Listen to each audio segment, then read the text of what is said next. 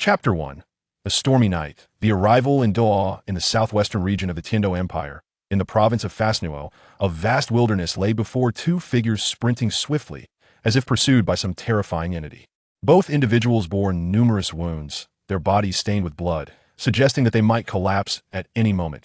Cradled in the woman's arms, an infant with a cherubic face remained untouched by the grime of their ordeal, sleeping peacefully in its swaddling. Suddenly, the couple paused, sensing an ominous presence. The very fabric of their surroundings began to warp, and in the next instant, a rift in space was violently torn open, through which a shadow exuding an aura of death emerged. As this shadow materialized, the flowers and grass around them withered instantly simultaneously. The fleeing couple's forms began to dissipate into motes of light, vanishing completely. A tendril extended from the shadow, poised to reach the infant, when the once clear night sky suddenly darkened with thick clouds and a bolt of lightning struck down, reducing the tendril to ashes. The shadow recoiled in pain, attempting to retract the remaining segment of its appendage, but the lightning afforded it no opportunity for reprisal. With a series of thunderous booms, the shadow was obliterated into cinders amidst the nocturnal gloom. The silhouette of an elder emerged, gently lifting the infant and sighing. Has it finally come to this? 6 years later, outside the village of Holy Spirit, as dawn broke, the village found itself enveloped in a veil of mist, resembling a realm of ethereal beauty. Although the village bore the esteemed name of Holy Spirit, the majority of its inhabitants were ordinary folk, the name a mere homage to a soul saint who had once emerged from its midst. A young boy clad in rough-spun garments emerged leisurely from the fog. He possessed a healthy, sun-kissed complexion, and his bright eyes revealed an unusual maturity for his tender age, exuding a disciplined breath that spoke of rigorous training. Upon reaching the village entrance, he paused to observe another boy, of similar stature, reclining on a nearby chair. This boy, with his silvery hair and strikingly handsome features, was undeniably charming. However, at that moment, he appeared to be languishing in a state of lethargy. You're up so early again," remarked the first boy. Xiao Sainer, already off the train at this hour?" The boy on the chair replied lazily, his eyes barely opening. You wake up early every day, yet you neither work nor train. What's the point? And could you please refrain from calling me Xiao Sainer?" Tang San replied with a resigned smile. The boy reclining on the chair was named Lu Yu, found by Grandpa Jack, the village chief, abandoned and without parents, and had been raised in the chief's household. Lu Yu had always been remarkably intelligent. A year prior, he authored a captivating script that garnered the admiration of several dignitaries, earning him a modest sum that alleviated some of Grandpa Jack's burdens. Additionally, Lu Yu is known for his knack for inventing clever devices, including the very chair he lounged upon, which was foldable and portable. He had also revitalized several small workshops within the village, thereby enhancing the villagers' incomes. As a result, Lu Yu enjoyed a cherished reputation within the community. If one were to pinpoint a singular flaw in Lu Yu, it would be his excessive laziness. Each day, he rises early yet engages in no activity, merely reclining here, claiming to absorb the essence of the heavens and the earth. At this thought, Tang San felt a wave of exasperation, pondering inwardly. Can his Xintian skill possibly compare to mine? Am I to call you Little 4, or perhaps Little 5, instead of Little 3? Tang San was rendered speechless. Brother Yu, take care of yourself, I shall go and train. As Tang San ascended the slope with a vigorous gait, Lu Yu suddenly sprang up from his reclining chair, his eyes alight with uncontainable joy and excitement. Just moments ago, a cool, ethereal female voice echoed in his mind. Ding. The host has completed the 365-day check-in task at the village entrance. Task duration: 365 days. Progress: 100. System activated. System binding complete. The novice gift pack has been dispatched to the system warehouse. Please check its system task. Next check-in location: Sacred Soul Villages, Wuhuan Hall. Task completion reward: random item. No penalties for task failure. System panel. Host: Lu Yu. Soul power: martial spirit, unawakened. Points: 100. System warehouse: novice gift pack. Lu Yu sprang up from his chair in exhilaration. The essential golden finger of transmigration. The system has finally arrived. Without hesitation, Lu Yu opened the novice gift pack. Ding! Novice gift pack used successfully. Rewards: divine level, random martial spirit, innate full soul power, technique, universal meditation, a celestial grade technique from another realm, adapted to the current world. Technique description: absorbs the essence of heaven and earth, encompassing all, breaking through myriad laws. Blueprint for playing cards item. Can be synthesized into a deck of cards within the system. Dragon blood beneficial for body refinement and strength enhancement. Recommended for external use. System: what is the purpose of the points? Points can be utilized for lottery draws, shopping in the mall, and other functions lottery. Every 300 points allows for one draw. Gathering 10 consecutive draws significantly increases the chance of winning a mysterious grand prize. Mall offers techniques, items, materials, etc. Refresh daily at midnight. Access granted after the host's martial spirit awakens and reaches the level of Soul Master. Upon utilizing his innate gift to attain full soul power, Lu Yu exited the system. He then sought a tranquil spot in the woods outside the village, seated himself cross-legged, and began to practice the universal meditation he had just acquired. Initially, Lu Yu had aspired to lead an ordinary life in peace, but after binding with the system, his perspective shifted now that he possessed the chance to grow stronger. How could a man, born of heaven and earth, remain perpetually beneath others? Especially when he envisioned the thrilling scenes of chaotic battles to come. The universal meditation was neither exceedingly difficult nor overly simple. After spending 50 points to successfully enter its basics, Lu Yu could confidently say he had gained a preliminary understanding. Once in a meditative state, Lu Yu felt the soul power surging within him, and he couldn't help but rejoice inwardly. As night fell, Lu Yu returned to the grove, retrieving a bath basin he had prepared from the system warehouse. Filling it with clean water, he then produced a bottle containing a vivid red liquid, unscrewed the cap, and poured the dragon blood into the basin. Instantly, the clear water transformed into a boiling crimson. Lu Yu shed his garments and leapt into the basin. The night breeze swept through the forest, refreshing and cool, enveloping him in its embrace. At this moment, Lu Yu felt as though he were ensconced in seething magma, suffocating and boiling. The fiery essence of dragon blood surged within him with each breath as time elapsed. Lu Yu sensed his bones beginning to dissolve. Soon thereafter, he succumbed to unconsciousness. Not far away, Tang Hao, drawn by the aura of dragon blood, observed this spectacle, astonished by the searing energy that even took him aback. His eyes filled with awe. Just as Lu Yu lost consciousness, Tang Hao sensed the emergence of a formidable spiritual force in the vicinity above. A dark cloud drifted by, intermittently flashing with hints of lightning, an anomaly in the otherwise clear night sky. From within the cloud, an ancient voice resonated, dragon blood mixed with cool water. What a reckless child. Chapter 2. The Contest. Awakening Eye. The following morning, sunlight streamed through the forest window, illuminating the face of the silver-haired youth, whose exquisite features appeared even more delicate. The youth's eyelids seemed to flutter, and his long, slightly upturned eyelashes enhanced his beauty. Slowly, he opened his eyes, revealing pure, untainted silver pupils. Lu Yu shook his groggy head. In the next moment, a foul stench assaulted his senses. The once vibrant red liquid in the basin had vanished, replaced by a basin of thick, dark, foul water. With a disgusted exclamation, Lu Yu nearly retched and hastily scrambled out of the basin. Leaping into the nearby river in the water, Lu Yu felt every droplet flowing past his body. He sensed that he had grown significantly stronger. With a graceful leap to the shore, he donned clean garments and made his way back, pondering, I wonder how I compare to Tang San now. Little San, out for an early workout again? Lu Yu called out as he spotted Tang San jogging from the village. Tang San turned to Lu Yu in response. Brother Yu, would you like to join? Something feels different about you today, Brother Yu. Tang San mused quietly. Wow. Brother Yu, you didn't sleep on a lounge chair today? The sun must be rising in the west. Lu Yu chose to disregard this comment. Leaning closer, he lowered his voice conspiratorially. Little San, I have a secret to share. I am endowed with divine strength, chosen by the heavens. Upon hearing this, Tang San adopted a serious expression and reached out to touch Lu Yu's forehead. You're not feverish, and it's daytime, he remarked. Still skeptical, Lu Yu rolled his eyes and swatted Tang San's hand away. If you don't believe me, let's have a contest. Whoever loses must grant the other one favor. Tang San, unable to refuse the confident Lu Yu, decided to indulge him, agreeing, all right, let's use the village entrance as the starting point and see who reaches the summit. First, they'll count at 3, 2, 1, go. Ready, 3, 2, 1, start. The two surged forward almost simultaneously. Tang San turned to glance at Lu Yu, who was nimbly bounding along the rugged mountain path, a sense of astonishment welling up within him. However, upon observing the route chosen by Lu Yu, he felt a wave of delight, remarking, this path is the most time-efficient and labor-saving route I have painstakingly discovered. Over the years, you are bound to lose. You go sometimes. The choice of route outweighs mere effort. Yet, in the next moment, Tang San's eyes widened in disbelief as Lu Yu's pace quickened, swiftly catching up to him and then surging ahead towards the summit. Refusing to lag behind, Tang San summoned all his strength to chase after Lu Yu at full speed. Moments later, Tang San gazed at Lu Yu, whose complexion was flushed and breath steady, filled with astonishment. Though this hill is not particularly high, Even an average 6 or 7-year-old child would be panting for breath, taking a considerable time to recover. Even now, his breathing seems a bit erratic. How about it, Xiao San?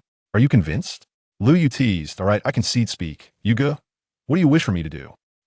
I haven't quite decided, yet let's save it for later. We can discuss it when the opportunity arises. You mustn't renege on this promise, I ain't the kind of person to do that. Tang San replied, somewhat speechless. Lu Yu had initially intended to ask Tang San to teach him the Xiantian skill, but he realized that he already possessed the Wuxiang meditation and thus did not require it. Moreover, although Tang San appeared to be a frail 6 or 7-year-old, he was, in fact, a genuine reincarnated traveler. His intelligence was undoubtedly intact. To inquire about the Xiantian skill recklessly would certainly raise Tang San's suspicions, potentially altering the course of future events significantly. Furthermore, regarding the Xiantian skill and the Ziji magic eyes, Tang San had kept these matters from even his father, Tang Hao, let alone an outsider like himself. Thus, Lu Yu opted to reserve this opportunity for the future, considering Tang San's attitude toward his teammates in the future. Though it might be somewhat difficult to articulate, it was certainly preferable to fighting alone. At least, in the short term, it would provide a more stable footing with a month remaining until the awakening of their martial souls. Lu Yu pondered what top-tier martial soul the system would bestow upon him. Just thinking about it filled him with excitement. Yuga, what's the matter? Tang San questioned. Observing Lu Yu's silly grin with confusion, he wondered, could it be that Yuga has lost his mind? Lu Yu snapped back to reality, heartily patting Tang San's shoulder, proclaiming, Xiao San, regardless of what martial soul you awaken, even if it's merely a blade of grass, it matters not. I shall always be here to protect you. Yuga, that's not how you should curse someone. Ignoring Tang San's protests, Lu Yu wrapped an arm around his shoulder and led him down the mountain. Come. Yuga will take you home for dinner, but I haven't trained yet today. You've trained long enough. A little break won't hurt him. In a good mood today. And he'll cook for you myself. Tang San intended to refuse, but Lu Yu didn't grant him the opportunity. Grandpa, Xiao San is here for dinner, Lu Yu called out as they reached the door. Oh, Xiao San has come. Come inside, came the voice of Grandpa Jack from within at the dining table. Though the dishes were simple, they became delectable under Lu Yu's exquisite culinary skills. Xiao San, with only a month left until your martial soul awakening, you must prepare. Well, it'll come to pick you up when the time comes, Grandpa Jack advised. Martial soul awakening. Indeed, every child on the continent undergoes a soul awakening by the age of 6 or 7. Should they awaken a potent soul, they could become a formidable soul master, and their future prospects would be boundless. Moreover, our village has previously produced a soul sage. Grandfather, did our village really produce a soul sage? Of course, little you and little San will surely awaken a fine soul and bring glory to our village after dinner. Grandpa Jack handed a parcel to Tang San. Little San, take this home. It will sustain you and your grandfather for a while. It's filled with fruits and vegetables we grew ourselves. Little you, accompany little San back. As Jack watched the two figures recede, he sighed. What a marvelous child, yet burdened with such a father. A month later, old Jack and Lu Yu stood outside Tang San's home. Little you, please call Tang San. It seemed that village chief Jack was reluctant to approach Tang Hao, so he asked Lu Yu to knock little San. It's time to go, father. Upon hearing this, Tang San looked towards Tang Hao. Go ahead, Tang Hao replied nonchalantly. Continuing his work soon, old Jack brought Tang San and Lu Yu to the Soul Hall, which was merely a slightly larger wooden house. 7 children, all of similar age to Lu Yu, were already gathered outside the Soul Hall. Lu Yu stood at the end of the line, with Tang San second to last. Children, you must heed the Soul Master's words. Do you hear me? This is your chance to alter your destiny. Step inside quickly. A young man in the Soul Hall had been waiting for quite some time. Lu Yu gazed at the handsome, black-haired man clad in Soul Hall attire, instantly recognizing him as Su Yuntao, a worker. Chapter 3. The Competition, Awakening Part 2. Esteemed Soul Master, I must trouble you once more. I hope you can assist these children in awakening powerful souls. Enough. You've said this before. How many talented children can a rural area produce? Su Yuntao waved his hand impatiently and turned to enter the Soul Hall. From a parcel on the table, Su Yuntao retrieved a jade stone, arranged it on the ground, and then turned to the line of children, saying, I am Su Yuntao, the Soul Master, responsible for your awakening. You will approach one by one in order. Remember, no matter what happens, do not be afraid or nervous. Su Yuntao infused his soul power into the formation, and it instantly illuminated. A little girl was enveloped in a golden glow. Extend your right hand, palm facing upward. The little girl complied, and at once, the light points in the formation began to converge towards her palm, and in an instant, a pair of glove phantoms appeared within her grasp. Su Yuntao mused, Gloves, a tool-type soul, but it likely possesses little combat capability. Your soul is a pair of gloves. A tool-type soul next. We will test your soul power. Place your hand on the blue crystal ball. Su Yuntao's claw and the little girl's hand were positioned on opposite sides of the crystal ball. The crystal began to flicker when it finally settled. Su Yuntao, with disappointment, declared, "Your soul power is merely level 1. The likelihood of becoming a soul master is slim. You may return next." The little girl, somewhat disheartened, returned to the line. As the second child stepped forward, "Extend your hand." Just as before, the light began to converge. Martial spirit. Shoes and equipment. Martial spirit. The assessment of soul power commenced. Innate soul power level 2. Average. You may return. The third child approached. Martial spirit. Playing cards and equipment. Martial spirit. Innate soul power level 2 from the fourth child to the seventh. None possess soul power, and Su Yuntao appeared to have anticipated this, maintaining an expression of calm throughout. Next, Tang Xin stepped forward, having observed the previous demonstrations. He extended his right hand as the golden light enveloped him without the need for Su Yuntao's prompt. As the radiance gathered, a faint silhouette of a small blade of grass materialized in the palm of his hand. The martial soul, blue silver grass, deemed yet another useless martial soul. As Su Yuntao delivered his verdict, Lu Yu observed that Tang San's left hand was gripping tightly behind him, as if concealing something. Testing the soul power, Tang San placed his hand on the opposite side of the crystal ball, and in an instant, it erupted with dazzling brilliance. Innate full soul power. Su Yuntao marveled, yet lamented that it was a worthless martial soul, rendering any cultivation unnecessary. Tang San appeared utterly drained, beads of sweat adorning his forehead. "All right, next." Liu stepped forward. Bolstered by the encouraging gaze of Tang San, Liu stepped into the arena and stood firm. As the golden light enveloped him, he raised his right hand. Instantly, he felt a surge of profound soul power coursing through his meridians, gradually converging in his right hand. Su Yutao observed the intensity of the golden light surrounding Lu Yu, which far surpassed that of the other children, his eyes brimming with excitement. In the next moment, a phantom of a staff materialized in Lu Yu's hand. The staff was a deep, shadowy hue, adorned at its crescent tip with 7 dull gemstones, while a lotus flower at its center slowly rotated. The divine-grade weapon spirit tool has been activated. Congratulations on obtaining the weapon spirit, Praying Star Lotus Staff. A weapon spirit, a staff, inclined towards the supportive type? Nevertheless, it is quite commendable. Just as Su Yutao was about to finish his sentence, a resounding burst of golden light erupted once more. Behind Lu Yu, a silvery figure materialized, shrouded in mist, rendering its form indistinct, yet faintly revealing a pair of wings sprouting from its back. "A twin martial soul," exclaimed Su Yuntao in astonishment. "What is a twin martial soul, uncle?" Tang San inquired. Typically, a soul master possesses only one martial soul. However, there are exceptionally gifted individuals who can awaken two, which is known as a twin martial soul. The probability of such an occurrence is exceedingly low, making it an extraordinary rarity. Those who awaken a twin martial soul are invariably remarkable talents, chosen from the vast multitude, Su Yuntao elucidated. "Now, let us proceed with the soul power test. Relax and do not be anxious." As Lu Yu's hand made contact with the crystal ball, he felt the myriad manifestations of meditation begin to operate within him. It was as if the crystal ball, resembling an infinite abyss, started to absorb his soul power, while simultaneously emitting a radiant brilliance. Innate full soul power. At that moment, Su Yu now felt as if he were dreaming. As a deacon of the Spirit Hall, if he could awaken a genius and bring them into the Spirit Hall, promotions and salary increases would be assured. Does the child have any interest in joining the Spirit Hall? Joining the Spirit Hall? Indeed. The Spirit Hall is the most powerful and formidable organization on the continent. Once you join, given your innate talent, the Spirit Hall will undoubtedly devote itself to your cultivation. Your future prospects are boundless. Su Yuntao gazed at Lu Yu with eager anticipation. "I need to discuss it with my family first. Is that all right?" "Ah, yes. If you're interested, seek out Deacon Su Yuntao at the Spirit Hall in Notting City." With that, Su Yuntao gathered his belongings and proceeded towards the door. Jack anxiously inquired, "Master, what is the verdict?" "Congratulations, village chief. Your village has produced a genius," Su Yuntao responded, pointing at Lu Yu, who had just emerged. Without waiting for old Jack to react, he hurried on to the next village. At Jack's home, "Little Yu, may I see what your martial spirit is?" Sure." In the next moment, old Jack was astonished as he beheld the silver figure and staff behind Lu Yu. "Dual martial spirits. Excellent, excellent, excellent." Old Jack, perhaps overwhelmed with amazement, exclaimed thrice. Yet, the next moment, He turned serious and cautioned Lu Yu, "Little Yu, until your strength is sufficiently robust, you must refrain from using your silver figure martial spirit, understand?" "Ah, why, Grandpa?" "Little Yu, I must tell you something.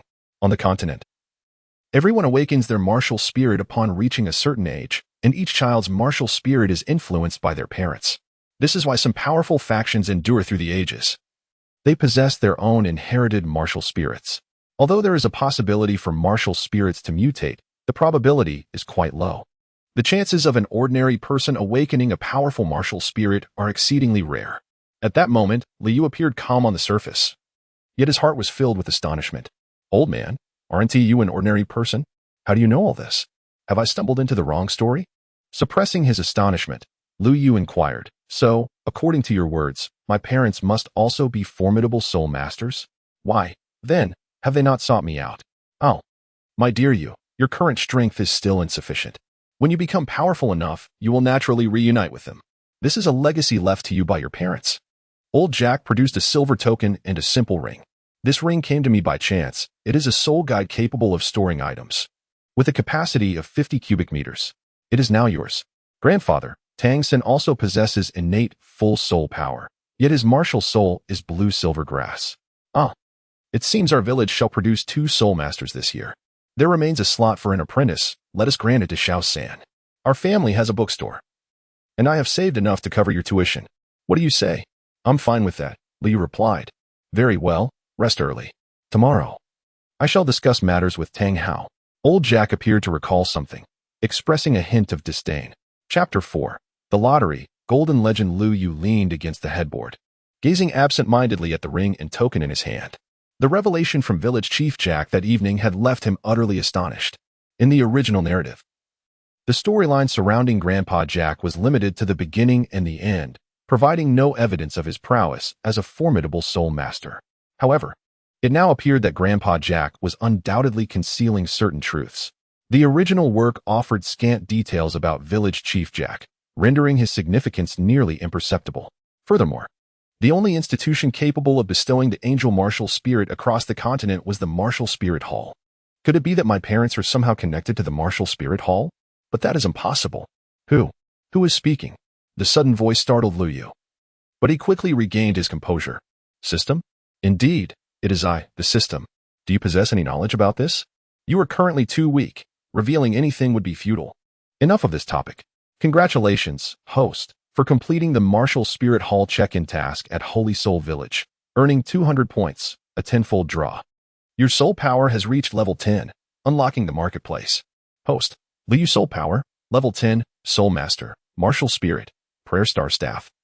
Time Space Angel, Fragment, points, 250 Warehouse, playing card blueprint. The marketplace has been activated. Lu Yu opened the mall and couldn't help but curse under his breath upon taking a glance. The cheapest item cost a staggering 1,000 points. System. Why don't you go and snatch some? The host can earn substantial rewards by completing tasks. Task. Defeat any major spirit master from any faction. Task duration. For months. Upon completion, earn 600 points. Acquire the first spirit ring. The age of the spirit ring must not be less than 300 years. Complete this to earn 500 points. Any major spirit master from any faction? After a moment of contemplation, Lu Yu soon identified a suitable candidate. The next step was to devise a method to acquire a soul ring. To obtain a soul ring, one must hunt soul beasts. However, given his current strength, such an endeavor would be tantamount to suicide. It is imperative to enhance his physical prowess. Although Lu Yu had undergone a strengthening process with dragon blood, the effects were limited, and he lacked combat skills. Notably, his primary martial soul, the Prayer Star Lotus Staff, exhibited a pronounced deficiency in close combat. System. Do I have an opportunity for 10 consecutive draws? I shall utilize it now. In the next moment, a blue fountain appeared before Lu Yu, visible only to him.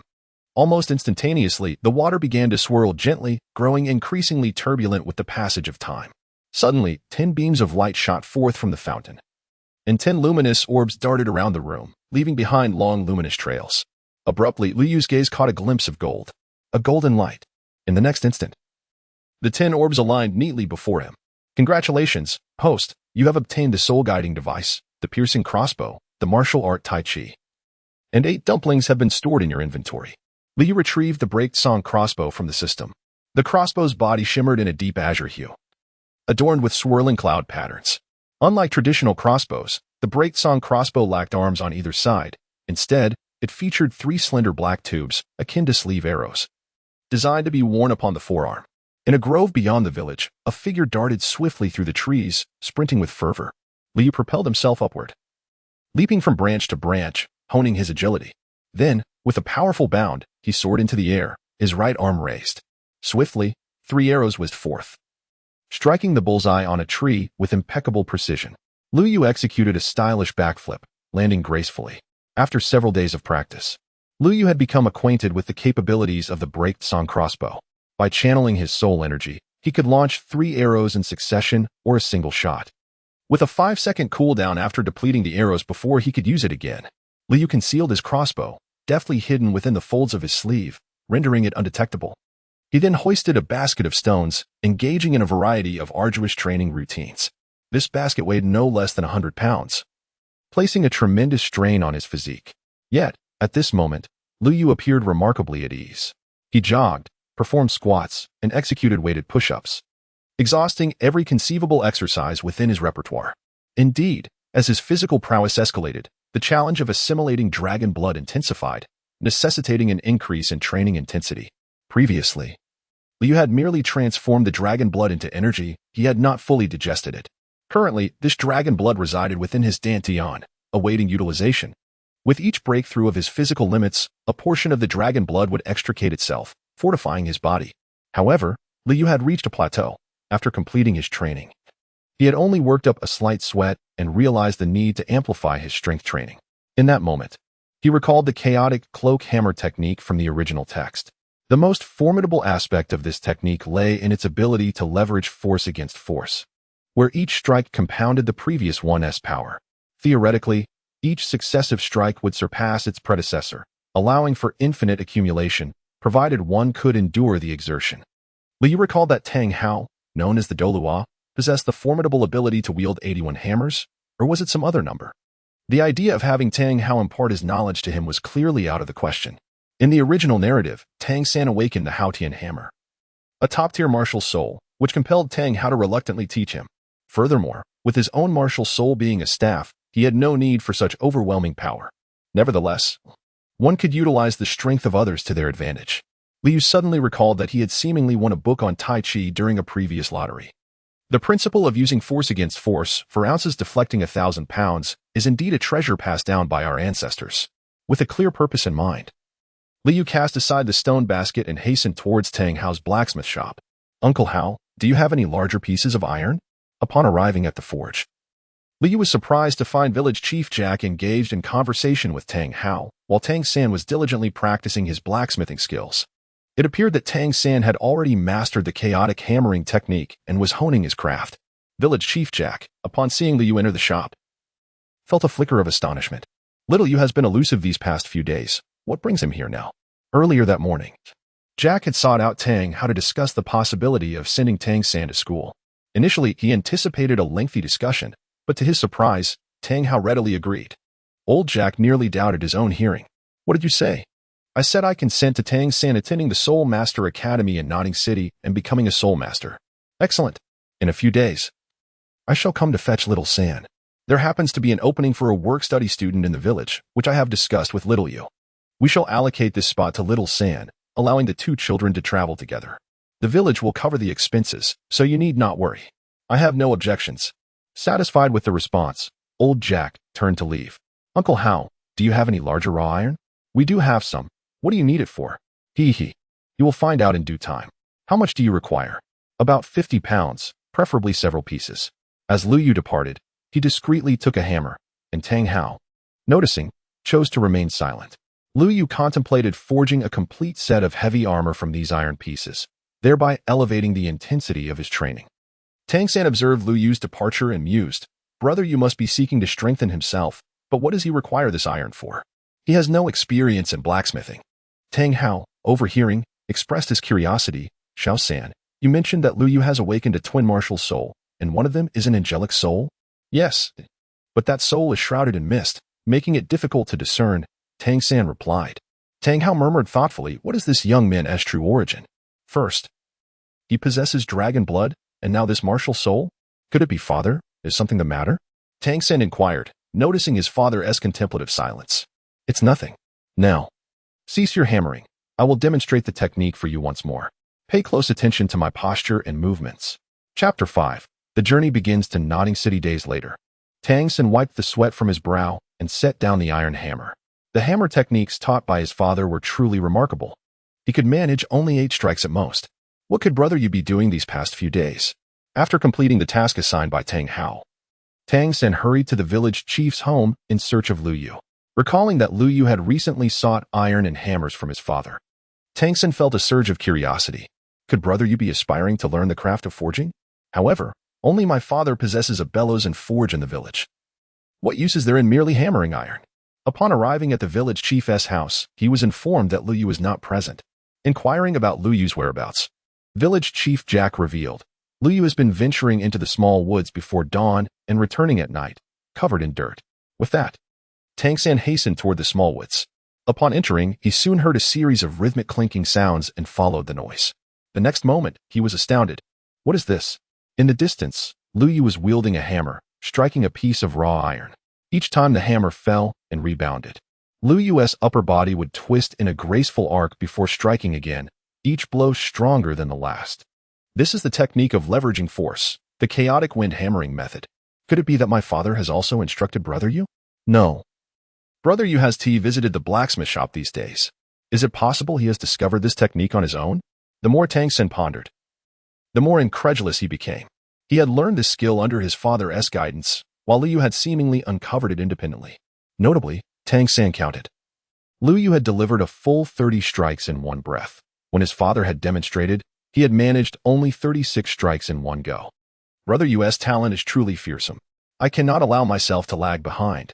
If Brother Yu is working so diligently, I must also prioritize the crafting of hidden weapons. With that resolve, Tang San quietly departed. At that moment, Lu Yu lay exhausted on the ground, his body aching terribly.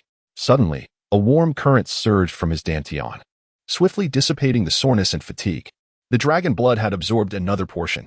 Lu Yu stepped aside to don his iron vest, leg guards, and gauntlets. Bearing nearly 100 kilograms of weight, this ensemble would pose a considerable challenge even for an adult attempting to walk a mere 100 meters.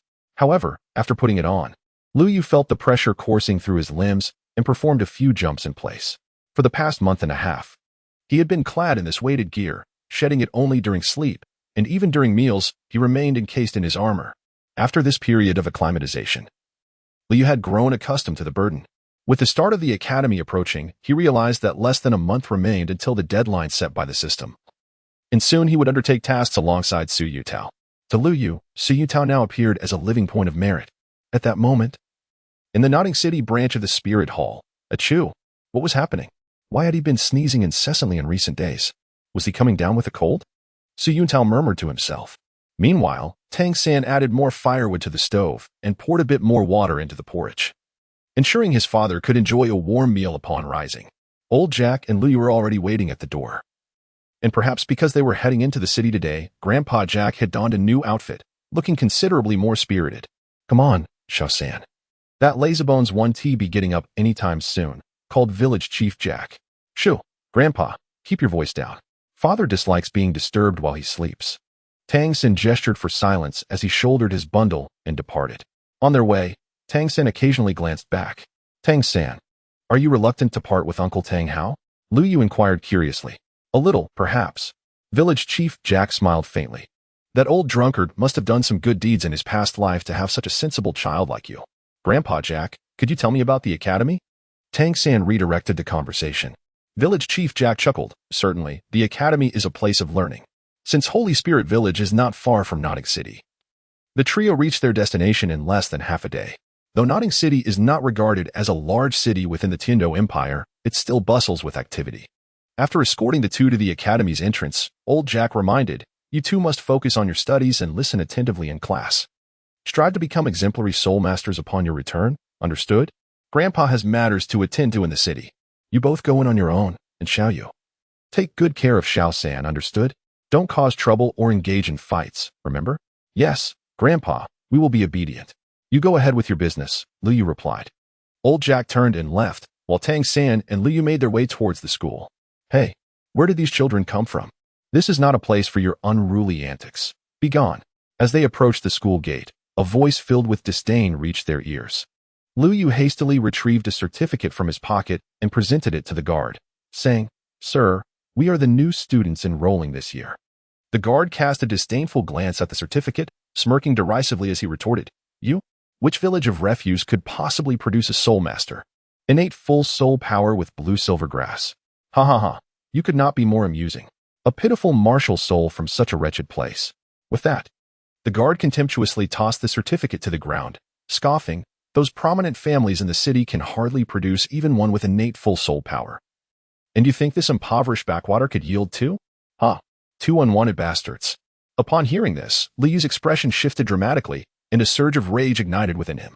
As he prepared to unleash his power upon the guard with his right hand, a small hand unexpectedly grasped his arm. It was Tang San, who shook his head in a gesture of warning, imploring him to refrain from acting recklessly. At that moment, a familiar voice resonated from behind them. I can testify.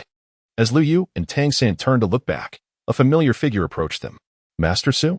They exclaimed in unison, their faces lighting up with surprise. Su Yuntao nodded in acknowledgement, his expression cooling as he addressed the guards. I am the soul master responsible for the awakening of these two children's martial souls. And the certificate you misplaced was issued by me. For the past few days, Su Yuntao had been plagued by sneezes, and his right eyelid had been twitching uncontrollably, leaving him with an unsettling feeling. He had decided to take a stroll for some fresh air, only to stumble upon this scene. Upon realizing that the person being confronted by the guards was Liu Yu, Su Yuntao's heart sank. His promotion and salary increase depended entirely on this individual. If this commotion escalated and attracted the attention of other stewards, his aspirations would be dashed. Thus, the current predicament unfolded. The guard, initially prepared to berate the approaching young man, suddenly noticed the golden badge emblazoned on his chest, featuring two crossed long swords, the insignia of a grand soul master. He gasped in disbelief, contemplating the origins of these two children and how they had managed to attract the attention of a grand soul master. At that moment, he wished he could slap himself.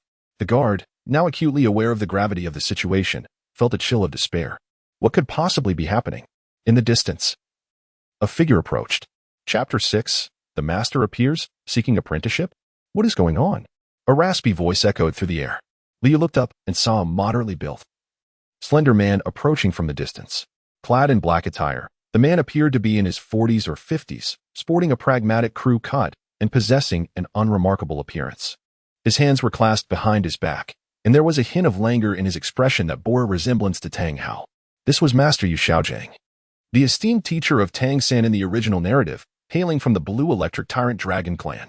However, due to the mutation of his martial spirit, he had become incapacitated, representing one-third of the legendary Iron Triangle's wisdom. In an instant, Liu recalled the identity of the man before him. Master, the guard exclaimed respectfully. As if seizing a lifeline, he promptly retrieved the proof from the ground and presented it to Yu Xiaojiang. These are two new students sent from the village below. Yu Xiaojiang glanced at the proof before shifting his gaze to Liu Yu and Tang San. As Liu Yu's gaze met that of the master, an unexpected realization washed over him. He perceived an air of wisdom emanating from the man's eyes, a sentiment echoed by Tang San standing beside him.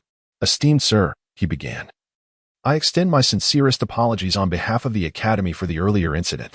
Allow me to take responsibility for these two children. Su Yuntao scrutinized the man before him, surmising that he must be an instructor at the Academy. The ones who owe an apology are not I, but rather these two children. I hope your esteemed institution will consider appointing a more discerning individual for gatekeeping in the future, rather than employing those of dubious merit. As he spoke, Su Yuntao cast a fleeting glance at the guard, who promptly lowered his head, cold sweat beating down his back, too intimidated to respond.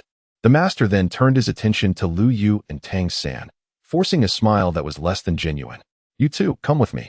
After the master departed with them, Su Yuntao also turned to leave, retrieving a handkerchief from his sleeve, which he unfolded to reveal a handful of gold coins and a note. This had been discreetly slipped into his hand by Liu Yu moments earlier, executed with such swiftness that no one had noticed.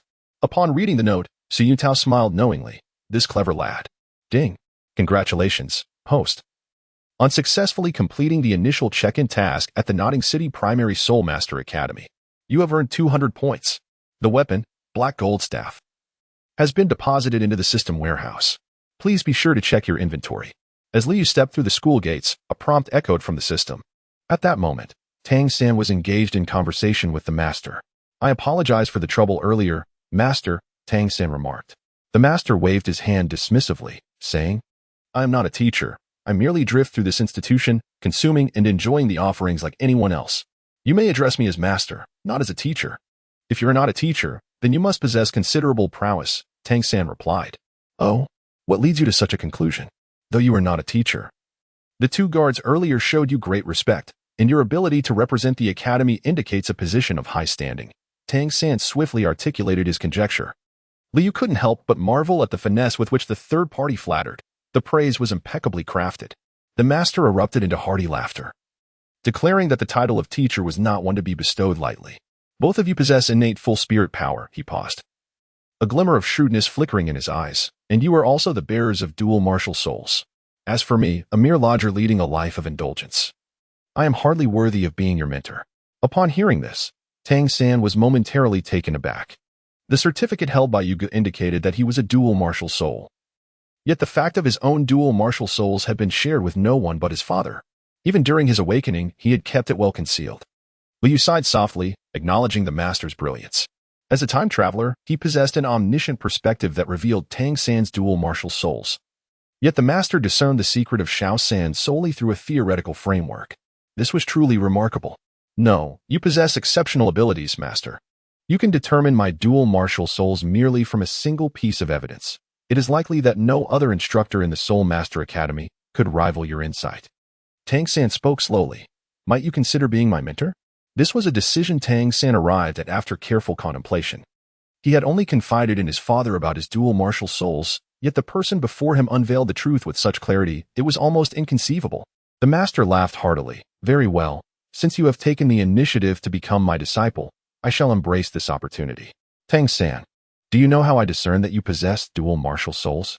Tang San pondered for a moment before shaking his head.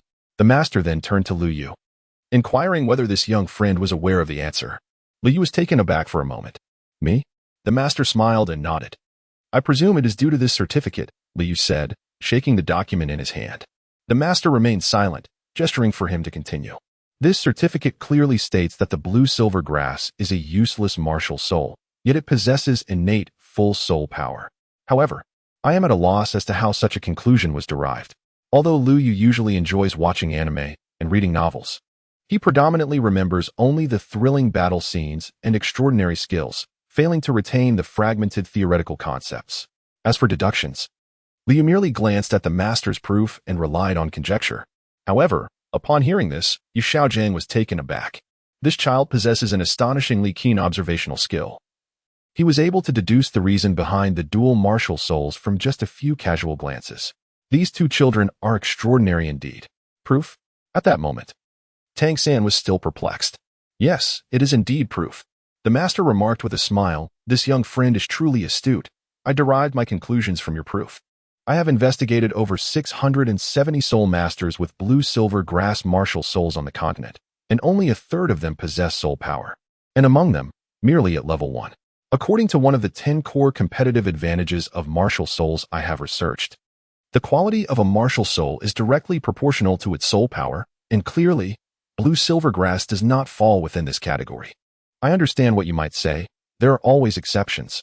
In nearly a century, only 2 individuals with dual martial souls have emerged from the 2 great empires, while there are 19 with innate full soul power, all of whom are formidable soul masters.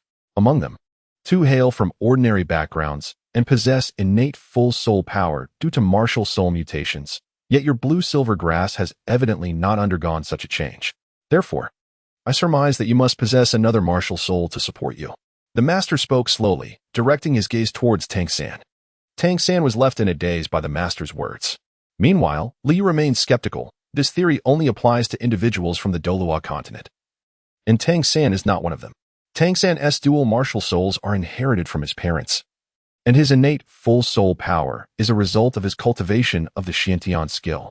Subsequently, the master reiterated the theory of martial soul mutations to Tang San. Upon hearing this, Tang San promptly knelt and bowed, pledging his allegiance to the master. Liu Yu quietly observed from the side, showing no inclination to seek apprenticeship.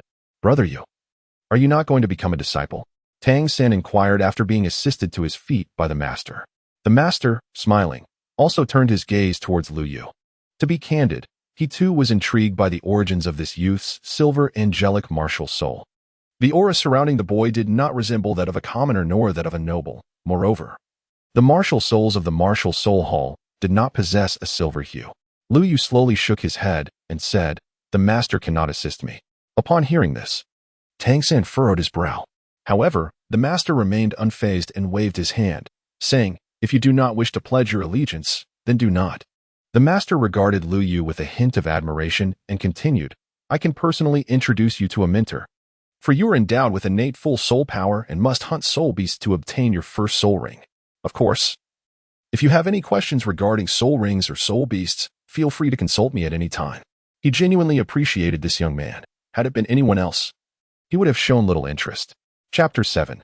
Establishing authority in the dormitory. The master accompanied the two to complete their enrollment procedures, registering their student identities and distributing their uniforms before commencing the allocation of dormitories.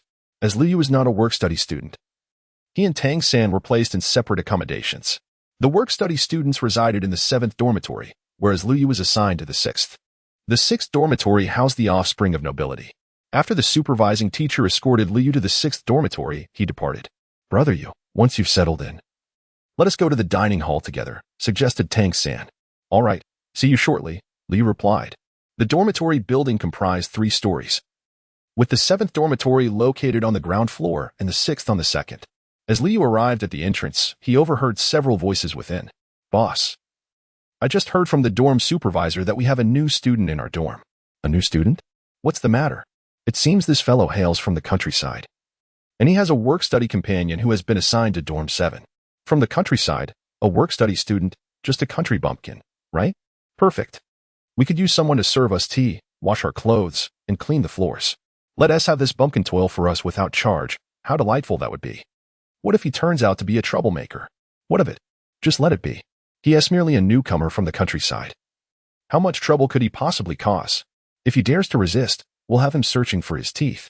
"Hee, boss, when I came up earlier, I spotted a girl at dorm 7. Absolutely stunning. Let us pay her a visit tomorrow." Liu Yu listened to the incessant chatter within the room, his brows furrowing in discontent. He then raised his foot and, with a resounding thud, kicked the door. The steel door slammed against the wall with a deafening noise. In that instant, the children inside the room were rendered speechless. Liu Yu stood at the entrance, his arms crossed, casting a cold glance around the room. Inside, children of both genders, ranging from 6 to 12 years of age, were all adorned in splendid robes. At that moment, they all turned their attention to Liu Yu at the doorway. "I am the country bumpkin who has come here. I have heard that you intend to beat someone to a pulp," Liu Yu remarked with a cold smirk. The dazed children in the room quickly processed his words and, in an instant, their faces filled with anger. "How dare a country bumpkin be so arrogant?" shouted one tall boy, who stepped forward, his expression replete with derision and disdain. "You must be new here. Do you understand the rules? Do you know who holds sway in this 6th dormitory? Do you know who I am?" Liu Yu gazed coldly at the boy before him. This was the so-called leader. "Leader, do not waste words with him. A country bumpkin dares to kick the door down. Teach him a lesson and let him understand the rules." A boy stepped forward. His face twisted into a fierce grimace as he stared at Liu Yu. "Wang Hu, be gentle. Do not render him useless. As we still rely on him for the dirty work in our dormitory," came the admonition. The boy known as Wang Hu responded confidently, "Rest assured, leader. I know my limits." The other children in the dormitory erupted into malicious laughter, envisioning Liu Yu on his knees, begging for mercy. "Boy, state your name. I do not strike at nameless fools." Wang Hu's body shuddered as a yellow light burst forth, summoning his martial spirit, a long staff measuring 2 meters in length. "Utter rubbish." Liu Yu extended his middle finger. Wang Hu's expression changed dramatically as he swung his long staff, leaping lightly before striking fiercely towards Liu Yu. Just as the staff was about to descend upon him, the impact would undoubtedly result in severe bruising. The other children in the room laughed even more heartily. Yet, in the next moment, Liu Yu sprang into action. In the blink of an eye, his right hand transformed into a claw, his 5 fingers resembling the talons of an eagle seizing its prey. Wang Hu froze momentarily, as if immobilized. Liu Yu's left foot paused momentarily. With a swift motion, He unleashed his power. Wang Hu felt a sharp pang of pain in his lower abdomen, and his face instantly turned a deep shade of liver red. His back arched, resembling a cooked prawn. At that moment, Liu swung his stick. With a resounding thud, Wang Hu was propelled backward, crashing onto the floor. The entire sequence was executed with remarkable precision, devoid of any hesitation. Everything transpired in the blink of an eye. Before the children could comprehend what had occurred, Wang Hu had already been sent flying. With such feeble prowess, did he dare to expect me to serve him tea? Liu flexed his wrist and coldly gazed at them, declaring, "Today, if I do not beat you to the ground, I shall not bear the surname Liu." Upon hearing these words, the children in the room instantly turned pale. Suddenly, a figure surged forth from behind several of the children, resembling a hunting eagle soaring high. With hands outstretched like talons and legs slightly bent, he lunged toward Lu Yu with a speed that surpassed even that of Wang Hu moments ago. It was Ling Fei, whose martial spirit was that of a soaring eagle. He was indeed the strongest among us, second only to big brother Xiao, the children exclaimed in astonishment. Ling Fei's strike was executed with remarkable swiftness, occurring almost simultaneously as Lu Yu finished speaking. With a cold chuckle, Lu Yu slightly inclined his body, presenting his right shoulder to confront the adversary. In the very moment when Ling Fei drew near, he swiftly seized him. Following this momentum, Lu Yu rotated his body. Harnessing the force, pivoting around his waist, he transferred the energy from his right shoulder to his left shoulder, and with an effortless motion, his left fist surged forth, delivering a powerful strike straight to Ling Fei's chest. Lu Yu's speed was even swifter than that of Ling Fei, who possessed a speed-type martial soul. With a resounding thud, his fist connected directly with Ling Fei's chest.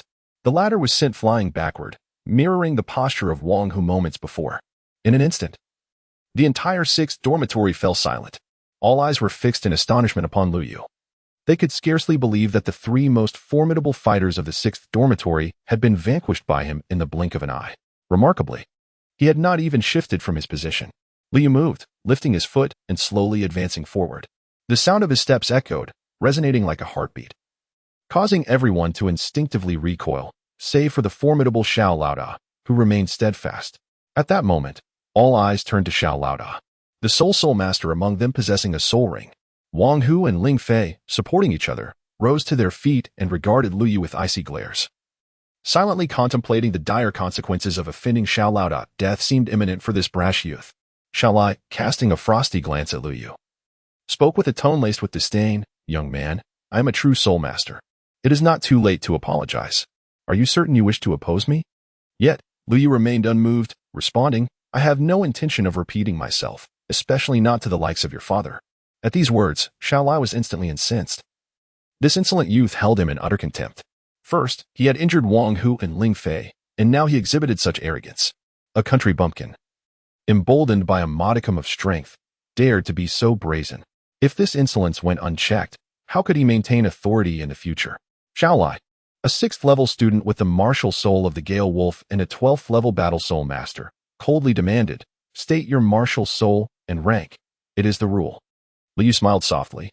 As a newcomer, Lu Yu possessed a soul weapon in the form of a staff, endowed with innate full soul power but lacking soul rings. With a deft motion of his hand, a pitch-black staff inscribed with mysterious runes materialized in his grasp. At its tip, 7 gemstones were embedded, and within the gently curving crescent, a blue lotus flower slowly rotated, emanating a radiant vitality. The revelation of his innate full soul power left everyone in awe. Their expressions filled with astonishment as they gazed at Lu Yu. Such a rare talent, seldom seen in a century, had graced their presence today. Chapter 8.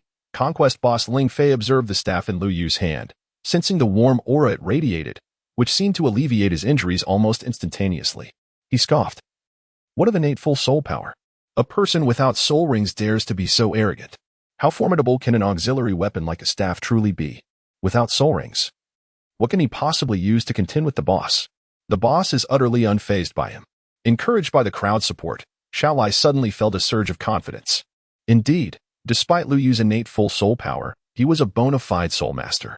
With a sinister smile, Xiao Lai let out a low growl as a white soul ring ascended from beneath his feet, and a green wolf shadow materialized behind him. With the manifestation of his martial spirit, the wolf shadow gradually melded with Xiao Lai, causing his pupils to shimmer with a vibrant green glow. His hands transformed, sprouting razor-sharp claws in an instant. Lu Yu cast a glance at the spirit ring. What a disappointment. It was merely white. According to Lu Yu's recollection, The color of a spirit ring correlates with its age. White for 10 years, yellow for a century, purple for a millennium, black for 10 millennia, and red for 100 millennia. Before him lay one that was merely a decade old. Liu promptly retracted his martial soul, deeming it unnecessary to employ such powers against a mere novice. However, Xiao Lai, witnessing Lu Yu's action, mistakenly interpreted it as an expression of fear, believing that he recognized the futility of his own martial soul. Realizing this too late, he vowed to make Lu Yu pay for today's events. With a furious roar, Xiao Lai concentrated his strength into his claws and charged forward, delivering a powerful punch aimed directly at Lu Yu. Confident in his prowess, he was certain that Lu Yu would be unable to withstand the blow. The onlookers jeered, certain that the formidable Xiao Lai would seal the fate of the newcomer. Yet, Lu Yu remained steadfast, not employing any elaborate techniques. He merely bent his legs slightly, adopting a horse stance, and with an almost effortless motion, he executed a punch. Boom. In an instant, Xiao Lai was sent flying by the force of that singular blow, crashing into the wall with a resounding thud before collapsing to the ground. Gritting his teeth against the excruciating pain in his chest, he struggled to rise, only to see a pair of feet appear before him. A soft voice inquired, "Are you waiting for me to give you another beating, calling me daddy? Or will you willingly submit and call me daddy on your own?" As Xiao Lai endured the sharp agony in his chest and recalled the terrifying punch he had just received, he came to the unsettling realization that he was no match for this newcomer. Liu turned around to face the others, and immediately, the other children were struck with fear, their faces flushed as they retreated several steps. From this moment forth, I am the new leader of the 6th dormitory. Do you have any objections? None at all. The other children, thoroughly intimidated, echoed in unison. You shall be our new leader from now on. If you command us to go east, we shall not venture west. Wang Hu and Ling Fei, being more astute, promptly began to tidy up Lu Yu's bedding. You three, come here. Liu pointed to Xiao Lai, Wang Hu, and Ling Fei, summoning the Qixing Lotus staff, infusing it with soul power. Instantly, the lotus at the staff's tip blossomed with a radiant brilliance. The three felt enveloped by a warm current, their injuries healing in an instant. How miraculous! They exclaimed in unison. Thank you, boss. A slap on the back for a date. This simple principle was not lost on Lu Yu. Enough of this nonsense. Quickly prepare my bed. I've been through enough, and am starving. We shall head to the cafeteria shortly. Lu Yu waved his hand dismissively.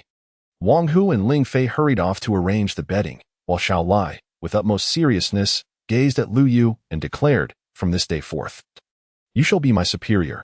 Lu Yu felt an unsettling awkwardness from the situation. He patted the boy's shoulder and turned to leave, pondering to himself, children are indeed children. They follow whoever is stronger. At that moment, the three gathered once more, observing Lu Yu's departing figure. Ling Fei remarked, the leader is indeed the leader. He can defeat us without even using his martial spirit. Wang Hu questioned, is it true that the leader is a support-type spirit master? How can he be so formidable in a fight? Xiao Lai responded thoughtfully, perhaps this is the innate talent of possessing full soul power from the outset. Lu Yu ambled into the dining hall and fortuitously encountered Tang San at the entrance, accompanied by a charming young girl. The little girl had a rosy complexion and was clad in simple yet impeccably tidy attire. Her long hair intricately woven into a lengthy braid that cascaded down to her waist. At that moment, they were engaged in conversation, with several individuals from the 7th dormitory lingering behind them. Brother Yu, Tang San called out, waving to Lu Yu. His exclamation instantly drew the girl's attention to Lu Yu. This must be Xiao Wu, he mused, surprised that Tang San had an affinity for this type. Lu Yu sighed, recognizing the epitome of a standard young girl. She was indeed quite petite, although Xiao Wu possessed a pure and delightful appearance. Lu Yu harbored no improper thoughts. In the original narrative, Xiao Wu was the wife of the antagonist, and now he found himself as the brother of that very antagonist. After all, one must not betray a brother's wife. Furthermore, with the plethora of beautiful women in Doa continent, there would be ample opportunities. Are you Lu Yu? Xiao Wu inquired, her large, watery eyes gazing at him. My brother Tang San mentioned someone named Lu Yu, who is even stronger than him. I just defeated him, and now I aim to conquer you. Tang San, feeling a tinge of embarrassment, reflected on how he had perhaps gone easy earlier. Nonetheless, being bested by a girl was somewhat humiliating. Indeed, that is me. Lu Yu nodded slightly. After we finish our meal, I wish to have a duel with you. Xiao Wu said with a mischievous smile. I have no interest, Lu Yu replied curtly. He was aware that Xiao Wu's true form was that of a soft-boned charm rabbit. known for her penchant for fighting and her tendency to bully Tang San. However, Lu Yu was genuinely uninterested. He had just finished a battle, and his stomach was growling with hunger. Why? Xiao was taken aback, huffing in response. Are you afraid of me, a girl? Not at all.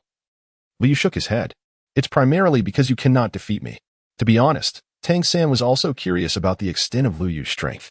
Curiosity is a natural trait of humanity, even for Tang San, a time traveler and a man in his 30s. Meanwhile, Xiao Wu's competitive spirit was entirely ignited by Lu Yu's words. How can you know if we haven't even fought? I don't care.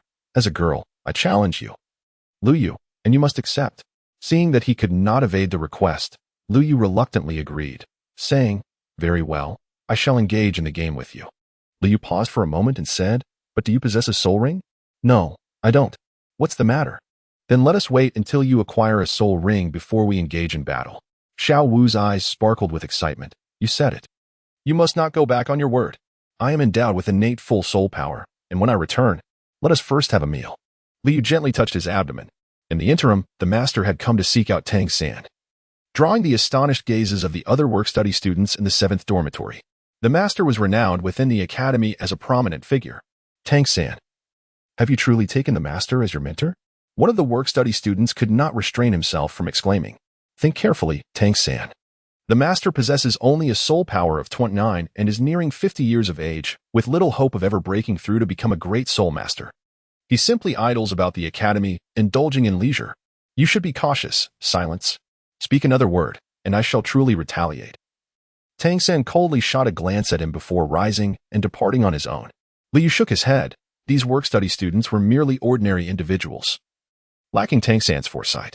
Meanwhile, Xiao Wu gazed at Tang San's receding figure, her eyes sparkling with admiration. Chapter 9. A fortuitous encounter after finishing his meal.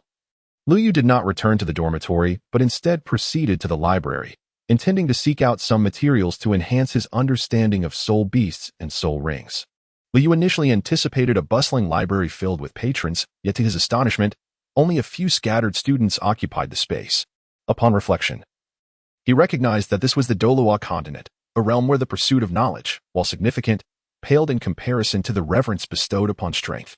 Furthermore, the Junior Soul Master Academy comprised primarily of 11 or 12-year-old children, many of whom were working students, leaving scant time for scholarly pursuits.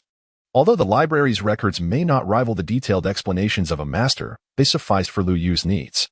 He merely required an understanding of the Soul Beast catalog and their approximate ages to adequately prepare for acquiring his first soul ring.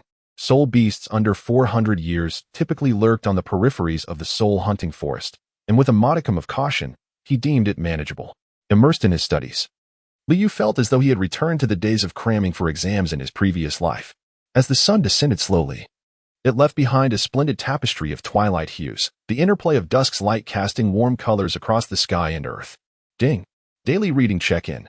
Points earned 100.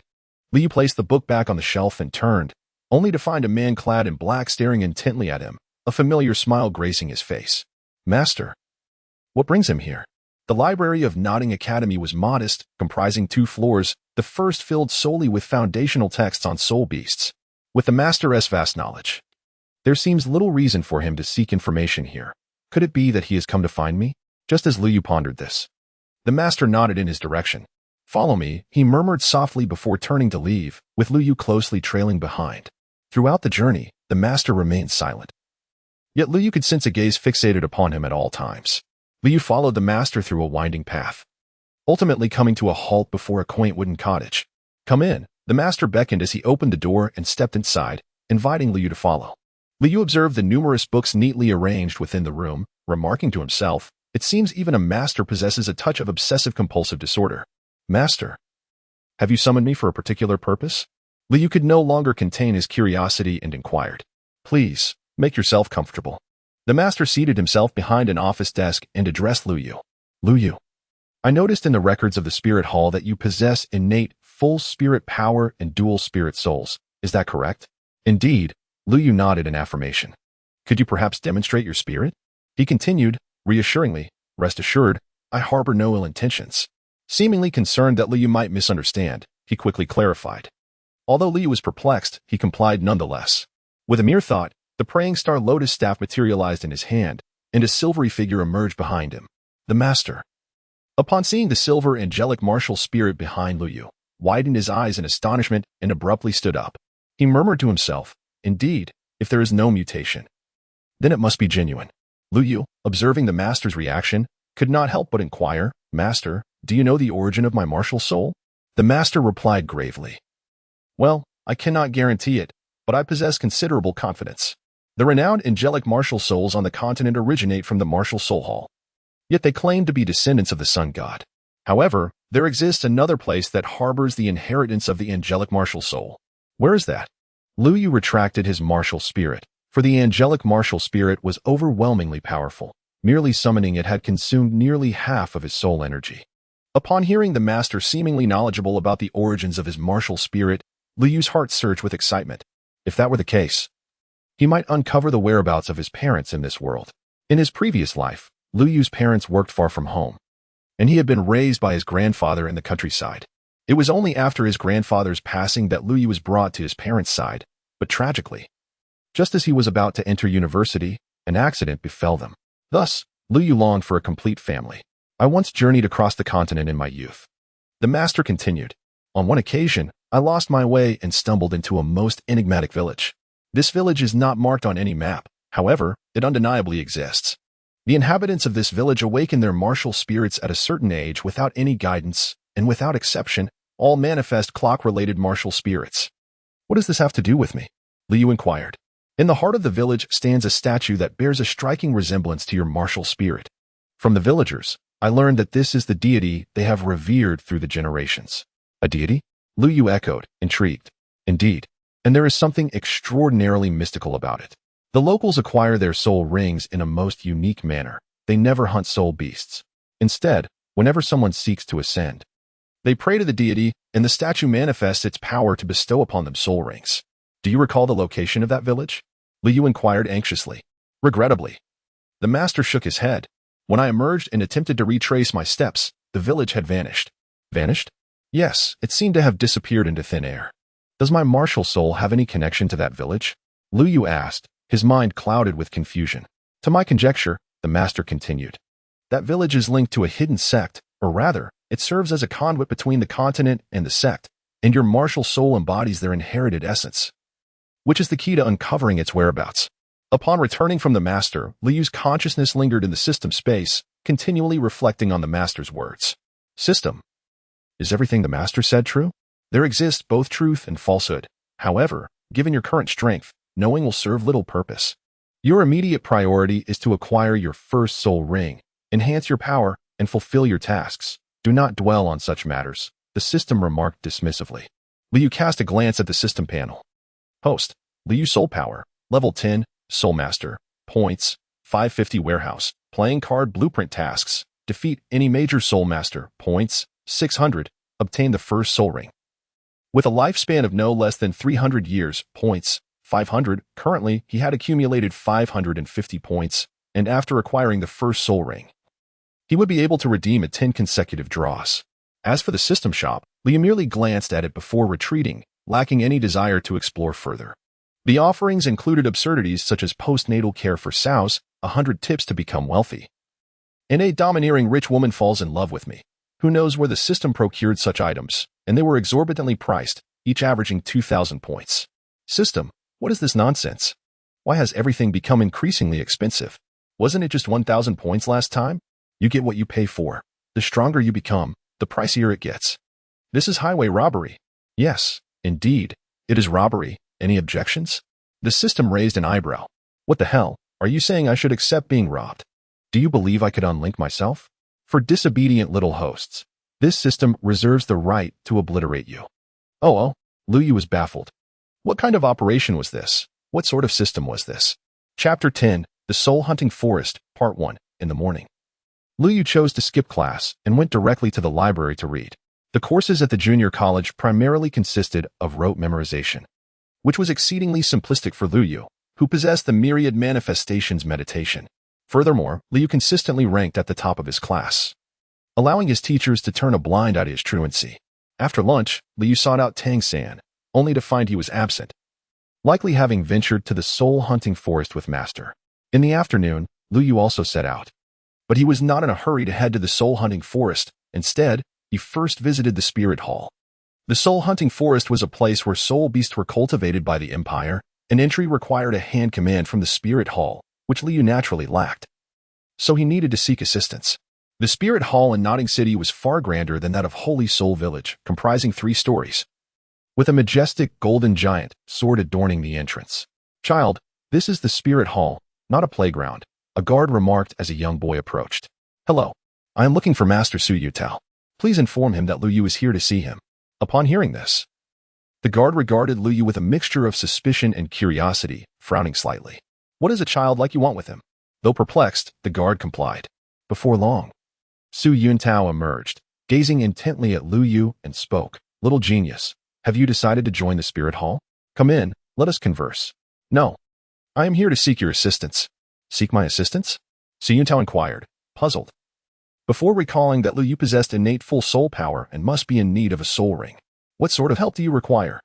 You do not intend for me to assist you in hunting soul beasts, do you? However, I am quite busy. If you are joining the Spirit Hall, I could extend my help." Lu Yu's thought shifted as he retrieved a pouch of gold coins from his spatial ring, tossing it onto the table. "I wish to employ you to assist me in hunting soul beasts. This serves as a deposit." Su Yuntao opened the pouch, his eyes instantly widening in astonishment. "Where did you acquire such wealth?" He recalled that Lu Yu was supposedly the grandson of the village chief of Sacred Soul Village. Yet how much could a village chief possibly earn?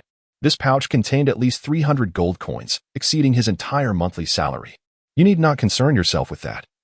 Simply tell me if you are willing to help," Lu Yu replied with a smile. The coins on the table were all from the ring gifted by Grandpa Jack. Truth be told, Lu Yu was also taken aback upon seeing such an abundance of gold for the first time, reminiscent of the feeling one experiences upon discovering their family's wealth at the age of 18. It suddenly dawned on him that Grandpa Jack was indeed extraordinary. How could a village chief amass such a fortune? "Very well. When shall we depart? Should we recruit additional help?" A fool does not turn down money. Su Yuntao readily agreed, prompting a sigh from Lu Yu. "No need. Just the 2 of us will suffice. Let us set off immediately to the northeast of Nodding City." Su Yuntao and Lu Yu arrived by carriage at the bustling marketplace outside the soul-hunting forest.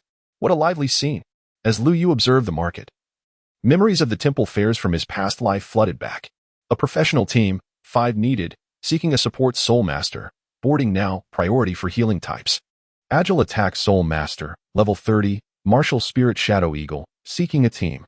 Xiao San and the master must be inside searching for soul beasts now. "Let us go? The entrance is over there." Su Yuntao's voice broke through Lu Yu's reverie. He led Lu Yu directly towards the grand entrance of the soul-hunting forest. Gazing at the imposing gate, reminiscent of a city wall, Lu Yu couldn't help but exclaim, "How magnificent!" Su Yuntao handed the token to the guard. "Steward." The guard saluted, inspected the token, and then returned it to Su Yuntao. With a rumble, the massive steel gate slowly creaked open, releasing a breath of the forest's unique essence. Towering trees and exotic flowers came into view, captivating Lu Yu's senses. "Let us proceed." Su Yuntao took the lead, with Lu Yu following closely behind. As his feet crunched on the fallen leaves, he felt a surge of excitement coursing through his veins. "1,000-year soul beast, I'm coming." Indeed, Lu Yu intended to hunt a 1,000-year soul beast, which possessed strength equivalent to that of a level 40 human. Such an endeavor seemed utterly impossible for him at present. Even with Su Yuntao's assistance, it would be a formidable challenge. None of the prodigies from prominent families dared to provoke a 1,000-year soul beast at level 10. Yet, Lu Yu yearned to test his limits, his only source of confidence being the dragon blood. According to the master's theory, there is a limit to the age of soul rings that can be absorbed at each stage, but in the original story, Tang San was able to absorb beyond his level due to his extraordinary physical prowess. Dragon blood possesses the ability to enhance and push the boundaries of one's physical capabilities. Lu Yu wished to experiment with transcending limits by absorbing dragon blood through the means of soul rings. Meanwhile, in a certain part of the soul-hunting forest, Tang Sen was engaged in conversation. "According to my theory, the upper limit of soul rings that a 10th-level soul master can absorb is approximately 400 years, he explained. Master was guiding Tang Sen in search of soul beasts within the forest. Your innate full soul power increases the likelihood of success. Hence we must seek soul beasts that are infinitely close to this value." As Tang San listened, he fondled the jade belt at his waist. a rare spatial soul-guiding artifact gifted to him by Master as a token of their first meeting. He couldn't help but marvel at the wisdom of choosing Master as his mentor. If only, brother, you could also study under Master, he mused. Concern crept into his thoughts as he pondered. Teacher, if brother you were to hunt for soul rings himself, what age of soul beast do you think he could capture? If he were to act alone, 100 years would be quite commendable. If he were to hire a team, it might range between 200 to 300 years. Though hiring a team comes at a steep price, Master replied solemnly. The sun began to set, casting shadows that hinted at the dangers of night. It is getting late. Night operations are far more perilous. We shall rest here tonight and proceed with our endeavors at dawn. At that moment, on the other side of the soul-hunting forest, a thunderous crash echoed as a massive purple spider collapsed to the ground, followed by the slow ascent of a yellow soul ring. The flickering light of the broken crossbow in Lu Yu's hand gradually extinguished. A green figure leapt down from the tree. For white stripes indicated it was a 400-year-old MNYN spider. What do you think? Su Yuntao asked as he released the spirit manifestation. To his surprise, Liu merely shook his head. Not enough. Let us search elsewhere. At this moment, Su Yuntao was nearly exasperated. They had already slain at least 4 or 5 century-old soul beasts, yet each time Lu Yu would glance and then turn away. Fortunately, Lu Yu's spirit could restore soul power, or else Su Yuntao would have been completely drained. Little brat, what kind of soul beast are you truly seeking? Su Yuntao could no longer contain his impatience. If it were not for the generous rewards Liu had promised, he would have preferred to return to work. Around 1,000 years. What?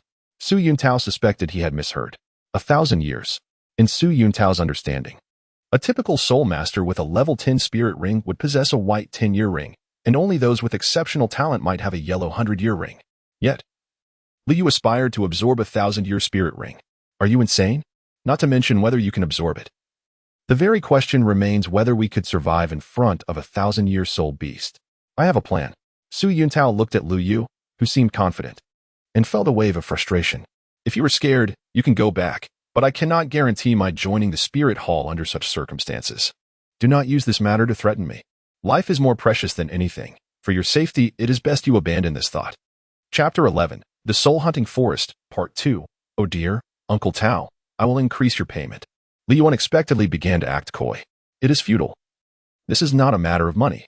Regardless, you must return with me today, Su Yuntao declared with an unyielding expression. Then how about this? Upon realizing that coaxing and persuasion were futile, Lu Yu's small eyes darted about before he spoke. I shall wait here while you venture out to find someone. Once we rendezvous, we can proceed together. That won't do. You must return with me. It is far too perilous for you to remain alone in the forest. Su Yuntao regarded Lu Yu, whose demeanor was deceptively obedient, with profound skepticism regarding his commitment to stay put. Very well, Liu conceded with a sense of resignation. As Su Yuntao turned away, a sudden thud reverberated.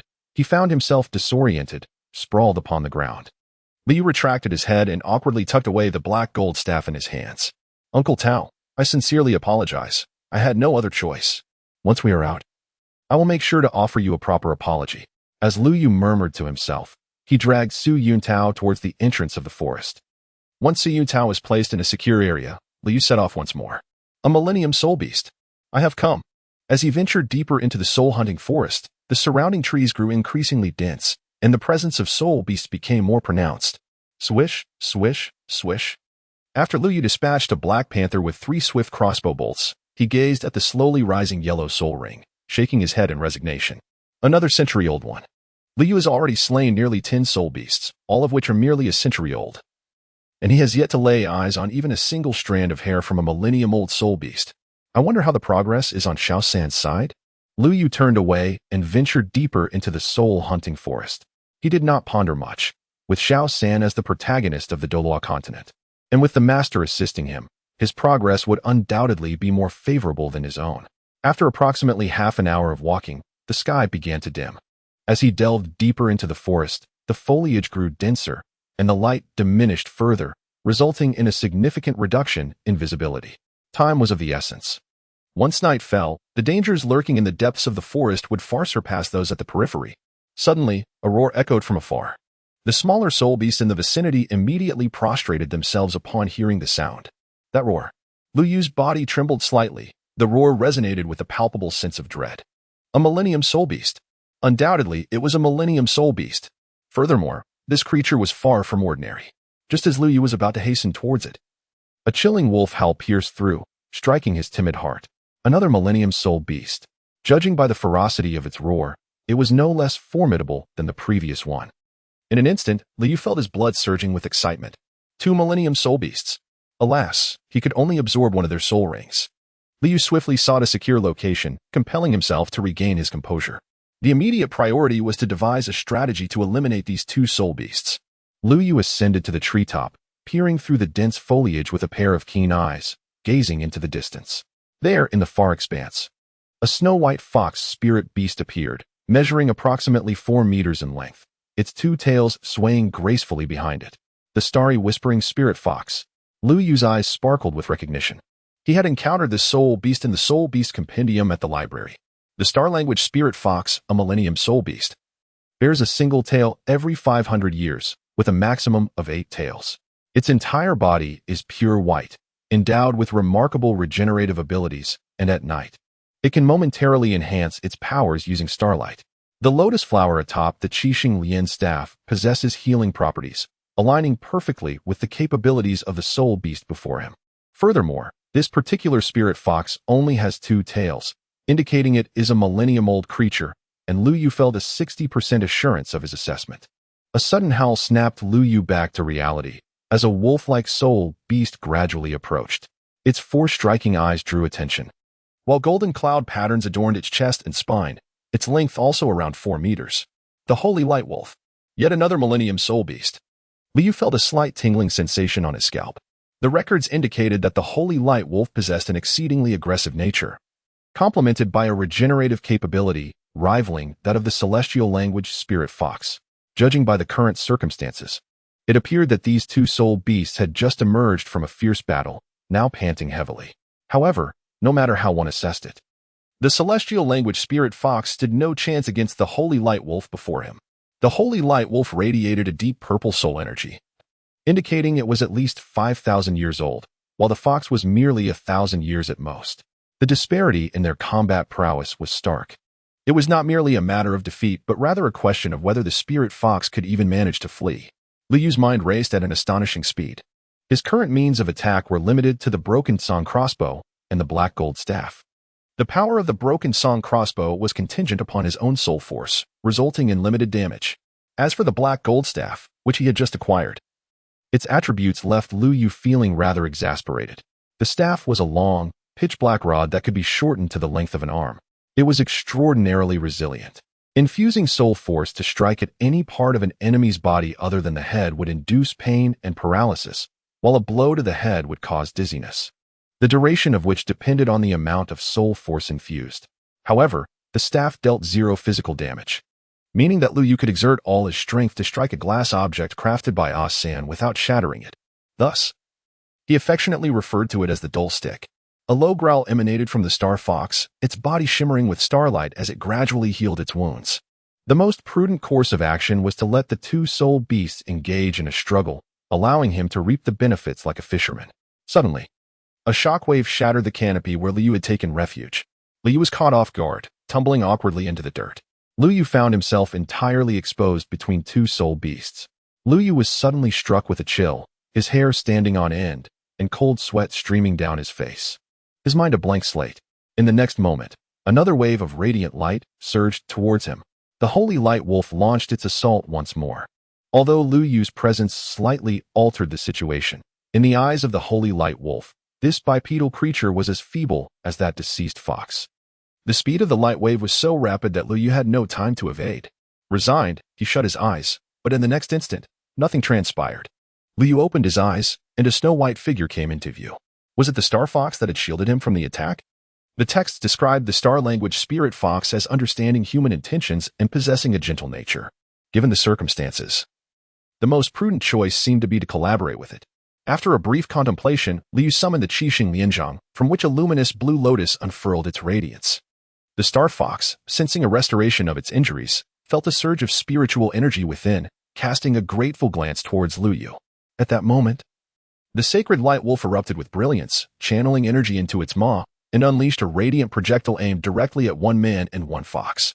Cursing under his breath, The star fox seemed to anticipate the attack, leaping high to evade it, its twin tails sweeping across to propel Lu Yu to safety.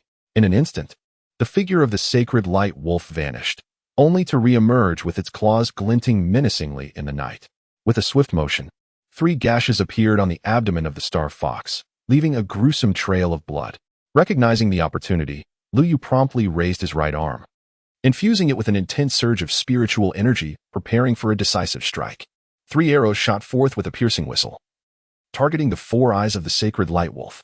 Caught off guard, the massive form of the sacred light wolf was struck by the arrows, instantly losing its balance.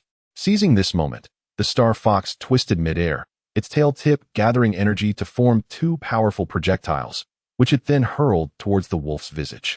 With a resounding explosion, the earth was rent asunder, creating a deep crater, while the front of the sacred light wolf's head was left in a gruesome state, only one eye remaining intact. Blood poured from its front half, rendering it nearly incapable of standing. Chapter 12, The Soul-Hunting Forest, Part 3, The Star Spirit Fox. With its 2 tails reduced to mere stubs, lay on the edge of the crater, its once vibrant eyes now dim and devoid of life, teetering on the brink of death. At this moment, Liu found himself in a rather unpleasant situation. He had just been sent flying by the tail of the star-language spirit fox, yet he was still caught in the terrifying blast that ensued. Liu felt a sharp pain in his abdomen and, upon touching it, was immediately met with a wave of warmth and moisture. A surge of intense agony stimulated his mind.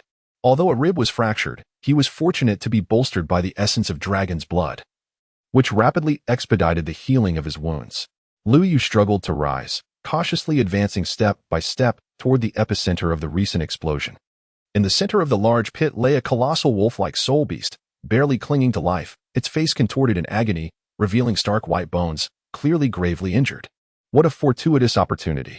The young man raised his right arm, the broken song bow poised and ready to unleash its power. Suddenly, a whimper in the distance captured Lu Yu's attention. It was the star-language spirit fox from earlier. The starry fox lay weakly on the ground, its eyes filled with torment, staring blankly at him, as if pleading for him to end its suffering. Lu Yu's gaze shifted back, his eyes widening in shock as he beheld the star-language spirit fox. Its 2 tails had vanished, and a gaping wound marred its abdomen, from which blood mixed with fragments of internal organs gushed forth. Witnessing this tragic scene, Lu Yu hastily summoned the praying star lotus staff, desperate to save its life. After all, had it not been for this star-language spirit fox, he would likely be a lifeless corpse by now. Just as Lu Yu called forth his martial spirit and channeled his soul power, an unexpected event unfolded. Points of starlight suddenly emerged around him, growing increasingly radiant with the passage of time, gradually enveloping both him and the fox. Simultaneously, Lu Yu was astonished to find his soul power uncontrollably surging towards the staff in his grasp. At that moment, he felt as though the staff had transformed into a black hole, voraciously devouring his soul energy. Just as Lu Yu teetered on the brink of despair, a warm current surged from his dantian. It was dragon blood. With the infusion of the dragon blood, his condition began to improve. At this juncture, he yearned to retract his martial spirit, yet found himself utterly powerless to do so. Meanwhile, a star mark gradually formed on the forehead of the star-language spirit fox, resembling a shooting star as it streaked across the sky. In an instant, the star mark and the staff erupted in a dazzling brilliance. By heavens! Liu exclaimed, the blinding light rendering him unable to open his eyes. Fortunately, the brilliance lasted but a fleeting moment before it swiftly dissipated. Liu slowly opened his eyes, only to find that the star fox had vanished, leaving behind a pool of blood mingled with fragments of internal organs and a slowly rotating purple soul ring. Gone? As Lu Yu pondered in confusion, he suddenly noticed a fluffy white bundle nestled within the azure lotus of his staff, resembling the starry spirit fox he had encountered moments ago, albeit in a slightly diminished form. Lu Yu was momentarily taken aback, still grappling with the bewildering events unfolding before him. After a brief contemplation, he resolved to take action, sitting cross-legged and channeling his soul power, gradually making contact with the soul ring and slowly guiding its energy. Meanwhile, at the opposite end of the soul-hunting forest, Tang San observed the corpse of a mandala snake that was at least 500 years old. The master pointed to the lifeless body, stating, "Examine the wounds. Its skull has been pierced, and there are fatal injuries at the 7-inch mark. The precision of the attack indicates it was executed by a level 30 soul master." Tang San nodded in agreement, lamenting, "It is a pity that this mandala snake holds little value for that esteemed soul master." Yet it would have been a suitable spirit beast for your blue-silver grass. Alas, the soul ring has already vanished. Just then, a sudden, menacing roar echoed in the distance. Another mandala snake appeared. The master's expression shifted, his gaze sharpening as a green figure swiftly approached from afar. At the entrance of the soul-hunting forest, Su Yuntao was sprinting furiously into the depths of the woods. Upon awakening, he discovered himself lying at the forest's entrance. Before he could comprehend the situation, a violent explosion resonated from afar, followed by a blinding flash of light that illuminated the night. Suddenly, Su Yuntao recalled that Liu seemed to be in that direction. It appeared he had been struck unconscious by him. This is not good, Su Yuntao thought, swiftly summoning his martial spirit and racing toward the source of the disturbance. In contrast, Liu Yu was absorbing the Millennium Soul Ring of the Star Speech Spirit Fox without encountering any resistance. The process was remarkably smooth. At the moment he successfully absorbed the energy, his soul power surged dramatically, level 10, level 11, level 13, and swiftly reaching level 20. In the blink of an eye, Liu Yu's soul power hit a bottleneck. To advance further, he would need to absorb another soul ring. It was then that Liu Yu recalled the holy light wolf beside him. The enormous wolf's body in the pit stirred slightly, sensing the predatory gaze of the bipedal creature. The holy light wolf attempted to rise and resist, but its two broken forelimbs could not support its massive form. Upon witnessing this, Liu Yu raised his arm without the slightest hesitation. The shattering crossbow, a simultaneous shot, whoosh, bang, following the enhancement of his soul power. The might of the shattering crossbow seemed to have significantly increased. The enormous wolf's head shattered into fragments with a resounding bang. Liu Yu took a deep breath, seated himself in a meditative posture, and focused his entire spirit on the staff spirit within his sea of consciousness. Simultaneously, he summoned his soul power, gently guiding the radiant purple soul ring to rest upon his head. As the soul ring drew nearer, a pressure akin to a towering mountain enveloped Liu Yu. The weight of the 5,000-year soul ring bore down upon him like a tempestuous wave, crashing fiercely against his mind and body before he could even absorb it. It is worth noting that this ancient soul beast had long since awakened a glimmer of sentience. The holy light wolf was aware that it was Liu Yu who had ended its life, and surely harbored a deep-seated hatred towards him. The soul ring was imbued with an intense and profound resentment. Liu Yu let out a muffled groan, a bittersweet taste mingled with a hint of iron filling his mouth. He spat out a mouthful of fresh blood. How formidable! A 5,000-year soul ring could only be absorbed by a soul master of at least level 40. This was merely a touch, and yet it was so terrifying. If he were to attempt absorption, he would surely perish. Even with his body enhanced to twice its strength, he would still struggle to absorb a 5,000-year soul ring. Liu murmured to himself, even with the blood of a dragon coursing through his veins. He could not be entirely certain of success. Come forth. Liu forcefully suppressed the boiling blood within him. He unleashed the Qixing Lianzhong, drawing down the violet soul ring from above, which gradually merged into his being. In an instant, it was as if a torrent of power surged into his body. At this moment, Liu Yu's body resembled a diminutive dam, as the energy surging within him flowed like a torrential flood, relentlessly battering against the fragile structure.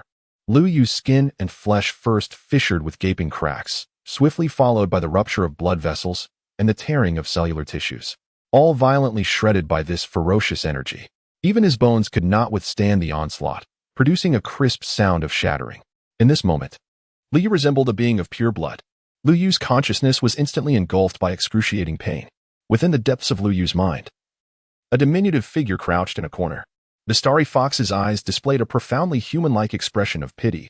Although this human was exceptionally powerful, he seemed somewhat lacking in intellect. To forcibly absorb a 5,000-year soul ring with a soul power of merely 20 was tantamount to courting death. As the overwhelming energy surged through Liu Yu's body, it flowed towards the Qixing Lianzhu, where the azure lotus at the tip began to rotate slowly. On the lotus platform, the smallest golden lotus seed gradually unfurled, giving birth to a golden lotus. The tempestuous energy appeared to breach a threshold, forming a violet vortex that surged into the golden lotus. In an instant, the golden lotus radiated with brilliant light, its previously closed bud fully blossoming, while the lotus leaves swelled with vitality. Simultaneously, a silver figure materialized at Liu Yu's heart, absorbing the remaining energy entirely. Chapter 13, Soul Hunting Forest, Part 4. The silver figure raised its hand and, with a delicate grip, shattered the barriers of space. As it lifted its hand, a dreamlike river began to unfold, its shimmering light casting a surreal tableau. Streams of energy seemed to transcend time, emerging from the void, invigorating the stored energy within Lu Yu's body, coursing throughout him. Every damaged area rapidly restored itself, yet Lu Yu's form grew even more formidable. The energy contained within the 5,000-year soul ring of the Holy Light Wolf, while having devastated Lu Yu's body, also bestowed upon him the opportunity for rebirth. With the assistance of dragon blood and the silver figure, Lu Yu's physique swiftly rejuvenated, becoming even more powerful. His bones, once fractured, were reforged as if they were steel. Each inch of muscle became dense and intricate, brimming with explosive strength. His skin, smooth and delicate, resembled the finest jade. After this transformation, he even appeared to have grown a few centimeters taller. Despite being merely 6 years of age, his robust physique rivaled that of a 10-year-old child. Within the sea of consciousness, the starry spirit fox observed Lu Yu's newly reshaped body, sensing the immense energy it contained, and could not help but exclaim in wonder. Is this foolish human truly so powerful? In its perception, at that moment, Lu Yu was enveloped in a luminous cocoon, imbued with a mysterious force that invoked a sense of reverence from the celestial fox. As Lu Yu's consciousness gradually returned to his corporeal form, the resentment of the Holy Light Wolf materialized within his spiritual sea, taking on a wolf-like shape and howling furiously at Lu Yu's awareness.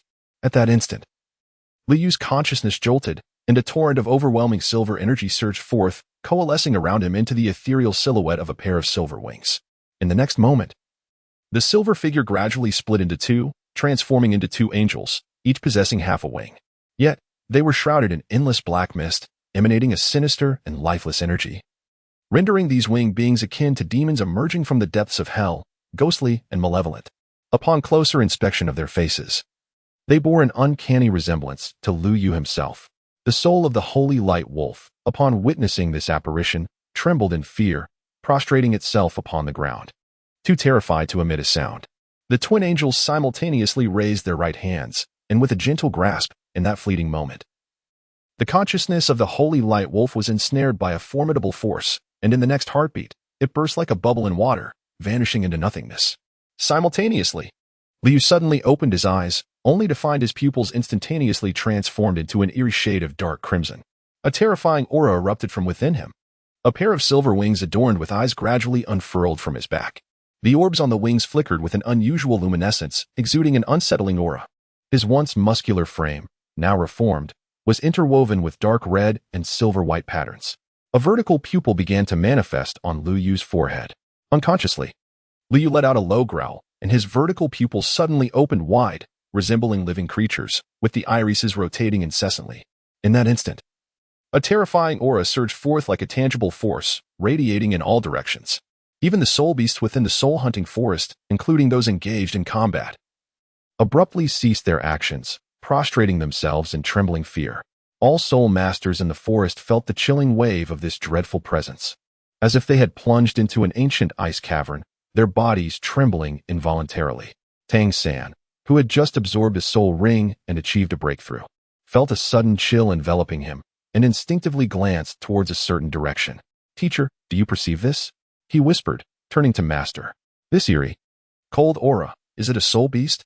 Master furrowed his brow, yet remained silent, uncertain of the situation. In the extreme northern lands, beneath an icy lake, a dark altar was ablaze with a crimson flame, casting an eerie red glow across the lake bed. Strangely, the flame pulsated rhythmically, as though it were breathing. Suddenly, the flame flickered violently, seemingly sensing something, before quickly settling down. Meanwhile, in a distant void, within a grand hall, an elder sat cross-legged, appearing to be in meditation. Abruptly, he opened his eyes, a mysterious silver light flashing within.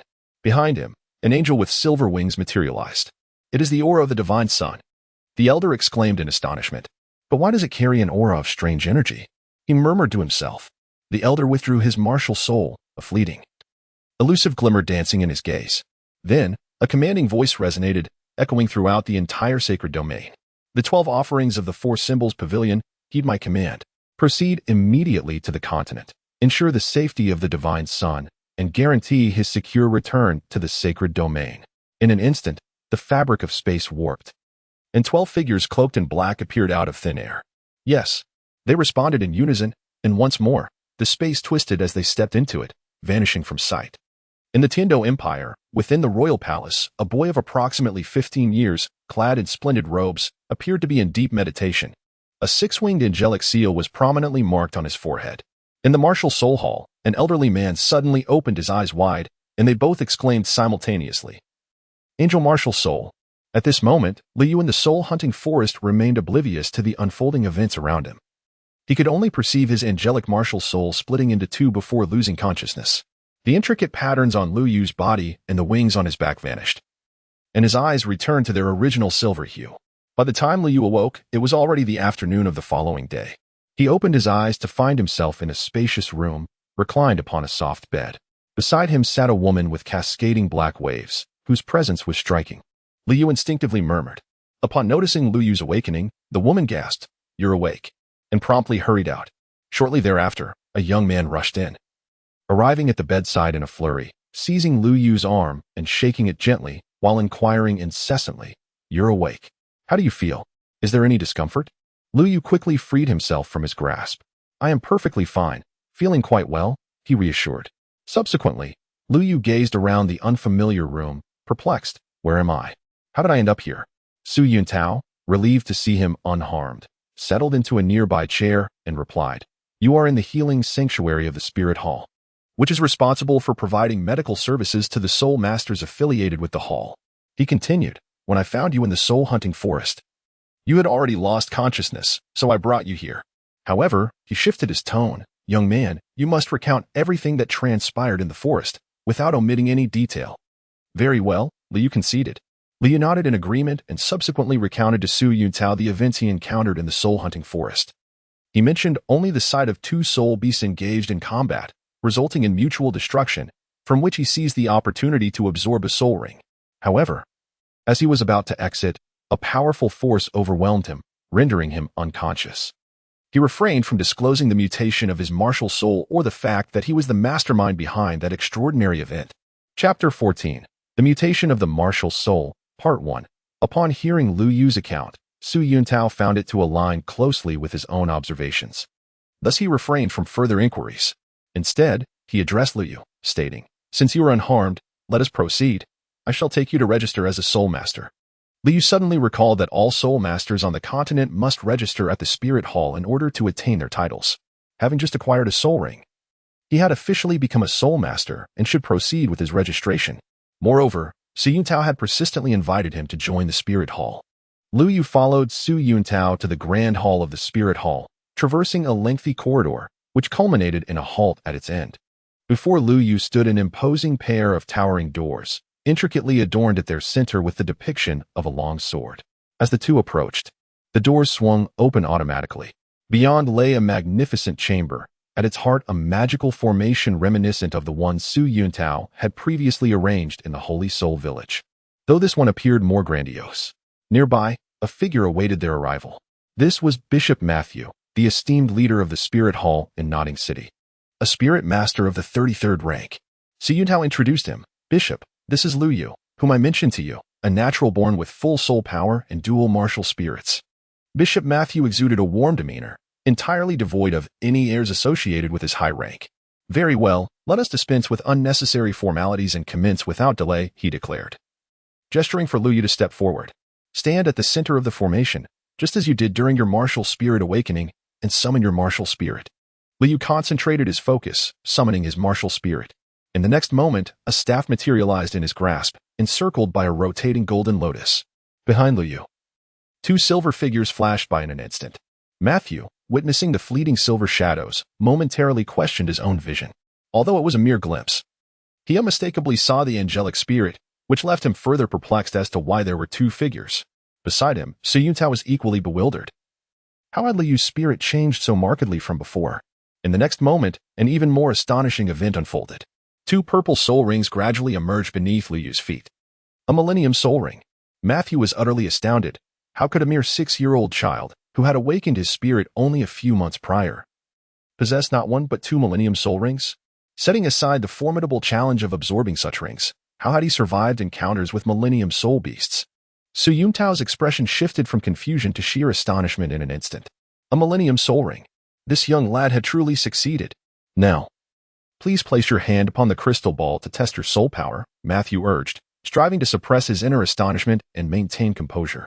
As a slender hand made contact, The crystal ball gradually emitted a faint glow. Level 1? As the light dimmed, an eerie silence enveloped the room. Matthew found himself at a loss. The events of the day were utterly preposterous. A 6-year-old soul master with a Millennium Soul Ring possessed only level 1 soul power. A voice broke the stillness. I will grant you the medal. Do not be too disheartened. Level 1 is not insurmountable. Matthew reassured Luyu. Sue, please escort him home. Thus, they found themselves at the Notting City Junior Soul Master Academy. Upon returning to the academy, Luyu sought out a tranquil and secluded spot to ponder the peculiarities of his soul power. Having recently absorbed 2 Millennium Soul Rings, he should possess at least a level 21 soul power within him. Yet, he found himself devoid of even the slightest trace of it. Could it be that the process of bodily reconstruction had entirely depleted his reserves?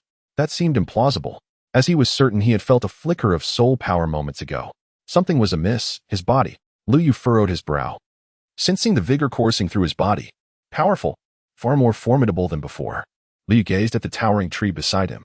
With a swift horizontal kick, the entire trunk was abruptly severed in two.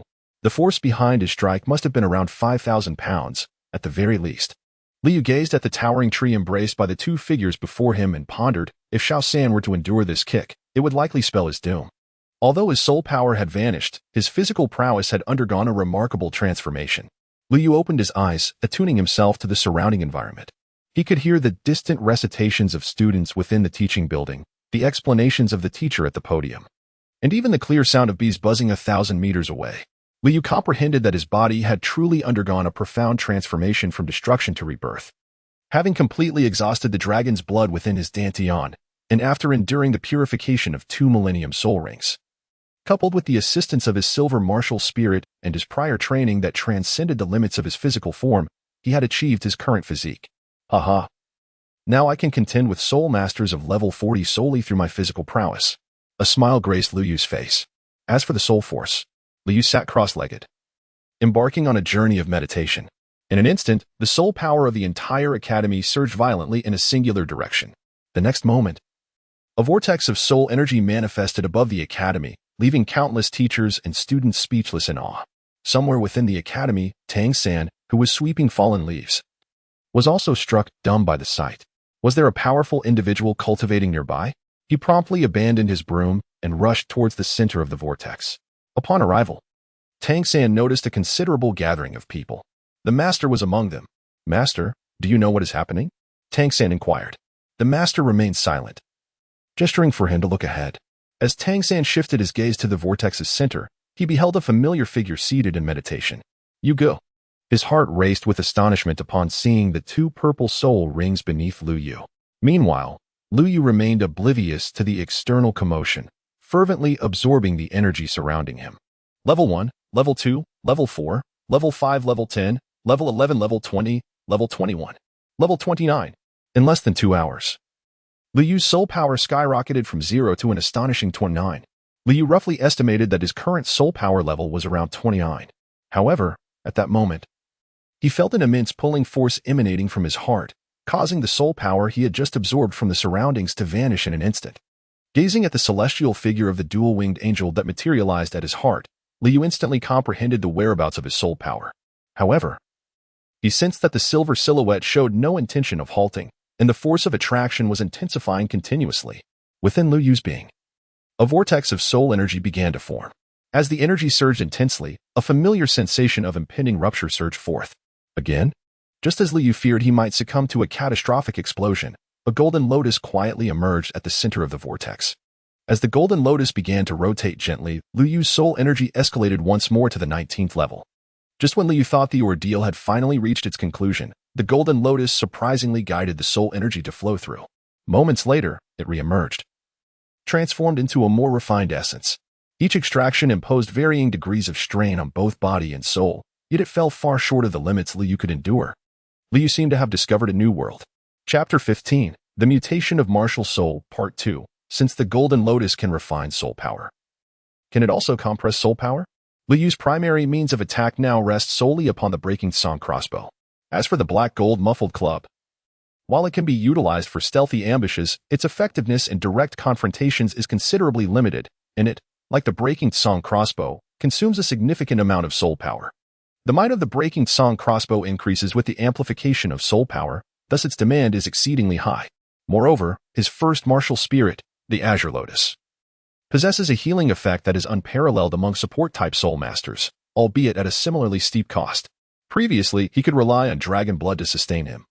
As excessive strain on soul power inevitably burdens the body, however, the dragon blood has now been completely exhausted in the process of bodily reformation, leaving him without any reserve energy.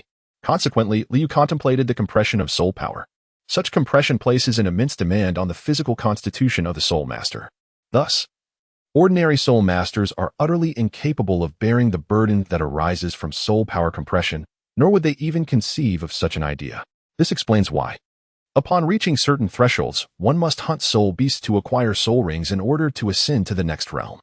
Liu recalled the protagonists from the fantastical novels of his previous life, where compressing spiritual energy and utilizing power was as commonplace as daily life. Overcoming challenges beyond one's level relied either on explosive force or the terrifying depletion of one's opponent through a relentless drain of energy. At this moment, Liu Yu's body perfectly compensated for this inadequacy. Determined, he took action. The compression of soul energy marked a transformative change. While others utilized a unit of soul power as one would a single currency note, he could wield it as 2 or even 3. Consequently, a single soul technique could be employed multiple times, enabling a soul breathing. First form, triple strike. The growth of soul power was incremental, and as one progressed, the disparity between levels became increasingly pronounced. Even a mere difference of one level among products of the same category at the title Doluo rank could determine the outcome of a battle. The implications of such a gap were evident.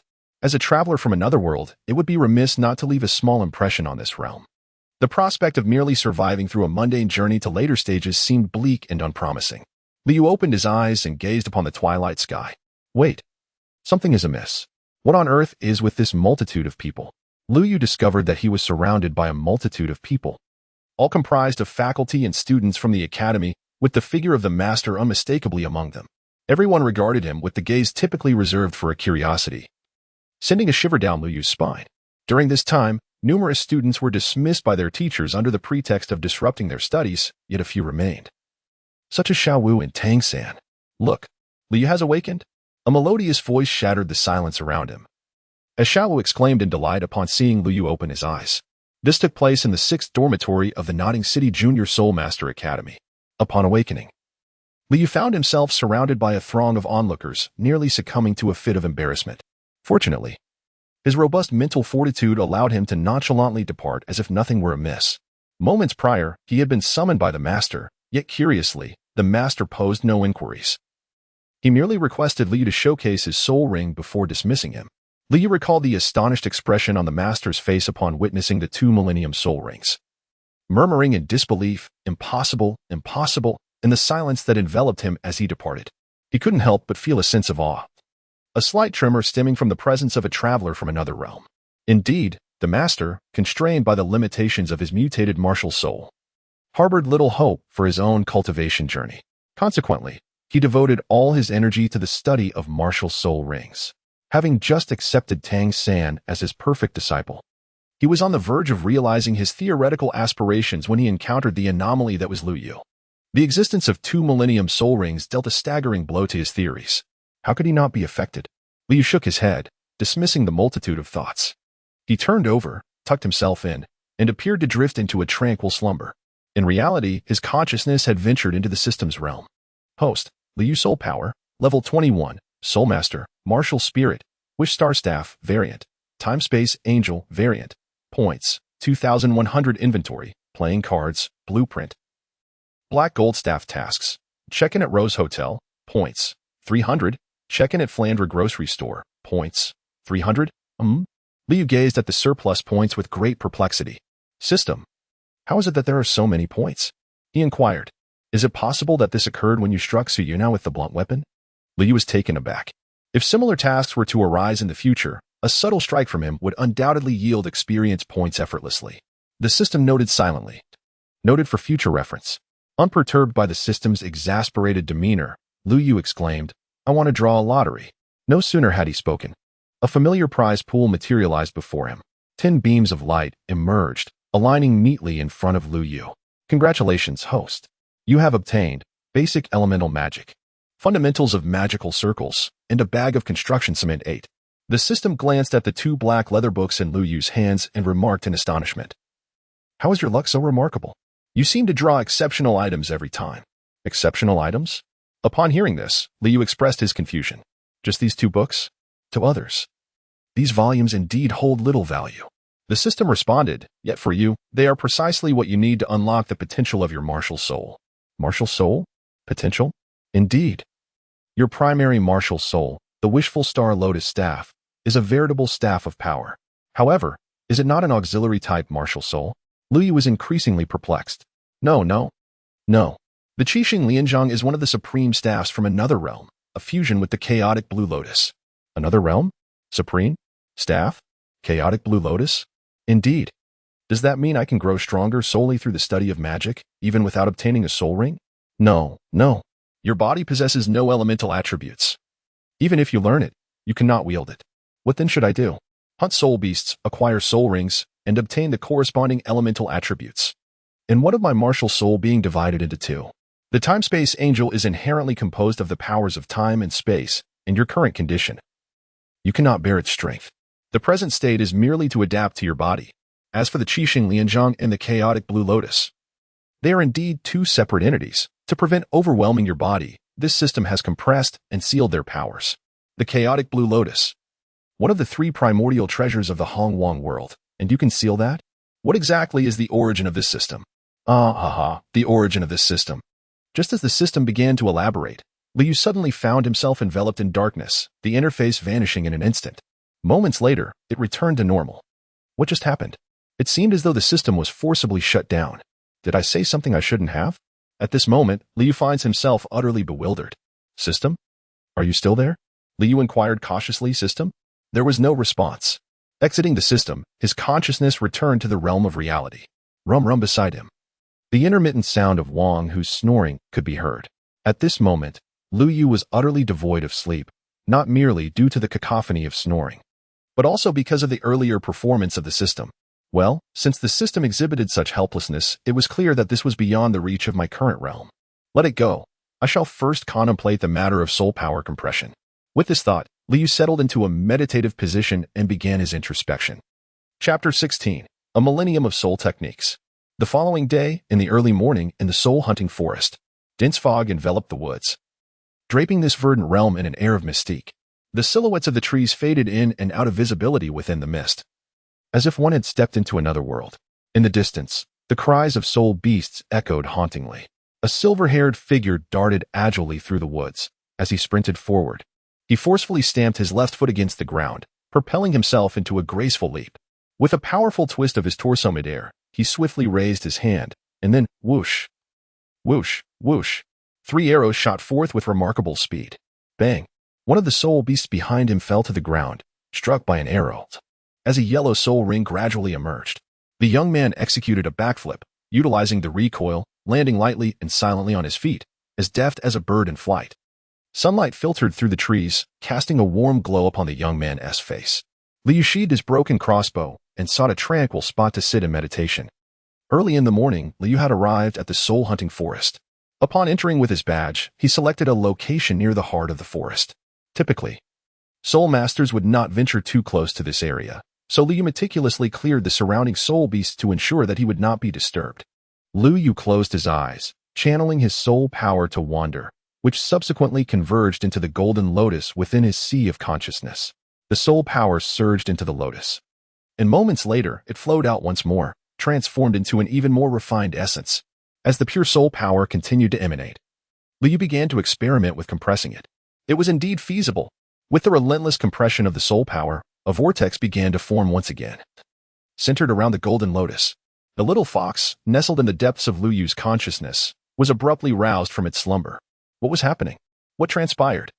In the next instant, the little fox found its gaze captivated by the swirling vortex of soul power before it. Such exquisite soul power. Meanwhile, Lu Yu continued to absorb and compress the soul power until the morning mist dissipated. By noon, the blazing sun ascended high in the sky. Lu Yu opened his eyes, a glimmer of azure light flickering beneath. He spread his palm, and a staff materialized quietly, atop which a cerulean lotus blossomed gracefully. As he summoned his martial spirit, the lotus seed transformed into a golden lotus. The petals of the golden lotus unfurled slowly, each one remarkably plump. The soul power doubled. The compression was complete. Lu Yu felt the diminutive yet remarkably pure soul power within him, a joyful smile emerging on his face. Though this essence of soul power appeared to be merely at the 20th level, it could undoubtedly be wielded as if it were at the 40th level. Based on current experiences, the further one compresses the soul power, the more formidable it becomes. Upon reaching the tidal Dolua level, the power contained within each rank becomes increasingly terrifying. If compressed 4 to 5 times, even facing a deity on the Dolua continent would not deter me from a confrontation. Suddenly, Liu sensed his soul power gradually dissipating. What is happening? Again, he hastily entered his sea of consciousness, only to behold a snow-white little fox beside the swirling vortex of soul power, eagerly absorbing the overflowing essence, with 3 tails gently swaying behind its pristine white form. Could this be the Star Language Spirit Fox? The Star Language Spirit Fox with a 3rd tail? After a considerable time, the little fox seemed to have satiated its hunger, resting its head on its front paws and drifting off into a deep slumber. Upon witnessing this scene, Lu Yu couldn't help but chuckle. First, it was his martial spirit. And now it was the little fox. Was he being utilized as a soul power purifier? Nevertheless, it mattered little. The diminutive fox could hardly absorb much, and it could be recompressed later. In truth, Liu had another purpose for compressing soul power, to catalyze the evolution of the chaotic azure lotus into various forms. In the primordial era, the 3 small leaves of the chaotic azure lotus transformed into the 3 great treasures, the map of mountains and rivers, the book of river and Luo, and the Qingping sword. The map of mountains and rivers vividly depicted the terrain, cities, villages, and myriad living beings, as if portraying another world. It also possessed the power to seal the deities of mountains, rivers, and lakes, making it a supreme sealing treasure. The Book of River and Luo, a creation of heaven and earth, was not forged by human hands. It bore engravings of the endless paths of myriad beings in the vast universe. After coming into possession of the Emperor Sua, it further led to the research of the great array of celestial bodies. As for the Qingping sword, it was the companion sword of the celestial master Tongtian. Alongside the Tai dust and the 3 treasures Jade Rui, constituting the 3 paramount treasures of the Grand Supreme Elderly Lord, the primordial heavenly sovereign, and the celestial master Tongtian. At that moment, envisioning himself with a treasured sword at his waist, clad in white robes, traversing the world while seeking a duel with the sword Dolua to refine his swordsmanship was simply exhilarating. However, these were merely Lu Yu's fanciful musings. What truly mattered now was to gain a clear understanding of his soul skills. Let us delve into the soul skills bestowed upon him by these 2 Millennium Soul Rings. Liu murmured softly, channeling the freshly compressed soul energy. The azure lotus gradually unfurled, and a lotus seed drifted forth, transforming into a resplendent golden lotus that blossomed gently. 2 violet soul rings emerged slowly from beneath Liu's feet, the brilliance of 1,000 years shimmering. The first soul skill. In an instant, the golden lotus radiated a dazzling light, and specks of starlight began to flicker around. Subsequently, the celestial starlight converged into Lu Yu's being. In that moment, within Liu surged a torrent of power. The records indicate that the Star Language Spirit Fox possesses the ability to amplify celestial energy. Indeed, the Millennium Soul Ring has inherited this remarkable capability. On a clear night, the amplification effect could potentially double. Moreover, this enhancement applies universally to all allies. The extent of this amplification should be nearly 1-fold. On a night adorned with stars, it could be further doubled. Liu was enveloped in a delicate veil of starlight, as if meteors were streaking across the surroundings. Lu Yu recalls that in the original text, there exists a sect known as the 7 Treasures Glazed Tile School, whose ancestral martial soul, the 7 Treasures Glazed Pagoda, serves as a supportive enhancement type. Each of their soul skills corresponds to a specific amplification effect. However, his own soul skill provides a comprehensive enhancement. Depending on the circumstances, this amplification effect can last for approximately an hour. It is, after all, a soul skill bestowed by a Millennium Spirit Ring. What should the name of my first soul skill be? Liu murmured thoughtfully. Having inherited the celestial amplification effect from the Star Language Spirit Fox, it would be fitting to name it Celestial Ode. Following this, Lu Yu summoned his soul power. The second soul ring shimmered brilliantly. The golden lotus instantly radiated with renewed brilliance. Whoosh! Golden light swiftly converged into beams, shooting forth in rapid succession. Whoosh! Whoosh! Whoosh! Whoosh! Laser-like bursts erupted forth. The surrounding trees were abruptly severed at the trunk, crashing to the ground with a thunderous roar. By heavens! Lu Yu was astonished by the scene before him. The destructive force was no less than the radiance unleashed by the Holy Light Wolf during its assault on Lu Yu. Wait a moment. Lu Yu seemed to recall something and once again summoned his soul power. The golden lotus blossomed anew. But this time it did not emit a concentrated beam of light. Instead, it transformed into 3 luminous orbs. Subsequently, the orbs sped towards a towering tree in the distance. Just as they were about to collide with the tree, the 3 orbs abruptly altered their course, darting off in 3 different directions. Boom, boom, boom. The surrounding trees were instantly obliterated. Indeed, the direction could be controlled, although the speed seemed somewhat sluggish in relation to the direction. Liu murmured to himself. The second spirit ring inherits the destructive power of the Holy Light Wolf. If that is the case, let it be named the Light of the Sacred Realm. The only drawback of these 2 soul skills is their excessive consumption of soul power. However, Lu Yu can compress his soul energy. Thus he need not worry about this issue. Just as Lu Yu was lost in thought, a snow-white figure suddenly appeared beside him. Chapter 17. The Spirit Ring Delivered to His Door. A little fox? Lu Yu was taken by surprise by the sudden appearance of the star language spirit fox. He soon noticed that the little fox's expression was rather unusual. The spirit fox was vigilantly scanning the surroundings, crouched low to the ground, poised for battle at any moment. Could it be that danger lurked nearby? Before he could finish his thought, a flash of azure light hurtled toward the spot where Lu Yu had just been standing. Fortunately, Lu Yu reacted swiftly and narrowly evaded the attack. Not far off, a wolf-like soul beast, entirely cloaked in a shade of green, was glaring intently at the duo. Its emerald-hued wind pattern prominently displayed on its forehead. This was... Lu Yu vaguely recalled having encountered the soul beast in the Soul Beast Encyclopedia. It was the wind demon wolf, a creature of pure wind attribute, seemingly around 3,000 years old. The system had previously indicated that the more singular the attributes of the hunted soul beast, the more refined the powers derived from the corresponding soul ring would be, thereby amplifying the might of the magic cast. How fortuitous it is that just as I feel drowsy, a pillow is delivered to me. Truly, the heavens favor me. A surge of joy coursed through Lu Yu's heart. However, he suddenly noticed that the little fox was gazing at the wind demon wolf with an unsettling intensity. The star language spirit fox fixated its stare fiercely upon the adversary, seemingly yearning to rend it to shreds at any moment. Had it not been for this bothersome, foul creature, it would not have lost its territory. Without the loss of its domain, it would not have wandered aimlessly in the forest. Nor would it have encountered the radiant wolf and subsequently lost its corporeal form, existing now solely in a spectral state. The wind demon wolf, meanwhile, regarded the pair with a mocking gaze, an unmistakable disdain glimmering in its eyes, as if to imply, what difference does it make that you have enlisted a human ally? You are still destined for demise. Does it bear a grudge against you? Lu Yu turned to the little fox. The star language spirit fox, displaying a remarkable understanding, nodded affirmatively. Very well, then, this beast is as good as dead. As Lu Yu pondered, a blade of wind hurtled toward him with astonishing speed, almost reaching him in the blink of an eye. Damn. Lu Yu cursed softly under his breath and swiftly evaded. Do you, wolf-like spirit beasts, have an insatiable penchant for ambush? Before his words could fully escape his lips, several blades of wind surged towards him. A violet spirit ring gradually manifested beneath his feet, shimmering with purple radiance. First spirit skill, Starlit Tribute. The lotus transformed into a golden flower, which unfurled gracefully, radiating resplendent starlight. The starry spirit fox and Lu Yu were enveloped in a flow of celestial luminescence. Astonishingly, a phantom of the 4th tail appeared beside the starry spirit fox's 3rd tail. With a low growl, the starry spirit fox elevated its 4 tails, the tips converging beams of starlight. With a vigorous flick of its tail, 4 luminous orbs shot forth. Bang, bang, bang, bang. The wind demon wolf manifested as a streak of emerald light. As its 4 paws touched the ground, a barrage of light struck forth, catching its massive form unawares. Instantly, numerous gaping wounds appeared upon the wind demon wolf, blood gushing forth profusely. Lu Yu made his move.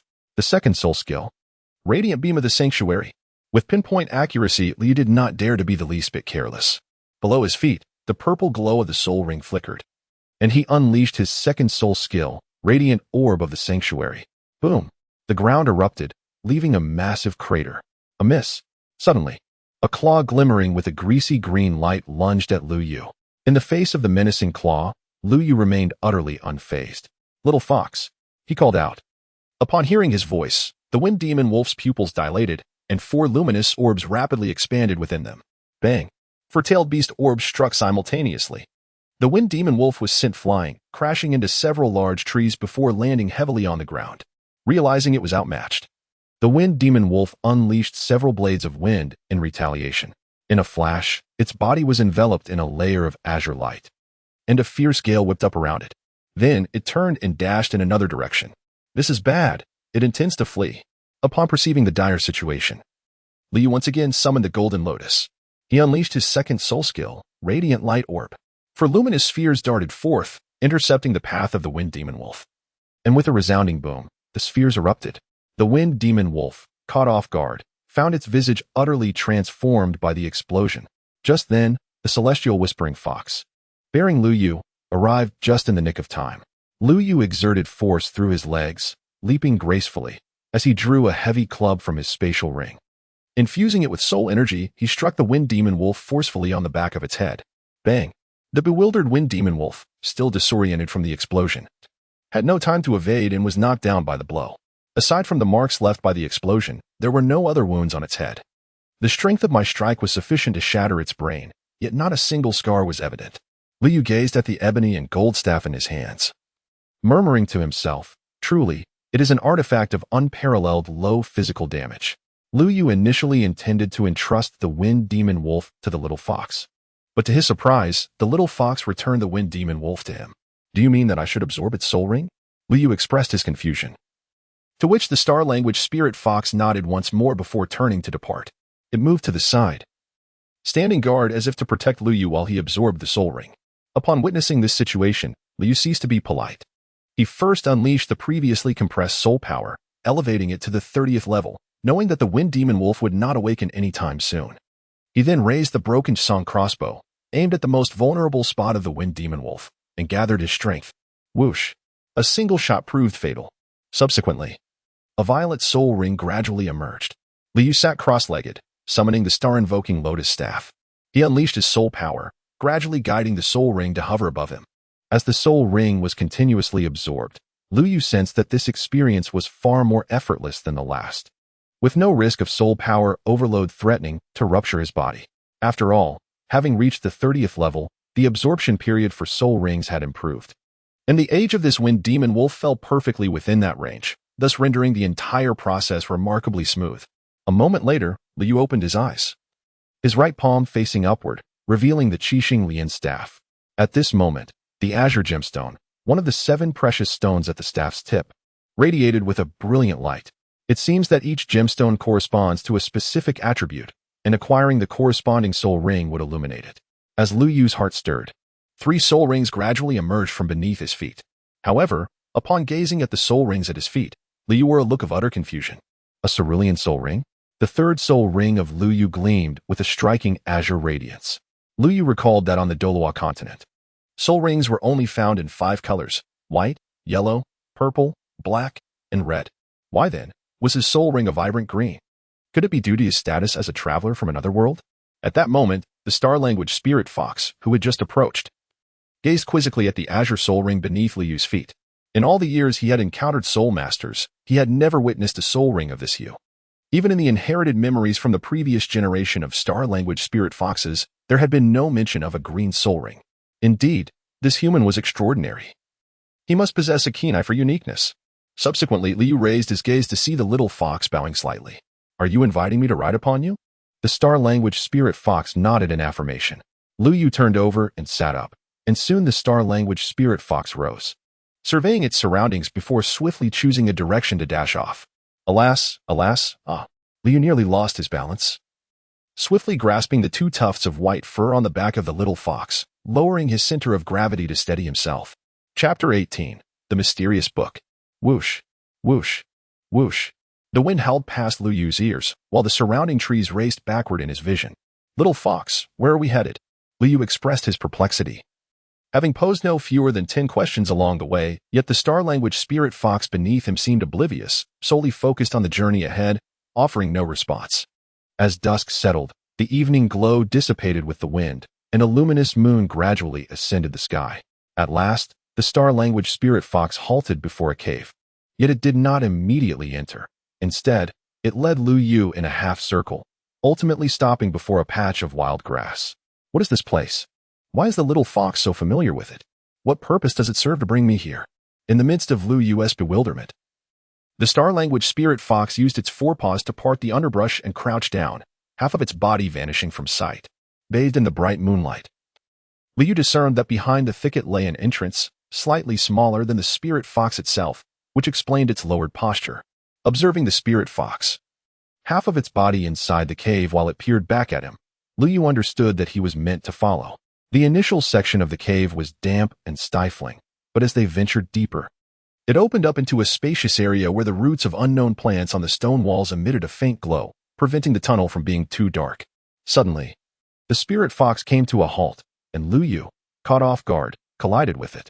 What is the matter? With a heart full of curiosity, Lu Yu approached to take a closer look. Before him unfolded a vast cavernous hall, at the center of which stood an immense stone pedestal.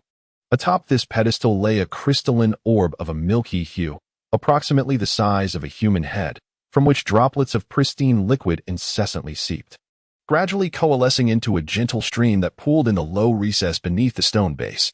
Directly in front of this pool stood a colossal soul beast resembling a gorilla.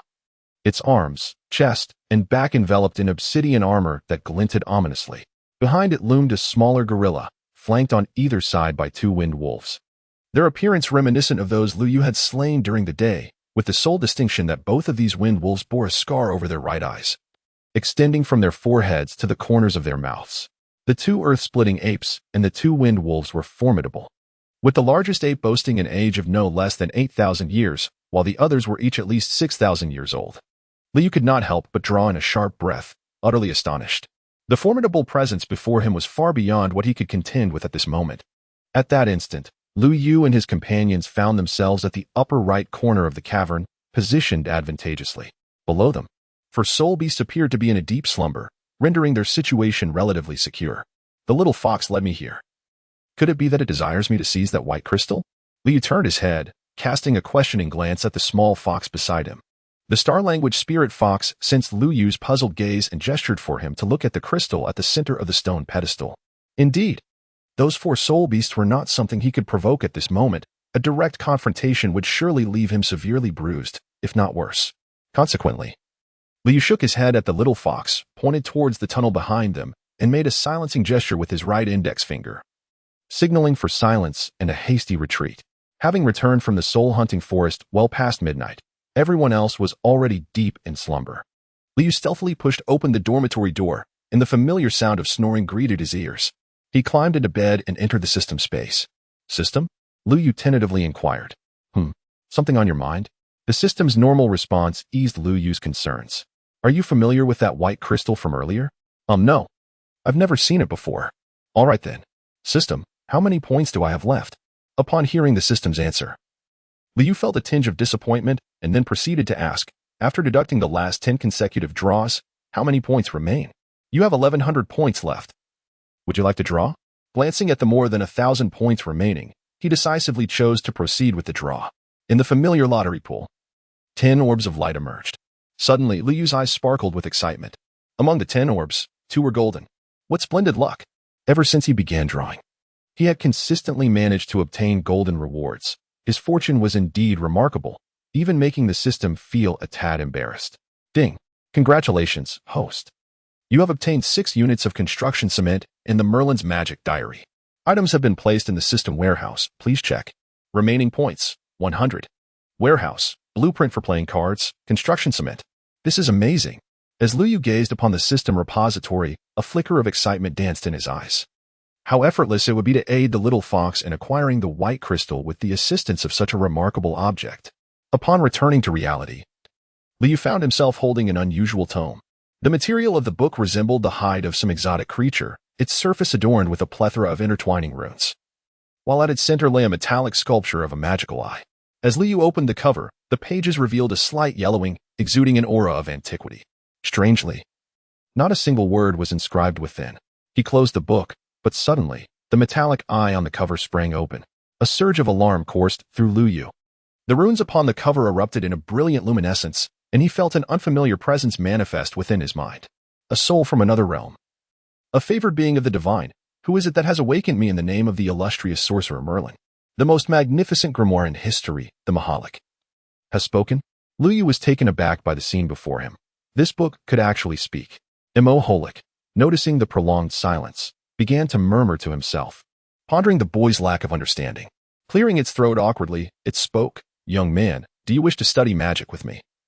To become a great sorcerer and ascend to the pinnacle of the world? Huh?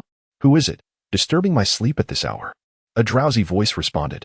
Realizing that Wang Hu was about to awaken, Liu thought to himself, "This is bad." With swift reflexes, he produced the black gold staff and struck Wang Hu on the forehead. Bam! Wang Hu fell back into a deep slumber. Fortunately, he had not seen anything. Liu quickly concealed the astonished spellbook in his bosom and quietly slipped away from the dormitory. In the academy's small grove, Moholic was released from Lu Yu's embrace, floating in midair, reflecting on Lu Yu's adept handling of the staff. Then, it leaped from the second floor through the window, executing the motion with seamless grace. This boy, could he truly be a good person? At this moment, Liu was also fixated on the extraordinary book, which had just claimed it could teach him the art of magic. He inquired, "Did you just say you can teach me magic?" Upon hearing this, the magical tome regained its composure and cleared its throat. "I am Moholic Andahal, born of the hands of the greatest sorcerer in history, Merlin. Should you dedicate yourself to my teachings, you shall undoubtedly become a formidable force renowned across the continent of Austin." Austin continent? Where is that? Lu Yu retorted. "This is the Dolua continent, not whatever Austin continent you speak of." Moholic was momentarily taken aback, questioning whether he had misheard. "What did you say this place is?" "The Dolua continent," Lu Yu replied, maintaining an expression of calm. Moholic was utterly bewildered, recalling what his previous master had told him before his slumber, that whoever could awaken him would become his new master. However, it had not been mentioned that he would be transported to another world. "Young man, enlighten me about everything concerning this Dolua continent." Quickly, Moholic exclaimed, his wide eyes firmly fixed on Lu Yu. Chapter 19. The Magic Apprentice. My name is Moholic Andahal, a sagacious magical tome, or more accurately, a magical diary. My creator and former master was the greatest sorcerer of the Austin continent, Merlin. I was originally a mere diary of Merlin's, but as time passed, I gradually developed sentience and, under my master's tutelage, began to master various spells. However, as my master's life drew to a close, fearing that I might be exploited by those with ill intentions to threaten the continent, he placed a seal upon me, one that could only be broken by a person of righteous heart and goodwill. Thus, I fell into an endless slumber, believing it would be eternal. To my astonishment, I have awakened once more, and in an alternate realm at that. Even more surprisingly, the one who roused me is merely a young lad. Reflecting on his adeptness with a blunt strike technique, I cannot help but question if he truly embodies the righteous and benevolent spirit my master spoke of. Through these past few days of interaction, I have come to realize that I find myself in a world known as Dolua. Observing the people of this realm, I discern that they lack magical attributes and cannot cultivate magic. Instead, they awaken something called a martial soul, enabling them to cultivate soul power. This soul power is acquired through the hunting of soul beasts, resulting in what is known as a soul ring. The mightiest among them are referred to as Tidal Dolua, akin to the 9th-tier forbidden spell casters of the Austin continent. Yet, the boy who awakened me possesses a unique soul ring and harbors an affinity for wind magic. Although it is but a singular attribute, his talent and mental fortitude are astonishing. Despite being merely 6 years old, he wields the power of a 3rd-tier mage, and his mental strength surpasses that of a 4th-tier mage, nearing the limits of a 5th-tier mage. In the distance, a figure soared swiftly above the treetops, only to be confronted by a colossal boulder looming ahead, seemingly on the verge of collision. Lu Yu, however, remained unperturbed, murmuring, "A swift wind and a keen blade." Immediately, the azure gem atop his staff radiated brilliance as he gracefully waved his wrist, unleashing a flurry of wind blades in an instant. Boom! The massive boulder was instantly reduced to rubble. Lu Yu executed a stunning drift, momentarily suspended in midair. After days of relentless practice, he had adeptly mastered wind-based magic, exemplified by his recent use of wind blade for cutting, the ability to soar through the skies with wind control, and the swiftness granted by gale steps. The casting of spells necessitates incantations, with higher-tier magic requiring increasingly prolonged utterances and preparation. However, Lu Yu's mental acuity far surpassed that of an ordinary mage. enabling him to cast lower-tier spells with almost no incantation at all. The system does not deceive me. This magical soul ring is indeed remarkable. This grimoire undeniably possesses exceptional prowess. Lu Yu couldn't help but exclaim in admiration. Yet, in the next moment, a fawning smile instantly adorned his face. Hee, esteemed teacher Mahalik. Do you see how proficiently I have mastered these spells? When might you teach me a few more formidable ones? Desire to learn magic, do you? Very well. However, floating gracefully in midair, Mahalik regarded Lu Yu, whose face bore a blend of flattery and admiration. His small vertical pupils gleamed with pride. You possess only a singular wind attribute. Any other elemental spells would be beyond your grasp, not to mention their application. Mahalik deliberately paused at the turning point, casting a casual glance at Lu Yu, whose expression immediately fell, transforming his smile into one of sheer delight. Ah, young one, it is a trivial matter to handle you, he declared with a sense of superiority. Nevertheless, I can impart to you a few spells that rely solely on mental prowess, considering you possess a modicum of talent, albeit minuscule. Lu Yu gazed at the smug Mahalik, a sneer of disdain curling upon his lips. Were it not for the absence of other magical tomes in the system's marketplace, I would have certainly comprehended the words in that foundational text on elemental magic. For the time being, this insufferably arrogant and twisted book remains my only recourse. Despite its disagreeable nature, it does possess the capability to impart knowledge. He mused, when the opportunity arises, I shall surely pour chilly water into its eyes. How dare it control my body at such an ungodly hour to venture into the ladies' restroom? Fortunately, the darkness concealed my visage, or else my illustrious reputation would have been irrevocably tarnished. How could I continue to navigate life in Dormitory 6 and maintain my esteemed presence before the third party? Lu Yu had already conjured an image in his mind of Tang Sen mocking him upon learning of this matter. Really? What kind of magic is it? Is it an exceptionally powerful one? While inwardly he harbored his doubts, Lu Yu maintained an outward appearance of eager anticipation, displaying a demeanor that could easily earn him an Oscar nomination for Best Actor. Mahalik, clearly pleased with this reaction, felt his gaze wander, betraying his excitement. Hee. The magic I'm going to teach you is called mental piercing. Mahalik, employing his usual tactics, reveled in Lu Yu's look of confusion tinged with admiration, feeling a surge of satisfaction within. Though the name may seem rather unremarkable, it is indeed a formidable magic capable of challenging opponents beyond one's level. Challenging beyond one's level? Lu Yu echoed, intrigued. Indeed, to practice this magic, one must possess a robust mental strength as its foundation. Moreover, the casting time is nearly negligible. What is even more impressive is that mental power is intangible and imperceptible, making it difficult for adversaries to detect. In actual combat, if one encounters an opponent of greater strength, this magic can catch them off guard, striking when they least expect it. It can also be used to locate enemies in secrecy, eliminating them without a trace. May I humbly request your esteemed guidance? Lu Yu implored. Hee. Since you have earnestly sought my instruction, I shall generously share my knowledge. Now, lend me your ears and listen closely. And thus began the lesson on mental piercing. As the evening descended, Lu Yu, utterly exhausted, collapsed onto the ground. The toll of this mental piercing had drained his spiritual energy significantly. Even with the aid of the myriad meditation techniques, he found it insufficient to counter the depletion.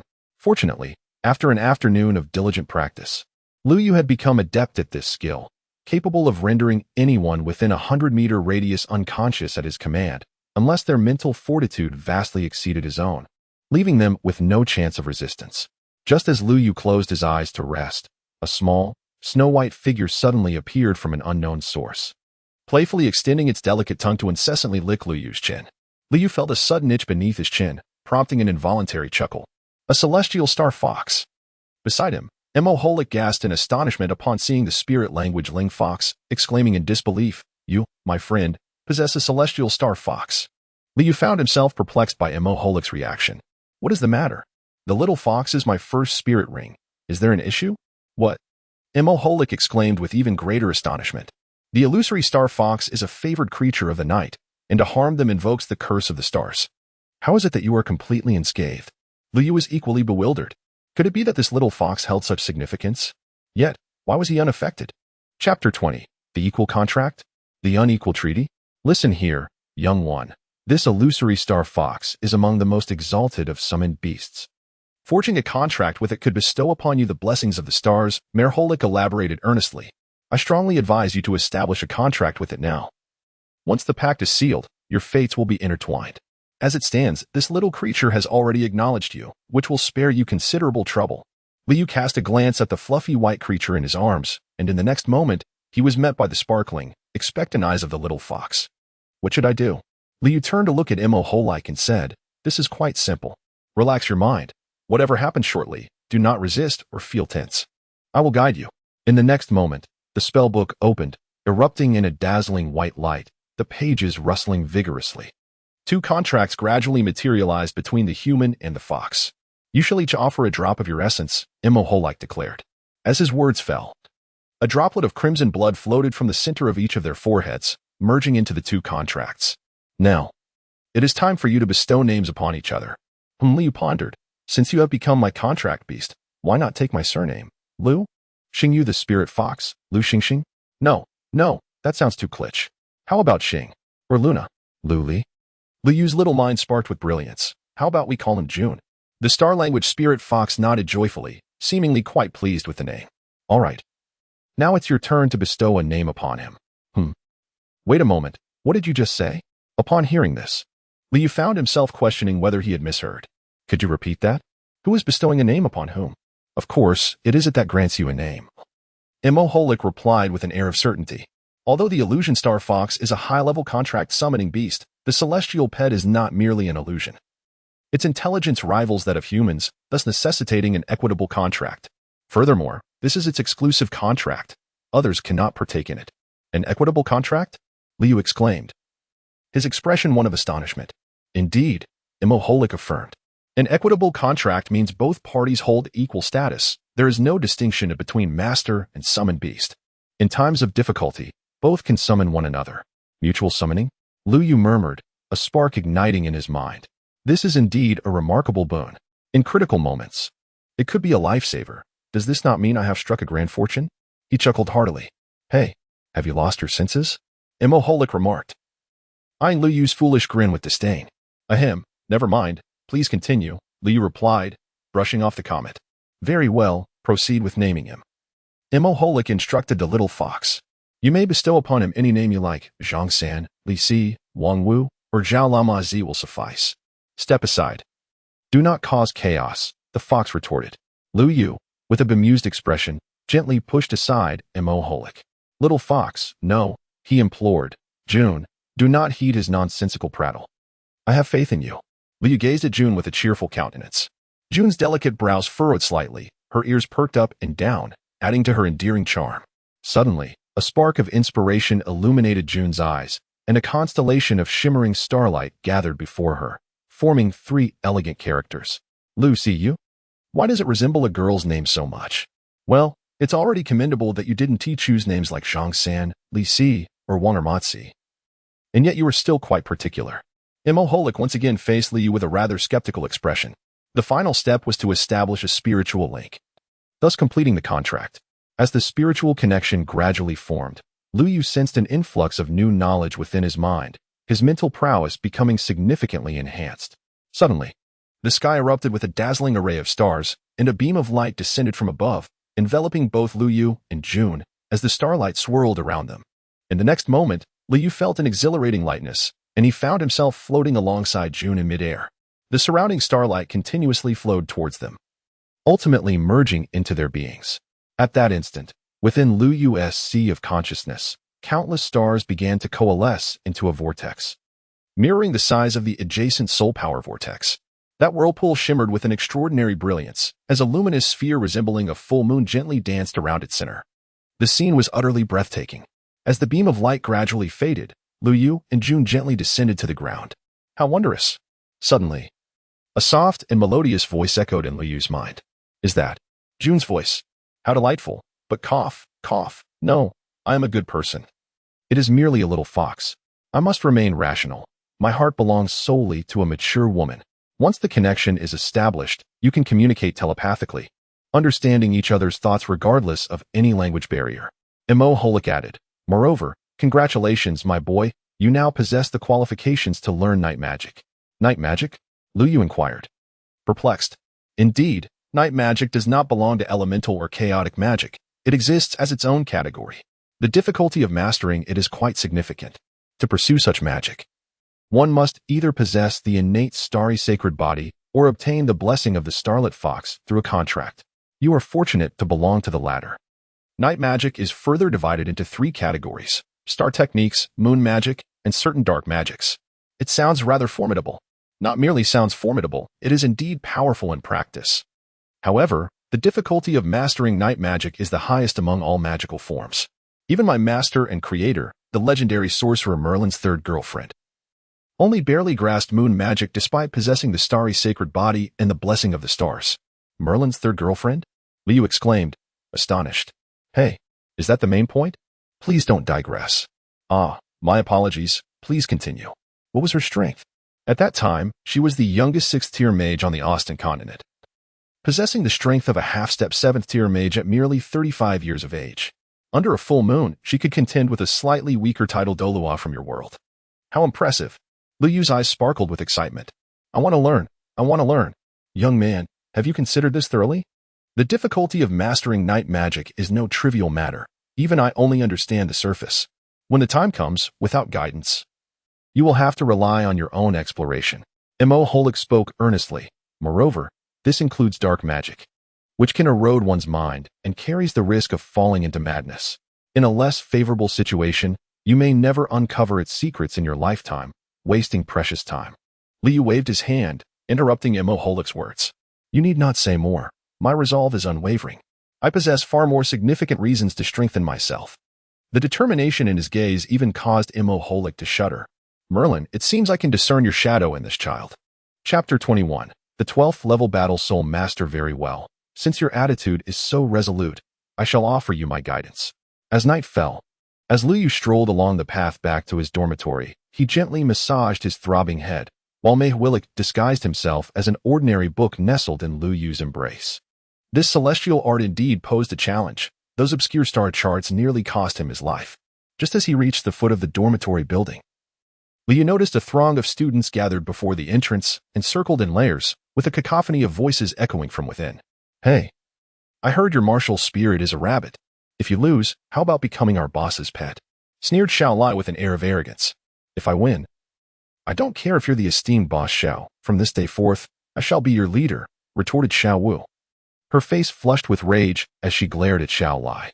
At her words, a wave of mockery erupted from the senior students led by Xiao Lai, Wang Hu, and Ling Fei. Xiao Lai scoffed disdainfully. You? I never imagined a mere girl could have such bravado. A fresh-faced student daring to challenge us seniors? You should inquire about my reputation. I, Xiao Lai, stride through Nodding Academy without anyone daring to oppose me. Such prattle. Xiao Wu interjected, hands on her hips, huffing in indignation.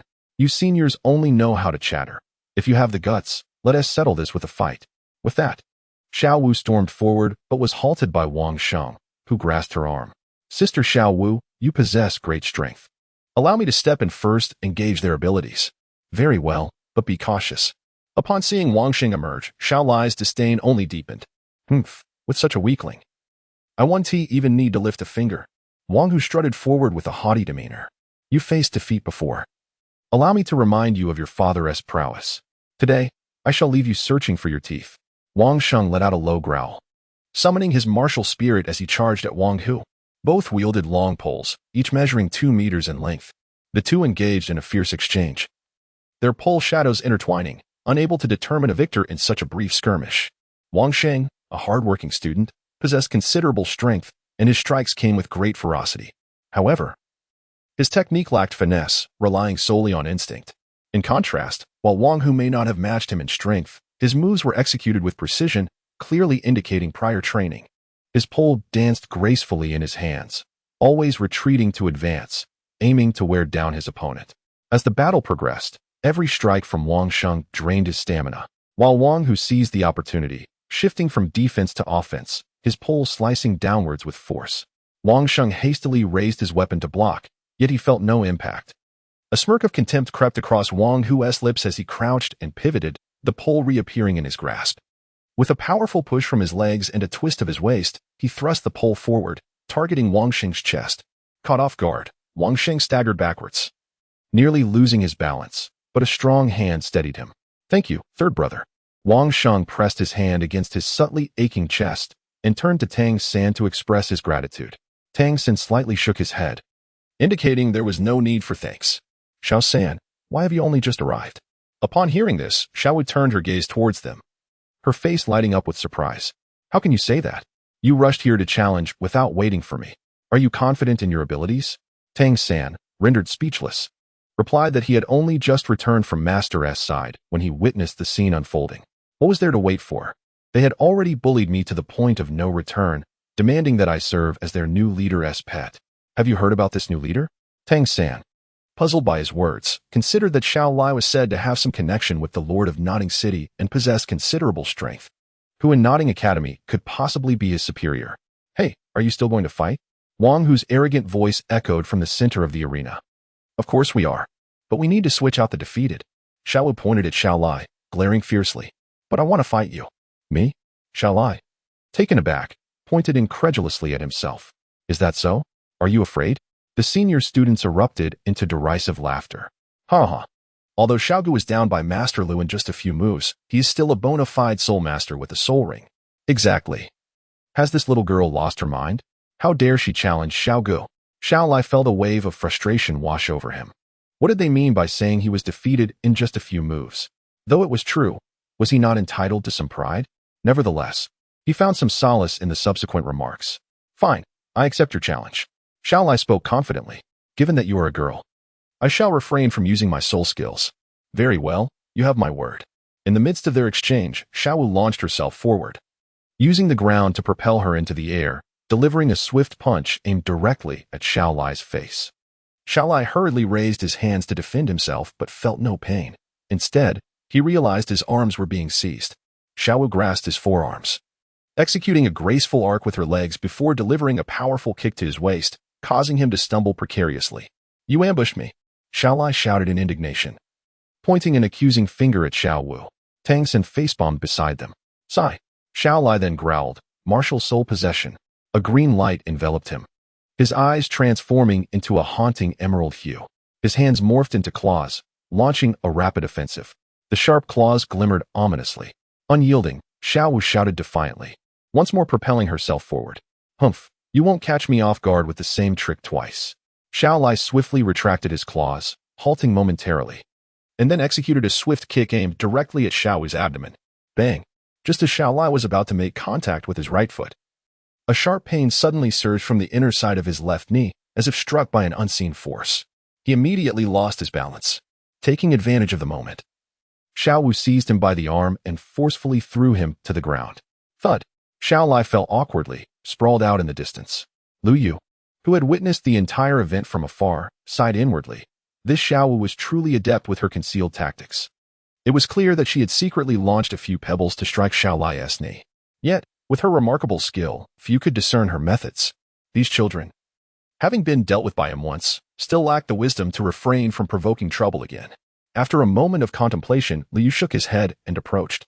The others, upon witnessing Xiao Lai being tossed aside, wore grim expressions. Were the work-study students really that formidable nowadays? At that moment, Xiao Lai was just picking himself up from the ground, utterly astonished.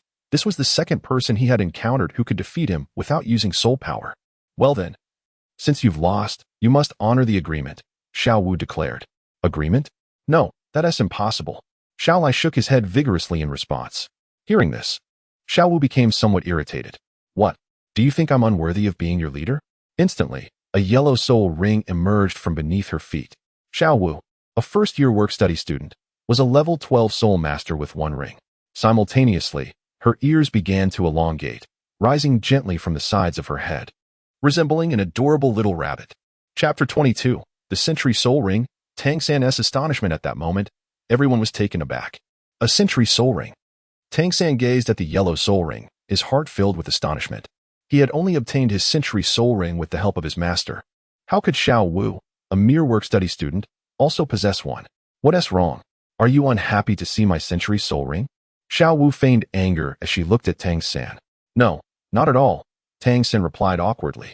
Suddenly recalling that Xiao Wu was also innately endowed with full soul power, her talent no less than his own. He hadn't anticipated that she too was so remarkably concealed. Even if your talent surpasses mine, that doesn't matter, Xiao Lai asserted, defiantly lifting his chin. What? Are you truly unwilling to honor the agreement? No, that's not it. If you wish to be my leader, you must first defeat our Lu De Gu. Xiao Wu urged eagerly. Then let your so-called Lu De Gu or Niu De Gu come out swiftly, and let us have a proper match. Xiao Lai pointed behind him. Look, our Lu De Gu is right there. The crowd turned to glance behind them, where they saw a figure gradually approaching. Leader? Yu Ge? Lu De Gu? As Liu leisurely approached, Tang San silently mused to himself, indeed, my conjecture was correct. The only new student to have joined the 6th dormitory recently is none other than Brother Yu, having witnessed his prowess firsthand. I surmised that dealing with Xiao Lai should pose no challenge for him. Meanwhile, Xiao Wu, eyeing the newcomer with a hint of curiosity, inquired, Are you truly the renowned Lu De, as they say? Before Lu Yu could respond, she continued with palpable excitement. So now you can fight me, right? Earlier you claimed I lacked a soul ring, but I have now acquired one. Furthermore, I just defeated your little brother. Surely, you have no reason to decline this time. Upon hearing this, Liu felt a moment of speechlessness.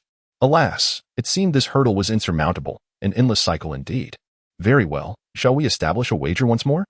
As before, the victor shall claim the title of leader. Xiaowu, upon hearing Lu Yu's agreement, was filled with excitement, fearing he might change his mind. Upon hearing these words, Lu Yu could not help but chuckle inwardly, finding the behavior quite childlike. I agree to your request, but what? Not right now, I presume? Xiao Wu inquired. Not at all. You have just finished a match and must be fatigued. Moreover, the night is drawing in. It would be prudent for you to rest. Let us meet here again in 3 days at the same time. What do you say? Very well, very well. We shall meet here in 3 days at the same time without fail. You must not go back on your word. Xiao Wu replied hastily, fearing that Lu Yu might change his mind. Indeed, it is settled. After dismissing the crowd, Lu Yu turned back to his dormitory. Big Brother Lu, why did you schedule the competition for 3 days later? Wouldn't it be more convenient to defeat that little girl right now? As Liu reclined on his bed, Wang Hu inquired beside him, why are you so concerned? Big Brother Lu undoubtedly has his own plans. Hurry and get some sleep for tomorrow. The fierce teacher will conduct a quiz. Xiao Lai interjected. Alas, it's difficult. Such a wretched fate. Wang Hu lamented, as thoughts of the impending quiz from the strict instructor tortured him. For someone like him, who struggled academically, examinations felt akin to a death sentence. If only heaven would grant me a portion, no, half of Big Brother Lu's intellect. Lu Yu, with a resigned smile, turned over and tucked himself under the covers, preparing for slumber. In truth, it was not that he wished to remain silent. He simply lacked the strength to engage. Earlier, on the way back to the dormitory, June had suddenly declared her intent to enter seclusion for cultivation, depleting the soul energy Lu Yu had previously compressed, leaving him utterly fatigued and unresponsive to calls. Even his mental energy had been drained, rendering him weak and listless. The facade he had maintained in front of everyone had been a forced act. Lingering any longer would have revealed his true state.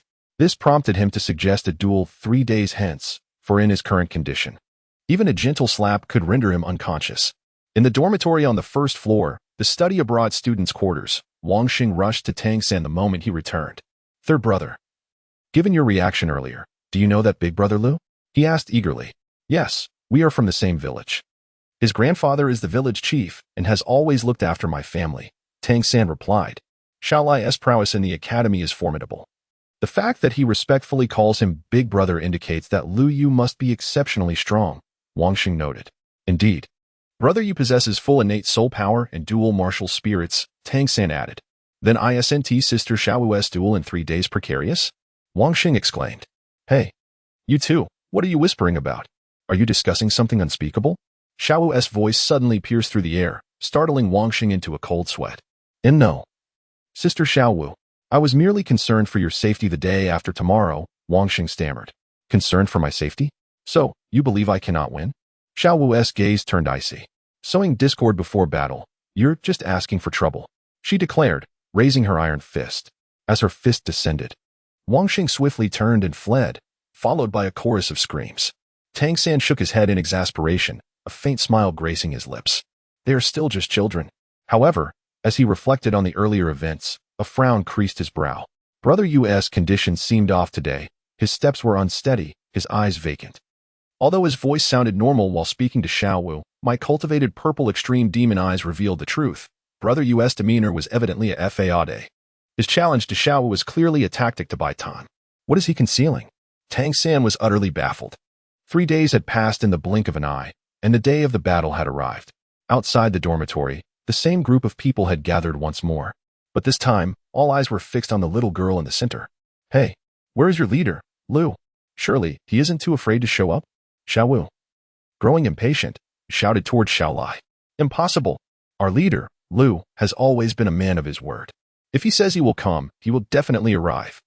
Xiaolai asserted, although uncertainty gnawed at him as he wondered why Lu had not yet shown up after nearly half an hour. Tang San, too, was filled with doubt. Yu, who typically valued punctuality, seemed uncharacteristically absent today.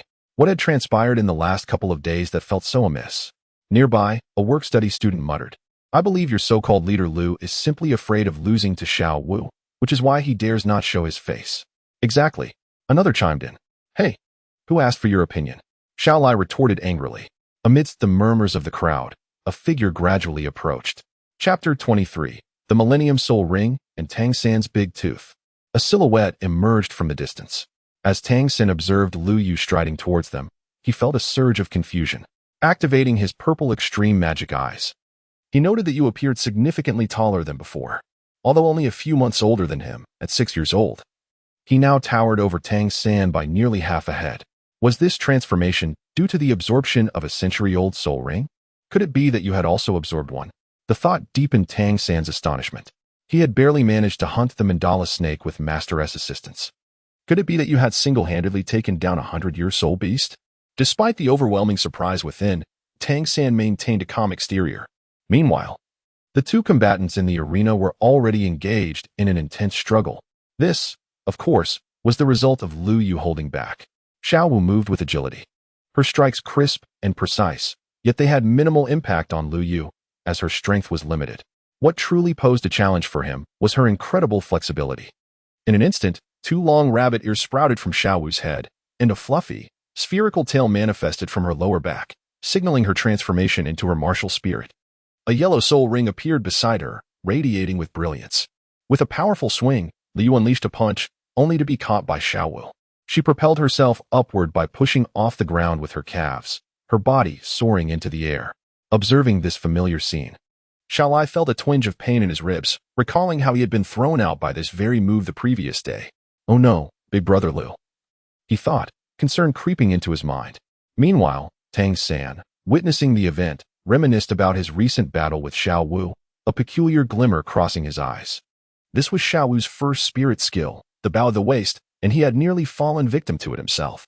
He pondered how brother Yu would respond. In the next moment, Xiao Lai's eyes widened as he was thoroughly impressed by Lu Yu's maneuver. Truly, he was worthy of the title Big Brother Lu. In that instant, as Lu Yu was captured, he swiftly grasped Xiao Wu's wrist, pivoted his body, and with a powerful push from his calves, he flung Xiao Wu away. Her petite form performed several flips in midair, nearly losing her balance. But fortunately, a strong hand steadied her. As Xiao Wu turned to look back, she was met with the youthful, delicate face of Tang San. In that fleeting moment, their eyes locked, and a blush crept onto their young faces. Tang San felt a warmth rise in his cheeks. Just then, a resigned voice interjected. Hey, must you two showcase your affection right now? Lu Yu embraced himself with both hands, gazing at the two individuals before him who were entwined in a warm embrace. It was rather disconcerting for someone who had lived nearly 30 years across 2 lifetimes to be publicly subjected to such displays of affection by mere children. Upon hearing the commotion, Tang San immediately averted his gaze, retracting his hand from a certain someone's waist while raising his right fist to his mouth, feigning a cough. On the other hand, Xiao Wu, having evolved into a spirit beast, possessed only a limited understanding of the dynamics between humans. Gleaned from the gossip exchanged by spirit masters who ventured into the forest to hunt soul beasts. Currently, her interests were solely fixated on fighting and establishing dominance, rendering her oblivious to Tang San's peculiar expression. Fair play, you've bested me. You are the leader, Xiao Wu stated with a hint of disappointment. Her opponent hadn't utilized any soul techniques, nor had he even summoned his martial soul. She felt that her own use of a martial soul technique had been an unfair advantage. Yet, in the next moment, her sparkling eyes brimmed with renewed determination. Next time, I will surely defeat you in a fair manner. Curiously, she then inquired, are you truly merely a support-type spirit master? May I see your martial soul? Upon learning from Tang San that Lu Yu was a support-type spirit master, Xiao Wu had found it utterly hard to believe. For Tang San had proven to be a formidable match for her. According to Tang San, Lu Yu's strength was on par with his own, making the notion of him being merely a support-type spirit master quite implausible. Upon hearing this, Lu Yu offered a resigned smile. Subsequently, with a mere flicker of thought, a surge of formidable soul power erupted from within him, and in the next instant, a resplendent staff adorned with 7 gemstones materialized in his grasp, encircled by a rotating azure lotus. Simultaneously, 3 soul rings gradually manifested beneath Lu Yu's feet. Purple, purple, green. The green soul ring emitted a faint sound of wind swirling around it. The onlookers were left utterly astonished by the spectacle before them. What? Purple soul rings. The first and second rings, nonetheless. Is this truly merely an auxiliary soul master? 3 soul rings. A soul master of the 30th level, heavens above. Who exactly is Lu Da? Is he truly only 6 years old? Is this even human? The astonishment among the crowd surged like a tide. A green soul ring. Xiao Wu, upon witnessing Lu Yu's peculiar 3rd soul ring, found herself perplexed. Even after living for over 10,000 years, she had never encountered such an extraordinary soul ring. She began to entertain the notion that Lu Yu might be a soul beast of a million years who had attained humanoid form. Tang San, standing nearby, was equally stunned into silence. 2,000-year soul rings, could Brother Yu truly possess such strength? The term genius hardly sufficed to describe him. He was nothing short of a prodigy, verging on the monstrous. Lu Yu felt a touch of embarrassment under the astonished gazes of those around him, awkwardly scratching his nose. Indeed, such a highly publicized occasion was ill-suited for him. A low-profile demeanor was truly his forte. He promptly retracted his martial spirit and soul rings. Turning to Xiao Wu, he remarked, "As you can see, I am merely an auxiliary soul master. As for my soul rings, it was merely a stroke of luck to have stumbled upon them." Just as Xiao Wu was about to respond, Lu Yu interrupted her. "I won the previous match, so there is no need for you to call me boss anymore. Just refer to me as Brother Yu, like Xiao San does." He then turned to the crowd and called out, "All right, that's enough for today's competition. The sky is getting late, so everyone should head back and rest. We have classes tomorrow. You lot, instead of causing trouble every day, try to behave yourselves in the future. No more challenges for a fight over trivial matters, especially not picking on a newcomer, particularly a girl. And to lose in such a manner, what a shameful thing to let slip into public knowledge." Lu Yu admonished Wang Hu and the others who were watching the spectacle, then turned directly and walked towards the dormitory building. Wang Hu and his companions, caught off guard by the reprimand, were left bewildered, pondering why the focus had shifted to them when it was clearly Lu's battle today. After all, they had not been defeated. Enough of this pointless chatter. "Let's hurry back and rest," Xiao Lai remarked, having been thoroughly impressed by Lu Yu. He even regarded Lu as the ultimate aspiration of his life. As Lu Yu ascended the stairs, he suddenly felt a searing gaze fixated upon him from behind, sending a shiver down his spine. However, having just put on an impressive display in front of everyone, Lu Yu relished the thrill of his newfound bravado. "Goodness, have I been possessed today? If I turn around now, will it diminish my stature?" Lu Yu suppressed his curiosity, not turning his head, leaving the crowd with a chilling silhouette. Wow, Big Brother Lu is so handsome. Not only is he powerful, but even his back is captivating. Several young girls were utterly enamored. The boys present merely scoffed, thinking to themselves, "I am the most handsome, thank you very much." Yet, they dared not voice their rebuttal. Chapter 24. The temptation of returning to the village during the holidays in the work-study student dormitory. Tang San lay on his bed, his mind a whirlwind of thoughts. The century-old soul ring I obtained was with the help of my teacher. Even so, it was fraught with peril. Brother Yu claimed it was mere luck. Yet absorbing just 1 century-old soul ring nearly cost me my life. Brother Yu's talent is indeed terrifying. I can hardly imagine how formidable he is now. Tang San, what are you thinking about instead of sleeping? Suddenly, a voice from beside him pulled Tang San back to reality. Although the Nodding Academy permits male and female students to share dormitories, within the dorm, they still tacitly divided the space into male and female areas. Only Tang San and Xiao Wu were an exception. Their beds were not only adjacent, but also shared a single quilt. This arrangement arose because Xiao Wu lacked a blanket, and Tang San had, unwillingly, shared half of his. However, a pillow remained as a boundary between them. Fortunately, Tang San's quilt was sufficiently large to accommodate both. "Nothing much," Tang San replied, only to realize that the space beside him had fallen silent. Xiao Wu's breathing was steady, indicating that she had fallen asleep. Yay! The holidays have finally arrived. The brief semester had flown by, and the elementary students, having completed their final exams, were jubilantly bustling about, packing their belongings. As Tang San stepped out of the dormitory building, he spotted Lu Yu already waiting outside. "Brother Yu," Tang San called from a distance, only to notice that Lu Yu's hands were empty, prompting a puzzled inquiry. "Brother Yu, where is your luggage?" Upon hearing this, Lu Yu lifted his left index finger and smiled, saying, "It's all contained within here." The Spatial Soul Guide? Tang San immediately noticed the ring on Lu Yu's index finger. "Yes, it was left to me by my grandfather. Let us hurry. He mentioned he would come to fetch us and should be arriving at the entrance by now." Tang San nodded in response. Lu Yu and Tang San walked ahead, and upon noticing Xiao trailing behind, Lu Yu playfully draped his arm over Tang San's shoulder, squinting his eyes in jest. Well, little San, it's only the first semester, and you're already introducing a girl to your home. Uncle Hao must be overjoyed." Coughing lightly, Tang San felt a tinge of embarrassment. "Brother Yu, please refrain from making wild assumptions. Xiao is merely staying with us for a couple of days because her home is empty during the break."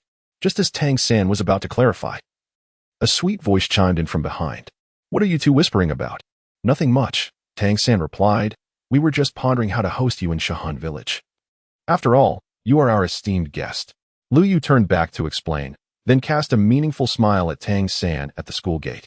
After searching for quite some time, Lu Yu and the others failed to spot the figure of village chief Jack. Could it be that the elderly chief has misremembered our holiday schedule? It is quite possible, considering his advanced age. It is natural for him to forget certain matters. "Xiao San, Xiao Yu." Just as Tang San and Lu Yu were engulfed in their confusion, a gruff voice resonated through the air. "Uncle Zhou?" Lu Yu gazed in astonishment at the newcomer. Uncle Zhou, the sole carpenter of the village, was known for his simplicity and kindness.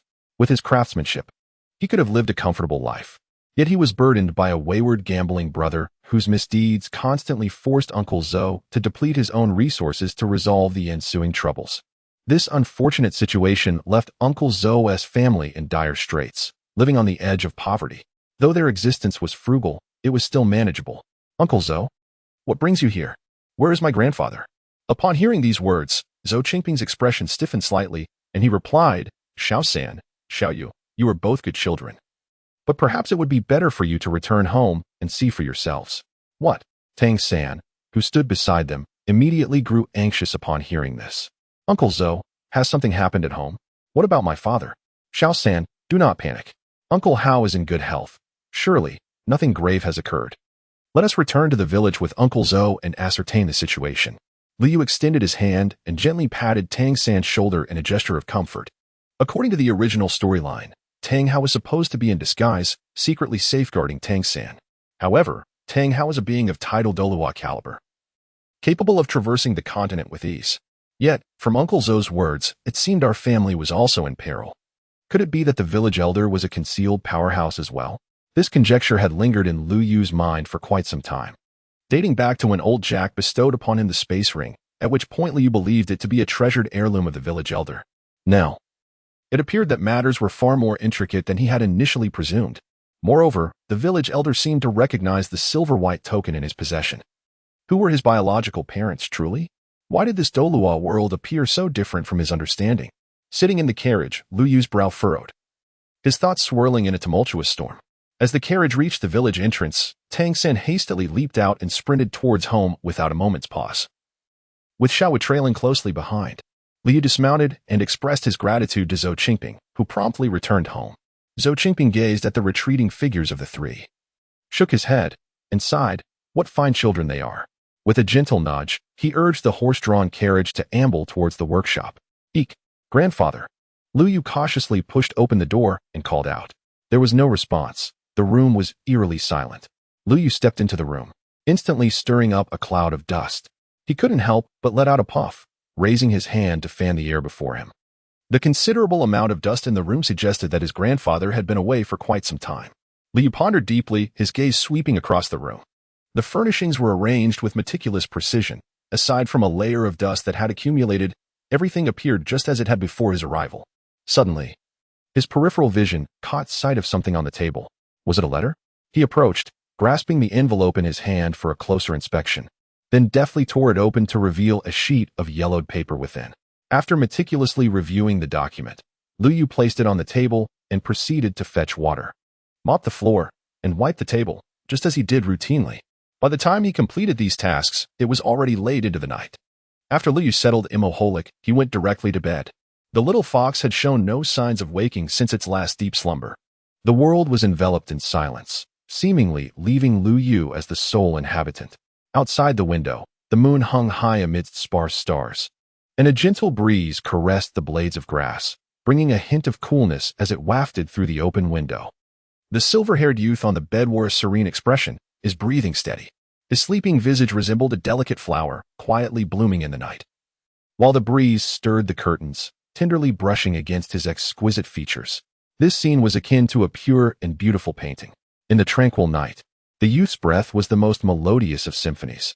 Another gust of evening wind, reminiscent of a mischievous child, playfully roamed within the room. Seemingly cautious not to disturb the slumbering boy, its frolics executed in hushed silence.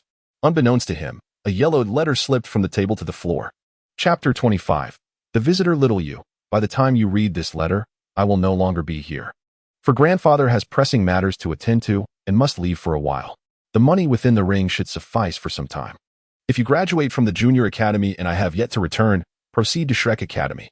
There, you will find what I have left for you. Remember, the existence of that item must remain a secret. Also, regarding your heritage, that you have never inquired, I know it weighs on your mind. Everything you seek is inscribed upon that silver token. It is crucial if you wish to uncover the truth. Outside, the wind howled and thunder rumbled. A hunched figure at the wooden table set down his pen, raising his gaze to the window swaying precariously in the tempest. He pressed the yellowed letter flat and stood to draw the window closed. Suddenly, a shadow emerged, and with a swift motion, a slimy tentacle shot forth, piercing the elder's throat. Crash! A flash of silver lightning illuminated the inky darkness of the night. Grandfather! Lu Yu let out a startled cry and unexpectedly tumbled from his bed. Thud! Hissa! The sudden jolt of pain in his backside caused the young boy to gasp sharply, and he then reached up to wipe the beads of sweat from his forehead. What's the matter, little magic prodigy? At that moment, Imoholik, drawn by the sudden noise, floated over. Did you have a nightmare? Liu rose while rubbing his backside, saying, I dreamt of my grandfather. It was quite an unpleasant dream. Anla comforted him. You can tell that you miss your grandfather dearly. Moreover, dreams often present the opposite of reality, indicating that your grandfather is doing well now. Do not worry too much. Liu was taken aback. I didn't expect this book to be so comforting. Upon hearing this, Liu exhibited a hint of surprise. Indeed. This tome is none other than the exclusive diary of the greatest magician in history, Merlin, the most formidable grimoire of the Austin continent. Huh? Where are you going? Just as Imoholik was rather smugly introducing himself, he realized that Lu Yu had already descended the stairs. Preparing breakfast? Oh, esteemed grimoire, would you care for a taste? TCH, the cycle of grains, a mere mortal endeavor, this grimoire holds in disdain. The aroma is delightful. I had not anticipated that you possess such culinary skills. If this were to be presented in the Austin continent, you would surely be regarded as a royal chef. Lu Yu gazed in silent exasperation at the voracious figure hunched over the table, devouring food with reckless abandon. While this gluttony was one thing, the true affront lay in the fact that this creature had assumed his very likeness. Observing his own refined visage juxtaposed against such a grotesque display of consumption, Lu Yu felt as though his own image had been irrevocably tarnished. Do eat more slowly. There is no one here to contest your feast. Meanwhile, Tang San received a farewell letter from Tang Hao. In recent days, the typically vivacious Xiao Wu had taken on an unusual quietness, choosing instead to quietly assist Tang San in tidying the disarray of his room. At the Notting City Junior Soul Master Academy, the master sat in solitude, engrossed in his reading. With Tang San on holiday, a sense of emptiness enveloped him. After a year of companionship, his feelings for this student had deepened considerably. Then there was that child, Lu Yu. Although he had not formally apprenticed under him, the master regarded him with the same affection he held for Tang San. The astonishment the boy brought forth was simply overwhelming. Achieving a 1,000-year spirit ring at merely 6 years of age and attaining the rank of Soul Master had shattered decades of the Master-S research theories, an unfathomable feat. The Master-S gaze gradually shifted to a dark, enigmatic token upon the table, identical to the one he had used when leading Tang San into the soul-hunting forest. Save for the fact that this token bore a striking 6 emblems. Suddenly, a series of knocks resonated at the door. A flicker of confusion crossed the Master-S brow. It seemed that his secluded abode had attracted an unusual number of visitors of late. Enter, he stated calmly, setting aside his reading. The wooden door creaked open, revealing a slender figure clad in a black robe. As the figure moved, the robe subtly revealed a coarse garment beneath. A pair of bony hands slowly removed the hood, unveiling a face marred by the passage of time, yet neatly arranged with silvery hair. "Greetings, master. It has been quite some time," the old man rasped, his voice somewhat hoarse. For reasons unknown, upon the old man's entrance, the master felt his soul power involuntarily stir, though the elder made no overt display of power. The master's instincts warned him that the presence before him was as formidable as Tang Hao, if not more so. "What brings you here, esteemed elder?" The master inquired slowly, a hint of perplexity evident in his eyes.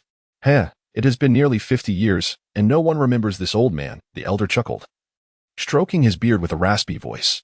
"But do you recall the peculiar individual we encountered 20 years ago in that strange village?" 20 years ago? A strange village? An odd individual? The master fell into deep contemplation upon hearing those words. Suddenly, a flood of memories surged forth, and he was struck by the realization of the elder's identity. "You are." The master's expression shifted abruptly, his pupils focusing intently as he hastened to the elder's side. The elder waved his hand, signaling him to refrain from further speech. "Let bygone matters remain unspoken. I am but an old man with one foot in the grave. The life-saving grace you bestowed upon me in my youth is etched in my heart, a debt I dare not forget in this lifetime." Yu Xiaojing's demeanor was one of fervent emotion. "You must have met my unaccomplished grandson, Lu Yu, have you not?" "Lu Yu? He's your grandson." The master was once again taken aback. "He was found, yet in my eyes, he is as dear as my own flesh and blood. His parents perished before my very eyes, and I was powerless to intervene. Now, the source of their demise has resurfaced, prompting me to embark on a distant journey.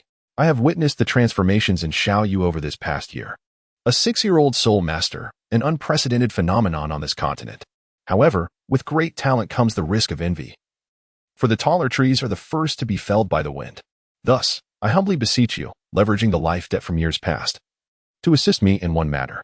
Upon hearing this, the master felt a faint inkling of understanding, yet maintained a solemn demeanor, not daring to exhibit any disregard. "Please, speak on.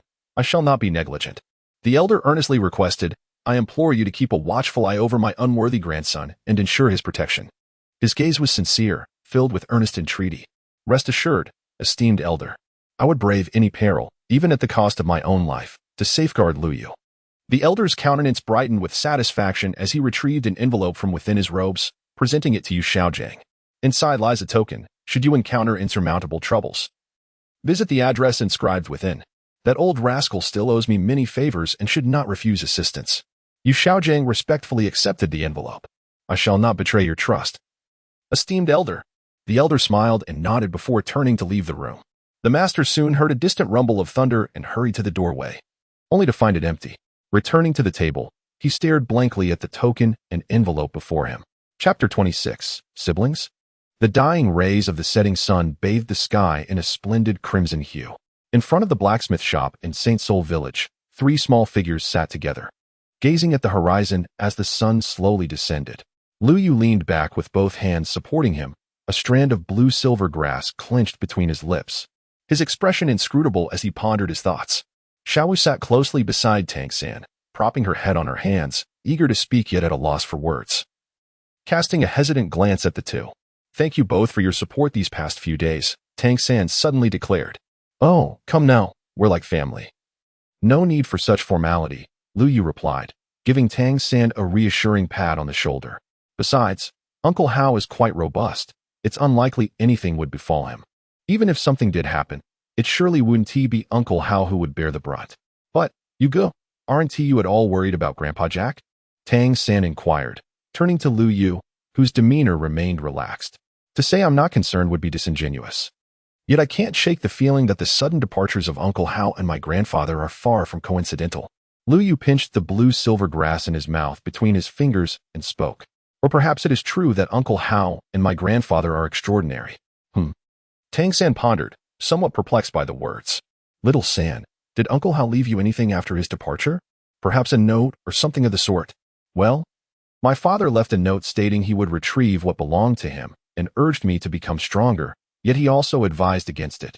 Such a contradiction. Brother Yu, did Grandpa Jack say anything?" Lu Yu contemplated. Grandfather instructed me to attend Shrek Academy and similarly encouraged me to grow stronger. Little San, do you think it is possible that Uncle Hao and my grandfather were once unparalleled powerhouses, but for certain reasons had to conceal their strength? But why have they left so abruptly now? Perhaps they have seen hope in you both, reigniting their fighting spirit. Their departure might be to protect you, allowing you to grow better, Xiao Wu comforted. Xiao Wu makes a valid point. Little San, we must become stronger and not let them down. Brother Yu, Xiao Wu, I truly appreciate you both. Tang San lowered his head, tears brimming in his eyes, his voice slightly hoarse.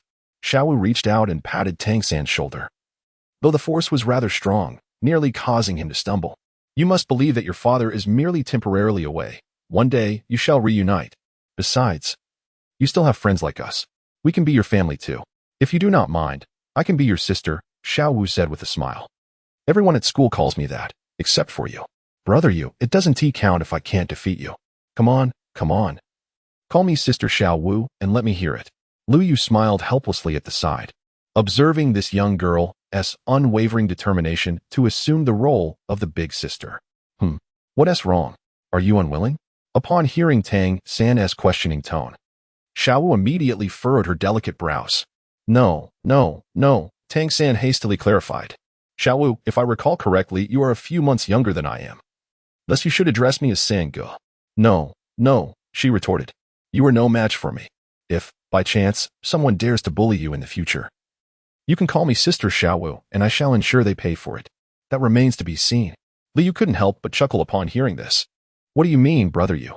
Xiao Wu inquired, puzzled. You are right, Brother Yu. You might not necessarily be able to defeat me, Tang San replied, a subtle smile gracing his lips. Very well, let us have a contest now, with Brother Yu as the judge. The victor's word shall prevail. Xiao Wu's stubbornness flared up, refusing to back down. Tang San sighed in resignation, his expression one of exasperation. Meanwhile, Xiao Wu eagerly tugged at Tang San's arm. Under the clear night sky, a luminous moon cast a silvery sheen. Suddenly, Xiao Wu lunged forward, aiming a punch at Tang San's face, only to have it blocked by the blue-silver grass he summoned. Hey, what's so peculiar about your blue-silver grass? She said, rubbing her reddened fist. Feeling the tingling sensation in her hand, her brow furrowing slightly. My first soul ring comes from a 400-year-old mandala snake, which is why the blue-silver grass has developed toxicity. But fret not, it only induces a paralyzing effect and is essentially harmless, Tang San explained. Shaking her numb right hand, Xiao Wu exerted her legs to propel herself forward once more, targeting Tang San's face. The latter leaned back, swiftly retreating low to the ground. Observing from the sidelines, Liu noticed that while Tang San was retreating, he was also engaged in subtle movements, quickly picking up several small stones from the ground. With a flick of his wrist, 3 pebbles shot forth in an instant. Xiao Wu winced in pain at her ankle, her momentum faltering as she nearly lost her balance. Before she could react, Tang San's voice rang out. I'll strike your calves. I'll hit your wrists. I'll target your abdomen. Xiao Wu felt a series of stings. Each time she attempted to close the distance to Tang San, he evaded her with his peculiar footwork, leaving her increasingly frustrated. At that moment, however, Lu Yu was entirely focused, his gaze unwavering as he scrutinized Tang San's movements. It was unmistakably the ghost shadow perplexing steps of the Tang sect. Despite the ethereal grace of Tang San's technique, Li perceived it as if in slow motion, enhanced by his extraordinary mental acuity. The ghost shadow perplexing steps were as enigmatic as a specter, moving with an elusive grace, darting back and forth in mere moments. Truly, it was a testament to the unique martial arts of the Tang sect. Liu could not help but let out a quiet sigh. In the next moment, at the heart of the battle, 2 figures engaged in a fierce exchange, neither able to gain the upper hand. Finally, Xiao Wu seized the opportunity to approach Tang San. Instantly, a yellow soul ring shone brightly as she swiftly reached out and grasped Tang San. First soul skill, waist bow, she thought, her heart swelling with joy as victory seemed assured. Little did she know that at that moment, a subtle smile crept onto Tang San's lips.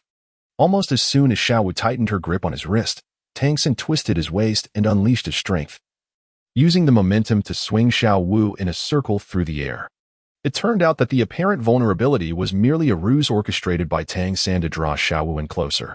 At that moment, with the technique controlling the crane and lifting the dragon, Liu clearly observed Tang San's movements, employing strength against strength, though reminiscent of Tai Chi. It was distinctly unique. Unsurprisingly, The outcome was that Xiao Wu was defeated amidst Tang San's various tactics. As Tang San approached her, he extended his hand. Xiao Wu, rising from the ground, gazed at him. You won. However, Tang San shook his head, locking his gaze onto her sparkling eyes. Xiao Wu, I am now asking you seriously. Do you wish to be my sister? When my father was still alive, he was my only family. Now I am alone. If you are willing, you will be my family. I. Xiao Wu blushed fiercely under Tang San's intense gaze, appearing flustered and at a loss for words. Chapter 27. Tang San, Xiao San. The moonlight cascaded down, draping a silvery veil over the verdant grass. The silvery glow illuminated the young boy's clear eyes, reflecting the rosy cheeks of the girl before him. I am willing, came her sweet voice. San Gu. Hearing this, joy blossomed on the boy's face. Ah, my sister. At this moment, Lu Yu, leaning against a tree trunk, felt as though 1,000 alpacas were racing through his mind. He could no longer suppress a few coughs. This is absurd. Acknowledging a sister feels like a marriage proposal. Truly, the kiss of Dolua strikes again, naturally endowed with a talent for romance quite formidable. In his past life, Liu had been a perpetual singleton. The closest he had ever come to the opposite sex being when he inadvertently blocked someone's path, awkwardly offering to step aside. Now, he found himself inundated with such an abundance of romantic moments at such close quarters. The sudden cough shattered the intimate atmosphere, abruptly pulling the two back to reality. Xiao Wu, startled like a frightened bird, felt her previously rosy complexion turn crimson. Tang San, brimming with delight, turned to Lu Yu and exclaimed, Brother Yu. I have a sister now. Lu Yu smiled in response, saying, All right, I have seen everything. Congratulations to both of you. I shall not linger here to dampen the mood. You may enjoy your time together. He then left behind a meaningful smile. Oh my, who could have imagined that I initially came merely to serve as a judge, only to be inundated with a mouthful of dog food? As Liu turned away, his mind was awash with thoughts. What does a two-person world mean? He pondered. Glancing at Xiao Wu's bewildered expression, Tang San cleared his throat twice. What is it, San Gu? Are you all right? It's nothing, he replied. Xiao Wu, let me show you something. What is it? Xiao Wu inquired, her curiosity piqued. Tang San revealed a small object on his arm. This is a concealed weapon. Meanwhile, Lu Yu, having just finished his meal, did not return home but instead took a detour to the small woods behind the village. Rustling sounds emerged from an inconspicuous thicket. And suddenly a head poked out. Lao Mo, do you really believe there are suspicious psychic fluctuations here? We've been lying in wait for quite some time. Yet there's been no sign of activity. Lu Yu, while pulling the bramble leaf lodged in his nostril, voiced his complaints. Do you not sense something amiss? Impossible. Absolutely impossible. Mo Holik asserted with unwavering conviction. The force of that spiritual energy is formidable, yet it is cleverly concealed. Even I nearly failed to detect it. Just as he was about to finish his sentence, silence enveloped the air. Old Mo? Liu sensed that something was amiss and hurriedly called out in a hushed tone. Yet there was no response. Turning around, he discovered Mo Holik quietly suspended among the bushes, resembling an ordinary book. Old Mo, Liu immediately sensed an ominous presence. Suddenly, a surge of formidable mental power erupted instantaneously. Liu felt as though he were trapped upon a solitary boat adrift in an endless ocean. As a torrent of mental energy surged into his consciousness, the howling winds roared, conjuring towering waves that threatened to engulf him. The fragile vessel swayed precariously amidst the tumult, teetering on the brink of capsizing. Suddenly, the vast expanse of mental energy abruptly focused on Liu. Liu felt as though his small boat had been capsized by a colossal wave, plunging him into an endless ocean, whereupon he was engulfed by suffocation, followed by a disorienting darkness that rendered him unconscious. In reality, the youth merely rose to his feet, his legs trembling before he collapsed heavily to the ground. Suddenly, the space around the thicket twisted, revealing several figures. Guanshan, you are exceedingly reckless. A figure clad in black robes exclaimed. He appeared to be no more than 7 years of age, yet his voice carried an ancient weight, suggesting he was indeed a master. The black-robed individual, referred to as Guanshan, spoke in a coarse manner. Upon closer inspection, although he too was draped in black robes, his stature was noticeably larger than the others. He. I was merely testing the waters. Who would have thought him so fragile? Guanshan sheepishly scratched the back of his head, followed by a confident grin. But rest assured, Uncle Feng, I exercised restraint. The elder figure, known as Uncle Feng, was the owner of the earlier aged voice. Still, you ought to exercise caution. This child is, after all, a divine heir. Your recklessness shows a lack of respect towards the ancestral deities. Feng Huang admonished sternly. What is the big deal about merely knocking the divine heir unconscious? Why bring the ancestral deities into this? Guanshan replied, scratching his head again. Sensing the imminent slap from Feng Huang, he quickly interjected, "Oh dear, Uncle Feng, I acknowledge my error and promise it won't happen again." Feng Huang withdrew his raised hand, speaking with grave authority, "Humph. I shall let you off this time, should there be a next occasion. It will be duly noted in the task log for the high priest judgment." He then cast a glance at Guanshan's imposing physique, muttering, with such a clumsy frame. "It is hard to believe you are one who cultivates mental prowess." Enough, enough. Uncle Feng, Guanshan, cease your bickering, interjected the black-robed figure standing beside Lu Yu. "We have just received the latest command from the sacred domain, instructing us to secretly protect the divine heir, eliminate any potential threats, and ensure his safe growth. Our immediate priority is to scrutinize those surrounding the divine heir." Feng Huang stroked his beard, regarding the speaker with admiration. The Azure Dragon's envoy speaks wisely. His mind wandered, wishing that this were a member of the Feng family. Yet, his thoughts turned to his ineffectual nephew nearby, and his expression darkened as he shot a fierce glare at the bewildered Guanshan, with a huff as if to convey, "Look at how others conduct themselves." Guanshan, utterly perplexed, responded, "Huh? What have I done now?" A cough broke the tension, refocusing everyone's attention. The Azure Dragon's envoy continued, "From my observations over the past few months, this book bears no ill intent towards the divine heir. In fact, it seems to assist him in learning the abilities of another world, thus posing no immediate danger. Currently, the only potential threat is the missing Tang Hao," Feng Huang added. "According to reliable sources, this individual is none other than the Haotian Delaw, who vanished several years ago. Hailing from the Haotian clan, he is the father of Tang San, who shares a close bond with the Son of God. The girl named Xiao has an enigmatic background, imbued with the essence of soul beasts. However, she has yet to exhibit any malevolence, and is thus considered safe for the time being." Qinglong nodded, affirming, "At present, there appears to be no danger from the Holy Soul Village. We shall divide into 2 groups. Uncle Feng will lead 6 individuals to Shrek Academy, while the rest of you will remain with me to covertly protect the Son of God. Be advised, no one is permitted to act independently." Understood. The space warped once more, and the figures of the group vanished. In the clearing of the forest, only Lu Yu and Immoholik remained, as if the previous events had merely been an illusion. The following day, sunlight streamed through the forest canopy, creating a splendid Tyndall effect. Chapter 28, Hidden Arrows, Lingering Shadows. The morning sun is always so radiant, and the air within the forest carries a faint fragrance of fresh grass. Dew glistens as it slides down the veins of the leaves. Liu felt something wet on the tip of his nose, and he could not help but reach out to touch it. Suddenly, he sat up with a start. "This is not right. Did I not faint in the woods last night? How could I be at home? Oh, you are awake." A voice emerged, and upon hearing it, Lu Yu looked up to see another version of himself sitting at the table, smiling back at him. "Lao Mo, what is going on? What happened last night? Why does my head ache so terribly?"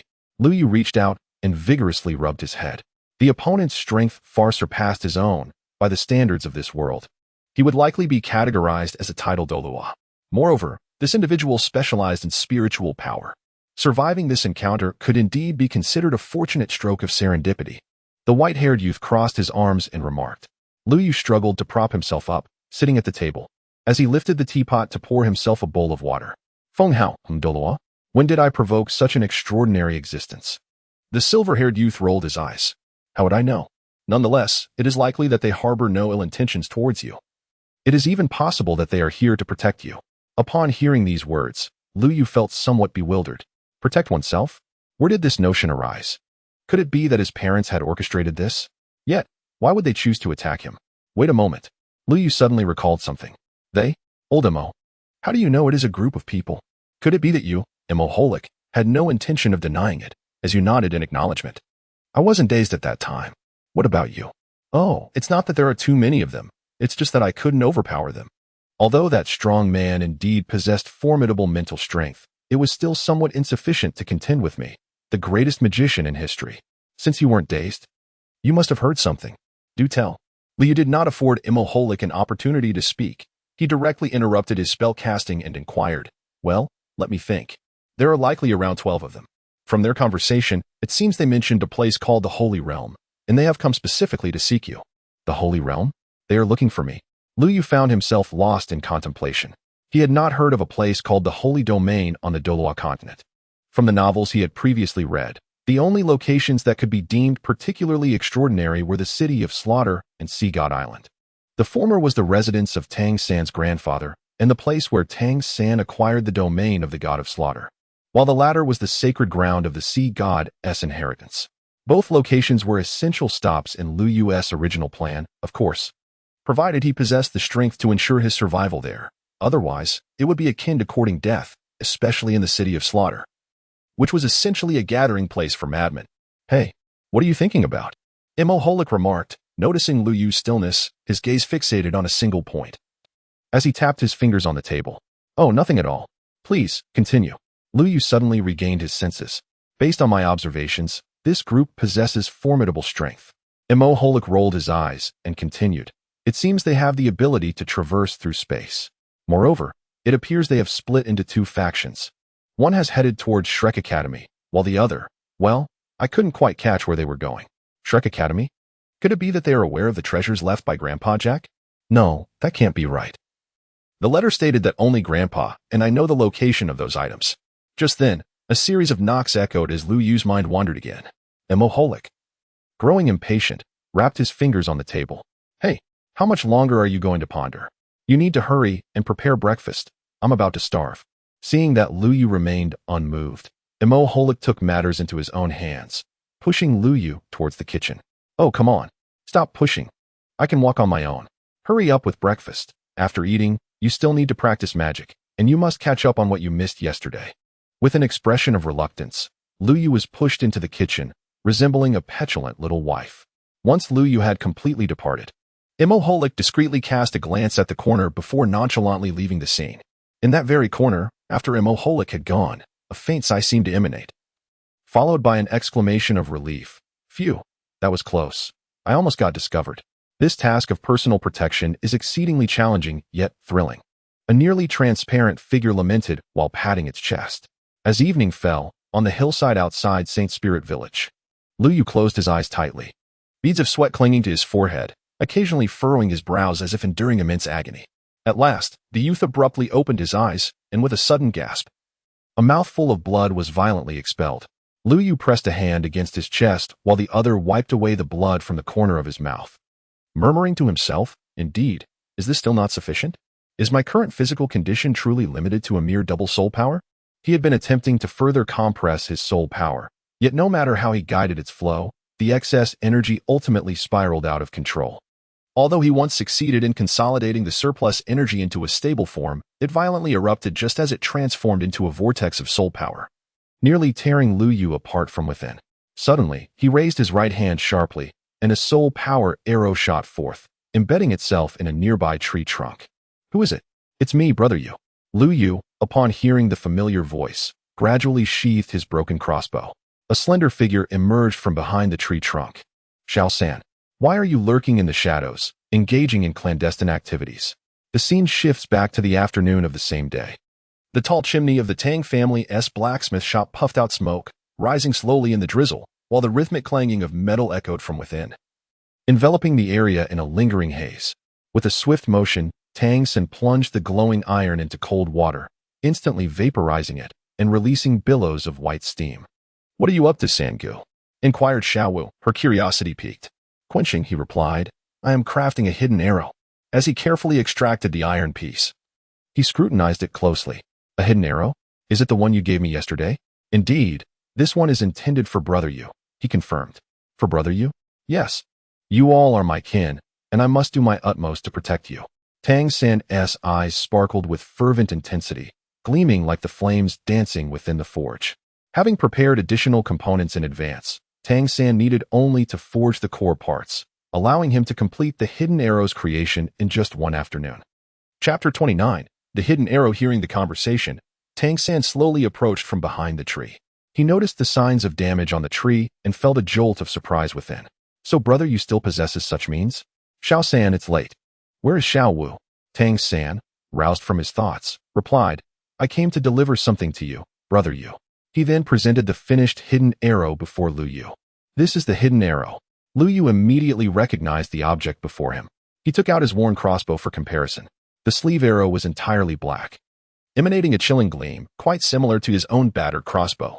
However, what set it apart was the intricate mechanisms and gears adorning the sleeve arrow, which replaced the runic circuits found on his crossbow. Tang Sen observed the worn crossbow in Lu Yu's hand with a hint of confusion. The luminous object that day at the school gate must have been this, but why did Lu Yu possess a sleeve arrow? Nevertheless, despite the striking resemblance to the sleeve arrow, its construction was considerably simpler, adorned with peculiar and strange patterns. Lu Yu seemed to perceive the confusion within Tang San's heart and thus explained with a smile, "This is the Patsong crossbow. Akin to the jade belt you aspire to master, both are soul-guiding devices. However, the Patsong crossbow is classified as an offensive soul-guiding device.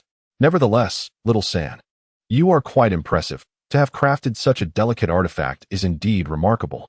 Upon hearing this, Tang San felt a tinge of pride and scratched his head shyly. "Brother Yu, since you possess the crossbow, its usage should be quite similar to that of a sleeve arrow, and you should be able to acclimatize to it swiftly. You should familiarize yourself with it first. I shall take my leave now." Wait a moment. Just as Tang San was about to turn away, Lu Yu suddenly interjected to stop him. "Little San, it seems we haven't sparred in quite some time, right? Perfect timing. Let me witness the potency of your concealed weapon." Tang San gazed at Lu Yu, who wore a mischievous grin, and an ominous premonition surged within him.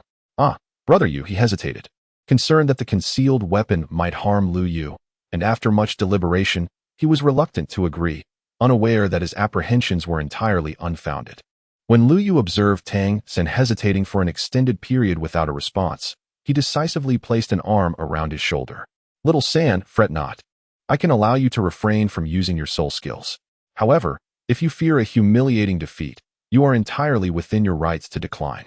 After all, relying on cunning tricks and petty tactics is ultimately a fleeting endeavor." Lu Yu wore a serious expression, his demeanor earnest.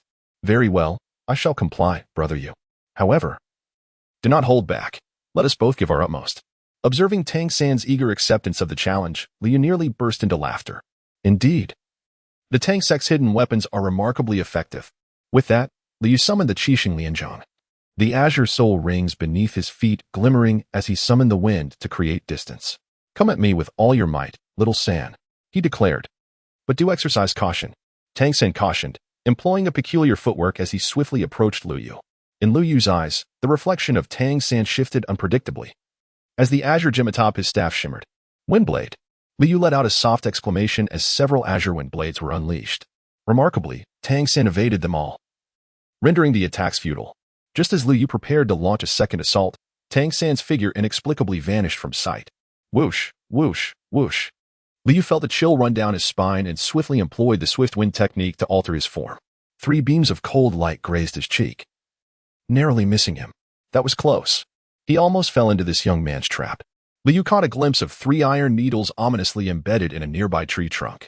Resorting to hidden weapons right away, Xiao San, you certainly possess remarkable skills. Lu Yu's gaze sharpened, and he swiftly turned his staff, unleashing several blades of wind. However, these did not directly target Tang San. Instead, they took a circuitous route. As Tang San observed the wind blades approaching once more, he executed a series of ghostly footwork, only to realize that these seemingly erratic blades had effectively sealed off all his avenues of retreat. In the next moment, 2 wind blades hurtled toward him. Yet, Tang San maintained his composure, a slight smile gracing his lips, utterly unfazed. In the blink of an eye, he grasped with both hands, icy tendrils emanating from his fingertips. And in an instant, his hands crystallized into a form akin to cold jade. Remarkably, Tang San caught the wind blades with his hands and promptly crushed them. This was one of the Tang sect's most esteemed techniques, the Xianyu hand. Witnessing Tang San's jade-like hands intercept the wind blades, Lu Yu couldn't help but marvel. Indeed, the Xianyu hand was an unparalleled skill, solid as a rock and impervious to toxins. Today, he was fortunate enough to witness its prowess. Yet, this was merely an appetizer.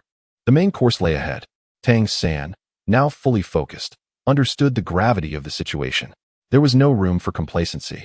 The disparity in strength was stark, one at level 30 and the other merely in the teens. In this confrontation, defeat seemed inevitable for Tang San, but he was determined to make it a worthy spectacle. With a deep breath, he closed his eyes, and upon reopening them, a violet light flickered within his gaze. "Ah, I shall not grant you your wishes so easily." Lu Yu raised his staff high with one hand, murmuring incantations under his breath. With each arcane spell, the surrounding leaves began to stir. Before Tang San could comprehend the unfolding events, a fierce gust of wind suddenly swept across the hillside, carrying with it a torrent of dirt, dead branches, and pebbles, making it nearly impossible for him to open his eyes, let alone utilize the purple extreme magic eye. Second-tier magic, Gale Blast. At that moment, he could only cling to a nearby tree trunk to maintain his balance, but as time passed, the wind's intensity escalated, posing an imminent risk of being blown away. In the next instant, Tang San surprisingly released his grip, allowing the strong winds to carry him aloft. Shao San, stop hiding. This wind causes area damage. With the sandstorm raging, you likely can't even open your eyes. Your hidden weapons may prove futile, came a voice from behind him. Brother Yu, you are right. Even in defeat, I wish to do so with style. Tang San adjusted his stance amidst the tempest, skillfully employing the debris in the wind to execute the ghost shadow displacement. He then grasped the tree trunk, leveraging its strength to propel himself towards Lu Yu with the wind control technique. As he turned to strike with a whip kick, he believed victory was within his grasp. Crash! Tang San felt as though he had kicked a steel plate, the impact threatening to shatter his entire calf. With a thunderous boom, he was sent hurtling backward. Third-tier magic, Strong Wind Shield. It concentrated the surrounding winds into a singular plane, dissipating the force of the attack through the flow of air, while another current reversed direction, returning the diminished force to the attacker. Almost simultaneously, Tang San felt his limbs ensnared by 4 powerful forces. Second-tier magic, Wind Ropes.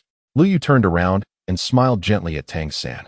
Little San, you are still a bit inexperienced and lack practice, my young friend. Unexpectedly, Tang San, who had just appeared flustered a moment ago, transformed his expression in the next instant. The howling whirlwind tousled his hair, yet his face remained composed. Brother Yu, one must not judge solely by appearances. What? Lu Yu silently cursed his bad luck, as an ominous premonition surged within him. Suddenly, numerous gigantic blue-silver grass vines erupted from the ground, not only from the earth, but also from all directions, robust tendrils sprouting instantaneously. In the blink of an eye, they surged towards Lu Yu. Chapter 30. The return. In June, several blue-silver grass vines lunged at Lu Yu. Yet there was not a trace of panic upon his face. With his right hand poised in a gesture of grasping, the howling whirlwind around him erupted violently, obliterating the blue-silver grass vines in an instant. The sudden gale caught Tang San off guard, sending him hurtling through the air. He felt as though his back might shatter upon impact, crashing to the ground with a dull thud, experiencing an intimate encounter with the earth. Lu Yu gracefully descended before Tang San, gently brushing off the dust from his attire. Little San, your concealed weapons are indeed impressive. They can be hidden anywhere. When you have the time, do teach me, he remarked. Upon hearing this, Tang San lifted his gaze to meet the cheerful expression of Lu Yu, along with the 3 iron needles in his hand. A fleeting glimmer of astonishment crossed his eyes, but it quickly dissipated. As expected of Brother Yu, such trivial tricks are still rather juvenile. You certainly have a knack for playing such devious games. Lu Yu glanced at the iron needles in his hand, a sense of trepidation lingering in his heart. Fortunately, he had detected these 3 needles in time. Otherwise, he would have faced dire consequences. These needles had been cunningly concealed by Tang San amidst the vines, all aimed precisely at the vulnerable points below. This little trickster was playing a most insidious game, leaving Lu Yu with a chill running down his spine. After bidding farewell to Tang San, Lu Yu had just returned home when, suddenly, a white shadow manifested before him. Instinctively, he took several steps back. Who goes there? A flicker of azure light danced beneath his feet, causing the surrounding grass to sway gently. Before him stood a fox, nearly a person's height, its fur as delicate and soft as freshly fallen snow. 2 glistening black eyes sparkled like onyx gems, and a radiant star mark adorned its forehead. Behind it, 5 fluffy tails swayed gracefully. A small fox. Lu Yu set down his hand that clutched the wind blade, exclaiming with delight. The return of June, who had been in slumber for nearly a year, filled Lu Yu with immense joy. Merholik had also drifted over at some point, circling around the little fox, observing and praising it with a series of exclamations. Oh my, just look at this fur, and observe its form. It increasingly resembles a divine beast. Soon after, Merholik's gaze landed on the little fox's 5 fluffy tails. 5 tails have emerged. It is not far from achieving a 6-tailed transformation. At this moment, Lu Yu, with a face full of drool, forcibly restrained the little fox's mouth to prevent it from giving him another free saliva therapy session. Transformation? Is it not said that a soul beast requires at least 100,000 years to transform? June, having just sprouted 5 tails, has only lived for 2,500 years. Is it not still far from cultivating to a 6-tailed form? Perhaps this was once the case, but now? Merholik shook his head, feigning an air of mystery. What is it now? Can you refrain from speaking in half-truths? Such behavior invites divine retribution, you know. Lu Yu cast a sidelong glance at Merholik, for he harbored an intense disdain for those who left their words half-spoken. Whenever he encountered such individuals, he would silently wish for them to remain childless yet paradoxically surrounded by a multitude of descendants. Oh, do not be in such a rush. I have yet to finish my tale, Merholik retorted with an eye roll, continuing, do you recall the cave you once took me to? The lair from 6 months ago that was usurped by a great gorilla leading a few spirit beasts? Lu Yu pondered for a moment before responding. Indeed. At the very center of the cave, there lies a milky white lump resting upon a stone platform. So, what of it? Does it have any connection to the transformation in June? Lu Yu expressed his confusion, recalling that he had previously inquired about it with the system, but regrettably received no answer. Later, he accompanied Merholik once more, yet the old man also failed to provide any clarity. He had initially planned to wait until he reached level 50 before assisting June in reclaiming the nest. After all, the milky white mass was exceedingly slow in releasing liquid. And with the exceptional items he had drawn from the system, eliminating those 4 soul beasts should pose no challenge. However, now that Merholik had taken the initiative to mention this matter, could it be that? Old Emo, do you have any thoughts on this? Or have you perhaps disowned the nature of that entity? Lu Yu, filled with confusion, unconsciously relaxed his grip, allowing the little fox to break free from its constraints. Humph. Of course. Do you not know who I am? I am Merholik from the continent of Austin, he proclaimed with pride. However, before he could continue his boast, Lu Yu interrupted him. Stop. Enough. We are all aware of your prowess. Please get to the point. Though slightly dissatisfied by the interruption, Merholik proceeded to elaborate. Based on my extensive knowledge accumulated over the years, it is highly likely that substance in question is undoubtedly Dragon's essence. Dragon? Essence? Indeed. Noticing Lu Yu's bewildered expression, Merholik kindly began to explain. This so-called Dragon's essence is not merely the marrow of a dragon. Lu Yu, the dragon is indeed a treasure in every aspect. Its scales are impervious and can be fashioned into armor. Its claws are extraordinarily sharp, serving as formidable blades. As for the dragon marrow, Merholik paused, whether intentionally or not. And Lu Yu felt an urge to dismantle it for kindling. Nevertheless, he responded affirmatively. What of the dragon marrow? This marrow embodies the essence of a dragon's cultivation. Its efficacy second only to that of a dragon pearl. Consuming it can significantly enhance one's strength or facilitate the cleansing of bones and marrow to fortify the body, also aiding in the enhancement of mental acuity. The little fox beside him nodded in agreement, acknowledging that its remarkable growth from a single tail to 3, and now 5 tails, was largely attributed to that dragon marrow. However, there exists a drawback. What sort of drawback? It can be considered a common flaw among treasures that provide rapid enhancement. Consuming too much in a short period can lead to catastrophic consequences, potentially resulting in one's demise. Lu Yu pondered thoughtfully. It was evident that the 4 soul beasts within the cave had been vigilantly guarding the dragon marrow, awaiting the extraction of its essence. Thus, we must set forth at the earliest opportunity, for with each passing moment, the soul beast would siphon off a portion of the precious marrow, remarked Merholik. Let us not rush. This evening, we shall rest well. June has just awakened and requires time to adjust. We shall prepare ourselves adequately. The entrance to the soul-hunting forest lies within the city. We shall embark on our journey at dawn, arriving by noon. Lu Yu pondered deeply. After all, he was about to confront 4,000-year soul beasts and one 5,000-year soul beast. With the passage of a year and the essence of dragon marrow at stake, he could only speculate about the extent to which the powers of these soul beasts had escalated. Thus, it was imperative to prepare thoroughly. Caution is the mother of safety. System, open the panel. Lu Yu lay upon his bed, closing his eyes to enter the realm of the system space. Host, Lu Yu, Martial Soul, Mutation Star Prayer Staff. Time Angel, Space Angel, Soul Power. Level 31, Soul Master.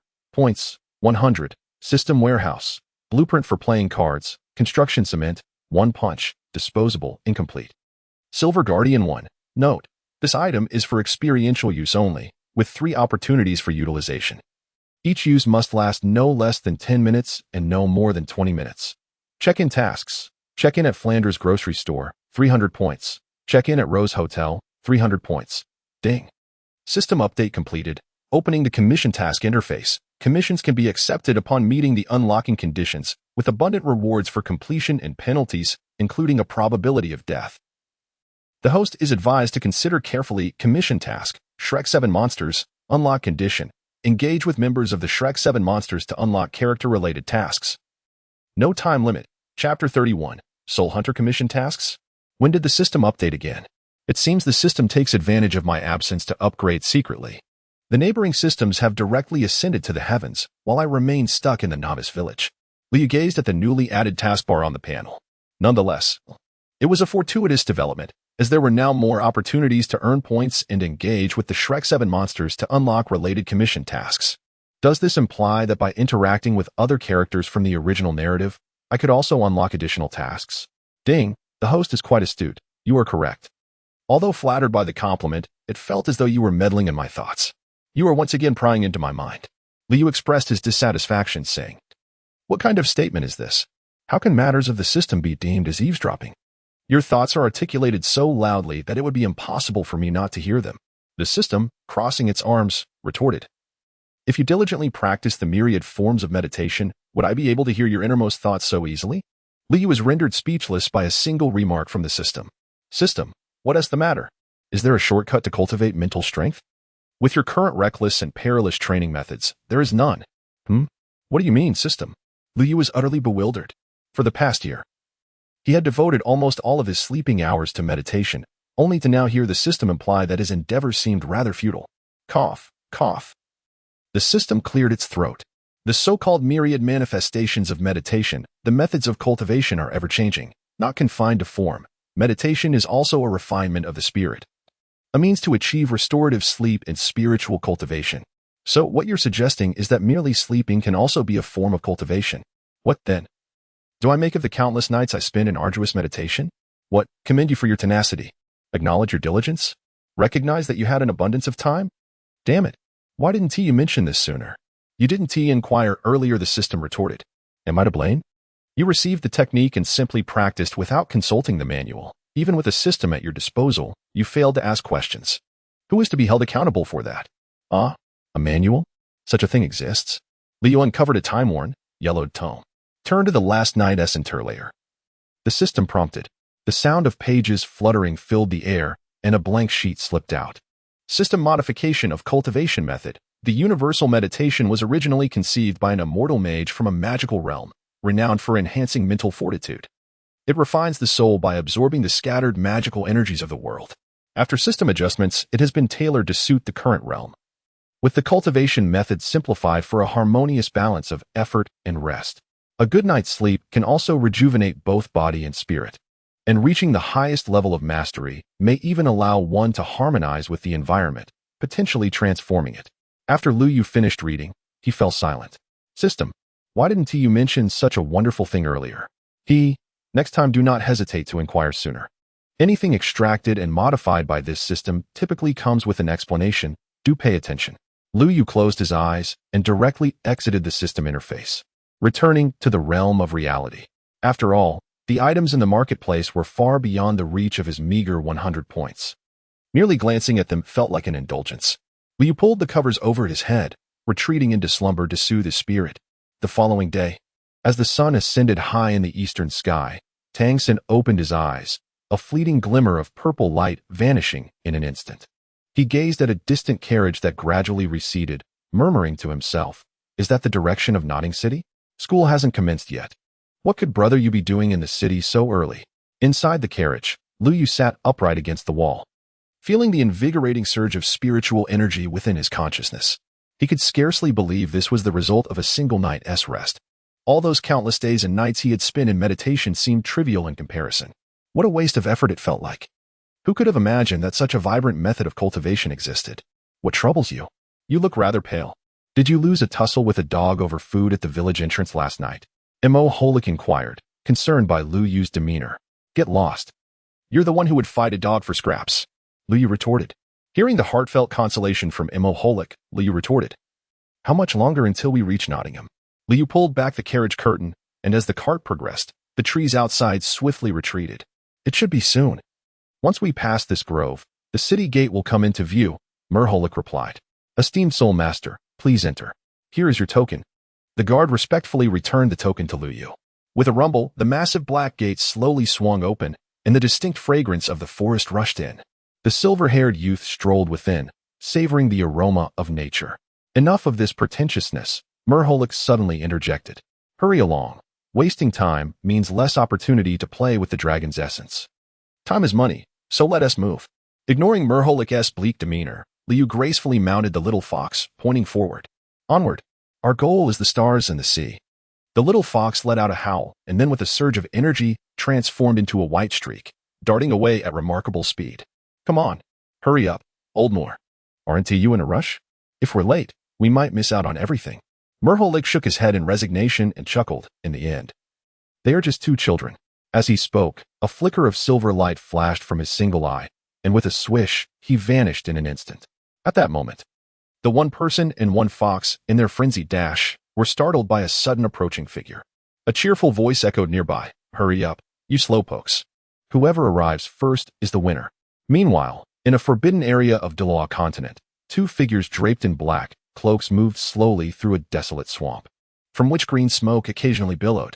Suddenly, a small green bubble burst, and a nearby unfortunate frog, touched by it, instantly dissolved into a pool of vile liquid, leaving no trace behind. One of the cloaked figures glanced over and remarked, I never imagined such a malevolent place could exist on this continent. Senior, are you certain that the mysterious village will appear here? The leading figure in black replied, such a place cannot arise from the environment of Daloa continent. But now it exists, undoubtedly the work of extraterrestrial visitors. Furthermore, it is not the mysterious village that emerges in this brotherhood. Rather, it is the appearance of a cursed land that gives rise to a village.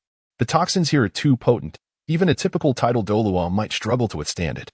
We shall not rest today. Let us swiftly traverse this swamp before nightfall, for who knows what malevolent entities may arise after dark. Extraterrestrial visitors? The cloaked figure inquired, puzzled. Humph. The leading cloaked figure scoffed.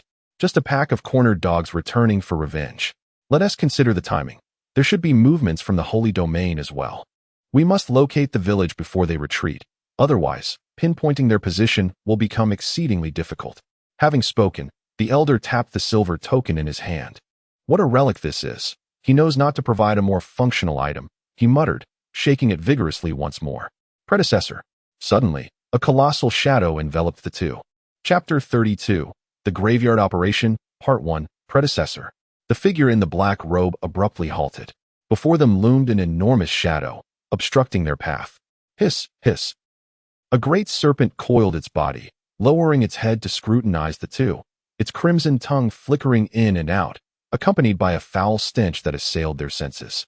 The serpent's body quivered slightly, and upon closer inspection, one could discern two prominent protrusions atop its head. This is the venomous serpent dragon, in the soul-hunting forest. As Lu Yu and his companions arrived at the entrance of the cave, they were struck by an unusual silence. This is peculiar, it is daytime. Yet the stillness is profound. Could it be that the spirit beasts have a penchant for midday slumber? Lu Yu remarked in bewilderment. That is not right. Merholik suddenly interjected. There is only the presence of one soul beast. Where are the other three? With that, Lu Yu took the lead and ventured into the cave. As the group stepped into the cavern, their nostrils were instantly filled with an overwhelming stench of blood. Such a potent aura of blood, he noted. Indeed. We had not encountered this when we came here previously. Liu pondered, stroking his chin. It appears that something significant has transpired within. Enough with the pretentiousness. Let us enter and investigate, interrupted Merholik, who promptly floated to the forefront to lead the way. In an instant, the group was rendered speechless by the scene before them. The cave was strewn with bloodstains, some of which had long since dried and turned black, while the ground was littered with ominous white bones. At the center of the cave stood a small tower constructed entirely of skeletal remains. The air was thick with the stench of decay from the corpses. Of the original 4 soul beasts, 3 had vanished without a trace, leaving only a black giant ape atop the bone tower, lying supine with remnants of flesh still clinging to its mouth. Lu Yu was startled, exclaiming in surprise. What on earth is happening here? What has become of the 3 wind demon wolves? Merholik was equally astonished by the scene before him. It appeared that they had indeed fallen prey to that colossal ape. Consumed by the giant ape? Indeed, just look at that. Liu followed Merholik's gaze and observed a chaotic pile of white bones in the corner. 3 skulls lay among them, severely damaged. Yet one could still discern that they belonged to wolves. Old Mo, what is your take on this? How should we proceed? Lu Yu inquired. Do you recall when I previously mentioned the immense energy contained within the dragon's essence? Milhalik replied, Indeed, I remember, but what is the connection between these two? Lu Yu expressed his confusion. It is indeed true that dragon marrow harbors an abundance of energy, yet without the appropriate method, this energy can be exceedingly volatile. Numerous individuals have perished from the reckless absorption of such power. Furthermore, the transformation of that colossal ape indicates that it must have forcefully absorbed dragon marrow, which likely means that this particular piece has been damaged. You must ponder this carefully. Morholik paused momentarily before continuing.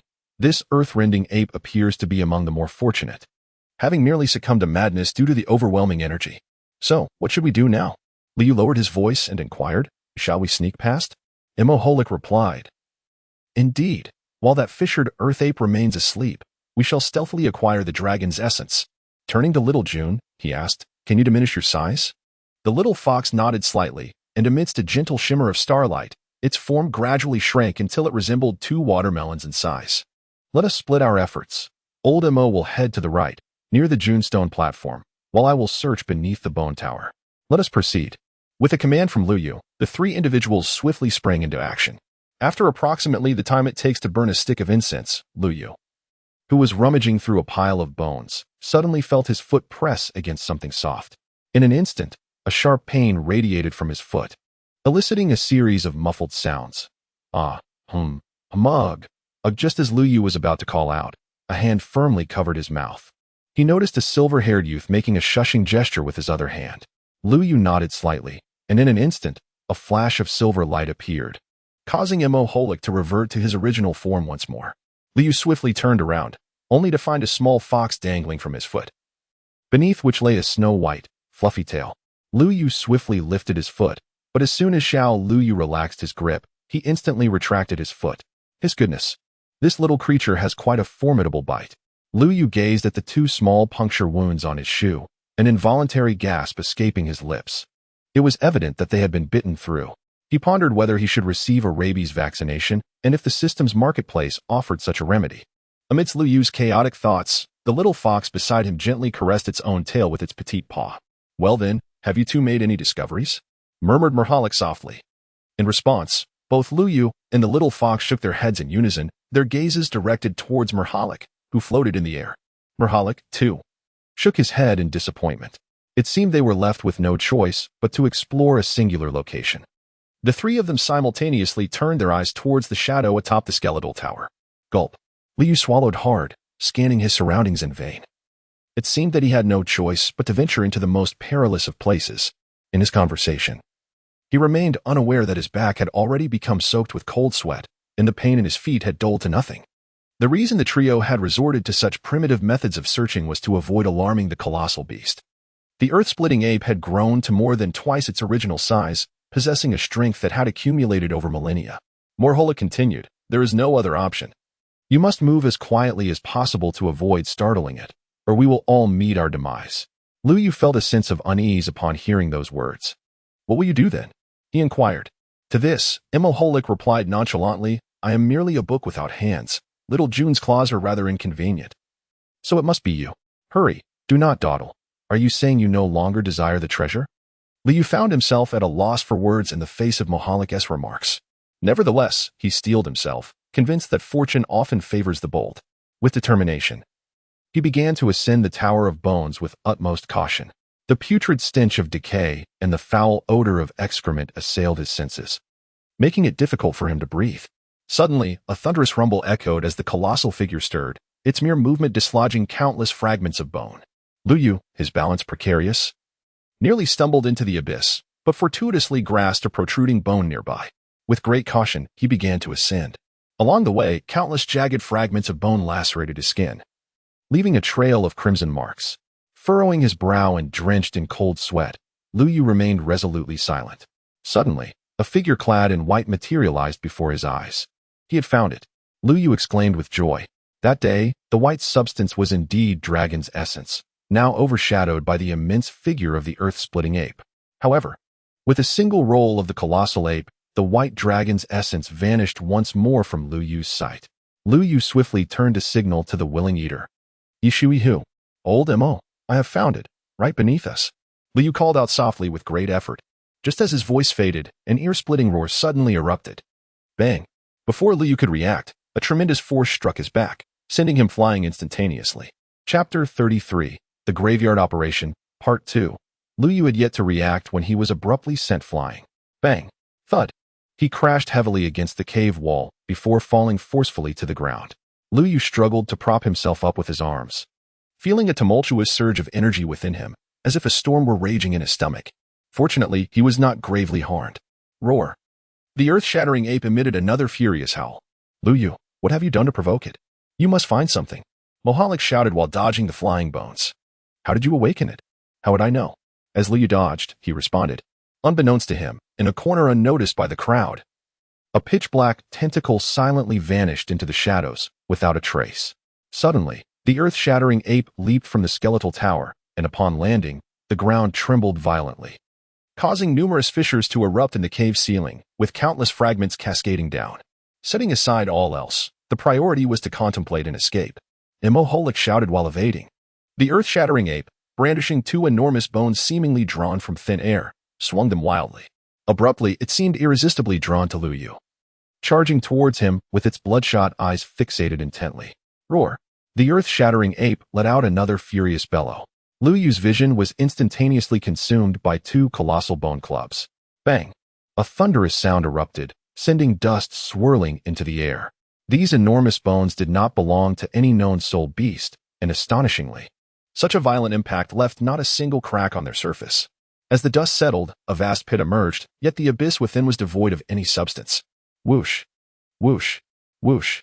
3 beams of azure light struck the back of the giant ape with remarkable speed. To Lu Yu's astonishment, not even a scratch was left behind. Goodness! Such thick skin! Caution! Suddenly, the distant voice of Mohalik rang out. Beneath Lu Yu's feet, the azure soul ring shimmered brilliantly. With the wind control technique and the swift wind steps, he swiftly created distance. In an instant, Lu Yu forcefully hurled a silver orb with his right hand. Go forth. Silver Pikachu. The Earthshaker ape swung its bone club once more. Remarkably, as the club made contact with the orb, it emitted a sound akin to droplets falling into water. In the next moment, the silver orb adhered to the bone club, as if they were symbiotic. Gradually, the silvery liquid began to spread backward, coalescing into a humanoid form that glimmered with a metallic sheen. The liquid clinging to the bone club slowly solidified into a powerful hand, which firmly grasped a segment of the club. Suddenly, the silver figure raised its hand, and the Earthshaker ape was flung away, as if it were nothing but a toy, along with its club. A dull thud resonated as the Earthshaker ape was sent sprawling, utterly disoriented. Beside them, Mohalik and the little fox were rendered speechless by the spectacle before their eyes. Who could possibly be this formidable, rendering even the berserk Earthshaker ape as if it were a mere plaything? My goodness, this truly exemplifies the prowess of the Silver Guardians from the devouring starry sky. It is simply astonishing. Lu Yu was rendered speechless, utterly astonished by the spectacle before him. The imposing figure of the Silver Guardian, forged from liquid silver, towered magnificently. It was said that the creation of a single Silver Guardian required no less than a ton of this precious metal, due to the inherent fluidity of the Silver Guardian. Each strike from the earth-splitting ape seemed to merely ripple across its surface, as if striking against water. The bone club, when it collided with the Guardian's form, felt akin to striking thin air, passing through with little resistance. This only served to drive the already dim-witted earth-splitting ape into a deeper frenzy. With a thunderous roar, the colossal ape bent its legs slightly before leaping high into the air with a resounding crash. Its fists came crashing down upon the ground. Boom! The entire cavern trembled violently, and the ground fissured, yielding several immense cracks. This is bad. Get out of the way. In the midst of the chaos, Lu Yu failed to notice a massive boulder plummeting from above. By the time he turned to look, it was too late. Mohalik and the little fox found their path obstructed by the falling debris, helplessly watching as the rock descended to bury Lu Yu beneath it. Boom! Dust and debris filled the air. Lu Yu opened his eyes and touched his face, only to discover that apart from a bit of dust, he was entirely unscathed. He slowly raised his head, only to find that the silver-clad guardian, who had just battled the earth-splitting ape, had inexplicably appeared beside him. Its broad figure shielded him from the majority of the damage. With a resounding thud, the silver guardian released a shockwave, causing the massive rock pressing down on it to shatter into countless pieces. Moholik and the little fox only heard a muffled sound, followed by an explosion of the rock pile. In an instant, a silvery figure emerged, cradling a person in its arms. Luyu, are you all right? Moholik inquired anxiously. I'm fine. It was the guardian that saved me, Luyu replied. After safely setting Luyu down, the silver guardian pointed toward the cave's entrance, indicating they should leave before vanishing once more. The little fox then leaped in front of Luyu, urgently checking his condition to ensure he had not sustained any injuries. What should we do next? Moholik floated before Luyu and asked, and what exactly is that silver warrior? Is it your secret weapon? Let us exit first and discuss it later, Luyu responded. Can your silver warrior manage it? Are you certain you do not wish to stay and assist? Luyu pondered. You may leave first. I shall follow shortly. With that, he unexpectedly turned back without a glance. The little fox, witnessing this, hurried to follow, only to be lifted effortlessly by Moholik's mental command. Let us depart. This is a battle beyond our involvement, and our presence would only complicate matters. We should exit first. Moholik then turned with the little fox in tow. The little fox struggled momentarily, realizing it could not escape Moholik's control, and resigned itself to being led away. Meanwhile, the Earth Splitter ape was venting its fury by wielding a massive club. Bang! A forceful fist struck its nape. However, the colossal creature nimbly evaded the blow. Soon, a silver figure materialized in the ape's line of sight. As the saying goes, enemies meet with heightened animosity. The Earth Splitter ape, already brimming with pent-up rage, now had a target to unleash it upon. With a fierce roar, it pounded its robust chest with both hands, seemingly declaring war. Tension thickened in the air, as if time itself had frozen. Suddenly, twinkling starlight flickered above in the dim cavern.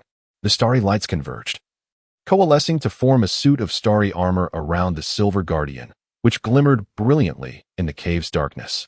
The Silver Guardian turned to look back. At the cave's entrance, a purple spirit ring slowly revolved, radiating dazzling light as it burst forth in a display of brilliance. Then, the spirit ring retracted. Luyu, the Silver Guardian, raised his thumb in approval. Subsequently, the azure soul ring shimmered, and with a gust of wind, he soared out of the cave. The Silver Guardian felt the power bestowed by the celestial battle armor and nodded slightly at the cave entrance. A fierce roar erupted, followed by a resounding crash as the Silver Guardian turned, his mechanical eyes glinting with a chilling gaze, as if he had already decreed the demise of the Earthshaker ape. His icy iron fist clenched suddenly. With a thunderous crack, the bone club shattered instantly. Chapter 34, The Tombstone Operation, Part 3, a thunderous rumble echoed as the dark cave began to collapse. The little fox looked anxiously at the crumbling entrance. Suddenly, a white shadow dashed out, only to collide with an invisible barrier, landing unceremoniously on the ground with a thud. Do not panic, Moholik reassured, gazing at the cave entrance. With that Silver Guardian, Luyu, he should be fine. Besides, our presence would be of no assistance at this moment. Given that young man's temperament, he would not undertake a task without assurance. We must have faith in him. Just as Moholik was comforting the little fox, a flash of azure light suddenly surged from within the cave. It was none other than Luyu, who had just returned. Upon seeing Luyu, June hurriedly approached, inspecting him closely. Once she confirmed that he bore no injuries, she finally felt a wave of relief wash over her. At that moment, Moholik floated before Luyu and inquired, "Are you certain you are unscathed?" Luyu nodded. Inside, the silver sentinels were holding firm. I cast a protective spell and swiftly returned, so there was nothing to worry about.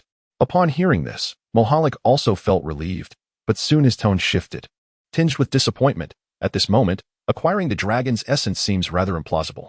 Can your silver sentinel handle that earthrending ape? Although it has lost its reason, it has been empowered by the dragon's essence, making its strength formidable. Shouldn't we consider ways to assist it? Upon hearing this, Luyu pondered and remarked, "The issue is not significant. The Silver Flow Guardian possesses a unique physique, rendering our concerns unnecessary." Luyu was aware that his actions were somewhat unscrupulous. Yet there was a semblance of truth in his words. The Silver Flow Guards, constructed entirely from the ethereal metal known as Silver Flow, possessed the remarkable ability to alter their forms at will. Although these Silver Flow Guards were not specifically designed for combat, they were undeniably created with defense in mind. In the realm of devouring the starry sky, they have even confronted the formidable golden-horned beasts. This impressive record suggests that they would have no difficulty facing a frenzied, earth-rending ape. Luyu suddenly exclaimed, What is it? Take a look at this. As he spoke, Liu extracted a creamy white orb from his spatial ring. Dragon Marrow. Merholik exclaimed in delight. You managed to bring it out? The scene shifts back to the moment when Liu was still atop the mountain. At this point, as Liu had just turned back towards the cave, he discovered that the Silver Flow guards were locked in a standoff with the earth-splitting ape, and a tense atmosphere hung in the air. With a flicker of thought, Liu summoned his martial spirit, which underwent a metamorphosis. The Azure Lotus spirit detached, followed closely by the radiant emergence of the first soul ring. The inaugural soul skill. Celestial Stars Tribute. Target Enhancement. Silverflow Guardian. Comprehensive amplification at maximum capacity. The peculiar spectacle within the cave instantaneously captured the attention of both factions on the battlefield. The hatred of the Earthsplitter ape was swiftly drawn towards Liu. The bone staff in his hand was swung with remarkable swiftness. Bang! Liu instinctively summoned a formidable wind shield to defend himself, yet he felt no trace of the anticipated attack for quite some time. Slowly, he opened his eyes. A silver figure stood before him, its wild club firmly gripped by a powerful hand. With a resounding crash, the bone club shattered instantaneously, but thankfully, the wind shield he had previously conjured protected him from the ensuing debris. The earth-shattering ape seemed to regain a modicum of rationality, cautiously creating distance, its eyes still consumed by a crimson hue. Having absorbed the power of Dragon Marrow, the earth-shattering ape possessed nearly 100,000 years of strength, rendering this battle beyond his capacity to engage. Thus, after signaling to the Silver Guardian, Liu swiftly unleashed his mastery of speed magic, fleeing the battlefield at an astonishing pace. The reverberations of the battle behind him resonated throughout the entire cave, as fragments of rock cascaded down like a torrential rain.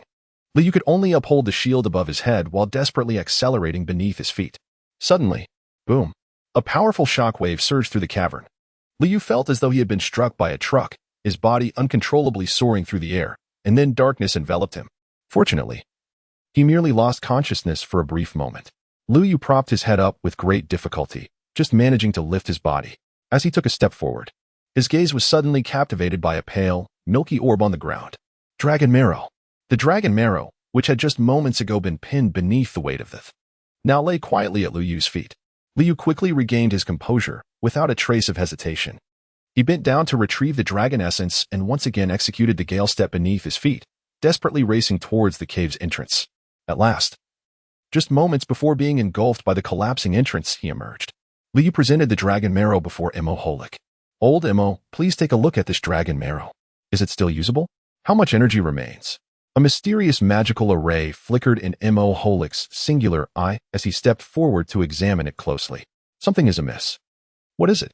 Is this Dragon Marrow no longer viable? Upon hearing these words, Liu was immediately struck by a sense of foreboding. No. Quite the opposite. The quality of this Dragon Marrow is exquisite, and the extent of damage falls well within the normal range, with no signs of being forcibly absorbed or destroyed. Truly, this is splendid beyond measure. Liu suddenly realized something was amiss. Old Emo, you mentioned that this piece of Dragon Marrow bears no signs of forced absorption. Does that not imply that the cause of the earth-cleaving ape's frenzy lies elsewhere? Merholik remained silent. The three of them stiffly raised their heads, slowly gazing toward the collapsed cave behind them.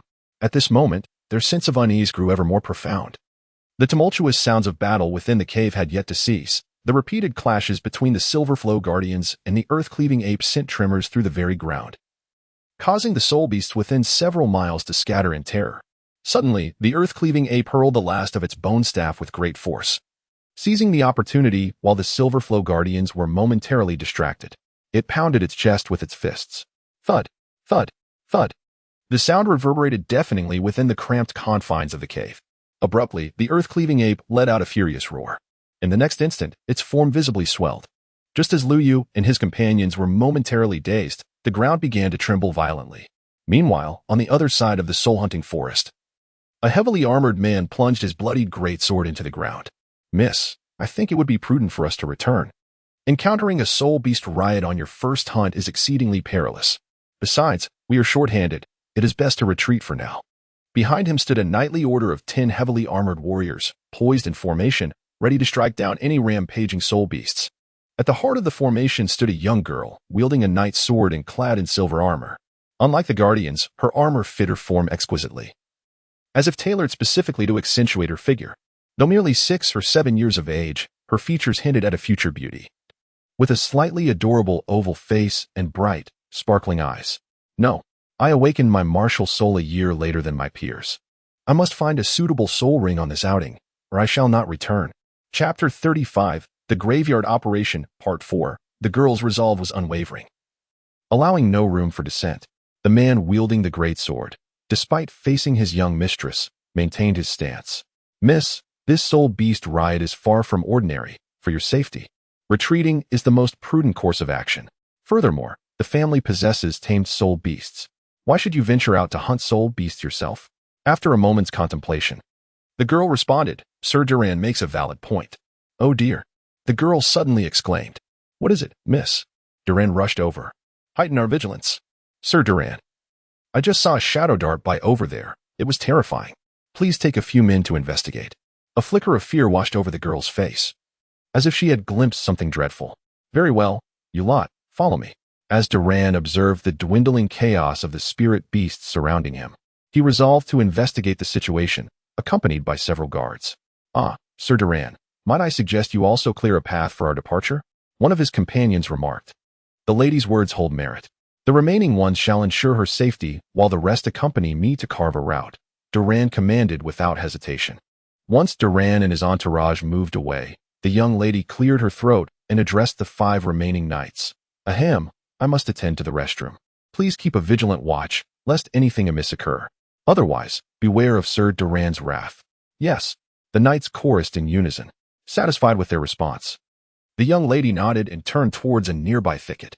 Unbeknownst to her companions, as she stepped into the underbrush, a sly smile crept across her lips. Heh. A bunch of simpletons, easily deceived, she mused, striding deeper into the soul-hunting forest without a backward glance. Meanwhile, at the periphery of the soul-hunting forest, a resounding crash echoed as a headless black bear spirit beast collapsed, its neck gushing blood like a fountain. Duran wielded his sword with both hands, executing fluid motions. The massive blade, towering at his height, danced in his grip with unparalleled grace, akin to a silver butterfly fluttering through the air, each swing heralding the demise of a life. With merely his great sword, he carved out a vacuum amidst the relentless onslaught of spirit beasts. Sir Duran, we have nearly cleared this area of spirit beasts, a squire knight reported as he rushed over. Very well, you shall remain and eliminate the remaining beasts. I shall proceed to rejoin the lady. Understood. The knights responded in unison. Simultaneously, outside a cave in the soul-hunting forest, Lu Yu and his companions were rendered speechless by the astonishing sight before them. Towering above the ruins of the cave was a colossal shadow. With a thunderous roar, the giant ape struck its chest with tremendous force. The deafening sound sent a jolt through Lu Yu, leaving him momentarily disoriented. This was a mental assault, a sensation he was all too familiar with. However, wasn't the Earth Shatter Ape a creature of the Earth attribute? Why did it possess a mental attack? Moreover, according to Lao Mo, the energy normally produced by dragon marrow should not suffice to send the Earth Shatter Ape into a frenzy, suggesting that it must be imbued with other treasures. Lu Yu, look. That gorilla seems different from before. Merhalik suddenly interjected as Lu Yu pondered the situation. Lu Yu gazed intently and was astounded to discover that the earth-splitting ape was adorned with scales akin to those of a reptile, particularly its chest, which was entirely enveloped in these scaly formations. Remarkably, atop the colossal ape's head sprouted 2 protrusions reminiscent of dragon horns. In the midst of Lu Yu's bewilderment, Imoholik suddenly spoke up. Lu Yu, look at the gorilla's head.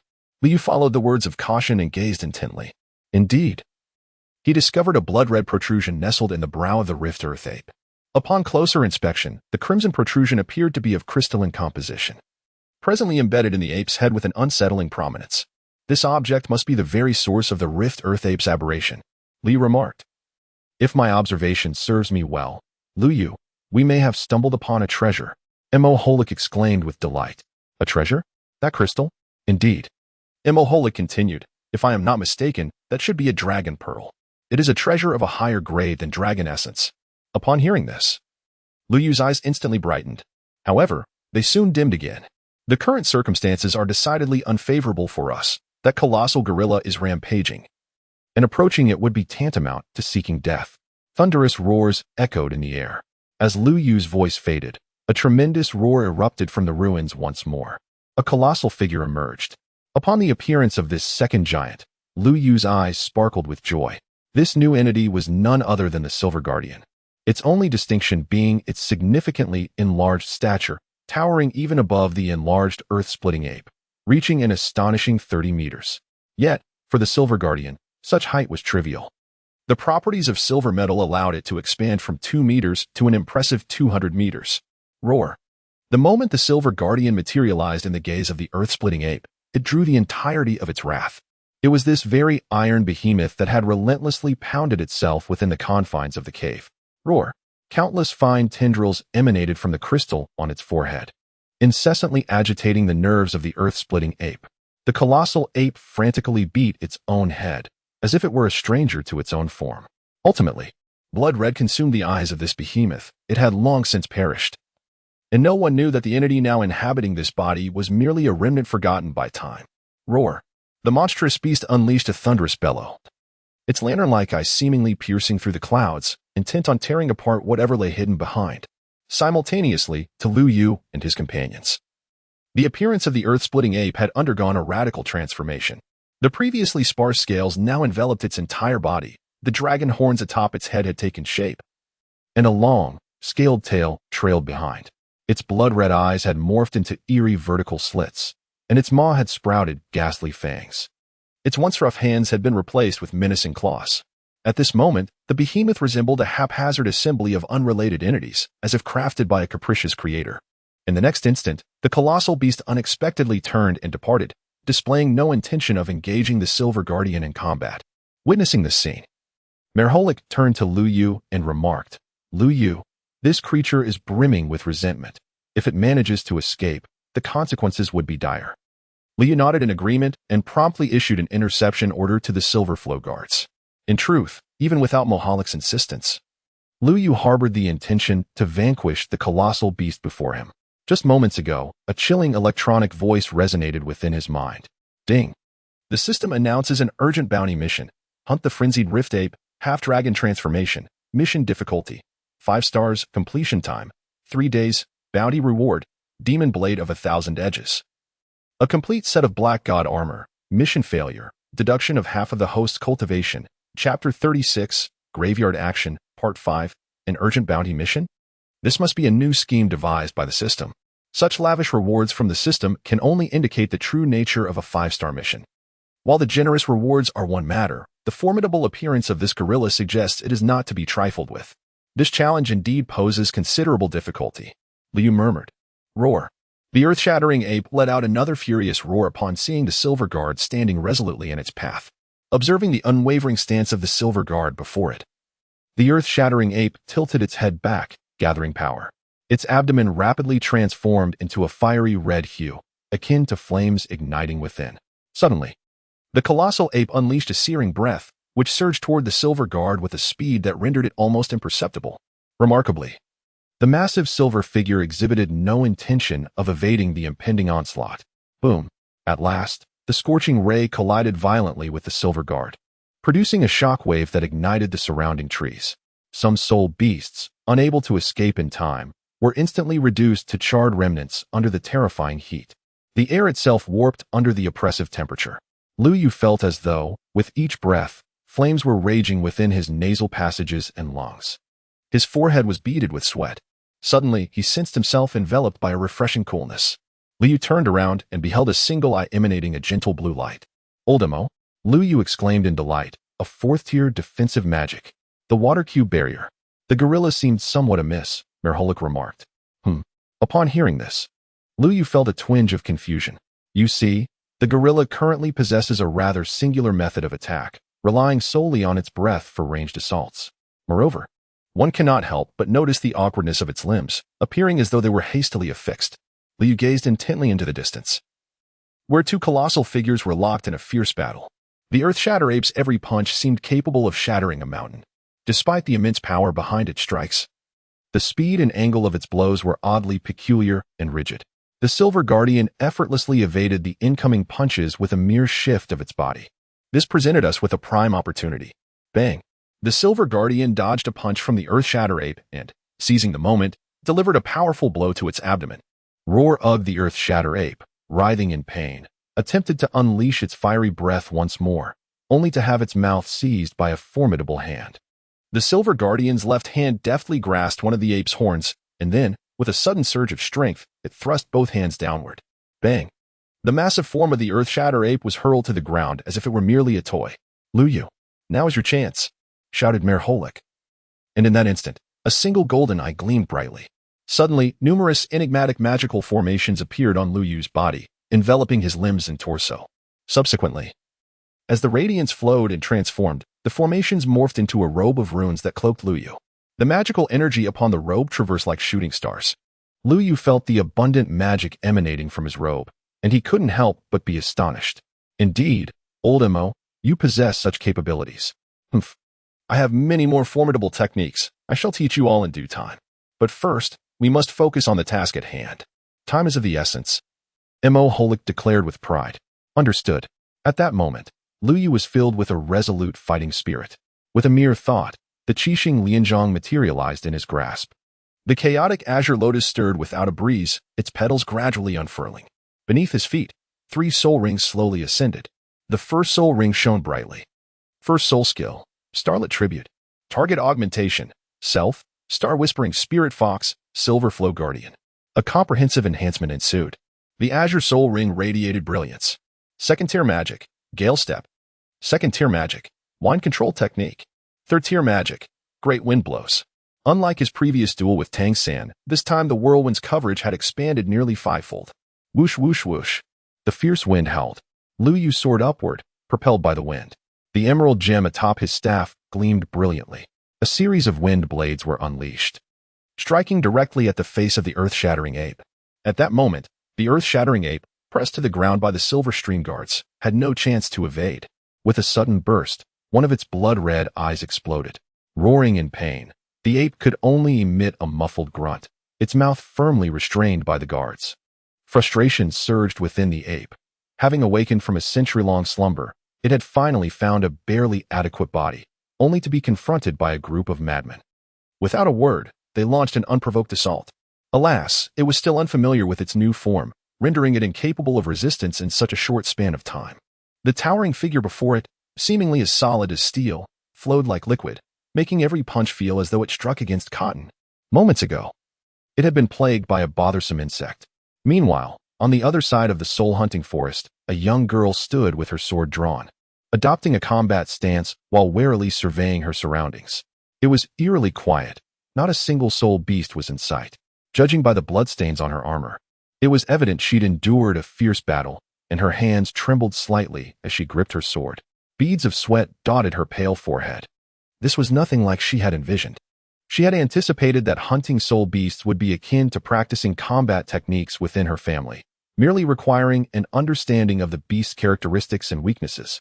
However, her recent encounter with a wind demon wolf shattered her illusions. Despite having studied this particular soul beast in her family's library and knowing its vulnerabilities, each swing of her sword sent a jolt of trepidation through her. Errors she never expected plagued her every strike. Yet, her swordsmanship was unparalleled among her peers. Even her usually stern father would commend her skill. She could not comprehend why, despite the soul beast resembling those her family kept, her efforts proved futile. Had it not been for the sudden gust of wind that swept her and the wind demon wolf apart, she might have already met her demise. When the girl regained consciousness, she found herself in an unfamiliar place.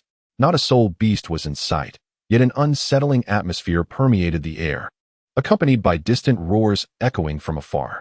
It was then that she realized she had lost her way. Regret and despair filled her heart. Why had she disregarded her father's warnings and insisted on hunting soul beasts?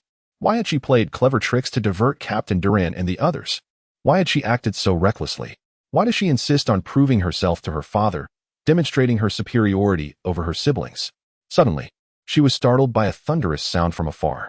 Raising her gaze, she observed a dark figure rapidly enlarging in her vision. With a clang, her hands weakened, and she could no longer maintain her grip on the sword. The weapon clattered to the ground. In despair, she closed her eyes, her mind blank. Instinct urged her to evade, yet her legs felt as if they were anchored to the earth, rendering her immobile. Chapter 37. The graveyard raved. The girl, in utter despair, shut her eyes, bracing for the arrival of death. Yet, after what felt like an eternity, the anticipated pain did not manifest.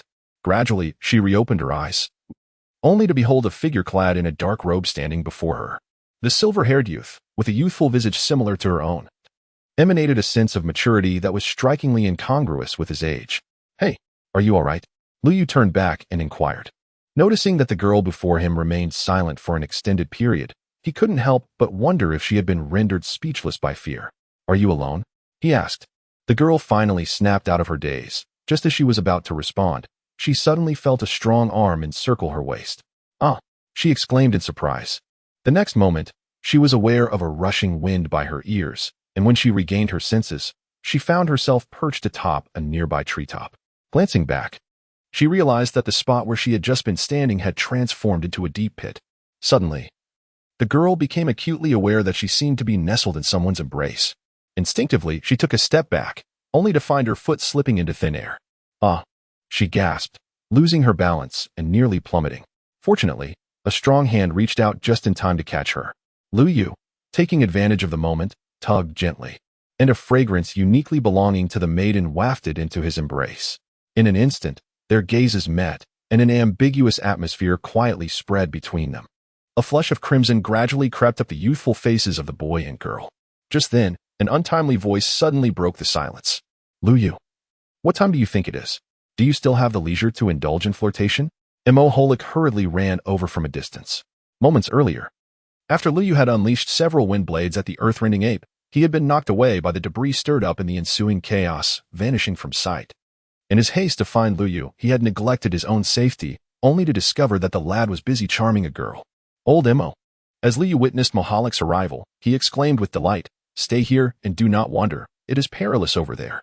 After imparting a few words of caution to the young girl, he was swiftly enveloped by a whirlwind, soaring towards the heart of the battlefield in the blink of an eye, oblivious to the fact that the gust had caused the girl to lose her balance. The girl swayed back and forth, desperately attempting to regain her equilibrium, but ultimately fell with a thud onto the ground. As she rubbed her backside, she struggled to rise, muttering to herself, "Honestly, he has no regard for delicate matters." Meanwhile, Lu Yu, en route to the battlefield, remained completely unaware of the recent events. In the center of the battlefield, two colossal figures were locked in fierce combat. Although the earth-splitting ape was initially subdued and battered by the Silver Flow Guardian, whose every punch was evaded by its liquefied form, the hands pressing down on its head were indomitable. Seizing the opportune moment, it tore open a fissure in the ground to escape. At this moment, one eye of the ape bled profusely, while the other appeared to bulge dangerously, its countenance utterly terrifying.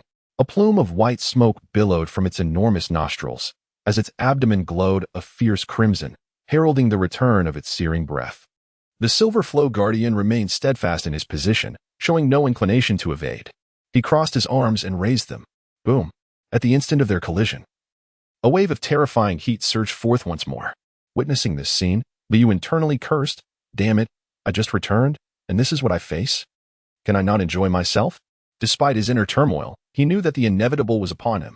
In an instant, the familiar sensations of burning and suffocation washed over him once again. Suddenly, the earth-splitting ape ceased its fiery breath. A tremendous energy coalesced within its mouth, gradually forming a sphere reminiscent of a black hole. In a heartbeat, the surrounding trees, flowers, stones, and spirit beasts were drawn uncontrollably towards the sphere, as if gravity had been stripped away. Slowly, the sphere detached from the ape's mouth, ascending towards the sky. As it reached a certain altitude, the sphere abruptly halted. Yet its gravitational pull persisted and intensified. In an instant, the once clear sky darkened ominously, reminiscent of an impending apocalypse. Upon witnessing the situation, Lu Yu could not help but exclaim, "Goodness, is this not the heavenly calamity of the stars? My dear brother, have you mixed up the channels?" This is reminiscent of the technique employed by Pain from Naruto that obliterated the village. At that moment, Emo Holik suddenly approached his side. "Our immediate priority is to detach the crystal from the gorilla's head. However, the gravitational pull of that black hole is exceedingly formidable, making it quite a challenge," he inquired. At this moment, Li was gripping tightly onto the outer armor of the flowing silver guard, striving to prevent himself from being drawn away. Hearing Emo Holik's inquiry, he made an effort to respond loudly, "Old Emo, every skill has its vulnerabilities. The black hole in the sky is the singularity of this technique. If we can shatter it, it should suffice. Come here, old Emo. I need to discuss something with you." Emo Holik floated to Lu Yu's side, and Lu Yu whispered something inaudible into his ear. To Lu Yu's surprise, a look of astonishment crossed Mo Holik's single eye. Are you certain this will be effective? Lu Yu nodded solemnly. Immediately, he commanded the Silver Guard to prepare to launch him into the air. Following Mo Holik's signal in June, both began to gather their energy. Gradually, several magnificent magical arrays coalesced around Mo Holik. Distinct from before, these arrays aligned in a single, straight line. They emanated a heart-stopping heat, as if poised to incinerate everything in their vicinity. Meanwhile, June had already reverted to her true form, with all 5 tails unfurled. Even in the daylight, her body radiated a dazzling starlight. A colossal tailed beast ball was gradually forming within her mouth. Now was the moment. Lu Yu shouted from within the enormous metallic palm. In an instant, a crimson beam of intense heat shot forth. The 6th-tier magic, Flame God Pillar. The tailed beast ball was launched with tremendous force. The 2 energies intertwined in mid-air, ultimately striking the black hole above. Bang! A deafening explosion resonated. Simultaneously, the Silver Guard thrust one hand forcefully forward. Upon reaching its maximum distance, a figure swiftly propelled itself from the palm. This figure was none other than Lu Yu. At the moment he launched himself, the massive form of the Silver Guard suddenly vanished, coalescing along the contact point with Lu Yu's palm, transforming into a striking silver armor. The booming sound from the sky and the disappearance of the pulling force indicated that Mo and June's assault had succeeded. It also confirmed that Lu Yu's plan was viable. Now, only his part remained to subdue the formidable gorilla before him. As Lu Yu soared through the air, his left hand was positioned forward while his right hand gathered power behind him, now encased in a striking red glove. This was Lu Yu's strategy, to have Mo and June obliterate the black hole while he utilized the Silver Guard to approach the earth-shattering ape and ultimately deliver a devastating punch. Let us go, Lu Yu cried out in his heart. His right fist surged forward with all its might. At this moment, the earth-shattering ape instinctively bent its legs, attempting to evade, yet the previous strike had depleted nearly all of its soul energy. Chapter 38. Graveyard Revelry. The ant-like figure gradually became discernible in the eyes of the earth-shattering ape. Strangely, the silver-haired ant possessed no formidable strength, yet the crimson glove emanated a disquieting aura of power. The soul concealed within the colossal frame of the earth-shattering ape seemed to tremble. Roar! The earth-shattering ape unleashed another furious roar. In the next instant, countless boulders hurtled towards the giant ape. Its massive form was swiftly enveloped in a suit of rocky armor, intricate patterns emerging and intertwining to create a complex tapestry of designs. In but a heartbeat, the earth-shattering ape had established a defense akin to a fortress. At that moment, Lu Yu felt his soul energy rapidly depleting. Within a sea of consciousness, 2 whirlpools of soul energy spun at an astonishing speed, almost all of the released energy being absorbed by a single punch. As an immense surge of soul energy coursed through his limbs and bones in a short span, he sensed himself oscillating between being drained and overflowing. In his heart, he could only curse the situation. No one had ever mentioned that such a punch could consume soul energy to such an extent. At this moment, Lu Yu's complexion flushed crimson. Yet, he felt his right hand was like an abyss, absorbing his soul power. The whirlpools of soul energy within his consciousness spun at a frenzied pace. And even the surrounding soul crystals were not spared, all crushed and re-released as soul power, perhaps having absorbed sufficient soul energy. The gauntlet on Lu Yu's right hand suddenly erupted with a dazzling red light, his figure appearing as though a meteor blazing through the atmosphere. Boom! At last, the searing red meteor collided with the formidable barrier. Initially, the sturdy rock wall barely managed to withstand the impact, but in an instant, it cracked like fragile glass. The next moment, the fissures rapidly spread across the entire barrier. Crack! The thick rock wall emitted a crisp sound reminiscent of glass shattering before disintegrating entirely. Suddenly, an invisible ripple emanated from the 2 points of impact, causing the surrounding environment to seem as though it had been frozen in time, everything appearing to be paused. In the next instant, trees within a radius of several miles disintegrated into dust. The colossal figure of the earth-splitting ape was not spared either, vanishing into the ether as mere smoke. All that remained was a vast pit with a diameter of 100 meters. In the distance, a young girl stood beneath a tree, gazing in astonishment at the unfolding spectacle. Warchichi was utterly stunned by the events transpiring before her. This boy, seemingly of her own age, possessed such formidable power, while what of herself? My lady. At that moment, a familiar voice called out from afar. Sir Duran, the knight captain, rushed to the young girl, panting heavily. He immediately knelt on one knee, saying, "I apologize, my lady. It was my negligence that placed you in such peril. Please, punish me." He had witnessed the massive pit upon his arrival, and given the desolation surrounding it, he surmised that a fierce battle had occurred here. Yet, he found it strange that he had sensed nothing in the vicinity just moments prior. However, he swiftly dismissed these thoughts. Resolving to report to the head of the family later, the priority now was to ensure the safe return of his lady. "It's all right, let us return," the young girl replied calmly. Her pale face bore no trace of emotion, seemingly unaffected by the recent events. Unaware that a seed had quietly taken root and begun to sprout within her heart. As Duran and his party departed, the space around them began to distort. 6 figures appeared silently, observing the direction in which the group had left. One among them spoke. "All right, they have moved on. Let us dismantle the barrier. The Martial Soul Hall must have heard the commotion by now and will arrive shortly." A gentle breeze wafted through the air, causing the black robe to stir, revealing a familiar visage. This face belonged to the Azure Dragon, one of the 12 offerings who had emerged after Lu Yu was rendered unconscious by Feng Guanshan. As soon as he spoke, another sweet and charming voice suddenly chimed in. "Oh my, I never anticipated that our divine son possessed such prowess. Although merely a remnant soul, it was capable of escaping the celestial prison, yet it has met its end here. I wonder what expression the old warden will wear upon learning this." A second female voice echoed in agreement. "Indeed, indeed. After all, this demonic dragon managed to flee during his tenure." At that moment, the Azure Dragon interjected. "Enough of your trivial chatter.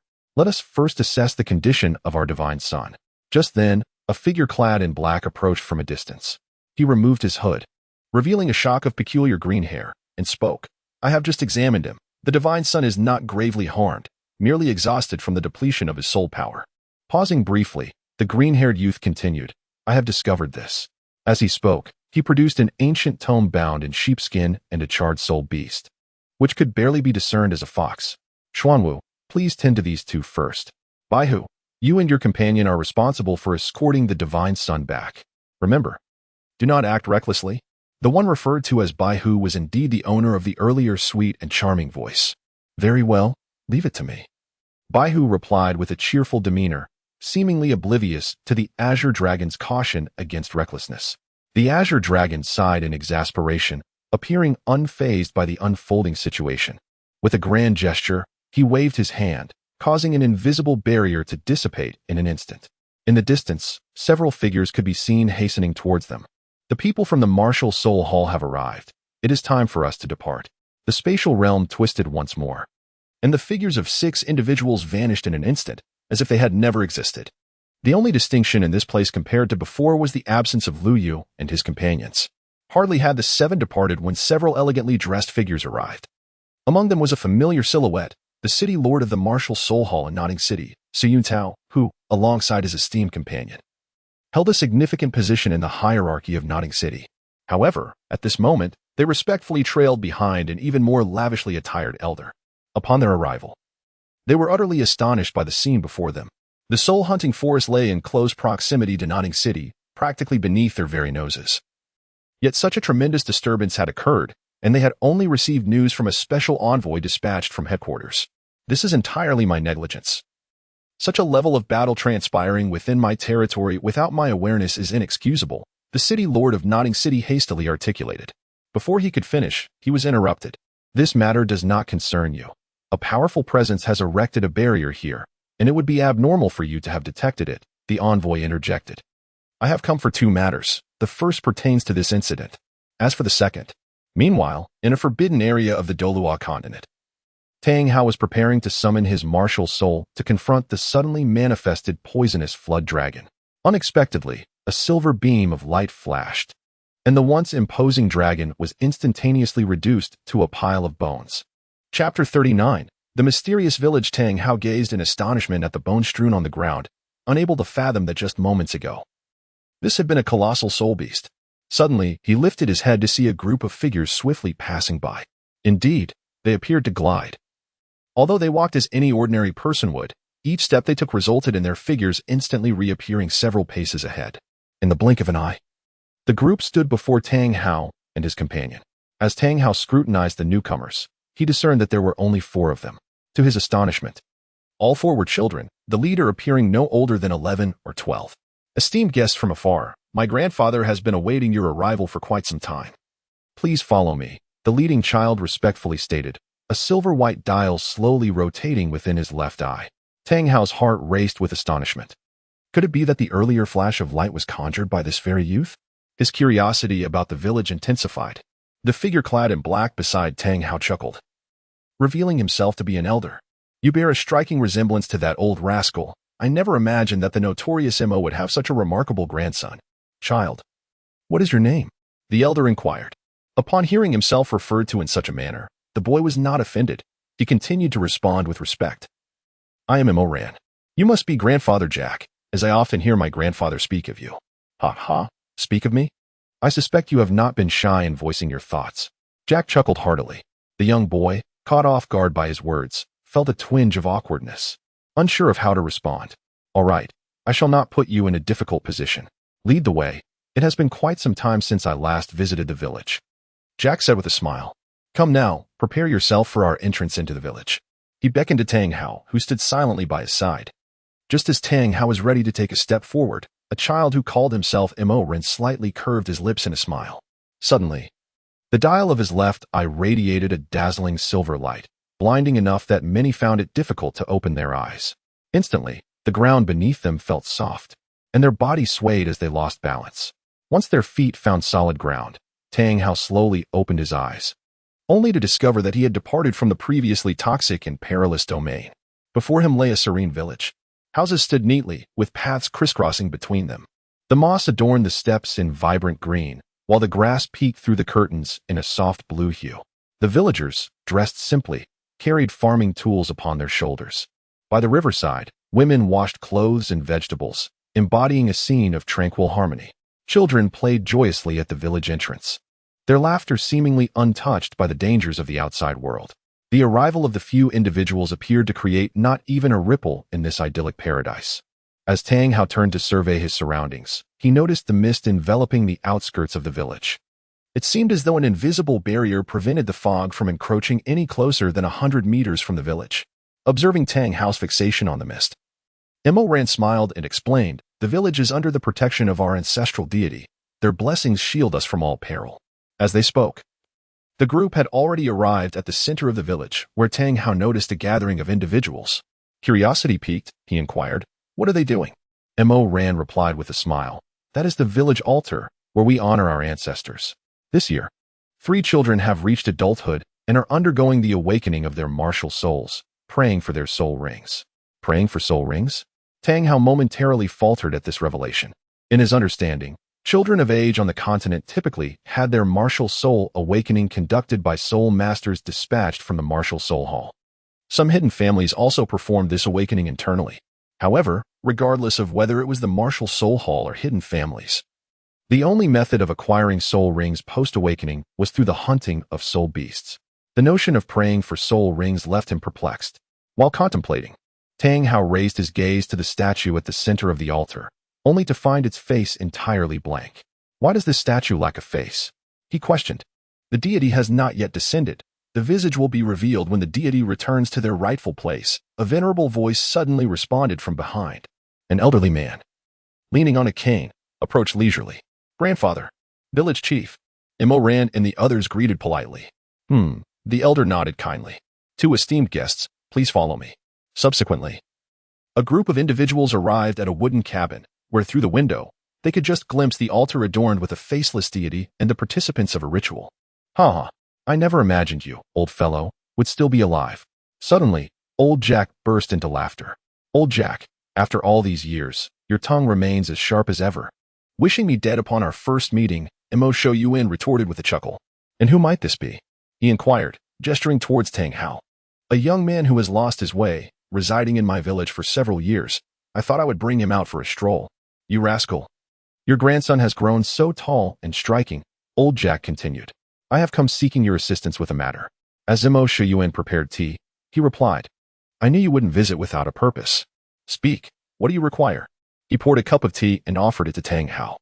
The latter graciously accepted with both hands and took a sip. Suddenly, Tang Hao felt a warm current coursing through his meridians, and he sensed that his mental acuity had become remarkably refined. His eyes widened in astonishment. This tea possesses such extraordinary properties. If only I could bring some back for Xiao-san. Meanwhile, the two elderly men continued their conversation. There are two matters, old Jack stated, raising two fingers. First, retrieve the item I left with you previously. Ah, that is easily arranged. I shall have Ranner fetch it for you. Imo Shoyuin readily agreed. And the second matter? I wish to visit the sacred domain. Upon hearing this, Imo Shoyuin's hand, which was pouring tea, suddenly paused. He then poured more tea for both old Jack and Tang Hao, remaining silent. What is it? This is the sole passage to the sacred domain. Surely they haven't closed it off as well? Old Jack sensed something was amiss with his old friend's demeanor and inquired urgently. I fear I may not be able to assist you with this. The path to the sacred domain has been sealed for a year now. What? It was closed a year ago? Old Jack's expression shifted, sensing the gravity of the situation. Has something happened in the sacred domain? I cannot say. Old Lu did not inform me. Ever since the 12 offerings emerged a year ago, the passage has remained shut. I have no knowledge of the current circumstances within. Imo Shoyuin replied. What? All 12 offerings were mobilized this time? It seems we are indeed facing a serious crisis, old Jack exclaimed in disbelief. Imo Shoyuin shook his head. Old Lu has refused to divulge anything. The passage was sealed from within, and there is no way to open it from the outside. I am at a loss. As the two conversed, Tang Hao turned his gaze towards the window. Suddenly, the faceless statue at the center of the altar erupted with a burst of silver light. Subsequently, the three children undergoing the ceremony vanished without a trace, seemingly whisked away by the luminous radiance. Chapter 40. The Seed of Heritage. Imo Shoyuin followed Tang Hao's gaze out the window. The soul summoning ritual was nearing its conclusion. And soon the village would welcome 3 new soul masters. One day, Tang Hao exclaimed. A soul master is only officially recognized after awakening their martial soul and hunting soul beasts to obtain their spirit rings. However, typically, individuals lack the experience to confront soul beasts right after awakening their martial soul, necessitating assistance from others in the hunt. Yet those 3 children hardly appear capable of independently hunting soul beasts. How can you be so certain they will become soul masters within a day? To this, Imo Shoyuin chuckled, stroking his beard. Young man, are you familiar with the origins of our village? Tang Hao shook his head. No, I am not. And do you know why we worship our ancestral deity? Imo Shoyuin inquired further. Tang Hao again shook his head. No? Taking a sip of tea, Imo Shoyuin began to explain. Let us first discuss that statue. It would be more apt to describe it as a door. A door? Tang Hao responded, astonished. Indeed. This door connects 2 realms. One is the sacred domain that I and old Jack just mentioned. And what of the other realm? Tang Hao pressed for clarification. The other realm is where we awaken our martial souls and acquire spirit rings. Every child in the village who reaches the designated age is sent to the place of inheritance to receive blessings from our ancestral deity. The so-called blessing involves planting the seed of heritage within their being. This process takes 1 day, and once the seed takes root and sprouts, it will cultivate a spirit ring as the individual cultivates their soul power. Planting the seed of heritage within oneself to nurture a spirit ring? Tang Hao is utterly astounded by this method of cultivation. However, Imo Shoyuin continued, once a villager passes away, the seed of heritage within them reverts to its primordial state and returns to the place of inheritance. Does this not, in a sense, transform a person into a soul beast? Tang Hao queried, bewildered. Imo Shoyuin, undeterred by the question, patiently elucidated. Indeed, this bears resemblance to soul beasts. Yet humans are living beings of this world, just as soul beasts are. The divine created both humanity and soul beasts. And the ideal relationship between the two is one of peaceful coexistence. The Stardow Forest and the Soul Hunting Forest are the consequences of rampant soul beast hunting. If this continues, in a few hundred years, there may be no soul beast left to hunt. With that, he extended his right hand, revealing a silver plant in his palm. Tang Hao fell into contemplation upon this revelation and gradually nodded in appreciation. Thank you, esteemed elder, for your invaluable teachings. I am deeply grateful. Imo Shoyuin smiled kindly. Such trivial matters are no trouble at all. You are recognized as a guardian of the barrier, so it is only natural for you to know these matters. Guardian of the barrier? Tang Hao expressed his surprise once again. Indeed. It refers to the invisible barrier that protects Imo family village from harm, a legacy left by the ancestral deity. If one is not acknowledged by it, even if Ming'er were to use her soul technique on you, you would find yourself cast into the poisonous forest outside. By the time Tang Hao and old Jack departed from Imo family village, night had already fallen. The dangers of the poisonous forest at night far exceed those of the day, as countless nocturnal creatures had just begun their hunt. A gentle breeze swept through, carrying a pungent gas. After bidding farewell to the two esteemed guests, Moran's left eye flickered with silver light, and in the blink of an eye, the youth vanished without a trace. "Senior, why don't we stay in the village for the night before leaving?" Tang Hao adjusted his hood. "The sacred domain is closed." "Let us proceed," old Jack replied slowly. "Senior, what exactly is the sacred domain? Do you remember the ancestral deity that Mo Laogui mentioned?" Tang Hao nodded. The so-called ancestral deity could be considered as one god, or perhaps two.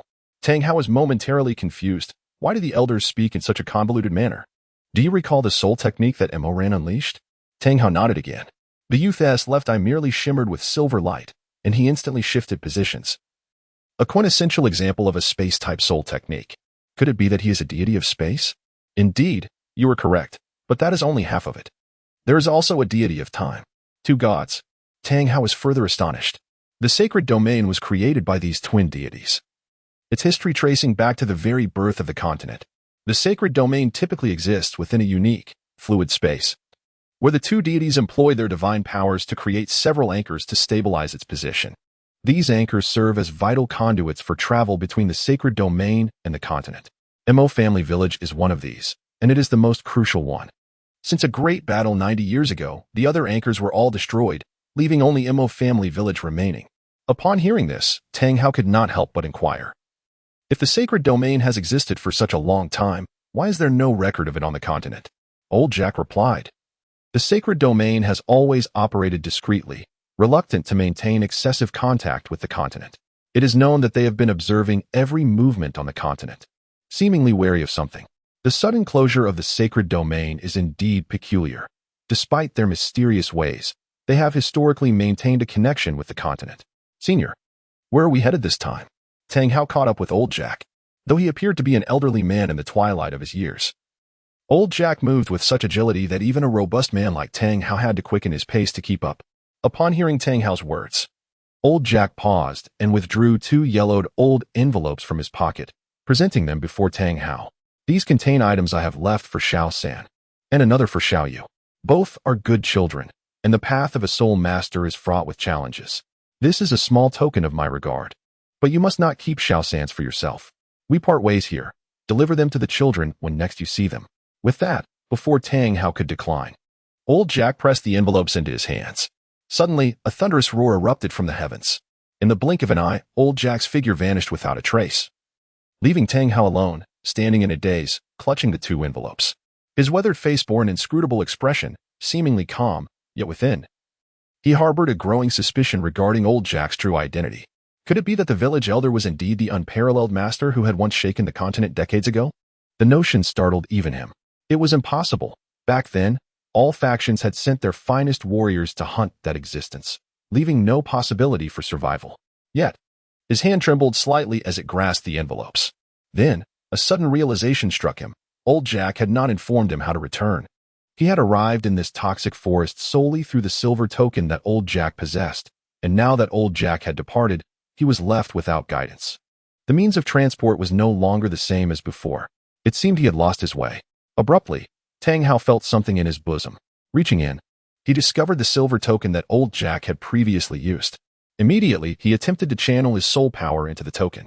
With a swift motion, accompanied by a flash of silver light, Tang Hao's figure vanished from the toxic forest.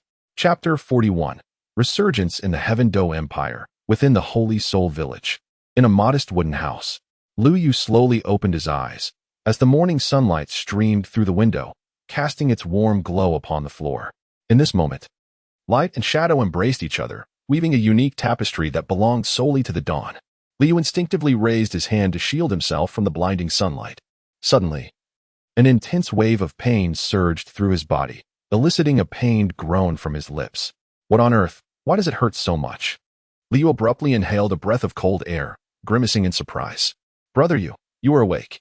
At that moment, a melodious voice resonated beside him. Before Liu had the chance to speak, Xiao Wu, upon noticing his awakening, hurriedly dashed outside. "Third brother, Brother Yu has awakened," she shouted while sprinting. At that moment, Tang San, who was approaching with an armful of items, spotted her frantic figure rushing towards him. Suddenly, a stone appeared beneath Xiaowu's feet. Observing the situation, Tang San decisively halted, sidestepped, and nimbly evaded the obstacle in one fluid motion. Thud. As expected, Xiaowu tripped over the stone and fell to the ground in an instant. Tang San, who had managed to evade, remained cradling his belongings. Fortunately, it's fine to give brother you the medicine, Xiaowu remarked with a mischievous grin. Third brother, she exclaimed, rubbing her head and rising from the ground with an aggrieved expression, her eyes resembling those of a pouting child. Xiaowu, are you all right? What's the rush? Tang San inquired, noticing her distress. Initially, Xiaowu felt a surge of indignation due to her earlier fall, which was caused by someone else's negligence. But she suppressed her feelings of discontent. Brother Yu has awakened, and I came to inform you, she replied. Tang San's face lit up with joy at her words. Really? He exclaimed, quickening his pace towards the wooden cabin while calling back without looking. Xiaowu, quickly bring a bowl of water. Oh, Xiaowu responded eagerly. Brother Yu, are you all right? As Liu was about to rise, he suddenly heard an urgent voice call out. Ahem, came the sound from Xiao San. As soon as Liu opened his mouth, a piercing pain tore through his throat. What has happened to me?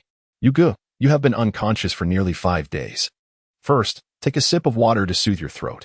Xiaowu offered a bowl of water to Liu. He reached out to take it, but suddenly felt an overwhelming weakness. Fortunately, Tang San reacted swiftly and caught the bowl just in time, sparing him from the misfortune of wetting his clothes. Liu gazed into the water's surface and beheld his own visage. It was a countenance nearly devoid of color, with pale lips marred by numerous cracks and stained with traces of blood. Brother Yu, what occupies your thoughts? Tang San inquired, unable to contain himself as he noticed Liu lost in contemplation. Oh, it is nothing, merely startled by my own appearance. Xiao San. What transpired during the days I lay unconscious?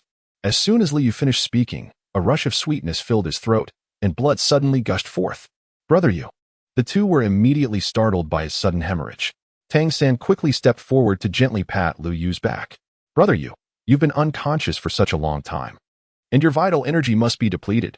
You should rest more and refrain from moving about. He paused before continuing. 5 days ago, I heard a knock at the door, and when I opened it, I found you lying on the floor, covered in blood and unresponsive. Yes, it nearly frightened us to death, Xiaowu interjected. Beside you, there was a package and a note containing a prescription for recuperating your health. Tang San gestured towards the various bundles nearby. Those medicines were prepared according to the prescription on the note. Wait a moment. At this moment, Liu suddenly interjected, that prescription is of unknown origin. How can you dare to prepare it for me? To speak candidly, we were initially apprehensive as well. The first batch was personally inspected by third brother, until. Upon hearing these words, Liu could not help but jest. Xiao San, you are quite impressive, possessing knowledge of pharmacology. Tang San, flattered yet somewhat bashful, responded, Brother Yu. You nearly frightened both me and Tang San to death last night. Fortunately, a mysterious figure clad in black suddenly appeared and administered a golden elixir, which restored your vitality. Liu was instantly intrigued. Are you implying that I suddenly died last night, and then a figure in black appeared and brought me back to life? Were you able to discern any features of this mysterious figure, or did they possess any other distinguishing characteristics? Upon uttering these words, Liu immediately felt he had posed a rather foolish question. To be honest, he already harbored some suspicions regarding the identity of the figure in black. Xiaowu shook her head, attempting to recollect her thoughts. The person wore a hood that was pulled low, obscuring their face entirely, yet their strength was formidable. The final part of her statement was delivered with unwavering certainty. Tang San nodded in agreement. The scene shifts back to last night. Tang San was preparing medicine for Liu Yu when a sudden scream pierced the air. Ah! Tang San swiftly sprang to his feet, employing his ghostly shadow technique to flash into the room. What happened? Xiaowu trembled, pointing at the motionless Liu Yu on the bed. Brother Yu has no breath. While wiping Liu Yu's face, she noticed his pallor was alarming. A sense of dread washed over her. She hastily leaned in to check for his breath. Tang San, upon hearing her words, rushed forward to feel Liu Yu's pulse. As a disciple of the Tang sect in his previous life, he was not only adept in hidden weapons and movement techniques but had also gained some proficiency in medicine. Checking a pulse was a trivial task for him. However, the moment he grasped Liu Yu's wrist, a sense of foreboding engulfed him. Indeed, as Xiaowu had said, Liu Yu's pulse had ceased. Just as the two were engulfed in a haze of despair, the surrounding space began to warp. A figure clad in black robes suddenly materialized in the room. Upon appearing, The cloaked figure swiftly approached and seized Lu Yu's other hand. The abrupt turn of events jolted Xiao Wu and Tang San back to reality. Seeing the intruder make a move towards Lu Yu, Tang San instinctively prepared to intervene. However, in the next moment, the figure merely raised 2 fingers and waved them gently. Instantly, both were pinned against the wall by an overwhelming force, rendering them immobile. Fortunately, the black-robed figure bore no ill intent, and the pressure applied was gentle. They emerged unscathed. After pinning Tang San and Xiao Wu against the wall, the figure shifted their focus entirely to Lu Yu. They first checked Lu Yu's pulse, akin to what Tang San had done, and subsequently pressed a few points on his body. Observing this, Tang San was taken aback. The techniques employed by the figure were clearly acupressure, targeting lethal points. Yet, at that moment, he was helplessly pinned against the wall, unable to utter a word, merely watching as the figure manipulated Lu Yu's body. Suddenly, the cloaked individual produced a pitch-black wooden box from seemingly nowhere, opening it to release a unique fragrance that permeated the entire room. After placing a golden pill into Lu Yu's mouth, the figure turned to address the 2 pinned against the wall. Rest assured, I mean no harm. You should awaken by tomorrow morning. Subsequently, she turned her gaze towards Tang San. Chapter 42, The Vanished Soul Ring. Although the appearance of the visitor remained concealed, Tang San felt an unsettling chill creep across his scalp as the figure in the black robe fixed an intense stare upon him. Young man, do you possess medical knowledge? Tang San turned his head away, retorting coldly, what business is it of yours? Ah, still a stubborn one, I see. In days gone by, I would have enjoyed playing with you, but alas, I am pressed for time now, the cloaked figure replied, her voice raspy and gender indeterminate, clearly altered by some mechanism. If you wish to preserve the life of the little one on the bed, follow the instructions on this note. With that, she slipped a piece of paper into Tang San's embrace. I shall return in 3 days. Who are you? Tang San shouted after her. Without a word, the figure turned and departed, the space around her warping once more until she vanished entirely. Thud. As the black-clad figure left, the 2 individuals, freed from their confinement, crashed heavily to the ground, beads of sweat dotting their foreheads. As a 10,000-year soul beast, Xiao Wu, along with Tang San, who had lived 2 lifetimes, was no stranger to peril. Their instincts for danger were almost innate. At the moment the cloaked figure twisted space to leave, the force released was far beyond their capacity to withstand.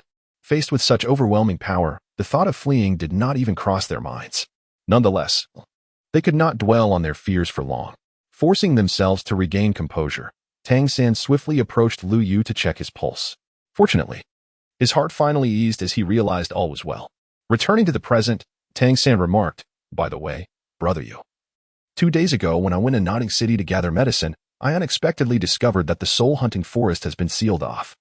The soul-hunting forest has been sealed? Lu Yu responded with surprise, quickly recalling the commotion that had transpired within, which made the sealing a reasonable action.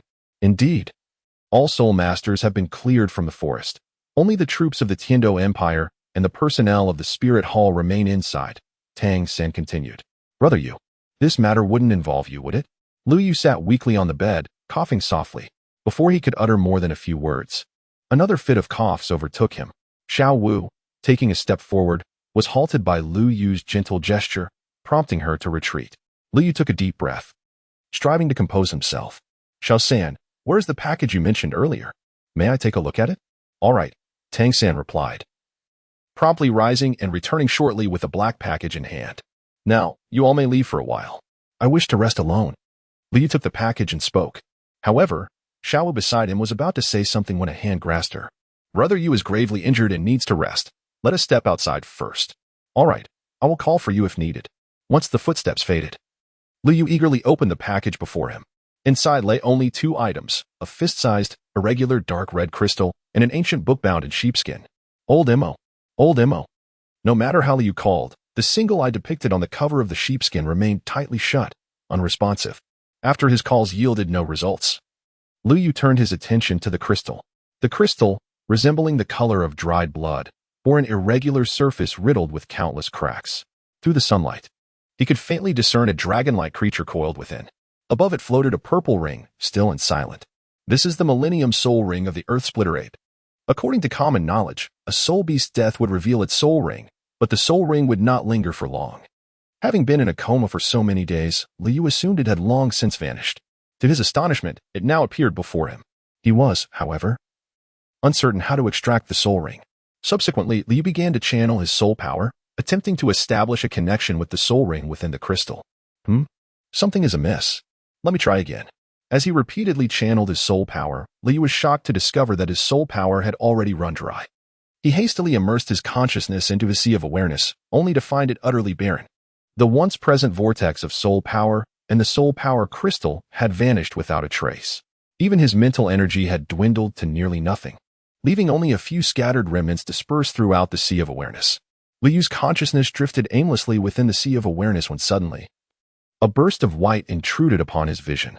June. Liu was filled with immense joy. He hastened forward, only to find June curled up in a ball, her eyes tightly shut. No matter how fervently Liu called out to her, there was no response. Eventually, he resigned himself and withdrew from the sea of consciousness. Summoning the system. Host. Liu, abnormal status, martial soul, prayer star staff, time-space angel, mutation, soul power, 0 points, minus 25,000, inventory, playing card blueprint, construction cement. Flowing silver guard, note, 2 uses remaining. System bounty task gift pack 1, technique, myriad realms meditation volume. Wait a moment. As Liu gazed upon the system panel, a sudden sense of unease washed over him. The system was indicating a deficit of points. When had he ever owed the system over 2,000 points? System, what is the meaning of this? He inquired, yet no reply came forth. Regardless of how fervently he called. Instead, a triangular symbol materialized before him. What could this possibly signify? Liu, filled with curiosity, gently tapped the screen. Instantly, a virtual 3-dimensional display materialized before him. Accompanied by the sound of electrical currents, a familiar electronic voice resonated, announcing, system log initiated. Loading visuals. 1, 10, 50, 100. Loading complete. As the number reached 100, images gradually emerged on the screen. Liu abruptly realized that he was witnessing the aftermath of his own fierce blow directed at the earth-splitting ape. He lay sprawled upon a desolate expanse, blood streaming from all 7 orifices, with his right arm completely obliterated, clearly beyond the veil of death. The massive form of the earth-splitting ape had long since vanished. Mo Holik and the little fox had succumbed to the residual waves of battle, unconscious not far away. Suddenly, Liu found himself enveloped by a gentle azure light. Life signs of the host are rapidly diminishing. Warning, the host is deceased. A crackling sound of erratic electricity filled the air, followed by the familiar electronic voice once more. The host has lost vital signs. Consciousness is being detached, preparing to assume control of the host's body. Body control permission successfully acquired. Warning, severe damage detected in the host's body, points required for repair. Remaining points, 0, warning, insufficient remaining points. Activating contingency plan. Points allocation completed. Host's body is undergoing repair. Physical restoration complete. Basic functions are normal. Martial soul intact. Soul power diminished. Mental strength diminished. Time-space angel martial soul activation in progress. Activation complete. In an instant, a silvery angelic figure manifested above Liu. Subsequently, the ethereal silhouette raised its right hand and gently gestured, causing a rift in the fabric of space to materialize. Chapter 43, System Points Lone A rift in space appeared, revealing a profound void beyond. Gradually, tendrils of energy traversed the abyss, merging into Liu's being. Body repair completed.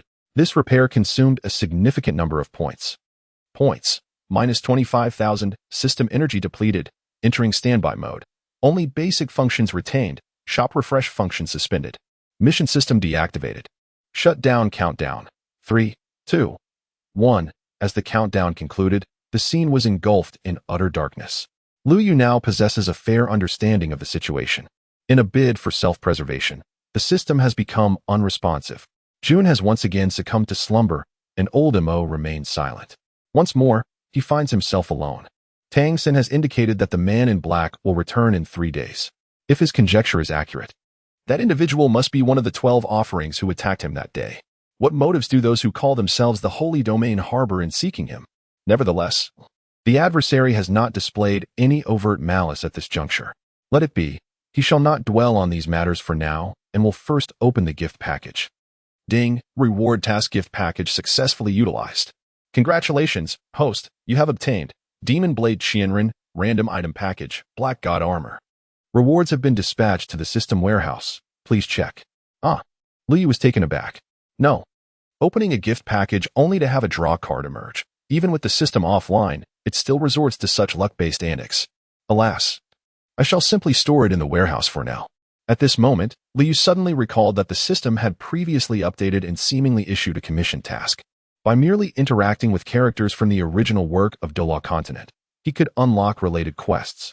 Having spent considerable time with Xiao Wu and Tang San, he should have a corresponding task available. Randomly, Liu summoned the system panel once again.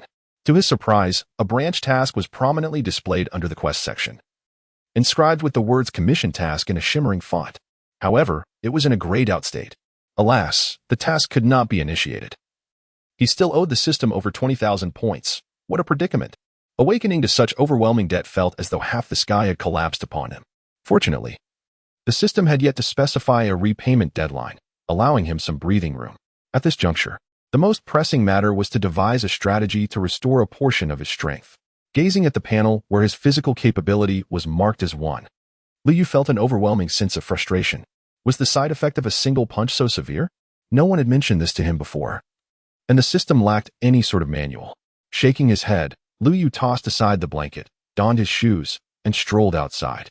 At that moment, Tang San, who was preparing medicine outdoors, heard footsteps behind him. He turned around to find Liu standing at the door, his complexion pale. The morning sunlight illuminated the youth's haggard face, and his frail body swayed with the wind, as if he might collapse at any moment. Brother Yu, what are you doing out here? The wind is strong. You should return indoors, Tang San exclaimed, hastily putting down the fan in his hand and moving to support Liu. However, Liu waved his hand, signaling Tang San to slow down. No need. I feel as though I might mold away from being cooped up indoors all day. I wish to bask in the sun.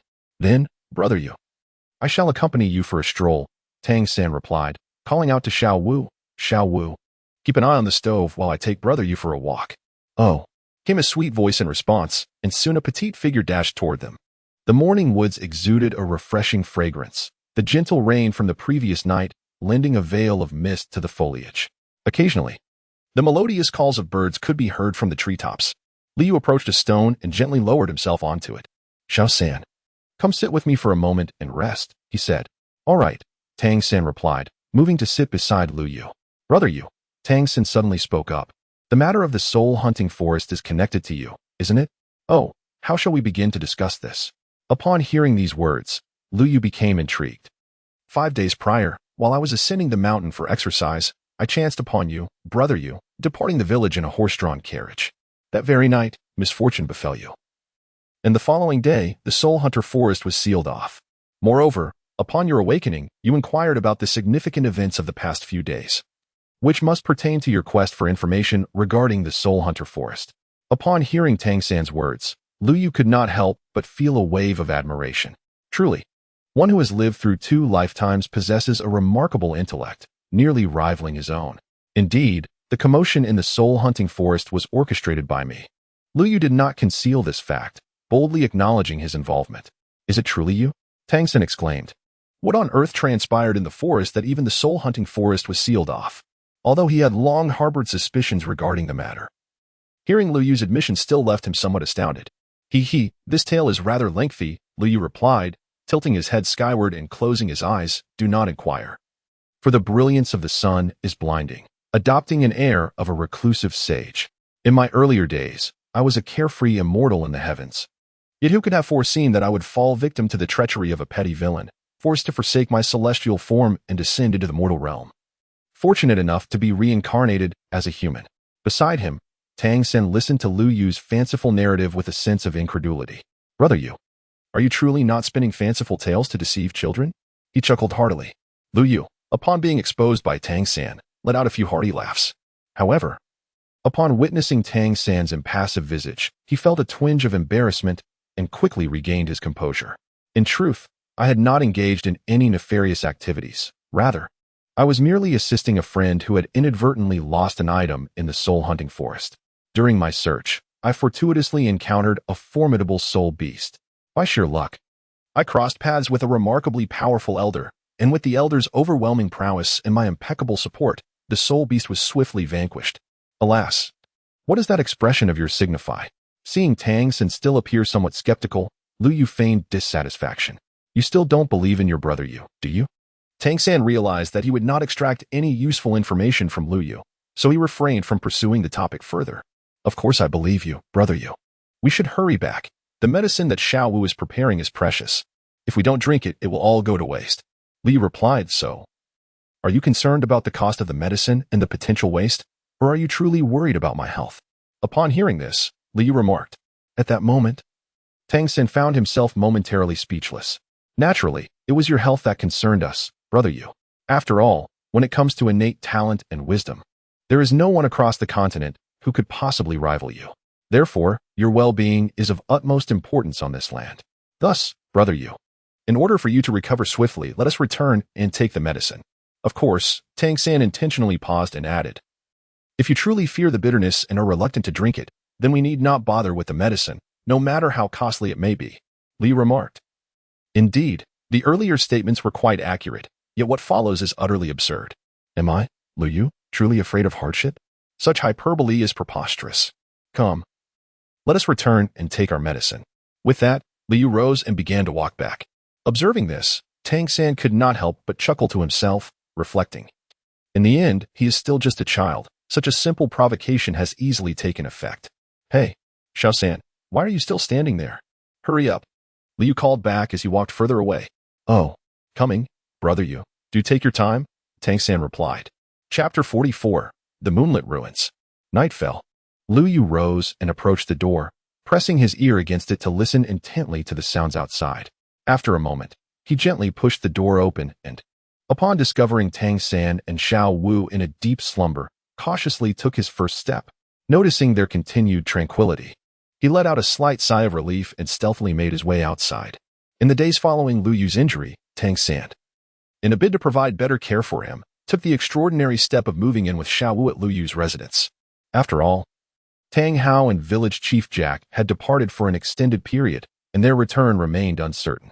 Ever since Tang Hao left, the blacksmith shop had closed its doors. However, the three of them received sufficient support from their spirit master subsidies, rendering any need for employment unnecessary for the time being.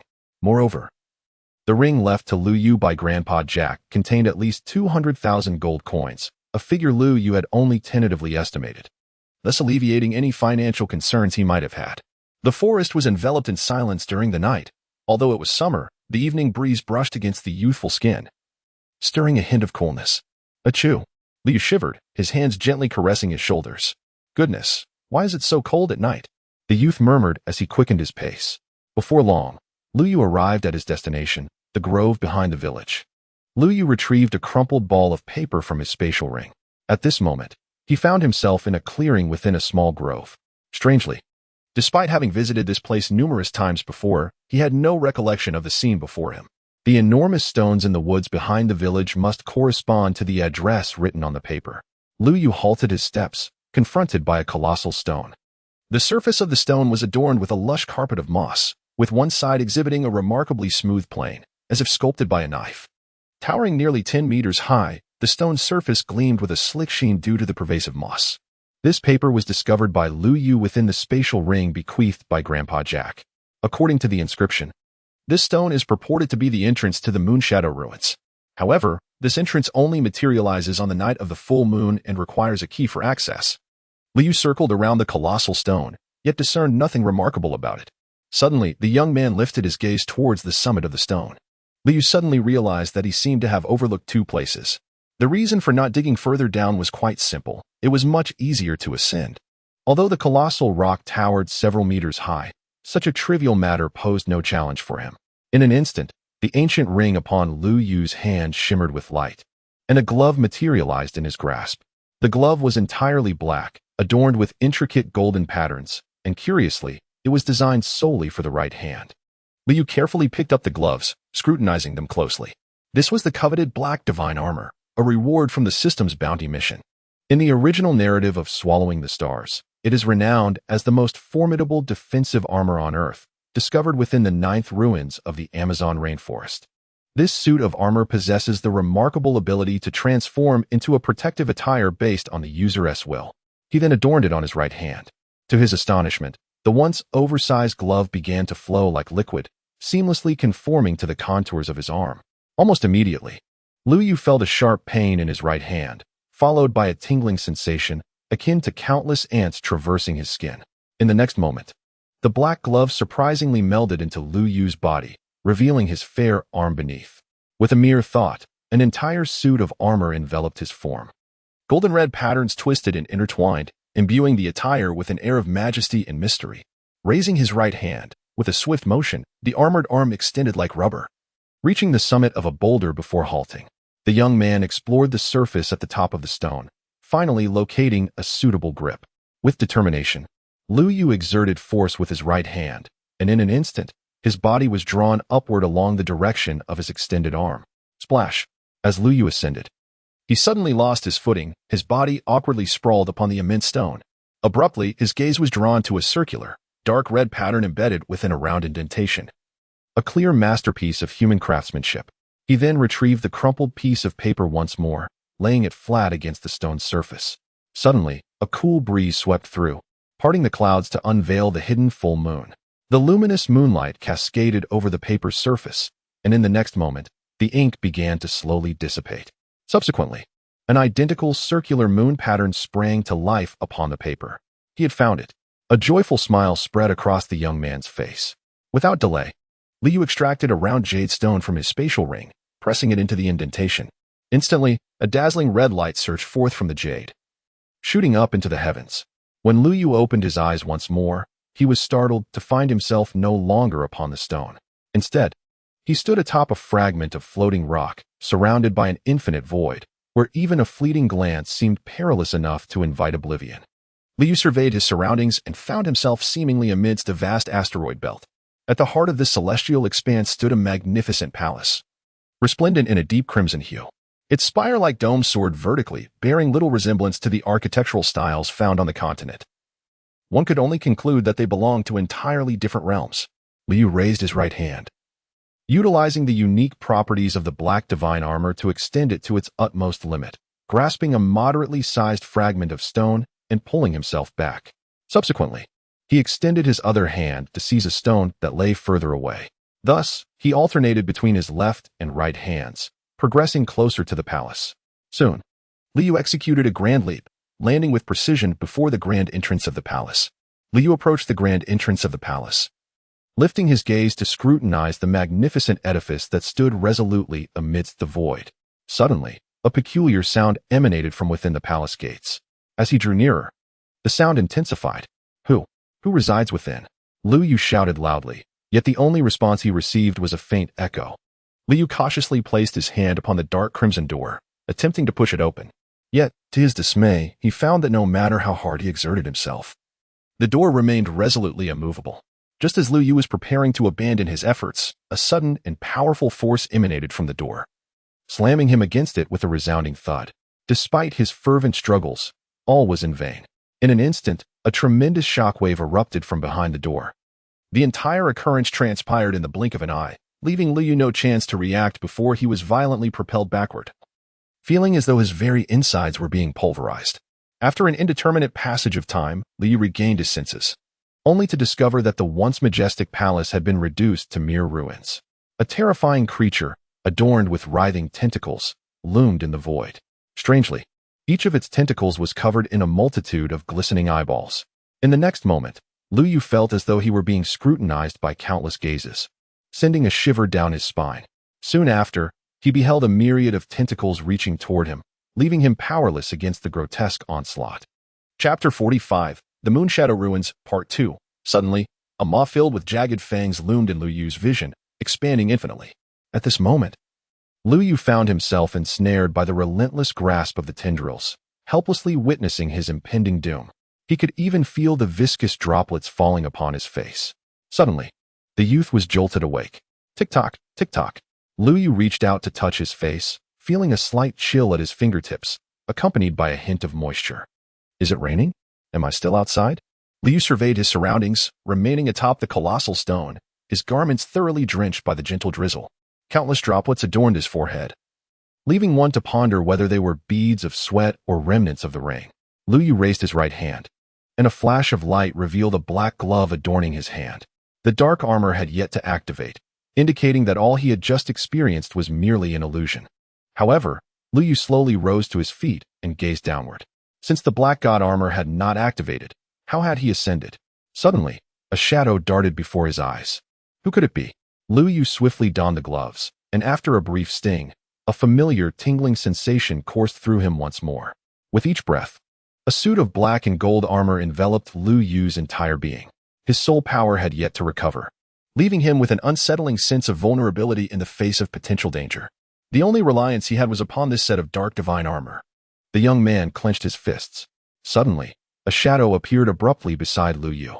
Lu Yu suddenly lost his balance and fell to the ground with a thud. "Brother Yu." At that moment, a familiar voice echoed. As Lu Yu turned around, he saw Tang San rushing towards him, holding an umbrella. "Are you all right, Brother Yu?" Tang San inquired with genuine concern. At that moment, Lu Yu's expression, hidden beneath his mask, appeared somewhat unsettling. "Xiao San, why have you come out? Where is Xiao Wu?" "I came out, of course, to find you, Brother Yu."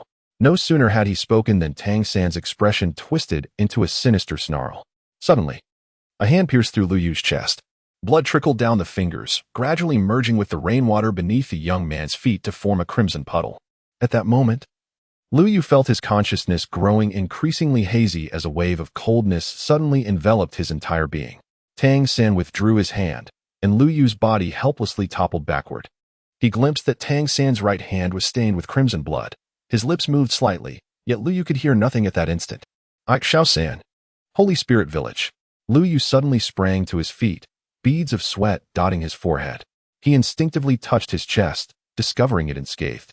As he surveyed his surroundings, he realized he was seated on his own bed. The bright moonlight streamed through the window, illuminating the ground with a blanket of white frost. Suddenly, he felt a chill emanating from his fingertips. Lu Yu lowered his head and discovered, to his astonishment, a round jade stone had appeared in his hand unbeknownst to him. With a mere thought, he plunged his consciousness into the system space. Ding! At the very moment his awareness entered the system space, a chilling electronic voice resonated. "Warning! Warning! Unknown domain detected. Connection between system and host interrupted. Warning! Unknown force intervening. Warning! Host has been drawn into an unknown illusion. System consciousness isolation activated." The system space was now engulfed in a cacophony of alarms, and even the system panel was overwhelmed by the warning notifications. In the next instant, darkness enveloped Lu Yu's vision as his consciousness was forcibly returned to reality by the system. At this moment, Lu Yu could not afford to be flustered. He sat on the bed, compelling himself to regain his composure and organize his thoughts.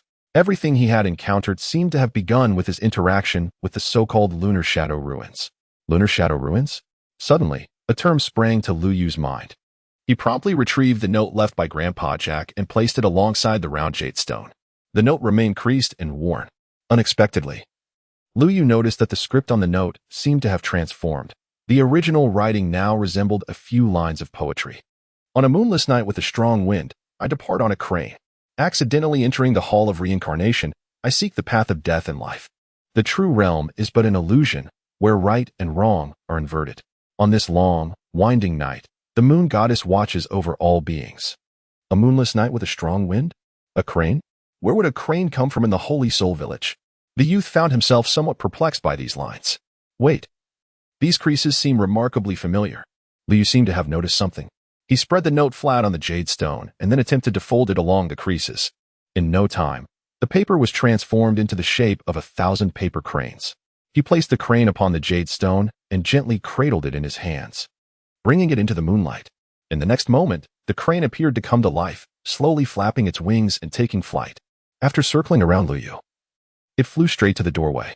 The wooden door posed no obstacle to the crane's path, for it was capable of passing through walls. Observing this, Lu Yu hastily tucked away the jade stone and closely followed the crane. Upon stepping outside, he found the crane hovering at the entrance before it soared towards the grove behind the village. Throughout the journey, nothing peculiar occurred. Ultimately, the crane halted in front of a massive stone. Unlike before, a dark, hole-like opening had appeared above the stone, seemingly waiting for something. As Lu Yu approached, the crane's form suddenly enlarged under the moonlight until it was capable of bearing the weight of an adult. Gradually, it came to a stop before Lu Yu, as if beckoning him to ascend. After Lu Yu ascended, the 1,000 paper cranes soared into the sky once more, heading straight towards the dark void above the colossal rock. At the moment of entering the black hole, Lu Yu instinctively shut his eyes. Moments later, he gradually opened them, finding himself surrounded by floating debris. Lu Yu found himself once again in the void where the Gothic edifice once stood. Yet, the palace appeared unscathed. At this moment, a paper crane was gracefully carrying him toward it. After about the duration of an incense stick, the crane finally alighted before the grand entrance of the palace. Once Lu Yu disembarked, it reverted to its original size. The palace bore an uncanny resemblance to his previous visit, showcasing the same Gothic architectural style, deep crimson hues, and the imposing grandeur of its entrance. To ensure his safety, Lu Yu once again donned the black divine armor, feeling the familiar sting and numbness wash over him. Once prepared, he cautiously approached the great door. At that instant, the paper crane gently drifted closer to Lu Yu. Just as he was about to raise his hand to push the door, it suddenly swung open with a resounding crash, revealing an aperture just wide enough for a single person to enter. Lu Yu turned around alertly, only to find the paper crane had inexplicably appeared behind him. However, in the next moment, the crane circled around Lu Yu and flew into the palace, seemingly indifferent to his presence.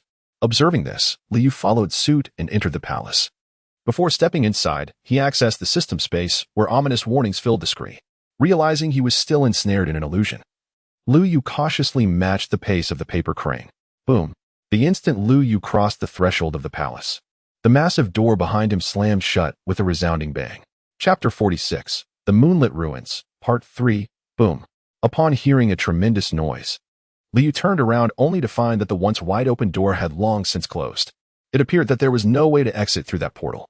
For the moment, he decided to follow the paper crane, in hopes of discovering an alternative route to escape. Lu Yu pondered and quickened his pace to catch up with the paper crane. Lu Yu discovered that the exterior of the palace appeared grand. Yet he was unprepared for the vastness within. Despite the absence of any light sources, the palace still exuded a resplendent and opulent aura. Here, one felt as though time could easily be forgotten. Although this place was magnificent, it was imbued with an eerie stillness, rendered lifeless and somber. Lu Yu, following the paper crane, wandered for an indeterminate length of time until he arrived at an interminably long corridor. The passage stretched out before him, seemingly devoid of an endpoint. On either side, a series of impeccably aligned doors stood firmly closed. At that moment, the paper crane paused in front of one such door. As Lu Yu stepped forward, the wooden door creaked open slowly, seemingly of its own accord. Outside, the light shone brightly, yet behind the door lay a profound darkness, one that appeared poised to engulf anyone who dared to enter. As Lu Yu gazed intently, a paper crane leisurely floated beside him and drifted in. At the very moment the crane entered, it suddenly ignited with a whoosh, the flames casting a warm glow that illuminated a small area. Lu Yu was momentarily taken aback by the sudden actions of the paper crane. Is this an instance of self-immolation to illuminate others? This fellow is quite remarkable. He truly burns himself with fervor. Lu Yu had been wandering in the room for an indeterminate length of time, following a paper crane, only to discover that the space was unexpectedly vast. The crane, composed of an unknown material, had burned for so long without turning to ash. Lu Yu gazed at the flickering flame ahead, unable to suppress a murmur. Naturally, at that moment, he fervently wished for the crane to remain intact. Otherwise, he would truly become blind. At last, the paper crane came to a halt before a mirror. Lu Yu glanced around. The room was enveloped in darkness, with the sole source of light emanating from the burning paper crane. The reflection in the mirror was equally indistinct. Lu Yu stepped forward once more, his dark divine armor enveloping his entire form in preparation for any unforeseen circumstances. Strangely, the mirror reflected nothingness. Even Lu Yu, standing directly before it, was absent from its surface. Suddenly, the mirror's surface rippled, akin to a stone cast into a tranquil lake, creating a series of undulating waves. Before long, an ethereal figure materialized, seemingly emerging from the depths of the mirror. As the figure approached, Lu Yu was astonished to discover that the visage bore an uncanny resemblance to his own. How many years had it been? At last, another soul had ventured into this eerie place. The figure in the mirror spoke, its voice a perfect echo of Lu Yu's own. Who are you? What is this place? Lu Yu inquired with vigilance. To his surprise, the figure in the mirror could not help but chuckle. Young one, you possess the guiding fire crane yet question my identity. What a delightful irony. Esteemed elder, I have inadvertently wandered into this place. I humbly beseech you to show mercy and illuminate a path for me. The guiding fire crane? Lu Yu could not help but glance at the burning paper crane beside him, then spoke with utmost respect. Young one, do you truly not know where you are? The figure in the mirror expressed its astonishment upon hearing this. The key to this palace had always been guarded by the apostles. Outsiders had no chance of access and were often unaware of the very existence of these ruins. Those who managed to enter were invariably meticulously selected by the apostles. How could they possibly remain uninformed about the circumstances here? Upon hearing this, Lu Yu sincerely shook his head in ignorance. He truly did not know where this place was. He only recognized a name that had suddenly emerged from the recesses of his mind. At that moment, his heart was filled with confusion. What was this place? Why did his grandfather possess a key to it? Suddenly, the person in the mirror entertained a bold hypothesis. Could it be that something had transpired with this generation of apostles? Or had the continent undergone another cataclysm? If so, would that not render the millennial plan of the Moon God Palace a futile endeavor, a mere exercise in futility? Contemplating this, the expression of the figure in the mirror instantaneously shifted to one of sorrow. Yet, he swiftly regained his composure. Young man, allow me to first inform you that this is the Moon God Palace, and the creature beside you is the guiding fire crane. If my conjecture holds true, you must possess a circular jade stone, correct? The figure in the mirror spoke with feigned tranquility. Truly, you are a remarkable elder, possessing an astute insight that allows you to discern the presence of concealed treasures on your junior, even without direct observation. I am profoundly impressed. Lu Yu showered a few flattering words before the figure in the mirror, much to their delight. Ahem, in truth, I am not so extraordinary.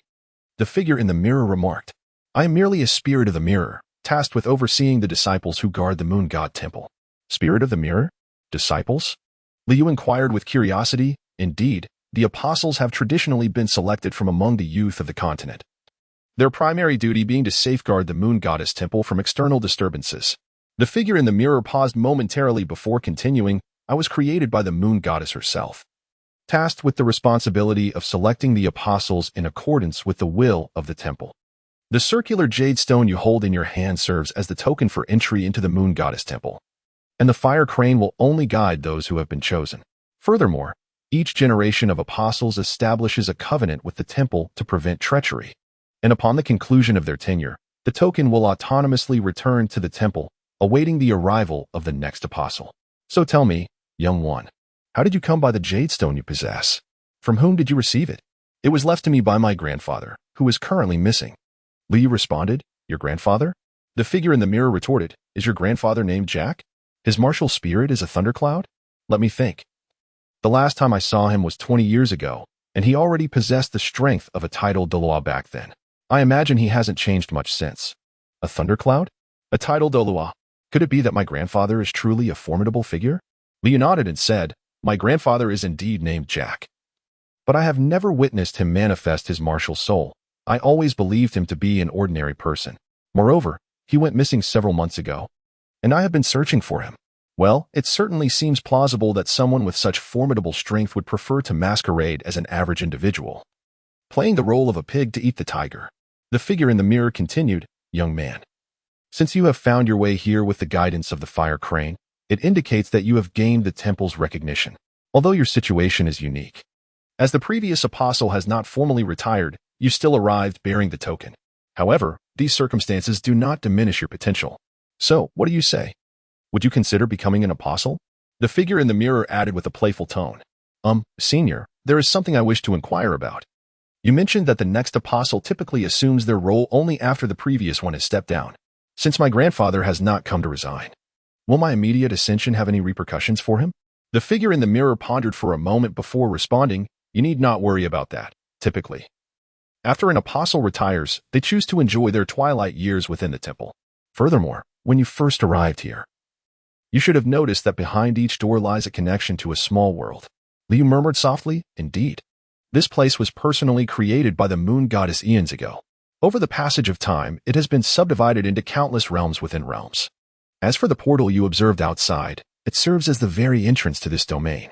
However, it is essential to understand that this magnificent moon temple is meticulously divided into precisely 10 layers. At this very moment, we find ourselves in its lowest tier, known as the first layer of the illusory moon palace. The figure in the mirror spoke with an air of satisfaction. All who first enter the illusory moon palace will encounter a dreamlike illusion, the essence of which varies from person to person. And this environment also serves as the initial trial for the apostles. Yet, the figure in the mirror suddenly paused. In that wondrous realm, which felt both surreal and genuine. It is astonishing to realize that you have successfully achieved an absolute blockade and concealment of your own consciousness. This is truly a stroke of genius beyond the imagination of ordinary beings.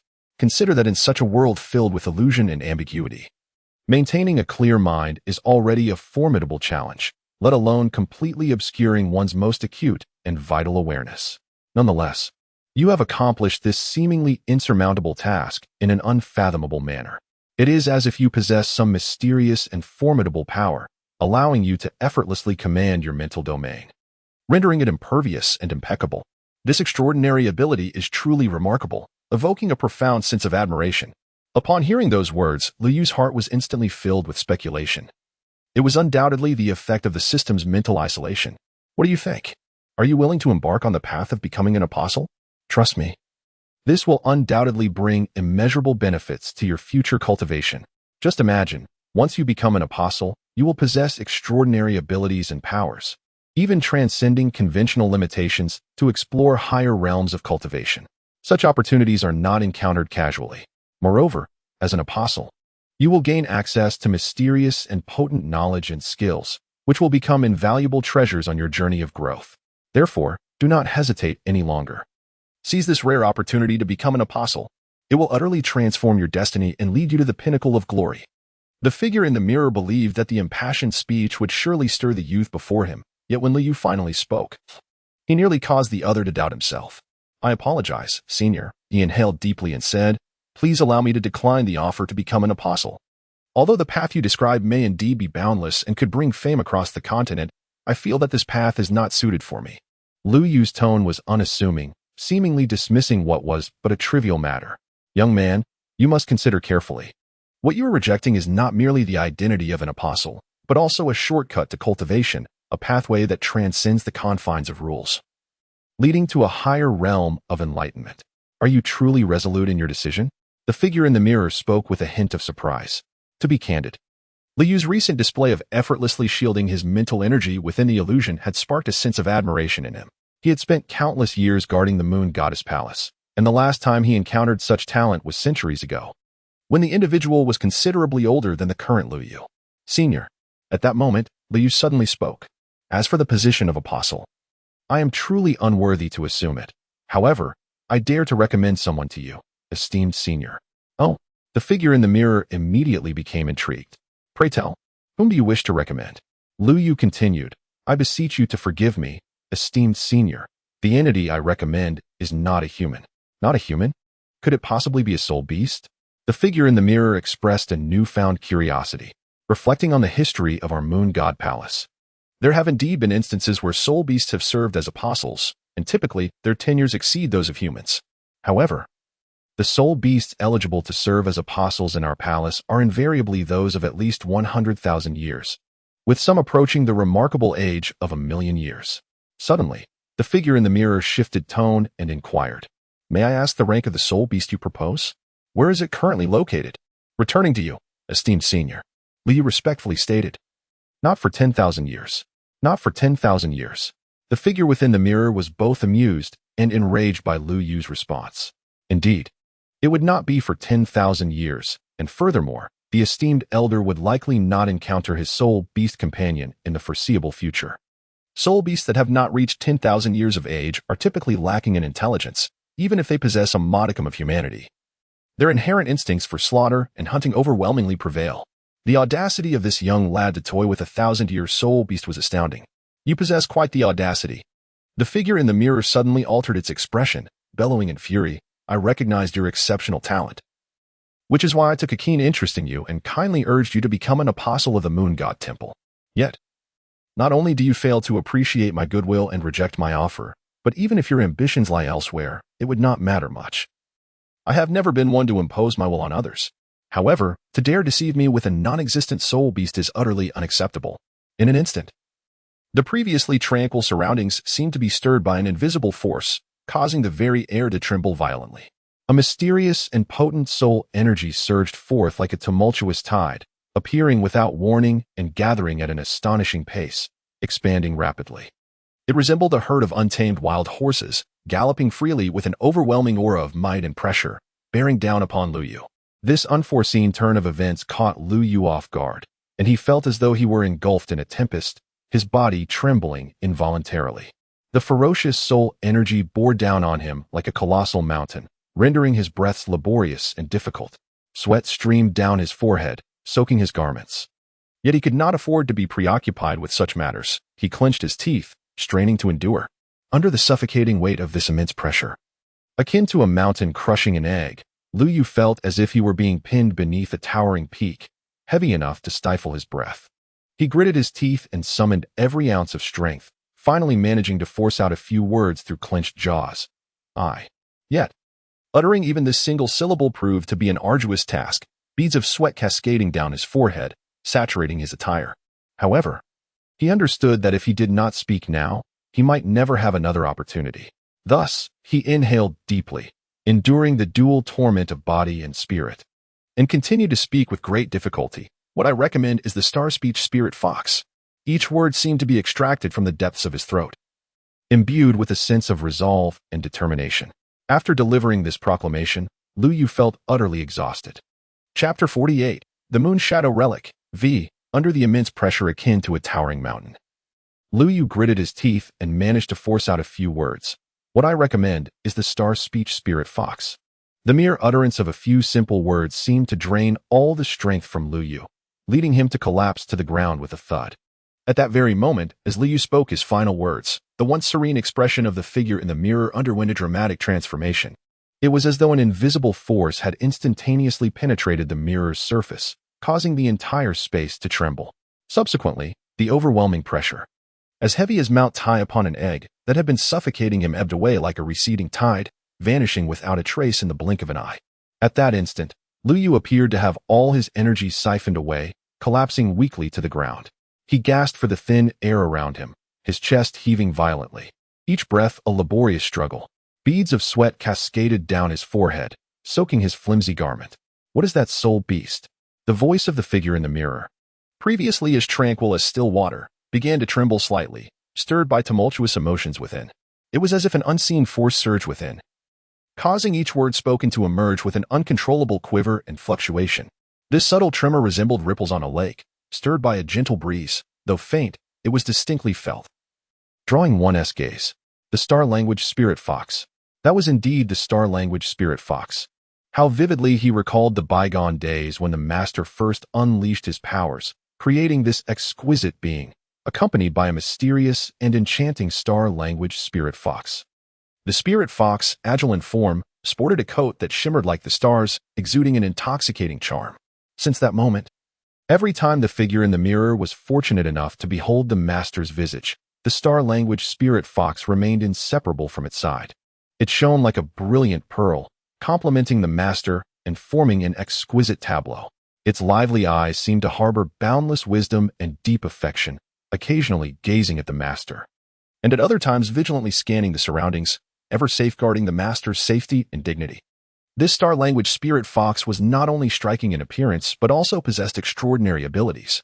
It could comprehend the Master's thoughts, responding to his calls with a melodious and dulcet voice. It could sense subtle changes in the surrounding environment, providing early warnings of potential dangers.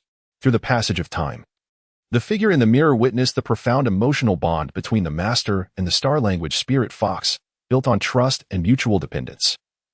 As they weathered countless storms together, this remarkable connection became an indelible memory etched in the figure's heart. Yet, all of this vanished with the cataclysmic battle between gods and demons that swept through the currents of time. The past transformed into memories, preserved within the figure's mind. Following that heart-stirring, earth-shattering battle, the Master, having exhausted his final strength and wisdom, ultimately succeeded in creating the resplendent Moon God Palace, a realm akin to a celestial paradise. However, at the very moment when this magnificent palace was completed, its Master, akin to a meteor streaking across the night sky, quietly fell, leaving behind an air of sorrow. Simultaneously, the enigmatic and noble Star Language Spirit Fox, which had always remained by the Master's side, seemed to vanish without a trace following the Master's departure, disappearing into silence. This abrupt turn of events cast a shroud of grief over the entire continent. Once, the Star Language Spirit Fox clan, as the Master's most loyal companions and guardians, had weathered countless storms together. Yet with the disappearance of that singular Spirit Fox, the clan gradually began to decline. As time passed and the years slipped by, many began to doubt whether the Star Language Spirit Fox had truly vanished from this realm. However, fate is perpetually replete with endless surprises and miracles. The one gazing into the mirror could hardly fathom that remnants of the Star Language Spirit Fox bloodline still lingered in this world, and even more astonishingly, it manifested right before his very eyes. This revelation struck him like a thunderbolt on a clear day, shattering the peace he had long harbored within. Where might that Spirit Fox now reside? The tone of the one in the mirror suddenly shifted to urgency, as though the news of the Spirit Fox held more significance to him than his very own life. Lu Yu, with great difficulty, propped up his exhausted body and rose from the ground. At that moment, his sweat-soaked garments clung tightly to him, creating an unbearable discomfort. To speak candidly, the Star Language Spirit Fox had already entered into a contract with the younger generation. Unfortunately, during our recent battle, it sustained injuries and is currently outside, quietly recuperating. I fear it will be some time before we can meet again. Li Yu responded cautiously, his heart swelling with joy at that moment. Fortunately, he had wagered correctly, indeed. June had a connection to this place. The reaction of the figure in the mirror suggested that the Star Language Spirit Fox likely held a position of considerable esteem within the Moon Goddess Temple.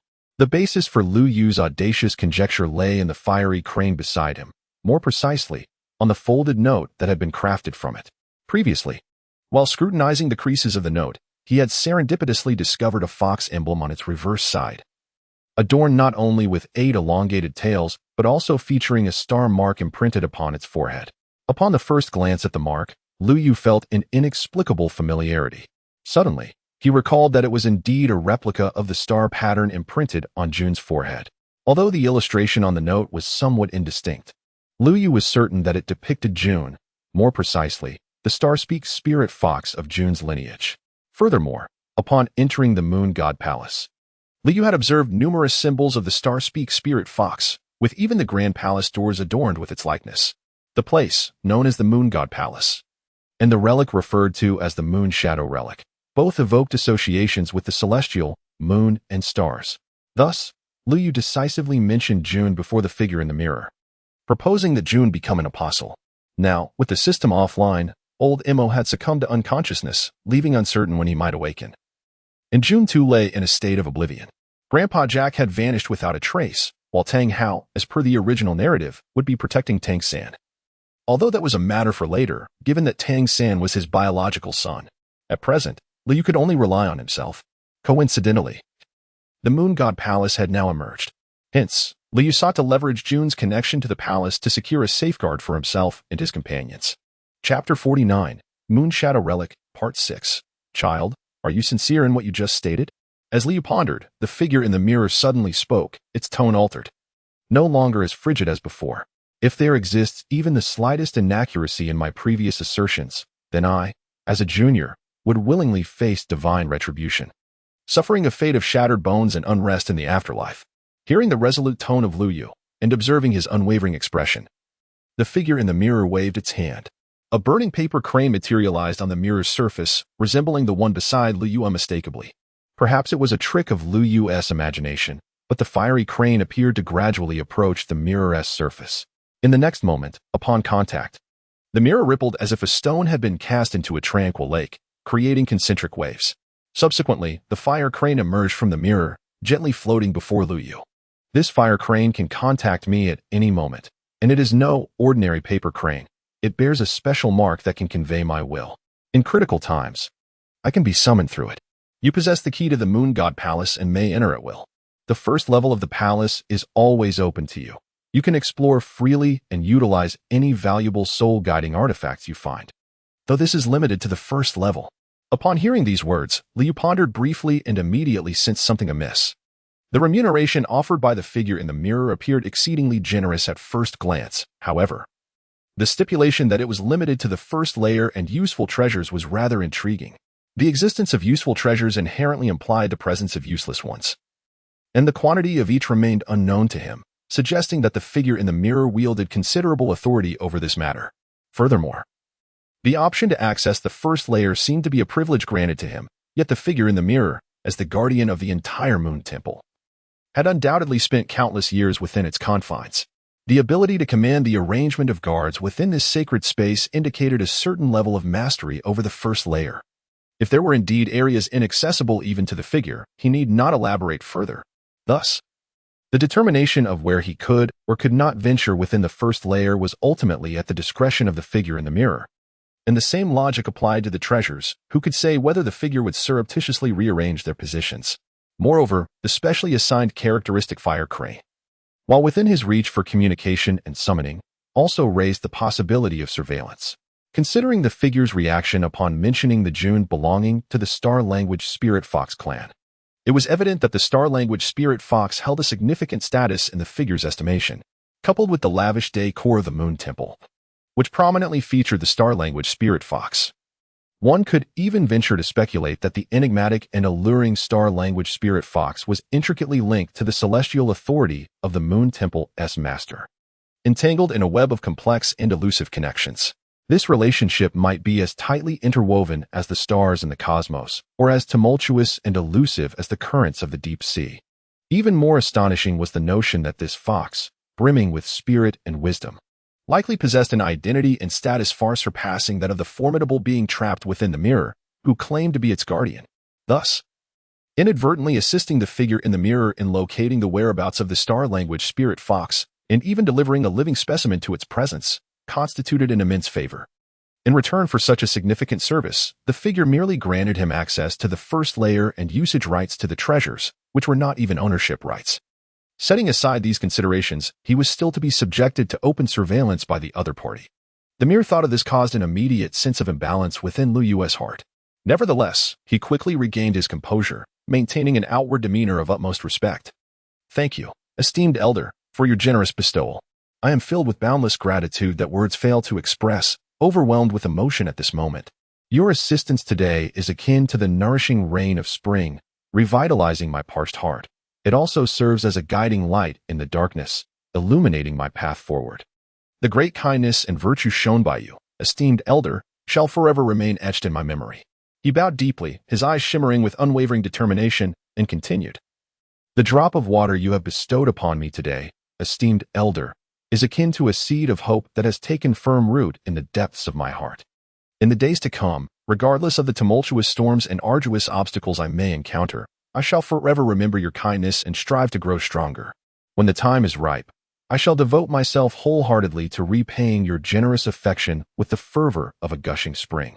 Rest assured, esteemed elder, I shall never betray your expectations." Upon finishing his words, he once again bowed respectfully to the elder, expressing his resolve and sincerity. The figure in the mirror was quite pleased with the young man's response and erupted into laughter. "You are quite perceptive, young one," it said, but then abruptly shifted its tone. "However, the benefits I offer are not to be taken lightly. If you desire treasures, young one, I dare to inquire if your interest lies with the Starry Spirit Fox?" Before the figure in the mirror could finish, Liu interjected. Surprisingly, the interruption elicited no anger from the figure. Rather, it regarded the silver-haired youth with keen interest. "You are indeed remarkable, worthy of your ability to perfectly shield your mental prowess. It is a pity," the figure feigned lament, "that such talent cannot be utilized by my Moon God Palace. Very well, since your aspirations lie elsewhere, I shall not press further." It continued, "Follow the fire crane, and you shall exit the first layer of the Moon God Palace's illusion." "Thank you, esteemed elder," Liu replied. "I take my leave."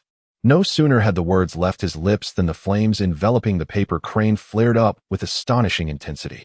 Liu instinctively closed his eyes, yet he felt no pain. When he opened them again, he beheld two tightly shut doors, adorned with two vividly lifelike Star Language Spirit Foxes. As he surveyed his surroundings, filled with floating debris, he realized he had inexplicably arrived outside the Moon God Temple. However, he pondered how he might escape, for he found no apparent means of exit.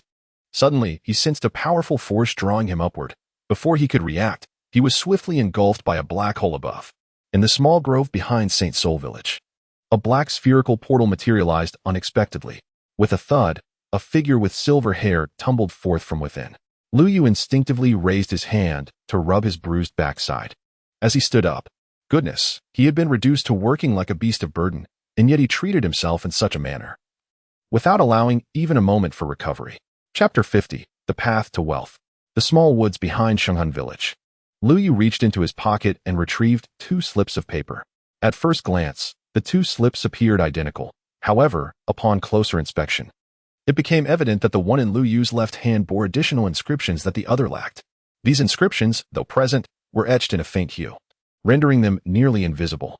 The slip adorned with inscriptions was, in fact, the specially crafted paper crane from the mirror person encountered earlier in the Moon God Temple. Yet, as they stepped through the portal, both slips had unfurled into their original forms. Lu Yu placed the 2 notes in the circular jade stone into the system space. Since the system could shield his mental power, it followed that the system space could also obscure the surveillance of the figure in the mirror.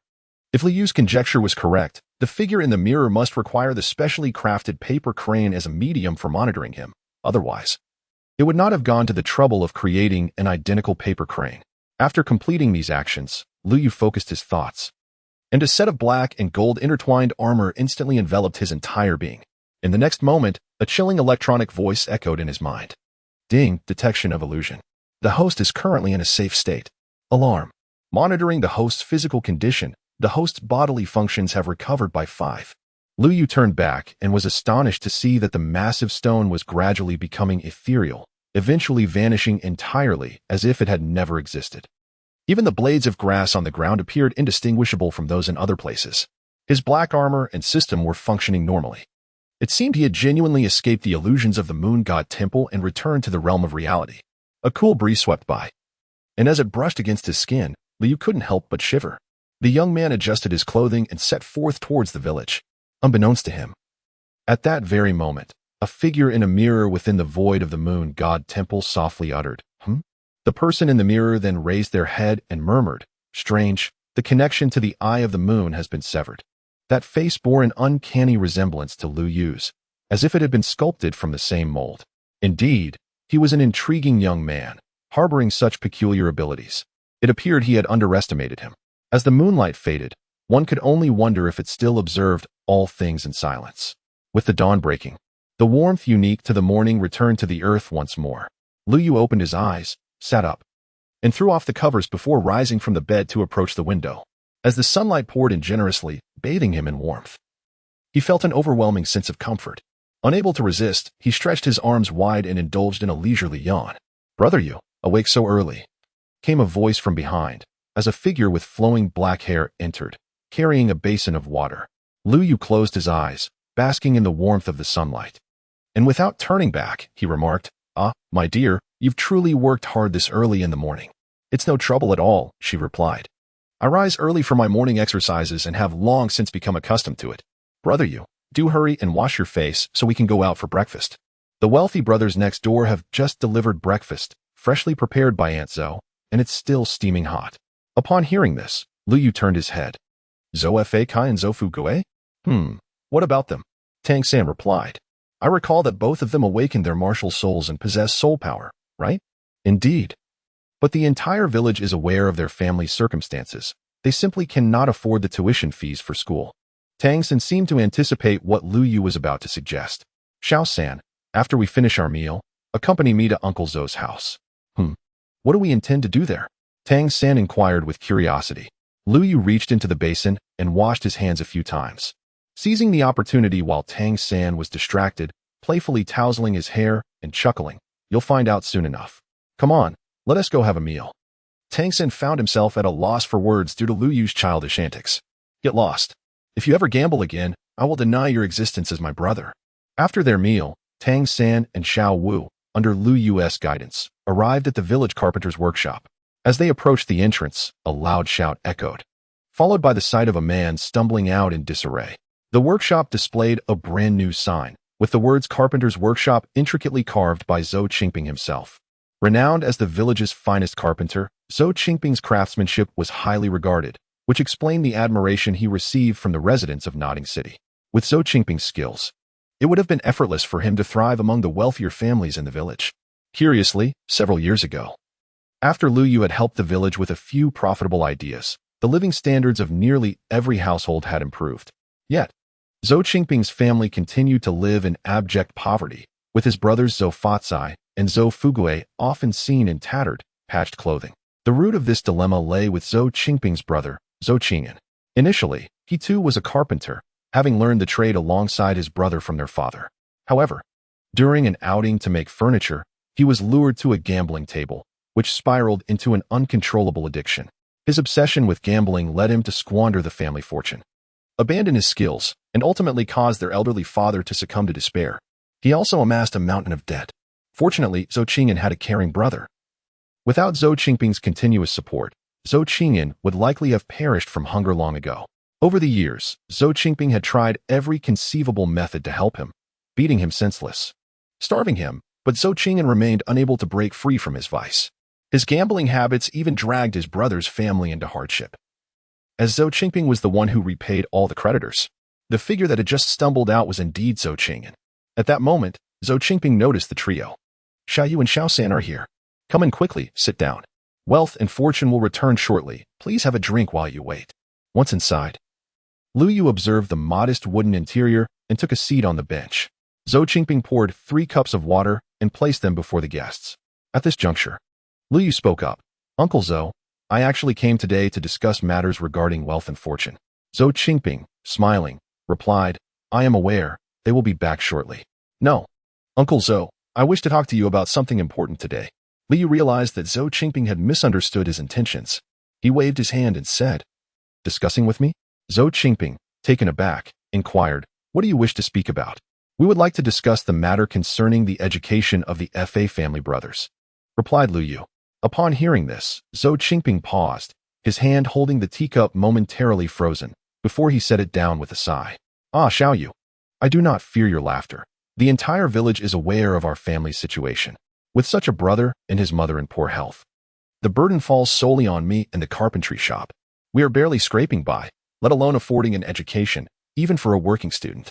Moreover, those 2 children possess neither the martial spirits nor the talents of you and Xiaosan. It would be wiser for them to learn a trade, like I have, than to pursue the path of a soul master. Chapter 51. The Return of the Man in Black. After finishing his words, Zhou Qingping took a large sip of tea. Uncle Zhou, what I mean is that I can assist with the tuition for Fa and Fu Gui, Lu Yu interjected. However, Zhou Qingping shook his head and chuckled. Uncle Zhou knows you are a kind-hearted child wishing to help, but it is truly unnecessary. Uncle, I am not jesting. Please have Fa and Fu Gui come to see me tomorrow. This pouch contains their tuition for the entire academic year. With that, Lu Yu placed a money pouch on the table, stood up, and left with the 2 others. As they exited, Lu Yu caught a glimpse of the figure who had just been ejected by Zhou Qingping, lurking by the window, eavesdropping. The individual noticed Lu Yu, but said nothing, stealthily re-entering the house. On the way home, Tang Sen appeared hesitant, remaining silent until they arrived. Brother Yu, is something troubling you? Lu Yu looked up at Tang Sen. Tonight is the night the mysterious figure returns. Aren't you worried, Brother Yu? Upon hearing this, Lu Yu chuckled softly and remarked, You should wash up and get some rest. Have you not witnessed the strength of your opponent? Preparation may prove futile. It is better to go with the flow. Tang Sen found himself momentarily at a loss for words. There was a certain wisdom in Brother Yu's words, suggesting a surrender to circumstances. He gazed up at the imposing sun, its rays so piercing that he struggled to keep his eyes open. Yet, it was still far from noon, and the time for an afternoon nap had not yet arrived. The youth walking ahead wore a gentle smile, softly humming a tune, embodying a spirit of carefree tranquility.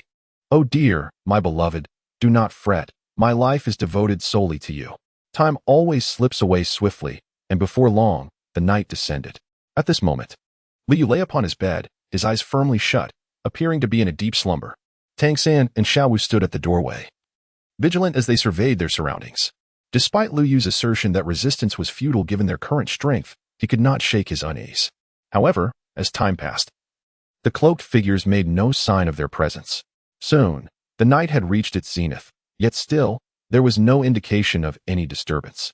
Xiaowu, having grown exceedingly weary, succumbed to her fatigue and dozed off at the edge of the bed.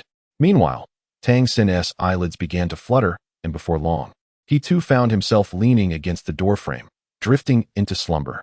Suddenly, the atmosphere in the room began to warp. A figure cloaked in black materialized within the confines of the chamber. Strangely, upon appearing, the figure remained motionless, merely standing in place. "Well, since you're not asleep, you may as well rise. There's no need for pretense." A voice, both masculine and feminine, resonated through the air. At that moment, the seemingly slumbering Lu Yu opened his eyes, threw off the covers, and approached the cloaked figure, cupping his hands in a gesture of respect. "I, Lu Yu, express my profound gratitude for your life-saving grace." The cloaked figure then sauntered over to a nearby chair and seated herself, pouring a glass of water for herself. Subsequently, she retrieved a small jade vial, from which she dispensed a single drop of medicinal liquid and consumed it. She then presented a bowl of verdant liquid before Lu Yu. Lu Yu took the bowl without the slightest hesitation and downed it in one gulp. The bowl of green water was soon emptied, and after smacking his lips, he found the water to be refreshingly cool, devoid of any peculiar taste. To his surprise, the man in black suddenly spoke. "Aren't you afraid that what I offered you might be poison?" Lu Yu spoke calmly. "If you seek my life, there was no need to go through such elaborate efforts to pull me back from the gates of the underworld. Moreover, with your prowess, there is no requirement for such underhanded and laborious means as poisoning." Suddenly, the cloaked figure burst into laughter. "Indeed, you are worthy of being chosen by the ancestral deity, daring to confront the aberrant earth-splitting ape alone. Quite impressive." Then, the figure produced a jade vial. "A single drop of this elixir, mixed with cold water each day, will ensure your injuries heal within 5 days. Your 2 companions have merely been affected by a specially concocted fragrance. They shall awaken by morning. So there is no need for concern. For the next few days, refrain from sneaking out and enjoy a period of recuperation." With that, the cloaked figure turned to leave. "Dare I inquire, esteemed elder, what is the nature of the sacred realm?" Lu Yu suddenly ventured to ask. "Such matters are beyond your concern. In due time, you will come to understand." With those words, the space around him warped, and the figure vanished without a trace. Lu Yu picked up the jade bottle left by the man in black. Upon opening it, a fragrant aroma immediately filled his nostrils. Just a single whiff revitalized him immensely. As if his mental faculties had been nourished, Lu Yu turned to glance at the 2 figures deeply ensconced in slumber, shaking his head in resignation. After gently placing them upon the bed, he settled into a cross-legged position, endeavoring to cultivate his soul energy. Suddenly, an extraordinary sensation surged within him, as if a warm flame had ignited in his dantian. This warmth spread with astonishing rapidity, flooding through his entire being in the blink of an eye. He widened his eyes in astonishment, murmuring to himself, his mind awash with confusion and awe. Could this be the miraculous effect of the elixir he had just consumed? This thought flitted through his consciousness, drawing him into deep contemplation. As the warmth coursed through his body, he could distinctly perceive every cell awakening, his previously fatigued form gradually regaining vitality. This unprecedented experience filled him with both excitement and trepidation, leaving him to ponder what unforeseen transformations might yet unfold. Lu Yu immediately entered a state of cultivation, commencing the absorption of the soul energy from the heavens and the earth. With a mere thought, he swiftly traversed into his own sea of consciousness. Lu Yu tightly shut his eyes, focusing his mind as he descended into the depths of his consciousness. After an extensive exploration, he was astonished to discover that at the heart of the vast, boundless sea of awareness, a vortex of soul energy was gradually taking shape. Although the current scale of this soul energy vortex seemed trivial compared to its former self, it was undoubtedly exhilarating news for Lu Yu. It is worth noting that since suffering a severe setback, his path of cultivation had become exceptionally arduous, nearly stagnant. Yet, the emergence of this soul energy vortex appeared as a glimmer of hope in the darkness, rekindling his aspirations and courage to resume his cultivation journey. Lu Yu was acutely aware that restoring his former glory would not be an easy endeavor. However, he believed that as long as he could embark upon the path of cultivation once more, anything was possible. At that moment, his heart brimmed with anticipation and determination, silently vowing to seize this opportunity and diligently enhance his prowess. As time passed, the soul power vortex gradually stabilized and began to rotate slowly. Each rotation seemed infused with a mysterious force, captivating Lu Yu's attention. He observed the soul power vortex with unwavering focus, viewing it as a beacon of hope for his return to the path of the Soul Master. Despite the challenges that lay ahead, Lu Yu firmly believed that with relentless perseverance and courage, he would one day transcend his obstacles and reclaim his pinnacle. Chapter 52. The Unfolded Diary. As the sun ascended the treetops, the morning once again descended upon the golden carpet of dawn. The silver-haired youth slowly opened his eyes, His silver irises sparkled with uncontainable excitement. After consuming the potion provided by the cloaked figure, he could finally condense the soul power vortex once more. After a night of relentless effort, the small soul power vortex had finally stabilized, albeit far smaller than its previous magnitude. Yet, Liu Yu remained confident that in 5 days, he would surely return to his zenith and create new splendor. Liu Yu slowly rose and made his way to the window, noting that it was still early. It seemed that Tang San and Xiao Wu would require a while to awaken. Perhaps it was best for him to prepare breakfast first. After Liu Yu departed, a moment passed, and the young boy lying on the bed stirred slightly before gradually opening his eyes. Before him lay a cherubic face, flushed and peaceful in slumber. The plump, glistening cherry lips were slightly parted, evoking an irresistible urge to take a gentle bite. Suddenly, Xiao Wu's lashes fluttered, and her luminous eyes slowly opened. At that moment, each pair of eyes reflected the other. Senku? Xiao Wu rubbed her eyes, her voice still heavy with sleep, appearing quite disoriented. Wait, where's you go? Why are we sharing the same bed? Tang San, rising alongside Xiao Wu, quickly sensed something was amiss. It appeared that someone had not slept soundly. Xiao Wu's hair was disheveled, and her clothing was askew, revealing a glimpse of her snow-white shoulder. Last night, after Xiao Wu had fallen asleep, he had remained vigilant by the door, attentive to any disturbances around them. He distinctly remembered Liu Yu being in the bed, yet he had succumbed to sudden drowsiness. How had he awoken to find himself beside Xiao Wu? Where has Yuga gone? Tang San wondered aloud. Did we not keep watch last night? How did we end up sleeping? At this moment, Xiao Wu too began to comprehend the situation and absent-mindedly brushed aside her tousled hair. Just then, the door creaked open, revealing a voice from outside. Xiao Wu-san, you're awake. Hurry and get up for breakfast, or it will get cold and unappetizing. Liu stood at the entrance, gazing at the two individuals who appeared utterly bewildered. Brother Yu, where is the man in black? Has he arrived? Tang San hurriedly stepped forward to assess Liu Yu's condition. Are you all right? Did he harm you in any way? Are you injured? I am fine, so there is no need for concern, Liu Yu reassured him. Liu Yu found himself both amused and bewildered by Tang San's anxious demeanor. The young man bore no ill intent. In fact, he had been assisting with Liu Yu's injuries. Rest assured, my dear brother Yu, I am quite well, he reassured him. That's a relief, Tang San replied, finally feeling at ease. However, in the next moment, Liu Yu caught sight of Xiao Wu's disheveled appearance and, with a mischievous grin, remarked to Tang San, You rascal. Not only did you bring this young lady home during the holiday, but you also ended up sharing a bed with her last night, leaving her in quite the state. You must take responsibility for her now. Tang San's face instantly flushed with embarrassment. And no, brother Yu, you've misunderstood. Nothing happened between us last night. What are you two discussing? Sharing a bed? I've been sharing the same blanket with Brother San at school. Xiao Wu interjected innocently as she approached, her expression pure and unassuming. Upon hearing her words, Liu Yu cast Tang San a knowing smile. Oh, so it was just sharing a blanket, little San. Exactly. I didn't bring a blanket, and Brother San's was large enough. So we just combined our beds, she explained. Cough, cough, let's move on to breakfast. Brother Yu, didn't you just say that cold food isn't enjoyable? We shouldn't waste time here. Eating is of utmost importance. Tang San interrupted, clearing his throat. After breakfast, Tang San and Xiao Wu took care of the dishes. Liu Yu arrived alone at the small hillside in front of the village. Sitting cross-legged, the youth felt the gentle breeze caressing his face. Liu Yu pulled out an ancient tome of magic from his bosom. Ever since Liu Yu awakened, both Mohalik and the little fox, June, had remained in a deep slumber, showing no signs of waking.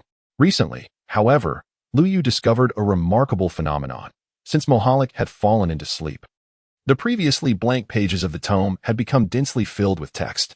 He recalled that when he first encountered Mohalik, it had mentioned being the diary of the greatest mage from a certain continent. This piqued Liu Yu's interest. Of course, as a successor of the new era of socialism in his previous life, a social worker imbued with progressive ideals, he disapproved of the base act of invading another's privacy.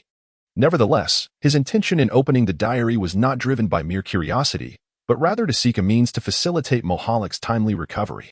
After all, the great mage had not objected. One might even interpret this as tacit consent. Although the text in the book was written in a language from another continent, Mohalik had employed mental magic to enable Liu Yu to master all the languages of the Austin continent, rendering any language barrier inconsequential.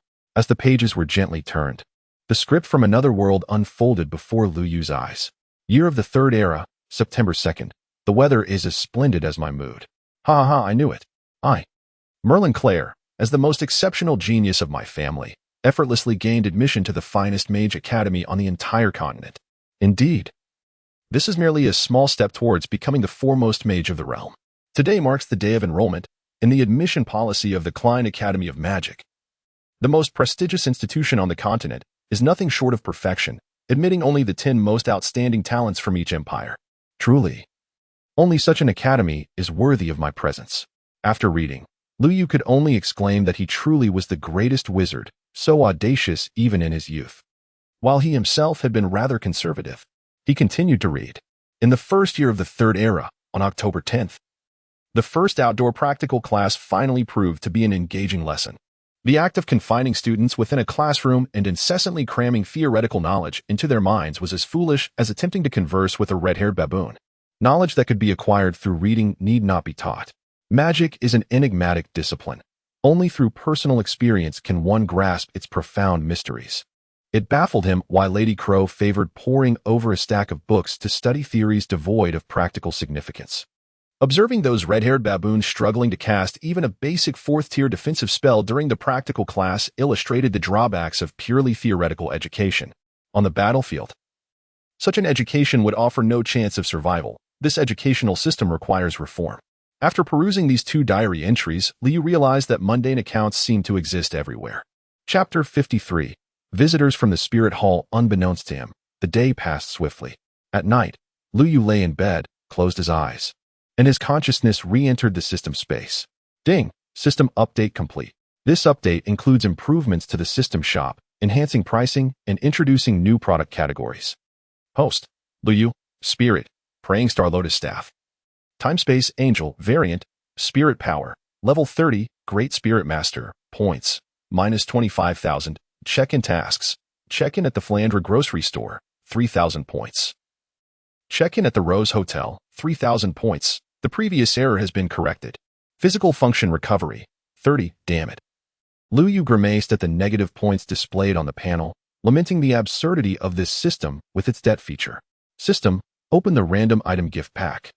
Random Item Gift Pack is opening. Congratulations, the host has received the 8 Gates of Duanjia.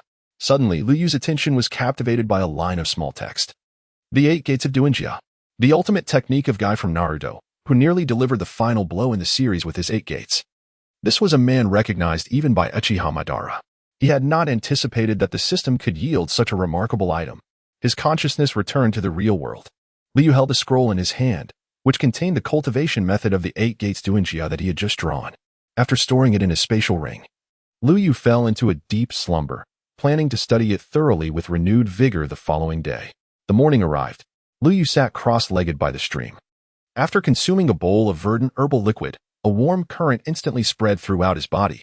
Lu Yu closed his eyes, gently guiding his soul energy to traverse through his limbs and bones. Observing the gradually forming vortex of soul energy in his sea of consciousness, Lu Yu revealed a satisfied smile.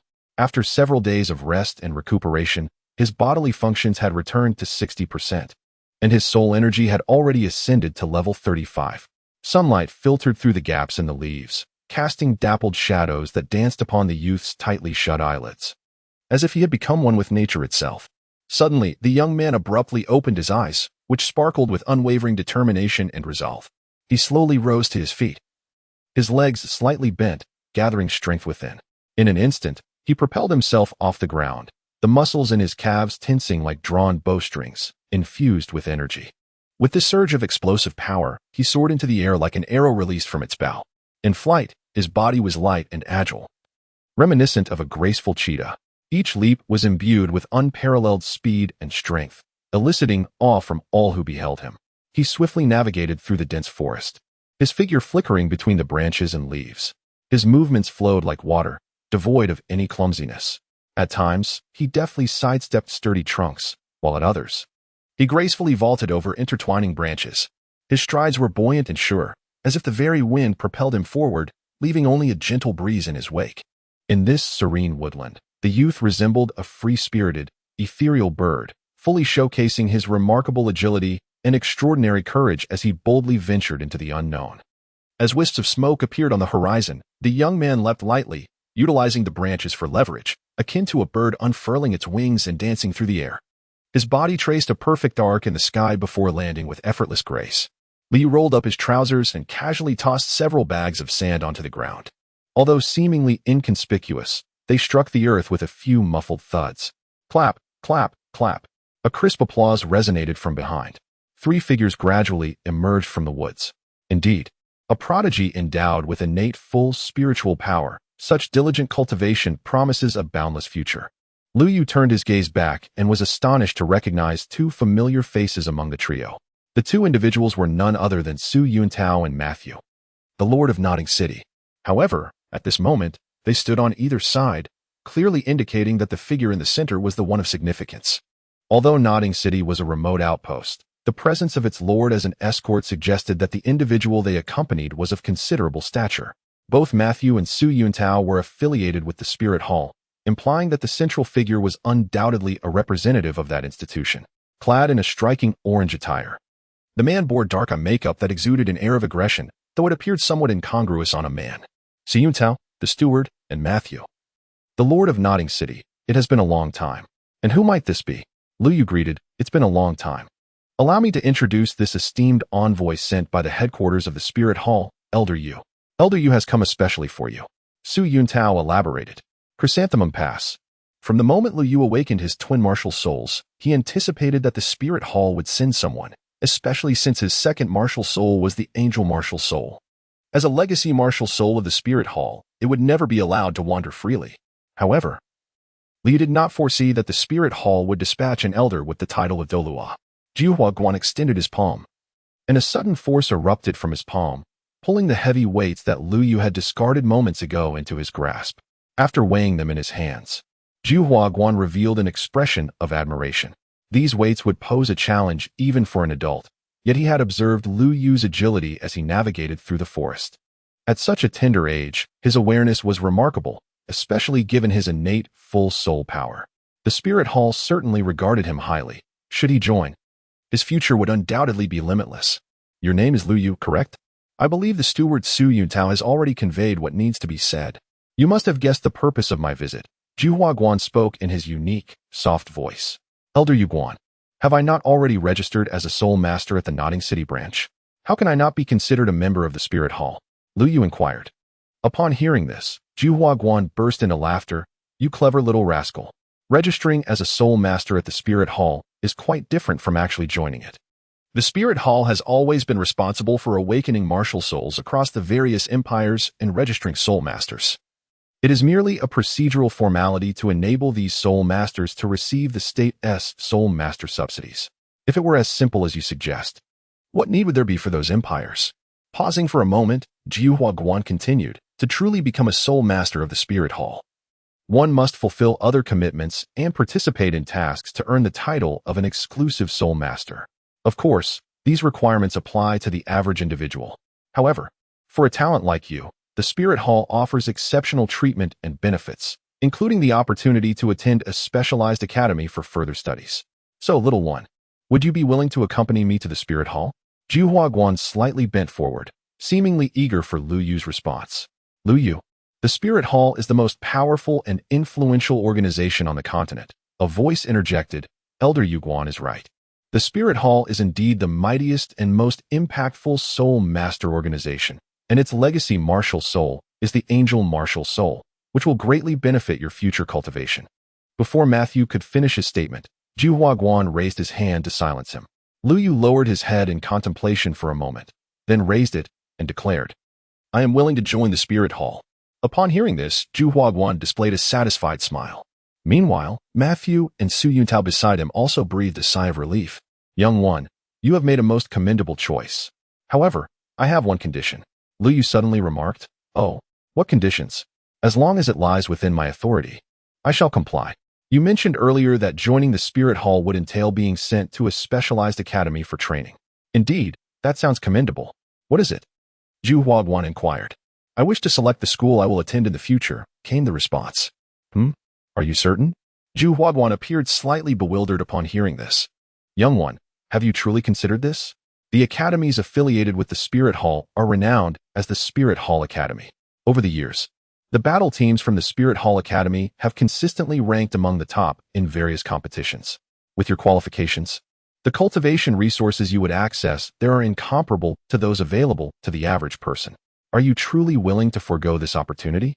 Liu shook his head resolutely and declared, while the resources of the Spirit Hall Academy may surpass those of other institutions, I wish to choose my own path for the future. However, Elder Yu, rest assured that since I have promised to join the Spirit Hall, I shall not go back on my word. The reason behind Liu Yu's decision to forego the Spirit Hall Academy was quite simple. The system had issued a task that required him to engage with original characters to unlock its potential, and he was currently burdened with a considerable debt to the system. Interacting with the original members of the Shrek 7 Devils made Shrek Academy the most advantageous choice at present, as it offered the quickest means to earn points. Moreover, he still needed to check in at Flinder's shop in the Rose Hotel. Seeing Liu Yu's unwavering stance, Zhu Huaguan realized that further persuasion would be futile. At the very least, Liu Yu had agreed to join the Spirit Hall, allowing him to return with a satisfactory report. He produced a golden token and handed it to Liu Yu, stating, "This is the exclusive token for Soul Masters of the Spirit Hall. Should you encounter any difficulties, you may summon a Soul Master at the local branch." Liu Yu respectfully replied, "Thank you, Elder Yueguan." Zhu Huaguan waved his hand dismissively and said, "No need for thanks. We shall be one family from now on. Given your talents, your future standing in the Spirit Hall may very well surpass mine." With that, he turned and departed. At that moment, Su Yuntao and Ma Ziyunuo stepped forward, clasping their hands in greeting. "Congratulations, young brother Liu. The fact that the Spirit Hall has dispatched an elder on your behalf indicates your significance to them. We shall rely on your guidance in the days to come." Liu Yu replied, "Steward Su Yuntao, Lord of Matthews, you jest. It is thanks to both of you that I have reached this point today, especially to you, Steward Su Yuntao. Here, I must extend my sincerest apologies. My earlier impulsiveness nearly led to my demise and caused you undue worry. I acknowledge my fault." Steward Su Yuntao swiftly waved his hand, saying, No. Had it not been for your initial determination, I would not have had the fortune of witnessing the miraculous First Soul Ring, which is a Millennium Soul Ring." With that, the two bid farewell, and Liu Yu turned to follow the footsteps of Juhua Pass, departing. After Liu Yu bent down to properly adjust the weights on the ground, he slightly flexed his legs and, with a powerful thrust from his calves, shot forth like an arrow released from its bow. Meanwhile, within a solemn grand hall stood the Spirit Hall, an ancient palace that seemed to have emerged from the mist of time. Quietly positioned at the heart of the border between the Heaven Do Empire and the Star Luo Empire, it resembled a slumbering giant, emanating a chilling aura, while also appearing as a brilliant pearl embedded in the vast expanse of the continent. From a distance, the Spirit Hall loomed majestically, its architectural style unique, blending various elements that exuded both archaic elegance and solemn grandeur. Towering stone columns supported the entire edifice, akin to colossal sentinels silently guarding this sacred ground. The walls were adorned with exquisite patterns and runes, remnants left by generations of formidable beings, bearing witness to the illustrious history of the Spirit Hall. Upon entering the interior of the Spirit Hall, one could feel a potent wave of energy enveloping them. Within this magnificent and imposing sanctuary, there resided a throne radiating an air of authority, as if it could dictate the fates of all living beings. At this moment, seated upon the throne was a woman clad in resplendent garments. Her graceful figure and poise emanated an aura of noble elegance with every gesture she made. However, the most striking aspect was the scepter she held tightly, a symbol of the supreme power of the Spirit Hall. This scepter gleamed with a mysterious light, adorned with countless dazzling gemstones, each encapsulating boundless strength and wisdom. Undoubtedly, this woman wielding the scepter was none other than Bibi Dong, the current pope of the Spirit Hall. Her breathtaking visage appeared as if meticulously sculpted by a master artisan, captivating all who beheld her. Yet, within her profound eyes lay an indescribable coldness and authority that deterred anyone from gazing too long. At this moment, Bibi Dong sat upon her throne, seemingly awaiting the arrival of someone. Suddenly, a distortion rippled through the space within the hall, revealing a figure clad in a black robe. This person appeared to be the one Bibi Dong had been anticipating. "You arrived promptly upon receiving the news. Your intelligence network is quite adept," Bibi Dong spoke slowly, her voice solemn and devoid of any emotion. "He has agreed to join the Spirit Hall, though he does not wish to enter the Spirit Master Academy." After a brief pause, she continued, "What is this boy's background? Even if he possesses innate twin martial souls, he hardly seems worthy of such attention from you." Such matters fall outside the scope of our collaboration and are not for you to concern yourself with. Your Majesty, the Pope, only needs to manage your subordinates. Came the response. Bibi Dong replied with a hint of amusement. How amusing it is that the Holy Realm desires a figure, yet expects the Spirit Hall to play the role of a caretaker. This collaboration impacts the fate of the continent, and this child is a crucial element. There can be no room for error. The cloaked figure let out a cold snort. I hope His Holiness the Pope will take this matter seriously. I extend my gratitude on behalf of the sacred domain. Rest assured, I have already delivered the Pope's decree to him. In this continent, there are but a handful of individuals qualified to possess such a decree. Wherever the Spirit Hall has a branch, this decree will ensure no one dares to lay a hand on him. The cloaked figure leaned slightly forward, bowing halfway. Thank you, Your Holiness. I take my leave. With that, the space distorted once more, and the figure vanished without a trace. Chapter 55. The far north. After the departure of the cloaked figure, Bibi Dong sat quietly upon her throne, her eyes closed, her delicate hands gently massaging her temples. The thoughts of this pope remained as inscrutable as her frigid exterior. No one could fathom what lay within her mind. Only 4 individuals were privy to the collaboration between the Spirit Hall and the sacred domain. She could faintly sense a shadow slowly spreading across the continent. 3 years later, in the far north, amidst an expanse of white snowfields, a frail figure struggled against the howling blizzard. The boy's hair and brows were adorned with falling snowflakes, resembling a miniature snowman. This silver-haired figure was none other than Lu Yu. He had been traversing this snowy realm for nearly 2 months. Hey, Laomo, are you certain this cursed place harbors ice crystal marrow? A voice emerged from the satchel at Lu Yu's waist. Only in the harshest of environments can ice crystal marrow be found. It is rare elsewhere. I have researched this thoroughly. The far north is indeed the coldest region on the Doloa continent. Furthermore, as it is seldom trodden by human feet, the chances of encountering ice crystal marrow here are quite significant. Indeed, Lu Yu and Mo Holik had journeyed countless miles to the far north in pursuit of this ice crystal marrow. A year ago, the unconscious Mo Holik had suddenly awakened. Yet his companion, the illusory star fox, Lu Yu, showed no signs of revival.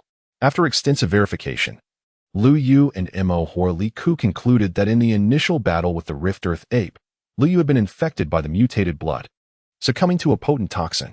Due to the urgency of the situation at the time, the anomaly went unnoticed. Furthermore, as Lu Yu belonged to the Star Language Spirit Fox clan and was thus blessed by the cosmos, the toxin remained suppressed, leaving her in a perpetual state of unconsciousness. However, as time passed, the poison had already spread throughout her body, necessitating immediate intervention. Fortunately, Lu Yu retained the crystal that had been embedded in the head of the mutated Rift Earth ape.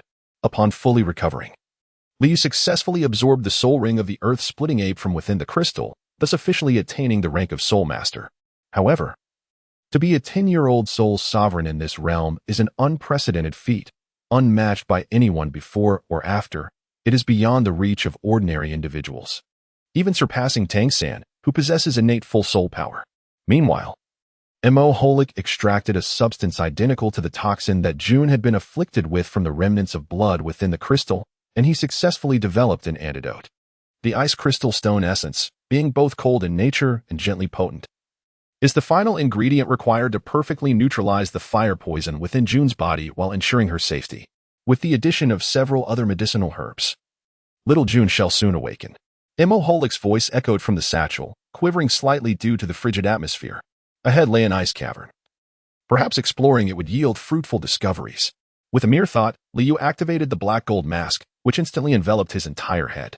The defensive characteristics of the Black God armor were well suited to endure a myriad of extreme environments. Thus he donned it throughout his journey, not only for warmth but also to guard against the ever-present threat of soul beasts. This vast expanse of pristine snow could be deemed one of the most magnificent sights on the continent. However, danger often accompanies beauties. And within this snowy realm dwelled many formidable hunters, each adept at surviving the harsh conditions. The Black God armor boasted unparalleled defensive capabilities. Yet it harbored one critical flaw: the armor around the eyes. If the armor were to completely cover the face, vision would be obstructed, rendering one blind. Conversely, if visibility was desired, the armor could not fully encase the eyes, thereby exposing them to potential threats. Nevertheless, this posed no issue for Lu Yu. As the fierce winds whipped up a blizzard, driving snow into the crevices of his armor, he chose to cover the eye section as well, achieving a state of perfect, comprehensive protection. He then extended his mental energy outward, compensating for his eyes and allowing him to detect hidden cracks beneath the snow and concealed hunters. The ice cavern lay at the foot of a towering ice mountain, fortuitously not far from Lu Yu's position. He arrived at the location within half an hour. At this moment, Miho Liku emerged from his satchel, surveying the surroundings. After confirming that the area was devoid of danger, the pair ventured into the cave. The cave's walls were encrusted with a layer of crystalline ice, and as they progressed inward, the passageway grew narrower from an initial width accommodating 3 individuals side by side to a constricted space that permitted only one to pass sideways. Moreover, the temperature within the cave plummeted the deeper they traversed. The entrance was perpetually shrouded in snow, resulting in exceedingly poor lighting within the cave, where the dim, cramped environment felt almost suffocating to Lu Yu. However, retreat was not an option at this moment, as the safety of Jun's life was at stake. Lu Yu could only navigate through the enveloping darkness. Suddenly, he sensed that his mental strength had collided with an invisible barrier, rendering him unable to advance even a fraction further. Lu Yu attempted to lift the mask covering his eyes, but soon found them exceedingly dry and chose to close them instead. Old Mo, it seems there is no path ahead. In reality, a stone wall obstructed the passage of both man and book. In an instant, a mysterious magic circle was drawn in the air, its runes intertwining and drifting toward Emoholic. The next moment, the metallic single eye unexpectedly erupted with a burst of blue light. Please step back, Emoholic suddenly spoke, and reinforced the stone wall above us.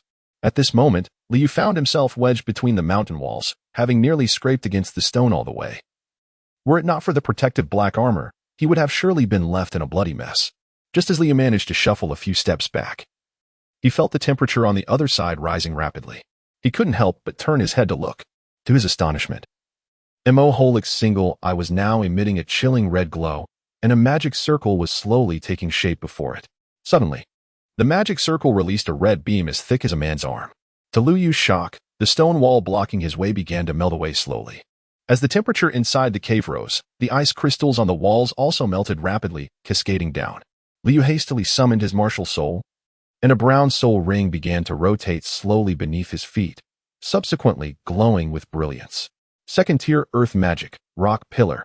Instantly, the cave walls manifested several stone pillars, forming a secure area to ensure that the falling ice crystals would not obstruct the path.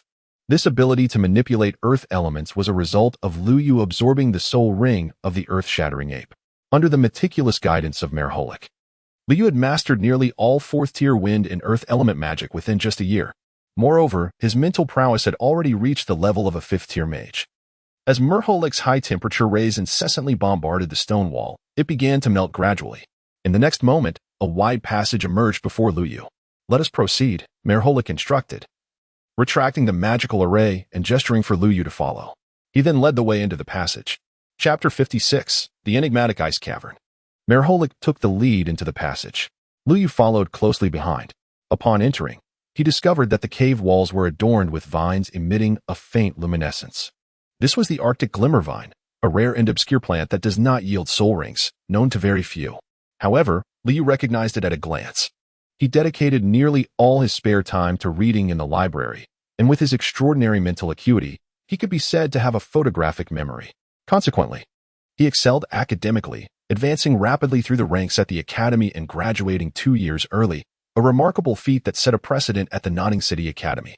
This earned him the distinction of being the favored student among all the teachers and a formidable figure in the eyes of his classmates. Indeed, one can see why he graduated 2 years ahead of schedule. Even though it is merely a junior college, that is quite impressive, remarked Merholic, casting an admiring glance ahead. The Arctic glimmervine thrives only in the underground ice caves of the far north. Its surface is adorned with peculiar patterns that glow and can momentarily store soul energy. It takes 3 years for the vine to mature from seedling to full growth, and it similarly requires 3 years to wither once it has reached maturity. It does not provide soul rings. Lu Yu then remarked, Indeed, you speak most accurately. Merholic responded, However, you have overlooked one crucial point. What point might that be? Lu Yu expressed his bewilderment. It is indeed true that this peculiar organism thrives solely in the subterranean ice caverns of the far north, specifically in those that harbor the black ice worms. The secretions of these black ice worms provide essential nourishment for the Arctic glimmering vines. While the vine's remarkable ability to temporarily store soul energy aids the larvae of the black ice worms in surviving the frigid environment. Furthermore, these black ice worms prefer to construct their nests in proximity to the ice crystal mother, which has the remarkable capacity to nurture the ice crystal marrow. Liu continued, saying, "In other words, we are not far from the crystal stone marrow." Lu Yu exclaimed with excitement. This was an exceedingly auspicious sign for him, indicating that his relentless efforts over the past few days had not been in vain, and that salvation was imminent in June. However, as he continued to traverse the cavern, Lu Yu increasingly sensed something amiss. The cave was eerily silent, although this was indeed a remote part of the far north, where life was scarce. It stood to reason that the presence of the Arctic glimmering vine should indicate traces of the black ice insects nearby. Yet, upon casually inspecting several of the vines, he found not a single insect egg, let alone any adult insects. This left Lu Yu's hopes of discovering the black ice insects and subsequently locating the mother of the ice crystal stone dashed. Suddenly, a thunderous roar erupted from behind him. Lu Yu turned back and was astonished to find that the narrow entrance through which he had come was now completely obstructed by layers of fallen stones and blocks of ice. There was no choice but to venture deeper into the abyss. Old Mo, Lu Yu softly inquired, "Do you not find the silence of this cave somewhat unsettling?" Mo Holik nodded in agreement. Indeed, typically, the presence of ice crystal mother is associated with frigid environments. However, the deeper one ventures into this cave, the warmer it becomes, which is quite abnormal. Could it be that we have come to the wrong place, and that there is no such thing as ice crystal mother here? Liu pondered, suggesting, "Let us venture deeper. Perhaps we may stumble upon unexpected treasures. Additionally, we should search for alternative exits. If we truly do not find what we seek, we shall return the way we came." Muholik responded. Lu Yu ceased to speak, meticulously reloading his broken crossbow in preparation for any unforeseen circumstances. The dark cavern flickered with ethereal light, as rays were refracted by the crystalline stones below, casting a kaleidoscope of colors that was truly enchanting. Yet, beneath this beautiful facade often lurked unknown dangers. This indeed seemed to be the most prudent course of action, should he venture further without uncovering anything. He would have no choice but to retrace his steps. The dimly lit cave appeared to obscure the very concept of time, accompanied only by a book. He wandered through the cavern, unaware of how long he had been traversing its depths. At last, a glimmer of light pierced through the entrance ahead. Following the illumination, a magnificent stone hall unfolded before Lu Yu's eyes. Below, a series of houses stood in harmonious alignment. These structures encircled a solemn and majestic altar at the center, reminiscent of stars surrounding the moon, arranged in a unique yet orderly manner that resembled a colossal flower in full bloom, exuding a mysterious and captivating aura. Each pathway meandered like a serpentine stream, skillfully weaving between the closely situated houses, sometimes converging with other paths, at times extending alone into the distance. These routes varied in width and shape, yet collectively formed a complex yet orderly web, intricately binding the entire area together. Liu found the arrangement of the houses somewhat familiar, though he could not recall where he had encountered such a sight.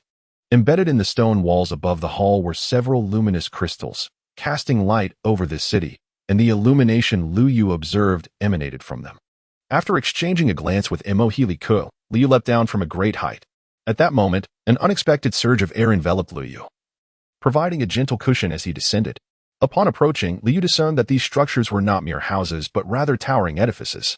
Each window and door was intricately carved, and every tower stood nearly 20 meters tall, crafted entirely from an unknown black stone. There were no visible seams on any of the towers, each one being hewn from a single massive block of rock. Such an endeavor would have required immense human and material resources on the blue planet where Liu once resided. However, here on the continent of Dolua, teeming with soul masters, it would merely require the assembly of a sufficiently large team of soul masters. Yet, it is no small feat for an ordinary person to gather such a vast contingent. Thus, the forces behind the construction of these towers must be extraordinarily powerful, especially considering that the ornate carvings adorning them are far beyond the means of an ordinary wealthy household. In the literature that Lu Yu has reviewed over the years, it is noted that while the continent of Dolua has a tradition of constructing tombs, these are typically family mausoleums belonging to noble lineages, usually erected within the confines of their familial domain. In contrast, ordinary families merely seek a suitable location to dig a simple grave. However, it is crucial to recognize that this locale is situated in the daunting and desolate northern wastes, Who could ever fathom that someone would establish their familial stronghold upon this barren and inhospitable terrain, devoid of any vegetation? Moreover, this place has remained unchanged since the inception of this continent, steadfast in its form. It is utterly implausible that a once magnificent and illustrious family could have thrived here only to be mercilessly consumed and buried by relentless blizzards.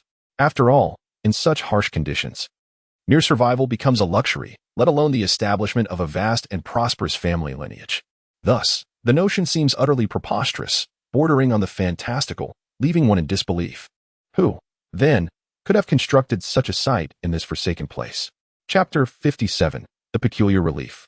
Filled with questions, Lu Yu summoned a whirlwind to elevate himself steadily, reaching an altitude level with the ominous Black Tower. Only then did Lu Yu realize that some of the tower tops were intricately hollowed out, each adorned with a series of uninscribed tablets. As he continued to soar towards the heart of this architectural complex, the appearance of these wordless tablets fluctuated unpredictably, devoid of any discernible pattern. As he drew nearer to the center of the edifice, a majestic altar base materialized before Lu Yu's eyes. This altar, constructed from an enigmatic black stone akin to that of the Dark Towers, exhibited a distinctive feature of tapering layers ascending from base to summit, remarkably reminiscent of the pyramids of the Amazon on Blue Star. Each tier was intricately carved with peculiar motifs, and the pyramid-shaped altar towered at twice the height of those black stone towers. Yet, even at such an impressive elevation, it barely reached one-fifth of the cavernous chamber's height. Old Amo, do you recognize these patterns? Lu Yu gazed intently at the intricate patterns carved upon the altar and posed a question. Merholik stepped forward, examining the designs with careful scrutiny. These patterns appeared somewhat peculiar, their style not entirely reminiscent of the creations found on the Dolua continent.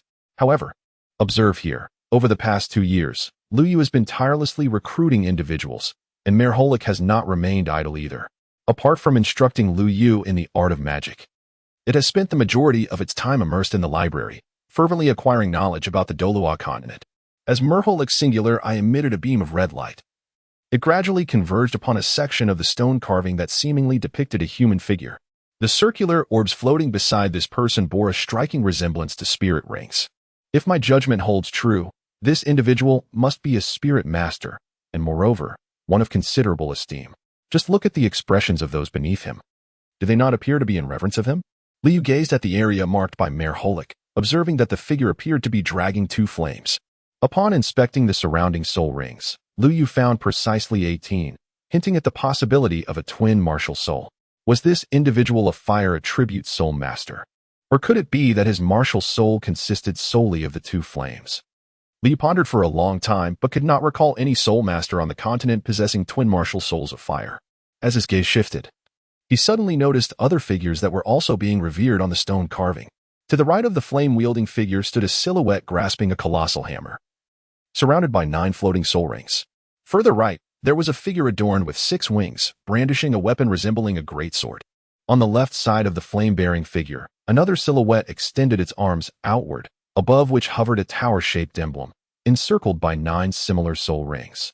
Above these figures, there was also a celestial being resembling an angel. Lu Yu, come and look at this. At that moment, Merholik also noticed the scene, his single eye casting a red beam that gradually shifted towards the vicinity of the angelic figure. This relief seems to be an exact replica of your second martial soul. Moreover, its position is quite peculiar. Could it possibly be your ancestral grave? Have you unearthed your family tomb? Upon hearing this, Lu Yu felt a wave of frustration wash over him. Go away, you are the one who has disturbed your own ancestral grave. However, Merholik retorted, I am but a book, devoid of ancestors, possessing only a creator. Thus, the notion of disturbing an ancestral grave is entirely unfounded. Upon hearing this, Lu Yu was disinclined to respond. However, Merholik's observation was indeed astute. The relief bore an uncanny resemblance to his second martial soul, featuring 2 small boys, each with a singular wing. Beside them stood a figure resembling an angel, albeit with only 2 wings adorning its back. Positioned above the twin-winged angel in this layer of the relief, at the pinnacle of the sculpture, there existed a scratch, the significance of which Merholik had scrutinized for quite some time without arriving at any conclusion. Enough, old mare. A voice suddenly emanated from behind as Merholik became entranced by the sculpture. Let us not forget our purpose here. We must hasten to locate the ice crystal soul and return promptly. Merholik acknowledged with a grunt and gradually withdrew from the relief. Upon finding a suitable vantage point, the one-eyed figure discreetly emitted a beam of red light, reminiscent of the scanning devices depicted in science fiction films. Subsequently, Merholik circled the massive pyramid-shaped altar and soon returned to Lu Yu's side. "Old Mare, what are you doing?" Lu Yu was somewhat perplexed by this maneuver of Merholik. He decided to use magic to record the images here, intending to study them thoroughly upon his return. Lu Yu was utterly captivated by the remarkable maneuver executed by Merholik, realizing that magic could indeed be wielded in such an astonishing manner. After completing this extraordinary feat, Merholik soared in a specific direction. "Let us proceed and investigate over there," he proposed, having noticed traces of black ice insects during their earlier circling. "Oh, here we go." Upon hearing this, Lu Yu accelerated, swiftly catching up to the front-running Merholik. After a brief flight, the duo gradually arrived at a conspicuous corner of the stone hall. In response to Lu Yu's puzzled gaze, Merholik guided him to the entrance of a small crevice. To deem this opening as merely a hole would be an understatement. Lu Yu estimated that even Merholik, in book form, would struggle to enter. At best, it resembled a slightly larger crack. Yet, within this fissure, blue light flickered incessantly, and the temperature at the crack was significantly lower than that of the stone hall. Lu Yu advanced and meticulously examined the fissure with his mental prowess, discovering a vast chamber beyond it. Although it did not quite compare to the stone hall in which they currently resided, it was sufficiently spacious to accommodate 5 or 6 black stone towers. Furthermore, Lu Yu discerned the presence of numerous black ice worms and Arctic luminescent vines within, their shimmering blue light emanating from the Arctic luminescent vines nestled within. Given the existence of these Arctic luminescent vines and black ice worms, it was highly probable that a mother ice crystal resided within this space. As Lu Yu's mental energy gradually enveloped the interior, he was suddenly struck by a bone-chilling cold. The source of this icy sensation was a fist-sized, exquisitely translucent stone. Indeed, the mother ice crystal. Lu Yu's eyes suddenly sparkled with an uncontrollable excitement, his entire being trembling slightly from overwhelming exhilaration. He inwardly marveled at the truth that perseverance indeed bears fruit. Who could have imagined that in this desolate expanse, so barren that not even birds would linger, a veritable zone of death, he had remained for more than 2 months? During this time, Lu Yu faced countless trials and tribulations, enduring the ravages of blizzards, withstanding the piercing cold, and at times nearly losing his way, teetering on the brink of despair. Yet, armed with unwavering faith and indomitable will, he never faltered in his quest. Now, the heavens reward the diligent. All his efforts and persistence have finally borne fruit. For the object of his deepest longing lies before him. In this moment, Lu Yu felt as though the entire world rejoiced in jubilation, his heart brimming with boundless joy and a profound sense of accomplishment. June would be saved at last. However, a pressing dilemma loomed before Lu Yu. How could he extract this ice crystal mother? As previously mentioned, the fissure was so narrow that even Merholik could not squeeze through, let alone Lu Yu. Chapter 58. The Peril of Stone Retrieval and Insect Extermination. Moreover, during his mental probing moments ago, Lu Yu discovered that the stone wall was over 2 meters thick. Any forceful intrusion would undoubtedly rouse the horde of black ice insects within. It is worth noting that even the most formidable soul emperors hesitate to provoke such beings. The black ice insect, notorious as the extreme northern locust, poses no threat individually, yet they are a gregarious species capable of forming an overwhelming swarm in an instant. More critically, their mandibles are exceedingly sharp, capable of shredding steel. A swarm of these insects could easily devour an entire village in a short span of time. Just moments ago, while investigating the Fisher's Cavern, Lu Yu had been unnerved by the dense mass of black ice insects. Fortunately, they were currently in a dormant state. As long as there were no intense external stimuli, they would remain undisturbed. However, should these insects be provoked into action, both Lu Yu and Merholik would find themselves in grave peril. What to do? The entrance is too small for me to enter. Yet, any forceful destruction would awaken these creatures. Merholik inquired from the side.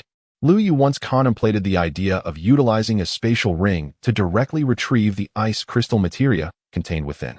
However, the challenge lay in the limited range of the spatial ring's storage capabilities, as the ice crystal materia was situated beyond its reach. It would be unthinkable to tether a line to the ring and cast it out, for such an action would undoubtedly alert the black ice worm. A line? Lu Yu seemed to suddenly have a revelation. He hastily removed the ring from his finger and placed it at the edge of the crevice for comparison. To his astonishment, he discovered that the size of the ring fit perfectly. With unwavering focus, Lu Yu invoked a third-tier mental magic, Mind's Grasp. The ring appeared to be tethered by an invisible thread, gradually drifting towards the opening of the crevice. Lu Yu cautiously maneuvered the spatial ring, gradually approaching the crystalline stone marrow. The deeper he ventured, the more numerous the black ice worms became, their presence increasingly dense. Although the vast majority of these black ice worms remained in a state of dormancy, a few of them sluggishly undulated, as if attempting to exhibit their feeble vitality to the outside world. The chilling, incessant whispers of the densely clustered black ice worms, reminiscent of sharp little blades, incessantly pricked at Lu Yu's nerves. This sound seemed to carry a peculiar, eerie enchantment, causing his heartbeat to quicken uncontrollably, with beads of perspiration gradually forming on his forehead. Nevertheless, Lu Yu successfully positioned the spatial ring at the nearest point to the fissure, just as it was about to envelop the crystalline stone mother. In an instant, the spatial ring emitted a flicker of light, and the central crystalline stone mother, along with the scattered crystalline stone marrow, vanished, absorbed into the ring. With this accomplished, Lu Yu exhaled in relief. Beside him, Mirhalik cast an admiring glance in his direction. Lu Yu then carefully manipulated the spatial ring to retrace his steps.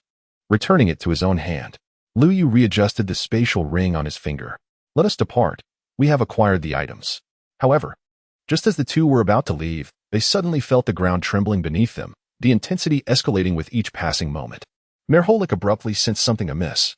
This is bad, run, he shouted urgently, seizing Lu Yu and hastily fleeing the area. Yet, an unexpected turn of events unfolded. In the very instant they turned to escape, a mysterious fissure erupted without warning, unleashing a dense plume of black smoke. This dark fog surged forth like a tumultuous torrent, rapidly enveloping the surrounding air in an inky shroud. Lu Yu felt a sudden tightening in his chest, as he keenly sensed that the black smoke was rather peculiar. He halted his steps and focused his gaze. As his vision gradually sharpened, he couldn't help but gasp in astonishment. It turned out that the so-called black smoke was not smoke in the truest sense, but rather an innumerable swarm of black ice insects. These black ice insects resembled a dense, ominous cloud, clustering together in a tightly knit mass, their minuscule yet densely packed bodies writhing in the air, as if they had formed an impenetrable barrier of darkness. Lu Yu's eyes widened, his heart brimming with astonishment and dread. The simultaneous emergence of such a vast multitude of black ice insects was exceedingly rare. Furthermore, the aura emanating from them clearly indicated an immense capacity for aggression and peril. Faced with this terrifying scene, Lu Yu found himself at a loss as to how to respond. What had you done with the stone mother to provoke such a frenzy of black ice insects? At that moment, the fleeing Mirhalik glanced back, his scalp prickling in response to the overwhelming swarm before him. The sole exit from this cavernous hall was the path they had arrived by, but it had long been obstructed, leaving them with no immediate alternative, especially in the face of such a colossal horde of insects. Old Mo, look over there. Suddenly, Lu Yu pointed towards the towering altar. Upon hearing this, Mirhalik raised his gaze. In that instant, the group was struck with terror as they beheld a peculiar black smoke swirling like a massive black dragon in the air, persistently encircling the altar. Even more chilling was the sight of the surrounding towering black stone spires, which had become completely enshrouded by countless insects. These insects surged like a relentless tide, sending shivers down their spines. In stark contrast, however, the mysterious altar stood eerily vacant, devoid of any trace of the insects. This bizarre spectacle seemed to suggest that an unknown force was safeguarding the altar, instilling in the insect swarm a profound sense of reverence and fear. Lu Yu pondered silently. Could it be that the altar conceals a secret weapon capable of restraining the swarm? Or perhaps there exists some formidable restriction. The more he contemplated, the more he felt the gravity of the situation. Without hesitation, he called out loudly, "Old Mo, let us charge towards the altar together." No sooner had he spoken than he unleashed the gale step once more. A powerful whirlwind suddenly erupted, propelling him towards the altar like an arrow released from its bow. The others, witnessing this, summoned their courage and hurriedly followed suit, hoping to reach the place that might offer a glimmer of hope. At that very moment, the black dragon circling above took notice of the two and dove directly towards them. The black stone tower, shrouded in dark smoke, was instantly reduced to ruins. Seeing this, Lu Yu instinctively quickened his pace, while the black dragon closed in ever tighter behind him. Lu Yu seemed to hear the sound of the insects colliding with one another, as well as the vibrations of their wings. The colossal dragon behind him drew ever closer, as if it would devour Liu in the next instant. Chapter 59. The Fire Spirit Pearl. The black dragon loomed ominously nearer, and Liu felt that he would be consumed at any moment. Oldemo, can't you devise a way, perhaps employing some spatial magic to transport us away? Liu exclaimed anxiously, I wish I could. My strength has not yet fully recovered. And I can only use the teleportation stones to set up a teleportation array at this moment. Then go ahead and set it up. I will buy you some time. Liu shouted loudly. Without the teleportation stone, he could not set up, so he decided to head to the altar first and ponder a solution. At that moment, the black giant dragon opened its gaping maw, and just as Liu was about to be devoured, a sudden burst of crimson light erupted from the altar, accompanied by an overwhelming heat. The swarm of black ice insects emitted a sizzling sound upon contact with the red light. Strangely, Liu, who passed through the crimson barrier, felt no adverse effects. It seemed that the red light bore him no malice. However, Liu could not afford to dwell on such matters. He was racing towards the top of the altar, driven by an instinct that assured him that it was the only place of safety. Liu stood at the edge of the altar, only to turn back and behold that the colossal black dragon had long since transformed into a swirling mass of black smoke amidst the terrifying heat. At that moment, it continuously coiled around the altar. Liu could sense the overwhelming malice emanating from the swarm of black ice insects, as if they would engulf him in the very next moment. Yet, the swarm hovered around the altar, seemingly apprehensive, daring not to advance. Could it be that they feared this luminous barrier? But what force had conjured such a veil? The apex of the altar was not particularly vast. A mere glance revealed its limits, approximately the size of a classroom. Liu, look over there, came the voice of Merholik from beside him. Liu noticed that at the center of the altar's pinnacle, there was a stone platform, which appeared to be the source of the radiant light. Let us approach it, and perhaps we may discover a way to escape. Liu responded and swiftly approached the stone platform. There, resting quietly upon the obsidian surface, lay a crimson orb the size of a fist, emanating a faint red glow. Radiating from the orb, enigmatic runes adorned the entirety of the altar in intricate patterns. Liu curiously extended his hand and touched it.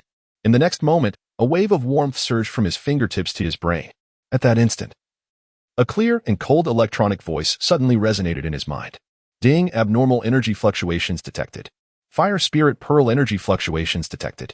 Hidden task activated. Eternal flame. Task description. A flame that never withers in the icy expanse. A spark of hope cultivated over millennia. Awaken in the darkness. This task is divided into 4 stages. Completing each stage will yield rewards. Please proceed to the designated task location to obtain the token and complete the task. Completion reward.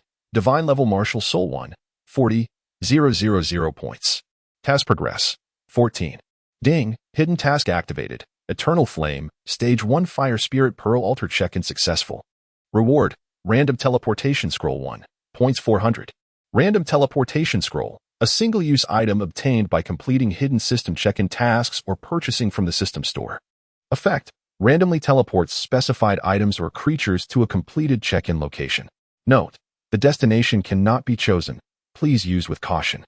Upon reading the system's introduction, Liu felt a surge of joy in his heart. Truly, what one desires often manifests. The teleportation scroll was the perfect tool for their current predicament. Hey, why are you grinning like an idiot? You should be thinking of a way to get us out of here, shouted Merholik, who was stunned by Liu's silly smile. Given the dire situation, how could he still find amusement? As the glow of the red pearl dimmed further, who knew how long the crimson barrier would hold? If they did not devise a plan to escape, they would soon find themselves at the mercy of the black ice insects. Oldemo, don't fret. I've got a plan. Suddenly, Liu inquired. Have you found the teleportation stone? Merholik replied with surprise, no. Why are you so foolishly joyous then? Upon hearing Liu's resolute answer, Merholik's spirits immediately dampened. However, I still possess this. Liu brandished a black scroll before Merholik, eliciting a curious response. What is this? Wait, a teleportation scroll?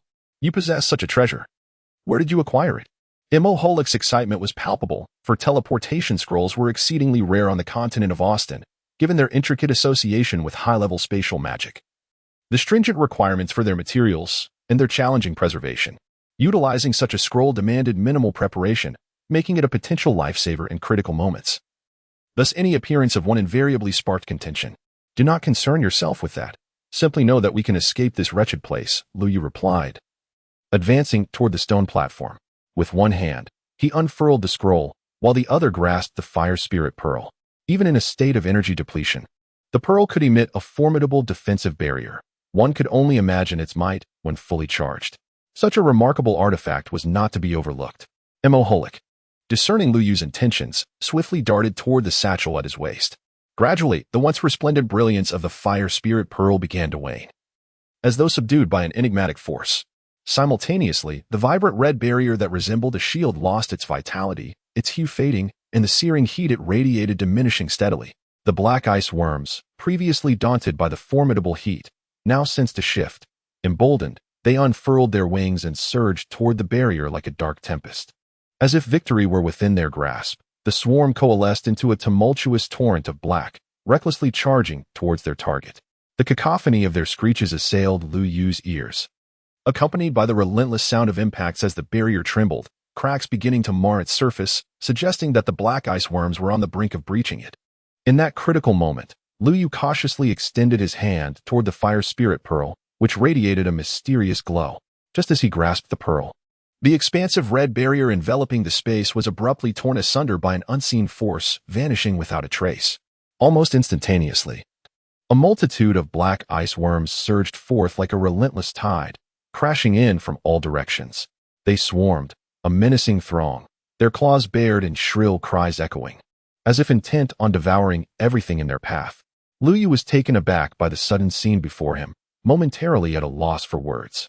At that critical juncture, the scroll in his hand erupted with a dazzling white light. Chapter 60, The General Store. In an instant, the figure of the young boy vanished from the spot. At the Notting City Junior Soul Master Academy, the bell signaling the end of class rang, heralding the arrival of lunchtime. The students surged out of the classroom like caged beasts, eagerly rushing towards the cafeteria. At that moment, a boy clad in blue slowly rose from his seat, his waist adorned with 24 shimmering jade beads. His unhurried demeanor stood in stark contrast to the frantic students who had just dashed towards the dining hall. "Third brother, aren't you going to eat?" A voice called from the doorway, surprisingly belonging to Wang Hu. Since Xiao Lai's graduation, the students who once followed him had begun to rally around Lu Yu. Although there were dissenters, Lu Yu's principles of harmony and friendly coexistence, particularly his ability to win people over with virtue, had deeply touched many. Go on. Do you think Xiao San is like you all, with food on the brain all day?" At that moment, Xiao Wu's voice resonated from the back of the classroom. Although Tang San had acknowledged Xiao Wu as his sister, she only called him third brother in private. In public, she still referred to him as Xiao San. On the surface, Xiao Wu remained the leader of the academy, with Tang San as her second in command. However, everyone tacitly understood that Tang San was the man standing behind the leader. Seeing that it was Xiao Wu, Wang Hu greeted her and discreetly made way for the two, quietly departing. Just as Tang San was about to speak, a sudden burst of brilliant light engulfed the classroom. Shortly thereafter, he heard a thud. He slowly opened his eyes to find an unfamiliar figure had appeared in the classroom, the person gradually rising. As Tang San gazed upon that familiar face, he could not help but exclaim in delight, "Brother Yu." Hearing the familiar voice from behind, Lu Yu turned with curiosity, only to find Tang San and Xiao Wu staring at him in bewilderment. "Xiao San, Xiao Wu, what are you doing here? Wait, where exactly am I?" Lu Yu surveyed his surroundings, taking in the familiar desk and podium. It dawned on him that he had been transported to the academy. With the realization that he was no longer in danger, Lu Yu exhaled a sigh of relief and slumped onto the ground. Brother Yu. 2 years later, in the heart of a city known as Soto City, which was famously referred to as the Balak Granary, this city belonged to the Balak Kingdom. Its significance was second only to the capital, Balak City, both of which were heavily guarded. Even within Soto City, the Spirit Hall was classified as a Level 3 Spirit Hall. The Balak Kingdom was part of the Tiando Empire. More accurately, one of the 4 major kingdoms and one principality that had gained independence from the Tiando Empire. Were it not for the Tiando royal family's grip on military power, the empire might have long since faded into the annals of history. The neighboring Xinglua Empire shared a similar plight, highlighting the internal turmoil within the empire. At this moment, a boy and a girl appeared at the gates of Soto City. They appeared to be around 11 or 12 years of age.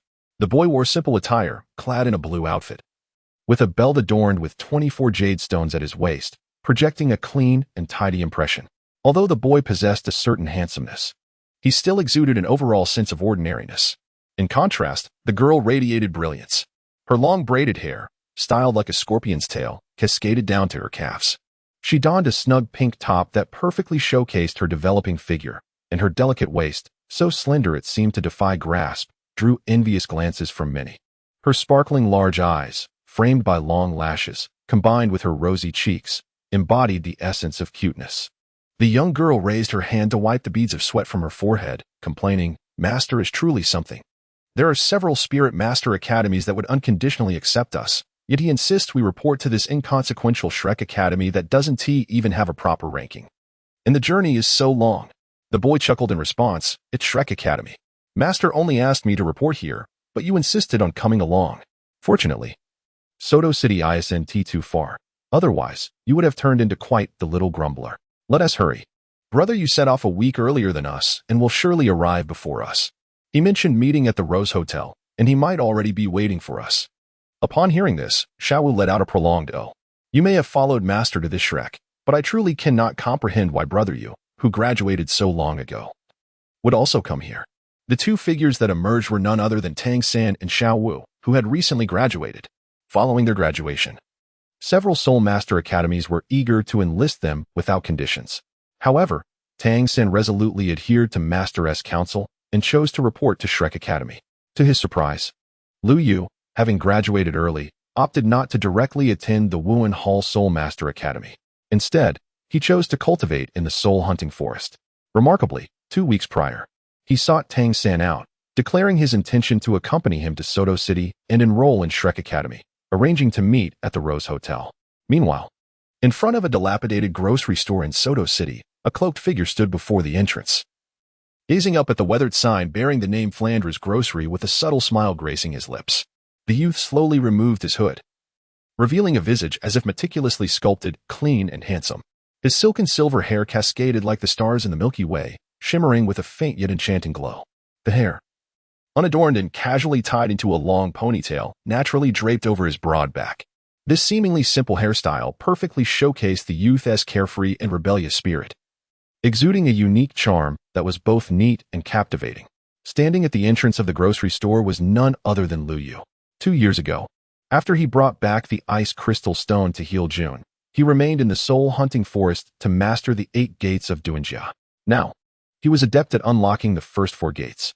Just a week ago, he felt it was time to bid farewell to Tang San and Xiaowu, arriving in Soto City a week early.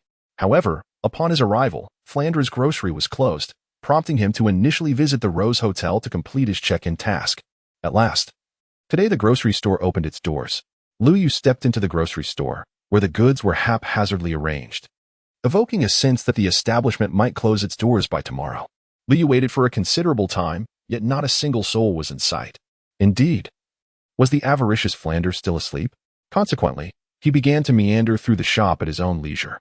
Chapter 61, Dai Mubai. Lu Yu wandered aimlessly through the grocery store. In the next moment, a crystal encased in stubborn rock caught his eye. If he was not mistaken, this object should be the radiant crystal, which, according to the original text, Tang San seemingly utilized to create the dragon whisker needle, causing Zhao Wujia's momentary distress. Suddenly, the voice of Merholik echoed in Lu Yu's mind. "What's the matter? Did you spot that iron lump in the corner?" "Yes, I did," Lu Yu replied. Upon hearing the words, Lu Yu turned his gaze and indeed discovered a dark, unremarkable iron block positioned behind the crystal. It was a valuable item. One should take it down. The lackluster iron lump was covered in dust, tucked away in a corner, making it difficult to notice. Additionally, there was a bracelet on the adjacent shelf. It should be purchased as well. The voice of Mo Holik echoed once more. "Old Mo, are you certain these 2 items are without issue? They appear to be mere ordinary bracelet and iron, devoid of anything exceptional." Lu Yu expressed his confusion. "Trust me, you will certainly not regret purchasing it," Mo Holik stated with unwavering conviction. "Boss," Lu Yu called out several times without receiving a response. This Flander is truly lazy.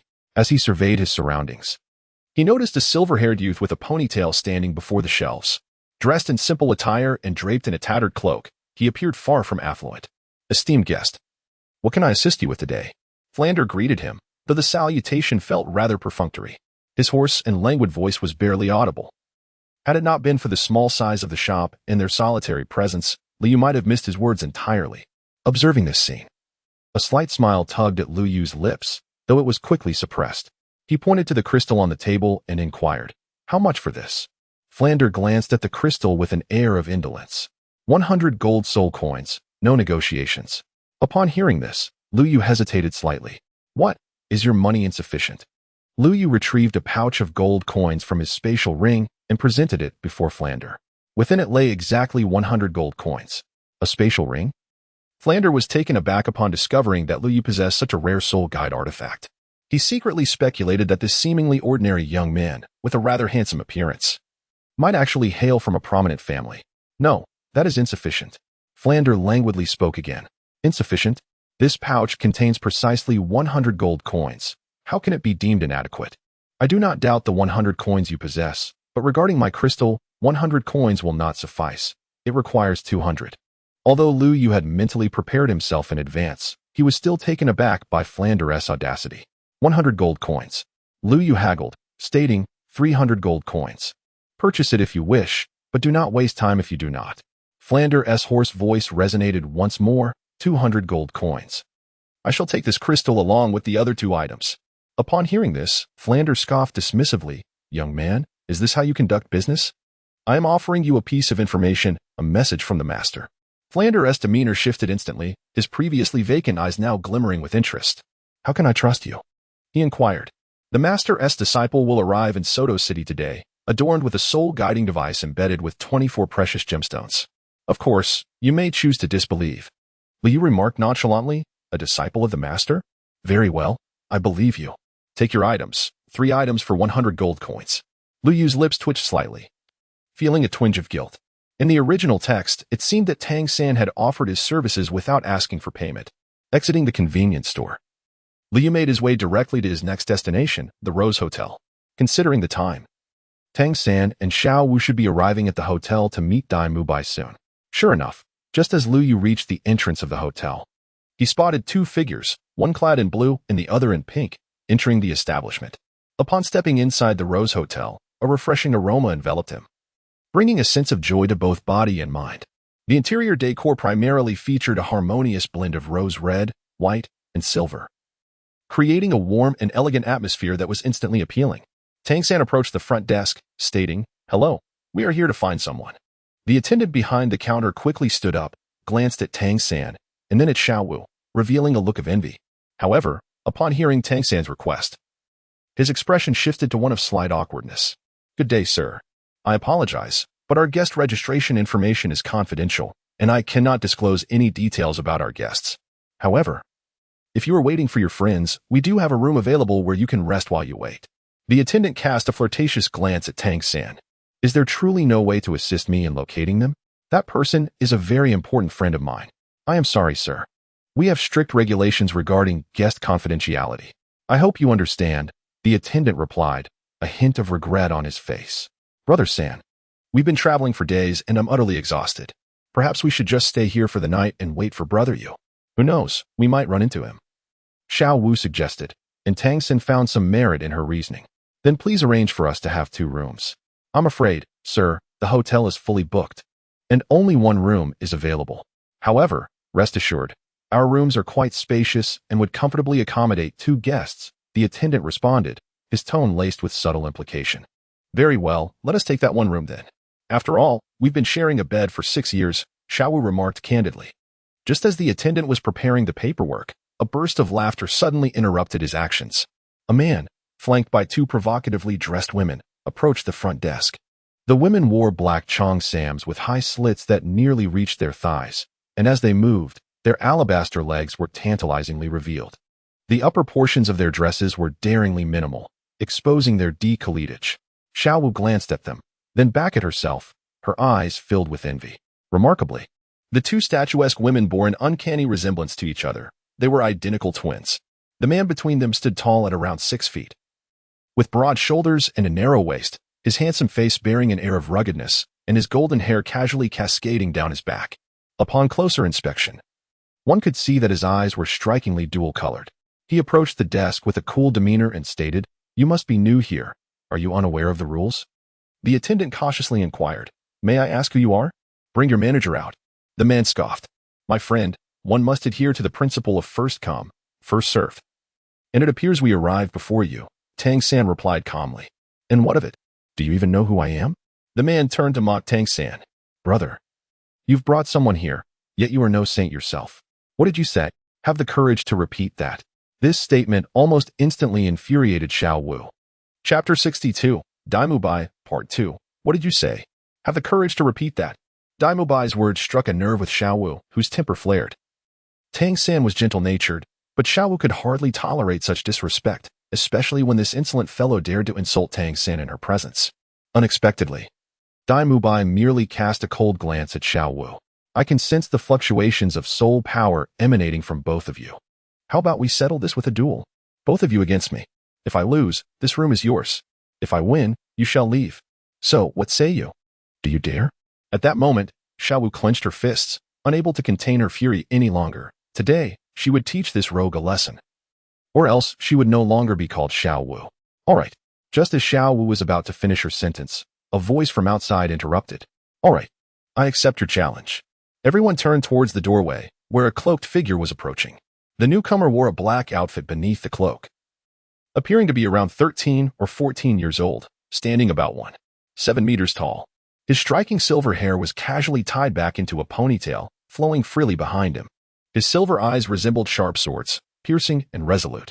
His fair skin was reminiscent of exquisite mutton fat, inciting envy even among the girls. You go. Tang San and Xiao Wu exclaimed with delight upon seeing the newcomer. It was Lu Yu, who had been waiting outside the hotel for quite some time, finally entering just as a fight seemed imminent. To his pleasure, the moment he stepped inside, a familiar electronic voice resonated in his mind. Detecting key plot character Daimu Bai. Unlocking related tasks. Task 1. First encounter with the blade. Defeat Daimu Bai upon first meeting. Completion reward. 2,000 points. Task 2. Defeat Daimu Bai. Unlocked after completing Task 1. I accept your challenge. And who might you be? Daimu Bai said disdainfully. Upon seeing Daimu Bai's demeanor, even without the system's task, Liu felt an overwhelming urge to shove him to the ground and give him a good thrashing. His expression and tone were simply too infuriating. No. What I mean is, let us settle this one-on-one. Liu spoke softly. One-on-one. Just the two of us? Daimu Bai seemed to find this notion utterly absurd. Kid, don't blame me for not giving you a chance. If you regret it now, you all can join forces. My previous words still stand. Brother, you quickly teach this detestable fellow a lesson, leaving him unable to wreak havoc ever again. Xiao Wu exclaimed furiously, but was abruptly restrained by Tang San. We must have faith in Brother Yu. Are you still unaware of his formidable prowess? Daimu Bai cast a cold glance at Lu Yu. The twins beside him displayed no signs of concern. Instead, they wore expressions of admiration and tactfully stepped aside. A glint of sharpness flickered in Daimu Bai's eyes as his right fist suddenly rose, launching forward with unembellished intent, aimed directly at Lu Yu's chest. Lu Yu felt the impact on his arm. Daimu Bai's punch possessed unparalleled strength and speed, a feat unattainable without extensive combat experience. This is precisely how it should be. Liu propelled himself off the ground, akin to an arrow released from its bowstring. He raised his right hand, delivering a straightforward yet powerful punch. With a resounding thud, Daimu Bai's forward momentum abruptly halted. He staggered back 3 or 4 steps before managing to regain his balance. The disdain and indifference that once lingered in his eyes vanished, replaced by astonishment. He had not anticipated that this seemingly diminutive youth possessed such formidable strength, realizing he had underestimated his opponent. Very well, if you can withstand my punch. It signifies that you are worthy of being my adversary, Daimu Bai declared with a fierce tone. Should you fail to endure even a single blow from me, you are still far from being my rival, Liu responded nonchalantly. This remark provoked Daimu Bai, who suddenly transformed his approach, no longer merely charging forward. He leapt into the air like a fierce tiger pouncing on its prey, closing the distance to Lu Yu in the blink of an eye. This maneuver was his signature technique. Though his limbs appeared to present openings, each movement was meticulously calculated. With his exceptional physical prowess, he could react instantaneously to any action from his adversary. Few had managed to withstand this technique unscathed thus far. In the face of his advancing foe, Lu Yu remained unflustered. He planted his legs firmly, knees slightly bent, raising his arms to shoulder height, pressing downward. Observing Lu Yu's stance, Daimu Bai scoffed. Confident in his ability to transform his limbs into lethal weapons, believing he could counter any defensive strategy. However, just as he prepared to strike, An invisible force suddenly gripped him from below. The force lacked overwhelming impact, yet was thick and tenacious. With no leverage to exploit midair, Daimubai felt his body being diverted from its intended trajectory by the peculiar energy emanating from Lu Yu's unorthodox movements. What kind of power is this? Even the battle-hardened Daimubai was taken aback by the unfolding scene. Yet, relying on his extensive combat experience, he twisted his waist and executed a full rotation in midair, landing steadily on the ground. Is that the controlling crane-catching dragon technique? Tang San, observing from the sidelines, was equally astonished by Lu Yu's display. He realized that had he been in Lu Yu's position, he would have employed the same technique to counter such an assault. No, that is not quite right. Brother Yu's technique bears some resemblance to controlling crane-catching dragon, yet its fundamental principle revolves around leveraging minimal force for maximum effect. Suddenly, a memory struck Tang San. Recalling Liu practicing a unique form of boxing in the small grove of Holy Spirit Village, each punch appeared languid and light, seemingly lacking in strength. Even less forceful than the punches thrown by Grandpa Joe, who often basked in the sun at the village entrance. Yet, beneath his seemingly feeble exterior lay immense power.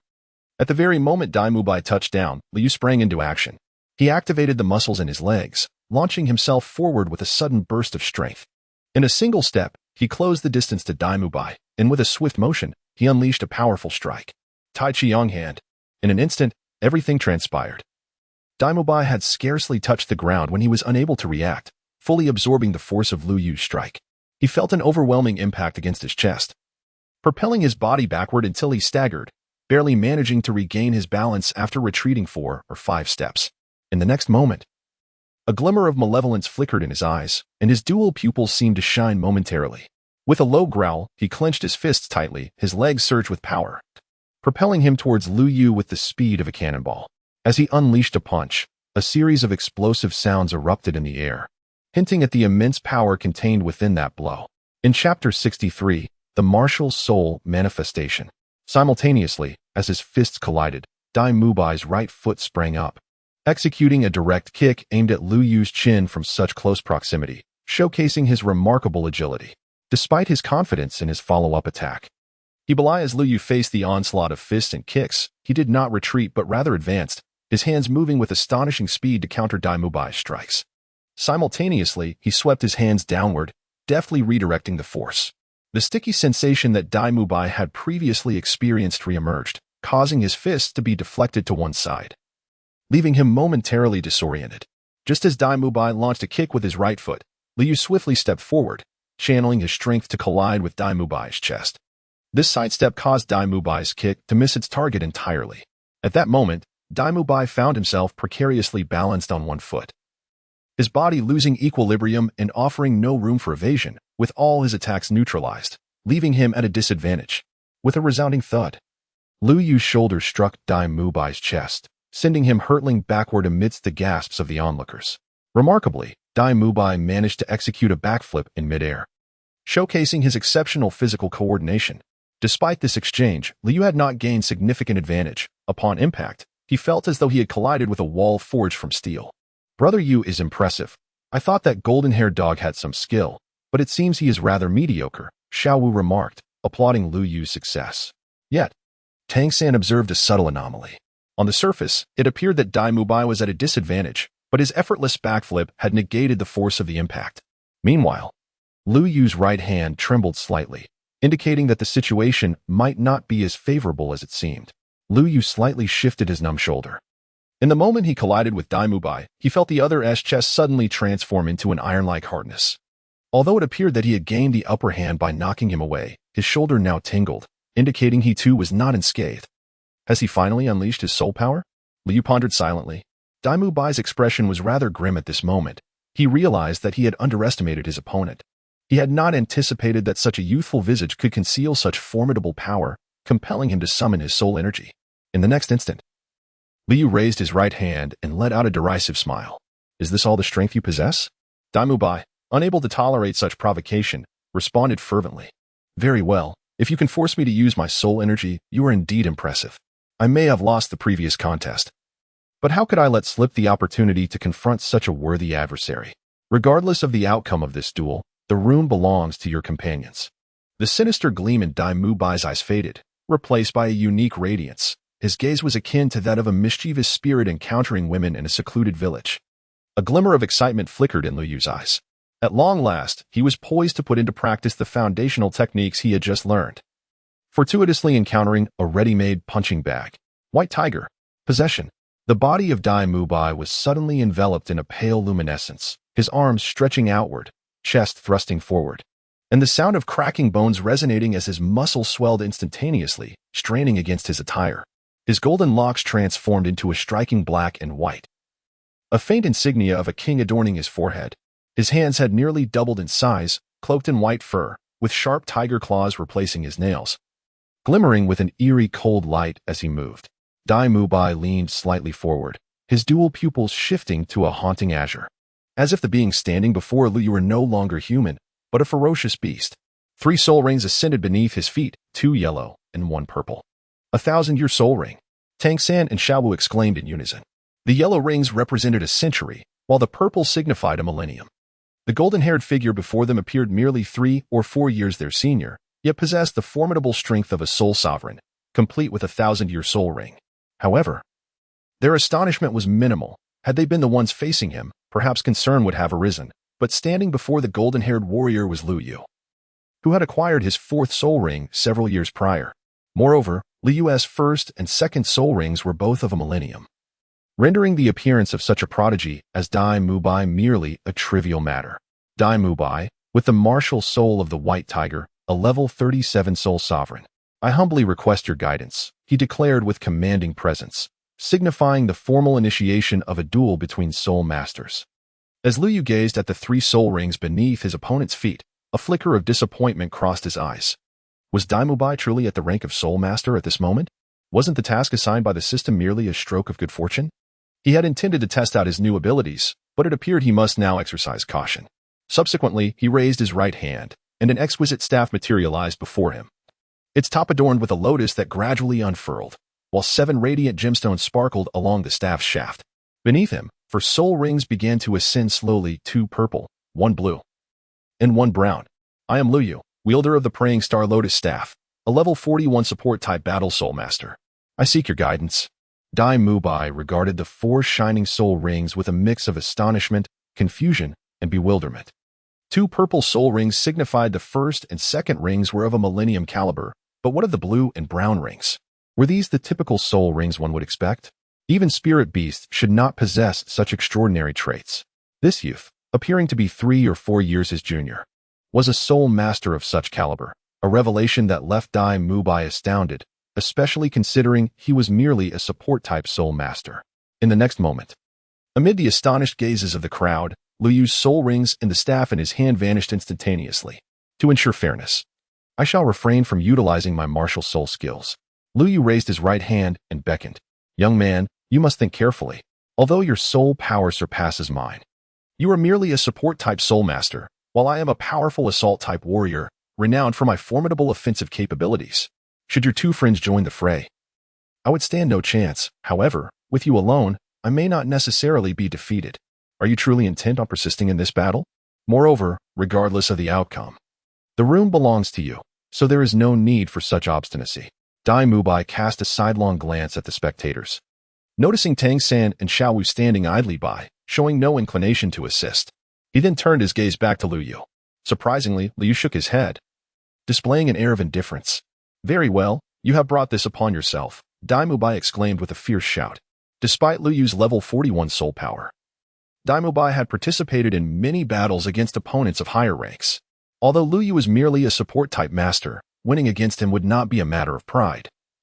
Nonetheless, Lu Yu's dismissive demeanor completely enraged him, especially as Lu Yu claimed he would not employ any soul skills, which felt like a blatant insult to Dai Mubai's prowess. How could he swallow this affront? Chapter 64, Body Techniques. 8 Gates of Duanjia. With a low shout, Dai Mubai suddenly unleashed the strength in his legs. Arms outstretched like a true tiger pouncing on its prey, charging towards Lu Yu. His 10 claws, glimmering ominously, seemed to slice through the air, tearing apart the very fabric of space as he reached Lu Yu in the blink of an eye. Beside them, Tang San's eyes shimmered with a purple glow as the purple extreme demon eye quietly activated, allowing him to perceive the movements of both combatants. Though he knew Lu Yu would be unharmed, The ferocity of Dai Mubai's assault was overwhelming, and he could not help but wipe the sweat from his brow for Lu Yu.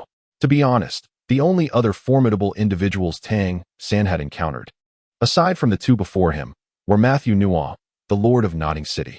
He had only witnessed the man's level 42 weapon soul power by chance. But Matthew was already in his 40s.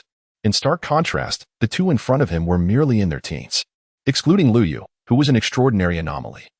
Dai Mubai, at merely 16, would have left Tang San feeling far less composed had he been the one to face him. There was no way he could endure for even a few rounds. Dai Mubai's claws lunged towards Lu Yu in unison, yet Lu Yu, without hesitation, swiftly retreated, narrowly evading the onslaught. At that moment, Lu Yu activated his soul power in a peculiar manner, enveloping his entire being in a white aura. 8 gates of Duanjia. First gate, open. Lu Yu let out a low growl, instantly unlocking his body's full potential. He could feel the activity of every pore and the excitement of each cell within him. Under Dai Mubai's astonished gaze, Lu Yu seized his wrist with astonishing speed. This time, however, he did not feel the usual resilient grip, but rather the merciless clutches of a steel trap, leaving him with no room to struggle as a fierce whistling sound filled his ears. In the eyes of the onlookers, Lu Yu grasped Dai Mubai's arms and, with a sudden, forceful motion, lifted the taller youth effortlessly overhead. Dai Mubai's body arced through the air before crashing heavily to the ground, accompanied by a thunderous noise that sent dust swirling and created a deep crater upon impact. Lying at the bottom of the pit, Dai Mubai wore an expression of bewilderment and disbelief. He could hardly fathom that he had been thrown aside by Lu Yu as if he were a mere sack of flour. The surrounding crowd was left in a state of shock, their eyes wide as they regarded Lu Yu as though he were a monster. They could scarcely believe the spectacle before them. The seemingly frail Lu Yu possessed such terrifying strength. As Dai Mubai hit the ground, he quickly sprang to the side. His wrist slightly reddened, a tingling sensation coursing through him, making him question whether this truly was the power of a support-type soul master. The transformation in his opponent was akin to a different person entirely. It is worth noting that as a powerful assault-type battle soul master, Dai Mubai was renowned for his strength and speed. Yet in his confrontation with Lu Yu, he felt a palpable pressure. That seemingly delicate physique concealed astonishing power, capable not only of withstanding his assault but also of countering it. This unexpected shift ignited a keen interest in Dai Mubai, who now recognized that this striking young man might harbor undisclosed abilities. Could this change in state be attributed to soul power? However, upon closer inspection, he found no evidence of such. Lu Yu's martial spirit and soul rings had been retracted, showing no signs of soul power. Yet, remarkably, a surging wave of soul energy enveloped him, as if it were boundless. This formidable soul power exuded an astonishing pressure that rendered one breathless. Dai Mubai quickly regained his composure. He was not one to exhibit patience, and his competitive spirit burned fiercely. A brilliant white light erupted. His dual pupils transformed to a radiant white as the first soul ring shone brightly, enveloping his entire being in a protective white aura, making him impervious to close combat. Following this, the second soul ring blazed forth, accompanied by a roar, as a sphere of white light erupted from his mouth. This was Dai Mubai's first soul skill. The White Tiger's Guardian Barrier, combined with his second soul skill, the White Tiger's Luminous Wave. Lu Yu's lips curled into a slight smile. This was indeed intriguing. Yet he knew that such power would not suffice to harm him. In an instant, Lu Yu's figure vanished, only to reappear some distance away, with a resounding thud. The spot where he had stood moments before was obliterated by a burst of white energy. To the onlookers, it appeared that Lu Yu had merely taken a step to the side, then suddenly disappeared, re-emerging several meters away. However, under the enhancement of the purple extreme demon eye, Tang San perceived an entirely different scene. After stepping aside, Lu Yu swiftly planted his other foot, alternating his movements with such velocity that even the purple extreme demon eye could only capture a fleeting shadow. This was the culmination of Lu Yu's arduous journey through the soul-hunting forest, where he had tirelessly explored and practiced, ultimately devising an extraordinary technique known as the Phantom Step. Born from his unique comprehension and creativity in martial arts, this technique, as elusive as a specter, rendered him nearly impossible to track, allowing him to swiftly traverse the battlefield, evade attacks, and launch unexpected counterattacks. Indeed, the Phantom Step was the essence of Lu Yu's countless trials of life and death, a vital assurance of his rising power. Particularly when he activated the 8 gates of Duanjia, even those of equal or superior cultivation found it exceedingly difficult to capture Lu Yu's form. Having missed his strike, Dai Mubai's muscles tensed, propelling him forward like a cannonball discharged from its barrel. A series of explosive sounds erupted in the air as 10 lethal claws sliced through, aimed at Lu Yu from cunning angles. With a soft thud, Dai Mubai's tiger claw struck Lu Yu with tremendous force, piercing through his body. Yet, to his astonishment, no blood flowed. A wave of disbelief washed over Dai Mubai. Had he truly missed? It seemed impossible. With his prowess and experience, such an error should not occur. Just then, he noticed Lu Yu's form beginning to dissipate, resembling a mere illusion. In truth, he had struck only a residual shadow left by Lu Yu. Dai Mubai's eyes widened in disbelief as he beheld this scene. He could hardly fathom that Lu Yu's speed was so extraordinary that he could leave an afterimage in an instant, evading his attack. Internally, he felt a surge of relief. Had he not reacted swiftly to the anomaly, he might have fallen victim to a surprise assault from Lu Yu. With this thought, Dai Mubai's gaze sharpened. Focusing intently on Lu Yu's figure, bracing himself for the impending strike. "Brother Yu!" Xiaowu exclaimed in shock at the moment she witnessed Dai Mubai's claws piercing Lu Yu's form. Yet, in her astonished eyes, Lu Yu's figure began to dissipate into the air.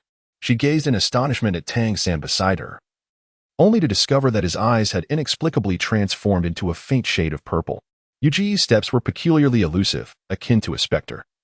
His movements both enigmatic and unpredictable, reminiscent yet distinct from the ghost shadow Mistral steps of the Tang sect. This unique technique, aptly named, was characterized by its lightness and agility, confounding those who attempted to decipher it. Typically, disciples of the Tang sect would employ it in conjunction with hidden weapons, allowing for angles of attack that were particularly devious, delivering lethal blows to their adversaries. However, each stride of the ghost shadow Mistral steps encapsulated profound truths, requiring a solid foundation in the Tang sect's internal cultivation methods to fully unleash its power.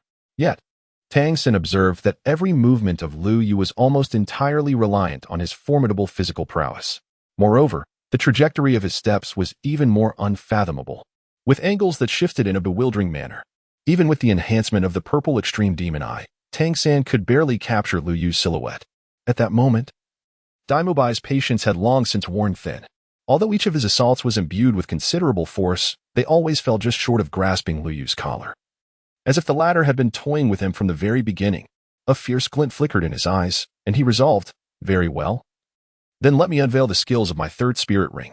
The third spirit ring beneath his feet suddenly blazed with brilliance, and the soul power surrounding Dai Mubai surged violently, distorting even the air around him. His ghostly eyes transformed into a blood-red hue, and astonishingly, his body underwent a second metamorphosis. Tang San, sensing the chaotic surge of soul power enveloping them, couldn't help but gasp in awe. Is this the effect of a Millennium Spirit skill? Under Lu Yu's provocation, Dai Mubai finally unleashed his third spirit skill, the White Tiger Diamond Transformation. At that moment, his form shifted dramatically in the eyes of the onlookers. His muscles swelled grotesquely, and his previously taut clothing burst asunder, revealing the terrifying contours of his physique. The exaggerated musculature was adorned with black stripes, rendering him almost indistinguishable from a true tiger, save for the absence of fur.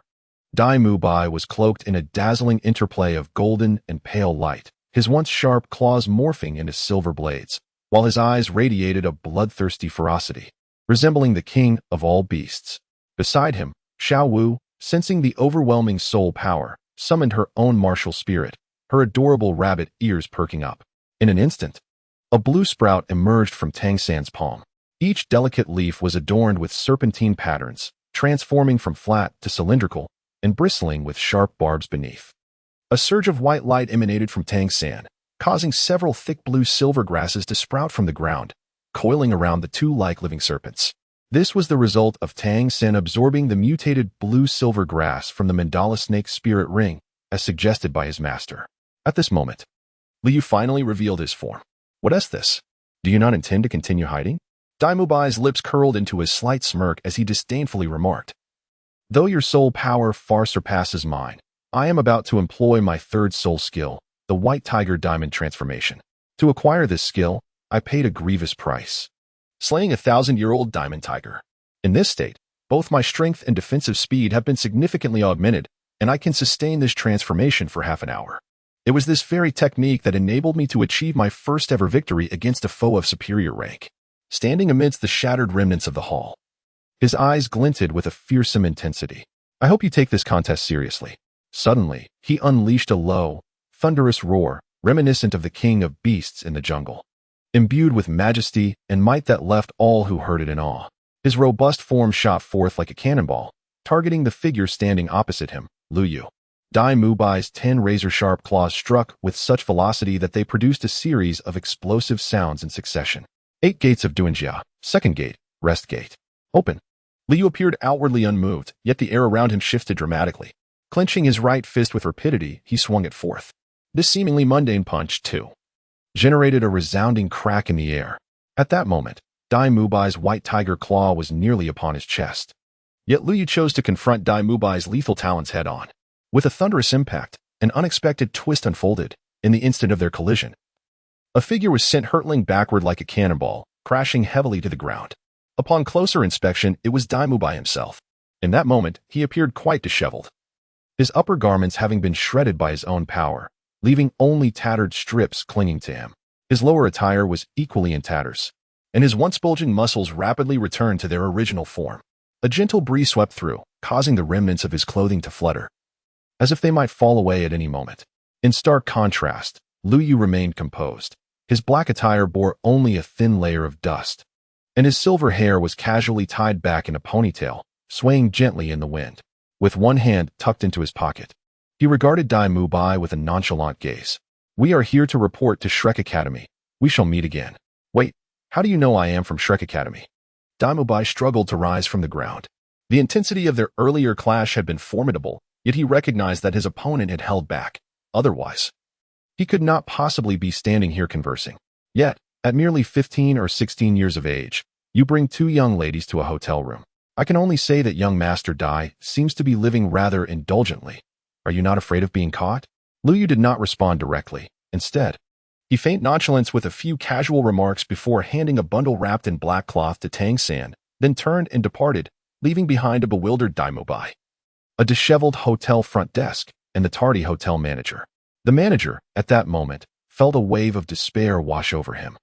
He had just received word that someone was attempting to seize a room from Dai Xiao at the Rose Hotel, which had startled him immensely. It was well known that Dai Xiao was a lucrative patron of their establishment, a veritable gold mine. Offending him could jeopardize their business. Thus, upon receiving the news, he hurried to the hotel lobby at the earliest opportunity, only to witness 2 figures engaged in a fierce altercation, leaving him with no chance to intervene. Consequently, under his watch, the hotel was embroiled in chaos. Chapter 66. Shrek Academy. What struck him even deeper was the realization that one of the combatants was none other than their esteemed patron, Dai Xiao, who was now in such a dire state. How could they possibly evade responsibility for the damage incurred? Manager Wang, a voice called, pulling the manager back to reality. Ah, Dai Xiao, are you all right? It was evident that Manager Wang, having navigated the hotel industry for over a decade, quickly regained his composure. Dai Xiao, please share your concerns. While he was dedicated to his role, he was still merely an employee. Everything here is on me. Give the room to them. Despite appearing quite disheveled, Dai Mubai waved his hand, nonchalantly tossing a hefty sum of money into the air, exuding an air of carefree elegance, especially in the eyes of Manager Wang. He raised his hand, and the twin sisters, who had been spectating, promptly approached him from both sides, offering their support without a hint of discomfort at the closeness of their bosoms to his arms. You 2 must be here to report to Shrek Academy as well. We shall meet again soon. With that, Dai Mubai had already departed. Watching his retreating figure, Xiao Wu scoffed. What a perplexing individual. Even after being pummeled by Yu Go, he still dares to threaten us. Such a bully. He is merely 3 or 4 years older than us, yet he brings a girl dressed like that to a hotel. He is certainly no good person. Third brother, we absolutely must avoid any dealings with him at Shrek Academy. Tang San smiled faintly, gazing in the direction Dai Mubai had gone. I actually find him rather intriguing. Besides, we are the ones seeking accommodation, and it was we who were just engaged in conflict with him. Moreover, you witnessed his prowess. Had it not been for Yu Go, I would certainly not have been his match. His combat skills and instincts are impeccable for someone his age, suggesting that he harbors other secrets as well. Intriguing? Xiao Wu retorted, at such a young age, bringing a girl to a hotel can only mean he harbors ill intentions. No matter how talented he may be, his character is undoubtedly questionable. Before departing, Lu Yu entrusted Tang San with a black package, which he had already received under the moonlight of the 24 bridges. Moments ago, He had glimpsed inside the package and was astonished by its contents, marveling at the existence of such things in this world, let alone that they had been obtained by Brother Yu. Observing the disarray in the hall, Tang San could only smile wryly, reflecting on how Brother Yu had left without a care after the skirmish. Manager, how much will it cost to restore this place? Manager Wang quickly shook his head, responding, No. Young Master Dai just mentioned that all expenses here will be charged to his account. He is a distinguished guest of ours. It can simply be billed. He continued, I sincerely apologize for the delay you both experienced due to our hotel's oversight, which not only wasted your time but nearly placed you in danger. On behalf of the hotel, I waive your lodging fees for these 4 days. Should you dine here during your stay, your meals are on us. There's no need for payment. He then handed a golden key to Tang San and instructed a nearby server to escort the distinguished guests to their room. Tang San hesitated. The fight had involved both Liu Yu and Dai Mubai, and there were losses on his side as well. With Liu gone, he felt it was his duty to assist in the aftermath. However, Dai Mubai exuded an air of affluence, and it was evident that Manager Wang was wary of Brother Yu, as the waiver of fees was telling.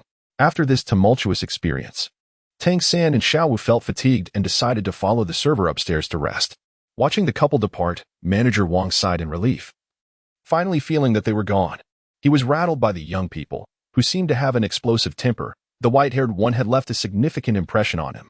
It was unsettling that he had assaulted a hotel VIP upon his arrival, and notably, Dai Mubai had not only shown no signs of anger, but had willingly accepted all the losses.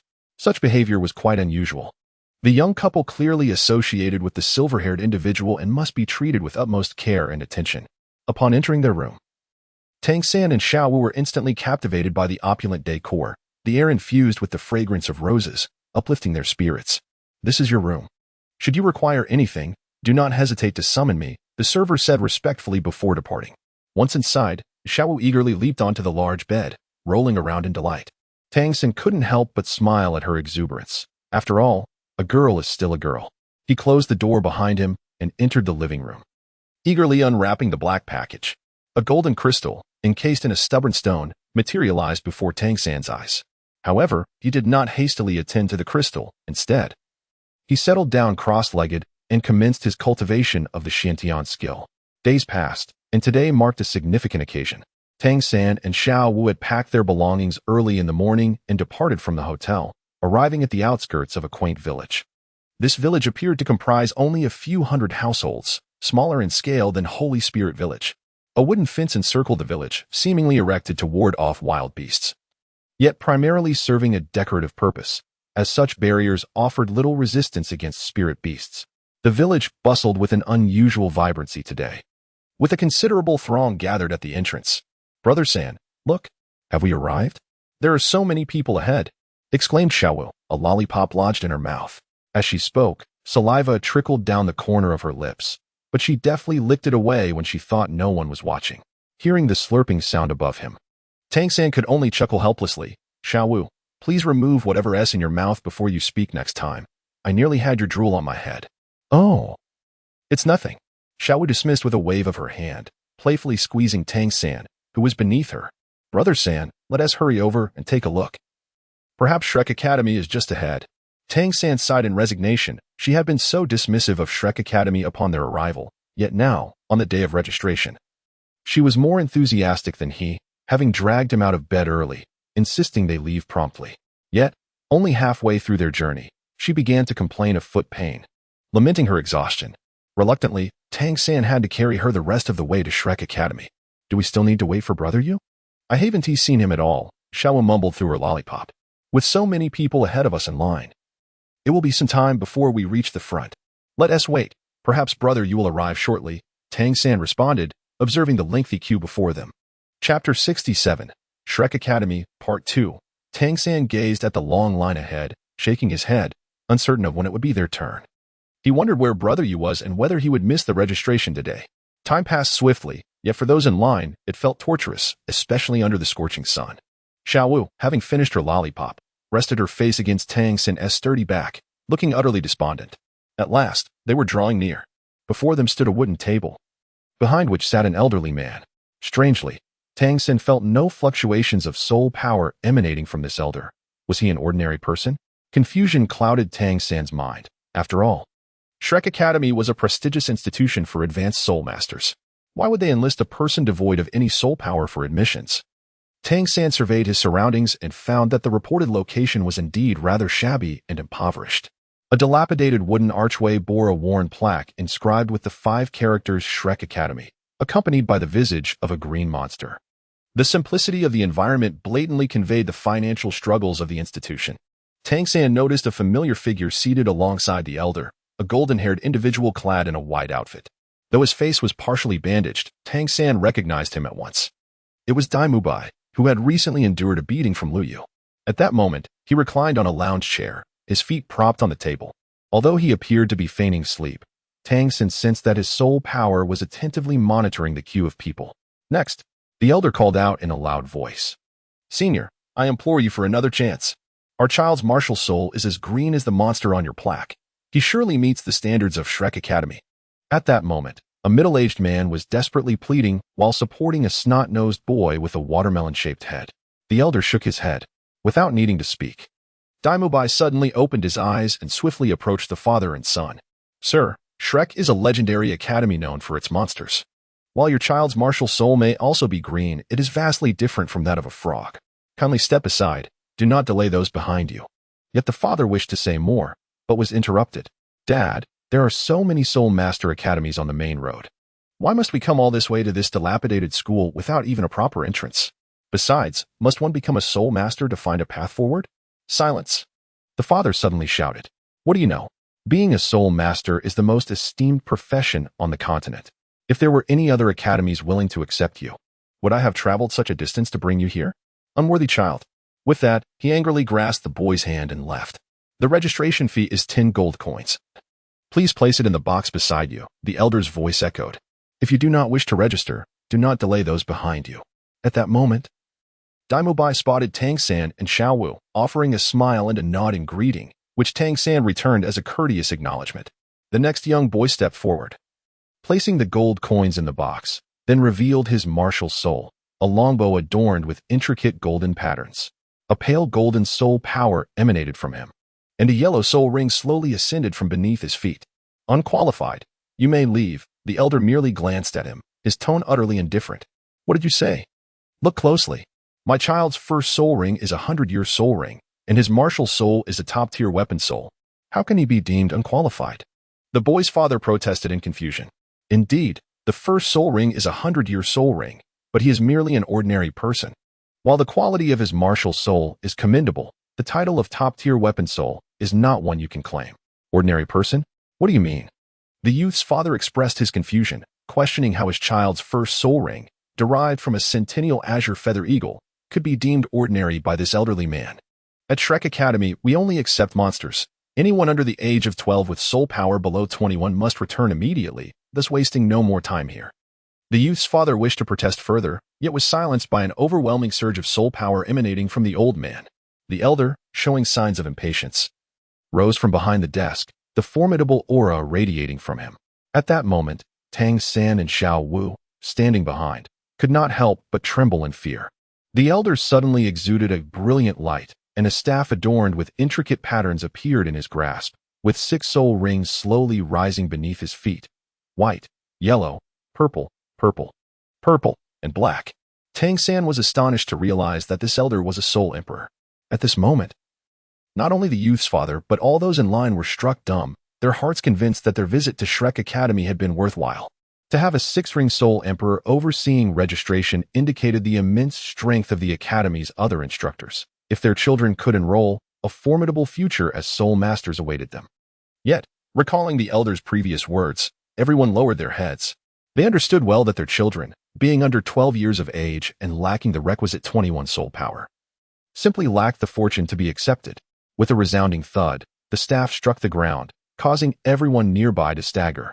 Following the display of the elder's prowess, a significant portion of the line dispersed. After a moment of inner turmoil, the remaining individuals ultimately chose to withdraw. At last, only Tang San, Xiao Wu, and a girl with long black hair remained, alongside a girl clad in a splendid blue dress. Further back, Tang San suddenly recognized a familiar figure. "Yu Gu," he exclaimed in surprise, for at the end of the line stood Lu Yu, who had been missing for several days. However, his appearance was somewhat disheveled. He was drenched, with strands of hair plastered to his forehead and dirt smudged across his face. Although Lu Yu had managed to dry himself somewhat, he had hurried to make it in time for registration, resulting in a less than thorough job. Tang Xin wished to exchange a few words with Lu Yu, but was interrupted by the elder's voice urging hastily, "Quickly, registration awaits. The fee is 10 gold coins." Reluctantly, Tang Xin turned back to deposit their registration fees into the box.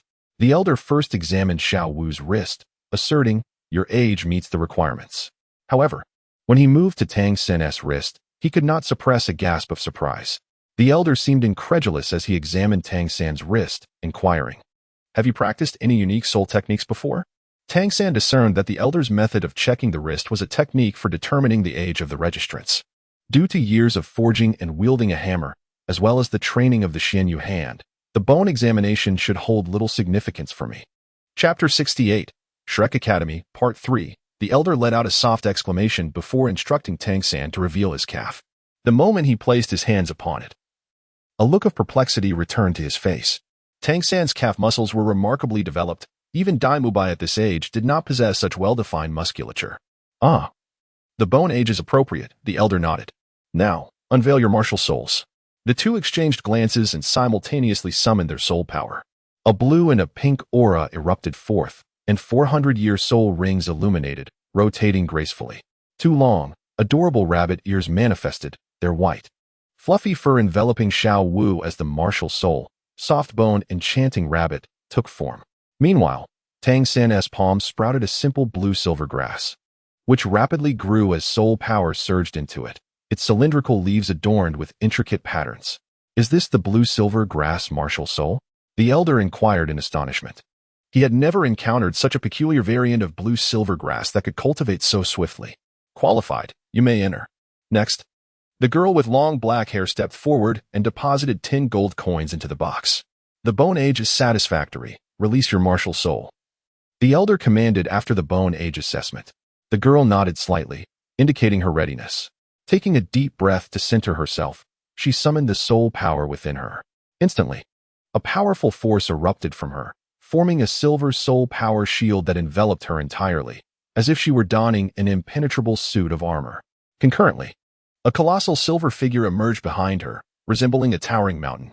Constructed of shimmering silver light, it emanated an aura of formidable pressure.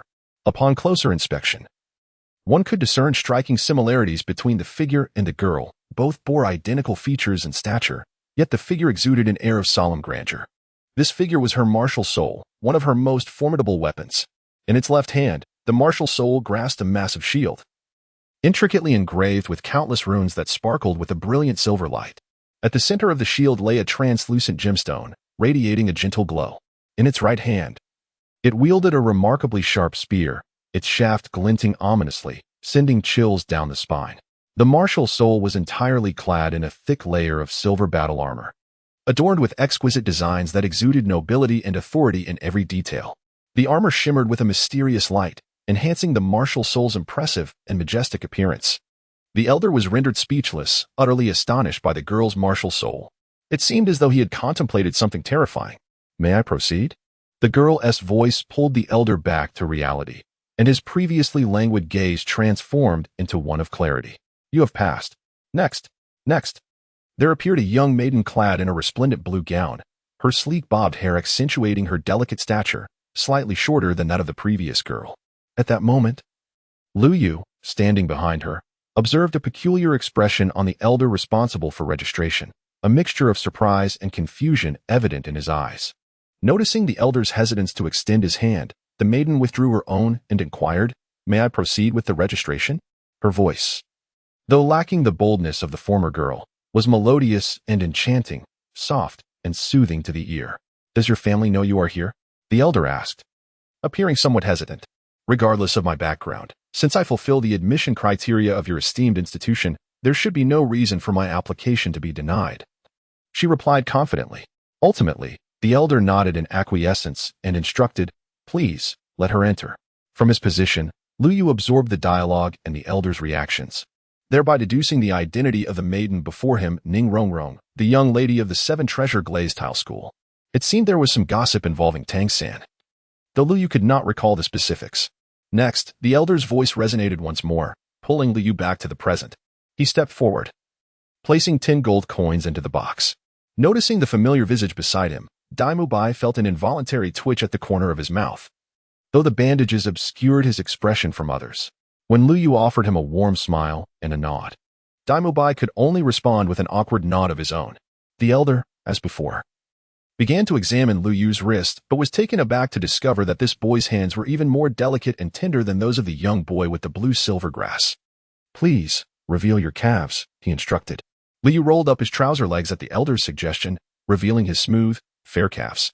His calves, as pristine as ivory, showcased fluid and natural muscle contours, exuding a healthy radiance.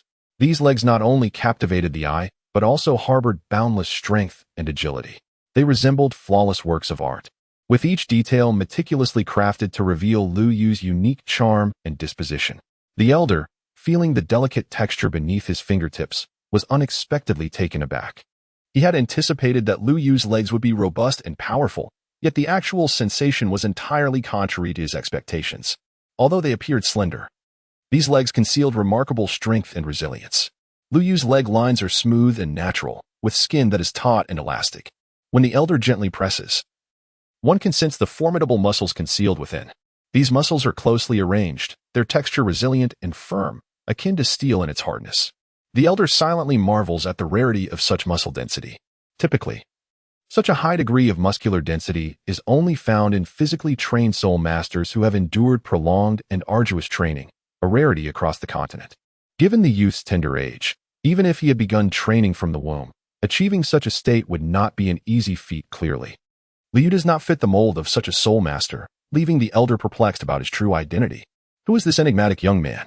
What accounts for his exceptional physical prowess?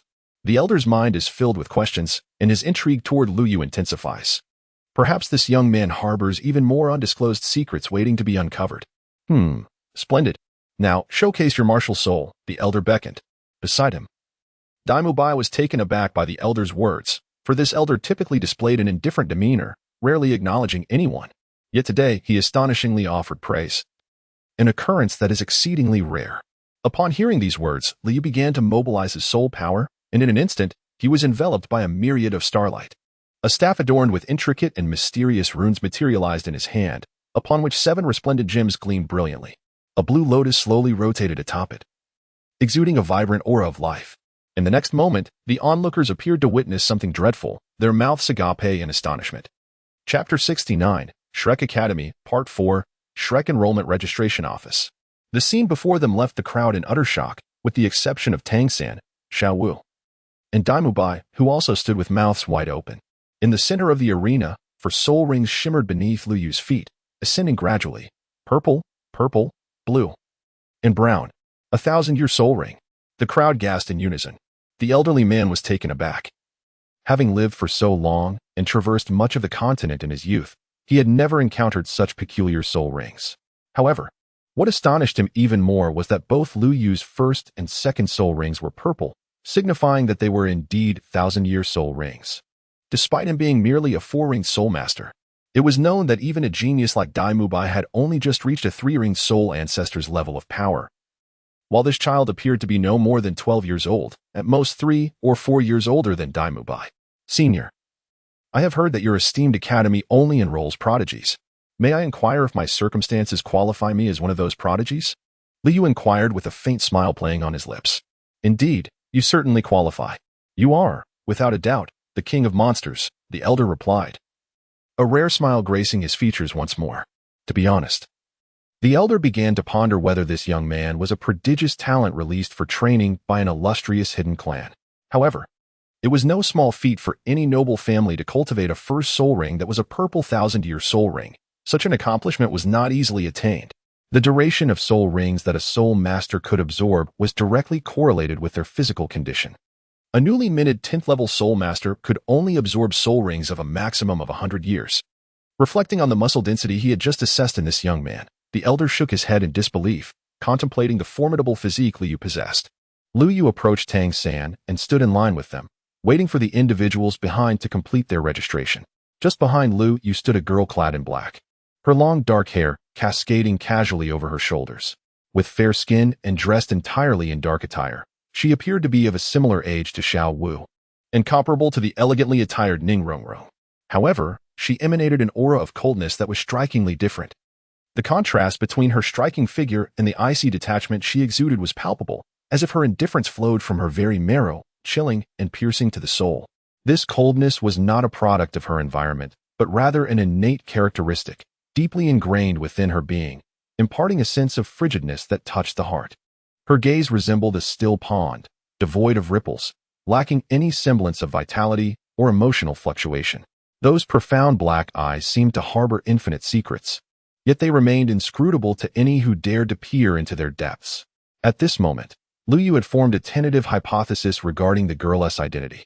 Could she possibly be Zhu Zhuqing? Suddenly, he sensed a piercing gaze fixed upon him, and instinctively followed his intuition, only to discover that the source of the scrutiny was none other than the black-haired girl ahead. Strangely, Lu Yu detected a palpable sense of combativeness in her gaze. If memory served him correctly, this girl was indeed the Valkyrie, yet he could not recall when he had encountered her before. A whirlwind of thoughts stirred in his mind, but he found no trace of her within his memories. Zhu Zhuqing was the last to complete her registration for the day, and as everything drew to a close, Lu Yu noticed that the number of individuals who had successfully registered seemed rather substantial. Although they were but a fraction compared to the long lines of the morning, it was still a notable increase compared to the original narrative. Besides Lu Yu, there was also the addition of a girl possessing the Valkyrie spirit. Judging by the old man's intriguing reaction upon witnessing her spirit, it was clear that she was of considerable significance. "Mubai, please take them inside," the elder said as he slowly rose. "Understood," Dai Mubai replied, stepping forward to greet Tang San with a smile. However, upon seeing Lu Yu, his smile faltered slightly, becoming somewhat rigid and awkward. Under Dai Mubai's guidance, the group soon arrived at the village. Upon entering, they were greeted by a uniformity of wooden structures, reminiscent of the style found in Shrek Village, with a few villagers chatting amiably along the rustic dirt paths. However, the houses here appeared somewhat more modest compared to those in Shrek Village. Dai Mubai led them to a clearing, approximately 500 to 600 meters in size, which served as the heart of Shrek Academy. "You all wait here. Shortly, a teacher will arrive to conduct your second assessment." Just then, a soft, melodic voice called out from behind, "Come get your sausages. Delicious, fragrant sausages, big and juicy. If they aren't tasty, you don't have to pay." Upon hearing that infectious call, Lu Yu instantly recalled the identity of the speaker and some amusing memories, a smile involuntarily creeping onto his lips. "Brother Yu, what's wrong?" Tang San inquired, noticing Lu Yu's peculiar expression. "Xiao Wu, would you like a sausage? I'll go buy one for you." Having spoken, he turned to walk towards the cart behind him, and Dai Mubai promptly followed suit. Upon reaching the cart, Tang San was astonished to discover that the vendor was a man with a full beard. Rather difficult to imagine that such a frail figure could produce such a soft voice. The vendor, noticing the approach, warmly greeted, "Young man, would you like a sausage?" "Oscar's sausages, I assure you, once you taste them, you will crave a second, honest and of exceptional flavor." Tang San replied with a polite smile, "Uncle, may I have 3 sausages, please?" Upon hearing Tang San's address, Oscar's expression instantly stiffened, unable to believe his ears. What did you just call me?" Tang San, puzzled, responded. "Uncle, what's the matter?" Oscar took a deep breath. "It's nothing, nothing. 3 sausages, right? Please wait a moment." He then began deftly skewering 3 sausages with bamboo sticks and was about to hand them to Tang San when a hand suddenly grasped Tang San's outstretched right hand. "Oscar, what are you doing? By doing this, you are tarnishing the Academy's reputation. I believe I have warned you more than once about selling sausages on campus." Turning around, Tang San discovered that it was Dai Mubai who had seized his wrist, followed by several others who had just passed the preliminary test. With Lu Yu leisurely approaching from behind, "Tang San, you cannot buy these sausages." As Tang San was left in confusion, Lu Yu sauntered up to him and whispered a few words in his ear, causing Tang San's expression to shift uncomfortably, even revealing a hint of anger. His outstretched hand was swiftly retracted. "Huh, what are you all doing? Brother San, weren't you here to buy sausages? Why have you changed your mind? Is it because you lack the funds?" At that moment, Xiao Wu and a few other girls also approached, noticing Tang San withdraw his hand, which puzzled them. "Brother San, weren't you here to buy sausages? Why have you decided against it?" Meanwhile, Dai Mubai continued to reprimand Oscar. Oscar, prepare a fresh sausage. Oscar's expression changed at his words. Boss Dai, we've been classmates for years. You wouldn't want me to lose face in front of the juniors, would you? Juniors? Hearing Oscar's address, Tang San felt bewildered. If that were the case, this bearded man before him must be his senior. How many years must one have spent to become like this? Indeed. The rather peculiar-looking man before you is your senior, Oscar, Dai Mubai remarked with an odd expression. Correct, I am Oscar, a student of Shrek Academy. Just like Boss Dai, your senior. However, do not be deceived by my handsome exterior. My true age is only 14. 14. Tang San and his companions were utterly astonished. At the age of 14, to possess such a dense growth of hair. It was no wonder that the Shrek Academy only accepted exceptional individuals. Its students were indeed extraordinary. Xiao even speculated that the teachers responsible for admissions must have been drawn to Oscar's thick hair when he was accepted. Dai, how about I treat you to a sausage? Please, don't let me embarrass myself in front of the younger students, Oscar pleaded with Dai Mubai, who remained unmoved and coldly replied, Hurry up, don't force me to fix you on the spot. Upon hearing this, Oscar instantly shrank back, realizing he had no capacity to resist before Dai Mubai. With a resigned expression, he extended his right hand and, in a soft voice, exclaimed, I have a large sausage. At that moment, 2 yellow soul rings shimmered beneath his feet and slowly ascended. Simultaneously, he produced a sausage identical to the one he had just offered to Tang San. Upon witnessing this, Tang San's face flushed with anger, glaring at Oscar, particularly after hearing that ambiguous remark. He recalled how he almost bought a sausage to give to Xiao Wu, and at that moment, he wished he could swallow Oscar whole. Sensing Tang San's fury, Oscar hurriedly explained, this junior, I am a food-type auxiliary soul master. To activate my soul power, I need to recite a special incantation. Although my incantation may sound a bit strange, I assure you the quality of the sausage is absolutely fine. Meanwhile, Xiao was left bewildered, completely unable to comprehend the conversation. Why did Tang San become angry just because Oscar recited an incantation? It was well known that Tang San had a remarkably good temper. What could have transpired to incite his wrath? Third brother, what's wrong? Why are you angry? Is there something wrong with the sausage? Tang San suppressed his anger, turning away from Oscar's lewd face, and whispered to Xiao Wu, recounting what Lu Yu had previously told him. Upon hearing Tang San's words, Xiao Wu's cheeks flushed crimson. You boys are truly annoying, always thinking of the strangest things. Oscar. Dai Mubai shot a fierce glare at Oscar, who promptly ducked behind the counter, unable to meet Dai Mubai's gaze. It was clear that anyone daring to make eye contact with Dai Mubai was courting disaster. Just then, Liu stepped forward. Hello, senior. Could you please hand me a sausage? Brother Yu. Tang San was taken aback, fully aware of the sausage's dubious origin.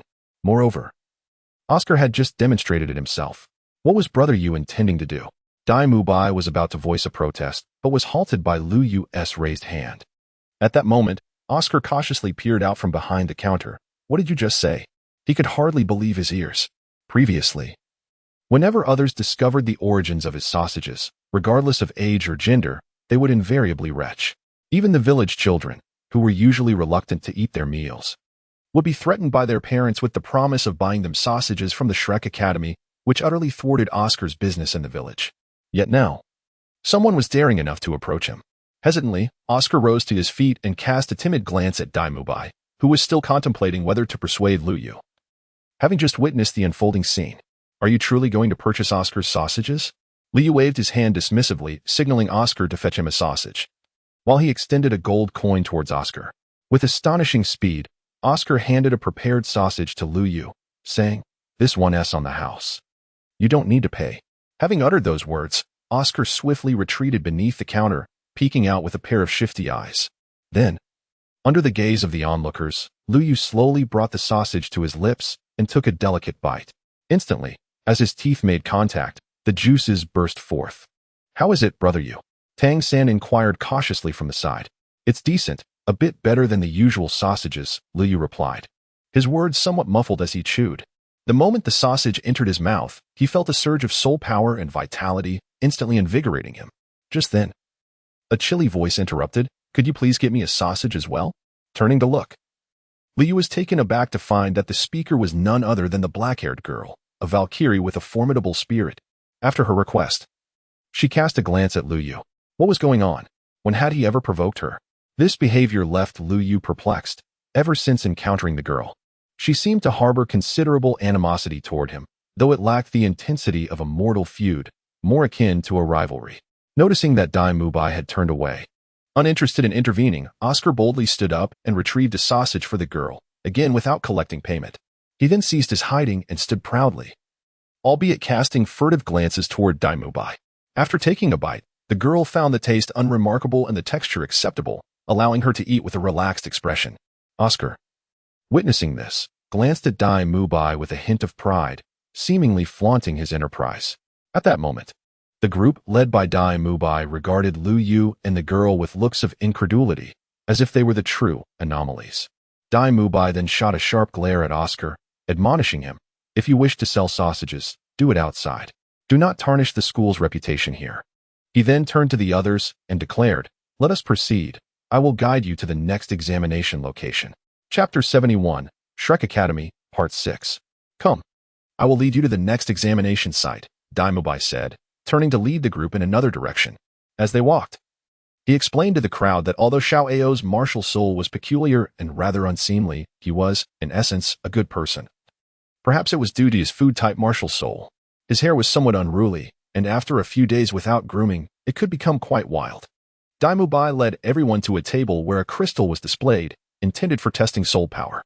Naturally, it could only measure soul power below level 30. Exceeding this threshold would cause the crystal to shatter. This is the soul power crystal. Before proceeding to the next phase, we must first test your soul power. If it exceeds level 25, you may enroll directly. Otherwise, you will need to undergo additional assessments. Who wishes to go first? You need not participate, Dai Mubai remarked, glancing at Lu Yu. This device is only effective for soul masters below level 30. If one surpasses that, the crystal will explode. Oscar, standing nearby, appeared as though he had heard the most astonishing news. What level are you? He gazed at Lu Yu in shock. The boy seemed to be around 11 or 12 years old, and despite being slightly taller than himself, it was astonishing that his soul power could exceed level 30. He's level 41, Dai Mubai interjected, having had the privilege of witnessing Lu Yu's prowess. Of course, he could not divulge that he had been defeated by Lu Yu and had left in a most disgraceful manner, should this information leak. How could he possibly maintain his reputation within the academy? Level 41. Oscar was immediately taken aback, never having anticipated that this youth would possess such formidable strength. Moreover, judging by Dai Mubai's tone, it seemed Lu Yu had bested him in some manner. The thought of someone who could hold their own against Dai Mubai filled Oscar with excitement, his already mischievous visage becoming even more animated. "I say, Junior, once you enter the academy, if you encounter anything you do not understand, feel free to seek me out. And let it be known, Senior Oscar will always provide ample sausage." Oscar. At the sound of Oscar's voice, Dai Mubai's keen instincts warned him that the boy was certainly up to no good. Upon hearing Dai Mubai's indifferent response, Oscar stepped forward, puffed out his chest, and positioned himself behind Lu Yu, adopting a self-important demeanor as he gazed at Dai Mubai. The latter, finding Oscar's smugness tiresome, redirected his attention to those who were currently testing their soul power. Upon witnessing Oscar's antics, Lu Yu found himself somewhat amused. Had Oscar always been such a comical character? Ever since arriving in this world, he had discerned a significant disparity between everything here and his understanding of the Dolua continent. The enigmatic village elder, the ruins behind the village, and the group of mysterious figures clad in black. Had they altered this place due to his arrival? Lu Yu murmured to himself, "Excuse me, Junior, what are you saying? If there's anything you don't understand, feel free to ask your senior." Despite Dai Mubai's usual demeanor of a leader, the true authority within this academy lies with me. Lu Yu could hardly bear Oscar's display any longer. "Senior, the soul power test is about to commence over there. Shall we proceed to observe?" With that, he strode directly to where Tang San and the others were gathered. Dai Mubai handed the crystal to Tang San, instructing him to infuse it with soul power. Tang San nodded and took the crystal, immediately channeling his internal energy into it. In an instant, the milky white crystal transformed, gleaming with a brilliance akin to that of a diamond, its radiance nearly enveloping every facet. This was indicative of his soul power nearing the 30th level. Subsequently, he passed the crystal to Xiao Wu, harboring complete confidence in her abilities.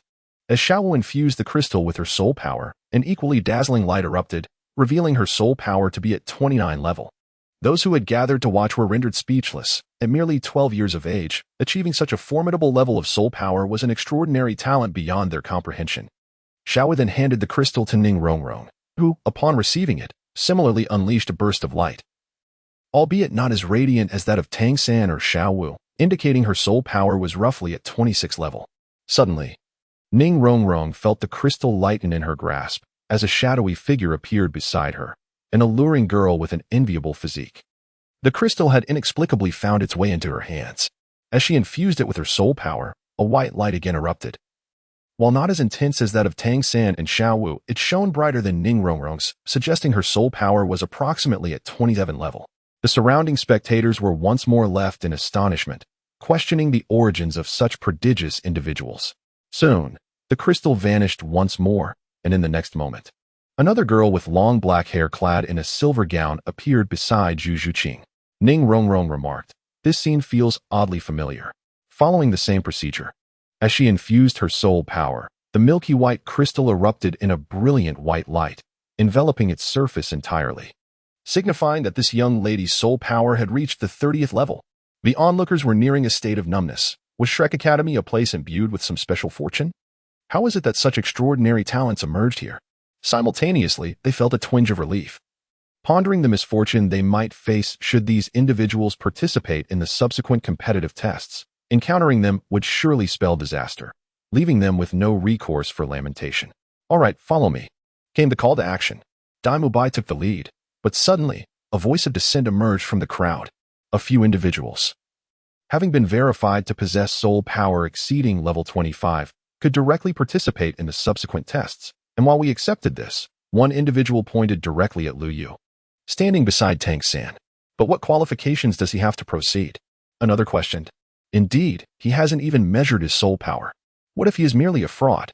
This remark incited a wave of agreement and further skepticism among the crowd. Dai Mubai, upon hearing this, couldn't help but chuckle. "Of all the individuals you could challenge, you choose the strongest? Are you not simply inviting defeat?" With a resigned smile, he added, "Wait here for a moment. I shall return shortly." With that, he swiftly made his way to a wooden cabin. Upon his return, he held a crystal in his hand, similar to the white crystal previously used by Tang San and his companions, though this one was distinctly red. This red crystal was designed to test soul power within the range of approximately level 60. Exceeding level 60 would cause it to shatter, much like the 30-level crystal. The instigator of the earlier challenge felt an unsettling premonition wash over him at the sight of the red crystal, realizing he might have committed an exceedingly foolish act. Chapter 72, Shrek Academy, 7. Dai Mubai extended the red crystal towards Lu Yu, offering a hint of apology. "I beg your pardon. Could you please demonstrate your abilities a bit, so that these narrow-minded individuals might broaden their horizons?" As Lu Yu and Dai Mubai exchanged a glance, the former took hold of the crystal, showcasing a remarkable knack for handling situations. Subsequently, he gently stirred the vortex of his soul power, allowing a steady stream of energy to flow into the crystal. As the soul power was infused, the crystal suddenly radiated a crimson glow. Although this luminescence was not as dazzling as that produced by Tang San and his companions, it enveloped a significant portion of the crystal. Not a single person present dared to utter a laugh. Instead, they stood in awe, mouths agape. It was crucial to note that this was no ordinary crystal with a maximum limit of 30 levels. It was, in fact, one with a limit of 60. The glow that covered most of the crystal signified something profound. It indicated that the soul power of the silver-haired youth before them had reached at least level 40. The gazes directed at Lu Yu were akin to those one would cast upon a monster.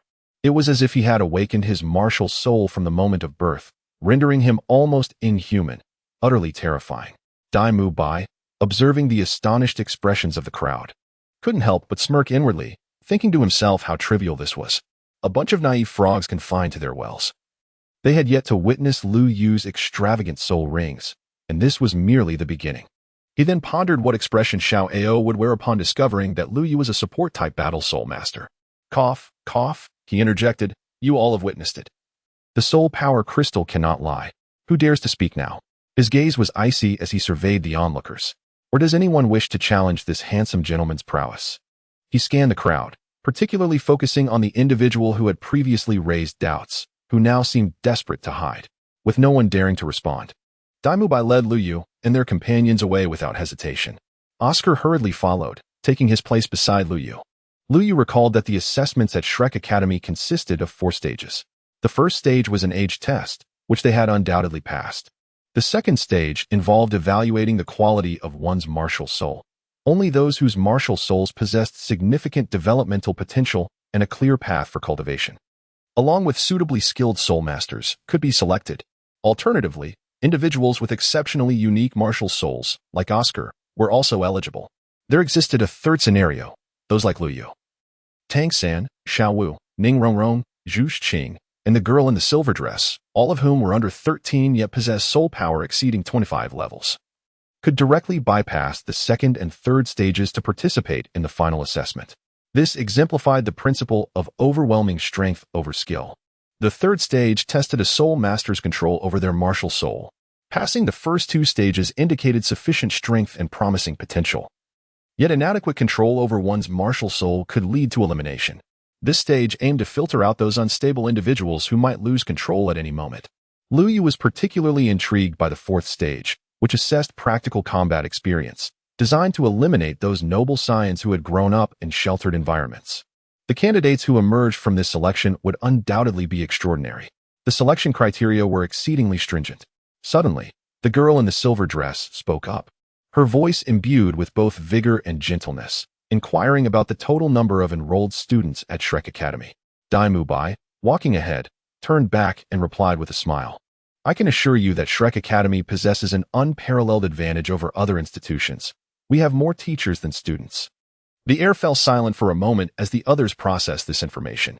Was it truly a reputable institution where the faculty outnumbered the students? Was this even considered an advantage? Seeing their reactions, Dai Mubai couldn't help but chuckle wryly. It's unavoidable. The standards set by the dean are extraordinarily high, far beyond what an ordinary person could meet. To put it plainly, this year marks the highest enrollment since the Academy's inception, without exception.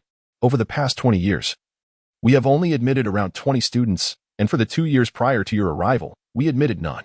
The 6 of you joining this year is undoubtedly unprecedented. He continued, currently, including myself, there are only 3 students enrolled. 3 students. Tang San, Xiao Wu, and Ning Rongrong exclaimed in astonishment.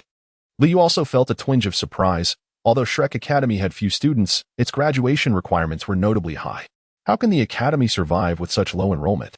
Tang San pondered aloud. Without sufficient funding, isn't it only a matter of time before the institution faces closure?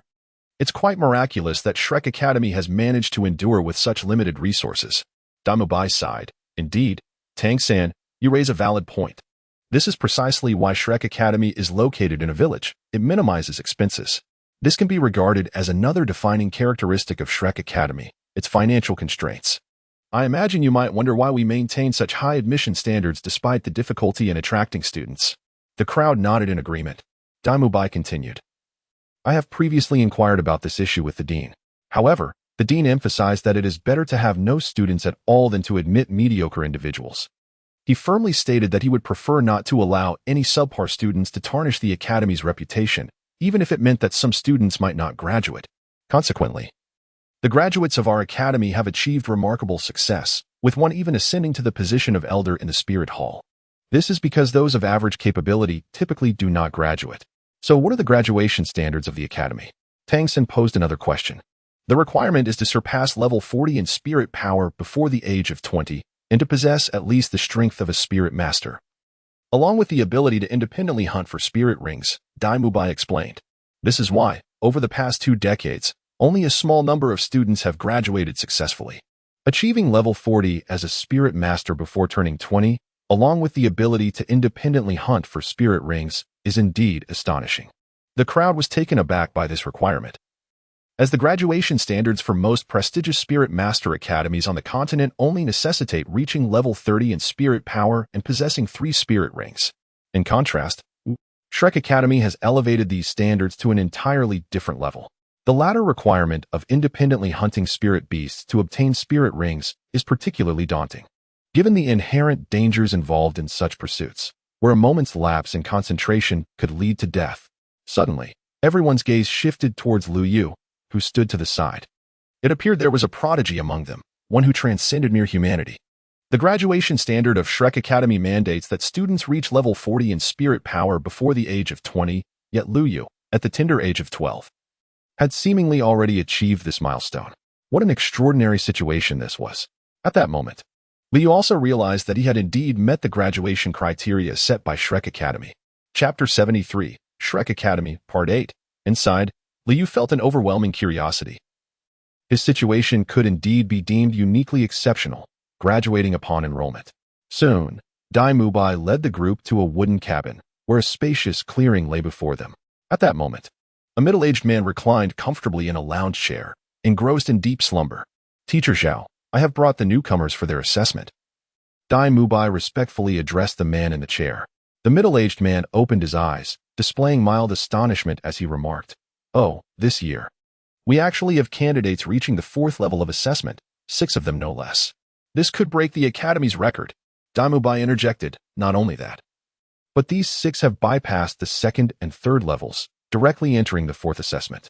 Zhao Wujie rose from his chair, despite his modest height. His robust physique emanated a presence akin to a towering mountain. Lu Yu couldn't help but marvel, thinking how Zhao Wujie's build would certainly raise eyebrows back on the blue planet, where one might wonder how many kilograms of some white powder it would take to achieve such a form.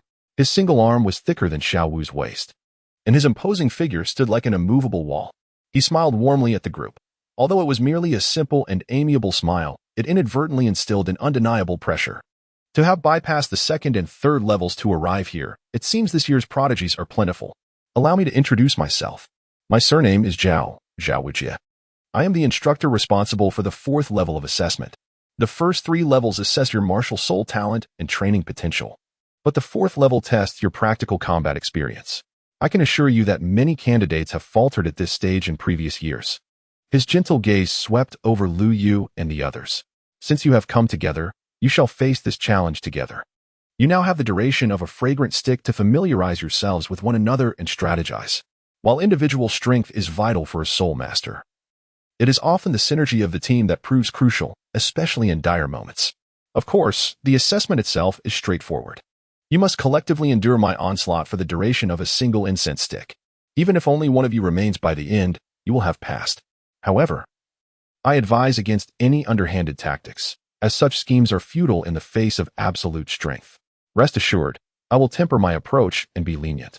Naturally, you are welcome to flee in fear, but Shrek does not accept cowards. Dai Mubai, slightly puzzled, responded, "Teacher Zhao, isn't this a bit inappropriate? Fear not. The dean is away, and I am the authority here. Follow my lead." Zhao Wujie interrupted, not allowing Dai Mubai to continue. He then produced a stick of incense, lit it, and casually thrust it into the ground, where it stood firm. "The assessment begins," Zhao Wujie proclaimed in his deep voice, subsequently reclining back into his chair with an air of relaxation. Whoever devised this was truly ingenious. It's remarkably comfortable. At that moment, Dai Mubai approached the group with a resigned expression. "Alas, you have drawn the short straw this time. What is the matter?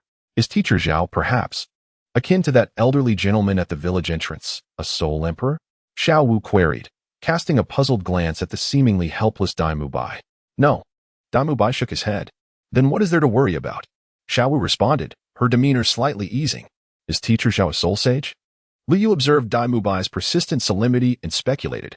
He could not recall the plot from the original story at this juncture, only vaguely remembering that Tang San had made Zhao Wujing suffer with his dragon beard needle, followed by a late-night visit from Tang Hao, who gave him a thorough reprimand. Dai Mubai nodded gravely. "Originally, I was meant to be your opponent in this challenge, but today, I do not know what has compelled Teacher Zhao to take the lead herself." Upon witnessing Dai Mubai's reaction, the group felt a chill of apprehension. Facing a level 70 soul sage, how could they possibly contend? If a confrontation ensued, they would undoubtedly be overwhelmed and eliminated in no time. "Xiao Dai, I have noted your disparagement of me." Dai Mubai heard the booming voice of Zhao Wujing from a distance, feeling a wave of frustration wash over him. He chose to disregard it and continued, "Now, please introduce your martial spirits and strengths in turn, so everyone can become acquainted. Tang San, you shall begin." Tang San nodded. "I am Tang San. My martial spirit is Blue Silvergrass, and I am a 29th level control system soul master." Next was Xiao Wu. "I am Xiao Wu. My martial spirit is the Soft Bone Enchantress Rabbit, and I am a 29th level Assault System Soul Master. Following her was the girl in a blue dress. I am Ning Rongrong. My martial spirit is the 7 treasure glaze tile, and I am a 26th level Support System Soul Master. Then came the aloof Zhu Shiqing. I am Zhu Zhuqing. My martial spirit is the Spectral Cat, and I am a 27th level Agile Attack System Soul Master. Next was the girl with long black hair. I am Qi Qi. My martial spirit is the Valkyrie, and I am a 30th level Assault System Soul Master, possessing only 2 soul rings. Finally, it was Lu Yu's turn. I am Lu Yu. My martial spirit is the Starwish Lotus Staff, and I am a 41st level Support System Soul Master. Once Lu Yu finished speaking, all except for Tang San, Dai Mubai, and Xiao Wu turned to him with expressions of astonishment, as if gazing upon a marvel. What? Especially Oscar and Ning Rongrong, who momentarily doubted their own hearing. Could you repeat that? What did you say? Oscar asked incredulously. Lu Yu, Martial Spirit Starwish Lotus Staff. 41st level Support System Soul Master. What of it? Lu Yu responded, exasperated, reiterating his previous statement. Upon hearing this, Oscar was even more bewildered. As a fellow Support System Soul Master, he found it astonishing that someone slightly younger than himself had already reached the rank of Soul Zone. This was truly a monster among monsters. Ning Rongrong was equally flabbergasted. Previously, when Lu Yu had revealed his martial spirit at the village entrance, she had assumed he was at least an Assault System Soul Master given his 4-ringed Soul Zone strength. Now, with Lu Yu declaring himself a Support System Soul Master, she pondered how he had achieved such remarkable cultivation, especially considering her own martial spirit, the 7 treasure glaze tile, was renowned as one of the finest support system martial spirits. How had he accomplished this? Beside them, Zhang Qiqi was taken aback upon hearing this revelation. He was, indeed, an auxiliary-type battle soul master. Coughing lightly, Dai Mubai sought to redirect the attention of his companions back to the present. Allow me to introduce the fundamental details regarding Teacher Zhao, so that you may begin contemplating strategies. He paused momentarily, gathering his thoughts before continuing. Teacher Zhao is a formidable level 76 assault-type battle soul saint, wielding the beast martial soul, the mighty diamond bear. The hallmark of this martial soul lies in its exceptional defensive capabilities, coupled with commendable offensive power, making it a formidable opponent. Even soul masters of the same rank find it arduous to breach Teacher Zhao's defenses. With such overwhelming resilience, he has earned the moniker Immovable King. In Chapter 74, the confrontation with Zhao Wukong unfolds. Teacher Zhao's robust defenses had once enabled him to escape a harrowing pursuit by the bishops of the Martial Soul Hall. Following a bitter conflict, the mention of the Immovable King and the relentless chase by the Martial Soul Hall's bishops left the group in a contemplative silence. Should their adversaries not unleash their full might, there was a glimmer of hope that they might endure. After all, as long as one among them stood victorious, the entire team would prevail. However, the prospect of Zhao Wukong unleashing his full potential was daunting. Among them were Lu Yuning and Ning Rongrong, both auxiliary-type soul masters. Tang San, a control-type soul master, and Xiao Wu and Zhu Shiqing, 2 agile assault-type soul masters, alongside Zhang Qiqi, a powerful assault-type battle soul master. My 7 treasures glazed tile martial soul can currently provide 2 enhancements of 30%, but I lack any offensive capability, Ning Rongrong stated. My first soul ring offers a 50% enhancement and possesses offensive capabilities, Lu Yu added from the side. Tang San held no doubts regarding Lu Yu's combat prowess, recognizing his ability to endure, strike, and provide group healing. Given this, Ning Rongrong will focus on supporting us. Xiao Wu and Zhang Qiqi will take the lead in offense. While Zhu Shiqing, I ask that you utilize your speed to harass from the flanks. I will take charge of controlling Teacher Zhao's offensive maneuvers to disrupt his rhythm. You shall assist Ning Rongrong from the rear and act according to the situation. Upon hearing this, Lu Yu nodded. His abilities were unique and comprehensive, allowing him to provide support to others at any moment from the rear. Moreover, in such a brief span of time, it was nearly impossible to devise an alternative strategy. Furthermore, they were about to confront a genuine soul saint of level 76, where any plots or schemes would be futile in the face of overwhelming power. Nonetheless, it was certainly preferable to awaiting death by foregoing participation. Have you reached a decision? Zhao Wujia's resonant voice echoed from behind. The group turned to face him. Realizing that the incense stick was nearly burnt out, Dai Mubai nodded toward Zhao Wujia, signaling that they were ready to commence. Observing this, Zhao Wujia rose from his reclined position, stretching his arms overhead in a languid manner. His robust physique, embodying the aesthetics of raw power, seemed to harbor boundless strength. This was an unequal confrontation, The disparity in strength between the two sides was stark. Even with Lu Yu's prodigious talents, it would not alter the fundamental imbalance. Subsequently, Zhao Wujie produced another incense stick, pinching it between his fingers before igniting it. In the next moment, without waiting for Zhao Wujie's subsequent actions, Ning Rongrong took the initiative. The Seven Treasures glaze tile was activated. Dressed in a flowing blue gown, she spun gracefully in place, radiating a dazzling array of colors. Suddenly, a brilliant spectrum of light enveloped her, and a magnificent seven-colored pagoda began to coalesce above her outstretched hands, slowly rotating. 2 yellow soul rings emerged from beneath her feet, ascending gradually. The Seven Treasures glaze tile is renowned for its prowess. First, it grants strength. The initial yellow soul ring released a radiant glow, enveloping the seven-colored pagoda.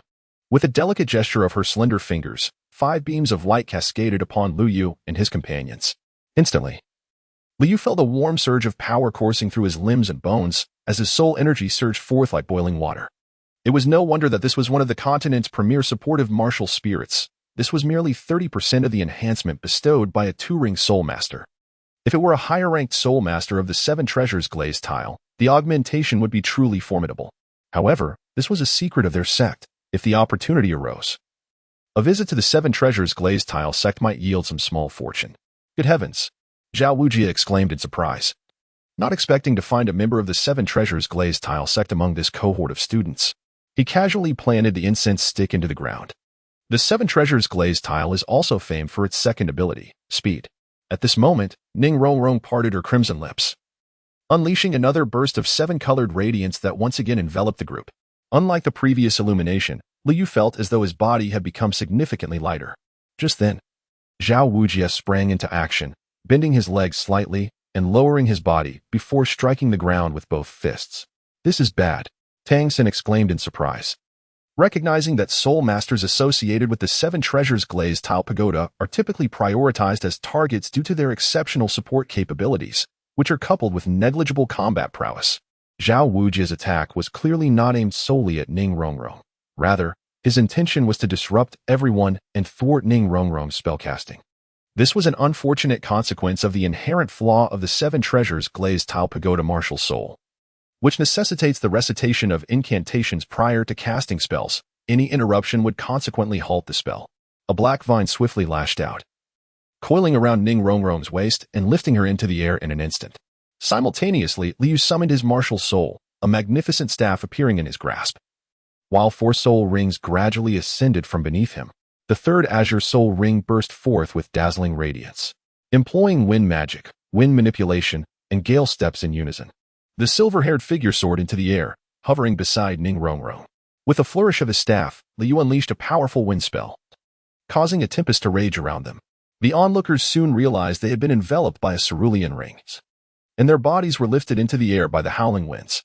A thunderous sound erupted, accompanied by violent tremors in the earth, as a wave of yellow energy surged outward. After delivering a punch, Zhao Wujie felt something amiss. Why had the winds suddenly risen? Upon looking up, he was astounded to see all 6 newcomers suspended in midair. His gaze was drawn to the 4 peculiar soul rings surrounding Lu Yu. 4-ring Soul Master. This batch of newcomers possesses such extraordinary talent. Moreover, what is the nature of his soul rings? As Zhao Wujie grappled with his astonishment, Lu Yu's soul rings shimmered once more. The first soul ring flared to life, and the azure petals atop the star prayer lotus staff unfurled, enveloping the 6 individuals in a layer of starlight. The first soul skill of the star prayer lotus staff, Starlit Praise, enveloped them in a warm embrace, allowing their soul power to surge forth anew. Concurrently, their mental acuity seemed to be revitalized, rendering their surroundings clearer and enhancing their sensitivity to changes around them. Witnessing this phenomenon, Zhao Wujie was once again taken aback. The silver-haired youth was indeed a support-type battle soul master. A 12-year-old with 4 soul rings, this was equivalent to meeting the graduation standards of the academy. Surely, Flinder would be overjoyed to have such a prodigious talent among this year's recruits. At that moment, Dai Mubai and Oscar, who were watching from a distance, were equally astonished by the spectacle unfolding before them. Is this a speed-based enhancement? Dai Mubai pondered. Meanwhile, the airborne individuals experienced a remarkable transformation. Realizing that Lu Yu's soul ring enhancement was comprehensive, boosting their soul power, mental fortitude, and physical capabilities by at least 50%. Chapter 75, Confrontation. Zhao Wujie. With Ning Rongrong's 30% enhancement combined with Lu Yu's 50% increase, the confidence of the group surged. Even if they were unable to withstand a single strike from Zhao Wujie, the flight capability bestowed by Lu Yu would at least allow them to evade for the duration of a joss stick. As everyone swiftly adapted to their current state, they promptly adjusted their positions. Xiao Wu, Tang San called out sharply. Responding to his command, Xiao Wu quickly repositioned herself, her feet precisely landing on Tang San's hands. A testament to the tacit understanding forged through years of companionship. With a powerful push from Tang San, Xiao Wu propelled herself forward like an arrow aimed at Zhao Wujie below. At that moment, the group unhesitatingly chose to take the initiative. Allowing Zhao Wujie to seize the upper hand would be far worse for them. Thus, they preferred to strike first, hoping to prolong their survival. Upon witnessing the young one skillfully evade his attack, a smile crept across Zhao Wujie's face. Their reaction speed was commendable, barely passing muster. As Xiao charged towards him, he calmly placed his hands behind his back, feigning surrender. In response to this scenario, Xiao Wu swiftly adjusted her posture, bending her legs and curling her body, rolling forward. Just as she approached Zhao Wujie, she summoned her martial spirit, simultaneously placing both feet on either side of his neck. A dull thud resonated, yet Zhao Wujie remained unmoved. A grin spreading across his face, such an attack was merely a tickle to him. Little girl, have you not eaten? You lack strength, Zhao Wujie mocked. You have more adversaries than just me, Xiao Wu retorted with a cold snort, her feet seemingly glued to Zhao Wujie's body. With her toes pressing against the sides of his neck, she forcefully twisted, spinning in midair. Alone, her strength would have been insufficient to budge Zhao Wujie's robust physique. However, she was not alone. Suddenly, several vines erupted from Zhao Wujie's body, adorned with countless tiny barbs. In an instant, Zhao Wujie felt a tightness envelop him as the ghost vines, under Tang San's manipulation, constricted to their utmost limit, releasing a flurry of paralytic toxins. To his surprise, these minute barbs pierced through his defenses. Zhao Wujie was momentarily astonished. This batch of students possessed remarkable talents. The next moment, he felt his feet lift off the ground. Realizing what had happened, he was astounded to find himself suspended in midair, tightly ensnared by the ghost vines, resembling a human-shaped zongzi. Subsequently, under Xiao Wu's influence, his body began to rotate in the air. As Xiao Wu prepared to execute a backflip, grounding her hands, she suddenly found herself frozen, unable to move. Little rabbit, you certainly enjoy spinning around, Zhao Wujie remarked. The voice of Zhao Wujie suddenly resonated, and in an instant, Xiao Wu felt her ankle ensnared by an iron grip.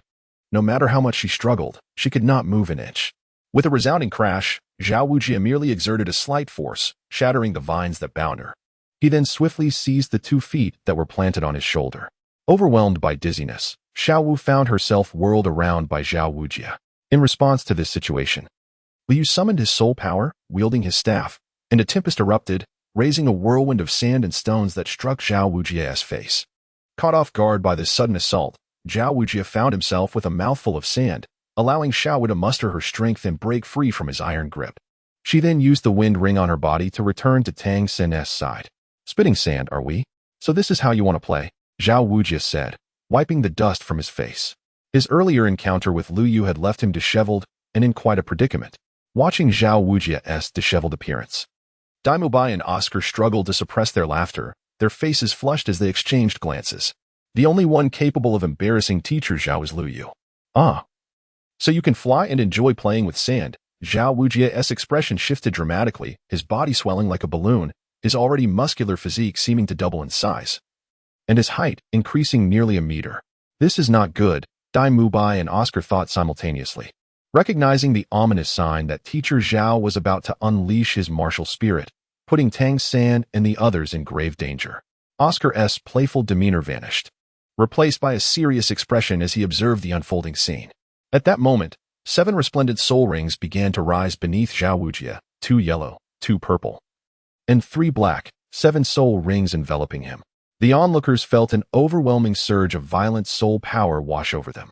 What a formidable sense of oppression. Tang San crossed his arms before his chest, attempting to withstand the terrifying pressure, but all was in vain. Have you had enough flying up there? Come down and fight me properly, Zhao Wujie bellowed, and with that, the 3rd purple soul ring suddenly glowed. With a thunderous boom, The surrounding gravity intensified, and everyone felt as if they were burdened by 1,000 pounds, crashing to the ground under the oppressive force. Dai Mubai and Oscar, observing from the sidelines, swiftly retreated to avoid being caught in Teacher Zhao's soul technique, knowing full well that the experience was not something an ordinary person could endure. "What is this? Is that all it takes for you to be down on the ground?" Zhao Wujie said, arms crossed over his chest, gazing down at them with a look of disdain. This was undeniably the effect brought forth by his third soul skill, gravity enhancement, capable of simultaneously exerting pressure on multiple foes. However, in the next moment, his gaze was captivated by a silver-haired figure, none other than Lu Yu. At this instant, Lu Yu's feet were deeply embedded in the ground, his right hand firmly gripping his staff. The moment Zhao Wujie's soul skill was unleashed, he had swiftly activated the first 3 gates of the 8 gates Duanjia. At that moment, Lu Yu's inner thoughts were filled with exasperation, while it seemed that everyone else was subdued by Zhao Wujie's soul skill. As the most formidable among the 6, Lu Yu was evidently receiving special treatment from Zhao Wujie. The gravity enhancement experienced by the others was approximately double, while he himself bore a weight that felt nearly 3 to 4 times as much. Lu Yu now felt as though his soul power had solidified, making it nearly impossible to harness his soul techniques. In the next moment, he forced himself to swing his staff once more, and the purple soul ring beneath him suddenly radiated with brilliance. This lad possesses remarkable fortitude. Even under 4-fold gravity, he still manages to exert his soul power. Zhao Wujie mused, casting a glance of mild admiration at Lu Yu. From the very beginning, Lu Yu had made a profound impression on him, not only due to his striking silver hair, but also because of his flamboyant soul rings. What? He can still employ soul techniques. Dai Mubai and Oscar, positioned at the edge of the arena, were astonished to witness Lu Yu wielding his staff again. They had previously experienced Zhao Wujie's gravity enhancement, which was notoriously overwhelming. It was well known that, under such circumstances, even moving a single step while channeling soul power was exceedingly arduous, let alone utilizing soul techniques. Moreover, it was evident that Lu Yu had received special treatment from Zhao Wujie, as the air surrounding him appeared to be distorted, compressed by the augmented gravity. As Lu Yu swung his staff, the purple soul ring beneath him blazed to life, and torrents of soul power surged forth. First soul technique, Starry Tribute. This time, Lu Yu maximized the amplification to a full 100%. Instantly, those on the ground felt a wave of relief, and the flow of soul power became increasingly smooth. Ning Rongrong, sensing the gradual alleviation of the oppressive gravity and the seamless circulation of soul power within her, was taken aback. Lu Yu's physical prowess was far beyond that of a typical support soul master. A series of rapid sounds erupted behind Zhao Wujie as Zhu Qing, capitalizing on her speed advantage, swiftly approached him while he was still occupied with Lu Yu's support. In an instant, she launched her attack, executing the entire maneuver silently, so much so that no one noticed her disappearance. At that moment, Zhu Qing had already entered her martial spirit embodiment state, her lustrous black hair cascading down her back, her eyes a striking mismatched blue and green. As she moved, she left behind a flurry of afterimages that dazzled the eye, making it nearly impossible to pinpoint her exact location. Zhu Qing's assault was swift and incisive, targeting Zhao Wujie's vital points with an angle so acute that combined with her inherent speed, it was difficult to detect. However, Zhao Wujie was already in his martial spirit embodiment state. Her claws met his body as though they were scraping against steel, leaving only faint scratches on his clothing. Beside her, a silver figure wielded a spear, tracing a perfect arc in the air before bringing it down with tremendous force upon Zhao Wujie. Simultaneously, Lu Yu surged forward. Enveloped in a green aura, his calves slightly bent as he exerted all his strength, resembling an arrow loosed from a bow. With a resounding thud, he left a visible crater in the ground beneath him as he propelled himself forward. With his left fist clenched, Lu Yu exerted his strength and struck fiercely towards Zhao Wujie's face. Upon witnessing this scene, Zhao Wujie instinctively raised his hand to defend himself. The moment their fists collided, a shockwave erupted, surging outward like a torrential flood. Beside them, Oscar and Ning Rongrong were momentarily stunned by the spectacle. They recalled Lu Yu introducing himself as a support spirit master, and not just them. The onlookers, including Zhao Wujie standing before Lu Yu, began to doubt. Was this truly the strength one would expect from a support spirit master? Although Zhao Wujie had not used his full power, he believed it should suffice to overpower a level 40 spirit master. Yet, this young man had managed to withstand it. Meanwhile, at the edge of the arena, Tang Sen exchanged a knowing glance with Xiao Wu. Instantly understanding, Xiao Wu propelled herself onto Tang San's shoulders, then leaped off, this time leading with her feet as she aimed a direct kick at Zhao Wuji's head. Concurrently, Tang San summoned numerous strands of blue-silver grass, which surged towards Zhao Wuji. In response, Zhao Wuji exerted force with his right hand, pushing Lu Yu back, then raised his large palm to strike at Xiao Wu. However, just as he was about to make contact, Xiao Wu abruptly altered her position, changing the trajectory of her attack, causing Zhao Wuji to miss. In that moment, Zhao Wuji felt the solid impact of Xiao Wu's kick. Only then did he notice the blue-silver grass tied around Xiao Wu's waist. Realizing that Tang San had used it to manipulate her movements. The principle was akin to a meteor hammer, but instead of a hammer, it was Xiao Wu herself. This kick left Zhao Wuji momentarily dazed. As a teacher, he found himself in an embarrassing predicament, bested by a group of young students yet to fully mature. He couldn't help but think that if this were to reach Flinder's ears, he would be ridiculed mercilessly. Furthermore, if he didn't assert control over these youngsters now, how could he ever guide them in the future? After being struck back by Zhao Wuji with a single punch, Lu Yu tumbled twice before regaining his footing. He shook his numb left hand, acknowledging the formidable force behind the blow. Without a moment to recuperate, the brown soul ring beneath his feet erupted in a dazzling light. Third-tier earth magic, rock-piercing spear. In an instant, the surrounding debris seemed to be drawn by an invisible force, swiftly converging into dozens of sharp, elongated spears. They surged forward like a volley of arrows, propelled by an astonishing velocity towards Zhao Wuji's back. The spears cut through the air, producing a whistling sound, as if they aimed to pierce through all obstacles. Simultaneously, a glimmering ray, akin to lightning, shot towards Zhao Wuji. Its wielder was none other than Zhang Qiqi. Empowered by her martial spirit, at that moment, she was clad in a form-fitting silver battle armor that hugged her figure closely, accentuating her graceful curves. The armor shimmered with mysterious runes and radiance, seemingly infused with boundless power. In her right hand, she grasped a shimmering silver spear, its shaft gleaming brilliantly, and its tip sharp and glinting with an unsettling cold light. She emanated an aura of icy authority, reminiscent of a goddess of war descending upon the mortal realm. With a fierce roar, Zhao Wuji's eyes glinted with cold light as his first soul ring suddenly blazed with resplendent brilliance, his fist clenched tightly. In that moment, a blinding golden light erupted around him, dazzling and overwhelming, rendering it impossible to gaze directly at him. This sudden turn of events caught everyone off guard, especially Zhu Zhiqing and Zhang Qiqi, who felt an immense force rushing towards them, causing their bodies to involuntarily retreat. Yet, in this critical moment, Lu Yu demonstrated his agility and decisiveness. Channeling all his strength through the Gale Step, he moved with the swiftness of lightning, instantly appearing behind Zhu Zhiqing and Zhang Qiqi. He extended his arms and securely caught them, preventing their fall. Despite successfully catching Zhu Zhiqing and Zhang Qiqi, the force of the shockwave was overwhelming, leaving both women shaken. Zhu Zhiqing, being relatively weaker, succumbed to the tremendous impact and fainted in Lu Yu's embrace, her eyes tightly shut and her face pale, clearly suffering significant harm. In contrast, Zhang Qiqi managed to withstand part of the damage thanks to the protection offered by her martial spirit. However, she too could not suppress a groan of pain, blood seeping from the corner of her mouth, indicating she had also endured a severe impact. Chapter 77, Confrontation. Zhao Wuji. At this moment, Xiao Wu found herself in a precarious situation. Having kicked Zhao Wuji, she was the closest to him among everyone present. Although she was ensnared by Tang San's blue-silver grass, Zhao Wuji's onslaught was too swift for anyone to react. The blue-silver grass was completely shattered, and Xiao Wu was sent flying into Tang San's embrace, blood trickling from her lips, indicating her serious injuries. Only Lu Yu, Tang San, and Zhang Qiqi remained standing.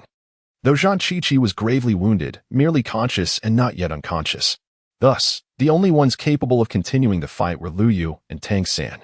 Given the intricate connection between martial souls and soul masters, the complete destruction of the blue-silver grass left Tang San in a dire predicament as well. Especially upon witnessing Xiao Wu's grievous injuries. His heart felt as if it were being scorched by raging flames. Lu Yu had just observed that this was merely the opponent's initial soul skill. Although it was merely a century-old soul technique, it was executed by a genuine soul sage. With his formidable strength and impeccable timing in unleashing the soul skill, Zhao Wuji effortlessly shattered the encirclement of several individuals in an instant. Lu Yu cast a fleeting glance at the incense burning before him, noting that it had barely burned halfway. while two-thirds of the participants had already faltered in the assessment. On the sidelines, Ning Rongrong grew anxious. As a supportive soul master with no offensive capabilities, her contribution was limited to enhancing others, lacking even the ability to heal. In the next moment, a cascade of starlight suddenly appeared in the arena, prompting everyone to look around, only to discover that Lu Yu stood at the epicenter of this celestial radiance. The first purple soul ring around him flared to life, slowly rotating. As the starlight revealed itself to be Lu Yu's first soul skill, the celestial tribute. Subsequently, the shimmering starlight transformed into minuscule meteors, trailing long tails as they surged into the bodies of the onlookers, expertly avoiding the massive form of Zhao Wujie. As the starlight continuously infused into his body, Tang Sen felt a warm current coursing through his limbs and bones, gradually converging towards his wounds, which began to heal. What? Zhao Wujie gaped in astonishment at the starlight enveloping the participants. He had initially presumed Lu Yu to be merely an ordinary assault-type soul master, but it became evident that his physical prowess was formidable enough to withstand Zhao's attacks without injury.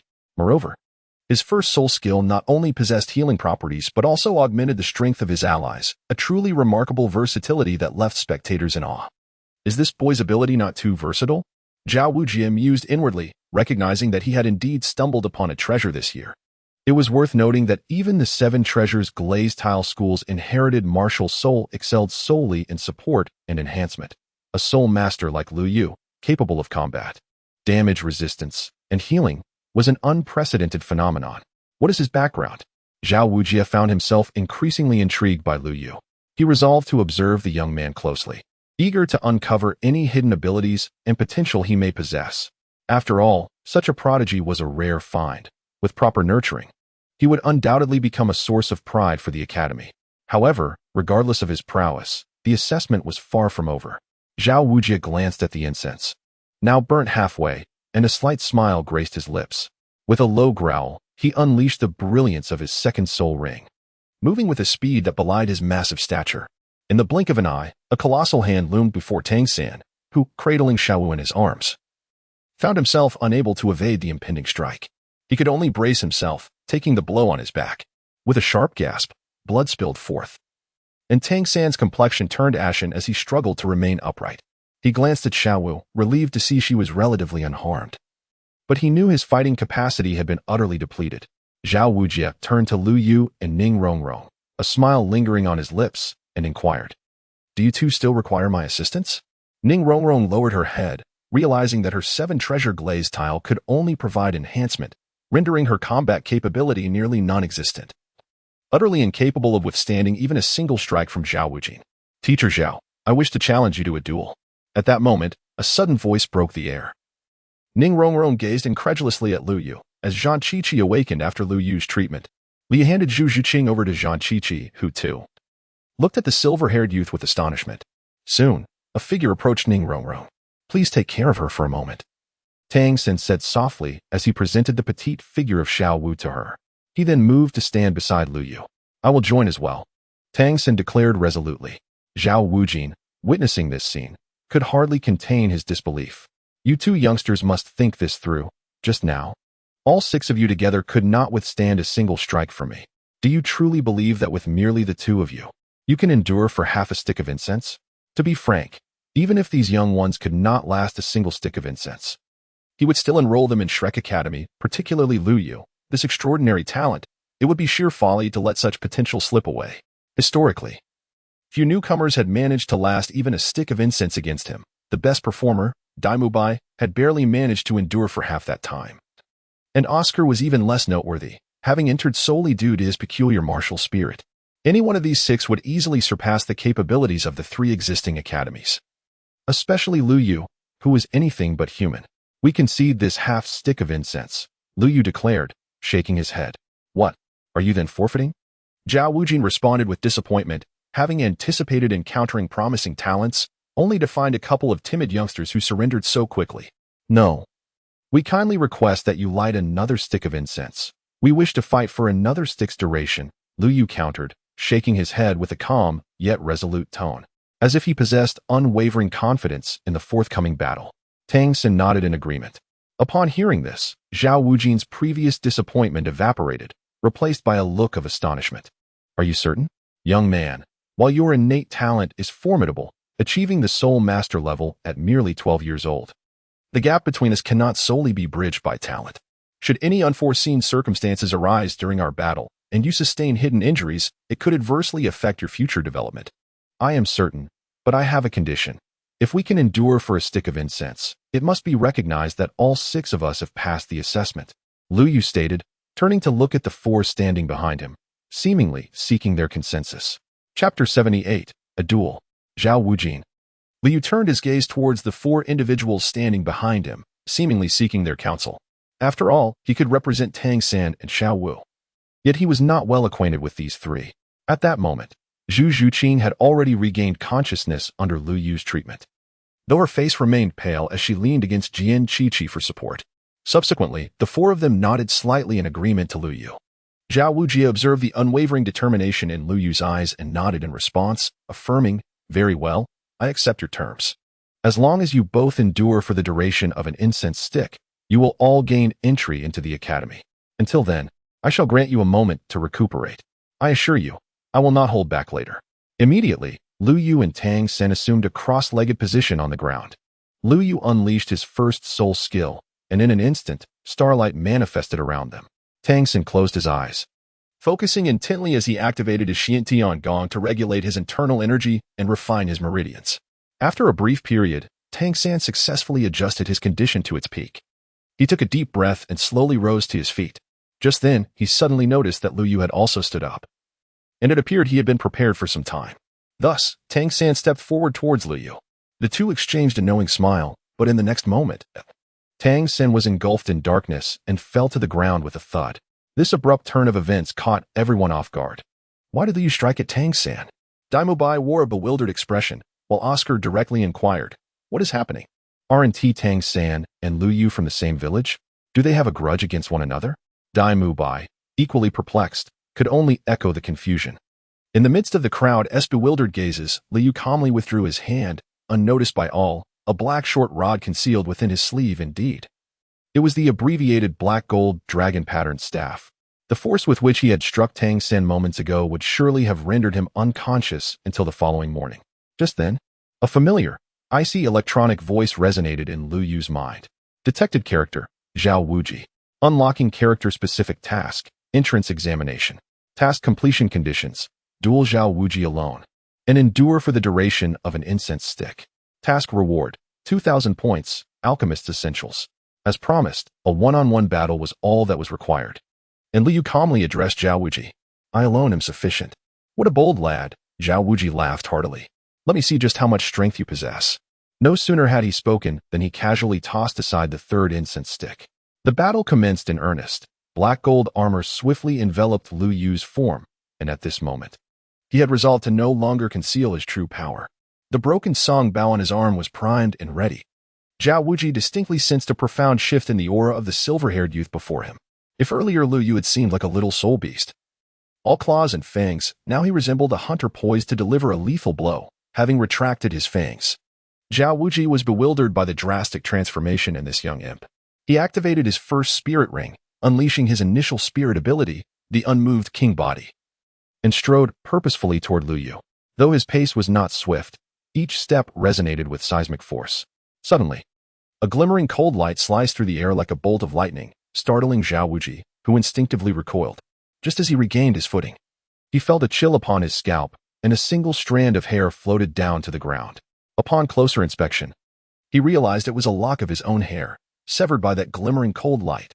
At that moment, Zhao Wuji discovered that Lu Yu had inexplicably grasped a knife, its blade riddled with innumerable cracks, as though it would shatter at the slightest impact. "What a swift blade," Zhao Wuji remarked instinctively. Meanwhile, on the sidelines, Ning Rongrong and Zhu Zhuqing wore expressions of astonishment, their mouths slightly agape, their eyes brimming with disbelief. However, such astonishment was fleeting, as they soon regained their composure. After all, Lu Yu had delivered countless surprises throughout the day, allowing them to gradually acclimatize to the unexpected. Just moments ago, as all eyes were fixed on Zhao Wuji's grand approach, an intense white light suddenly flashed, instantly capturing everyone's attention. Following that, they witnessed Zhao Wuji rapidly retreat, creating distance between himself and Lu Yu. Simultaneously, a uniquely shaped knife had appeared in Lu Yu's hand, its blade glimmering with a cold light.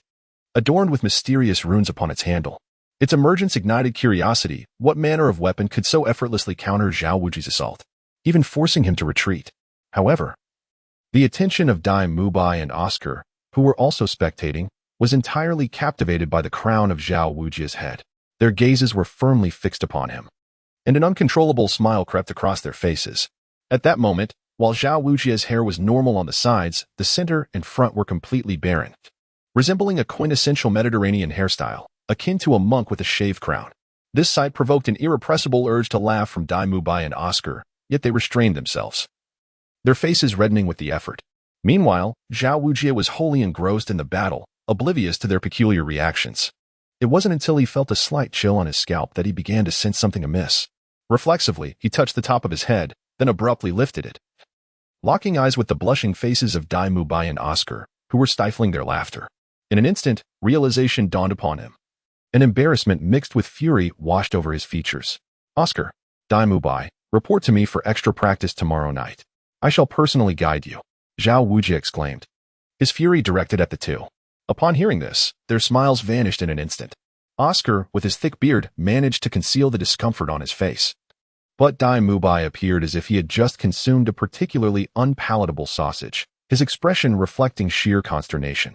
The two were akin to mute individuals suffering in silence, unable to voice their grievances. After all, it was Lu Yu who had shorn Zhao Wuji's hair, not them. Why, then, should they be subjected to extra practice? Yet they dared not express their indignation, for they knew all too well that should Zhao Wuji catch wind of their descent, he might impose an even more rigorous training regimen upon them. Subsequently, Zhao Wuji cast his gaze upon the architect of this predicament, Lu Yu, who was equally stifling laughter at the sight. Ah, so this is your game, is it? Don't say I didn't warn you of my merciless retribution. Upon witnessing Zhao Wuji's hairstyle, Liu felt an urge to laugh but restrained himself. Moments earlier, he had launched an attack directed at Zhao Wuji's neck, expecting him to raise his hand in defense. However, to Lu Yu's surprise, Zhao Wuji chose to retreat instead. In Chapter 79, One-on-One, Zhao Wuji, Part 2. Zhao Wuji let out a low growl, his legs slightly bent as he gathered his strength and leaped into the air. His fists clenched tightly. He descended with tremendous force upon Lu Yu, creating a resounding impact that left a deep crater in the ground. Yet, within that pit, only Zhao Wuji's massive form could be seen, with no trace of Lu Yu. Suddenly, three piercing sounds sliced through the air from behind Zhao Wuji, followed by the rapid flight of 3 arrows aimed at him.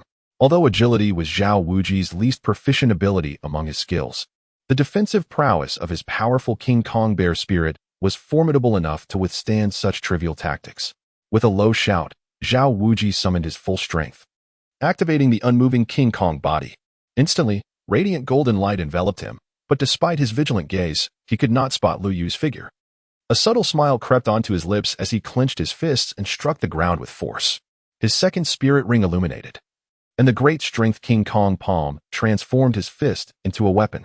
The ground could no longer bear the weight of Zhao Wuji's punch, and fissures radiated outward like a spider's web from his center, causing a violent tremor that destabilized the onlookers, who stumbled in various directions. Suddenly, a fierce wind swept through the surroundings, and Lu Yu's silhouette emerged from the gust, his silver hair dancing in the breeze. In his right hand, he wielded a staff, while his left grasped a long blade emanating a purple glow, its surface riddled with countless cracks, as if it might shatter with the slightest impact. In the next moment, Li began to swing the seemingly fragile blade in the air, leaving the crowd bewildered. He stood several dozen steps away from Zhao Wuji, rendering his actions seemingly futile. If Tang San were awake at that moment, he would have employed the purple extreme demon eye and noticed that with each swing of Lu Yu's blade, tiny fragments were dislodging and swirling into the whirlwind along with the dust. Then, Zhao Wuji let out a sudden roar, channeling all his soul power to activate the unmoving King Kong body once more. His second spirit ring glowed brightly as he unleashed his second soul skill, the great strength King Kong palm. With legs bent and muscles coiled, he surged towards Liu like a colossal cannonball. As Liu sensed the impending danger, a sense of foreboding gripped his heart. Yet, his reflexes were remarkably swift. He quickly pivoted his body in an attempt to evade Zhao Wuji's assault. However, at that very moment, something astonishing transpired. Zhao Wuji's seemingly clumsy yet massive form executed a graceful rotation in midair, while his right palm surged forward with the ferocity of a tempest aimed directly at Lu Yu. The latter had scarcely any time to react further, hastily raising his Qianren blade to shield his chest, seeking to deflect the impending blow. With a resounding crash, there was no doubt that the enchanted blade shattered into a multitude of fragments under the weight of Zhao Wuji's powerful strike, leaving Lu Yu to crash into the ground, creating a substantial crater. Zhao Wuji's immense bulk thudded down, and as he regarded the dust cloud kicked up by Lu Yu's impact, a smirk curled upon his lips. "Young man, your pitiful blade could not withstand even a single strike of mine. Is there truly a need to continue this farce? If you persist, it will not just be your little dagger that shatters. Is that so, Teacher Zhao? Then why do I feel no pain at all? Have you perhaps forgotten to eat?" Lu Yu's voice emerged from the swirling dust, tinged with a subtle hint of doubt and mockery. His tone remained calm and composed, as if the entire encounter had been nothing more than a trivial interlude. As the dust began to settle, the onlookers turned their gazes toward the sizable crater that Lu Yu had created. Their eyes widened in disbelief at the sight within. Lu Yu stood there, utterly unscathed. Not a single mark marred his body, nor was there any dust upon him. His expression was impassive, and his gaze emanated an indescribable authority. The surrounding students were rendered speechless, unable to fathom how Lu Yu could so effortlessly withstand Teacher Zhao's formidable assault. Even Zhao Wuji himself was momentarily taken aback, his eyes betraying a mix of astonishment and surprise. He had not anticipated that Lu Yu could endure his full-force strike without injury. This boy, indeed, possessed some intrigue. Simultaneously, at the edge of the arena, Dai Mu Bai and Oscar stood frozen in shock upon hearing Lu Yu's audacious remark about Zhao not having eaten. Their eyes were wide with disbelief as they gazed at Lu Yu, as though witnessing a creature from another realm. Having experienced Zhao Wuji's terrifying prowess firsthand during their time at the academy, they recalled the harrowing feeling of being subjected to his rigorous training, a sensation that still haunted them. Yet now, this youth, who had not even enrolled yet, dared to mock Zhao Wuji so brazenly, an occurrence unprecedented in the annals of the academy's history. They exchanged glances, a surge of admiration blossoming within them. This Lu Yu was truly formidable. Not only was his strength exceptional, but his audacity to challenge authority was remarkable. Such reckless bravery was something they could never emulate. "Very well, young man. Now, allow me to demonstrate my true strength." Zhao Wuji let out a low growl, and the first soul ring suddenly illuminated, activating the immovable king body once more. Subsequently, the second soul ring shone brightly, and Zhao Wuji's massive form charged forward toward Lu Yu with great strides. Amidst the astonished gazes of the onlookers, Lu Yu merely stepped forward, instantly invoking the ghost step, causing his figure to vanish in an instant. Is this invisibility? Dai Mu Bai widened his eyes in an attempt to trace Lu Yu's whereabouts, yet he was unable to discern any flaws. Meanwhile, Zhang Qiqi seemed to perceive something. Her eyes glimmered with golden light, and beneath her feet, a yellow 100-year soul ring began to rotate slowly. This was undoubtedly her second soul skill, Insight, derived from a 600-year-old Tianmu eagle.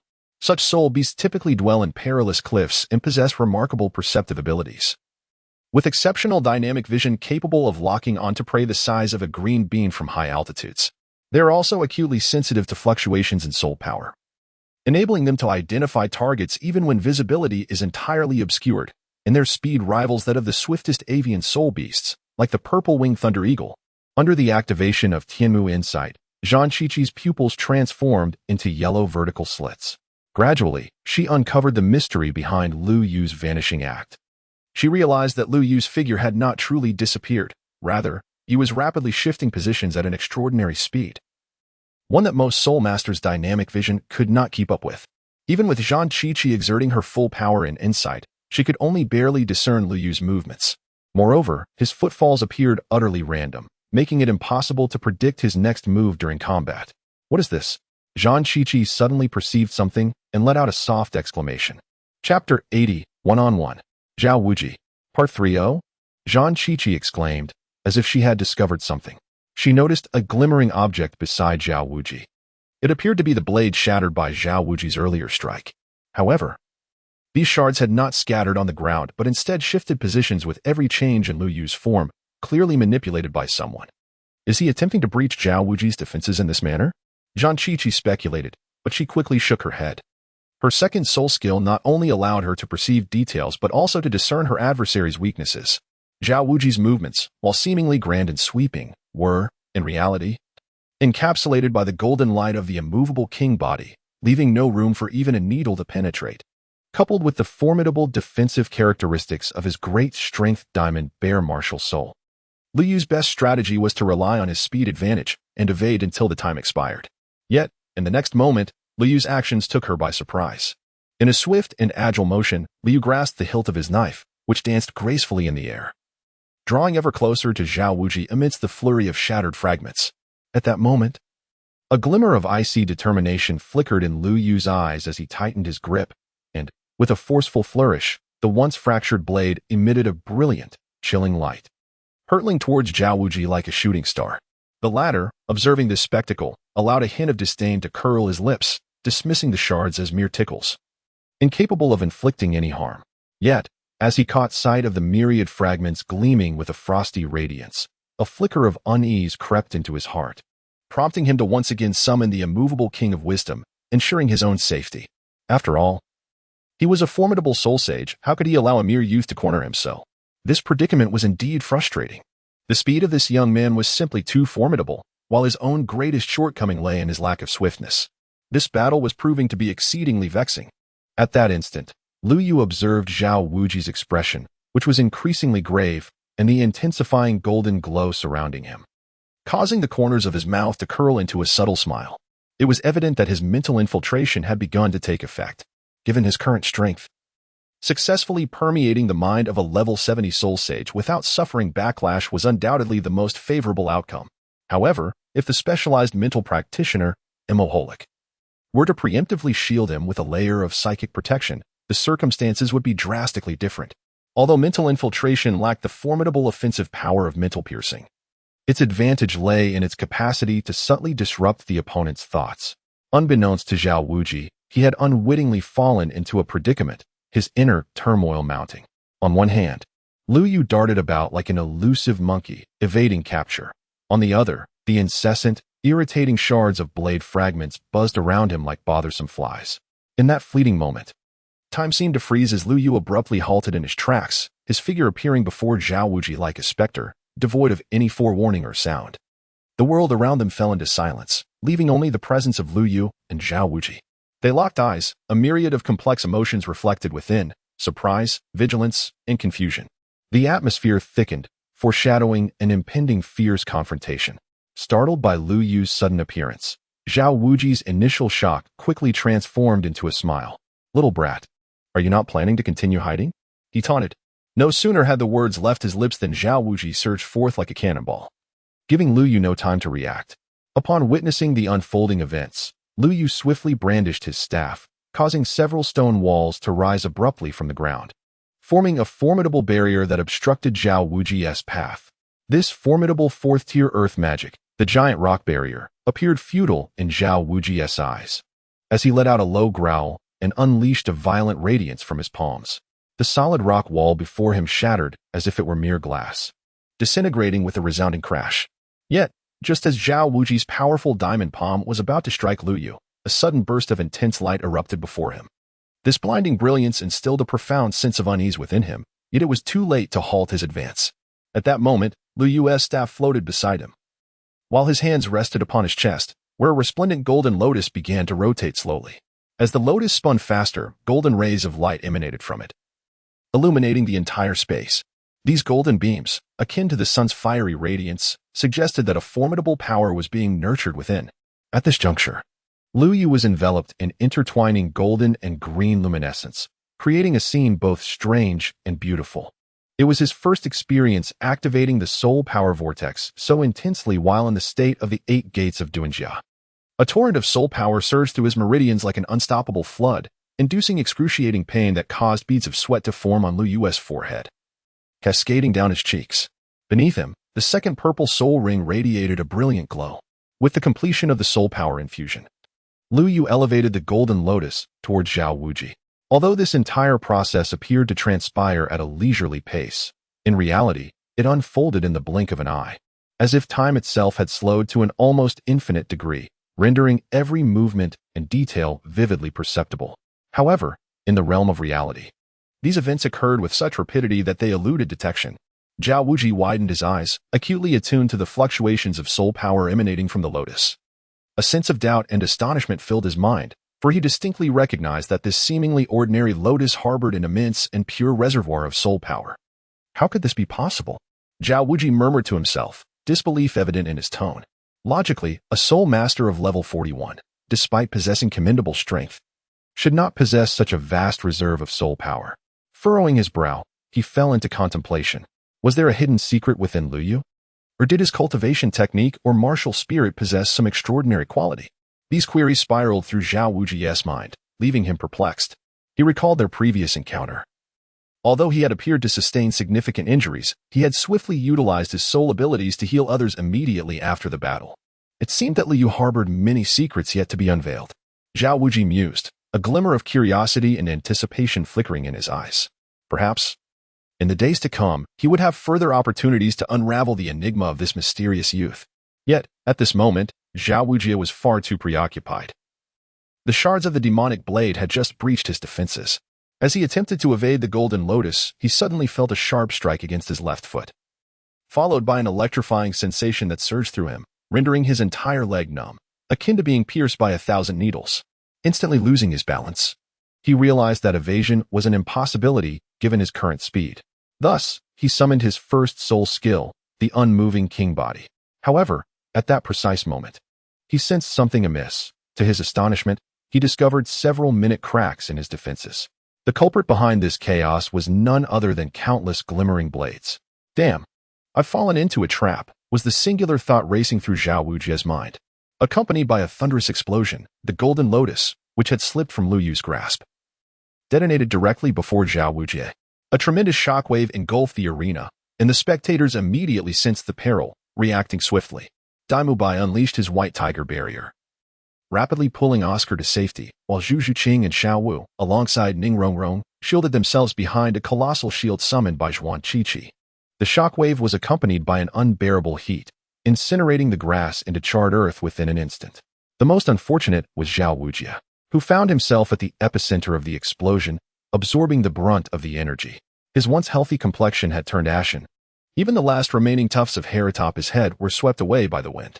Equally unfortunate was Tang San, who had been lulled to sleep by Lu Yu's gentle voice and remained oblivious to the chaos. Those around, engrossed in the battle, failed to assist him. Fortunately, he was situated at a considerable distance from the explosion's heart and was merely flung by the shockwave, landing precariously upon a nearby tree branch. "Their brother," Xiao Wu exclaimed, disregarding her own disorientation as she hurried to the tree beneath which Tang Sen hung. With a bent knee and a powerful leap, she rescued him from his precarious position. Meanwhile, Lu Yu, the architect of this turmoil, had executed a ghostly step the moment he released the golden lotus, swiftly retreating to a safe zone. Although he too felt the repercussions of the explosion, he had donned the black god armor beforehand and sustained only minor injuries, though his internal organs felt as though they had been violently displaced. Standing at the center of the arena, Zhao Wuji was cloaked in darkness. "Ah, young lad, this move intrigues me. However, to think you could claim victory so easily over me is a grave underestimation." As his words echoed, Zhao Wuji's third soul ring ignited, its violet hue swirling upward before abruptly plunging into the earth. Liu suddenly felt a wave of heaviness enveloping him, as if he were ensnared in a swamp, rendering his every breath laborious. It felt as though his body had doubled in weight. At that moment, Zhao Wuji moved again, striding towards Liu with an air of confidence, a smirk playing upon his lips, proclaiming, "Watch as I shatter your shell." Under the influence of gravity, Liu's speed diminished significantly, preventing him from disappearing as effortlessly as before. He could only manage to leave behind fleeting afterimages, which, to Zhao Wuji, were sufficient to pinpoint his position. Onlookers observed the distorted air around them, a stark contrast to the gravitational enhancement Zhao Wuji had unleashed during his previous encounter with 6 opponents. It was evident that he had been holding back, scarcely acknowledging their presence. With a resounding thud, Zhao Wuji's punch generated a sonic boom in the air.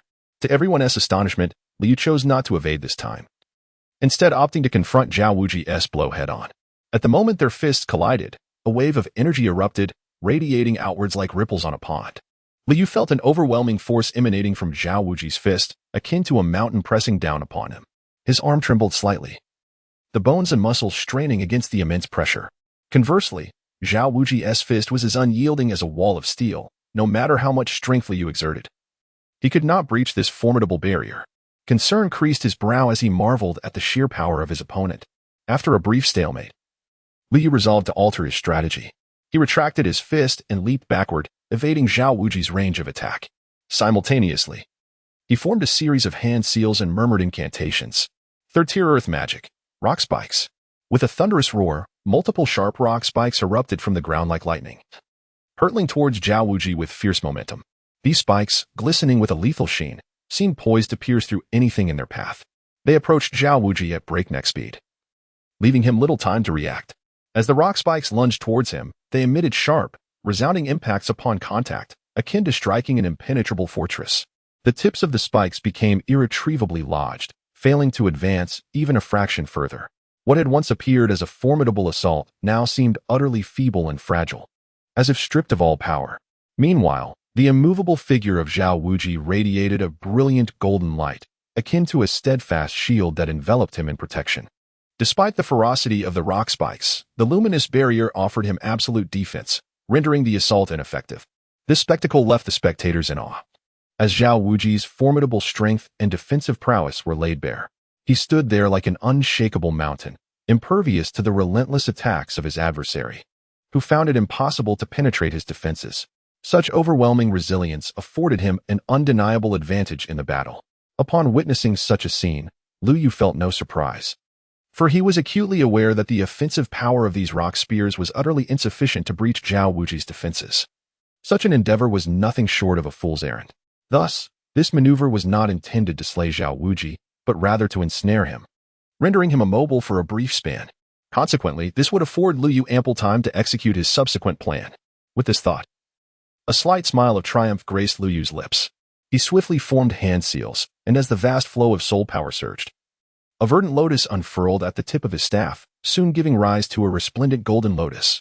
The golden petals seemed to harbor immense soul power, and Liu Yu positioned his hands in a cradling gesture. Zhao Wuji, upon seeing this familiar sight, nearly dropped his jaw in disbelief. What the hell? Here we go again. He muttered inwardly, cursing the absurdity of this young prodigy's soul power reserves. He had assumed that after manifesting one golden lotus, Liu Yu would be left with scant energy. Zhao Wuji could sense that the soul power contained within this new golden lotus was exponentially greater than the last, at least double in potency. He yearned to evade its impending approach, but at that moment, a familiar tingling sensation coursed through his legs. This time, it was not just one leg, but both that had succumbed to numbness. A closer inspection would reveal a black, dragon-patterned staff ensnaring his legs. This ominous staff was the source of Zhao Wuji's paralysis. Although incapable of inducing immediate dizziness in someone of his superior strength, the infusion of soul power to strike other areas was equally effective in causing numbness. A perfect tool for hindering Zhao Wuji's movements. Zhao Wuji could only watch helplessly as the golden lotus drew nearer. It was infuriating. This battle was proving to be excessively frustrating. Liu Yu's array of clever tactics was relentless, and here he was, a dignified soul saint, reduced to such a pitiful state by the tricks of a mere 12-year-old child. Should this information be leaked, his reputation would be irrevocably tarnished. Boom. The familiar blinding light and explosive roar echoed once more. Zhao Wuji adeptly activated his immovable king of light body, while Liu Yu swiftly employed his ghostly step, evading the center of the explosion. He had no desire to be caught in the fallout of his own technique. Dying at the hands of his own creation before achieving victory would surely invite ridicule. In an instant, the entire clearing was engulfed in the dazzling radiance and cacophony of the explosion, followed by an oppressive wave of heat that swept over the onlookers. As silence fell post-explosion, a substantial crater had formed at the center of the arena, within which lay a figure clad in darkness, sprawled in a starfish position. Liu Yu, deftly utilizing his ghostly step, appeared at the edge of the pit. "Teacher Zhao, shall we continue?" he inquired, holding a burnt-out incense stick in hand. Zhao Wuji, upon hearing Liu Yu's insufferably mischievous tone, felt an overwhelming surge of frustration, yet all he could muster was a profound sense of exhaustion. "Continue. To hell with that." In a sudden burst of energy, Zhao Wuji leapt from the depths of the pit, his massive form creating the illusion for Liu Yu that he was confronting an imposing wall, one blackened by flames. "This assessment is considered passed," Zhao began, but abruptly paused, his expression turning grave. "Teacher Zhao, you wouldn't reconsider, would you?" You promised that as long as I survived a single incense stick, we would all pass. Surely, you wouldn't go back on your word? Lu Yu's voice rose deliberately on the final word. What nonsense is this? I, Zhao Wujie, have always kept my promises. I have no intention of playing mind games with a child like you, Zhao retorted, his countenance dark. Suddenly, he felt something trickling down his face, extending his large, calloused hand. He touched the source and was met with a sticky warmth. He was bleeding. A realization struck him today. He had suffered injury at the hands of a mere child. Dai Mubai, suppressing laughter at the sight of the bloody Zhao, called out to Oscar, "Hurry, Oscar. Zhao needs your sausages." "Coming." Oscar replied in a drawn-out tone, rolling his eyes as he looked at Dai Mubai. "I'm right behind you. I can't hear you." Oscar was thoroughly amused by the antics of his older companion. However, when he caught sight of Dai Mubai's icy glare, he quickly plastered a smile on his face and scampered over to Zhao Wujie. "Teacher Zhao, I heard you need me. Your most considerate student is here to bring you warmth." The soft, feathery tone combined with Oscar's disheveled appearance sent shivers down the spine of those present. If Lu Yu's Golden Lotus damage was rated an 8, Oscar's presence inflicted a psychological toll of 9, if not 10. "Hurry and make 2 sausages. Can't you see Teacher Zhao is injured?" Dai Mubai urged. Hearing Dai Mubai mention his injury, Zhao Wujie felt a twinge of embarrassment. After all, he was a genuine soul sage, yet he had been bested by a soul zone, especially one so young. Although he knew that had he utilized his 5th soul skill, Li would not last even the duration of an incense stick. Defeat was still defeat. Zhao Wujie held on to his pride. Losing to someone of such lesser prowess, particularly a child, was difficult to bear, and victory would not bring him honor either. But the shame of defeat was truly unbearable. "Excuse me, master. May I inquire which temple you hail from? You seem rather familiar." Oscar feigned ignorance, gazing at Zhao Wujie. "Oscar, are you deliberately courting death?" Zhao Wujie's eyes widened in fury, his expression as dark as the bottom of a pot. He bellowed, "If you continue this foolishness, I will personally subject you to extra training." His eyes, as round as bronze bells, bore into Oscar, as if he intended to consume him whole. Observing Zhao Wujie's fierce demeanor, Oscar couldn't help but chuckle inwardly, but he maintained an innocent facade, forcing his lips to suppress a smile. "Oh dear, Teacher Zhao. I didn't realize you were here. I thought you had renounced the world and found peace," he concluded with a cunning grin. "Oscar," Zhao Wujie suddenly bellowed, prompting the students to fall silent. The latter, upon witnessing this, no longer dared to act recklessly, for he genuinely feared that Zhao would impose extra training upon him. "1 sausage and 1 salami for me," Zhao Wujie stated, suppressing his anger. Damn it. To be beaten into such a state by my future student, and then have to seek treatment from him, it's utterly humiliating. A large sausage materialized in Oscar's hand after he recited an unpleasant incantation. "Teacher Zhao, 5 copper coins, do not forget to pay me," he added, casting a glance at Lu Yu, who, in Oscar's mind, represented a potential ally. If he could establish a rapport with Lu Yu, he would no longer have to worry about being bullied in the academy. Even Dai Mubai would need to think twice before crossing him. "Hey there, handsome. Would you care for an Oscar brand specialty sausage? Exclusively crafted, pollution-free, and additive-free, free of charge," Oscar exclaimed with a mischievous grin. "No thanks, I'm good," Li replied, his appetite instantly vanishing upon seeing Oscar's lewd demeanor. Oscar's sausage was enhanced by his first soul skill, granting rapid recovery of physical injuries. Disregarding Oscar's appearance, the taste was rather appealing and worth a try. Just as Dai Mubai finished speaking, he noticed Oscar gazing at him with an odd expression. This was the first time Dai had spoken up for him, and it filled Oscar's heart with emotion. However, the others could only shake their heads at the sight of Zhao Wujie's dark sausage and the greasy morsel in his mouth, coupled with Oscar's peculiar antics. "No thanks. I'm good." Chapter 83, A Moonless Night, Part 3, "I have a small salami," Oscar declared, accompanied by an absurdly inappropriate incantation. A flash of white light enveloped his hand, and a small salami appeared. He presented it to Zhao Wujie, saying, "With your large sausage, I'll charge you 10 copper soul coins. Don't forget to settle the bill." Oscar chuckled. With a resounding thud, Zhao Wujie's iron fist struck Oscar's head, and he walked away without a backward glance. Dai Mubai observed Oscar's freshly swollen head with pity and shook his head in resignation. "Can't you see Teacher Zhao is in a foul mood? Are you trying to get yourself killed?" Oscar's expression twisted slightly. "But why did he hit me? It was he who lost to Lu Yu." Before he could finish his thought, a chilling glare from Zhao Wujie silenced him, causing the remainder of his words to be swallowed back. "Mubai, You are responsible for helping these new students settle in and prepare for the official start of classes tomorrow. Have Lu Yu fill in these large pits all by himself. And make sure it looks exactly as it did before the morning of the opening, Zhao Wujie said as he walked away, leaving those words hanging in the air. Do you think Teacher Zhao has lost his mind today? Why is he always at odds with the new students? Oscar remarked once he confirmed Zhao Wujie had truly walked off. Lost his mind? I think it's you who's being foolish, replied Dai Bai. Are you not afraid of being overheard by Teacher Zhao while you practice? Do you not value your life? Hurry and assist Tang San.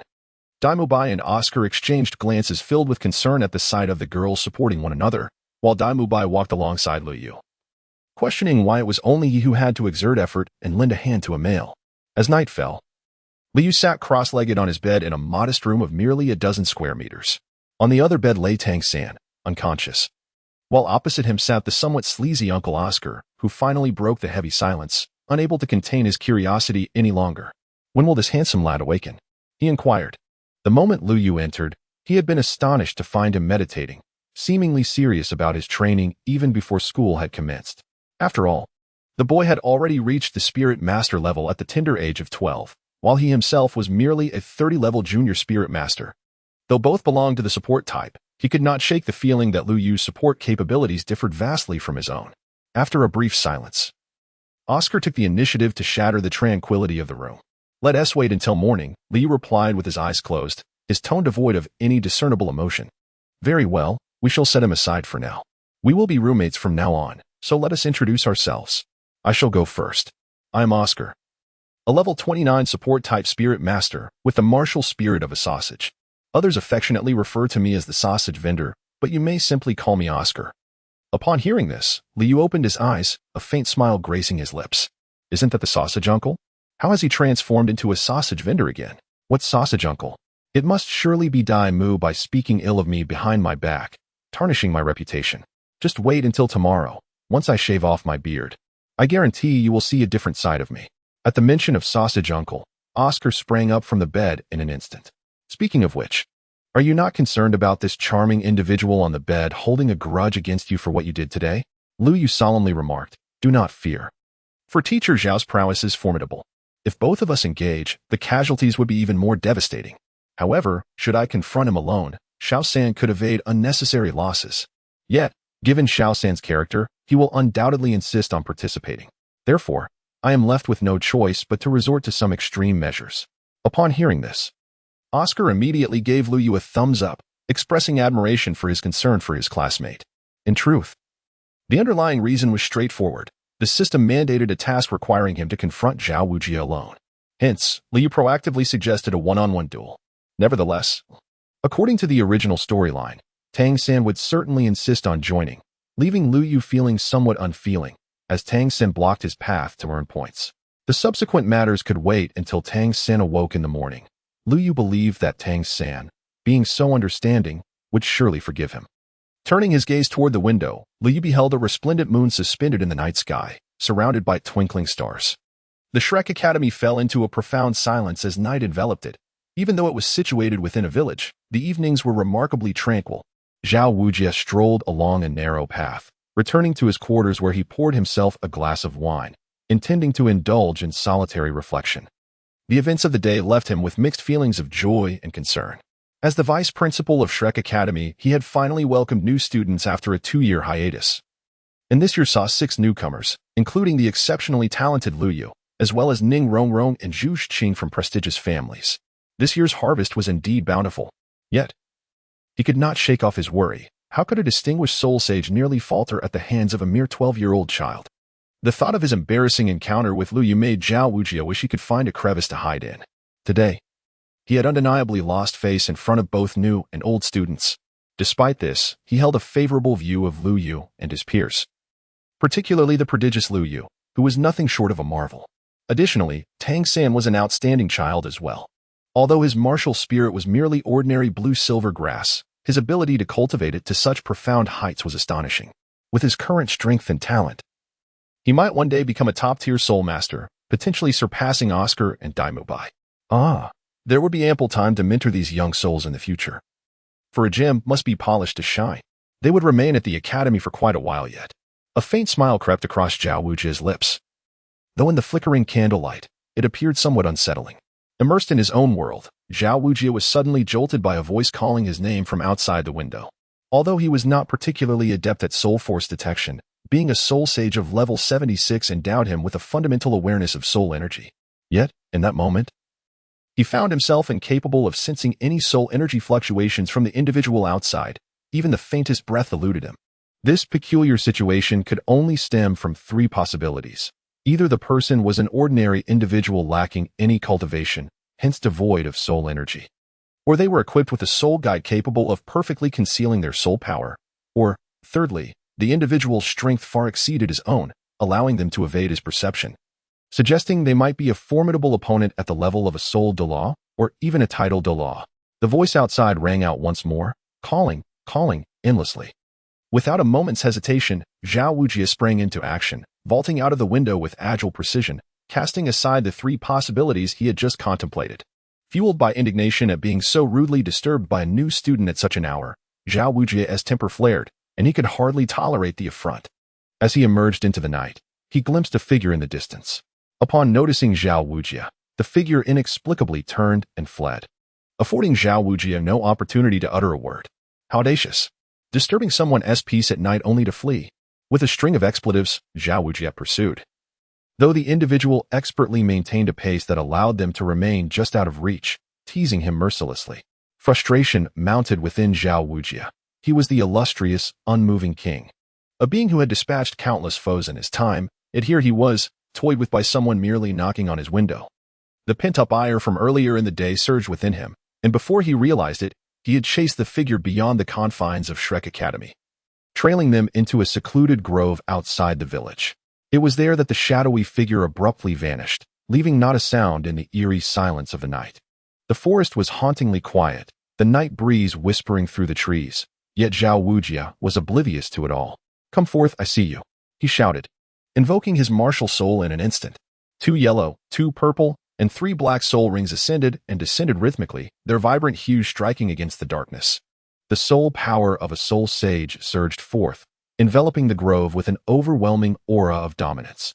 At that moment, a figure materialized before Zhao Wujie, cloaked in a dark robe that concealed their features, leaving only the silhouette of a tall and imposing man discernible. "Who are you? What do you seek from me?" Zhao Wujie demanded.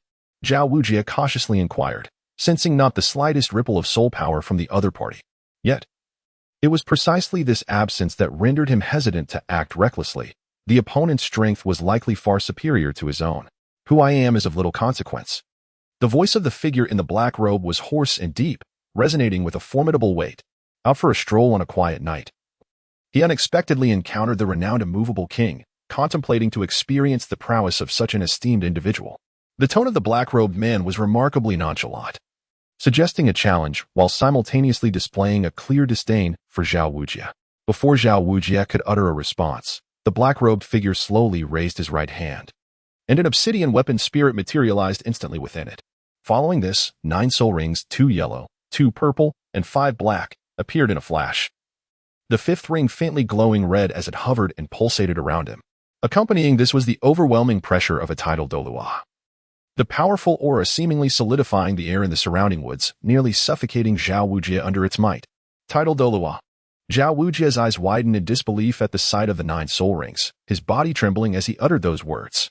A tidal dolua represented the pinnacle of combat prowess on this continent, each one capable of causing tremors across regions merely by their presence.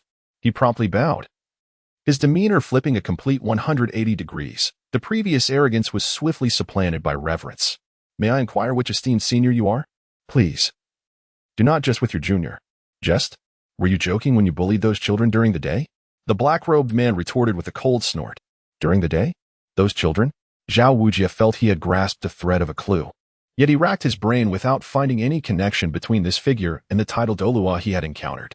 "I observed you seemed quite entertained bullying those children earlier. Why don't we share a jest together?" The black-robed man stated icily, advancing toward Zhao Wujie while brandishing the massive hammer in his hand. "You may very well consider me to be exercising strength over the weak. After all, your actions earlier were quite similar, were they not?" Zhao Wujie fixed his gaze on the approaching black-robed man, his heartbeat intensifying as if it might leap from his throat. Each step of the black-robed figure resonated upon his heartstrings, amplifying his anxiety.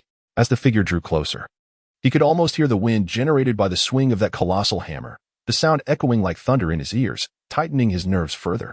At that moment, Zhao Wuji's back was drenched in cold sweat, his clothing clinging to him, imparting a damp chill.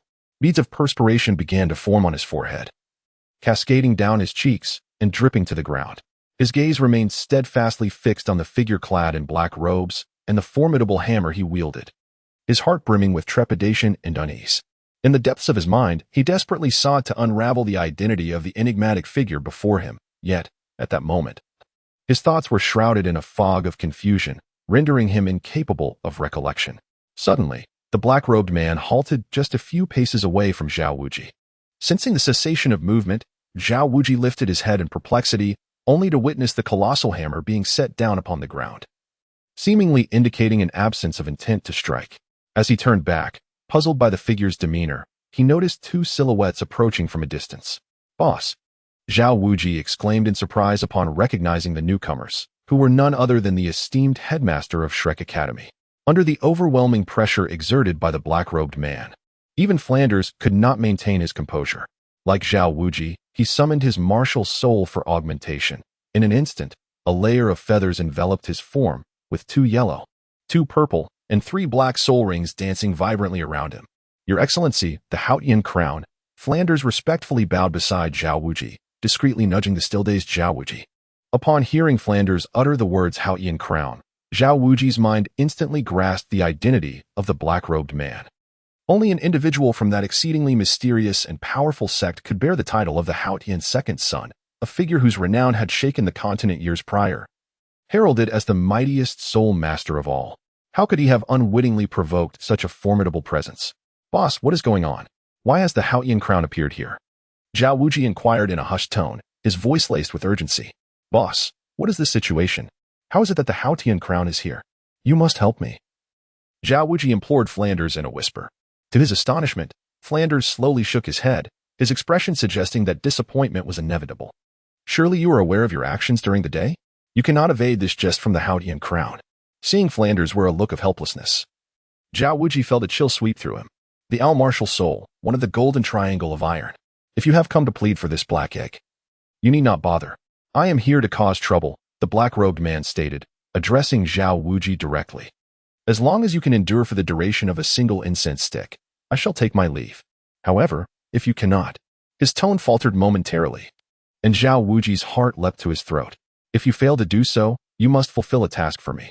It is as simple as that," the black-robed man declared, his seemingly casual words piercing Zhao Wuji's heart like a steel nail. It became evident that escape from this predicament was impossible.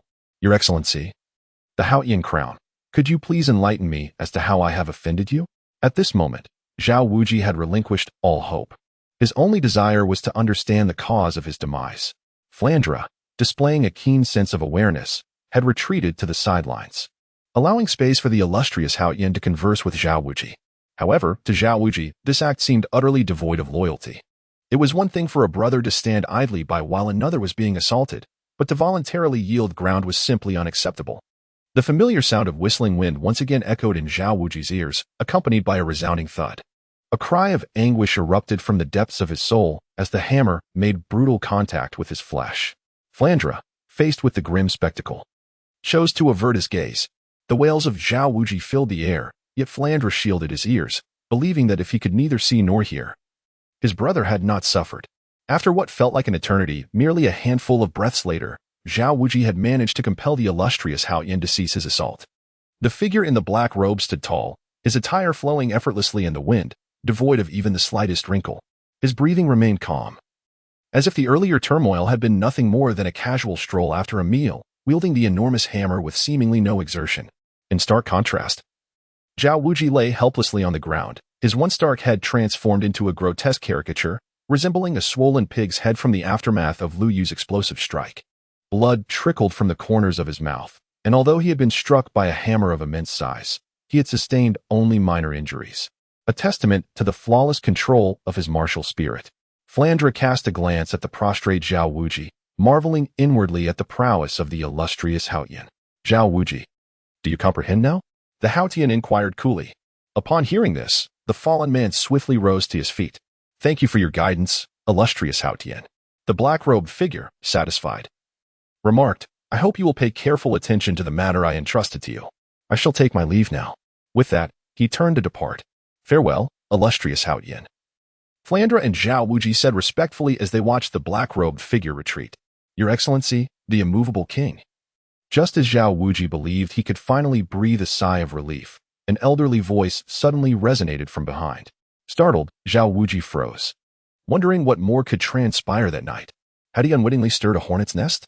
As the old voice echoed, both Zhao Wuji and Flandre swiftly turned to discover another black-robed figure standing quietly nearby.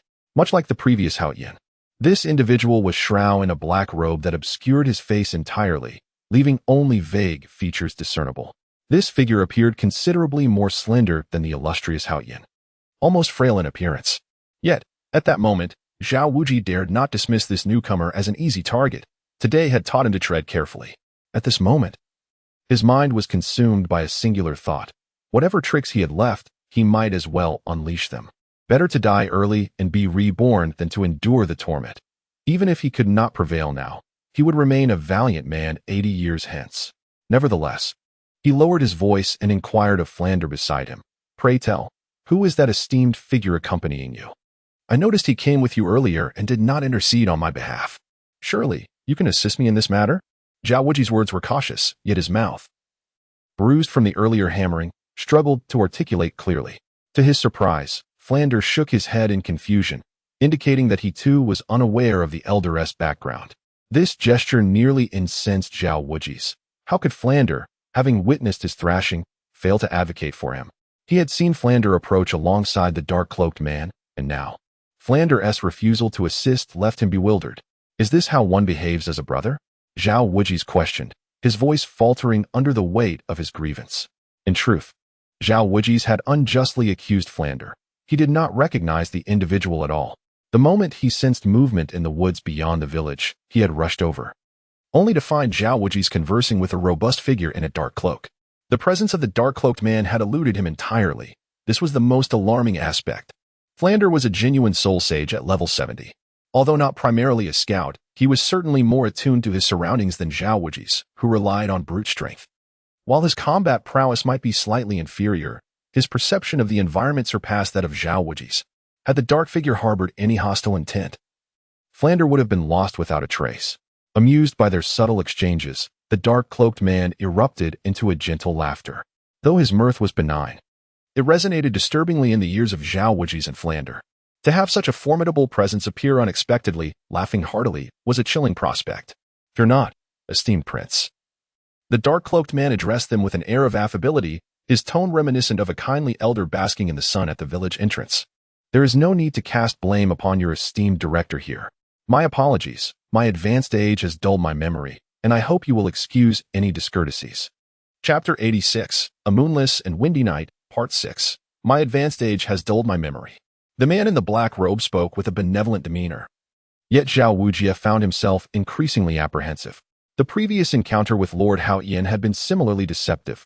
What appeared to be a jest concealed a ruthless intent. Beside him, Flandre shared a similar trepidation, though his concern did not extend to the fear of retribution. Instead, his mind raced, desperately seeking any fragment of information about the venerable figure before them, even the slightest insight into the type of soul master he represented or his methods of attack. This knowledge was crucial, as Zhao Wuji, being one of the few combat instructors at the academy, could ill afford to be incapacitated. Such an eventuality would considerably amplify the workload of the academy's head, especially given the expense of hiring an instructor with substantial practical experience. I am but a relic of decades past. There is no need for you to ponder my identity. I suspect you were merely children in your formative years back then. The man in the black robe remarked as he stroked his beard. To be succinct, my primary purpose today is to seek a venue for my grandson. Your earlier display, Sir Unmoved Ming Wang, was indeed quite resounding. The elder's voice grew increasingly frigid, particularly with his final remarks, sending shivers down Zhao Wuji's spine. May I inquire which of today's attendees is your grandson? Zhao Wuji finally broached the question he had dreaded most. Had the moment truly arrived? Oh heavens, grant me annihilation. He silently lamented, filled with uncertainty about the evening's trajectory. Which one, you ask? I will soon require your assistance with a task. at which point you will ascertain my grandson's identity. But for now, let us first discuss the matter at hand. Following this clarification, the black-robed man's tone remained devoid of any emotional nuance, rendering Zhao Wujie's ears as if they were receiving the remorseless decree of death from a cold-blooded reaper. As an elderly man, I cannot engage in combat as the youth do, without employing soul power or wielding weapons. Moreover, my frail limbs are ill-suited for handling such cumbersome implements. The black-robed man paused, leaving Zhao Wujie in a state of agitation. Is it not customary for esteemed titled de law to engage in half-hearted conversations? This manner of discourse is perilous, esteemed elder. Very well. The man in the black robe extended his right hand, arcs of electricity flickering and entwining around it. Witnessing this, Zhao Wujie felt a jolt of alarm, while Flander prudently retreated to allow Zhao Wujie the space he required. Sir unmoved Ming Wang, given your reputation for defense, I trust you can withstand these minor sparks for the duration of an incense stick. Yes? In a moment of jest, the figure cloaked in black suddenly teleported before Zhao Wujie and raised his right hand, effortlessly delivering a palm strike. The impact was thunderous, and it became apparent that this seemingly gentle blow harbored an unimaginable force. Zhao Wujie's formidable physique was instantly sent flying, and an innocent tree behind him met a tragic fate, shattered at its midpoint. Zhao Wujie was left bewildered, while Flander stood in shock. The angle of that strike was nothing short of perfection, particularly in the mastery of force applied, just enough to send an opponent flying without inflicting any harm. Enduring excruciating pain throughout his body, Zhao Wujie struggled to rise from the ground, grimacing as the tearing sensations coursed through him. What on earth was happening? At that moment, he yearned only to bring this torment to an end. It felt far worse than death itself. Suddenly, a flash of light pierced Zhao Wujie's vision, sending a wave of foreboding through him. He looked up to see the black-cloaked figure once again raising his right hand, arcs of electricity flickering at his fingertips, the very source of the light he had just seen. The gnarled fingers twitched slightly, pointing downwards. With a resounding crash, a bolt of lightning descended from the heavens, unleashing a tremendous energy that swept across the forest, reducing countless trees to mere dust, vanishing without a trace. Flander, witnessing this spectacle, was utterly stupefied. Such a terrifying lightning strike could be unleashed so effortlessly, even without summoning a martial spirit. It seemed that Zhao Wujie was in dire straits. The mention of lightning and the elder's claim of having attained the rank of titled de law decades ago, along with having a 12-year-old grandson, reduced the pool of potential candidates drastically. Decades ago? Flander repeated those words in his mind, and suddenly, a dreadful thought struck him. If what the elder said were true. Yet, in the next instant, he shook his head. The individual he had just considered had been hunted down and killed by the Spirit Hall and several powerful factions on the continent decades prior, with even their remains obliterated. How could such a person possibly appear here, claiming to seek vengeance for a grandson? Historical records had never mentioned descendants. How could there be a grandson? Boom. Boom. As Flander pondered, Zhao Wujie was engulfed in the searing wrath of the lightning. His already darkened skin, previously scorched by Lu Yu's golden lotus, became even more resilient after enduring several rounds of lightning strikes, reflecting light as if it were polished, under the masterful control of the black-cloaked figure. The lightning was perfectly calibrated to impart a lesson without causing actual harm to Zhao Wujie. Such power was truly terrifying. Suddenly, a thunderous roar echoed from outside, startling Oscar, who had been speaking animatedly. What on earth? How could it suddenly start thunderstorming? Curiously, he approached the window and was met with a sky heavy with dark clouds, the oppressive atmosphere making it difficult to breathe. Just as Oscar was about to close the window, a figure suddenly appeared at the edge of the glass. Lu Yu furrowed his brow at the oppressive weather outside. Tonight, it was expected that Tang Hao would seek out Zhao Wujie for a late-night discussion on cultivation techniques. Moreover, Tang Hao possessed only the Haotian hammer as his martial spirit. The ominous dark clouds were clearly not a natural occurrence. After all, such a vast expanse of clouds was confined to a small area just beyond the village's grove, which seemed highly illogical. It was certainly improbable that Tang Hao could be responsible for this phenomenon, unless he, at his age, had unexpectedly awakened a second martial spirit with a lightning attribute. Liu gazed at the distant ominous clouds, a peculiar sensation creeping into his heart. Chapter 87. A Dark and Windy Night, 7. Liu? Liu? Oscar, noticing Lu Yu's vacant stare out the window, could not help but call out. What is it? Are you lost in thought? Or perhaps you're feeling homesick? No. Liu replied, jolted back to reality by Oscar's voice. He turned and approached the bedside. You should rest early. Today has been exhausting. He feigned weariness. Oscar paused for a moment, then nodded in agreement. Indeed, your match with Teacher Zhao was nothing short of spectacular. As he reminisced about the day's battle, he walked towards the bed. Though merely a food-type support soul master, what boy does not secretly yearn for a thrilling skirmish? Liu lay in bed, eyes tightly shut, yet unable to find sleep. He had arrived in Soto City a week earlier, having searched tirelessly for Shrek Academy. Despite his extensive efforts, he had yet to uncover any trace of the artifact left behind by his grandfather.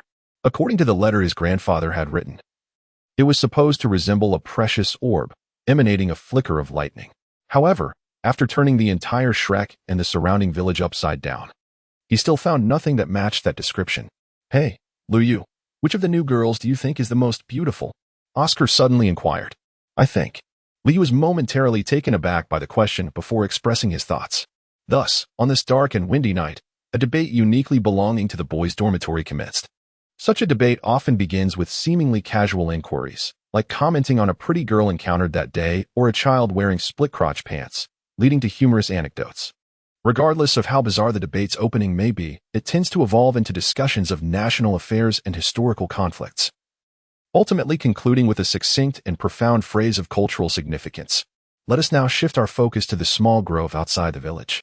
At this moment, Zhao Wujie, after enduring the baptism of heavenly thunder for the duration of an incense stick, appeared utterly transformed, nearly unrecognizable. His skin had taken on a deep black hue, as if scorched by fire. This complexion could rival, or even surpass, the most coveted commodities of the 15th and 16th centuries that were traded across the seas. Beneath the terrifying thunder, Zhao Wujie's clothing had turned to ash, exposing his charred skin. His face was marred with scars, and his eyes were tightly shut, seemingly bearing immense suffering. Nevertheless, Zhao Wujie remained resolute.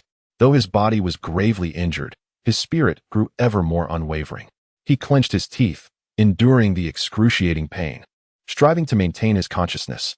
He understood that only by persevering could he witness the dawn of a new day.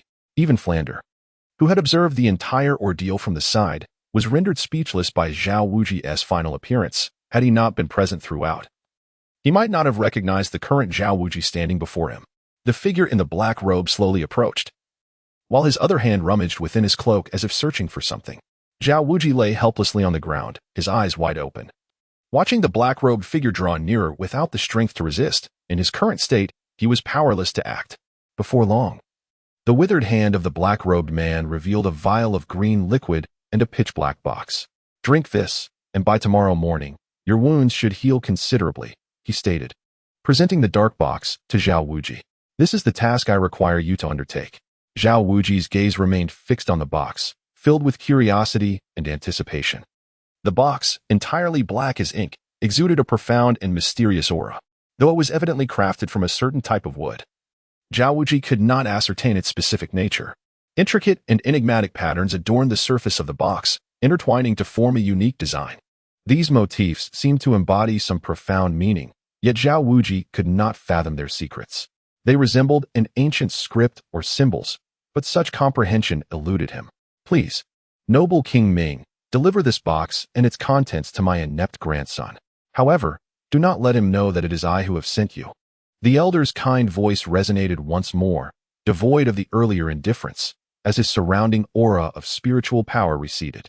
In that moment, the black-robed figure bore an uncanny resemblance to an elderly villager, yet Zhao Wujie and Flander dared not relax. They had both felt the immense strength of the elder after enduring the earlier assault. May I inquire, esteemed elder, who is your grandson? Zhao Wujie asked cautiously as he struggled to rise, his mind already forming a tentative hypothesis. The black-robed figure leaned in and whispered a few words into Zhao Wujie's ear, prompting a look of sudden realization to wash over his face. Of course, should you feel aggrieved by tonight's events, you may seek retribution against that scoundrel, rest assured. I will not intervene, the black-robed man remarked before turning slowly toward the horizon. Strangely, despite the elder's pace resembling that of a man in his 70s or 80s, Zhao Wujie and Flander blinked, and the elder's figure had vanished without a trace. Following his departure, the ominous clouds that had hung in the sky dissipated as if erased by an unseen hand, revealing a clear night sky once more. Zhao Wujie uncorked the vial and consumed its contents in one swift motion. Who, I wonder, is this esteemed elder? How is it that I have never heard of a lightning-type soul master of such age and prowess on the mainland? Lightning-type soul masters are considered a rather unique category among elemental soul masters, being part of the elemental soul master classification. They share certain shortcomings inherent to all elemental soul masters. For instance, they require specific environments to fully harness their potential. Take, for example, the old man who demonstrated his might against Zhao Wujie by conjuring dark clouds. This explains why the clouds dissipated after his departure. They were merely a field of control to enhance the power of his lightning. Additionally, lightning-type soul masters possess a flaw that is not found in other elemental soul masters. Chapter 88, The School Year. The destructive capability of lightning attribute soul masters is unparalleled among elemental soul masters, yet it comes at a significant cost to the body, particularly for elderly lightning-type soul masters who have accumulated countless old injuries over the years. Therefore, while powerful lightning-type soul masters are not uncommon on the continent, few manage to maintain their strength over such an extended period. Flinder harbored suspicions about the identity of this old man, but dared not voice them. I, however, have a bold conjecture. Do you remember the assassination order issued 50 years ago by the Spirit Hall in conjunction with various sects against a certain titled Doluo? 50 years ago? At the mention of this, Zhao Wujie furrowed his brow. He had some knowledge of this assassination order, which was a story filled with shock and legend. At that time, the formidable individual faced an onslaught from numerous powerful adversaries across the continent, engaging in a fierce battle without fear. Throughout this relentless confrontation, he exhibited unparalleled strength and courage, fighting against his foes for 3 consecutive days and nights. Ultimately, he succeeded in slaying 3 elders of the Spirit Hall along with dozens of other powerful figures from various sections. Despite facing such overwhelming opposition, this elder managed to retreat unscathed, suffering only minor injuries. Such achievements are astonishing, yet this event remains largely unknown on the continent. Few have heard of the exploits of this elder. Are you referring to the Thundercloud Doluo from 50 years ago? A look of surprise crossed Zhao Wujie's dark face, as this was a long-held secret on the continent. Even Zhao Wujie had learned of it from Flinder. Was he the Thundercloud Doluo supposed to have never married? How could he suddenly have a 12-year-old grandson? I am merely speculating and do not possess absolute certainty, as previous rumors claimed that this elder had long since passed away. However, there are very few lightning-type soul masters who have lived for such a long time. Flinder shook his head and reached for the black box that the cloaked figure had handed to Zhao Wujie. Gently opening the box revealed a purple orb the size of a fist, resting within and emanating a mysterious and alluring glow.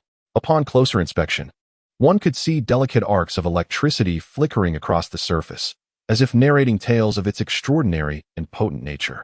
This orb seemingly harbored boundless energy, igniting an insatiable curiosity to uncover its secrets. What is this? Upon witnessing the orb, Zhao Wujie's expression morphed into one of sheer astonishment. His mouth agape as though he had encountered something truly terrifying. Flanders, taking a deep breath, spoke with a grave demeanor, affirming that his earlier conjectures were indeed correct. It is crucial to note that the legendary Thundercloud Doluo had long carried a mysterious purple orb, rumored to harbor immense power. This very orb had enabled him to claim the lives of many formidable opponents in battle, instilling fear in the hearts of countless experts. In the face of such a precious and potent artifact, it is only natural that greed would stir within many, prompting them to covet it for themselves. Yet, the fates of these individuals were invariably tragic, as they all met their demise at the hands of the Thundercloud Doluo, becoming mere specters of his wrath. Now, go and tidy yourself up. Tomorrow marks the commencement of the new student's enrollment, Flanders remarked, observing Zhao Wujie's disheveled appearance. You certainly don't want to be the subject of mockery among the students. After saying this, he inhaled deeply and returned the box to Zhao Wujie.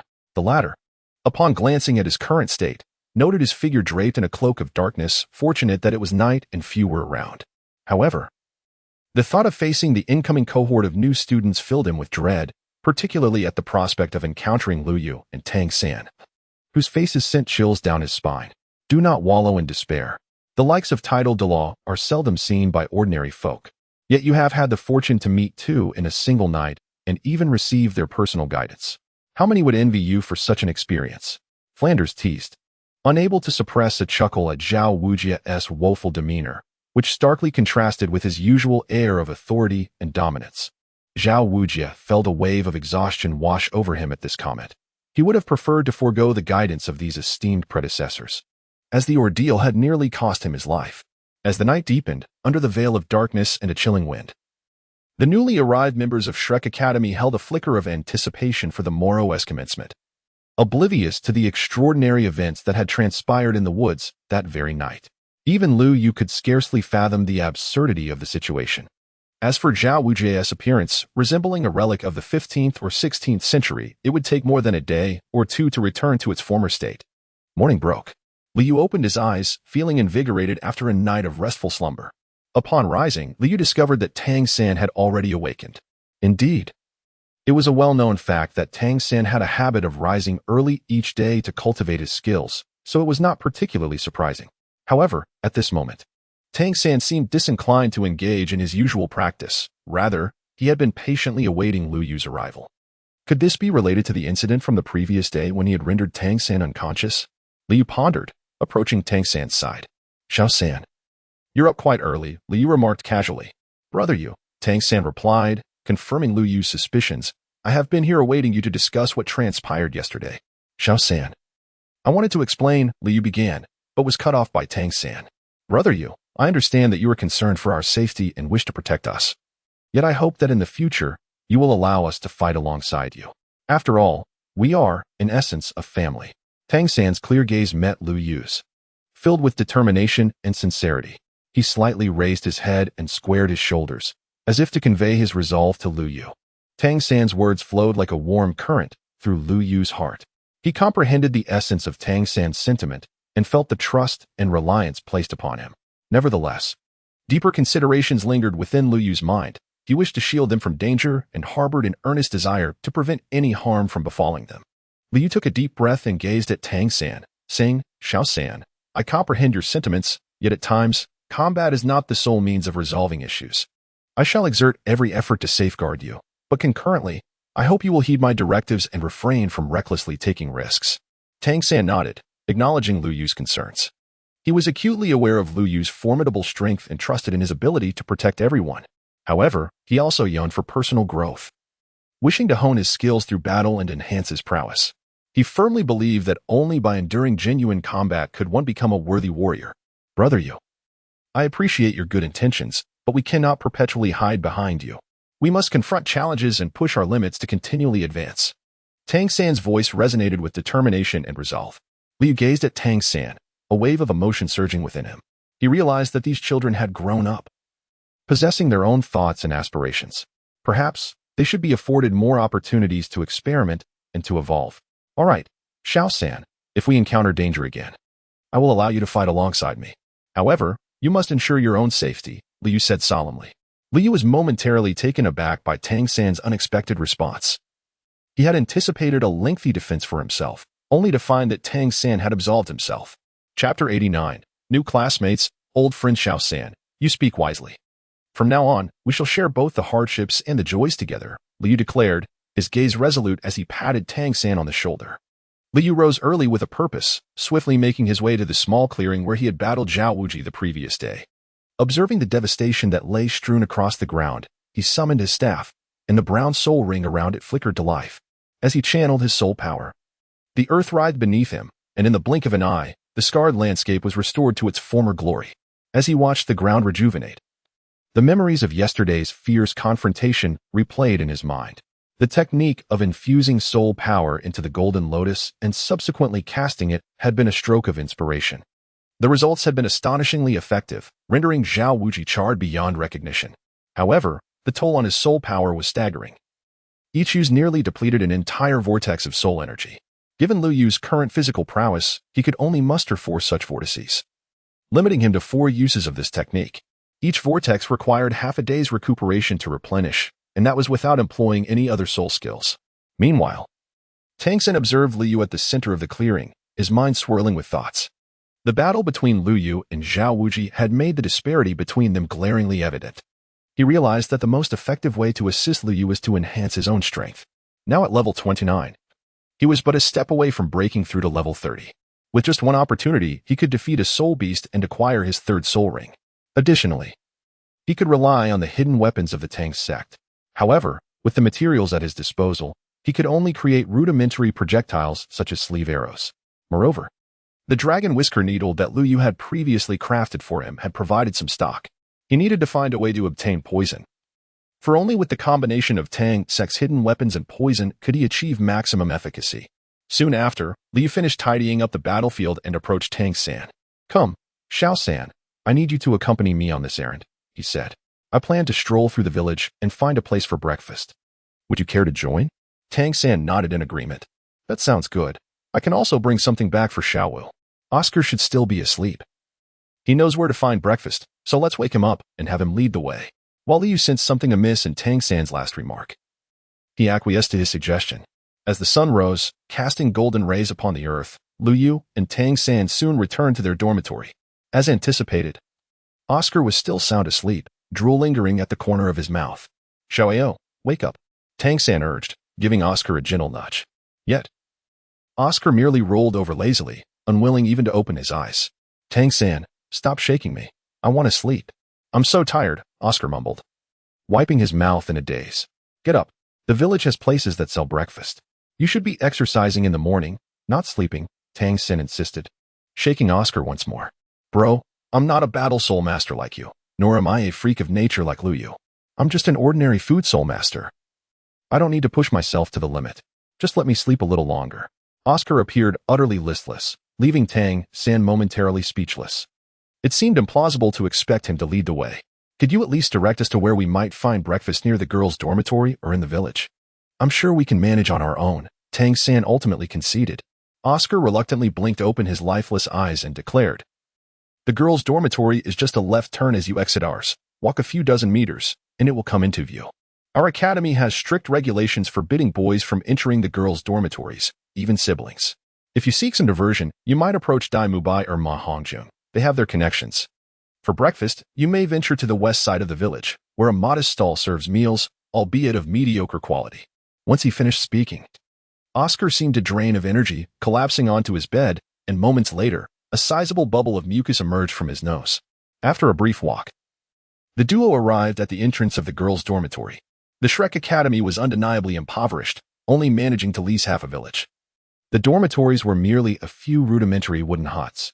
The current accommodations for Lu Yu and his companions had been refurbished thanks to the generosity of previous graduates.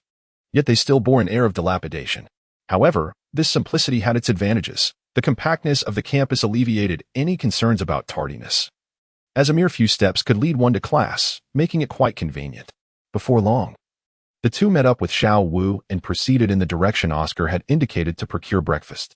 Accompanying them was another girl, the one with the Valkyrie spirit, whom Liu recalled was named Zhang Qiqi.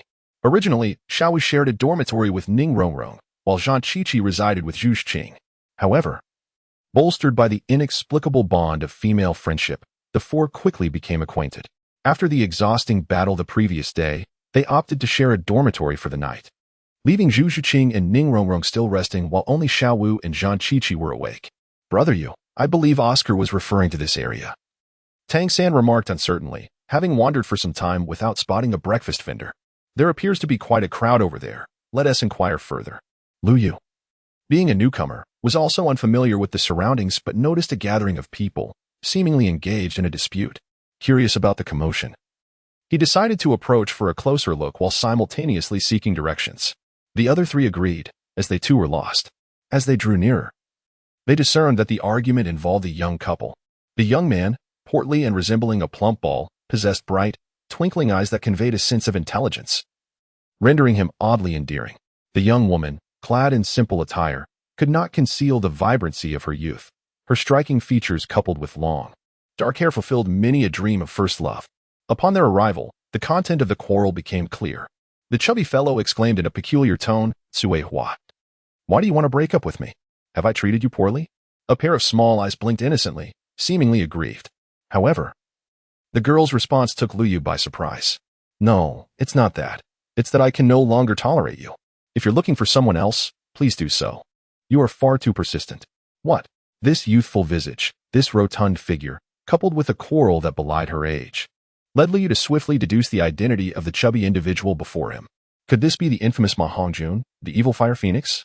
Chapter 90, New Classmate. Old Acquaintance, Part 2. Liu is quite familiar with this little lord. In the original tale, he held a particular admiration for this chubby figure. He was a man who could turn a casual encounter into a grand spectacle. All right, before you leave, give me one more chance, and from then on, we shall owe each other nothing, Ma Hongjun said in a peculiar tone as he reached out to grasp the girl's wrist. Don't, the girl exclaimed, her face instantly reflecting terror as she instinctively took 2 steps back. Hey, you can't bully girls, you little rogue. Just as Ma Hongjun was about to pull Sui Hua into his embrace, a sharp voice interrupted him, accompanied by a hand that swiftly halted his advance.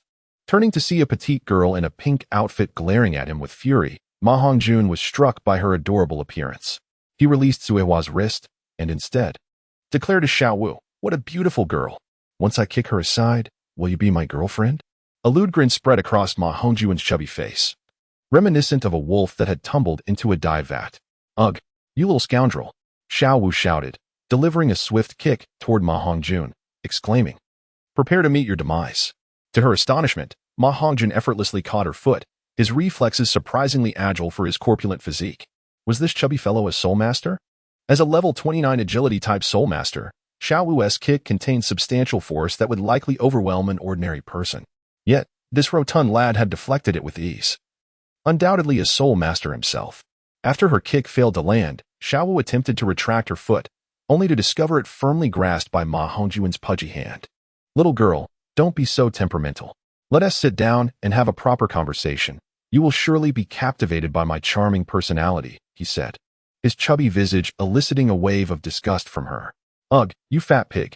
You've been a rascal since childhood. Today, I shall administer justice and put an end to your lewd behavior." Ma Hongjun's expression shifted at her words, realizing that if she was not there to become his girlfriend, she should refrain from meddling in his affairs. "This is my business." With a resounding thud, the corpulent figure of Ma Hongjun was propelled backward in an instant, leaving Liu momentarily bewildered. Suddenly, Tang San appeared before Xiao Wu like a specter. His right hand extended forward in a poised manner while his left arm rested casually behind him, his body slightly tilted, exuding an air of nonchalance. At that moment, Tang San's expression was stark and unyielding, his handsome visage devoid of emotion, only reflecting an icy indifference. His deep-set eyes fixated intently on the prostrate Ma Hongjun, as if attempting to penetrate his very essence. "Have the audacity to repeat your previous words." Tang San's voice resonated coldly, startling Liu Yu, who had never witnessed Tang San's ire before. The image he held of Tang San was that of a congenial individual. In this instant, Tang San's fury was palpable. Despite his typically composed demeanor, he could not tolerate the insults, especially those directed at Xiao Wu by this rotund individual. "Why are there so many meddlesome fools today?" Ma Hongjun, with a nimble motion, deftly regained his footing, cursing vehemently, "Who the hell are you to interfere in my affairs? Repeat yourself. Who do you think you are?" Tang San's countenance darkened, and with a swift motion, he unleashed his ghostly shadow technique, propelling himself forward with a powerful kick. As anticipated, Ma Hongjun emitted a faint aura of soul power, and with a flash, he crossed his arms before him, the sound of impact ringing out as he intercepted Tang San's strike. In that very moment, he seized Tang San's ankle, yanking it back forcefully while leaning forward to deliver a punch. The entire sequence unfolded seamlessly, as if rehearsed countless times. Yet Tang San was undeterred. He executed a somersault in midair to evade Ma Hongjun's assault, landing firmly on the ground. Their gazes locked, and electric tension filled the air. "Phoenix Spirit!" Ma Hongjun suddenly bellowed, flames igniting around him, causing the temperature to soar and the air to shimmer in the heat. 2 yellow soul rings ascended from beneath him. Phoenix Flame Line. Without granting Tang San and Xiao Wu a moment to react, Ma Hongjun unleashed his soul skill following the manifestation of his martial spirit. The first soul ring flared brightly, channeling power into a 5-meter-long stream of fire that surged toward the duo. Xiao Wu darted to evade, but Ma Hongjun resembled a flaming cannon, relentlessly obstructing her escape routes with searing flames. Meanwhile, Tang San invoked his ghostly shadow technique while summoning blue silver grass in a futile attempt to disrupt the fiery onslaught. Despite the mutated nature of his blue silver grass, it could not withstand the infernal assault of the evil fire phoenix, disintegrating into ash after a brief struggle against the flames. Suddenly, several stone pillars erupted from the ground, swiftly obstructing the fiery barrage and granting Tang San and Xiao Wu a momentary reprieve. Before Ma Hongjun could react, several stone pillars blocking his path suddenly shattered. He hastily raised his hands to shield himself from the oncoming debris, thus interrupting the fiery stream that was about to erupt.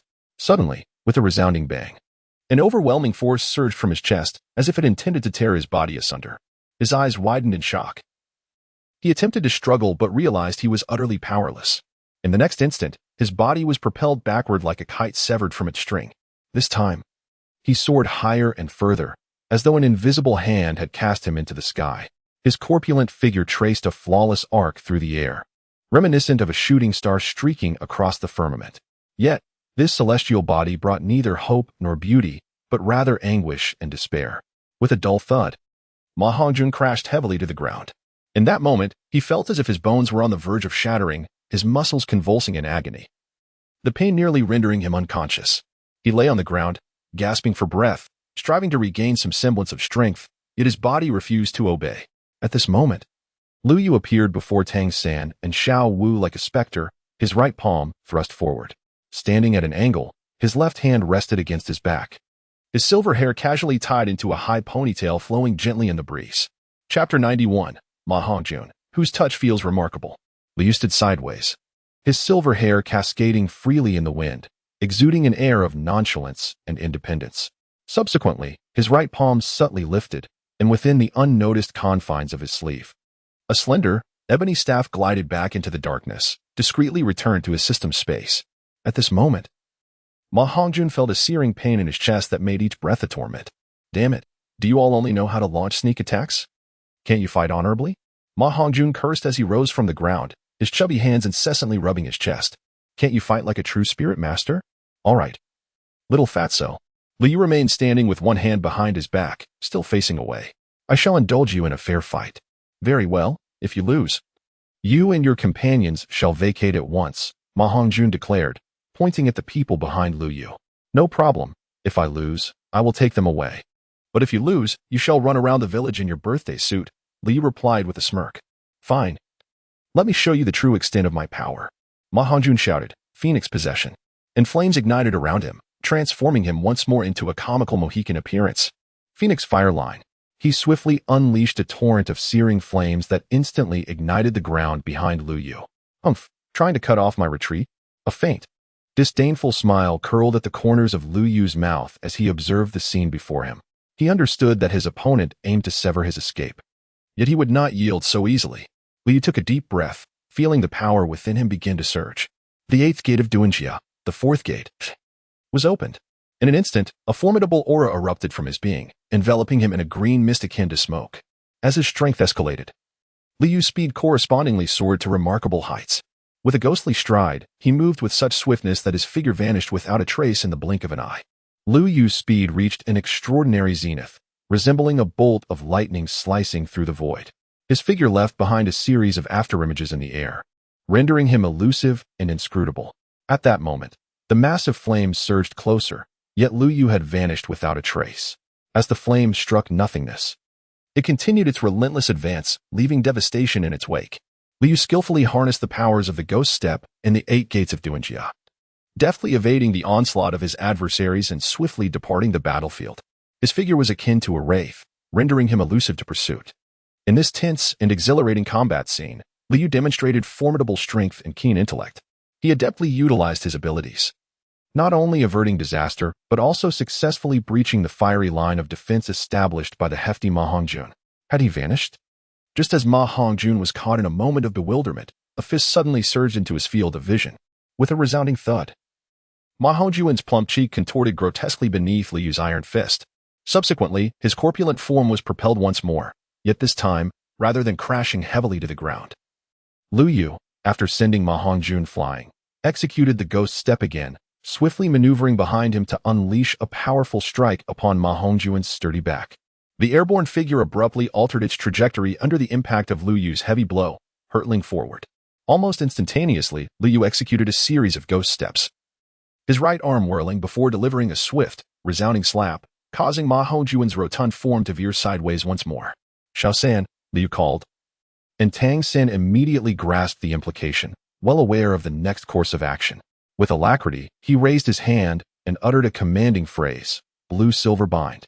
Alongside his incantation, robust tendrils of blue-silver grass erupted from the earth, swiftly coiling around Ma Hongjun like agile serpents.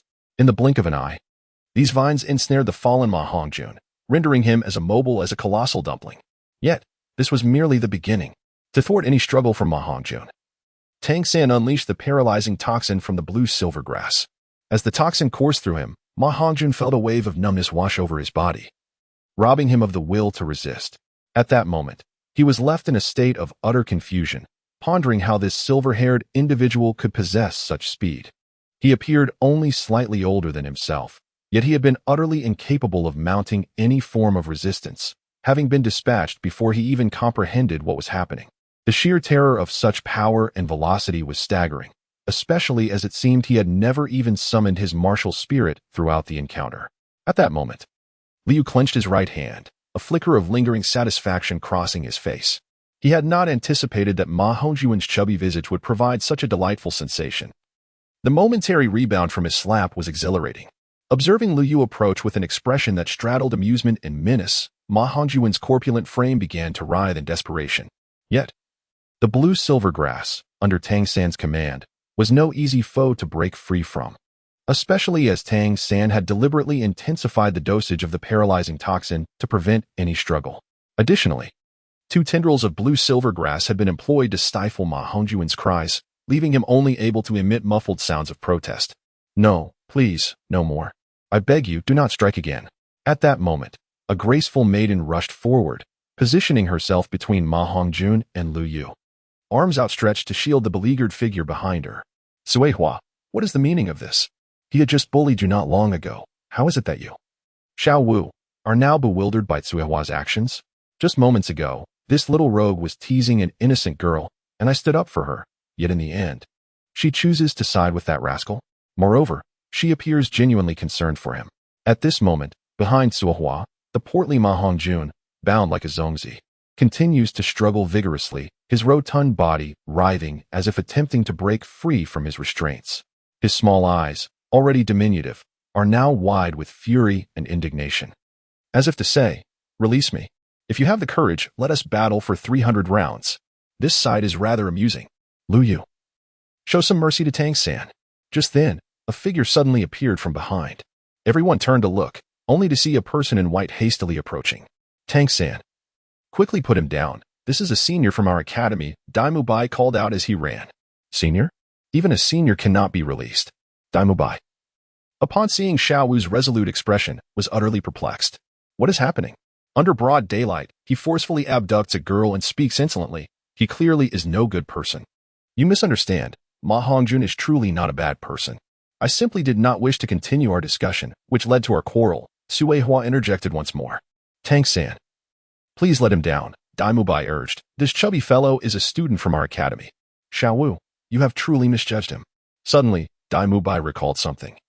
Wearing a look of barely concealed amusement, Sui Hua nodded repeatedly in agreement. However, Tang San and Xiao Wu were taken aback by Dai Mubai's subsequent remarks. After hearing Dai Mubai's explanation, Tang San and Xiao Wu were momentarily stunned, especially as a peculiar expression flickered across their faces. They had not anticipated the existence of such an unusual martial spirit in the world. Tang San, having studied under the master for an extended period, believed he had a fair understanding of mutated martial spirits, yet he had never encountered one as peculiar as Ma Hongjun's. At that moment, Ma Hongjun emitted a series of muffled sounds.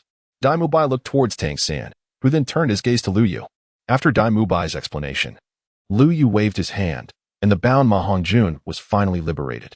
With a heavy thud, Ma Hongjun landed on the ground, then rubbed his backside while scurrying behind Dai Mubai, deliberately avoiding proximity to Liu Yu, perhaps out of fear of being struck again. "Dai Mubai, is there a place to eat at the academy? We've been busy all morning and haven't had a bite. Everyone is famished," Liu Yu inquired. "Follow me. I will take you to the cafeteria," Dai Mubai replied. "Does the academy have a cafeteria?" Tang San expressed his surprise, recalling that when they previously inquired about Oscar, he had not mentioned the existence of a cafeteria at the academy. His initial impression of Shrek Academy had been one of extreme poverty, a notion only reinforced upon seeing the school buildings again, leading him to believe that the academy lacked a dining hall.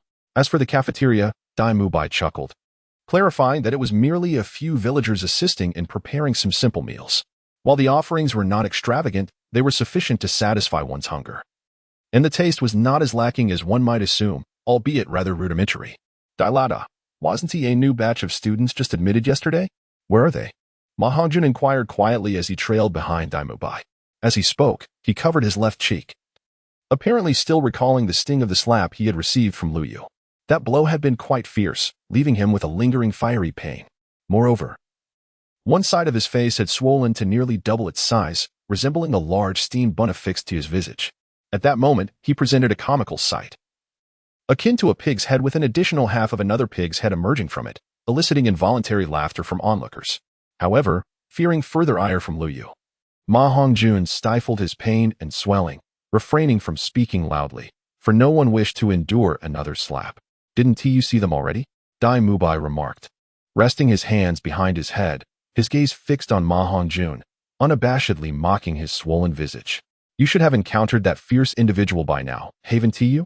He scrutinized Ma Hongjun's newly swollen face with keen interest, internally marveling at the peculiar sight. While injuries from fighting were commonplace and swollen faces were not unheard of, witnessing someone like Ma Hongjun, so dramatically puffed up, was a first for him. The high, swollen cheek was striking, resembling a meticulously crafted piece of art with a vibrant hue. Nevertheless, you were rather fortunate. You didn't suffer the same fate as Teacher Zhao yesterday, Dai Mubai remarked. How could that be? Teacher Zhao is a bona fide rank 76th soul sage. How could he possibly lose to a child? That kid looks about my age. To withstand a whole incense stick's worth of time against Teacher Zhao is already impressive, let alone causing him to suffer. Ma Hongjun's face was a canvas of disbelief. As Dai Mubai spoke, he gestured towards Lu Yu behind him and continued, I know this sounds absurd, but it is the truth.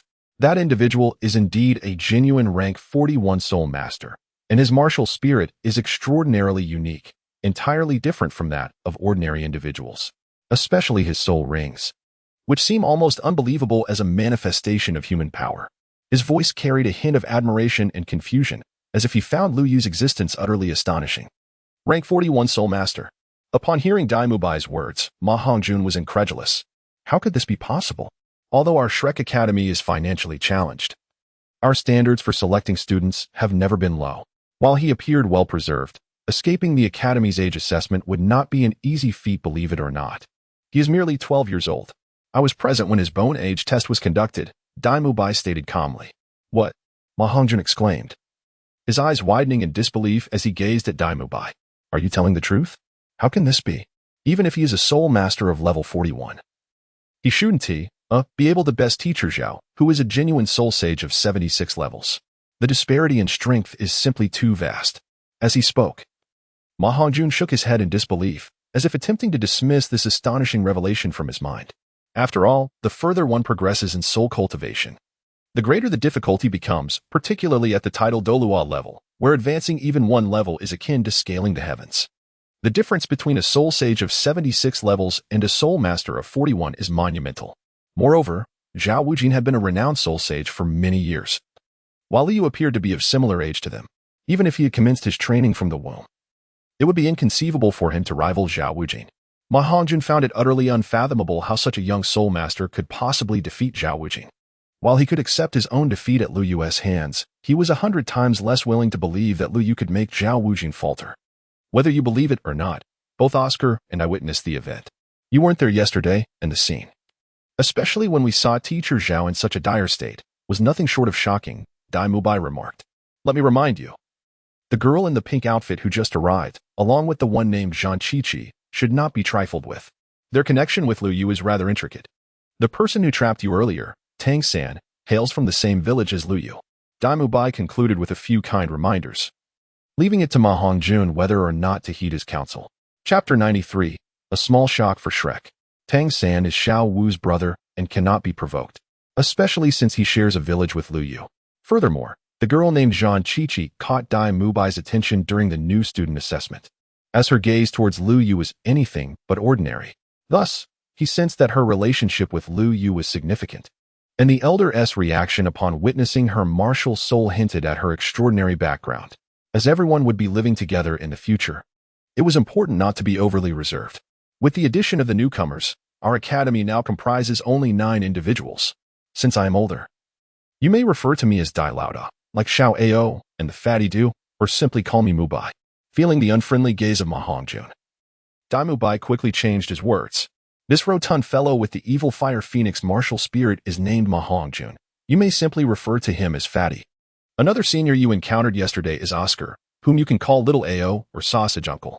Shrek Academy bears some resemblance to the youth class from Lu Yu's previous life, gathering talented youths from across the nation to nurture their exceptional abilities. The achievements of these individuals in adulthood are remarkable. However, such individuals were beyond Lu Yu's reach in his past life. Now, under his current circumstances, could he be considered a genius? Lu Yu thought to himself. Subsequently shaking his head, he was clearly operating on an extraordinary level, far removed from the realm of genius. He was well aware of his own capabilities. Contemplating this filled him with a sense of solitude, prompting him to massage his temples and cast away these disordered thoughts. Since he had arrived in this world, he decided to embrace it and live well, striving to create a remarkable existence of his own. All right, now it's time for each of you to formally introduce yourselves, suggested Dai Mubai, exuding an innate aura of a king that set him apart in the crowd. I am Ning Rongrong. You may simply call me Rongrong, she said with a warm smile that made her seem approachable. Her dimples paired with her sweet demeanor brought a refreshing sense of spring. Under Lu Yu's influence, Tang Sen was naturally referred to as Little San. For Tang San, it mattered little. After being called that for so many years, he had grown accustomed to it. He felt a sigh of relief that Lu Yu had not assigned himself any peculiar monikers. Despite Lu Yu's typically serious demeanor, he often engaged in mischievous antics in private. During his time at the Notting City Junior Soul Master Academy, Lu Yu frequently experimented with new soul skills inspired by flashes of inspiration, resulting in explosive techniques. The building dedicated to his experimental soul skills underwent renovations countless times over his 2-year tenure. Eventually, the aging principal relinquished control, allowing Lu Yu to wreak havoc as he pleased, acknowledging that he could no longer endure the turmoil.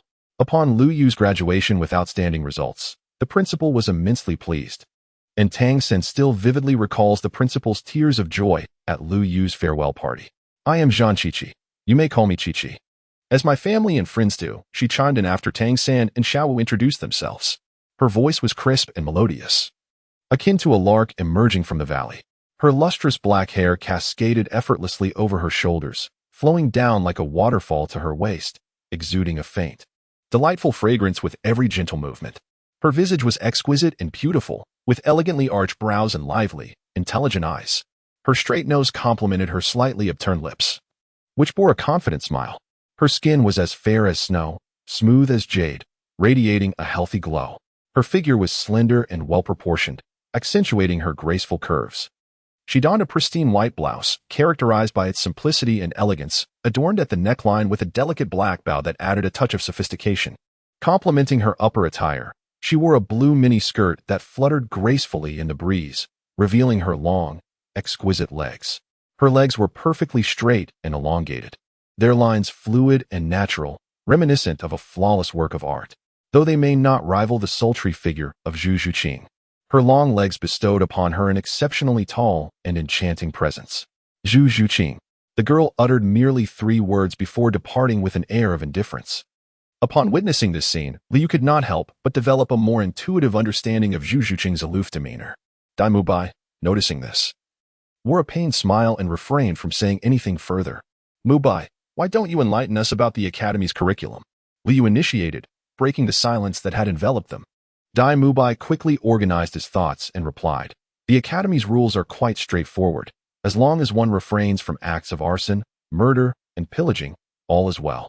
Moreover, the Academy encourages combat, primarily because the headmaster believes that soul masters can only achieve rapid growth through continuous fighting, accumulating practical experience solely in battle. Of course, if one believes themselves sufficiently powerful, they may issue a challenge to the teachers. A word of caution, our Academy's instructors are predominantly soul masters ranging from levels 60 to 70. For instance, the teacher responsible for your 4th assessment yesterday, Mr. Zhao Wujia, is a level 79 soul sage, while our headmaster is also a soul sage above level 70. But with so many soul masters above level 60 as teachers, how can the Academy be so impoverished?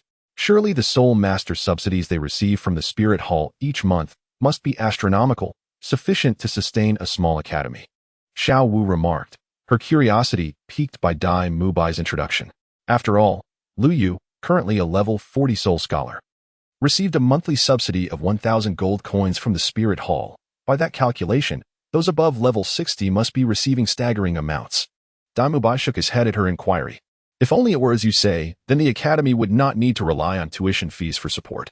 The Soul Master subsidies are actually dispersed by the Spirit Hall on behalf of the major empires. And the maximum subsidy one can receive only reaches the rank of Soul Master. This means that once you attain level 40, the Spirit Hall ceases to provide any further subsidies. Given the astronomical number of Soul Masters on the continent, if everyone were to collect subsidies, the economies of the major empires would have collapsed long ago. But Yugu still receives 1,000 soul coins a month from the Spirit Hall, Xiao Wu interjected, her skepticism resurfacing. She had accompanied Tang Xin when Liu underwent his soul power testing at the Spirit Hall, where the city lord, Matthew, personally awarded Lu Yu 1,000 gold coins, a moment she and Tang Xin had witnessed firsthand, with Matthew even appearing somewhat obsequious towards Lu Yu. That is because Yugu has joined the Spirit Hall, Tang Xin suddenly interjected, as if a realization struck him. He recalled how Su Yuntao had persistently urged Liu to join the Spirit Hall during the awakening of his martial soul 6 years ago. When Matthew and Su Yuntao brought along an elder from the Spirit Hall, Tang Xin remembered it vividly. However, since Lu Yu had not mentioned it afterward, neither did Tang Xin. Lu Yu, have you indeed joined the Spirit Hall? Dai Mubai's tone turned inquisitive. Yes, the Spirit Hall allocates a specific subsidy each month, entirely funded by them, and it should not be linked to the major empires. Lu Yu nodded and remarked that, to be honest, since his induction into the Spirit Hall, he had seldom visited even the local branch.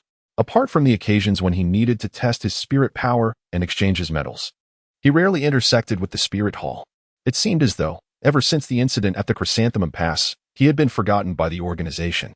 The monthly stipend of 1,000 gold soul coins felt to Lu Yu akin to being pampered, as he received it without effort. After their meal, the group, led by Dai Mubai, made their way to the designated training ground. Described as a training field, it was merely a slightly more spacious patch of land. Though rudimentary, it was devoid of weeds, clearly maintained with care. The aesthetic continued to reflect the distinctive shabby charm of Shrek Academy. Upon arrival, Zhu Zhuqing and Oscar had already been waiting there. In truth, Liu nearly failed to recognize Oscar at first glance. The clean-shaven Oscar bore no resemblance to the one he had seen previously. If yesterday's Oscar had appeared as a dubious trickster, today he resembled a dashing young man of elegance. The transformation was so striking that it could rival the famed art of makeup from the Blue Star. Equally surprising to Lu Yu was the apparent lack of recognition between Dai Mubai and Zhu Zhuqing. Neither seemed inclined to acknowledge the other. While it was understandable if Zhu Zhuqing chose to ignore Dai Mubai, Lu Yu found it curious that Dai Mubai did not seem as attentive to Zhu Zhuqing as depicted in the original narrative. Beautiful lady, would you like a warm grilled sausage? Don't worry, it's on the house. Suddenly, a sausage appeared from the side, wafting steam. Oscar approached Ning Rongrong, striking what he believed to be his most charming pose, and offered her a grilled sausage. However, he seemed to have forgotten that she had been present when he had been compelled to demonstrate the sausage-making process under Dai Mubai's intimidating presence the previous day. As anticipated, the ensuing scene unfolded as Lu Yu had predicted. The girl's lips curled into a slight smile, revealing 2 delicate dimples, before she sweetly uttered a single word, scram. Upon hearing this, Oscar appeared deflated, as if all vitality had been drained from him. In the astonished gaze of Lu Yu and Tang San, he despondently approached Lu Yu and casually handed him the sausage in his hand, saying, "Here, it's for you." Liu casually accepted the sausage handed over by Tang San, who hesitated to take a bite, caught in the intimidating gaze of Xiao Wu, ultimately deciding to keep the sausage in his hand. "Oscar, is this truly your method of courting women?" Liu inquired, suppressing a chuckle. Oscar's recent antics had genuinely astonished him. After all, Ning Rongrong was among those who had witnessed Oscar's sausage-making process. Today, Oscar's performance could be described as an eye-opener. Indeed, in the past, this trick never failed, Oscar replied, a hint of confusion in his tone. "No one in the village would refuse my delicious, hot sausages." This tactic for charming girls was always effective. However, ever since my secret spread throughout the village, every villager who has tasted my sausages now looks at me with disdain. I never expected that my first attempt to revive this tactic would end in failure. Previously, you had a girlfriend before? Liu asked with curiosity. 3 or 4. Oscar replied nonchalantly. What is the matter? You don't think I'm a deceptive scoundrel, do you? Compared to Dai Mubai's relentless conquests, I can honestly say I'm one of the more innocent souls in our academy. Innocent. Those words seem utterly incompatible with Oscar, Liu thought. While he wouldn't dispute that Oscar was a handsome young man, strikingly so, only slightly less than himself, innocence was a debatable trait. If Liu recalled correctly, Oscar was merely 14 years old and already had 3 or 4 former flames. Reflecting on this, Liu, having lived 2 lives, realized that his most intimate interactions with the opposite sex had been limited to trivial exchanges. One could only conclude that Shrek Academy, renowned for admitting prodigies, boasted not only formidable talents but also a remarkably eventful romantic history. To be honest, I feel something is off with Boss Dai these days, Oscar remarked, seemingly struck by a thought. He used to approach beautiful girls directly, yet now, faced with so many lovely ladies, he seems utterly mute. As he spoke, he absent-mindedly stroked his stubbled chin. Suddenly, a frigid figure emerged from behind. The owner of the voice, with striking heterochromatic eyes, fixed a cold stare on Oscar, causing him to shiver as though he had encountered his imminent doom. Oscar, who are you calling impotent? Dai Mubai had appeared behind Oscar, his indifferent gaze piercing through him, as if he were ready to consume him whole. Boss Dai. Oscar's face paled, resembling that of a person who had just consumed something bitter. And the playful banter among the group came to an abrupt halt. At that moment, 2 figures approached from a distance. The leading individual had prominent cheekbones and wore black-framed glasses, appearing to be around 50 years old. Upon recognizing the newcomer, Xiao Wu was momentarily taken aback, instinctively exclaiming, "Isn't that the unscrupulous merchant from the grocery store? Unscrupulous merchant? Have you also fallen victim to his schemes?" Liu was momentarily taken aback. Had he not previously disclosed that Tang San was a disciple of the master? Although the revelation had been made to secure those 2 coveted pieces from Morholik, it seemed implausible that Flander, as a member of the esteemed Golden Iron Triangle alongside the master, would harbor any malice toward Tang San. Indeed, this shrewd merchant had managed to deceive them, swindling Tang San out of 500 gold soul coins. The mere thought of this betrayal ignited fury within Xiao Wu. To her, defrauding Tang San was tantamount to robbing her, especially when she recalled the glint in Flander's eyes as they fixated on the jade belt around Tang San's waist. Without hesitation, she mentally marked Flander as a nefarious merchant. Chapter 95.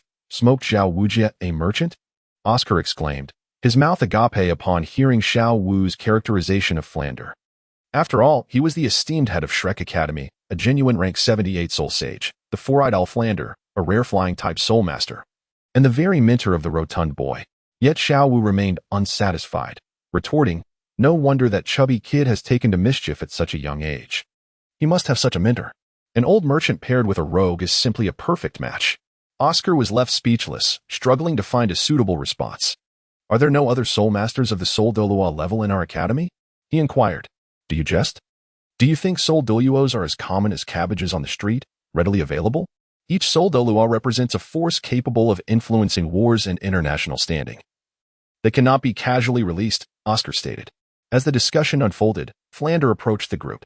He raised his right hand to his mouth and cleared his throat gently, causing the previously animated conversation to cease abruptly. He surveyed the crowd with eyes as sharp as an owl's. And Liu sensed that Flander's gaze lingered momentarily on him and Tang San. Then, in a voice rich yet gravelly, he proclaimed, "It appears that Shrek Academy is fortunate this year, having welcomed 5 little prodigies.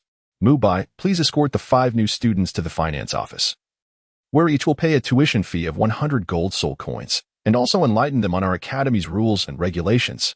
"Yes, Director." Dai Mubai replied with a slight nod, displaying evident respect for the merchant-like figure Xiao Wu had described. "Ning Rongrong, Oscar, Liu, follow me," Flander commanded. And as he turned to depart, he unexpectedly added a remark, deliberately slowing his pace as if to allow the 3 to catch up. Upon hearing this, Liu turned to Ning Rongrong with a puzzled expression, noticing her own bewilderment. Subsequently, they both cast their gazes towards Oscar, an older student at Shrek Academy, only to find him equally perplexed. They decided against inquiring further and hastened to catch up with Flander, eager to discern the reason for his summons of the 3 of them. Perhaps it was merely due to their shared identity as support-type soul masters, which was their only commonality. Before long, Flander's steps came to a halt in a clearing, and he turned to regard the trio, surveying them with a keen eye.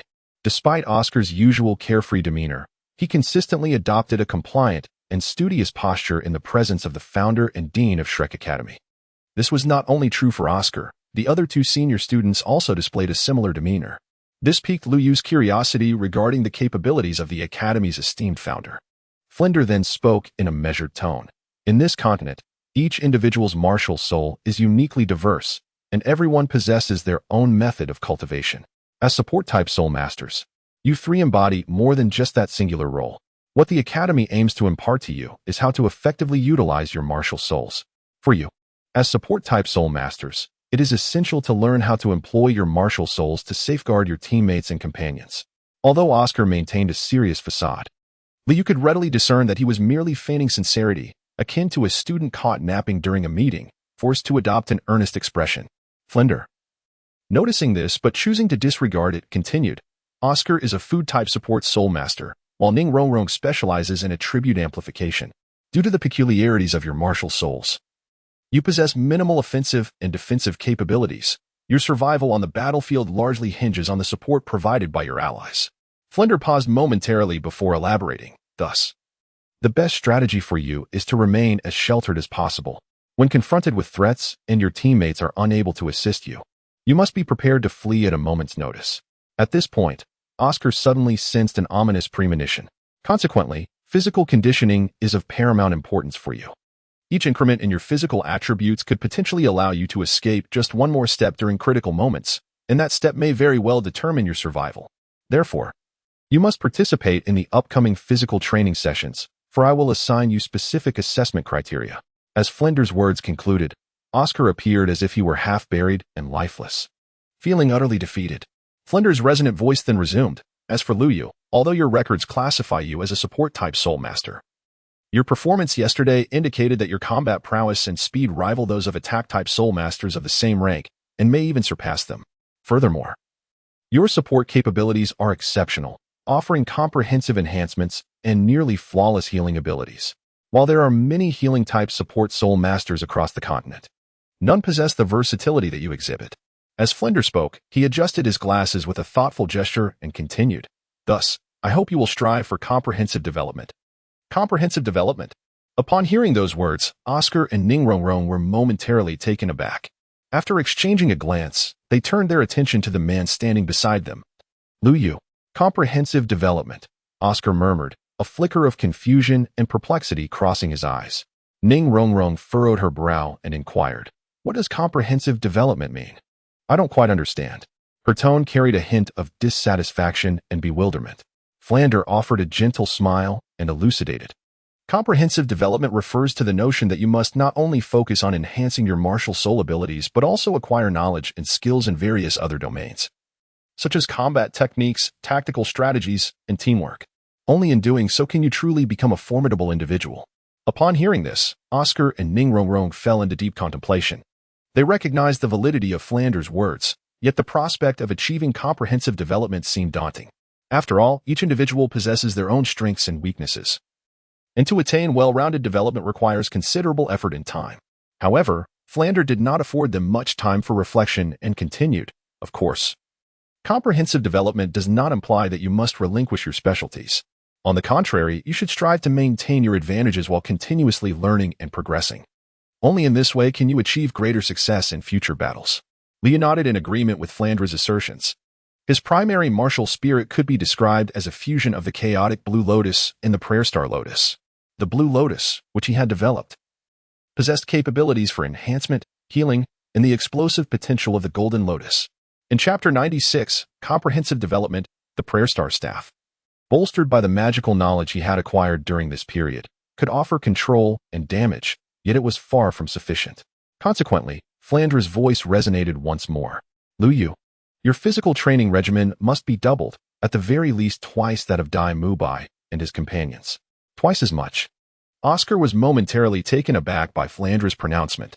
The training regimen previously assigned to Dai Mubai by the Dean was already formidable. During the first week, Dai Mubai had nearly been rendered bedridden by the intensity of the training, often pushing himself to the brink of exhaustion. The thought of Lu Yu being required to endure a training volume twice that was unfathomable to Oscar. Then, Flinder's voice echoed again. This is merely a portion of your usual training. Additionally, I require you to select a teacher from the school for real combat practice at intervals. I will instruct them to hold nothing back and exert their utmost effort. This may seem excessively rigorous for you, so I have devised a means to alleviate some of the pressure. For each combat session, you must choose at least one fellow student as your ally. As for the role you assume on the battlefield, that will depend on whom you select. Upon hearing the words, Liu immediately displayed a hint of unusual expression. Was this demand not somewhat peculiar? If anyone were to send him alone, he could certainly rely on his own ghostly speed to prolong the encounter. However, Flander's assessment criteria were finally revealed. Liu understood that Flander would never casually propose an assessment without stringent requirements. The stipulations were clear. One must endure for the duration of a stick of incense, accompanied by chosen teammates, while also ensuring their safety as the central figure in this practical exercise. Flander, with his hoarse yet magnetic voice, stated these conditions with an air of nonchalance. It seemed that he would have to assume the role of a healing support soul master in this impending battle. I will inform the other students of this matter shortly, and they shall have no right to refuse. I will also instruct the participating teachers to give their utmost effort, Flander continued. This assessment will officially commence in 1 week, allowing you a week for preparation. Now, for today's lesson, we shall focus on physical training. From this moment forth, Oscar and Ning Rongrong shall run 20 laps around the village. Upon hearing his name called by Flander, Liu understood that he would certainly be subjected to additional training. As expected, Flander pointed to a pile of assorted weights behind him and instructed Liu, "You shall carry these weights and run 40 laps around the village. It is imperative that not a single item is damaged by the time you complete the laps. If you have not finished by noon, you shall go hungry. Of course, you may use your soul skills to supplement your strength." With those final words, Flander turned and departed, leaving the three of them exchanging glances in bewilderment. "Oh my goodness. The principal truly intends to push us to our limits," Oscar lamented, hands clasped atop his head, gazing skyward in despair. "Liu, what do you think? Completing 40 laps like this will surely leave us utterly exhausted." Liu approached and examined the pile of weights left behind by Flander, only to discover that they were encrusted with dust, seemingly unearthed from some forgotten storage room. The craftsmanship was exceedingly crude, far inferior to the weights Liu had previously forged from iron blocks. However, as Liu dedicated more time to mastering the 8 gates of Duanjia, the utility of these weights diminished significantly, to the point that they began to hinder the angle of his strikes. Furthermore, having yet to find suitable materials, Liu decided to remelt the weights and transform them into a dagger, which he then coated with a carefully concocted poison by Mahalik, preparing himself for unforeseen circumstances. Liu casually lifted the pile of miscellaneous weights and discovered, to his surprise, that they possessed a certain heft. As he brushed away some dust, intricate and arcane patterns emerged. Observing these designs, Liu attempted to channel a modicum of soul power into them. Suddenly, at the moment of infusion, he felt a distinct weight in his hand. Indeed, this object was a soul guide, specifically one designed to assist in training strength. "Liu, could you at least respond? Are you truly running away?" Oscar inquired, noticing Liu grinning foolishly at the assortment of junk. He wondered if the principal had left behind some peculiar mechanism that might have stolen Liu's wits. "It's fine, let us go," Liu replied, raising his head. The structure of the weights was simple, starkly contrasting with the enigmatic patterns. He quickly donned the weights and declared, "Let us go. The sooner we finish, the sooner we can eat." With that, he began to exert himself, running laps around the village. Before Oscar could fully comprehend the situation, Ning Rongrong, beside him, dashed out without hesitation. Witnessing the enthusiasm of the two, Oscar felt a wave of frustration. They were still too young and unaware of the village's expanse. Although the village appeared modest, it encompassed a distance of 3 kilometers in circumference. Typically, he struggled to complete 10 laps, yet today, they had increased to 20. An arduous doubling. Even a level 20 battle soul master would find such a feat challenging, let alone an auxiliary soul master like himself. Liu, astonishingly, was attempting 40 laps. What was the principal thinking, assigning such a rigorous task right at the beginning of the term? Oscar found it hard to harbor any optimism for the semester ahead. As Oscar pondered these thoughts, Liu and Ning Rongrong had already vanished from sight. With a resigned sigh, he stepped forward to follow them, knowing that they wouldn't be allowed to eat until they finished. Meanwhile, as the trio embarked on their lengthy run, Flinder approached Tang San, summoning him to his office, along with Zhang Qiqi. In the office of Shrek Academy, upon entering Flinder's office, Tang San produced a letter from the 24 Bridges on a moonlit night and handed it to Flinder. "This is from my teacher. who asked me to deliver it to you, saying it should be given upon my arrival at Shrek Academy. Flinder smiled and remarked, your teacher is the master. Isn't? Tang San nodded in affirmation. Flinder took the letter, placing it on the desk, then said to Tang San, please step outside for a moment. Tang San nodded and turned to leave, gently closing the door behind him. Once assured of Tang San's departure, Flinder turned to the raven-haired girl before him and inquired, might you be acquainted with someone by the surname Jean, given the name Shin? The girl nodded in response, indeed, that is my father. At this moment, Zhang Qiqi found herself in a perplexing situation. She could not comprehend why the esteemed principal of Shrek Academy had summoned her and possessed knowledge of her father's name. The Zhang family, a prominent lineage, had long retreated from the public eye for centuries, rendering their existence virtually unknown. Chapter 97. A circuit around the village Zhang Qiqi was filled with confusion, recalling how her family had chosen to live in seclusion centuries ago. The clan had always been averse to members venturing outside. Aside from those dispatched on official duties, any other family member seeking to leave required the council's approval. Thus, the Zhang family's presence was scarcely acknowledged across the continent. She was astonished that Principal Flinder was aware of their existence. Do your family members know you are here? Flinder inquired suddenly. Zhang Qiqi nodded in response. That's good, Flinder replied. You may return now and bring Tang San in. Meanwhile, on the opposite side of the village, 2 men and a woman were jogging around. Oscar, how much longer until we finish? Ning Rongrong panted, feeling fatigued. Initially, she had thought the task of running 20 laps around the village, proposed by Flinder, was trivial. After all, her father had often imparted similar wisdom. And under the watchful eye of her elders, she had undergone considerable physical training. However, Flinder's requirement of 20 laps was proving to be quite taxing. We're still far from done. At our current pace, not only will we miss lunch, but it would be fortunate to return before dinner. Oscar wiped the sweat from his forehead and remarked, but the principal said we could enhance our abilities using our martial spirits and soul skills. Are you hungry? As he spoke, Oscar summoned his martial spirit, and a steaming sausage appeared in his hand, which he offered to Ning Rongrong. If you're hungry, take a sausage to replenish your energy. At least you won't have to worry about running on an empty stomach. The sight of the steaming sausage, wafting fragrant steam towards her face, was indeed tempting. Yet the memory of the process Oscar had used to make it flickered a look of disdain in Ning Rongrong's eyes. She turned her head and quickened her pace to catch up with Lu Yu ahead. At that moment, Lu Yu was faring much better than his companions. As a level 41 Soul Master, coupled with his years of training in the 8 Gates of Duanjia, his physical prowess surpassed theirs by a significant margin. His strides were steady and powerful, each footfall leaving a deep imprint on the ground, while his arms moved rhythmically with his body, seemingly unburdened by the weight he carried. After a while, Lu Yu realized he had quickly adapted to the weighted attire he wore. Although it bore a certain heft, it was not excessively burdensome.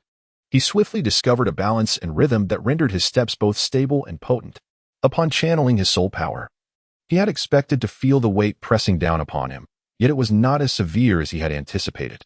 He began to ponder the underlying principles, speculating that the ingenious design of this weighted gear cleverly exploited a certain mechanism, binding the muscles and acupoints of the wearer to enhance the burden and thus achieve a workout effect. This method neither imposed excessive strain on the body nor failed to effectively improve physical fitness. As time progressed, Lu Yu gradually sensed his advancement. His breathing became increasingly steady, and his steps lighter, as if the weight had seamlessly integrated into his being. He realized that this set of weighted equipment not only aided in physical training, but also cultivated his endurance and determination. Throughout this journey, Liu continuously adjusted his breathing and stride, endeavoring to discover the most suitable running posture and rhythm for himself, and over time, he had gradually acclimatized to this gear. Just then, Ning Rongrong's sweet voice floated over from behind, interlaced with intermittent gasps, and accompanied by her flushed cheeks, it sparked boundless imagination. Liu heard footsteps behind him. Yet he did not halt his pace. Instead, he turned to gaze back. To his astonishment, he discovered that Ning Rongrong had accelerated to catch up with him. Beads of perspiration dotted her forehead, and several strands of hair clung to her skin due to moisture. Her cheeks were flushed, and her breath came in quick gasps, indicating considerable exertion. Are we really going to run so many laps around the village? I just jokingly mentioned that a single lap is at least 3 kilometers. The dean wants you to complete 40 laps before noon. Ning Rongrong spoke in a somewhat fragmented manner, her breath still uneven from her recent burst of speed. She had not anticipated Lu Yu's extraordinary stamina, especially under the burden of weights, enabling him to run so swiftly. Despite her efforts to quicken her pace, she could barely keep up with him. Perhaps we should find a place to rest for a moment, Ning Rongrong suggested, quickly adjusting her breathing rhythm. If you're tired, you can accompany Oscar to rest. You needn't worry about me, Lu Yu replied calmly, his tone steady. To him, this level of exertion was hardly significant, as it barely amounted to a single lapse distance. With that, Lu Yu surged forward like an arrow released from a bow, leaving behind only a fleeting shadow and a cloud of dust. Ning Rongrong stood there, dazed, watching Lu Yu's receding figure, her heart swelling with an indescribable mix of shock and disappointment. Her eyes widened, her beautiful face etched with disbelief. As the little princess of the Seven Treasure Glazed Tile School, she had been surrounded by affection and attention since childhood. Elders and peers alike had always treated her with utmost care, and never had anyone dared to disregard or neglect her. Yet now, this suddenly appeared stranger had mercilessly left her behind, allowing her to experience, for the first time, the sting of being overlooked. With a haughty snort, Ning Rongrong summoned a radiant aura, and a seven-treasure glazed tile pagoda materialized in her hand. The first spirit ring beneath her feet began to rise, enveloping the pagoda. Second, speed. As Ning Rongrong uttered the incantation, the colorful pagoda burst forth with dazzling brilliance. With the enhancement of her speed spirit ability, her velocity surged dramatically as she hastened forward. Observing the rapidly departing Lu Yu and Ning Rongrong, Oscar, left trailing behind, wore an exasperated expression. Could you at least grant me a spirit ability too? Unfortunately, the two had already run far ahead, oblivious to Uncle Sausage's pleas from behind. Meanwhile, at the edge of the grove outside Shrek Academy, two figures, one stout and one slender, stood side by side. Two figures cloaked in black stood side by side, their faces concealed beneath low-hanging hoods. Chapter 98, Concealed in Shadows. One figure, robust and the other slender, was swayed by the wind, yet the hoods obscured their features entirely. The frail figure lifted its aged eyes to observe a rapidly darting silhouette in the distance. The murky gaze gradually sparkled with life. However, in the next moment, the focus shifted to a petite figure that trailed closely behind, muttering softly, the little princess of the Seven Treasures Glazed Tile School. It seems necessary to pay another visit to the Seven Treasures Glazed Tile School. Having spoken, he turned to depart, prompting the robust figure to question in bewilderment. What business do you have at the Seven Treasures Glazed Tile School, senior? A raspy yet benevolent voice responded with a chuckle. It has been quite some time since I last saw that little rascal, Ning Fingxi. I wish to pay a visit and, while I'm at it, catch up with two old friends. As he continued, the tone of the black-robed man grew increasingly tinged with the weight of years. There comes a time when we must seize opportunities, for some may never be seen again. Certain matters ought to be addressed while I still draw breath, lest I find myself restless in death. The black-robed figure continued, seemingly addressing Tang Hao. Rest assured, here are Flander S. Little Owl and Zhao Wuji S. Small Black Bear. Keeping a watchful eye on Xiao San and Xiao Yu, they are quite secure. Indeed, senior, Tang Hao replied respectfully. Should any moderately powerful soul master witness this scene, they would undoubtedly be left astounded, for the renowned Haoyan Delaw of the Haoyan sect was showing such deference to an elderly man who appeared frail. Yet, Tang Hao remained unfazed. In his heart, he held steadfastly to the belief that this elder was a figure deserving of respect. Despite the legend of his deeds fading into obscurity, the memory of the Thundercloud Dolua, who once stood alone bearing the hopes of many, lived on within him. In the next instant, a sudden clap of thunder resounded through the forest, accompanied by a flash of lightning, causing the two black-robed figures to vanish from sight, leaving behind only a small charred mark where they had stood. Boom. At that moment, Lu Yu, who was running, was startled by the distant rumble of thunder. He looked up at the clear azure sky, puzzled by the incongruity of thunder on such a bright day. How strange, this feeling seems so familiar, as if I've encountered it before, akin to the aura from last night. But who could it be? Lu Yu pondered to himself. Subsequently, he shook his head vigorously, casting aside the chaotic thoughts that plagued his mind, and re-entered a focused state. He adjusted his condition and once again channeled his soul power into the weights he bore, feeling an immediate surge of pressure. This was precisely the sensation he sought. Thus, Lu Yu accelerated once more, propelling himself forward with an even greater speed than before. At that moment, a shadowy figure emerged amidst the small grove where the earlier lightning strike had charred the grass. The figure approached cautiously to inspect the scorched earth, and upon confirming the area was secure, it turned and departed. Suddenly, a series of knocks echoed at the door of Flender's office. Inside, Flinders stood with a figure clad in blue, unmistakably Tang San, who had just been summoned by Zhang Qiqi. Return for now and prepare well. Tonight's lesson will not be easy, Flinders said, his demeanor appearing somewhat agitated, as if he had just endured a tumultuous experience. In his hand, he held an open letter, seemingly the source of his heightened emotions. Yes, Dean, Tang San nodded and turned to leave.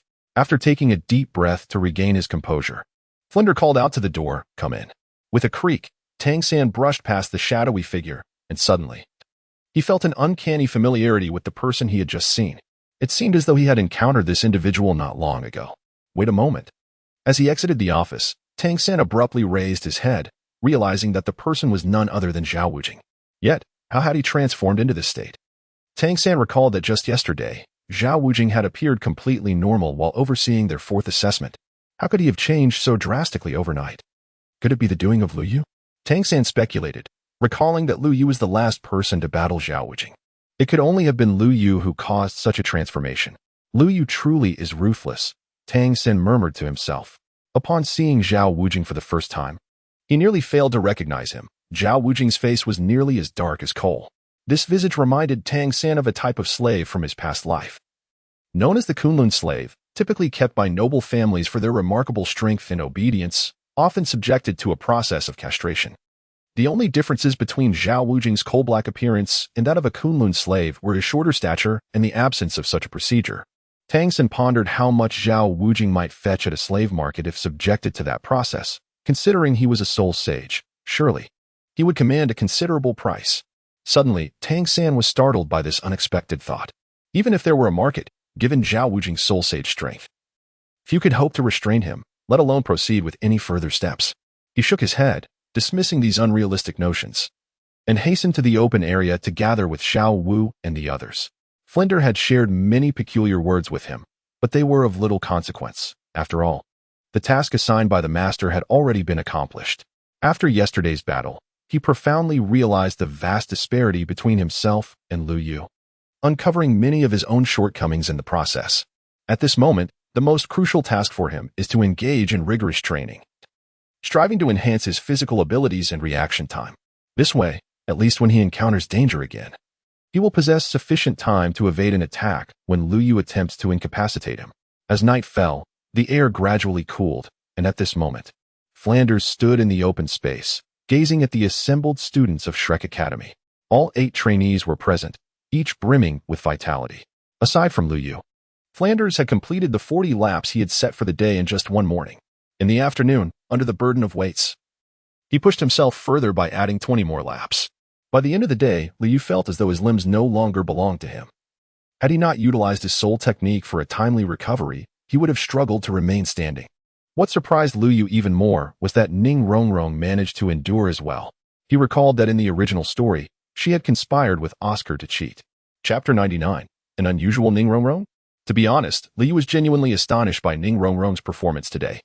He remembered her persuading Oscar to cheat alongside her in the original tale, yet today she had steadfastly followed Lu Yu, completing the entire distance, even pulling Oscar along for quite a stretch. It seemed this little princess was not as delicate as she appeared. At this moment, Flinders cast a glance of appreciation toward Ning Rongrong, albeit only briefly. Truth be told, her performance as the little princess of the 7-treasure glazed tile school had surprised him slightly, but that was all. Her ability to endure today merely evidenced a degree of perseverance. For true monsters, mere tenacity is far from sufficient. A rosy hue crept onto Ning Rongrong's fair cheeks, and her cherry lips parted slightly. Despite being merely in her early teens, she exuded a hint of charm. The circumference of Shrek Village measured at least 3 kilometers. And after completing 20 laps, Ning Rongrong realized just how formidable Lu Yu's strength was. While she was breathless after her 20 laps, Lu Yu maintained a remarkably steady breath after his 40 laps, even while pushing himself further. Well done, you all managed to endure today as appetizer. Which somewhat exceeded my expectations, Flinders remarked nonchalantly, devoid of any apparent praise. As senior students, Daimobai and the others sensed an ominous shift in Flinders' tone and braced themselves for an arduous evening ahead. I am pleased that some of you did not sneak out during the task period to wander about the city, leaving your companions to bear the brunt of your misdeeds by falsely reporting your scores. Whether intentional or not, Flinders placed a slight emphasis on the words some of you. his gaze sweeping across the students as if attempting to peer into the depths of their souls. His gaze conveyed a hint of severity and caution, instilling a palpable sense of tension. However, a barely perceptible smile lingered on Flanders' face, suggesting a degree of satisfaction with the performance of the trainees. He continued, "Yet this situation did not arise, indicating that you comprehend the importance of obeying orders, which is a crucial aspect in combat. The cohesion and coordination of the team are paramount. Should anyone act independently, it not only jeopardizes their own safety, but also endangers the entire unit. Therefore, I urge everyone to remain ever mindful of this principle and refrain from making hasty decisions driven by impulse." Upon hearing these words, Liu could not help but let a slight smile grace his lips. It was evident that Flander had directed his remarks towards Ning Rongrong, the little princess, who raised her chin slightly as if to flaunt her remarkable achievements. However, one should not be deceived into thinking that such accomplishments suffice. This is Shrek Academy, an institution that admits only the extraordinary. What awaits you next will be the rigorous training befitting monsters, Flander intoned with his gravelly yet magnetic voice. You now have 2 minutes to prepare for your evening training.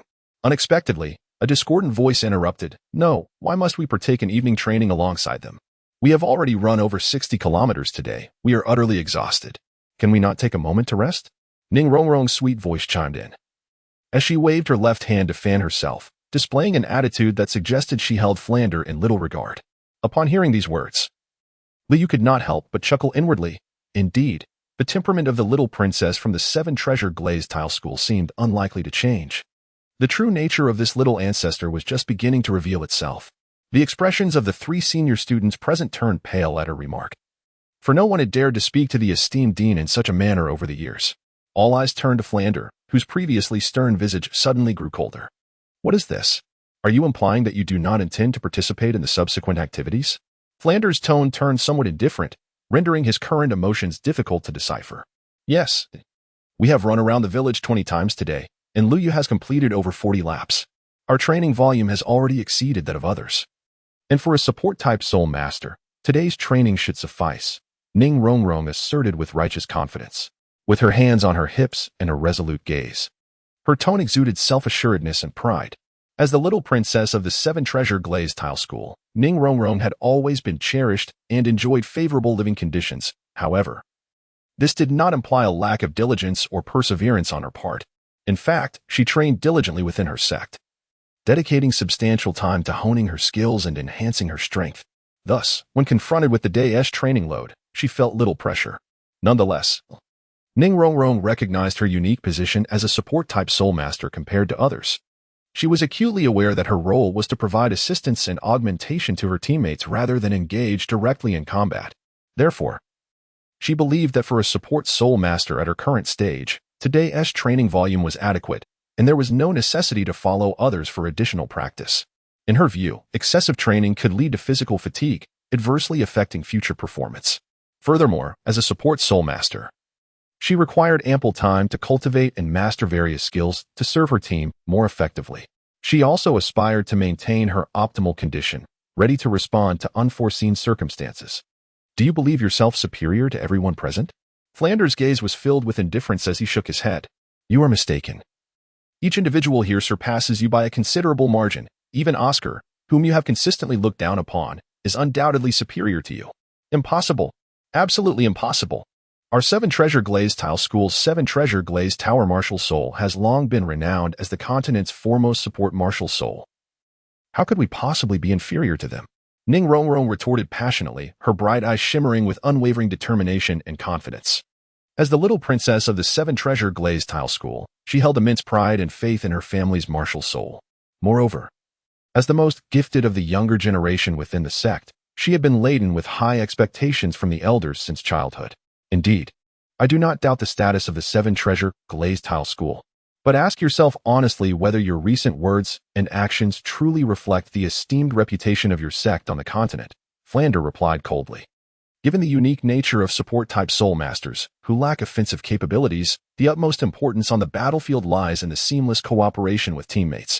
Pray tell, if you cannot even train alongside your companions, how can they trust you to guard their backs? Ning Rongrong found herself at a loss for words when she attempted to retort. In Chapter 100, titled What is a True Genius, she, as a support soul master, struggled to find a partner to whom she could confidently entrust her back. This raises the question, what value does your existence hold? Flinder pressed on relentlessly, his words piercing her heart, rendering Ning Rongrong utterly speechless. Flinder continued, your restlessness has brought shame upon the entire Seven Treasure Glazed Tile School. Even your father, whose reputation is unparalleled, would not dare to presume that he alone could achieve all that is accomplished today. He paused for a moment before proceeding, with such a temperament. Can you truly find a partner in whom you can place your trust? Descending from the platform, Flinder approached the crowd and pointed to Dai Mubai, who, at the age of 15, possessed the White Tiger Martial Soul and was a formidable rank 37 Assault-type Soul Master. He had reached the Soul Master level at the tender age of 13, making him the youngest in the academy to do so. Flinder then directed his finger toward Ma Hongjun, who, despite being of similar age, wielded the top-tier mutated beast Martial Soul, the Evil Fire Phoenix. Although his martial soul bore certain flaws, he had overcome these shortcomings and elevated his strength to its current level.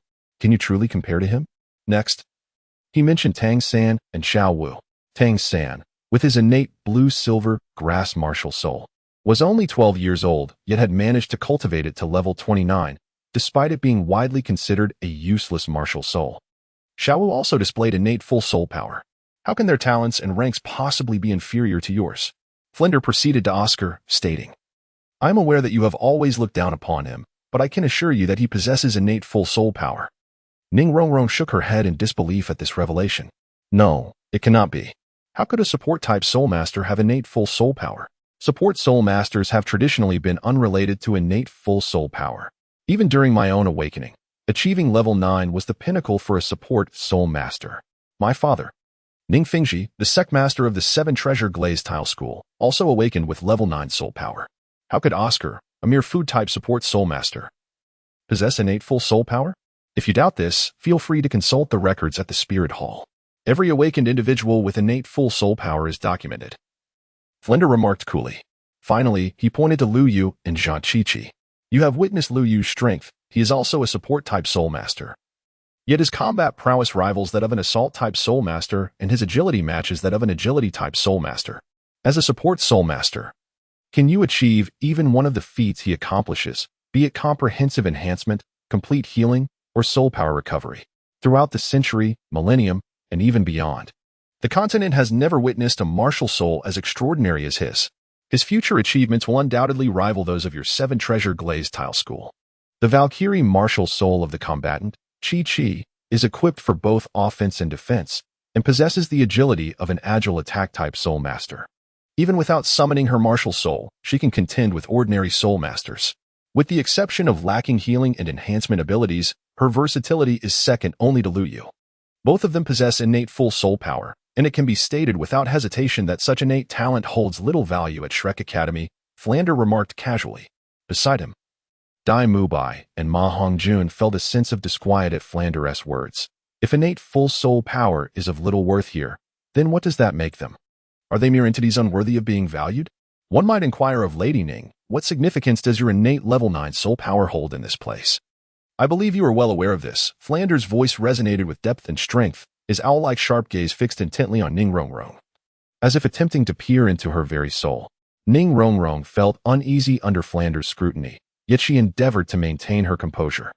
Lifting her chin slightly and addressing Flinder, Teacher, I am aware of what you say. However, before she could finish, Flinder interrupted her, his tone turning grave. There are no buts. Since you have chosen to study here, you must adhere to the Academy's rules and discipline. Do not presume that your talent elevates you above others. This is not a place where you can act with impunity. Ning Rongrong stood there, momentarily dazed, a recognized prodigy within her sect since childhood. Her self-esteem had suffered a severe blow upon arriving at Shrek Academy. Initially, she had been profoundly shaken by Lu Yu's overwhelming prowess in his battle against Zhao Wuji, leading her to subconsciously overlook the fact that he, too, was a support-type soul master. Flinder's words struck her heart like a series of sharp swords, ruthlessly dismantling something vital within her. These statements fell upon her like a heavy hammer, repeatedly battering her heart, inflicting pain and despair. She could not evade the wounds inflicted by these words. Her complexion gradually paled, and suddenly, she burst into tears, fleeing to the dormitory without a backward glance. Lu Yu observed the unfolding events before him, and a twinge of compassion stirred within his heart. He was acutely aware that Ning Rongrong had been cherished since childhood, nurtured in an environment of indulgence, thus cultivating a rather headstrong and obstinate disposition. However, at this moment, Dean Flander ruthlessly pinpointed her shortcomings and sternly criticized her behavior, undoubtedly trampling upon her long-guarded self-esteem with unrelenting force. This situation evoked a profound sense of discomfort in Lu Yu. Flander, witnessing the scene, could not help but allow a slight smirk to grace his lips, his eyes gleaming with a hint of satisfaction. As one of the esteemed members of the Golden Triangle, he felt confident in his ability to manage this young girl effortlessly. He understood that although Ning Rongrong exhibited a certain capriciousness, her core was not malevolent. It was merely a product of her privileged upbringing. He realized that if she were not guided to dismantle her distorted sense of pride now, she might face significant setbacks in society in the future. Thus, he resolved to instruct her sternly, hoping to instigate a transformation. Contemplating this, Flander mused inwardly, this time, I have truly aided Ning Fingji immensely. After all, educating one's daughter is a parental duty, and his actions undeniably contributed to the cultivation of a better daughter for Ning Fingji. Perhaps, as a result, Ning Fingji might owe him a favor. Nevertheless, Flander was not motivated by the desire for recompense. His genuine wish was for Ning Rongrong to grow and progress. Chapter 101. This is true genius Dean. Is it truly acceptable for Ning Rongrong to remain in this state without intervention? Dai Mubai inquired tentatively, for he felt that the Dean's recent remarks had been particularly incisive, directly targeting Ning Rongrong's vulnerabilities. He believed that he might not have been able to withstand such a verbal onslaught from Dean Flander. In response, Flander calmly waved his hand, indicating that there was no need to concern themselves with her for the moment. She should take a moment to reflect alone. He then turned his attention to the others and declared, Very well, this matter is concluded. I do not wish to see similar situations arise in the future. From now on, you are to focus on your training, adhere to the Academy's regulations, and fulfill each task. Otherwise, you will not escape unscathed. Now, follow me to your first-class location. As soon as the words left his lips, Flander's figure floated away with the lightness of a feather. Observing this, the crowd hastily followed suit. Flander cast a casual glance over his shoulder and, satisfied that they could keep pace, he focused intently on their journey. Closely trailing Flander was Lu Yu, who could distinctly sense that Flander had deliberately slowed his pace. His speed was steady, neither too fast nor too slow, perfectly calibrated to ensure that the others behind did not fall behind while still maintaining the swiftest progress possible. Given his formidable prowess as a level 78 agility-focused battle soul master, it would have been a trivial matter for him to outpace this group of children. Following Lu Yu is Dai Mubai, and surprisingly, the person behind him was not the agile Tang San, Zhu Zhiqing, or Ma Hongjun, but rather the elegantly dressed Qi Qi. Tang San's ghost shadow perplexing steps focused on entangling enemies and manipulating them, but in a pure speed contest, he would not rival those agile soul masters. Soon, under Flander's guidance, a majestic city gate loomed before them, illuminated by the bright moonlight and the lanterns atop the city walls, with the name Soto City emblazoned across it in bold letters. Ding! A new check-in task has been issued. Check-in location, Soto City Soul Arena. Check-in reward, 500 points, Weapon Encyclopedia, Soto City Soul Arena. Lu Yu initially assumed that everyone would first venture to a school or some other place to commence their studies, but to his surprise, their first lesson was held at the Grand Soul Arena. Upon their arrival in Soto City, the group was immediately captivated by the splendor before them. Although it was merely a city within a principality, the vibrant atmosphere of the night market rivaled that of the grandest metropolises in the empires. People bustled through the streets. Merchants displayed an array of goods, creating a dazzling spectacle that was truly overwhelming. This scene vividly illustrated Soto City's significant status and formidable economic prowess within the nation. Xiao Wu eagerly admired the exquisite wares presented by the vendors, for the desire for beauty is inherent in all, especially among young women. Upon encountering such a plethora of charming trinkets, her innate shopping instinct was almost instantly ignited. Similarly, Zhiqing was deeply enchanted by the sights before her.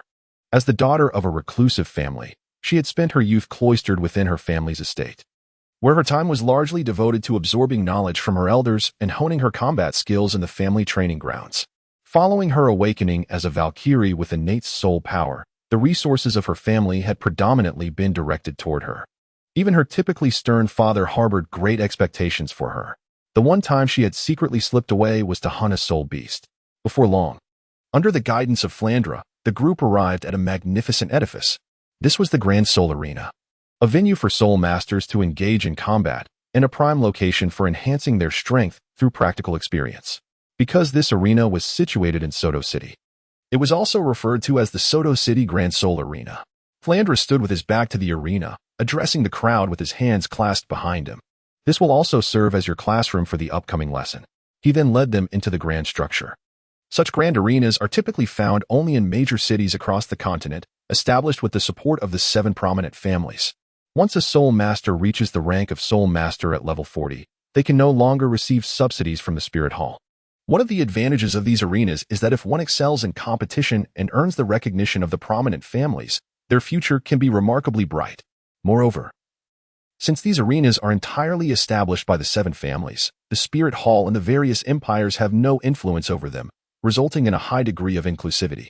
Many individuals present may be wanted criminals for various reasons.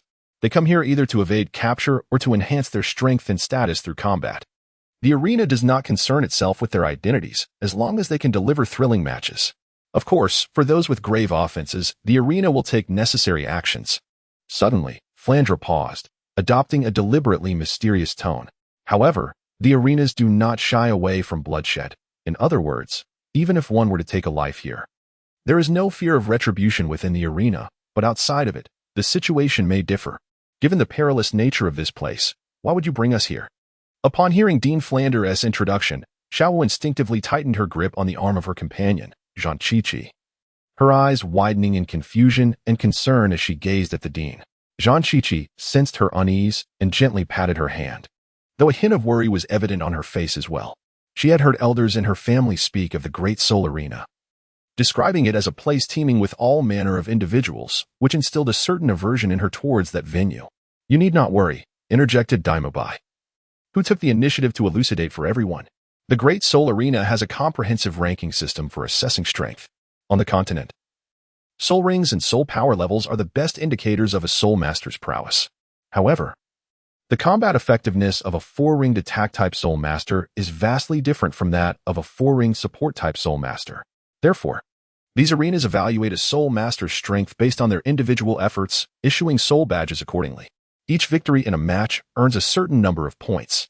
The badges are categorized from lowest to highest as iron, copper, silver, gold, purple gold, sapphire, ruby, and diamond. Matches are arranged according to the badges you possess, ensuring that your opponents are generally of comparable strength. The group nodded in a semblance of understanding after Dai Mubai's explanation, and Flandre regarded the oldest student currently enrolled with satisfaction. This acknowledgement did not exclude the substantial funding Dai Mubai had brought to the academy since his enrollment. Chapter 102. This is what one truly calls a genius. Do these soul badges serve any purpose, or are they merely tokens for entry into the arena? Xiao Wu inquired once more, her curiosity piqued. Certainly, they are not just mere tokens. These soul badges are universally recognized across the major cities of the continent. And the higher the badge level, the greater the benefits one can enjoy, Dai Mubai patiently explained, smiling as he addressed the group. He then glanced at Flandre, signaling that he had concluded his remarks. Flandre nodded and continued. Well, Mubai has provided a thorough introduction. In brief, your first assignment since entering the academy, which is also a long-term endeavor, is to attain a silver badge from the Great Soul Arena before graduation. A silver badge, which corresponds to the 3rd level. Is that all? Xiao relaxed her expression, having assumed that Flandre would assign a task of daunting difficulty. She had not expected this. However, Dai Mubai shook his head with a wry smile. Achieving a silver badge is not as straightforward as you might think. As previously mentioned, badges are obtained through points, and the only way to earn points is by winning matches. Should you lose a match, a portion of your points will be deducted. If your points fall below the threshold of your current badge, you will automatically be downgraded to a lower-level badge. Moreover, the amount of points one can earn is contingent upon the strength of one's opponent. If your adversary's prowess vastly exceeds your own, a victory in such a match could potentially yield double points. Conversely, should your strength far surpass that of your opponent, a win would result in merely a modest accumulation of points. Ah, such intricate regulations. Upon hearing this, Xiao promptly retracted her earlier thoughts. It seemed that the pursuit of the silver badge within a short time frame would indeed pose a considerable challenge. Mubai, you mentioned that defeating an opponent weaker than oneself results in only a scant number of points.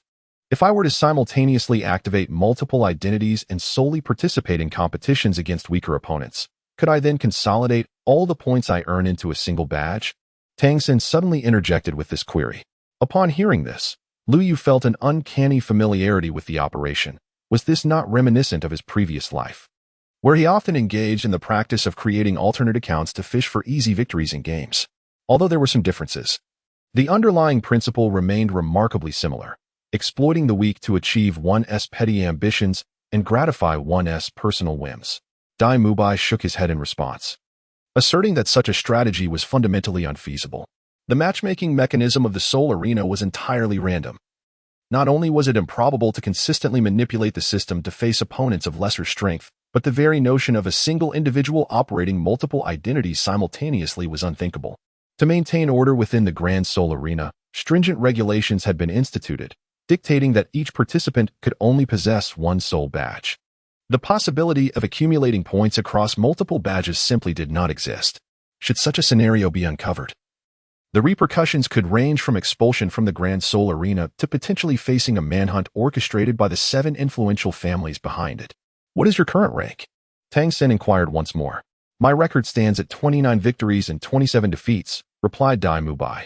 Lu Yu was taken aback momentarily, astonished that even someone of Dai Mubai's caliber had such a record. Yet, he soon deemed it reasonable. The rules of the Grand Soul Arena mandated that when a participant reached a new level and acquired a new spirit ring, they would be assigned to a higher tier. Dai Mubai must have encountered opponents ranked 39 when he himself was at 31. Although Dai Mubai's White Tiger spirit was considered one of the top-tier beast spirits, facing adversaries of a significantly higher level would undoubtedly pose a challenge. From this perspective, there remains a slight margin for manipulation. Mubai, please take them to register, Flanders instructed, standing with his hands clasped behind his back. After delivering this directive, he turned and departed. Dai Mubai nodded slightly before addressing the group. Let us proceed. I will guide you to the registration. On their way, Dai Mubai elaborated on the additional regulations of the Soul Arena. The combat formats were highly diverse, encompassing individual battles, duos, and team skirmishes, with the latter often consisting of 7 to 10 participants. This not only tested each participant's individual prowess but also demanded exceptional teamwork. A thrilling team battle necessitated close cooperation among various factions to effectively counter the adversary's assaults and challenges. The registration process was quite straightforward. It merely required the submission of one's name, spirit power, and type of spirit. Before long, everyone had received their respective Iron Soul badges. When Lu Yu approached the front desk, the receptionist greeted him with a professional smile. However, upon noticing the information displayed on her screen, her mouth fell agape in astonishment. Her eyes widened in disbelief as she stared at the display before glancing back at Lu Yu, her expression a mix of surprise and confusion. Young sir, are you certain you have not made an error in your selection? The receptionist inquired cautiously, her voice tinged with unease. Lu Yu shook his head and replied with certainty. Indeed, I am a soul master. The receptionist blinked, attempting to compose herself, and quickly adjusted her expression to display a warm smile. She began to engage with Lu Yu enthusiastically, her tone kind and gentle. Little one, what is your name? The receptionist inquired with curiosity. My name is Lu Yu. He answered politely. Wow, brother Lu Yu is truly adorable, she exclaimed, casting a flirtatious glance his way. After all, it was her first encounter with such a gifted 12-year-old soul master, despite her many years of experience in the soul arena. Due to the fact that he had only just registered for the Iron Badge, they were required to compete in the sub-regional arena, without a doubt. Liu had entered the Soul Master group, while Tang San and his companions had joined the Great Soul Master category. Subsequently, under the guidance of Dai Mubai, the group arrived at the competition area designated for their category. Upon reaching the waiting area, Liu discovered that quite a few individuals were already present, eagerly awaiting their turn to perform. Fortunately, the waiting area was spacious. Otherwise, many would have been left waiting outside. The moment Liu stepped into the waiting area, he captivated the attention of everyone present. After all, this was the waiting zone for the Soul Sect, and the sudden appearance of such a young child, no more than a decade old, elicited expressions of astonishment from all around. Liu cast a glance over the gathered individuals, noting that the youngest among them, apart from himself, appeared to be in their 20s. On one wall of the waiting area hung a massive wooden sign, indicative of the gambling battles that were to take place. Suddenly, a voice broke the silence. Chapter 103, The Spirit of Combat That Is for the Gambling Battles. The voice exclaimed from behind him. Liu turned to see a figure standing there, a broad smile gracing his features. "Little brother, you must be new here today," the man said cheerfully as he approached, his hair styled in an exaggerated green mohawk. Despite the distance separating them, an oddly potent and acrid odor surged towards Lu Yu's nostrils. It was as if the man had not bathed for several days or even months, as though he had just emerged from a pile of salted fish. Fortunately, the waiting area was spacious and well ventilated. Otherwise, such a stench in a confined space could rival that of a toxic gas. Even so, the surrounding soul masters instinctively recoiled as they neared the man, creating an unapproachable vacuum around him. "I haven't seen you before," the man remarked, seemingly oblivious to the unique scent that enveloped him. As he spoke, remnants of food from days past were faintly visible between his teeth. Perhaps sensing something amiss, he extended 2 fingers, caked with dirt, and, amid the disdainful gazes of those around, extracted the remnants and stuffed them back into his mouth, swallowing them along with the gritty bits beneath his fingernails. Unperturbed by the judgmental stares, he maintained his cheerful demeanor. "So, little brother, are you interested in the gambling battles?" "Gambling battles?" Liu murmured, intrigued. "Indeed. This is the most popular form of gambling in the Grand Spirit Arena, and the only one officially sanctioned," the man explained. His voice bore an unsettling quality, sharp and grating, reminiscent of nails scraping across a chalkboard, evoking a wave of discomfort. This peculiar timbre made him stand out in the crowd, albeit leaving a rather unpleasant impression. "The Grand Spirit Arena allows gambling?" Lu Yu's interest peaked at the mention of gambling battles, as his previous encounters with such concepts had been limited to films, television, and novels. This was his first real-life exposure. "He," the man cackled, a jarring sound that seemed to pierce the very soul, sending shivers down one's spine. "Ah, little brother, you are unaware. Although the Grand Spirit Arena is managed by the 7 great families, it is a veritable melting pot with all manner of individuals. The ranks of gamblers are countless, and it was they who introduced gambling battles into the Grand Spirit Arena. Initially, the place was rife with clandestine battles, a chaotic scene indeed. The gamblers shouted wildly, enveloping the entire arena in a haze of chaos." The man shook his head repeatedly, his face etched with profound disdain as he spoke. He continued, explaining that the arena could no longer tolerate the turmoil and thus began to regulate the gamblers, gradually confining them to a designated area, which restored a semblance of order. Nevertheless, the spirit of wagering persisted unabated. With a sigh, he expressed his apparent helplessness and dissatisfaction with the situation. Despite these measures, the arena remained shrouded in turmoil, with clandestine gambling operations flourishing. To combat this issue, the 7 great families took it upon themselves to impose a ban on private betting, subsequently absorbing the tumultuous gambling activities into their own fold. A hint of disdain crossed the man's face as he remarked that the purported intention of rectifying the arena's atmosphere was merely a guise to monopolize the lucrative business for themselves. The inherent corruption of the nobility was a flaw irreparable even in death. Hearing the latter part about the inherent vice of the nobility piqued Lu Yu's interest in this disheveled man who far exceeded a beggar in appearance. He scrutinized him closely, noting that despite his ragged attire, there was a depth and determination reflected in his eyes. Lu Yu pondered silently. Who is this person? Why does he seem so familiar with this place? Furthermore, how does he possess such profound insights into the nobility?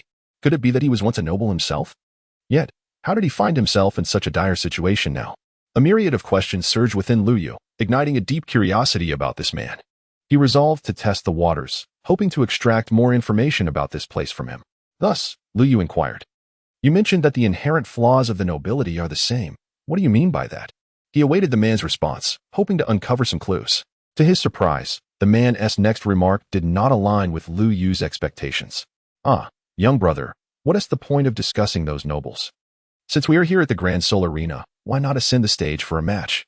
At the very least, we should engage in the thrilling and exhilarating gamble." He patted Lu Yu on the shoulder, his eyes glinting with a cunning light, as if he could already glimpse the dawn of triumph.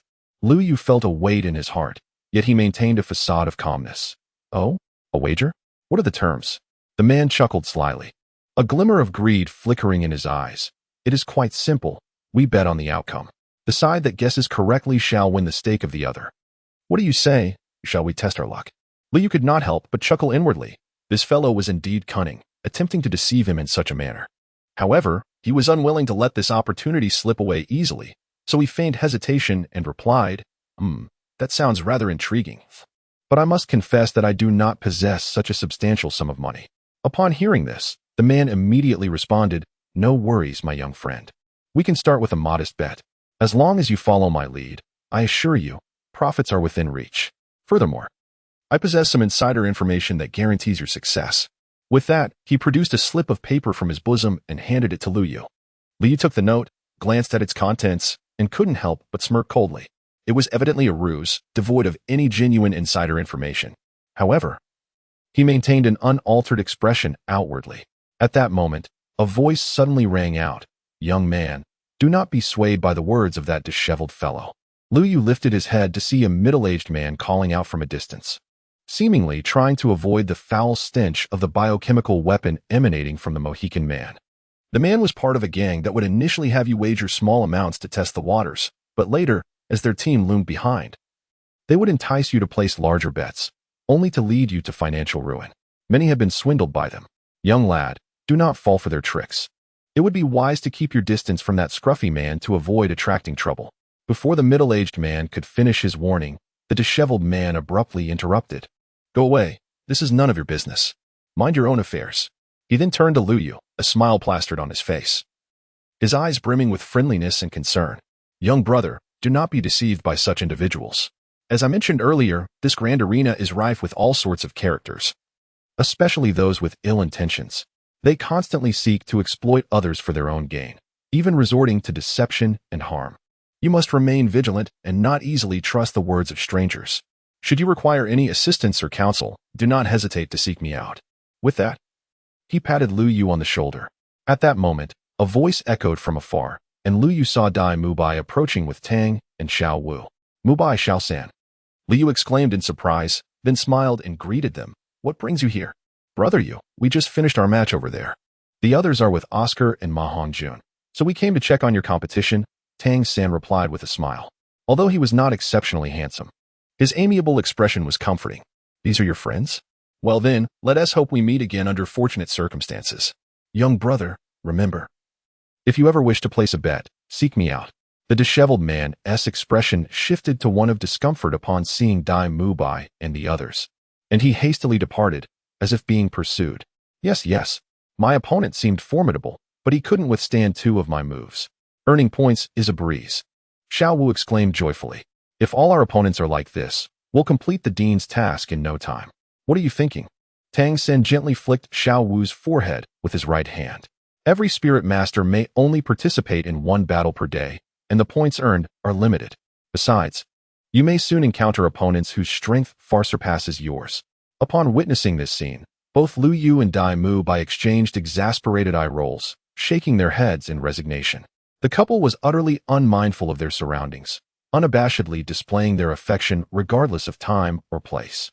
Lu Yu remarked, "Xiao Sen speaks wisely. One can never predict the nature of future adversaries, thus it is prudent to remain cautious. By the way, brother Yu, we have just signed up for a 2v2 soul duel. Although each soul master is permitted to participate in only one match per day, we can engage in various types of arenas," Tang San exclaimed with enthusiasm. "Very well. This approach will undoubtedly allow us to amass greater combat experience and enhance our abilities." Yu brother acknowledged with a nod of approval. At that moment, Xiao Wu produced a metal badge inscribed with the characters San Wu, proudly showcasing it to Yu brother. "Look, this is our San Wu combination." "Haha, quite an amusing name," Yu brother chuckled. "Hee, of course. San Good and I are the ultimate team," Xiao Wu declared confidently, radiating the unique vitality characteristic of youth. "Brother Yu, should you not also sign up? Engaging in additional combat is certainly more beneficial than merely accumulating experience from a single daily match," Tang Sen suggested. In District 3, at the third Soul Duel Arena, Lu Yu awaits in the entrance area. The announcement echoed through the waiting hall. "Let us discuss this later. My turn to compete is fast approaching," Lu Yu said, having heard his name called from the arena. "Yes, let us proceed to the observation platform and anticipate your splendid performance, brother Yu," Xiao Wu beamed, waving goodbye as she departed. As the three made their way to the observation platform, Lu Yu headed towards the arena. A host clad in a tailcoat stood at the center of the stage, clearing his throat before exclaiming, "We shall now commence the third match of the first Soul Arena group."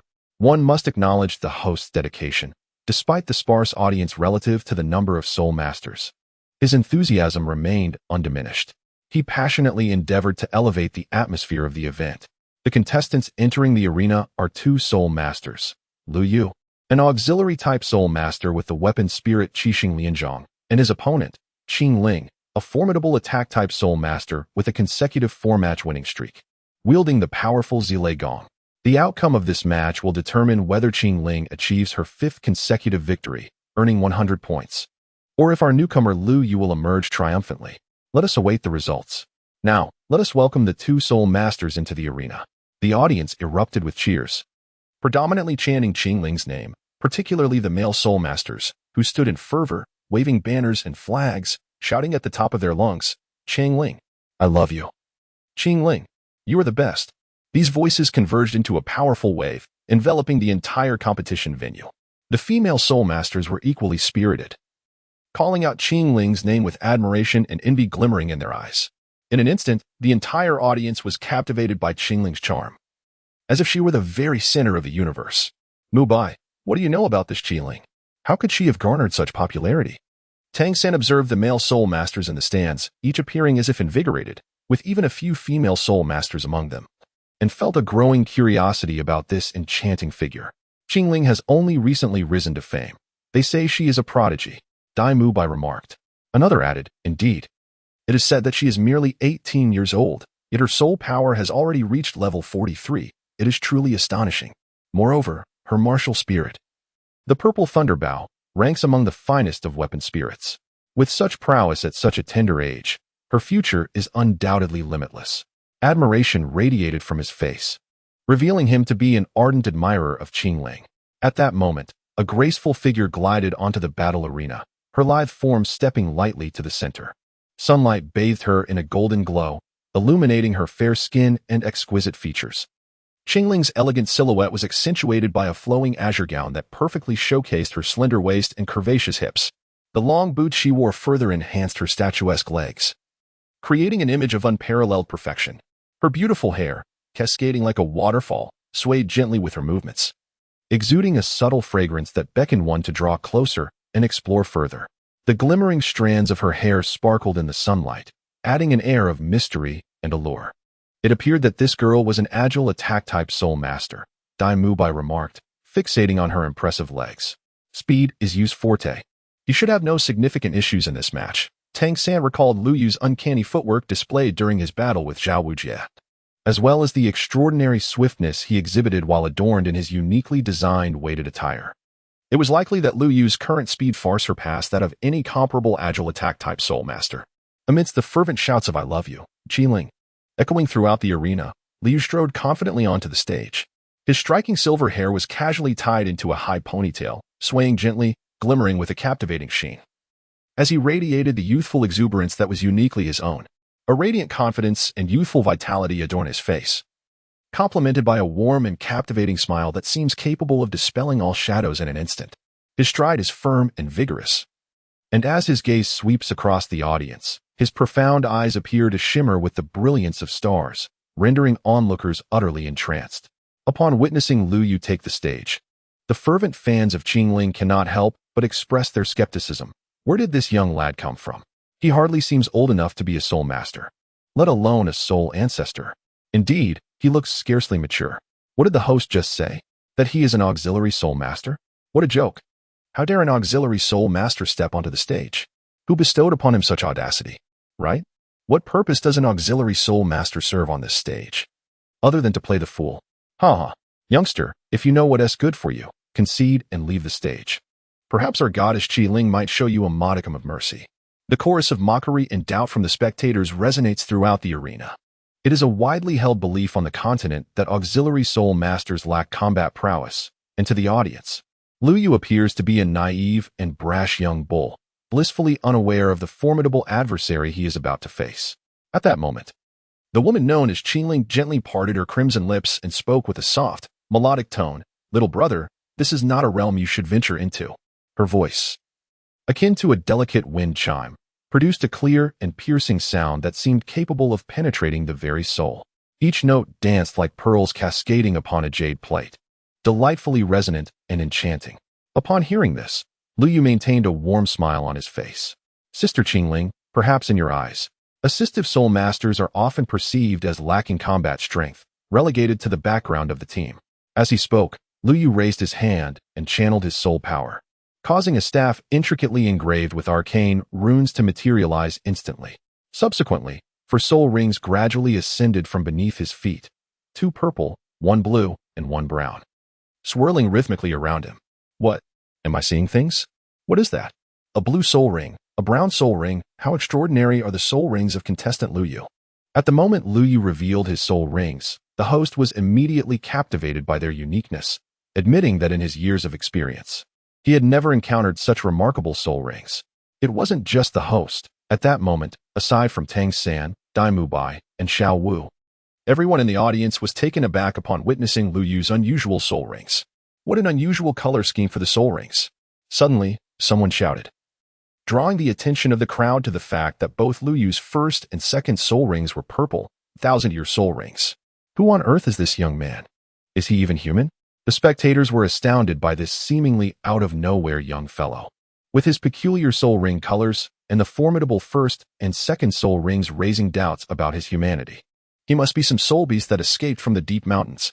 See? I told you Brother Yu's soul rings are always the center of attention, Xiao Wu remarked playfully. Crossing her arms and surveying the astonished crowd, a bunch of Na'vi individuals. Oh dear, Tang Sin interjected, disregarding Xiao Wu, who was holding her head. When we first saw Brother Yu's soul rings, the situation was hardly different from theirs. Focus on the match, you might learn something. Xiao Wu pouted, looking quite aggrieved. What an amusing little brother. Just then, a melodious voice like a tinkling bell emerged as Qi Ling summoned her soul power, enveloped by a crackling purple lightning aura. A mystical purple thunder bow appeared in her grasp, crafted from an unknown metal, emitting a faint glimmer of lightning, with the bowstring composed entirely of condensed electricity. Upon witnessing Lu Yu's soul rings, Qi Ling was momentarily taken aback but quickly regained her composure. Her accumulated battle experience informed her that now was not the time to be distracted. For soul rings materialized beneath her feet and slowly rose, bright yellow. 2 purple, an ordinary configuration for a soul master, indicating she was indeed a normal person. Let me see your strength, dear brother. As her words fell, the third soul ring at her feet suddenly brightened. The purple soul ring spun upward, and as her soul power surged into the purple thunder bow, the lightning around her intensified. Drawing back the bowstring, a purple arrow gradually took form. Third soul skill, illusory thunder arrow, the girl exclaimed, releasing the arrow with a swift motion. In an instant, the purple arrow transformed into a streak of light as it was released, hurtling towards Lu Yu with astonishing speed. Miraculously, that singular arrow split into 3 luminous projectiles mid-air, each darting towards their target. With a resounding explosion, the 3 arrows detonated violently at the last moment. You go. At the sound of the blast, Xiao Wu instinctively cried out, for the arrow shot by Qi Ling flew with such swiftness that no one could discern its form. They merely witnessed a glimmer of light emanating from the bow crackling with purple lightning, followed by the cacophony of the explosion. Truly, my goddess Qi Ling. That fellow must surely have been reduced to ashes. In the aftermath of such a fierce explosion, everyone believed Lu Yu could not possibly have endured it, let alone evade it. The arrow's speed was imperceptible to the naked eye. Even if he could see it, there would be no time to react, much less dodge. However, at that moment, Tang Sin suddenly interjected, wait, something's amiss. Those 3 arrows did not harm Yu Go. His eyes glimmered with a mysterious, faint purple light. How can this be possible? My goddess Qi Ling's arrows are so swift they cannot be seen. Your friend is merely a support spirit master. How could he possibly evade them? Stop joking. This match is over, one person remarked. No, it is not over yet, Tang Sin asserted with calm determination. A discerning gaze into his eyes would reveal the mystical purple light swirling within. Indeed, the next moment, as the smoke began to clear, a voice exclaimed, look. The crowd turned to see that where Lu Yu had once stood, there was now nothing but emptiness. Could that fellow truly have been turned to ash? The speaker's eyes widened as they searched for Lu Yu's figure. Behind you, Tang San suddenly said. The individual paused momentarily before realizing and swiftly turning their gaze towards Qi Ling's back. Sure enough, a silver-haired figure had appeared there unbeknownst to them. In the moment Tang San had perceived the arrow splitting into 3 through his purple extreme magic eye, Lu Yu had already moved. What surprised Tang San was that Lu Yu did not harness his soul power to defend. Instead, he reached out and caught one of the arrows, crushing it in his grasp, and then executed that peculiar step to vacate the original spot. In the instant of the explosion, Lu Yu had already positioned himself behind Qing Ling, and what everyone had witnessed as Lu Yu being struck by the arrow was merely an afterimage of his rapid movement. Truly, Yuji's speed is astonishingly formidable. Tang San's understanding of Lu Yu's swiftness deepened with that recent display. As Lu Yu grasped the arrow, a sharp pain shot through his fingertips, quickly followed by a numbing sensation. He was unexpectedly jolted by the lightning from the arrow. Internally, he felt a surge of astonishment. This is bad. As the smoke cleared, the moment the explosion echoed, Qing Ling had a foreboding sense that her shot had missed. She had not anticipated that her opponent, a support soul master, would possess such terrifying speed. However, by the time she realized it, it was far too late. Lu Yu had already reached her side. His third Azure Soul Ring suddenly flared to life. With a torrent of soul power surging forth, a vortex of pure soul energy materialized in his left hand. With a resounding bang, he hurled the wind vortex towards her. Qing Ling attempted to activate her first soul skill, but everything was far too late. The speed at which Lu Yu condensed the wind vortex was too rapid. She barely had time to react and could only instinctively leap to the side. However, she did not possess the monstrous speed of Lu Yu. The wind vortex collided violently with her abdomen, sending the young girl crashing to the ground. This wind vortex was primarily composed of a rapidly spinning whirlwind, yet Lu Yu had not infused it with excessive soul power. Instead, the high-velocity vortex tore through her clothing upon contact, shredding it to pieces. As Qing Ling rose to her feet, she suddenly felt a cool breeze against her abdomen and realized that her clothes had been utterly destroyed by Lu Yu's strike. Her smooth, pale abdomen was laid bare, with hints of white visible above. At that moment, the male spectators in the stands, upon witnessing that exposed beauty, reacted as if they had plunged into a dye vat, their eyes gleaming with fervor. Some who had come with female companions regretted not attending alone, wishing they could savor the spectacle without restraint. How dare you treat my goddess this way? You are doomed, boy. Yet, some of Qing Ling's loyal fans, incensed by the humiliation of their goddess, could not help but vocally curse Lu Yu, even though they themselves would only dare to dream of such acts towards her. Dai Bai and Tang San were no exception. Though still young, both were vigorous youths, and upon witnessing the alluring scene, Tang San momentarily stood entranced. However, under the piercing gaze of his companion, Xiao Wu, filled with lethal intent, the purple glow in his eyes began to fade, and he turned his attention back to Lu Yu. At that moment, Qing Ling, feeling the weight of the surrounding gazes, felt her delicate cheeks flush crimson. She quickly covered her private areas with her hands, while her eyes burned with a palpable fury directed at Lu Yu. She had never endured such humiliation, especially at the hands of a stranger. You scoundrel! I will kill you! She shouted in anger, her body crackling with electricity. The third purple soul ring flared once more, but this time, it was not a single arrow, but three. As the energy coalesced, 3 beams of light shot forth at incredible speed. Third soul skill, Phantom Thunder Arrows. Subsequently, the 3 arrows transformed into 9. Astonished, Lu Yu could not help but exclaim.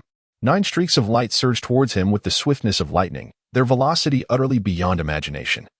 A stark contrast to Zhao Wuji's previous languid movements. This astonishing speed left Lu Yu with no time to devise an effective countermeasure. In this critical moment, without a hint of hesitation, he swiftly summoned the power within him and executed his most proficient technique, the ghostly step. In an instant, his form became elusive like a specter, darting left and right with remarkable speed. Yet, despite his agility, the 9 streaks of light relentlessly pursued him as if they had locked on to Lu Yu, offering him no respite. Gritting his teeth, Lu Yu exerted his utmost to employ the ghostly step, constantly shifting directions and positions in a desperate attempt to evade the lethal onslaught. Each evasion was perilous. A moment's lapse could result in a devastating strike from the streaks of light. With a resounding crash, bolstered by the ghostly step, Lu Yu once again evaded the illusory thunder arrows. After releasing 3 arrows, Qing Ling rapidly mobilized her soul power once more. In an instant, her first soul ring blazed with golden light, and as it rotated upward, this time it did not enhance the purple thunder bow in her hands but instead floated above, enveloping it in a radiant glow. The first soul skill, Acceleration. This was Qing Ling's initial soul skill, a boosting ability aptly named for its capacity to enhance speed. Not only the Soul Master's own velocity, but also that of the arrows shot from the purple thunder bow. With her soul power surpassing level 40 and acquiring her 4th soul ring, her first soul skill also exhibited an acceleration effect on the mobilization of her soul power. However, This technique merely expedited the speed of her soul skill release, leaving the soul power consumption unchanged. Thus, in most encounters with opponents, she opted for swift resolutions to avoid protracted battles. Chapter 107, Battle Soul Qing 4. But now, fueled by indignation, Qingling cared not for a drawn-out fight. She only desired to eliminate the rogue before her with a single arrow. The third soul ring suddenly flickered, and the slender arms of the young girl drew the bowstring to a perfect crescent. 3 arrows transformed into streaks of light and shot forth, followed by the rapid illumination of her second soul ring beneath her feet, spinning swiftly above the purple thunder bow. With a swift infusion of soul power, Qingling drew the bowstring once more, and 3 additional arrows quickly took shape. Whoosh! As the 3 arrows transformed into 9 streaks of light, another trio surged forth, culminating in a total of 12 arrows hurtling towards Lu Yu. Upon witnessing the scene before him, Lu Yu's heart involuntarily quivered, a chill surging up his spine in an instant. Without a moment's hesitation, he instinctively resorted to his old tactics, preparing to utilize his astonishing speed to shake off the relentless pursuers behind him. However, to his utter astonishment, no matter how fiercely he sprinted, the 3 deadly arrows clung to him like a malignant shadow, refusing to relent for even a moment. Could it be that these arrows possessed tracking capabilities? As Lu Yu dashed forward, he couldn't help but glance back, disbelief etched upon his face. He had always held great confidence in his speed in the past. When faced with similar assaults, he could easily evade them with a full exertion of his agility. Yet today, these seemingly ordinary arrows appeared to possess life and intelligence, precisely locking onto his position no matter how he dodged or weaved, gradually closing the distance with a deliberate pace.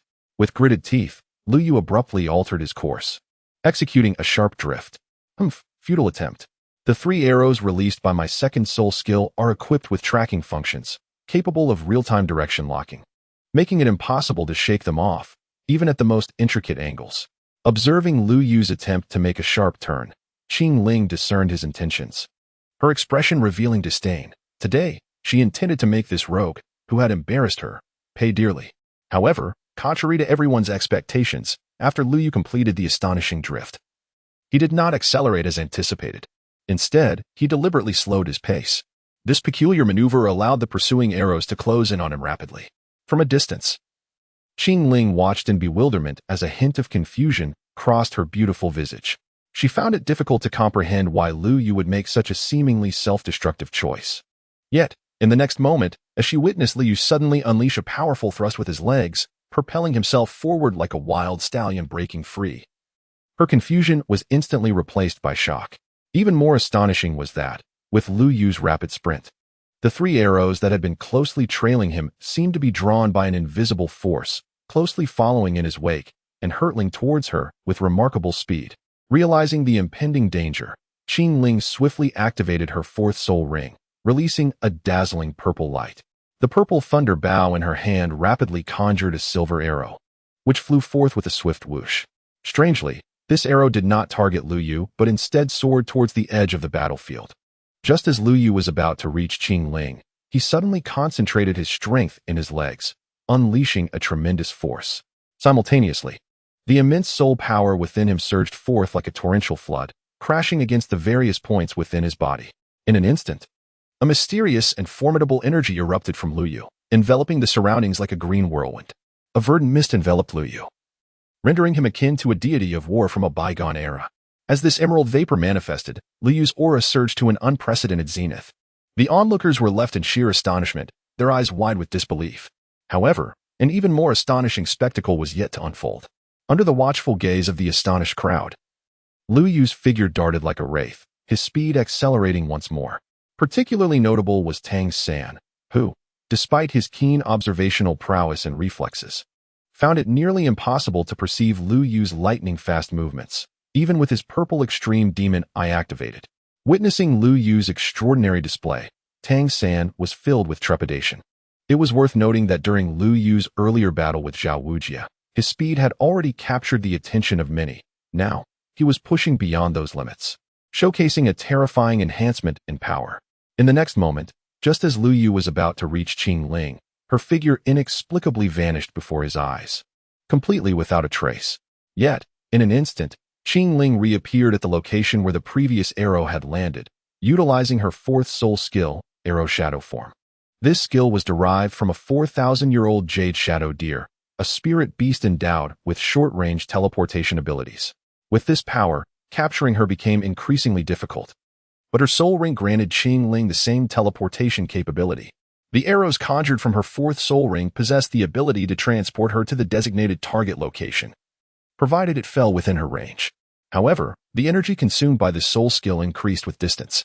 Fortunately, at that critical juncture, Qing Ling was positioned at a manageable distance from the edge of the battle arena, allowing her to exert control over her proximity to danger. Although this process drained a significant amount of her soul power, it remained within her tolerable limits. In such an intense combat environment, every ounce of soul power proved crucial, as a minor misstep could turn the tide of battle. At this moment, Qing Ling successfully maintained her distance from peril, with the support of her first soul skill. The speed of her soul skill releases was directly proportional to her energy expenditure, placing a considerable burden on her body. As Qing Ling vanished from sight, Liu momentarily stood bewildered. This indicated his strategy had faltered. No, he thought, in the animated series he had watched in his previous life, such tactics involving enemy tracking missiles had never failed. Why had it failed him now? Subsequently, Liu Yu came to a halt. What did we witness? The competitor Liu Yu had stopped. Was he conceding? The host, upon observing this scene, exclaimed with urgency. Chapter 108. The Battle Soul of Qing, 5. Observing Liu Yu's stillness, Tang San couldn't help but furrow his brows, pondering what his brother Yu was about to do. He was utterly perplexed.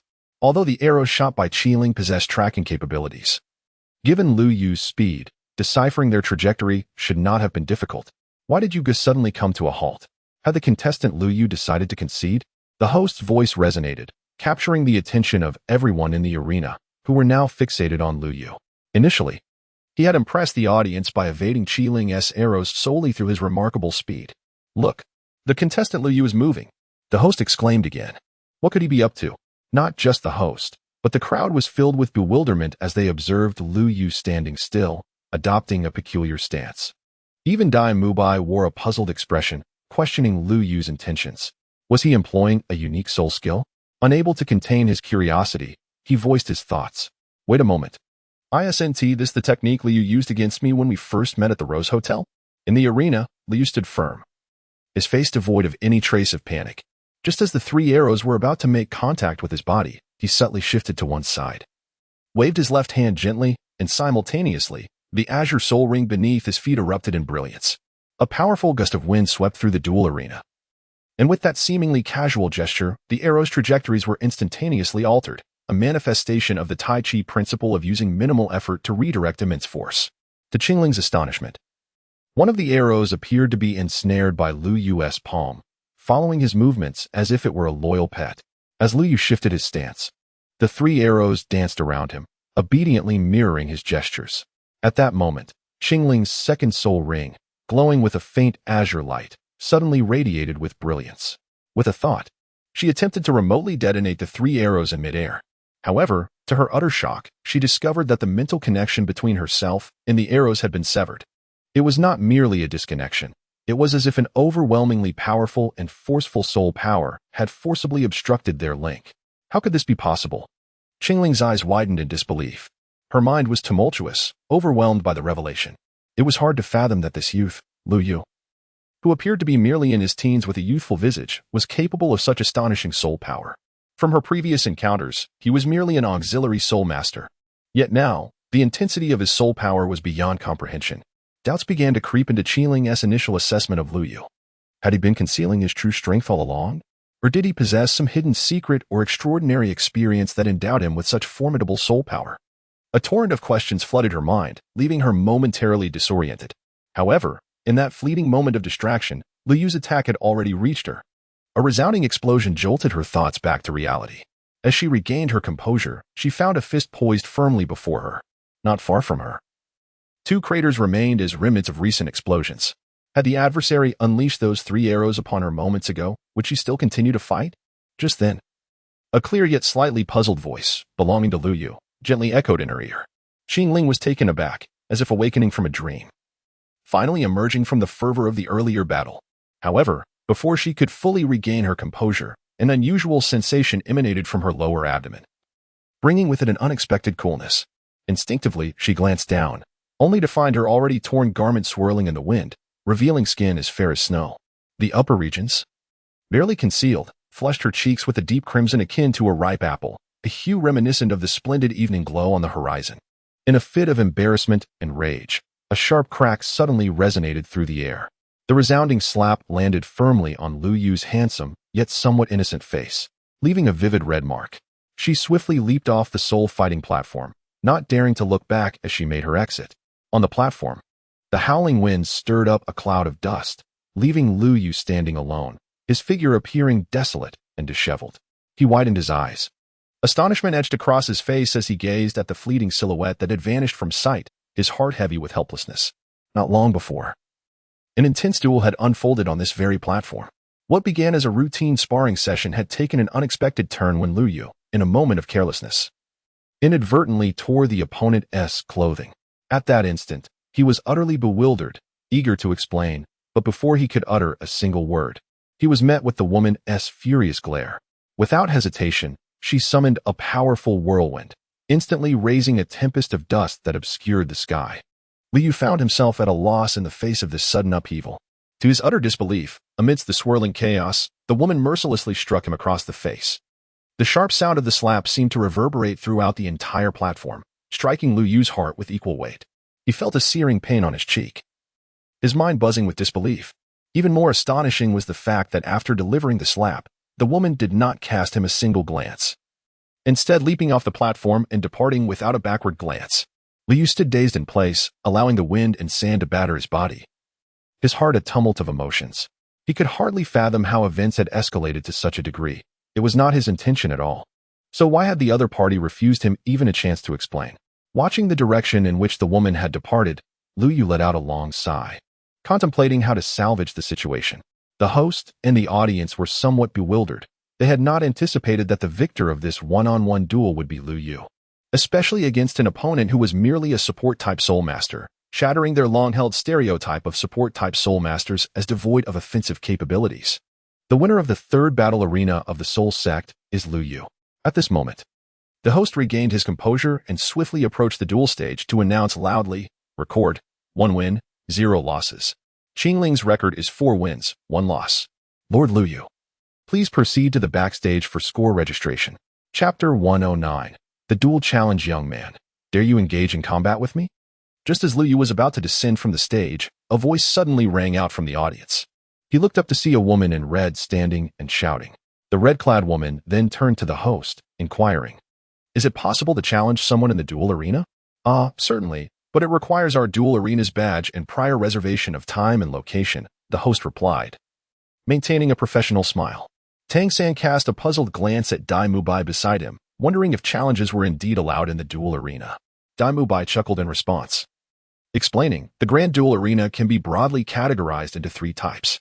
One is a friendly spar, where Soul Masters engage in mutual training, strictly prohibiting lethal force. The second is a life and death duel, meant to resolve irreconcilable disputes between Soul Masters, allowing both parties to employ lethal force. In this case, the winning side is granted a certain level of protection by the duel arena, though outside its confines, that protection does not apply. As long as no disturbances arise outside the duel arena, everything is permissible. The third type involves gambling fights, where both parties set a wager before entering the arena. The victor claims everything stipulated in the wager, and the loser is similarly prohibited from causing trouble within the arena. Given the power of the 7 great families backing the duel arena, these rules have never been openly defied, with conflicts typically arising only outside the arena. Therefore, challenges within the duel arena are permitted, provided one is legally registered and has made prior reservations. Beside her, a slender figure tugged at her arm, saying, "Sister, we were advised by the family head not to stir up trouble. Our purpose here is merely to gain experience. If third uncle discovers that we sneaked out, the consequences." Upon hearing these words, the woman in red trembled slightly, momentarily stunned. Her elegantly arched eyebrows furrowed, and a flicker of surprise and displeasure passed through her clear, autumn-like eyes. At that moment, an indescribable sense of frustration surged within her, as if a dark cloud had enveloped her. It was worth noting that, in her daily encounters, few could capture her attention or interest.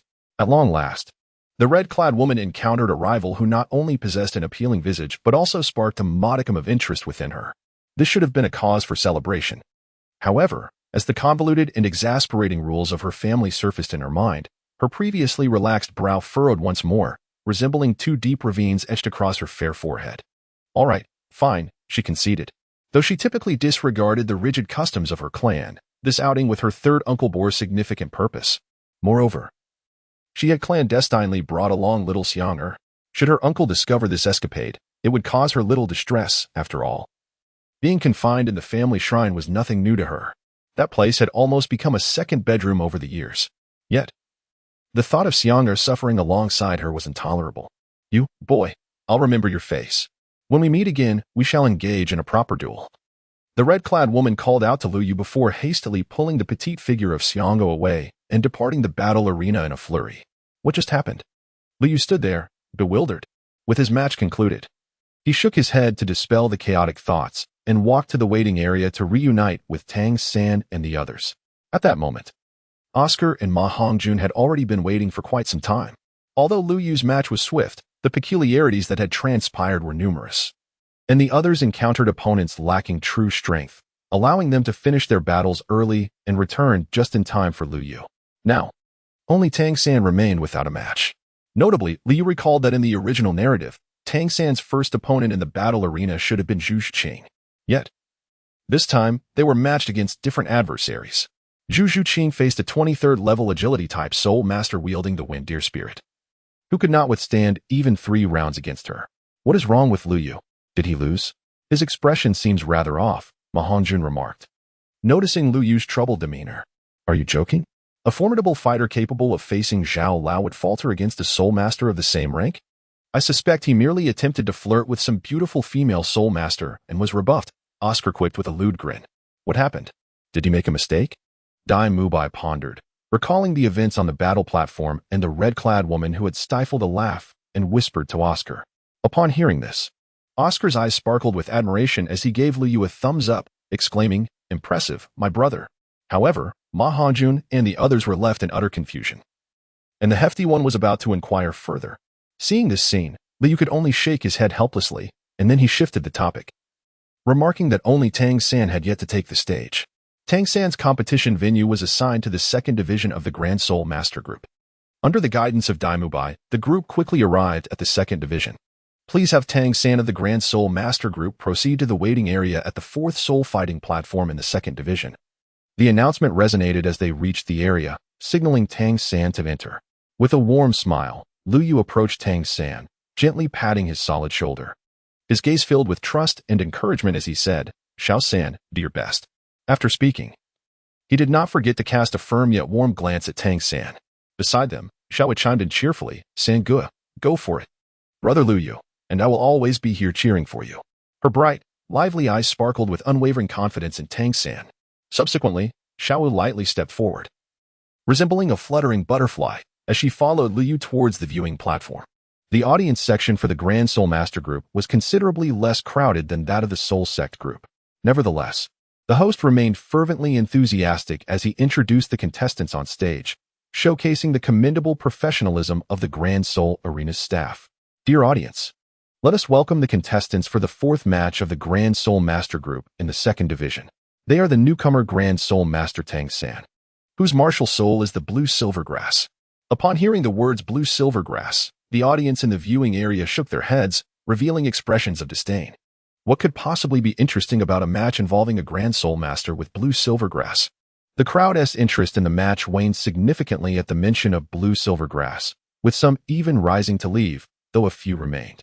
The opponent was the Grand Soul Master Zhao Zhongxian, who had already claimed victory in 2 matches, wielding the martial soul of a pair of pumpkin copper hammers.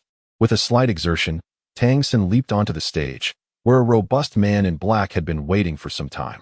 "Oi, little brat. I don't want to bully you. You'd best jump down now and save yourself the trouble," the black-clad giant said, scratching his head with a gruff tone. Tang San found this amusing, recalling how both Yu Ge and Xiao Wu had encountered similar situations when they took the stage. Was this a rite of passage for newcomers at the Soul Arena? He mused quietly, then focused his mind, causing a blue silvergrass to gradually condense and grow in his palm, while 2 yellow soul rings slowly rose beneath his feet. Though I have no idea what you're saying, it seems you have no intention of leaving voluntarily, so I shall have to personally assist you in that regard. The imposing figure clad in black suddenly underwent a dramatic transformation, shedding his earlier guise of simplicity to exude an overwhelming aura. Zhao Zhongxian let out a low growl, and two massive copper hammers materialized in his hands, accompanied by the sudden illumination of two yellow soul rings that began to rotate slowly. Observing this, Tang San's gaze sharpened, and he called out, "Blue silver, entwine." In an instant, the yellow soul ring beneath his feet blazed to life, shining brilliantly like a flame. As this radiance erupted, numerous blue vines surged forth from the ground with astonishing speed, spreading outward with remarkable agility. These vines appeared almost sentient, writhing and intertwining with one another in a mesmerizing dance. They slithered forward akin to serpents, imbued with fierce momentum and boundless strength, lunging towards Zhao Zhongxian. Confronted by the onslaught of the blue-silver vines, Zhao Zhongxian issued a low growl and swung his colossal hammer, gathering momentum before bringing it down with tremendous force. Bang! The foremost blue-silver vine was instantly reduced to dust under the sheer impact. Bang! Even the arena beneath his feet bore the brunt, cracking under the weight of the hammer's descent. This was merely the effect achieved without employing any soul skills. From the stands, Liu gazed at the fissures forming beneath Zhao Zhongxian. Taken aback, it was evident that his opponent followed a path akin to Zhao Wujie's, both being power-type soul masters. The distinction lay in Zhao Wujie's beast martial spirit, while Zhao Zhongxian wielded a weapon martial spirit. Unlike beast martial spirits, weapon martial spirits lacked the innate augmentation provided by their beast counterparts, yet they possessed their own unique capabilities. On the battlefield, Zhao Zhongxian's hammer, when swung in its ordinary state, carved out a vacuum around him. The blue-silver vines disintegrated into dust the moment they approached the hammer. Liu Yu speculated that Zhao Zhongxian's special ability was likely akin to that of a shockwave. Faced with such a formidable opponent, Tang San exerted all his strength to unleash his blue-silver vine skill. However, these resilient vines encountered an invisible barrier, rendering them utterly incapable of approaching Zhao Zhongxian's form. It was a far-fetched dream to even attempt the crucial entangling maneuver, let alone succeed in it. Yet Tang San remained undeterred, gritting his teeth and continually channeling his soul power, sending forth an unceasing stream of blue-silver vines toward his adversary. These shimmering blue tendrils surged like a relentless tide, attacking the enemy wave after wave. Soon, through Tang San's unwavering efforts, the entire battle arena became enveloped in a dense tapestry of blue-silver grass, transforming the once expansive arena into a vibrant blue ocean, teeming with vitality and power. However, amidst this near-total inundation of blue-silver grass, a clear area approximately 3 meters in radius around Zhao Zhongxian remained pristine. This small sanctuary appeared as an isolated island, impervious to the frenzied growth and spread of the surrounding blue-silver grass, which could not breach this seemingly fragile yet indomitable defense. What was Tang San to do? Dai Mubai gazed at the azure ocean on stage, his brow furrowed in confusion. He could not comprehend why Tang San, fully aware of the futility in breaching his opponent's defenses, would squander his soul power in such a manner. The undulating blue-silver grass surged higher, quickly engulfing the towering figure of Zhao Zhongxian, leaving even the host reliant on the mobile soul guide platform to ascend higher. Before long, the immense consumption of soul power took its toll on Tang San, compelling him to cease his actions. The blue-silver vines had amassed to a considerable scale, completely submerging Zhao Zhongxian's formidable physique. Seizing the moment, Tang San diligently channeled his Xiantian skill to recuperate his soul power while simultaneously brushing his hands against his waist. His eyes glimmered with a violet radiance as the purple extreme demon eyes quietly activated.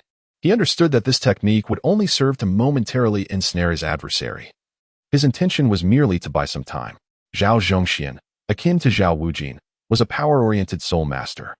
Although his physical strength did not reach the extraordinary levels of Zhao Wujin, the shockwaves emanating from his twin copper hammers rendered Tang San helpless. Neither his hidden weapons nor the blue-silver vines could penetrate the vacuum created by the opposing force. Tang San could only devise a strategy to lure Zhao Zhongxian into relinquishing his defense and instigating an attack. Meanwhile, trapped beneath the expanse of blue, Zhao Zhongxian relentlessly wielded his massive hammers amidst the darkness, his imposing frame seemingly brimming with inexhaustible strength. The hammers danced with the vigor of iron butterflies, propelled by his robust arms. In the next moment, the yellow soul ring beneath his feet blazed to life. With a powerful shout, he infused his soul power, causing his muscles to swell like balloons, a testament to his first soul skill, body forging. With a fierce cry, Zhao Zhongxian hoisted his hammers high and brought them crashing down. A resounding boom echoed as a terrifying shockwave emanated from the blue ocean, reducing countless blue-silver vines to mere dust. The ground trembled as he lunged forward, his massive form hurtling towards Tang San like a cannonball. Witnessing this, Tang San cursed under his breath. The toxins he had concealed within the vines bore no effect, and the speed at which Zhao Zhongxian charged was astonishing. Tang San could only employ his ghost shadow misty steps to evade while frantically waving his hands at his waist, the sound of clinking resonating from Zhao Zhongxian's body. Tang San was left utterly dumbfounded. The defensive prowess of his opponent's skin was astonishing, and despite being a power-type soul master, Zhao Zhongxian exhibited remarkable speed. Chapter 111, Theoretical Master, Part 2, Transaction Ghost Vine Parasitism. Underneath Tang San's feet, the second spirit ring suddenly illuminated, and in the blink of an eye, countless vines erupted around him. However, to his astonishment, Zhao Zhongxian showed no reaction whatsoever. Just moments before, he had clearly planted the ghost vine seeds amidst those blue-silver vines. How could there be absolutely no effect? Even if his twin hammers were swung with great speed, there should have been some interval. Unbeknownst to him, this was the effect of Zhao Zhongxian's first spirit skill, body forging. This skill possessed two layers of effect. Enhancing physical functions was merely one aspect, while the other was the ability to eliminate certain negative effects inflicted upon oneself. Thus, the ghost vine seeds Tang San had sown were promptly eradicated. In an instant, Zhao Zhongxian charged towards Tang San with astonishing speed. How could this be possible? Tang San was taken aback. Zhao Zhongxian's velocity was far too rapid, seemingly surpassing even agility-type spirit masters of the same rank.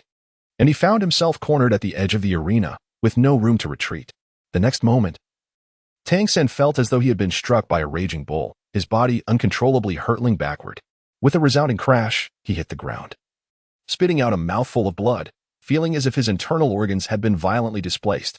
Oh no, this is bad. My master had warned me not to strike too hard. On the arena, Zhao Zhongxian, wielding his massive hammers, gazed at the fallen Tang San, a look of bewilderment on his face. The effect of his first spirit skill faded, and the once formidable aura dissipated, leaving him resembling the simple countryside youth he truly was.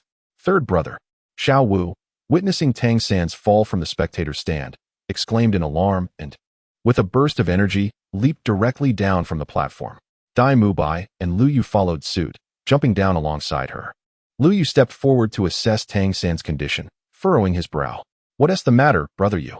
Is Tang San going to be all right? Xiao Wu inquired anxiously. Her voice tinged with a hint of tears as she gazed at Tang San's pallid face, devoid of any color. Lu Yu shook his head. The situation was dire.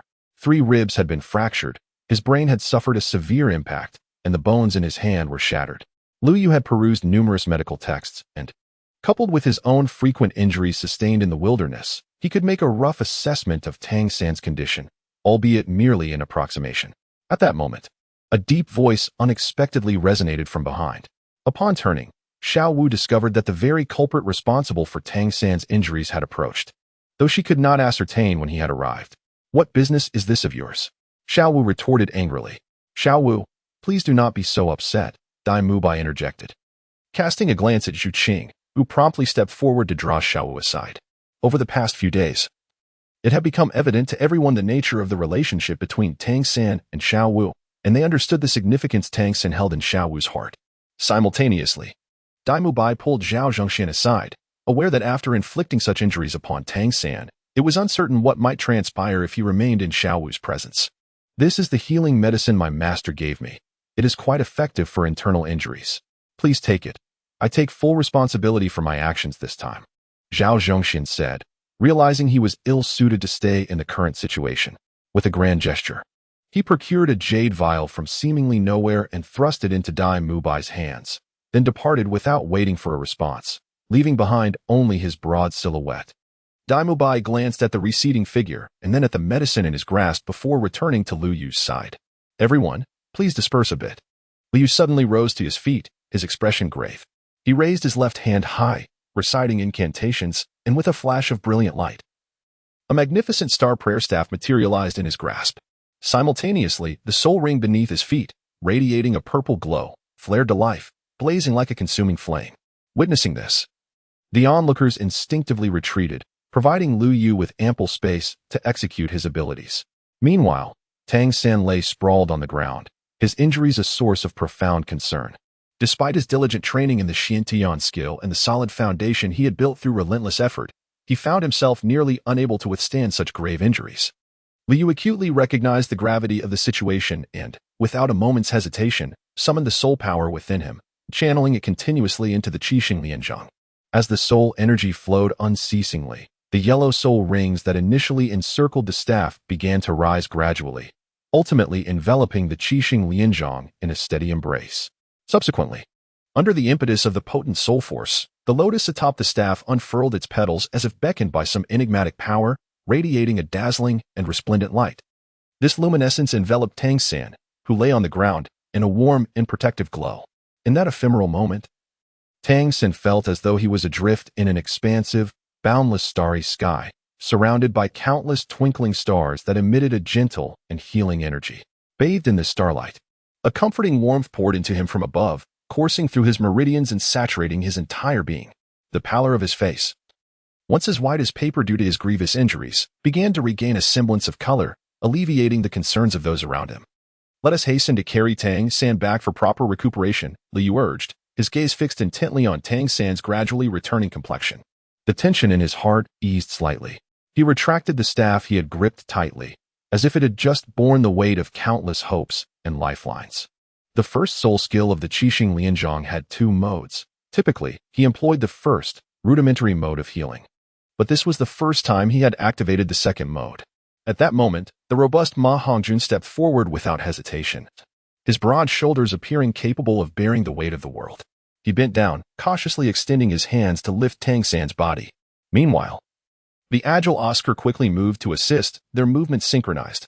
One supported Tang San's head while the other secured his legs, their motions gentle and deliberate, careful not to inflict any additional pain upon him. As the group departed, the host, who had intended to announce the outcome of the match, suddenly realized that the defeated had just been carried away by his companions, while the victor had vanished without a trace, leaving no knowledge of when they had departed. At this moment, the victor of the second division's fourth match in the Great Soul Master category did not return home, but rather meandered through twists and turns until he arrived at a shadowy alleyway.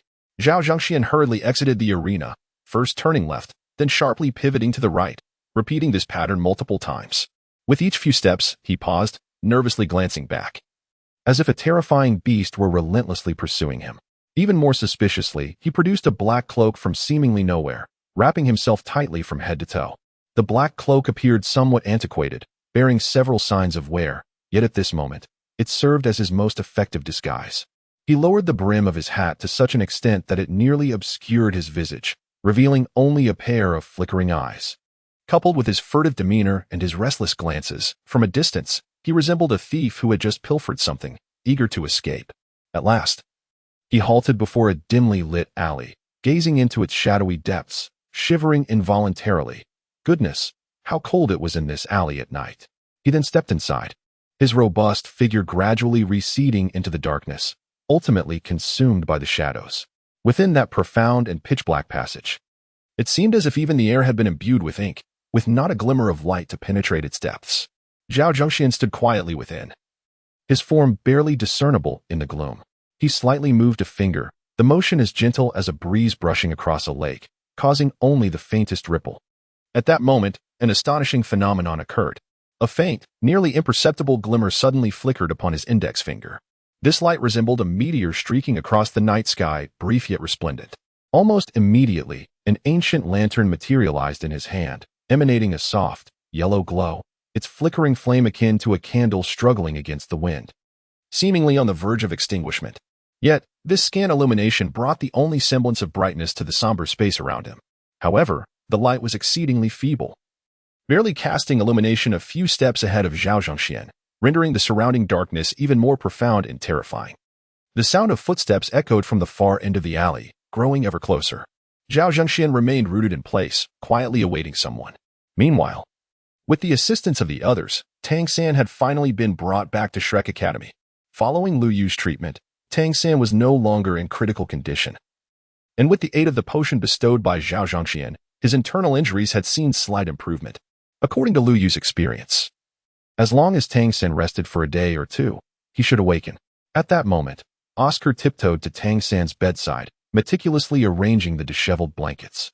He carefully tucked in the corners, ensuring that every inch was secured against the encroaching cold.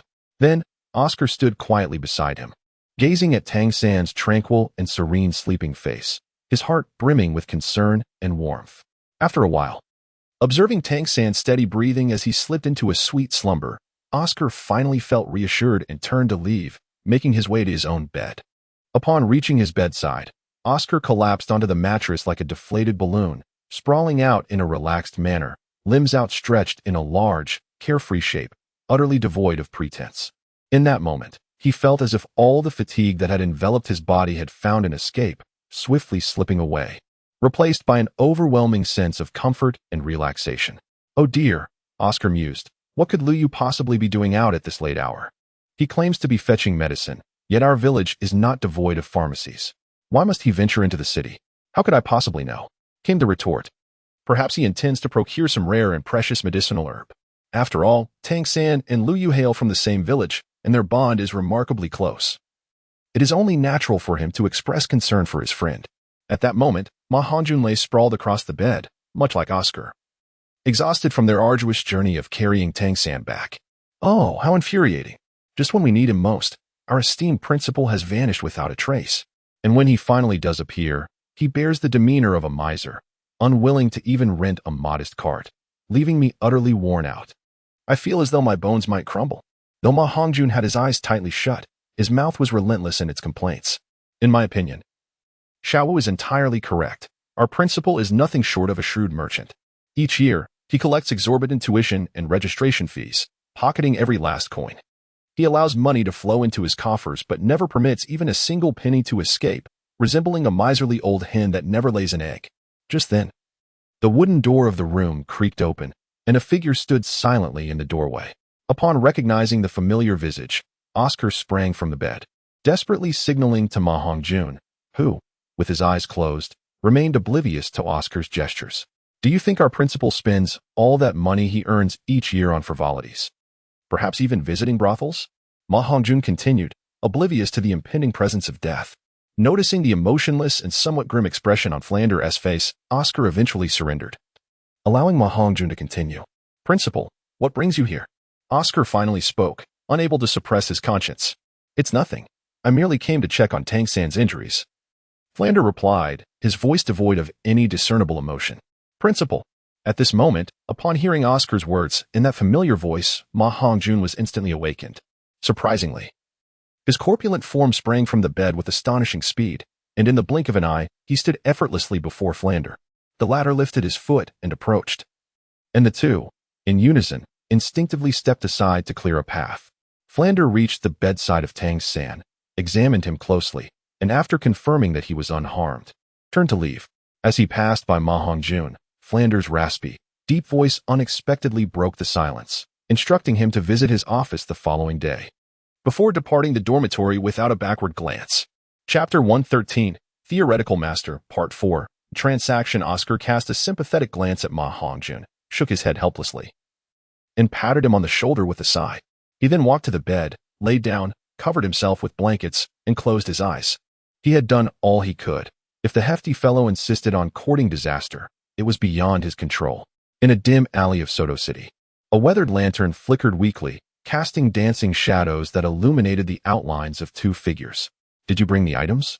One of them inquired, his voice sharp and grating, reminiscent of nails scraping across a chalkboard, sending shivers down the spine.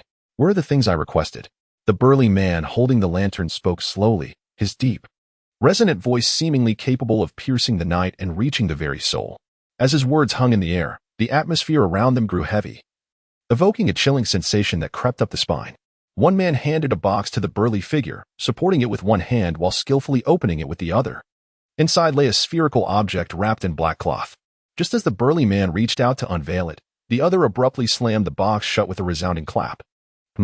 The burly man waved his hand, and a pouch of coins magically appeared in his grasp. He casually tossed the pouch aside, as if it contained mere trifles. The other man, witnessing the pouch hurtling towards him like a shooting star, felt a surge of panic and hastily threw the heavy box to the side. his hands darting towards the pouch with lightning speed. In that critical moment, the seemingly motionless burly man sprang into action like a long-hidden cheetah. A shadow flashed by as he extended a powerful leg with an unimaginable swiftness.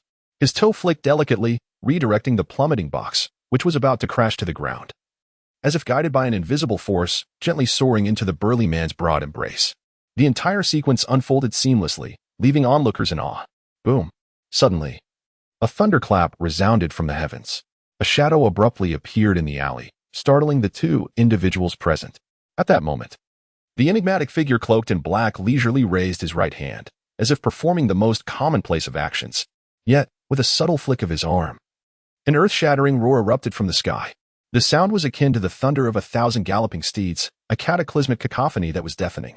Following this, a dazzling bolt of lightning descended like a silver dragon from the firmament, bearing an overwhelming weight of might and energy. The blinding radiance illuminated the surroundings, transforming the previously dim atmosphere into a brightness reminiscent of daybreak. The burly man nearby was so taken aback by the sudden brilliance that he could not open his eyes, instinctively raising his hands to shield his sight. In that moment, the clamor of thunder, the howling wind, and gasps of astonishment intertwined, creating a scene of utter chaos. After a considerable duration, as tranquility gradually returned, the robust figure cautiously lowered his hands from his eyes. His gaze, somewhat dazed, wandered around, as if he had yet to recover from the breathtaking spectacle. Master, Master! Zhao Zhongxian exclaimed in astonishment, recognizing the identity of the cloaked figure upon hearing the thunder. In his mind, only his master possessed the power to conjure such an event instantaneously. The figure in black, though not particularly tall, perhaps even shorter than Zhao Zhongxian, stood there like an unyielding mountain. He slowly lowered his raised hand, each motion deliberate and steady, as if every slight gesture held profound significance. Accompanying this action, he spoke with a voice that resonated like echoes from a deep valley, hoarse and sonorous, reminiscent of a venerable elder who had weathered the trials of time, imbued with an ineffable gravity and authority.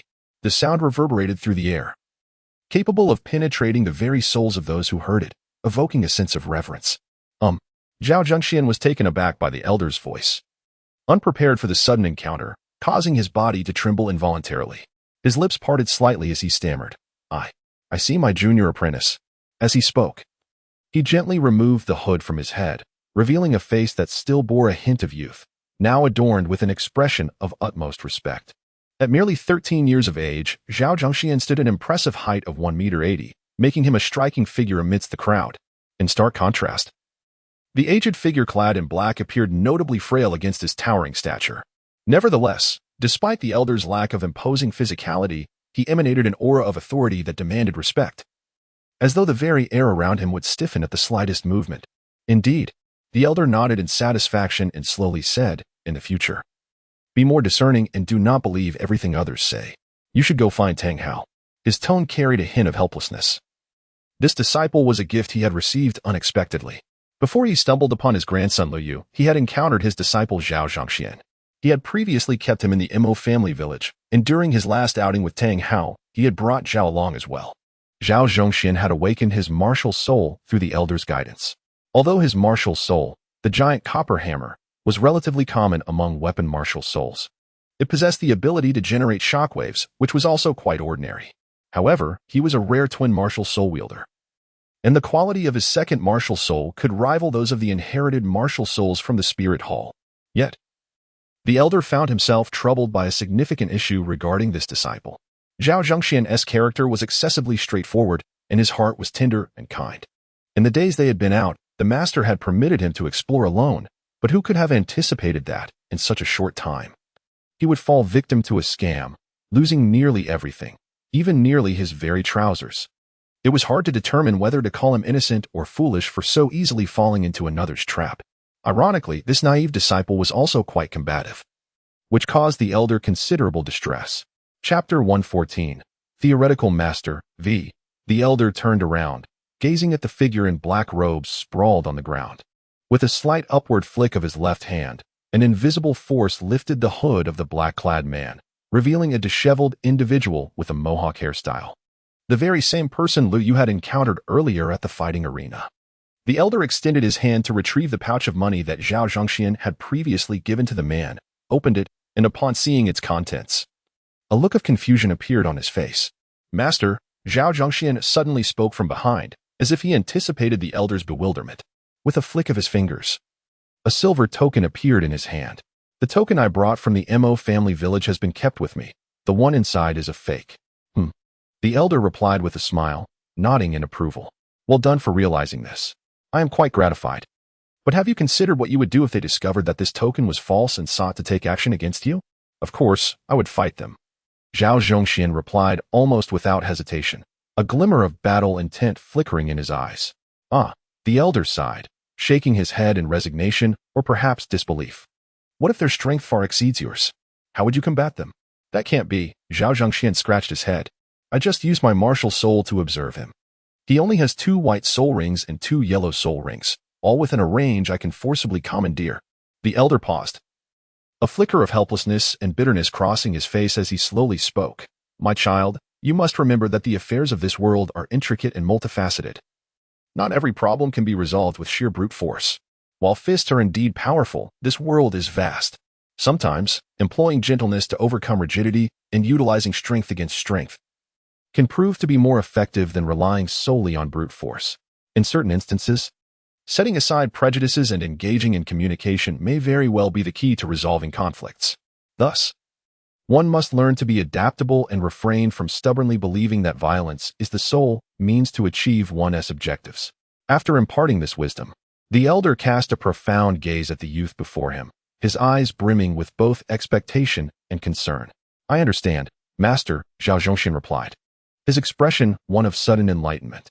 The world is vast, and the matters that can be resolved with mere fists are few.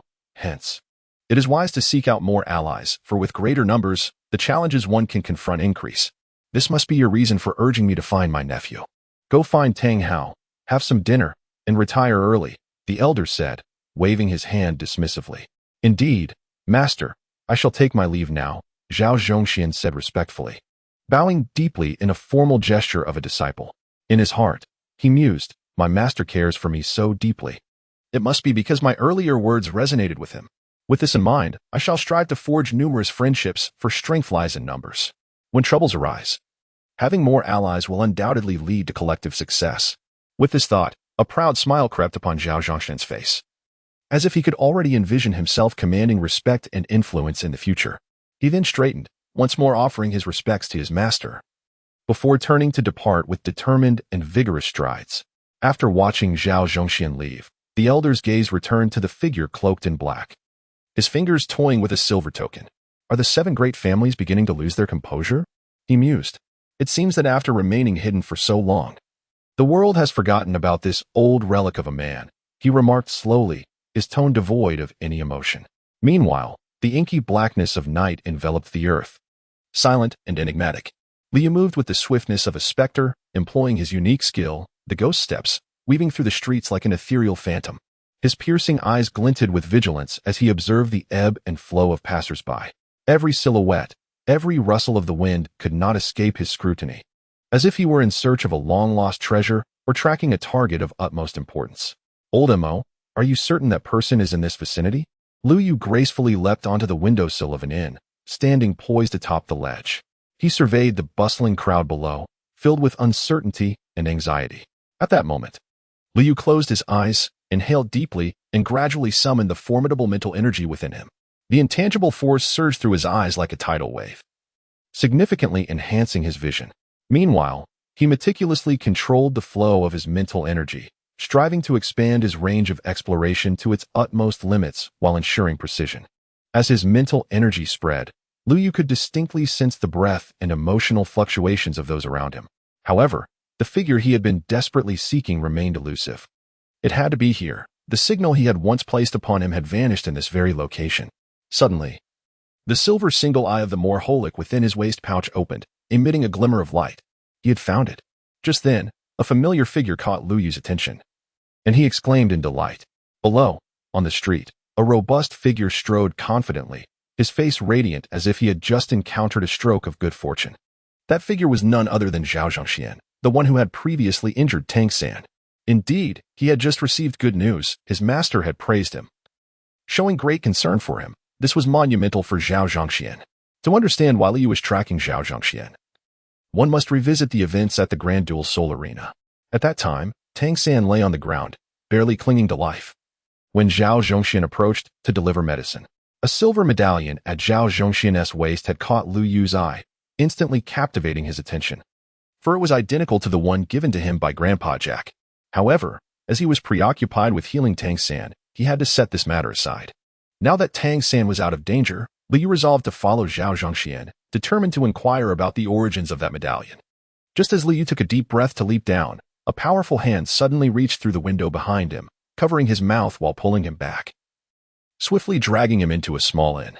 At that moment, Zhao Zhongxian, walking on the street, looked up in confusion, having heard a strange sound that had now vanished. Was it merely a figment of his imagination? He scratched the back of his head. Chapter 115. Reunion in the dimly lit room. Lu Yu was thrown onto a chair by a strong arm, the force and speed so great that he barely had time to react. A towering figure stood by the window, the moonlight casting a long shadow through the glass. "How, Uncle, how?" Lu Yu exclaimed in disbelief, his eyes widening as he rubbed them vigorously. When he looked again at the familiar yet strange figure by the window, his mouth fell agape, rendered speechless. The figure was indeed the long-missing Tang Hao. This revelation was beyond Lu Yu's expectations. Previously, he had speculated that Tang Hao might appear in Soto City. Yet he never imagined they would reunite in such a sudden and astonishing manner. As Lu Yu remained immersed in the shock of this unexpected reunion, a thought suddenly struck him like lightning. Since Tang Hao was here, could he possibly know the whereabouts of his grandfather? The moment the thought emerged, it spread like wildfire, consuming all of Lu Yu's thoughts. Uncle Hao, about to inquire, was abruptly interrupted by Tang Hao, who remarked, "I know what you wish to ask. Indeed. Village Chief Jack is currently in Soto City." Leaning against the window, Tang Hao spoke with a calm demeanor. "Is that true?" Lu Yu's eyes widened. Disbelief etched across his face as he questioned, his voice trembling slightly with urgency. "What have you all been doing during this time? Why treat me and Xiao San this way? We have been waiting for your return." His fists clenched tightly, veins bulging on his forehead, his heart brimming with confusion and anger. In this unfamiliar world, it was Grandpa Jack who had painstakingly nurtured him, bestowing upon him boundless love and care. Yet now, those he once held dear had vanished, leaving behind a multitude of enigmas for him to confront alone. "Since you have arrived, why do you hide in the shadows? Cannot you appear before me openly and provide a reasonable explanation?" Lu Yu's agitation escalated, tears beginning to well in his eyes. "I cannot answer that question, my child," Tang Hao replied. "It involves complexities and dangers that are beyond your current understanding and capacity. In due time, as you grow and acquire sufficient strength and experience, opportunities to engage with these matters will naturally arise. For now, the most crucial task for you is to dedicate yourself to enhancing your own power. Only by becoming strong can you better confront the myriad challenges that may lie ahead." At this point, Tang Hao's gaze inadvertently drifted into the distance, as if peering through the present into a far-off future. "What about Xiao San? Can you truly allow him to face the world alone?" Lu Yu lifted his gaze to meet Tang Hao's eyes. However, upon mentioning Tang San, Tang Hao's voice faltered momentarily. A flicker of guilt and helplessness crossed his expression, and he sighed inwardly, recognizing his inadequacies as a father. In Tang San's journey to maturity, he had failed to provide the necessary companionship and affection, often choosing absence during critical moments. Reflecting on those lost times now filled him with an irreparable regret that would forever linger in his heart. Yet, with matters as they stood, no amount of remorse could amend the past. All he could do was hope to compensate his son in the future and protect him from further harm. Moreover, he bore an even more vital mission that urgently awaited fulfillment. Over the years, as night descended and Tang Hao gradually closed his eyes to drift into slumber, haunting scenes of past turmoil would silently materialize in his mind like specters. The vivid imagery remained etched in his mind, so clear and lifelike, as if it had occurred just yesterday, persistently shadowing him. Regardless of his efforts to banish these memories, they clung to him like thorns deeply rooted in the recesses of his recollection, impossible to uproot entirely. Just as Lu Yu was about to open his mouth to pose another question to Tang Hao, a faint creaking sound emanated from the previously closed door. Almost immediately, the door began to slowly swing open, revealing a robust figure standing at the threshold, who entered with a steady gait, clutching two bulging packages in his right hand. "Tang Hao, I've brought back some late-night snacks. Would you like to try them together?" A somewhat simple-minded voice resonated, emanating from the figure of Zhao Zhongxian. Upon hearing that familiar voice, Lu Yu felt as though he had been jolted awake, springing from his chair in an instant. His eyes widened, locking onto the approaching silhouette like arrows aimed with precision. As Zhao Zhongxian stepped inside, he sensed an unusual atmosphere in the room. Raising his gaze, he was taken aback to see an unexpected figure within the confines of the room. His eyes fixated on Lu Yu's face, and he exclaimed with surprise, "Nephew, what brings you here? Are you looking for your master?" "Nephew? Master?" Zhao Zhongxian's words left Lu Yu momentarily bewildered. He glanced at Tang Hao, as if seeking clarification. But Tang Hao merely shook his head slowly, leaving Lu Yu feeling a tinge of disappointment. Suddenly, a brilliant flash of white light swept through the room, and as it dimmed, another figure materialized in the already cramped space.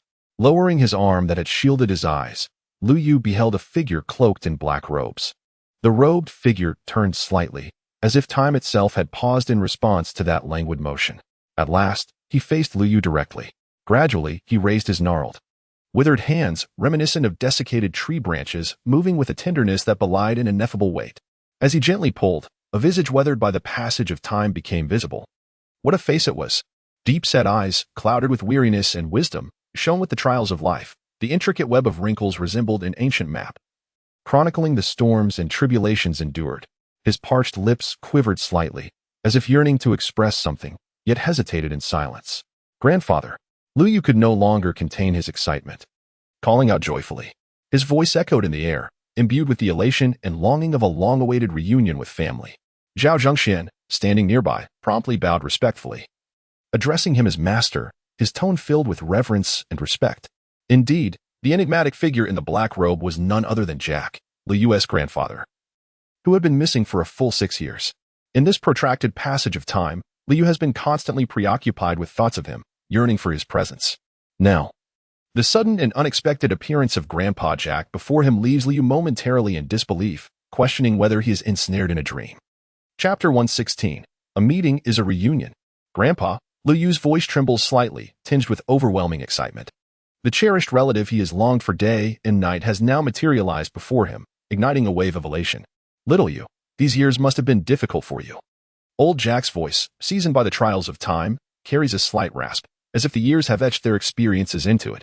His murky yet still bright eyes gaze affectionately at the child he has nurtured, filled with boundless love and tenderness. Akin to the warm sunlight of spring gently caressing newly sprouted buds, or like the roaring fire of winter, dispelling all cold and solitude. This is a profound and pure emotion, one that only family can share, unadulterated and unreserved. "Grandpa, where have you been all these years? Why did you leave me alone?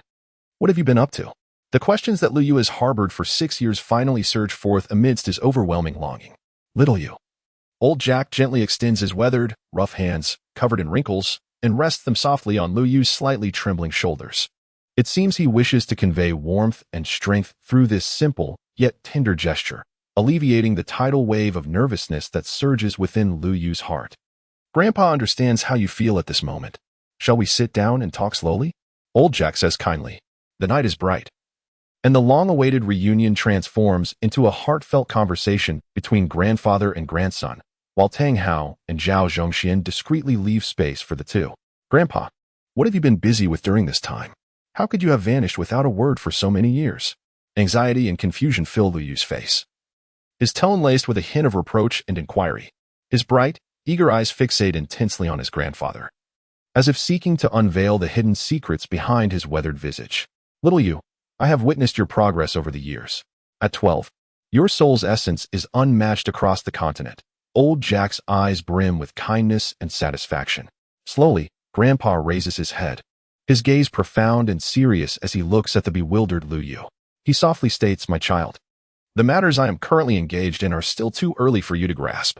Do not be anxious. In due time, when you can stand independently within this vast continent, or even the expansive world, you will naturally understand the reasons and truths behind it all.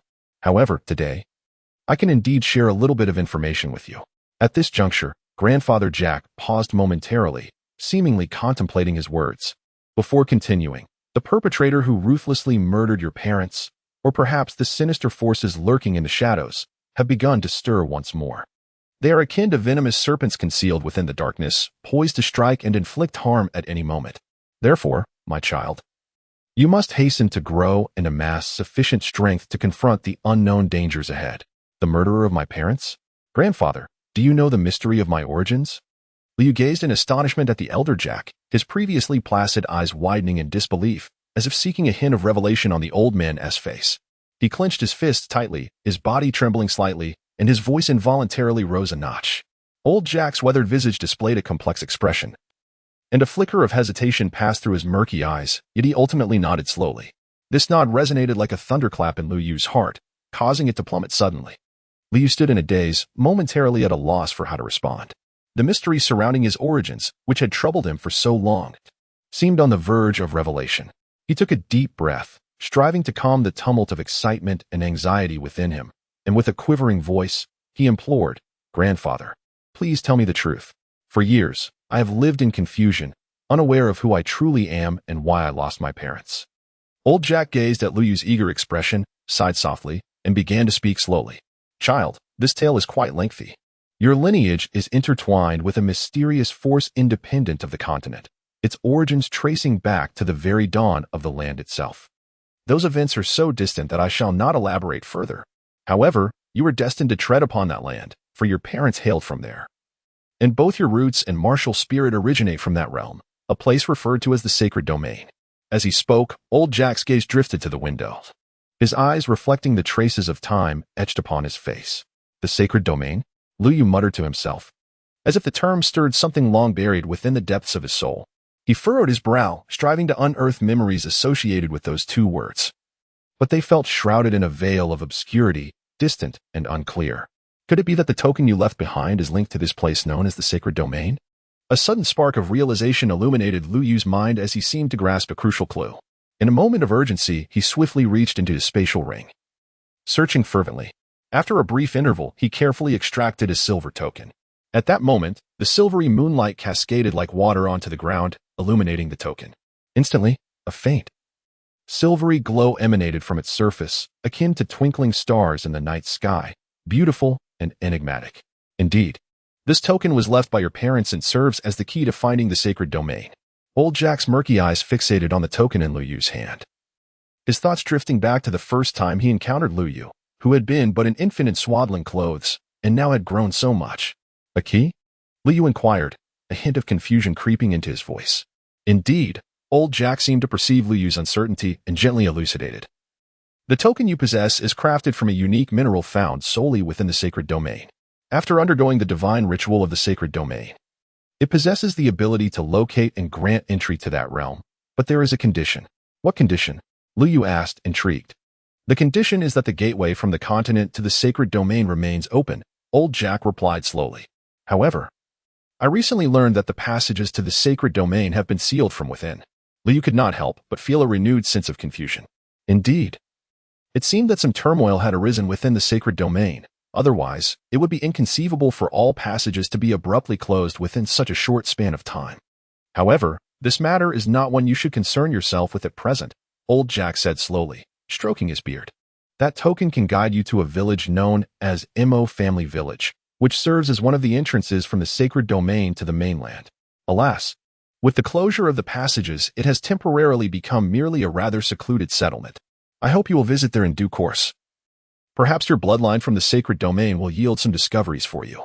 Upon concluding his words, Old Jack slightly tilted his head back, casting his deep and somewhat weathered gaze once more into the mysterious and vast night sky. The stars twinkled above, dazzling like gemstones embedded in a tapestry of black silk. Yet, at that moment, Old Jack had no desire to admire the exquisite nightscape. His expression grew increasingly grave, seemingly able to penetrate the endless darkness and unveil the hidden secrets obscured by the night. He sensed that, in some distant and profound realm, countless eyes filled with greed and desire were quietly observing this tranquil land. These eyes resembled starving beasts, emanating a chilling light, fixated upon this place, awaiting the opportune moment to pounce and devour the land entirely. "Grandfather, is Zhao Zhengxian also from the Sacred Domain? How could he possess a token identical to mine?" Liu Yu inquired, realizing that the only answer he could extract from Old Jack pertained to the origins of Zhao Zhengxian. "You are correct. Zhengxian indeed hails from the Sacred Domain, and he is your kin. By lineage, he should be considered your uncle," Old Jack replied, stroking his beard once more. "Though you are of the same blood, his fate has been even more tragic than yours. More tragic than mine? Liu echoed, perplexed. He struggled to comprehend old Jack's words. Could it be that Zhao Zhongxian, too, had lost his parents and suffered the annihilation of his clan? After all, if he were indeed his uncle, wouldn't he also fall within the bounds of that clan's legacy? You and he are both orphans of that great battle long ago. Old Jack explained. Great battle? Liu Yu murmured in bewilderment, his heart filled with confusion and uncertainty. It felt as though a dense fog had formed an invisible barrier between him and the answers he sought, rendering his efforts to penetrate this veil futile. The moonlight, soft as water, gently cascaded upon the winding stone path outside the village, as if draping it in a shroud of silver. Under the moon's glow, the stone path appeared particularly distinct, with each stone closely interlinked, resembling a sleeping dragon stretching its body. Moonbeams filtered through the branches of the trees lining the path, casting patches of dappled light and shadow, akin to a naturally formed ink-wash painting. A gentle breeze rustled the leaves, creating a soft whisper, and the moonlight swayed accordingly, adding an air of mystery to the tranquil stone path. Li walked slowly along the cobblestone path, each step deliberate and measured. The night had reached its zenith. An abiding wind swept through the air, mercilessly striking his fair visage. This frigid evening breeze seemed to carry a chill that penetrated the skin and reached the very marrow, yet Liu Yu appeared oblivious to its sting. Continuing forward with unwavering resolve, he slightly tilted his head, allowing the cold wind to caress his face, eyes closed, as if savoring the tranquility and solitude of the moment. The wind danced through his hair, lifting it gently before letting it fall again, resembling a poetic canvas unfurling before him. Liu Yu strolled along the stone-paved path, and as he approached the academy, he noticed Ning Rongrong sitting on a rock, idly swinging her legs. Isn't your good brother injured? Why are you not returning to take care of him? How come you are back so late? Ning Rongrong inquired upon seeing Liu Yu speak. Liu Yu gazed expressionlessly at the other person, his voice chillingly cold as he remarked, Do I need to report every little task to you? This seems to be of no concern to you. A hint of frost glimmered in his eyes, revealing his displeasure at the inquiry before him. Subsequently, Liu Yu shifted his gaze to the silent surroundings, slightly furrowing his brow before continuing. But what about you? How is it that you sit here alone in the dead of night? Are you not concerned about potential dangers? Perhaps from those with ill intentions. It appears you have no intention of leaving. With that, he crossed his arms and quietly awaited a response. Observing Ning Rongrong's demeanor, Liu Yu surmised that she had chosen to remain. Indeed, why depart from such an intriguing place? Ning Rongrong languidly perched on a stone, one delicate jade hand playfully tousling her silky hair, while the other casually propped her head. A hint of ennui danced in her gaze. She slightly pursed her lips, playfully chiding the person opposite her as she spoke. And you, that is your good brother. He is injured, and instead of staying to care for him, you dawdled until this late hour to return. Look at that gloomy expression. Could it be that you've suffered a heartbreak? With that, Ning Rongrong stifled a giggle, her laughter ringing like silver bells in the air, effortlessly uplifting the spirits of those nearby. However, the subject of her teasing remained impassive, seemingly unaffected by her mirth. That is none of your concern, Liu Yu coldly retorted. You did not wait here all night just to exchange these few words, did you? Ning Rongrong gracefully leaped from the stone, approaching Liu Yu, her unique fragrance enveloping him. Of course not. I am here to request your assistance with something, she said, her hands clasped behind her back as she slowly stepped closer to him. What is it that requires the esteemed princess of the Seven Treasures Glazed Tile School to seek my help? Liu Yu continued to regard her with crossed arms, his demeanor indifferent. You must have heard about Zhao Wujie's encounter in the grove that night? Ning Rongrong tilted her head slightly, her watery eyes fixed on Liu Yu, her alabaster fingers gently tracing his solid chest, carrying an almost imperceptible allure. I do not quite understand what you mean, Liu Yu replied, his brow furrowing as he averted his gaze, unwilling to meet Ning Rongrong's eyes. Noticing his reaction, Ning Rongrong chuckled lightly. Do not feign ignorance. Setting aside the formidable presence that appeared earlier, the mysterious figure who intervened later must surely be closely related to you.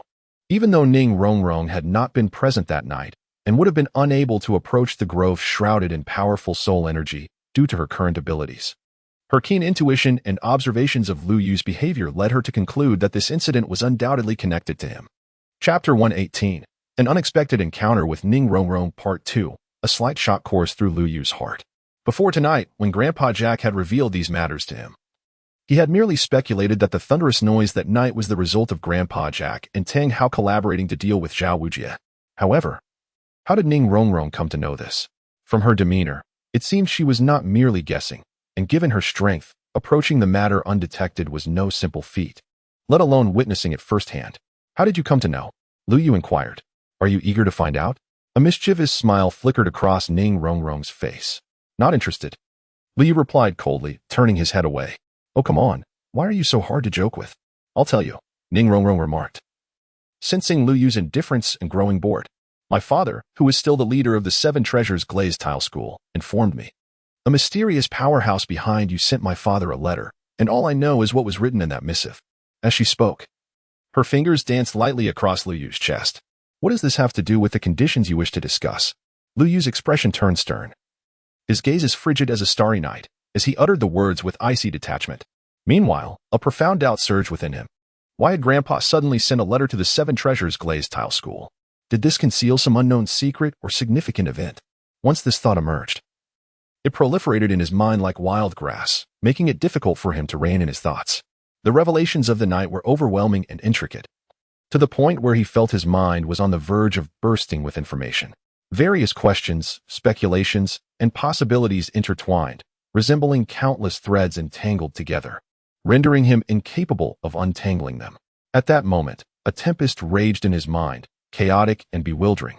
If there's nothing else, I shall take my leave. I am quite fatigued and wish to rest, Lu Yu stated. Wait, don't be in such a hurry. My request is quite simple.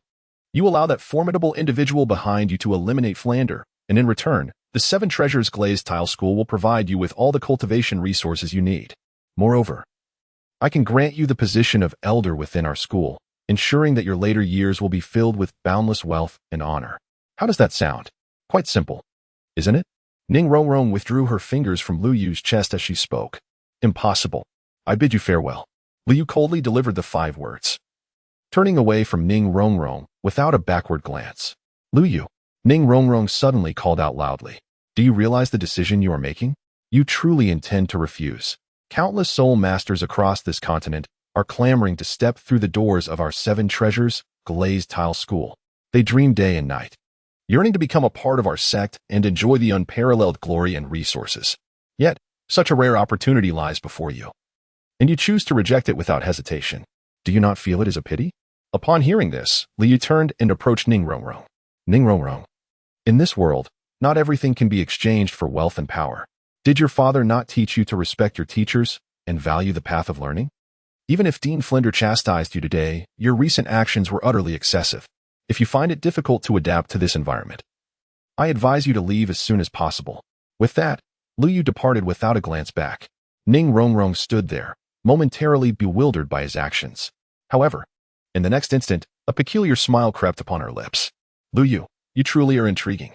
Just moments ago, the conditions she proposed had been a dream come true for countless soul masters across the continent, imbued with an irresistible allure that could entice anyone to step forth. Yet, to her astonishment, Lu Yu had unhesitatingly chosen to decline such enticing terms. As the young lady of the Seven Treasure Glazed Tile sect, she had lived a life of privilege, where her desires were always met. Typically, those around her would go to great lengths to curry her favor. Yet Lu Yu dared to refuse her. This was the first time she found herself harboring feelings for a boy, and his complete lack of deference only stirred a hidden side of her. Lu Yu, you cannot escape my grasp. Ning Rongrong's fingers curled into a fist, her gaze fixed intently on the direction in which Lu Yu had departed. Achoo! Just then, as Lu Yu walked along the path, he suddenly sneezed, feeling a chill run down his spine. Instinctively, he turned to look behind him but found nothing amiss. It seemed he had been overly tense that evening. At dawn, as the sun ascended from the eastern horizon, its gentle rays filtered through the window, illuminating the room. Lu Yu slowly opened his eyes and glanced at Oscar and Ma Hongjun, who were still fast asleep beside him. He carefully lifted the covers and, with utmost caution, slid out of bed, ensuring he did not disturb them. Lu Yu donned his shoes and stealthily approached the door. As he gently turned the doorknob, a faint sound emerged. Yet fortunately, it did not attract the attention of the 2 individuals in bed. After successfully opening the door, he quietly closed it behind him and departed the room with a light step. Upon stepping outside, the refreshing air enveloped him, instilling a sense of exhilaration within. However, just as he was about to stretch, he suddenly noticed a figure atop a nearby roof. Upon closer inspection, it was Tang San, seated cross-legged. his eyes closed and expression focused, seemingly engaged in the practice of some form of cultivation. Lu Yu was secretly astonished, not expecting Tang San to rise so early for his training. He noticed that Tang San's eyes occasionally flashed with a purple light, leading Lu Yu to speculate that he was practicing the mysterious and powerful purple extreme magic eye. After a restful and tranquil night, Lu Yu slowly opened his eyes, feeling as if every pore of his body was gently caressed by the morning breeze, an indescribable sense of comfort enveloping him. He took a deep breath, savoring the fresh air filling his lungs, and found himself immersed in an unprecedented sense of refreshment and delight. At that moment, a singular, unwavering thought resided in Lu Yu's mind, the desire to grow stronger. He was determined to become powerful by any means necessary, for he understood that whether to unveil the enigma of his own identity concealed beneath layers of mist or to protect those he cherished dearly, he was acutely aware that his current strength was far from sufficient. In this world teeming with uncertainties and dangers, particularly following the upheaval he encountered in Dolua continent upon his arrival, he recognized that only by possessing formidable power could he seize control of his own destiny and truly safeguard those who were vital to him. Chapter 119, Theoretical Master 6. Lu Yu stood firm, inhaling deeply before commencing a series of warm-up exercises to animate his limbs. His body gradually warmed, muscles tautening with each movement. Once his warm-up was complete, Lu Yu retrieved the weighted gear that Flandra had meticulously set aside for him. The equipment appeared hefty, glistening with a distinctive metallic sheen. Lu Yu donned each piece with care, adjusting their positions and tightness with precision. As the final component was secured, a wave of substantial pressure enveloped him. Yet, Lu Yu exhibited no sign of retreat. He then focused intently, channeling his soul power gradually into the weights. With each infusion of energy, the already burdensome equipment felt as though it had multiplied in weight several times over, the familiar sensation of oppressive force cascading through his entire being like an incoming tide. Nevertheless, Lu Yu gritted his teeth, enduring the immense strain. With a deft push of his feet, he moved with an ethereal grace, executing his unique technique known as the Phantom Step. In an instant, Lu Yu's figure became a blur, leaving behind a series of illusory afterimages. He surged forward at an astonishing speed, akin to a bolt of lightning slicing through the sky. Tang San, perched atop the roof, awoke to the commotion below, slowly opening his eyes. Observing the dissipating afterimages, he could not help but exclaim in astonishment. Brother Yu's speed has increased yet again. Li merely engaged in a brief exercise within the woods. After readjusting his burdens, he once again executed his ghostly steps.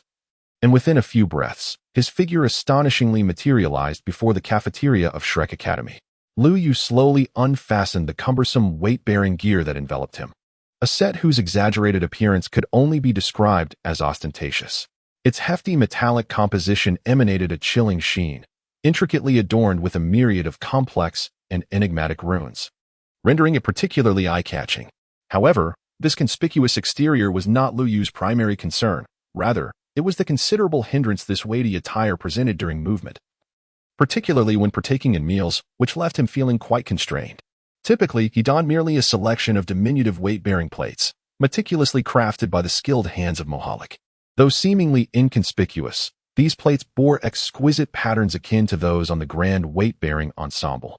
It was revealed that Mohalik, after extensive research into gravitational runes, had ingeniously designed these unique plates in conjunction with the imposing weight-bearing suit. While the constraining effect of these smaller plates was far less formidable than that of the complete set, their defensive capabilities and agility in combat were remarkably commendable. When Lu Yu adorned these plates, he could adeptly navigate various unforeseen circumstances without the encumbrance of excessive weight impeding his speed and nimbleness. Thus, he never removed them, even during meals or sleep. Coupled with his habitual burden, these plates posed no interference in his daily life. Creaking, as Lu Yu settled onto the stool, it emitted a sound reminiscent of a lament, as if it were on the brink of splintering into fragments. The previously cacophonous atmosphere of the cafeteria fell into an abrupt silence, with all eyes drawn, as if by an unseen force, toward the source of the disturbance. What was happening? Confusion reigned, as glances exchanged among the crowd reflected their bewilderment. At that moment, the most captivating figure was undoubtedly Ma Hongjun.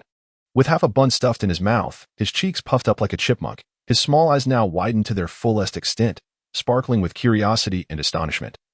He fixated intently on Lu Yu. Lu Yu, who would have thought? It's truly unexpected that you've been concealing your true self. Ma Hongjun mumbled through his mouthful, wiping his greasy hands across his lips before effortlessly draping a robust arm around Lu Yu's shoulders. He chuckled, revealing a set of large, white teeth that lent him a somewhat comical appearance. Recollections of past jests from Dai Mubai and Oscar regarding his physique, mockingly labeling him a dead fat man, ignited a spark of indignation within Ma Hongjun.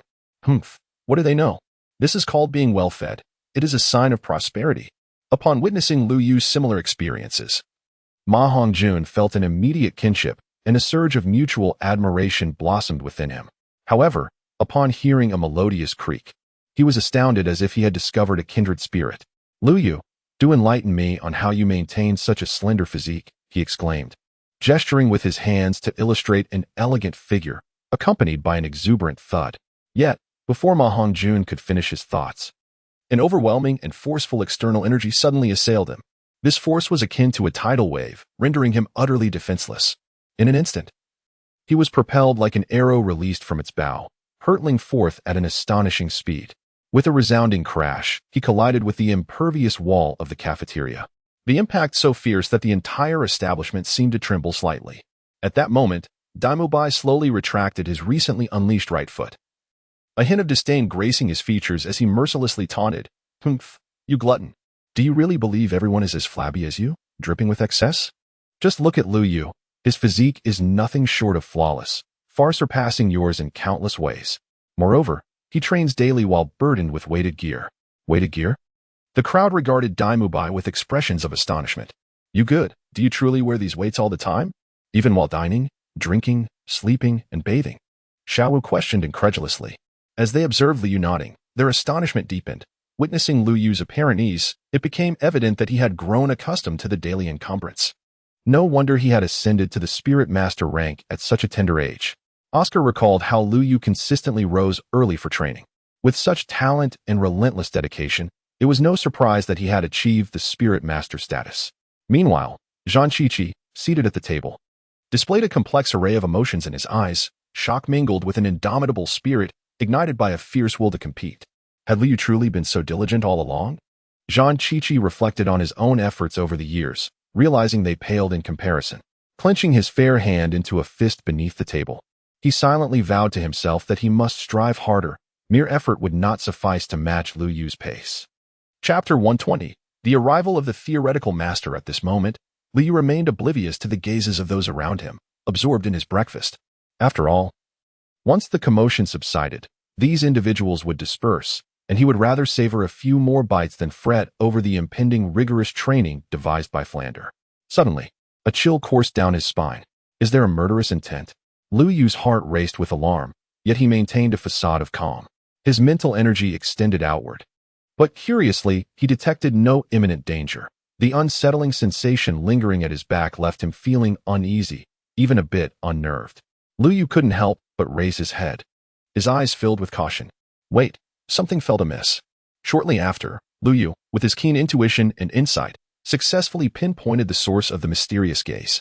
As he focused, he noticed a graceful silhouette slowly strolling in from outside the door.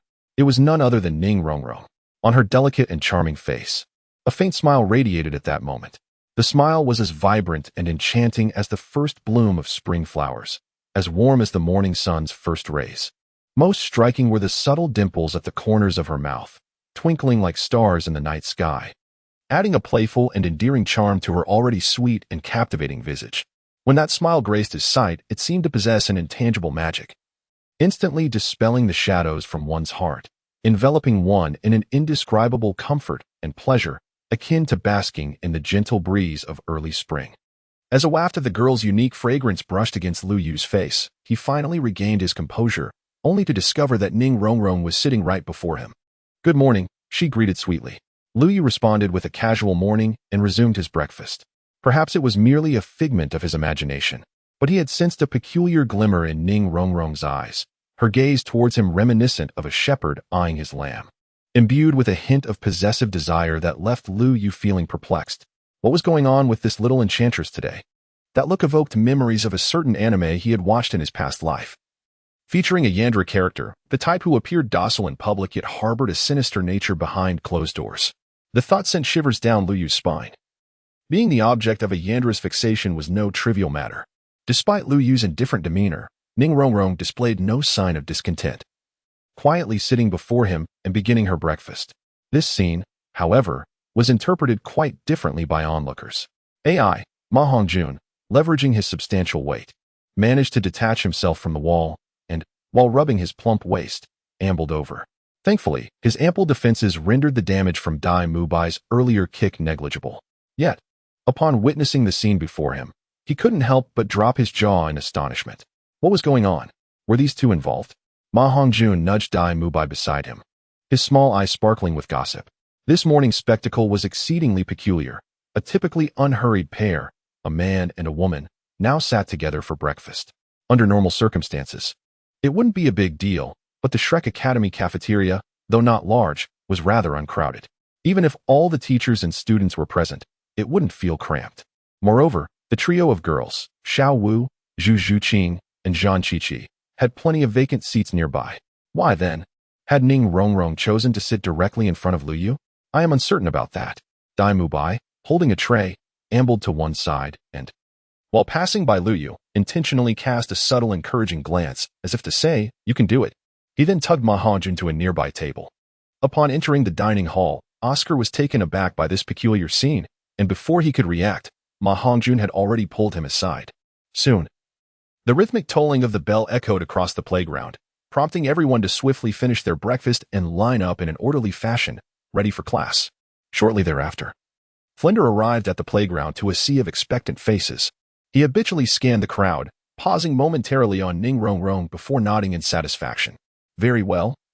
Today marks your second lesson at Shrek Academy. You all appear invigorated, suggesting that you rested well last night. A special commendation goes to Oscar, who, unlike before, did not indulge in slothful sleep in the dormitory, leaving a commendable impression on the younger students. Well done. Oscar felt a flush of bashfulness wash over him at this praise, especially as Xiao Wu struggled to suppress a smile. However, the next moment, Oscar, meeting Flender's gaze, spoke up. "Dean, I wish to convey that my capabilities extend far beyond this. After my persistent efforts, I achieved a breakthrough to level 30 just last night." A look of astonishment spread across the faces of those present, including Ma Hongjun, who nearly burst into laughter upon hearing the words persistent efforts. As one of Oscar's longest-standing roommates, he knew well that Oscar's mornings typically revolved around slumber. Most of his training was a result of Flender's intervention, compelling him to run laps.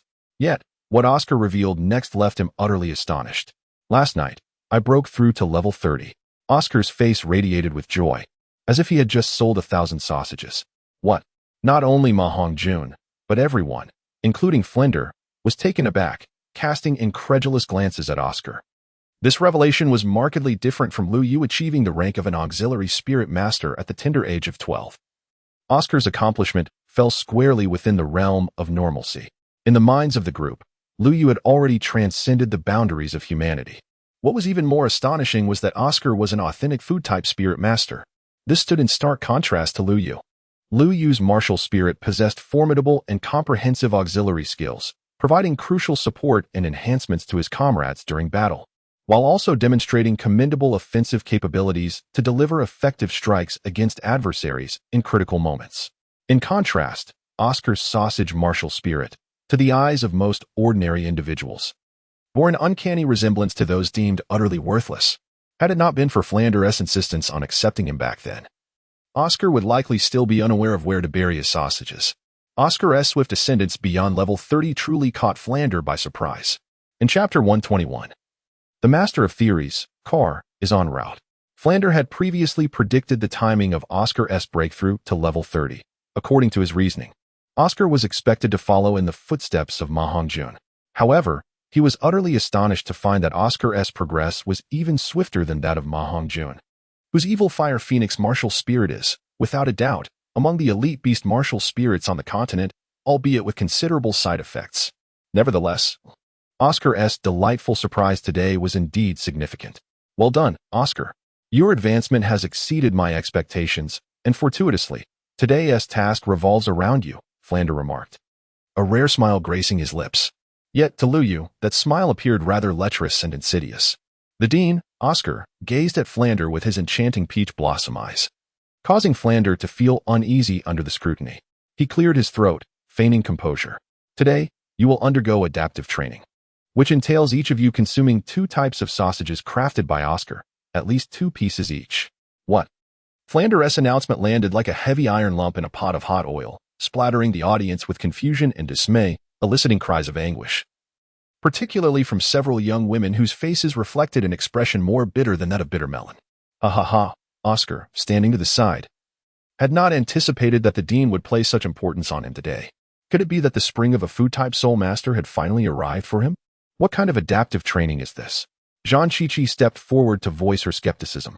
In the throes of life and death on the battlefield, if consuming something ensures survival while abstaining leads to demise, will you prioritize your pride or your life?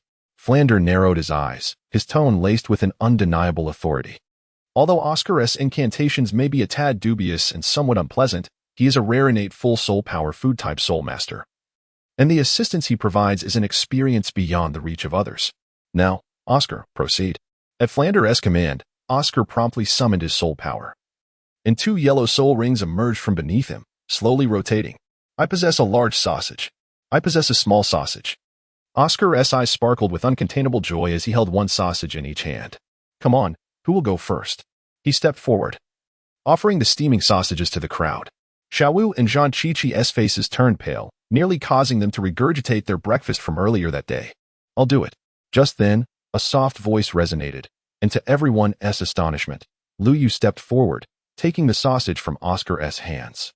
He swiftly devoured the large sausage in a few bites and followed it up by consuming the small sausage just as quickly.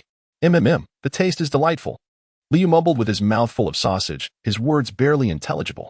He chewed with his cheeks puffed out, resembling a gluttonous hamster, eliciting a suppressed chuckle from onlookers. Beside him, Xiaowu felt a tumultuous churn in her stomach, an increasingly potent urge to retch overwhelming her. She clasped her mouth tightly, fearful of an accidental outburst. Meanwhile, the crowd's gaze was riveted on Lu Yu, their eyes brimming with admiration.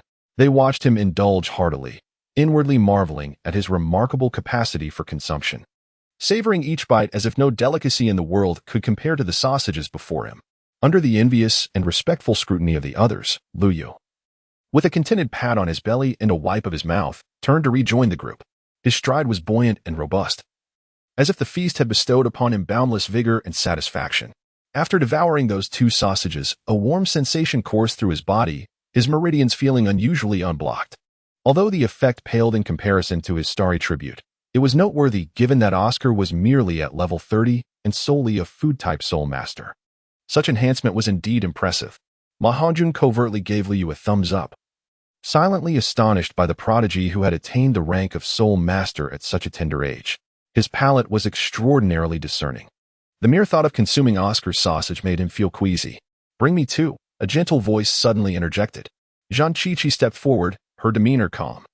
The earlier skepticism towards Flandre entirely vanished, replaced by a resolute expression. Xiaowu, witnessing Zhang Qiqi's approach, was taken aback and instinctively tugged at her sleeve, only to be met with a gentle pat. Miss, your large sausage and small sausage. Oscar presented the offerings before her, the rising steam seemingly tousling Zhang Qiqi's hair. Though her exterior remained composed, internally, she was fervently fortifying her resolve. It's fine, Zhang Qiqi. If he can consume it without flinching, so can you. You are no less capable than he is. If you cannot even take this small step, catching up to him will be an impossibility. Subsequently, amidst the astonished gazes of Xiaowu and the others, as well as Oscar's excitement, Zhang Qiqi accepted 2 steaming sausages and, without hesitation, placed them into her mouth. In the next moment, a warm surge enveloped her entire being, causing her eyes to gleam with newfound brilliance. Although she still found the experience quite repulsive, the enhancement bestowed upon her by Oscar's martial soul left her utterly astounded. She felt an overwhelming surge of strength, albeit not quite as potent as the enhancement from Lu Yu. On the sidelines, Flandre regarded Lu Yu with a look of admiration. One could not deny that this student was increasingly meeting his expectations. Not only did he possess formidable talent, but his character was also something that few could rival. The so-called adaptive training he had assigned to the group today was, in truth, more about tempering the resilience of these young souls. The continent was replete with gifted soul masters, yet there remained a considerable number of malevolent soul masters possessing both formidable talent and strength. Flandre would rather see his students never graduate than allow a malevolent soul master to emerge from the doors of Shrek Academy. Today's adaptive training was merely an appetizer. The true grueling trials lay ahead. He anticipated the arrival of an old friend, for it was only then that the children's true nightmare would commence.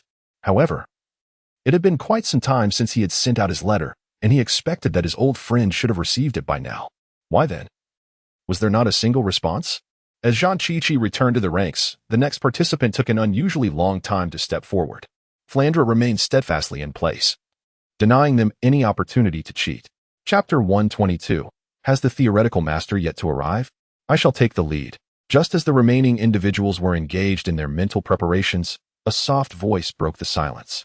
A slender figure clad in black gracefully approached. Zhu Zhuqing, with an air of indifference, accepted the sausage from Oscar's hands, consumed it with a stoic expression, and promptly returned to her place in the lineup. Lu Yu observed the intriguing young woman with great interest. Her air of inherent aloofness emanated an impression of keeping others at an arm's length. How is it that only one young man has dared to approach her after all this time? Could it be that the remaining souls are so lacking in courage that they pale in comparison to even the girls? Witnessing the sparse number of individuals willing to step forward, although it exceeded Flandre's expectations, his instinct as a teacher compelled him to unleash a wave of sardonic remarks. Ultimately, under Flandre's verbal onslaught, the remaining attendees underwent a psychological and gustatory trial, completing the adaptive training. Now, only one individual remained, the perpetually reticent Ning Rongrong, whose countenance had been grim ever since Flanders announced the day's training agenda. Simultaneously, within the esteemed office of the Academy of Junior Soul Masters in Notting City, two figures sat across from one another. Old friend, have you truly made the decision to depart? The Academy's head inquired as he gracefully poured tea for the figure before him. Indeed, esteemed headmaster, I have come abruptly to bid you farewell. My prolonged stay at the Academy, indulging in your hospitality for the past 2 years, must have caused you considerable inconvenience. Yu Xiaojiang raised his teacup with both hands, his expression brimming with respect. To be candid, ever since he received Flanders' letter confirming Tang San's safe arrival, the anxiety that had gripped him finally dissipated. Tang San was the sole individual with the potential to transform his long-held theories into reality. He had originally planned to set off that morning, yet after much contemplation, he deemed it more appropriate to bid farewell to the headmaster, given the years he had spent benefiting from the Academy's generosity. Since you have discovered your own path, I shall refrain from further comment. I wish you a smooth journey. Today, let us toast with tea in lieu of wine. As a farewell gesture, the headmaster proclaimed, raising his teacup. Thank you, headmaster. After bidding farewell to the headmaster, Yu Xiaojiang gathered his belongings, which consisted merely of a modest bundle containing the fruits of his research over the years, his entire fortune. With the bundle slung over his back, he exited the Academy and rented a carriage at the city gate, setting forth under the burgeoning rays of the morning sun. Are you bound for Soto City to visit relatives? The driver inquired, glancing back as he guided the horses. Yes.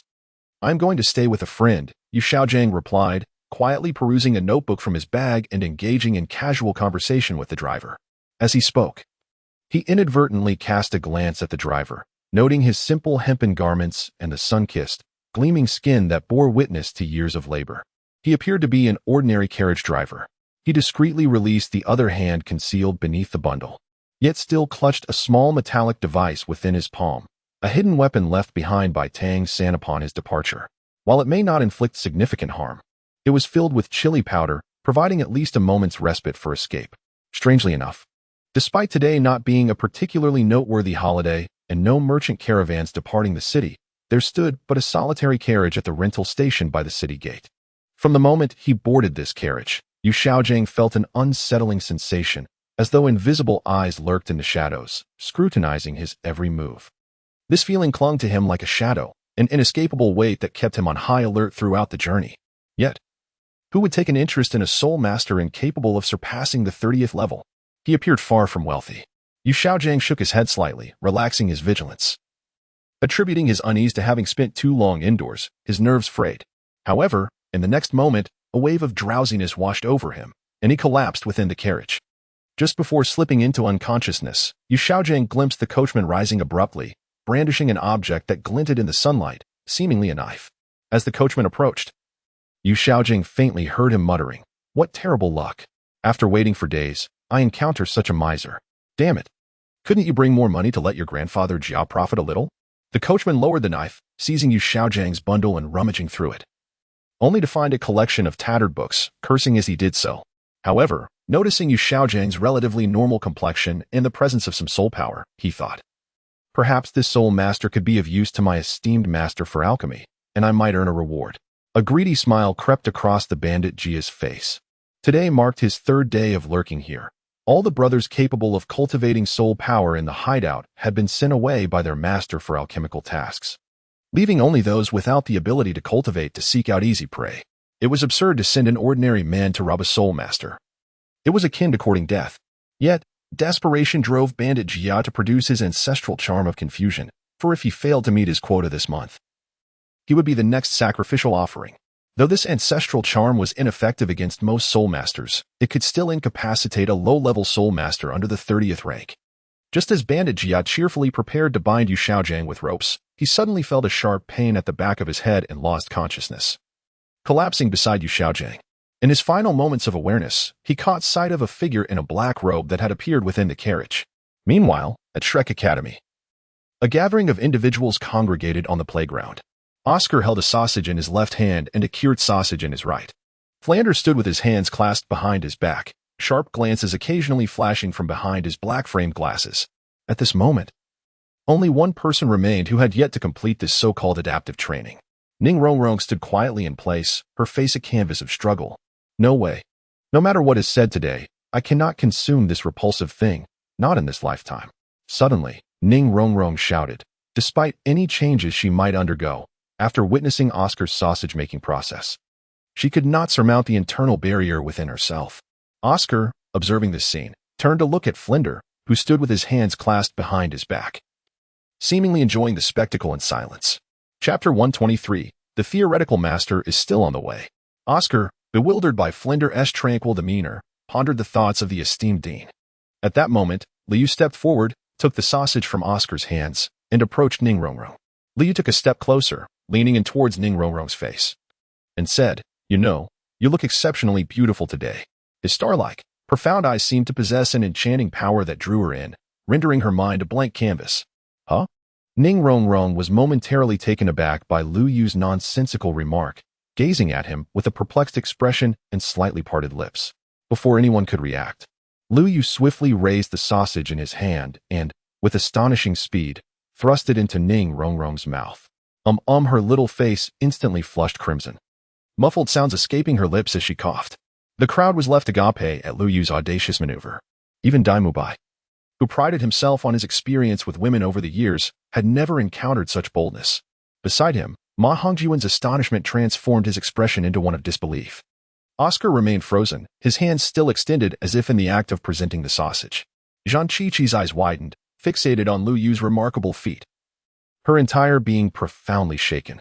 After a considerable pause, she gradually regained her composure and turned her gaze towards Xiao Wu, standing nearby. At that moment, Zhang Qiqi's eyes brimmed with curiosity and confusion, as if silently questioning Xiao Wu. Was he always this formidable? It is worth noting that in Zhang Qiqi's memory, Liu had always been a passionate youth, fearlessly charging forward.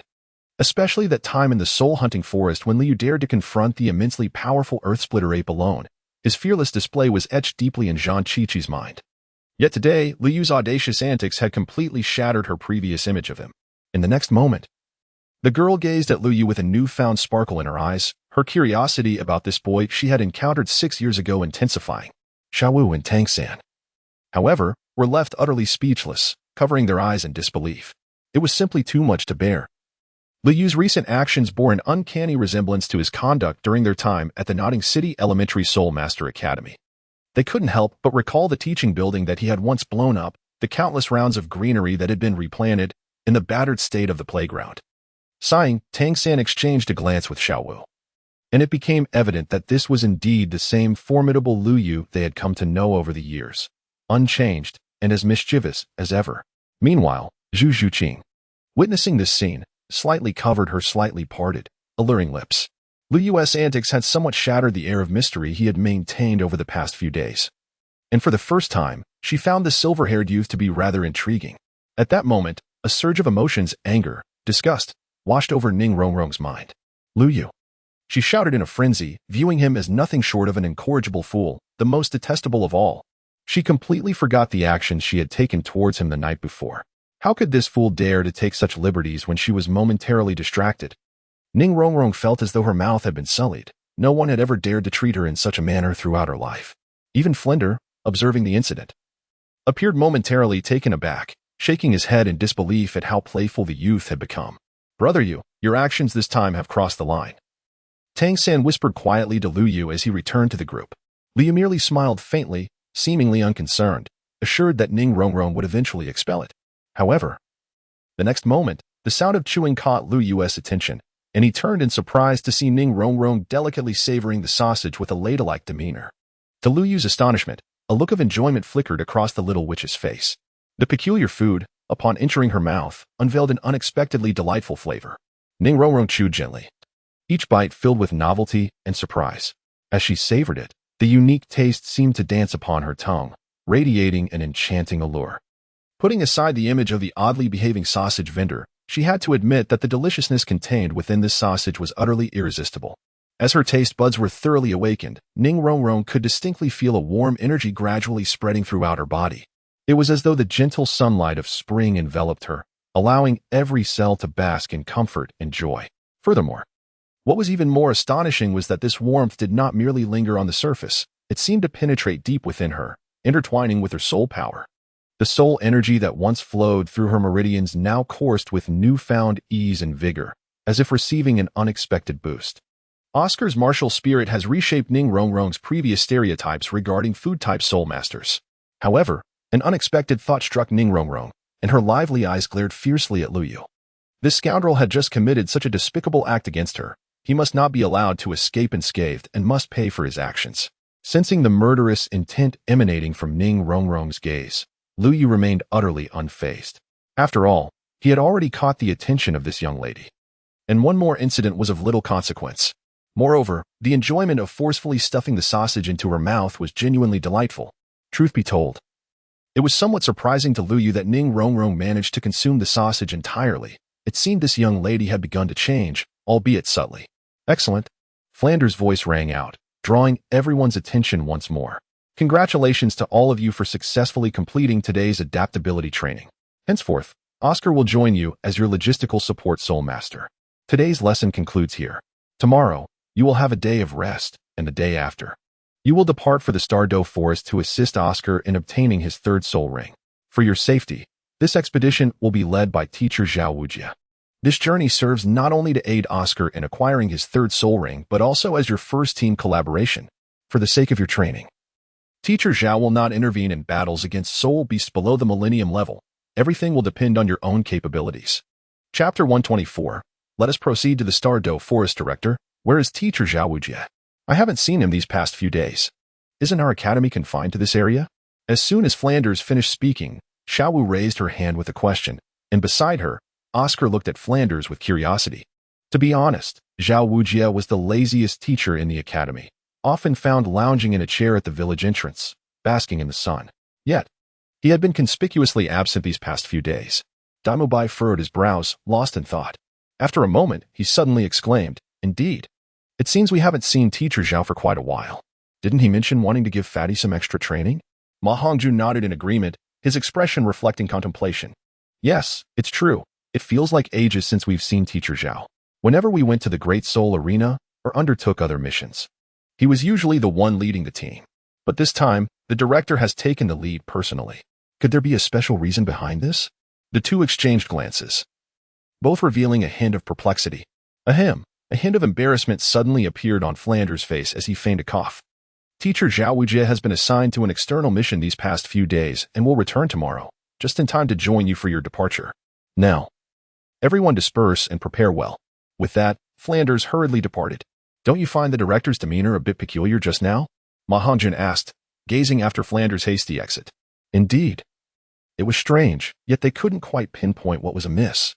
Oscar stood beside Ma Hongjun, stroking his beard while gazing in the direction from which Flinder had departed. "Let us not dwell on trivial matters. We should rather prepare diligently for the journey ahead in 2 days.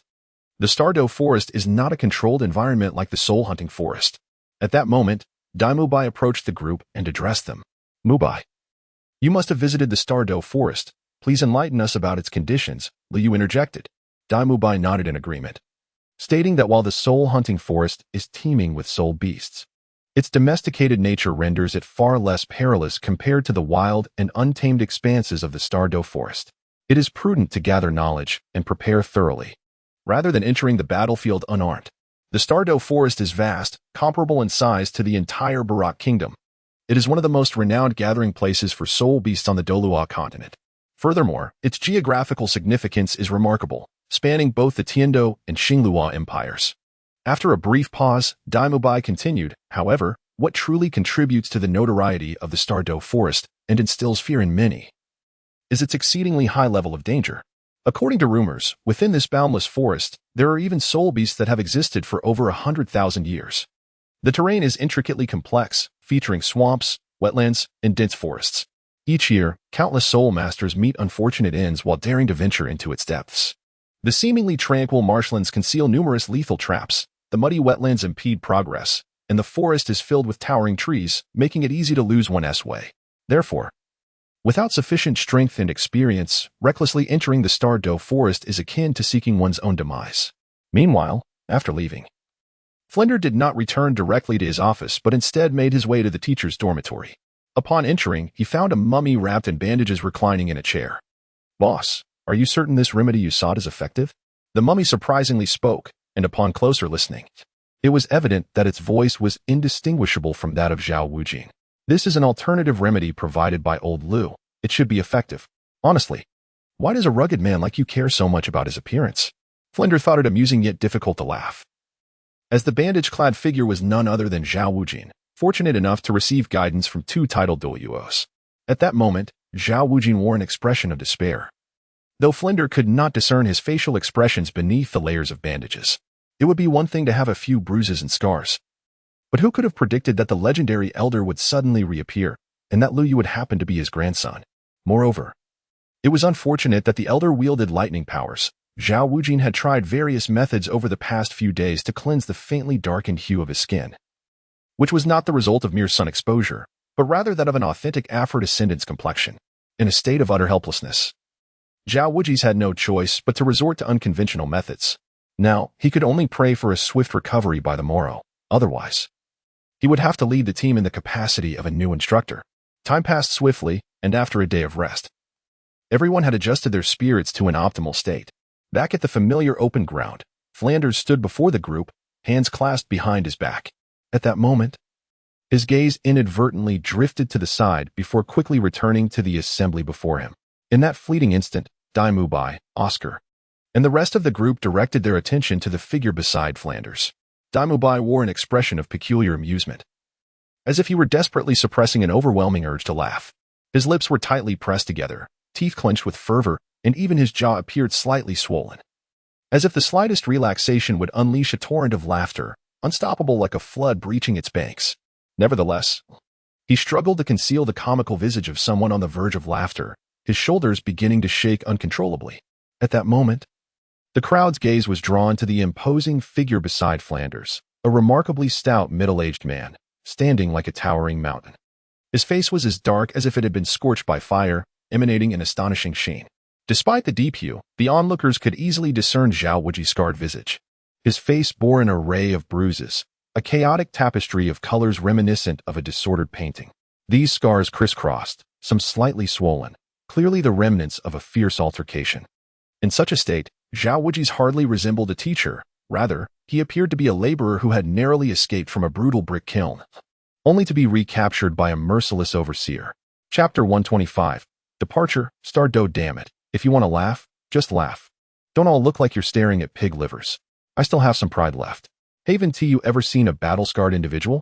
Zhao Wujing exclaimed, his dark face contorted in indignation. While he had indeed encountered injuries from combat, he had never seen anyone quite as discolored as Zhao Wujing. Oscar found it hard to believe his words, but out of respect for his teacher, he dared not express his disbelief, though the mirth on his face was impossible to suppress. At this moment, Liu truly understood the meaning of a smile more difficult to suppress than an AK. Simultaneously, he felt a twinge of surprise. Grandpa Jack's mastery of lightning techniques was exceptional, producing an exterior that was crisp while maintaining tenderness within. Zhao Wuji, with his dark and lustrous appearance, made it evident that the practitioner had an exquisite command over the power of lightning. Little did anyone know. Beneath Zhao Wuji's dark exterior lay a secret, one that was seldom spoken of, or perhaps too embarrassing to articulate. A certain part of his body had transformed into a delicate shade of pink, reminiscent of youthful innocence. At the thought of this, Zhao Wuji instinctively touched his backside, cursing inwardly at Flander, the foolish leader. Had it not been for that dubious remedy he had procured from unknown sources, he would not have found himself in such an extraordinary predicament. Not only was it of no utility, but it also added a unique hue to his appearance. Thankfully, it was concealed beneath clothing. Otherwise, it would have been quite the spectacle. Flanders sensed the 3 parts resentment and 6 parts murderous intent emanating from Zhao Wuji's gaze, accompanied by a hint of despair. To be frank, when he had removed the explosive band from Zhao Wuji that morning, Flander himself had been taken aback by the sight of that rosy backside, nearly losing his breakfast in the process. Yet, faced with Zhao Wuji's mournful eyes, Flander coughed awkwardly, then waved his hand decisively. Everyone, let's set off. Following a night of gentle rain, the road outside the city, already uneven, had become a treacherous mire, nearly impassable. As the carriage rolled along, it left behind a chaotic array of hoof prints, resembling the erratic lines of an abstract painting, interwoven without any discernible pattern.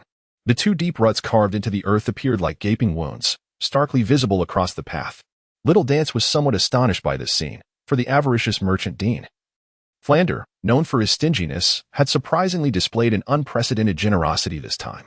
He had actually spent money to rent 2 entire carriages for everyone. Moreover, he had thoughtfully arranged for the boys to travel in one carriage while the girls occupied the other. At that moment, in the rear carriage, sat 4 vibrant young maidens. They either gazed quietly at the scenery outside or whispered secrets to one another, their laughter ringing out like the chime of silver bells. Sunlight streamed through the windows, illuminating their blooming faces and enveloping the carriage in a warm and joyous atmosphere. The girls chatted animatedly, and even the usually aloof Zhu Zhuqing, under the enchanting influence of their camaraderie, would occasionally contribute a word or 2, but that was the extent of her participation. In contrast to the relatively pleasant circumstances surrounding the female passengers, the situation on the male side of the carriage was far less accommodating. Zhao Wuji, with his robust physique, alongside the self-proclaimed plump figure of Ma Hongjun, rendered the already cramped space, barely sufficient for 6 individuals, exceedingly claustrophobic. After boarding, Dai Mubai, Ma Hongjun, and Oscar quickly revealed their lecherous nature, engaging in boisterous laughter while exchanging risque jokes. Ma Hongjun, in particular, animatedly recounted his encounter with a high-quality courtesan from a small brothel, gesturing with his chubby hands in the confined carriage, his face alight with an expression of unrestrained nostalgia. Zhao Wuji, with a darkened countenance, sat silently in one corner of the carriage, resembling an immovable statue, deliberately positioning Tang San between himself and Flinder. Flinder could only shake his head in resignation at this arrangement. This, however, proved to be quite an ordeal for Tang San. Caught in the middle of 2 older men, a scenario anyone would wish to avoid. Yet, due to their respective roles as dean and teacher, he silently reassured himself to endure the discomfort momentarily. In his boredom, Tang Sen's gaze wandered throughout the carriage until it settled upon Lu Yu, who was reclining in an unusual yet comfortable posture, quietly meditating as if oblivious to the surrounding clamor. The morning sunlight streamed through the window, illuminating the youth's handsome visage, and for a fleeting moment, Tang Sen felt an illusion that Lu Yu, like himself, was somehow detached from this world. Unintentionally, his eyes drifted to Lu Yu's legs, where a peculiar book lay serenely. The cover of this tome exhibited an enigmatic and mysterious hue, seemingly concealing a myriad of undisclosed secrets. In the depths of Tang San's memory, he vividly recalled that this strange book had been Lu Yu's steadfast companion for several years. Whether traversing the bustling streets of the city or wandering through the tranquil, secluded woodland paths, Lu Yu had always taken care to stow it in his satchel, never allowing it to stray from his side. At this moment, Lu Yu's hands rested naturally on either side of the book, as if cradling a priceless treasure for him. This book was anything but ordinary. Perhaps it was a legacy from village chief Jack, which would explain Lu Yu's profound reverence for it. Unbeknownst to him, amidst the happenings within the carriage, Lu Yu's consciousness had been immersed in his inner sea since boarding. 3 swirling vortices of soul power, akin to mysterious and potent celestial bodies, spiraled gently around his consciousness. Each vortex emanated an exhilarating energy, brimming with boundless strength and secrets yearning to be unveiled. Upon closer inspection, one could observe that from these vortices, crystalline formations occasionally burst forth, shimmering with a pure white luminescence. These crystals contained an exceptionally refined essence of soul power, akin to treasures birthed from the depths of the soul, radiating an enchanting brilliance. However, these precious soul power crystals had scarcely made their appearance before they were mercilessly drawn into the enormous vortex of soul energy. Once ensnared within the swirling depths, these crystals were instantly shattered by the ferocious forces at play, reverting to ethereal strands of soul power. Amid this seemingly brutal process, a significant phenomenon was unfolding. With each cycle of crystallization, absorption, and fragmentation, the impurities within the soul energy were gradually separated, akin to dross being sifted away, slowly drifting to the periphery of the vortex. Thus, through the incessant repetition of crystallization, absorption, fragmentation, and the extraction of impurities, the soul energy contained within the three colossal whirlpools became increasingly refined at a visibly remarkable pace. What was once slightly murky soul energy had, after this series of refinement, transformed into a pristine, crystal-clear spring, radiating an ever stronger and more stable energy fluctuation. As the purity of the soul energy intensified, Liu began to channel this energy into his limbs and meridians. As the soul power flowed ceaselessly, his entire being became inundated with this surging energy. Subsequently, Liu Yu deftly redirected the torrent of soul power back toward his consciousness sea, fiercely propelling it toward the three immense soul energy whirlpools. Under the force of this tremendous surge, a copious amount of pure soul energy erupted forth, coinciding with Liu Yu's own soul power steadily ascending level 41, level 42, level 43, and ultimately reaching level 45. At last, his soul power stabilized, resting at level 45. Gradually, his consciousness returned from the ephemeral realm to the tangible reality. In the serene confines of the carriage, Liu Yu's tightly shut eyes finally opened slowly. His gaze appeared somewhat dim, and a barely perceptible flicker of profound regret crossed the depths of his eyes. Just moments ago, he had exerted every ounce of his formidable soul power in an attempt to shatter the constraints of his current limitations, successfully forging a fourth vortex of soul energy. However, the harsh truth cruelly revealed that, given his present strength, this aspiration was merely a distant and unattainable dream. Despite his reluctance to accept this reality, Liu Yu promptly regained his composure. After considerable effort and numerous attempts, he realized that the soul power he had extracted could not converge in the manner he had originally envisioned to form a new vortex. Reluctantly, he guided the precious soul energy to flow gently along his meridians, allowing it to be gradually absorbed by his body. During this process, Liu unexpectedly discerned an astonishing phenomenon. The reservoir of soul power within him was an astonishing 3 times that of an ordinary individual. This should have been a matter of exuberant joy. However, concurrently, another dilemma emerged. Due to his immense reservoir of soul power, the quantity of soul energy required for him to achieve a breakthrough and ascend to a higher realm would correspondingly increase to several times that of an ordinary individual. The soul energy released from the 3 swirling vortices moments ago would have been more than sufficient for an ordinary soul master to surpass the 50th level. Yet it could only enable Liu Yu to barely reach the 45th level, and even then, he found it impossible to ascend further. This left Liu Yu somewhat perturbed. Suddenly, he sensed a jolt in the vehicle, which subsequently came to a halt. After exchanging a glance with Tang San, Liu Yu promptly drew back the car curtains, revealing that they had arrived at a desolate wilderness, albeit still some distance from the Stardew Forest. As Liu Yu pondered this unexpected stop, the 4 young women from the vehicle had already disembarked and approached. What is going on? Haven't we arrived yet? Why have we stopped? Xiao Wu and Zhang Qiqi inquired curiously as they approached the window. Let us get out. We'll walk the rest of the way, came the sudden voice of Flander from within the carriage. Having already stood and exited, he left the others little choice but to follow suit. Eh? Why is our carriage leaving? We haven't reached our destination yet. Xiao Wu exclaimed anxiously, watching as the carriage turned and departed. Why, you ask? Because your esteemed dean only provided enough funds to drop you off here, Zhao Wujie remarked coolly as he stood to the side. After years of familiarity with Flander's notoriously frugal nature, he understood the situation perfectly. Coughing lightly, Flander raised his left fist, feigning a cough to capture everyone's attention. The Stardew Forest is not far from here.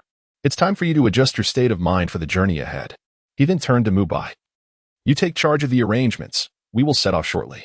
The reason for not having the more powerful Liu Yu take charge was simple. Despite his formidable strength, Liu lacked the intimate familiarity with the Stardew forest that Dai Mubai possessed, who had ventured within its depths. Dai Mubai nodded in agreement and stepped forward. The environment within the Stardew forest is intricate, and the soul beasts are numerous and highly aggressive, showing no fondness for us humans. Thus, everyone must remain vigilant, he advised. Thereafter, Dai Mubai organized their formation based on prior experiences and the specific capabilities of the group. Tang San, with his control abilities, and Zhang Qiqi took the lead in the formation, as Tang San's quick reflexes would be invaluable in responding to unforeseen circumstances. Zhang Qiqi's martial spirit, possessing both offensive and defensive capabilities, made her a suitable frontline presence. Following them were Ning Rongrong and Oscar, both support-type soul masters, stationed in the middle of the formation, while Ma Hongjun and Xiao Wu flanked the sides to provide lateral support. Dai Mubai himself also positioned himself centrally, with Lu Yu and Zhu Zhuqing bringing up the rear, preserving the crucial last line for Lu Yu, who possessed the strongest overall strength, and Zhu Zhuqing, whose speed was second only to that of Lu Yu and Tang San. Zhao Wujie and Flander chose to observe from the sidelines. With Flander displaying no surprise at Dai Mubai's arrangement, he would have made similar decisions himself. Prior to Lu Yu, Dai Mubai was the student he held in the highest regard. Though not as gifted in raw power, his experience was unparalleled. Before long, the group maintained their formation as they ran towards one of the continent's three major soul beast congregations, the Stardew Forest. Throughout their journey, Oscar's sausages have made an indelible contribution to sustaining the group's stamina, as they still had a considerable distance to cover before reaching the Stardew Forest. The companions diligently consumed one sausage provided by Oscar approximately every hour to maintain optimal energy levels. Simultaneously, they were once again vividly reminded of the terrifying extent of Lu Yu's soul power reserves. Not only did Lu Yu continuously supply soul power to Oscar to ensure the timely production of sufficient sausages, but he also augmented the slightly weaker Ning Rongrong, all while assisting Oscar in restoring the group's energy. Furthermore, Lu Yu himself was encumbered by a burdensome load. Under such remarkable physical and soul power expenditure, Lu Yu had only consumed Oscar's sausage once since their departure. Even more astonishing was that, at this moment, Lu Yu's breathing remained as steady as ever. Had it been anyone else, they would have likely collapsed from exhaustion by now. In their relentless pursuit, the group reached their destination, the Stardew Forest. In just one day, however, they arrived after nightfall. The dangers of the Stardew Forest at night were no less perilous than during the day, perhaps even more so. Tonight, we shall rest in that brightly lit town over there, Zhao Wujie declared, gesturing toward a nearby town. As Zhao Wujie aptly noted, this desolate area, devoid of any significant habitation for miles, offered the only opportunity for the group to rest and resupply. Beyond this village, there would be no further establishments. And Flinder had already returned to the carriage, leaving Zhao Wujie as the only instructor leading the group. Chapter 127, Old Tortoise accompanied by Zhao Wujie. The group swiftly arrived at the town. Although it was night, the town remained bustling with activity, filled with soul masters who had come to hunt soul beasts in the Stardew Forest. Most traveled in small groups, with a few solitary soul masters scattered among them. The streets were lined with vendors selling weapons and armor.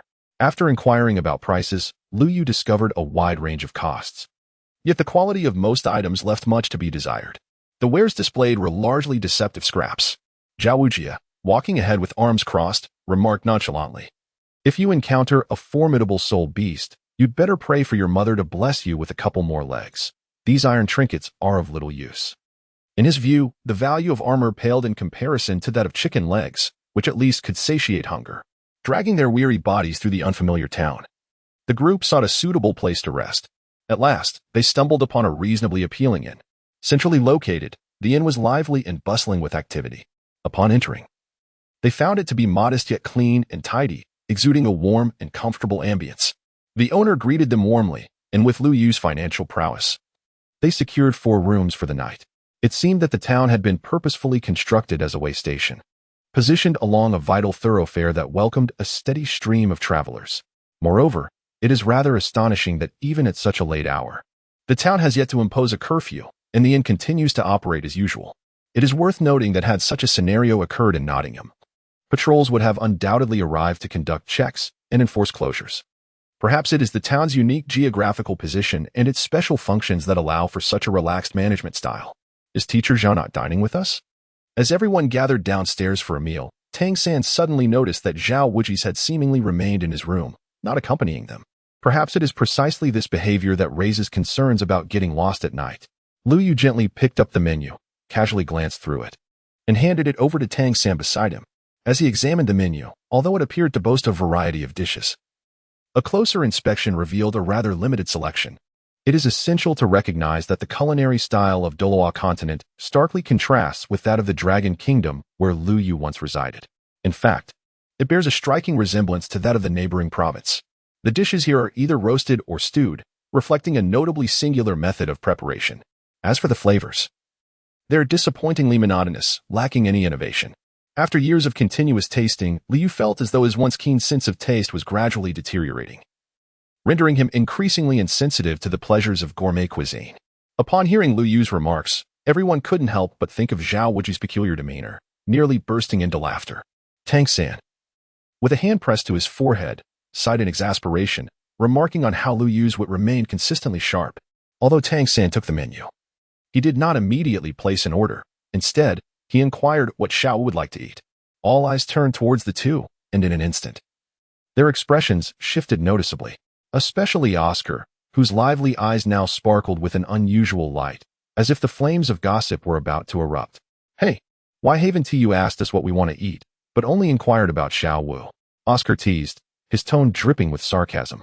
Tang San was momentarily taken aback, while Xiao Wu quickly sensed the strange looks directed at her from the others, her cheeks flushing a deep crimson. Oh, we are merely ordinary siblings, she stammered. Oh. Oscar replied with a drawn-out tone, his eyes filled with skepticism. Based on his extensive experience, it was clear to him that their relationship was far from simple sibling affection. Hee, since you don't intend to order, I shall take the liberty to order on your behalf, boomed Ma Hongjun, seizing the menu with his plump hand and calling out to the owner without a glance, Boss, prepare a feast according to this menu. Today, we have a generous patron. Liu was momentarily taken aback and chuckled at the scene before him. Indeed, Ma Hongjuan's appetite was quite fitting for his physique. With a resounding thud, a massive fist struck Ma Hongjuan's head, and as the fist withdrew, a large, rosy bump began to rise, steaming slightly. You glutton, can't you at least show some restraint when you're out? We owe our stay in such a splendid room to Lu Yu. You should be grateful. Daimobai remarked disdainfully at the sight of Ma Hongjuan's foolishness. He then turned to Lu Yu. I apologize for the spectacle. This glutton's mind is solely occupied with food and women. This meal should have been on me, but I thank you for today. Not at all. We are all classmates now, and it makes no difference who pays, Liu replied with a smile. He was now receiving a substantial stipend from the Spirit Hall each month, so this small expense was well within his means. Although they were seated together, the atmosphere was rather subdued. Zhu Zhuqing wore an aloof expression, quietly consuming her food, while Zhuan Qiqi and Xiao Wu engaged in cheerful conversation. Tang San was inquiring with Dai Mubai and Oscar about the details of entering the Stardow Forest and the precautions they needed to take, while Ma Hongjun devoured the food on his plate with the fervor of a ravenous beast. In stark contrast, Ning Rongrong exhibited a poised demeanor as she ate, her elegance highlighting Ma Hongjuan's gluttonous appearance. Yet, Lu Yu couldn't shake the feeling that Ning Rongrong's gaze lingered on him, which made him quite uncomfortable. Had she perhaps held a grudge since he had forcefully fed her sausage a few days prior? However, the Ning Rongrong he observed now was markedly different from the one depicted in the original story, although she had undergone some changes. The direction of those changes seemed rather incongruous. Just as Lu Yu was lost in thought, the restaurant's door was suddenly flung open from the outside, and a group of individuals entered, appearing to be students from some academy, clad in matching uniforms. Leading them was a middle-aged man in his 40s, adorned in a white Soulmaster attire. Liu couldn't help but compare him to Zhao Wujin. Chapter 128, Old Wang Bot Part 2, in Lu Yu's mind. He unconsciously began to compare Zhao Wuji with the middle-aged man before him. The latter exuded an overwhelming aura of masculinity that the man before him simply could not rival. In contrast, the individual in front seemed to possess a somewhat effeminate demeanor. At that moment, a crisp electronic sound echoed in Lu Yu's mind. Was it the system? He couldn't help but feel perplexed, wondering if the system was up to its usual tricks. Limited time mission issued. Songhui Academy, mission requirements. Defeat any Soul Master from Songhui Academy. Time limit. Tonight, mission reward. 500 points, no penalties for failure. Upon reading the mission details, Lu Yu's eyes sparkled with excitement. When had the system decided to be so generous? This was essentially free points. Though the amount was meager, Defeating a few soul masters from Songhui Academy was certainly within his capability, especially with Zhao Wuji present upstairs. If there was any commotion, Liu was confident Zhao Wuji would come down to investigate. Given Zhao Wuji's protective nature, he would never allow his students to be harmed. Moreover, the system had not specified that he alone was to engage in the calculations. While Liu was deep in thought, the 8 members of Songhui Academy had leisurely chosen a table nearby and sat down with an air of nonchalance. At that moment, Ma Hongjun, who had been thoroughly engrossed in his meal, suddenly found his gaze drawn away from his plate, as if magnetically attracted. The instant the group from Songhui Academy entered the room, his tiny eyes, which had been fixated on his food, now remained steadfastly locked on the female members of Songhui Academy as though they were nailed to the spot. No matter where those girls moved, Ma Hongjun's gaze followed them like a shadow. Of course, he still maintained a degree of restraint around his companions, knowing he needed to keep a respectful distance. Furthermore, the girls from Songhui Academy were evidently older than his companions, with more developed physiques, making them all the more captivating to a youth like Ma Hongjun, whose hormones were surging during adolescence. At that moment, a tall and furious young man from Songhui Academy engaged in a heated argument with a petite waitress. Suddenly, the young man raised his hand and struck the waitress's cheek with a resounding slap. The sound echoed sharply, and the blow landed squarely on the delicate face of the waitress. As an ordinary mortal, how could she withstand such a fierce attack from a soul master? In an instant, she felt the world spinning, her body losing balance, toppling sideways like a small tree uprooted by a violent wind. In her hands, the tray she had been holding suddenly slipped from her grasp due to the unforeseen turn of events, flying away alongside her tilting body. Just as the crisis reached its zenith, a figure appeared behind the waitress like a bolt of lightning. This figure moved with astonishing swiftness, seemingly materializing from thin air, rendering onlookers incapable of comprehending how he had traversed the distance so rapidly. All that could be seen was the waitress, on the brink of collapse, as if cradled by an invisible force, gradually regaining her composure. "Do not waste food," Liu said, his expression as serene as water. Yet his words held a quiet authority. He swiftly extended one hand to gently yet firmly support the flustered waitress, who was on the verge of falling, while his other hand darted out like lightning, expertly catching the tray that was about to plummet to the ground. What followed was a breathtaking spectacle. Liu exerted a subtle force with his hand, seemingly casual yet imbued with profound Tai Chi energy. This force appeared almost magical, as it steadied the precariously tilting tray, guiding it effortlessly towards a nearby table. Ultimately, the tray descended like a feather, landing softly upon the table without producing even the slightest sound, not a drop of soup spilled. The entire sequence transpired in the blink of an eye, leaving the youth from Songhui Academy utterly bewildered, unable to discern Liu's movements.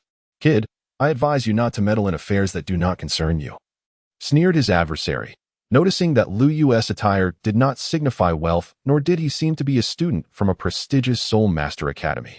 The companions behind him appeared to lack any influential backing, and a sinister smile crept onto his face.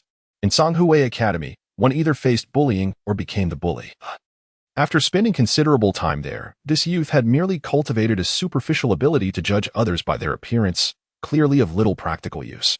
He grossly underestimated the silver-haired boy's capabilities. Suddenly, a fierce glint flashed across his previously disdainful visage, and in the blink of an eye, he lifted his right foot and aimed a powerful kick at Liu. The speed of this kick was tremendous, accompanied by a sharp gust of wind, as if it intended to send Liu flying in an instant. Yet, in the next moment, the triumphant smile on his face abruptly froze. The instant his foot made contact with Liu, an overwhelming force of recoil surged back, as if his leg had collided with an impenetrable wall of steel. The sensation of hardness and coldness coursed through his foot, causing him to involuntarily gasp in shock. A thunderous sound erupted, akin to a clap of thunder on a clear day. Before anyone present could comprehend Liu's actions, they witnessed the youth flying backward with astonishing velocity, akin to a kite severed from its string. As the figure traced an arc through the air, a resounding crash echoed as he fell heavily to the ground. The impact was tremendous, leaving him dazed and disoriented, while a nearby table bore the brunt of the force, shattering into splinters that flew in all directions.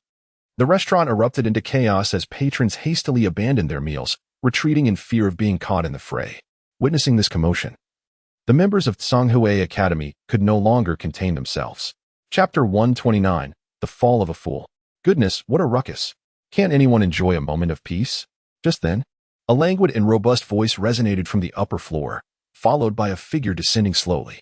In unison, everyone turned their gaze towards the staircase, where a towering, muscular silhouette emerged. This individual was wrapped in layers of fabric, seemingly intent on concealing his true identity. Most striking was the black cloth tightly bound around his head, leaving no openings, save for 3 rough holes for his eyes and nose, hastily fashioned in a moment of haste. Through these small apertures, a hint of dark skin could be discerned. Upon hearing that familiar voice and catching sight of the exposed, powerful, dark arms, Lu Yu couldn't help but call out, "Teacher Zhao?" Yet, the newcomer offered no direct reply, instead striding towards the crowd and positioning himself opposite Songhui Academy. "Teacher Zhao, what kind of performance is this? Are you planning to give those fools from Kangui Academy a thrashing and make off with their spoils?" Having recognized the identity of the visitor through the familiar voice and Lu Yu's exclamation, Oscar eagerly approached Zhao Wujia, his eyes gleaming with mischief at the mention of robbery as he rubbed his hands together in anticipation. "Robbery, my foot. You lot spend your days learning nothing of value, only getting into trouble." Zhao Wujia's expression, concealed beneath the black cloth, was one of irritation as he delivered a swift punch to Oscar's head, leaving a vivid, swollen mark. "Robbery? Have you stuffed the school regulations into your pants?" "But Teacher Zhao, they were the ones who initiated the bullying," Oscar protested, attempting to cradle the swelling on his head, only to wince in pain. "You didn't see it. That guy being helped up kicked Liu first, then suddenly collapsed, smashing the hotel table to bits. Look at Liu. He was so startled that his face turned pale. He has a heart condition. And you'd think they were trying to pull a fast one. Enough of your nonsense." Upon hearing Oscar's embellished account, the individuals from Songhui Academy nearly choked with indignation. Goodness, their pallid expressions were understandable. After all, in the eyes of the male students at Songhui Academy, anyone more handsome than themselves was merely a pretty boy.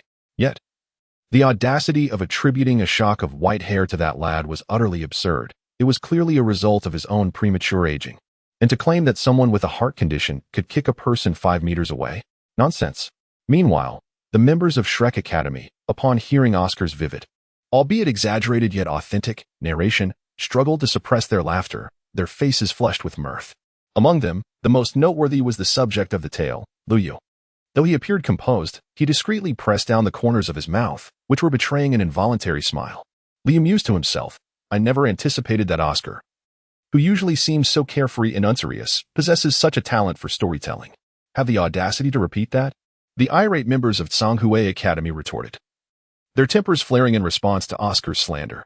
Oscar and Ma Hongjun, unwilling to back down, stood in defense of Shrek, retaliating with fervent remarks that included colorful insults toward their adversaries' ancestors. "Enough. Silence." Just as the dispute escalated, a commanding voice abruptly silenced the commotion. A middle-aged man, seemingly refined in demeanor, rose and gestured for quiet among the Songhui Academy crowd. He meticulously adjusted his attire, smoothing the minor creases of his white garment, before approaching the assembly with a deliberate elegance, positioning himself opposite Zhao Wuji. "I presume you are the supervising instructor for this group of students?" The middle-aged man, with a leisurely demeanor, pointed a finger towards Lu Yu and his companions, his expression placid and his tone unhurried. His speech flowed with a measured cadence, as if each word had been meticulously contemplated before being uttered. Yet, to the onlookers, his manner was inexplicably nauseating. If one were to encapsulate that sentiment in a single word, it would undoubtedly be pretentious. His actions exuded an air of contrived affectation and insincerity, inciting a visceral aversion among the witnesses. "Your academy students have brazenly assaulted and injured a member of Songhui Academy. This is utterly intolerable.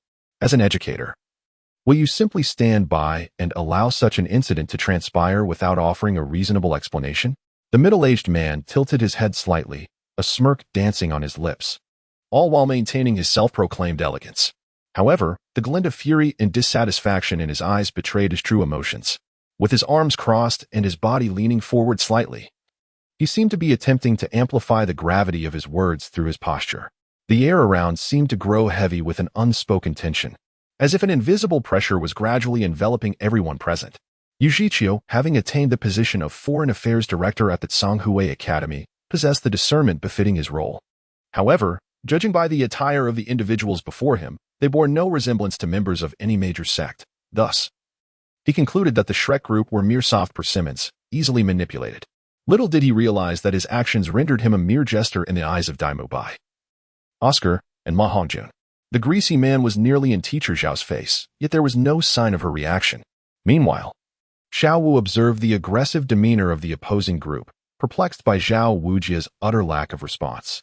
Although their interactions had been limited over the past few days, she had always perceived Zhao Wujia, a power-type battle soul master, as someone whose intellect was overshadowed by brute strength, certainly not one to shy away from confrontation. Sir, since you have no intention of providing an explanation, and your students are so utterly insensible, perhaps you should relinquish these audacious young fools to us for proper handling. Yu Zhiqiu adjusted his glasses with an air of flamboyance. Zhao Wujia's inaction only reinforced his earlier assumptions, this ragtag group from an unknown academy, along with their oddly dressed instructor, were nothing but provincial bumpkins. Humph, what an imbecile, Zhao Wujia coldly scoffed, uttering 3 words that shattered the tension. What did you say? Yu Zhiqiu questioned, momentarily doubting his own hearing. The smile that had graced his face faltered, disbelief etched across his features. I said, damn your mother. You're nothing but a big fool. Zhao Wujia leaned forward, nearly invading Yu Zhiqiu's personal space. The latter felt the spittle from Zhao Wujia's words splatter against his face, the thunderous voice ringing in his ears, leaving him momentarily stunned. Suddenly, the atmosphere turned palpably strange. It was as if the air had been magically solidified, impenetrable by even the faintest breeze. Zhao Wujia's seemingly mundane statement acted like a boulder cast into a tranquil lake, shattering the previous serenity and plunging the surroundings into an eerie silence. This ragged cloth speaks volumes, Zhao Wujia remarked nonchalantly, his tone dripping with disdain. Yet, such a seemingly casual remark struck like a sharp blade, piercing the heart of the elegantly poised instructor standing before him.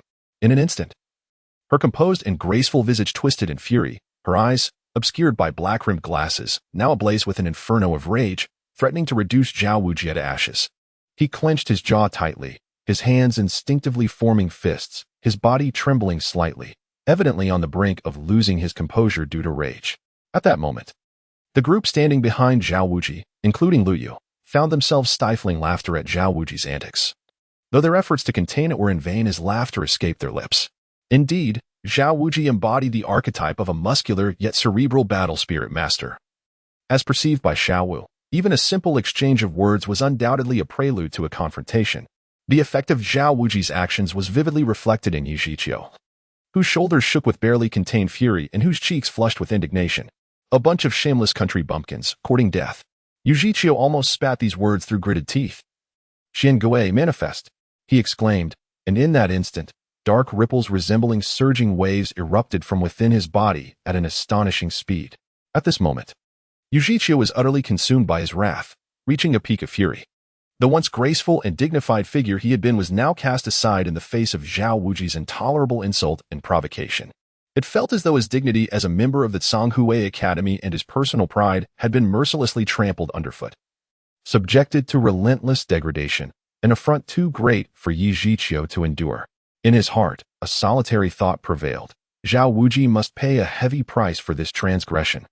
As he summoned his martial spirit, his limbs retracted, and a massive, dark turtle shell protruded from his back, enveloping him in a shroud of black light, while 5 soul rings, 1 white, 2 yellow, and 2 purple, rose from beneath him. The onlookers gasped in astonishment. The leading teacher of Zhonghui Academy was, in fact, a level 50 soul king. Country bumpkins, I shall grant you another opportunity to kneel and apologize. Otherwise, Yu Zhiqiu scoffed. Do not blame me for being merciless. The words kneel and apologize do not exist in my vocabulary. Zhao Wuji crossed his arms, his disdainful gaze peeking through the holes in his black cloth. Suddenly, he barked an order, and 7 soul rings flared to life beneath him.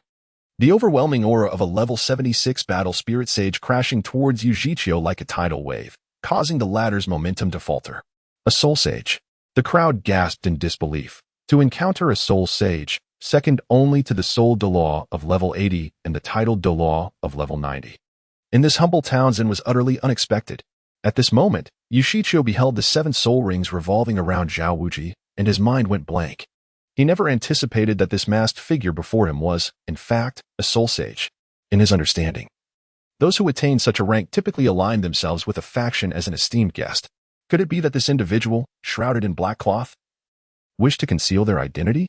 Or perhaps this group hailed from a formidable power, capable of dispatching a soul sage as an escort, which certainly indicated their underlying strength. May I inquire as to your origin? Yu Zhiqiu's thoughts finally began to stabilize, regaining a semblance of rationality. Humph, are you afraid? Although Zhao Wuji's face was obscured, Yu Zhiqiu could surmise the smirk hidden beneath the fabric. It's too late, but rest assured, I shall not exploit my strength against you, in the interest of fairness. I shall refrain from using my martial soul and soul skills. As he spoke, Zhao Wuji astonishingly withdrew his soul rings. Yu Zhiqiu intended to express further thoughts.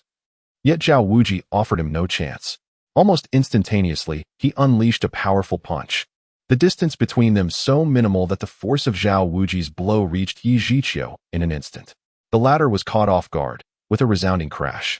He was sent flying like a broken kite, smashing through a table upon impact. Zhao Wuji, surveying his retracted fist, could not help but exclaim, "Damn. The sensation of beating someone without relying on my martial soul is exhilarating." Just then, a voice broke through the tension. The hotel owner hurriedly approached the gathering. "I implore you, esteemed soul masters, to exercise restraint. This humble establishment cannot withstand such turmoil. If you must fight, kindly do so outside." Chapter 131, The Fall of the Tortoise, Part 3, Hey. Suddenly, a voice interrupted, belonging to the young provocateur who had just been kicked away by Li Yu. He shook off the two students who had been assisting him and, with defiance etched on his face, pointed an accusatory finger at Zhao Wuji. "If you have the guts, let us settle this outside." The crowd was instantly taken aback. Who was this audacious child, daring to point at Zhao Wuji and utter such words? Even if he had directed his challenge at Lu Yu, it would have seemed more reasonable. But this student from Songhui Academy appeared so young. Had his mind truly gone awry? Zhao Wuji, incredulous, glanced around at the onlookers, then hesitantly pointed to himself. "Are you certain you are addressing me?" Despite his years of traversing the world, facing numerous formidable foes from the spirit hall without flinching, he now found himself being challenged by a mere child. The last individual who dared to propose a duel with him was Lu Yu, but let us set that aside for now. Zhao Wuji was genuinely amused by the bravado of this Songhui Academy student, finding himself at a loss for words. "Little brat, do you even comprehend what you are saying?" The youth's complexion appeared rather pallid. As a mere soul master of barely 30 levels, he was engulfed by an overwhelming dread in the presence of a 76-level soul sage. However, the recent humiliation he suffered at the hands of Lu Yu, who had quite literally ground his face into the dirt, fueled his desire for vengeance. Yuzhe had always believed in settling scores promptly, and he drew courage from the presence of his grandfather, Yu Xian, a formidable soul sage on the brink of reaching the 80th level. Recent news from his father indicated that Yu Xian had indeed attained that milestone and was currently traversing the Star Doe forest in search of a suitable soul ring. Having been there for several days, the prospect of his grandfather's imminent return bolstered Yuzhe's confidence, adding a hint of bravado to his demeanor. He had just sent a message via their family token, receiving an affirmative reply, signifying that his grandfather was nearby. His sole task now was to stall for time, ensuring that this group remained until his grandfather arrived to exact vengeance. Particularly, he fixated his ire on the silver-haired youth, Lu Yu, casting a glare that seemed to strip him of life itself. This night, he would not only survive but would emerge unscathed. "Yuzhe, have you lost your mind? Do you even comprehend the folly of your words?" At that moment, his companions from Songhui Academy were struck dumb by his audacious declarations, resembling individuals struck by lightning. Their expressions frozen in disbelief. The air quickly filled with frantic voices urging him to reconsider. "Oh dear, Yuzhe, what on earth are you thinking? Have you taken leave of your senses, or what?" one exclaimed in exasperation. "Indeed, just look at the situation. Teacher Yi, such a formidable figure, was utterly powerless before that mysterious masked soul sage, unable to withstand even a single attack. And yet, that individual hasn't even unleashed their martial soul." Another chimed in, their voice laced with dread. "Are we mere pawns meant to march to our doom? Yuzhe, do not act so recklessly. If you seek your own demise, do not drag us down with you. We have no desire to perish alongside you," cried yet another, their tone rife with panic and confusion over Yuzhe's reckless behavior. "Silence. You are all traitors, bolstering the strength of others while diminishing your own. My grandfather is near. He will arrive shortly, and then it will be your reckoning."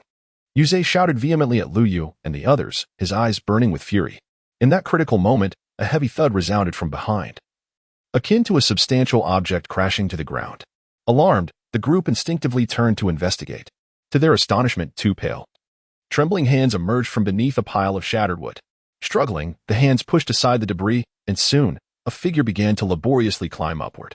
Upon closer inspection, the onlookers gasped in horror. It was none other than Yi Zhiqiu, who had just been sent flying by Zhao Wujia. At that moment, he appeared utterly disheveled. Once adorned in a pristine attire as white as snow, the Soul Master's garment now lay in tatters, resembling a haphazard assembly of worn cloth, caked in layers of dust and grime. The black-framed glasses that had once rested elegantly upon his nose, symbolizing his scholarly demeanor, were now conspicuously absent. His hair, once meticulously groomed, had devolved into a chaotic mess, interspersed with tiny wood shavings, which fell intermittently as he moved. In stark contrast to the poised and graceful figure he had presented upon entering, the current state of Yi Zhiqiu was almost unrecognizable. Previously, he stood tall and commanding, each step imbued with confidence and stability. Now, he trembled, his steps faltering, as if he might collapse once more at any moment. The profound disparity evoked a palpable sense of empathy among all present, revealing the terrifying force behind Zhao Wuji's recent blow. Yet, at this moment, Yi Zhiqiu was wholly unconcerned with his disheveled appearance, stumbling over to Yu Zhe's side, exclaiming, "Yu Zhe, this is neither Songhui Academy nor a place where your Yu family can act with impunity." This declaration was nearly a roar from Yi Zhiqiu. Yu family? Liu pondered the unfamiliar term with intrigue. Could this Yu Zhe be a scion of a prominent clan? Mu Bai, do you know the origins of this Yu family? He quietly inquired of Dai Mu Bai, sensing that if this were the case, the situation would indeed become fascinating. The Yu family? Dai Mu Bai reflected for a moment before responding.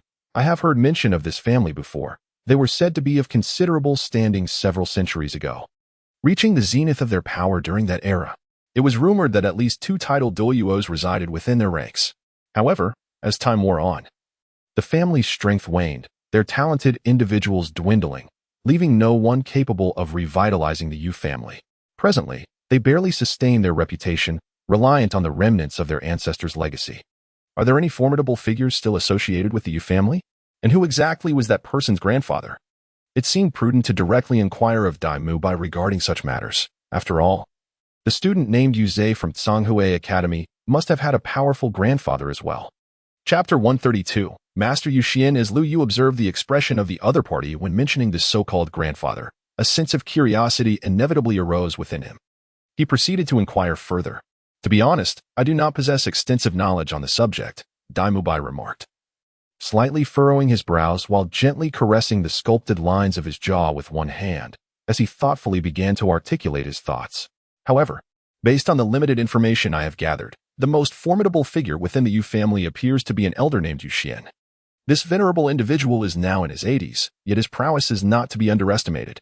It is said that his martial soul is none other than the ancestral martial soul of the Yu family, the Rainfall Dragon Spear. This is an exceedingly powerful and rare martial soul, ranking among the elite in weapon martial souls.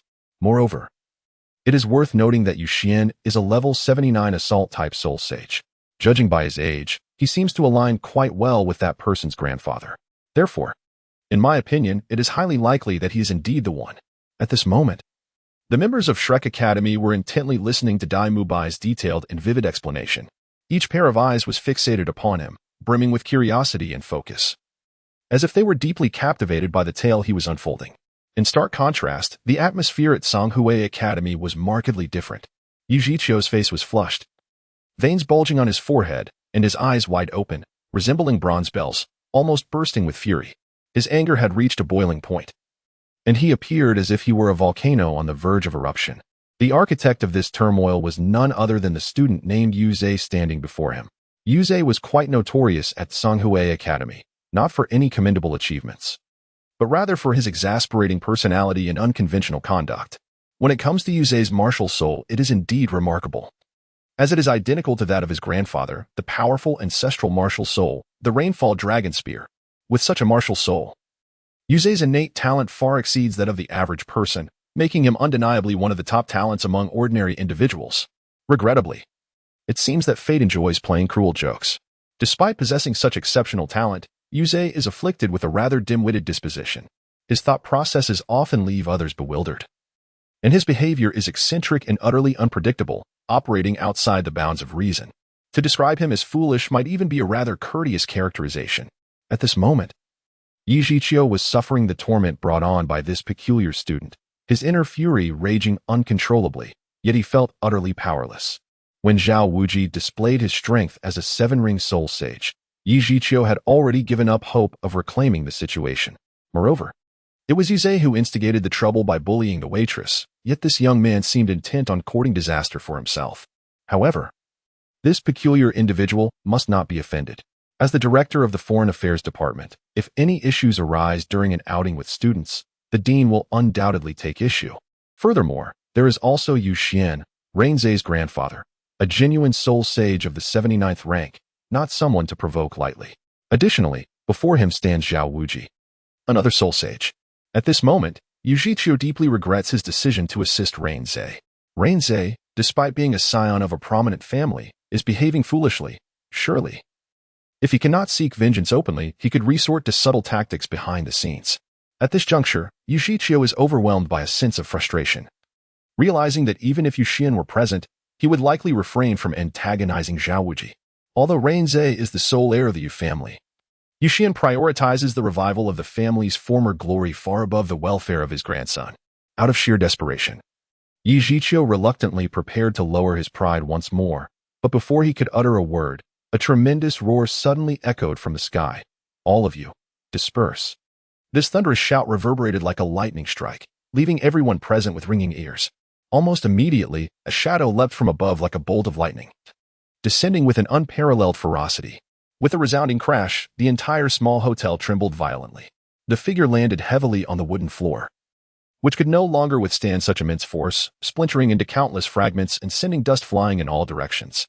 Amidst the chaos, the figure stood resolute, resembling an immovable mountain. As the swirling dust gradually settled, the onlookers widened their eyes, finally discerning the appearance of the newcomer. He was tall and imposing, akin to a majestic peak. Clad in a black training outfit of exquisite material and impeccable cut, it seemed to meld seamlessly with his form. The dark attire did not render him oppressive. Rather, it imbued him with an air of mystery and authority.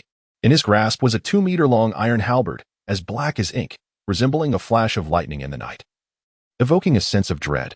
The shaft was adorned with intricate engravings, seemingly infused with ancient power, while the silver blade glimmered with a chilling light, stained with the blood of some formidable soul beast. The blood had long since congealed, presenting a dark crimson hue, yet it still exuded a pungent, metallic odor that sent chills down one's spine. Turning to regard the man's visage, one noticed that despite his hair being as white as snow, he bore no trace of age. A horrific scar marred his left eye, extending from his brow down to his chin. "Grandfather!" Yuzhe exclaimed in surprise upon recognizing the figure before him, who was none other than the formidable Yu Xian master, the sole remaining powerhouse of the Yu family. As had been previously mentioned by the illustrious Dai Mubai. Chapter 133, Yu Xian Master, Part 3, Grandfather. Yuzhe, upon seeing his grandfather's arrival, rushed eagerly to stand before Yu Xian Master. The elder withdrew his iron spear and slowly raised his right hand, followed by a sharp, resounding slap that echoed in the ears of the onlookers. Yuzhe, who had just dashed over, stood in disbelief, clutching his swollen, burning cheek. "Grandfather, I am your grandson," he stammered, his face contorted with disbelief and a hint of tremor. "Apologize," the elder uttered coldly. "What did you say, grandfather?" Yuzhe questioned incredulously, still holding his inflamed cheek. "I instructed you to apologize to that servant from earlier," Yu Xian Master reiterated with an icy demeanor. He then approached Zhao Wuji, stating, "I apologize, esteemed sir, for my inept grandson's earlier transgressions. I hope you can forgive him." Zhao Wuji, taken aback, hastily waved his hands. His expression filled with humility and reverence as he respectfully replied, "Not at all, senior. You are far too gracious. How could a junior like me ever presume to accept such honor from you?" At that moment, the elder who had just emerged before Zhao Wuji emanated a formidable aura akin to surging ocean waves, instantly enveloping Zhao Wuji in its overwhelming presence. A chill ran down Zhao Wuji's spine. With years of experience and keen perception, he could almost ascertain that this mysterious elder possessed terrifying strength, at least at the Soul Doluo level. The sheer weight of this pressure made it difficult for Zhao Wuji to breathe, and beads of sweat began to form on his brow. Zhao Wuji had indeed heard of Yu Xian Master's exploits. He was said to have awakened the Yu family's inherited martial spirit, the Rain Dragon Spear, and had been attempting to surpass the Soul Doluo threshold for 5 years. Rumor had it that he was a combat fanatic, frequently seeking sparring partners. Originally entrenched at level 79, he had now ascended to an even higher realm. Zhao Wujie surmised that if a confrontation ensued, his only option would be to flee. Yet, contrary to his expectations, this notorious combat maniac had chosen to humble himself and offer an apology, which left Zhao Wujie utterly astonished. Meanwhile, the group standing behind Zhao Wujie wore expressions of perplexity, utterly bewildered by the unfolding events. According to conventional reasoning, Yuxian Master's foremost action upon arriving should have been to bolster and encourage his grandson. Yet the current situation greatly exceeded their expectations. To their astonishment, Master Yuxian, without uttering a word, delivered a resounding slap to his own grandson. "Ah, my friends, do you not entertain the possibility that Yu Zhe is not, in fact, the biological offspring of Master Yuxian?" Ma Hongjun mused aloud, stroking his rounded chin and blinking thoughtfully. Just then, a low and slightly hoarse cough echoed through the air. Ma Hongjun shuddered, sensing a chill creeping up his spine, as if invisible hands were tightly grasping his throat. Instinctively, he turned his head, only to be struck dumb. Not far away, Master Yuxian stood silently, his presence palpable, though the distance was not insurmountable. Ma Hongjun could distinctly feel the terrifying aura emanating from him. It was an intangible pressure, as heavy as a mountain, rendering him nearly breathless. Beside him, Oscar's complexion turned ashen upon witnessing this. Without a moment's hesitation, he tugged urgently at Ma Hongjun's shoulder, whispering sharply, "You fool! Be quiet." Ma Hongjun, awakening from his stupor, slowly lifted his gaze. However, the moment his eyes met those of Master Yuxian, aged and piercing, he felt as if he had plunged into an icy abyss. Those seemingly ordinary eyes concealed a depth and authority that left Ma Hongjun with a profound sense of being thoroughly scrutinized. Although Master Yuxian merely cast a fleeting glance his way, that brief instant made Ma Hongjun feel as though he were being stalked by a ferocious and immensely powerful soul beast. A bone-chilling terror coursed through him, causing his legs to tremble uncontrollably. Fortunately, Master Yuxian soon averted his gaze, seemingly unfazed as he directed his attention elsewhere. It was only then that Ma Hongjun exhaled a long-held breath, the tension in his body finally easing. He wiped the cold sweat from his brow, silently relieved that the elder had not held his gaze against him. Subsequently, Master Yuxian turned to Yijiqiu and remarked, "My grandson possesses a naturally mischievous disposition, causing trouble for the academy over the years." As soon as these words left his lips, Yijiqiu promptly responded with the same reverence as Zhao Wujie had earlier. "You honor us, esteemed elder. Your grandson's exceptional talent makes him an asset to Canghui Academy, not a source of trouble." The actions of this soul master left everyone present utterly bewildered, especially Yu Zhe, who wore a perplexed expression as he was led away. "What on earth is happening? I am the one being bullied, yet my grandfather not only fails to defend me but instead apologizes to those who wronged me. Is this truly the grandfather I know?" "Enough, enough, let us disperse," came the call. After the departure of the range Xianshi and his grandson, the onlookers, noticing the remaining two groups, showed no inclination to engage. Gradually dispersed, the once bustling tavern, filled with lively chatter, was now left only with the proprietor and a few waitstaff, exchanging perplexed glances amidst the chaos strewn across the floor. The owner, gazing at the imposing beast's head at the entrance, wore a troubled expression, murmuring, "Esteemed elder, your belongings have been left here." As time swiftly transitioned to the following day, the small town was enveloped in a thick morning mist, with dawn just beginning to break on the horizon. The townsfolk were roused from their slumber by the sonorous voice of Zhao Wujie, apart from Lu Yu and Tang San, who habitually rose before dawn to practice. Everyone else had yet to awaken. It was not long before they departed the town, heading towards the Stardow Forest, their spirits high despite the absence of breakfast. Though they had mentally prepared themselves, Lu Yu was still profoundly awestruck upon entering the vast, primordial forest that overshadowed all else. The moment he stepped into the woods, an ancient fragrance unique to the wilderness enveloped him. Lu Yu could discern that the concentration of soul energy in the air was markedly superior to that of the outside world. Instantly, the three swirling vortices of soul power within him began to resonate with the purity of this energy, and in the next moment, an intangible warmth surged through his limbs, augmenting the density of his soul power. Chapter 134, Level 50. Ding! At that moment, a familiar electronic voice echoed in Lu Yu's mind. "Check-in task location, Stardow Forest. Stardow Forest check-in task completed. Task completion reward, points 3,000. Rewards have been issued. Please verify, host."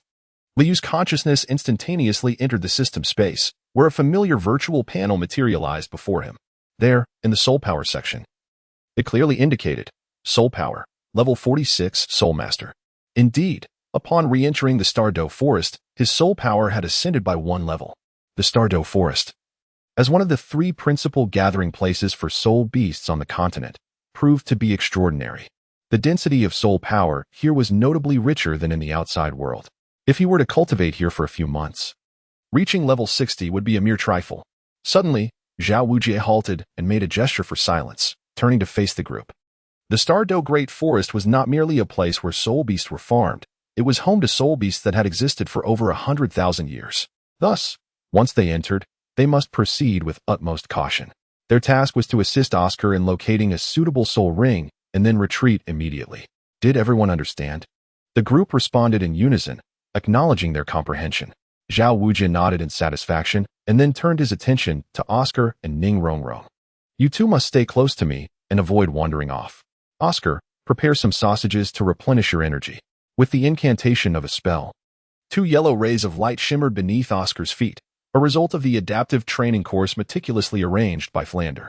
The group had become accustomed to consuming Oscar's woohoo and sausages without any burden, and once they ingested the 2 sausages, the fatigue from their recent 100-mile march vanished in an instant.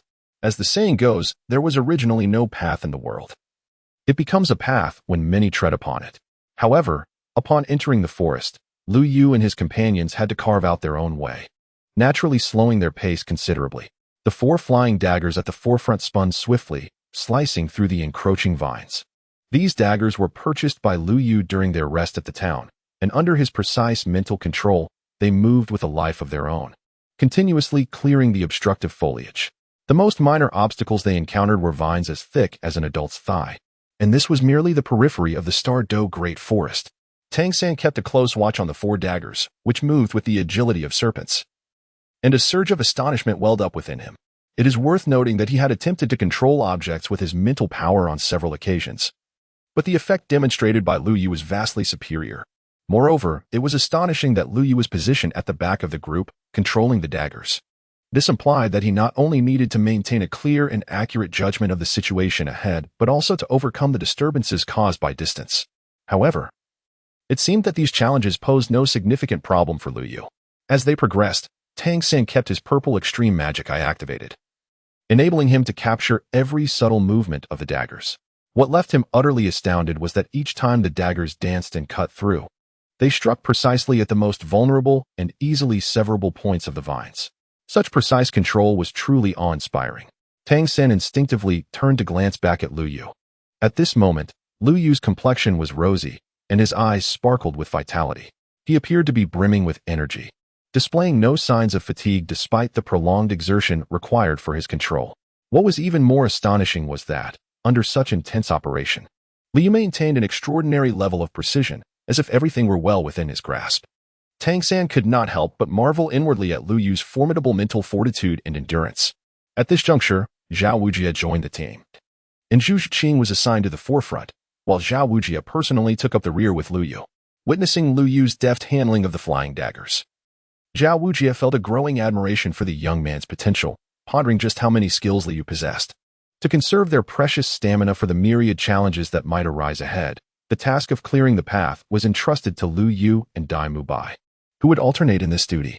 Dai Mubai showcased his razor-sharp claws, each swing as swift as lightning, effortlessly dispatching the dense vegetation that obstructed their way. Undeniably, his sharp claws played an exceptional role in navigating through the intricacies of the botanical barriers. However, when it came to efficiency in clearing the path, Lu Yu's 4 flying blades surpassed all expectations. They whirled rapidly through the air, severing everything in their path, be it stout tree trunks or resilient vines, creating a broad and straight thoroughfare. Although Dai Mubai's speed was slightly inferior to Lu Yu's, his performance was still sufficient to ensure the team maintained a steady and uniform pace.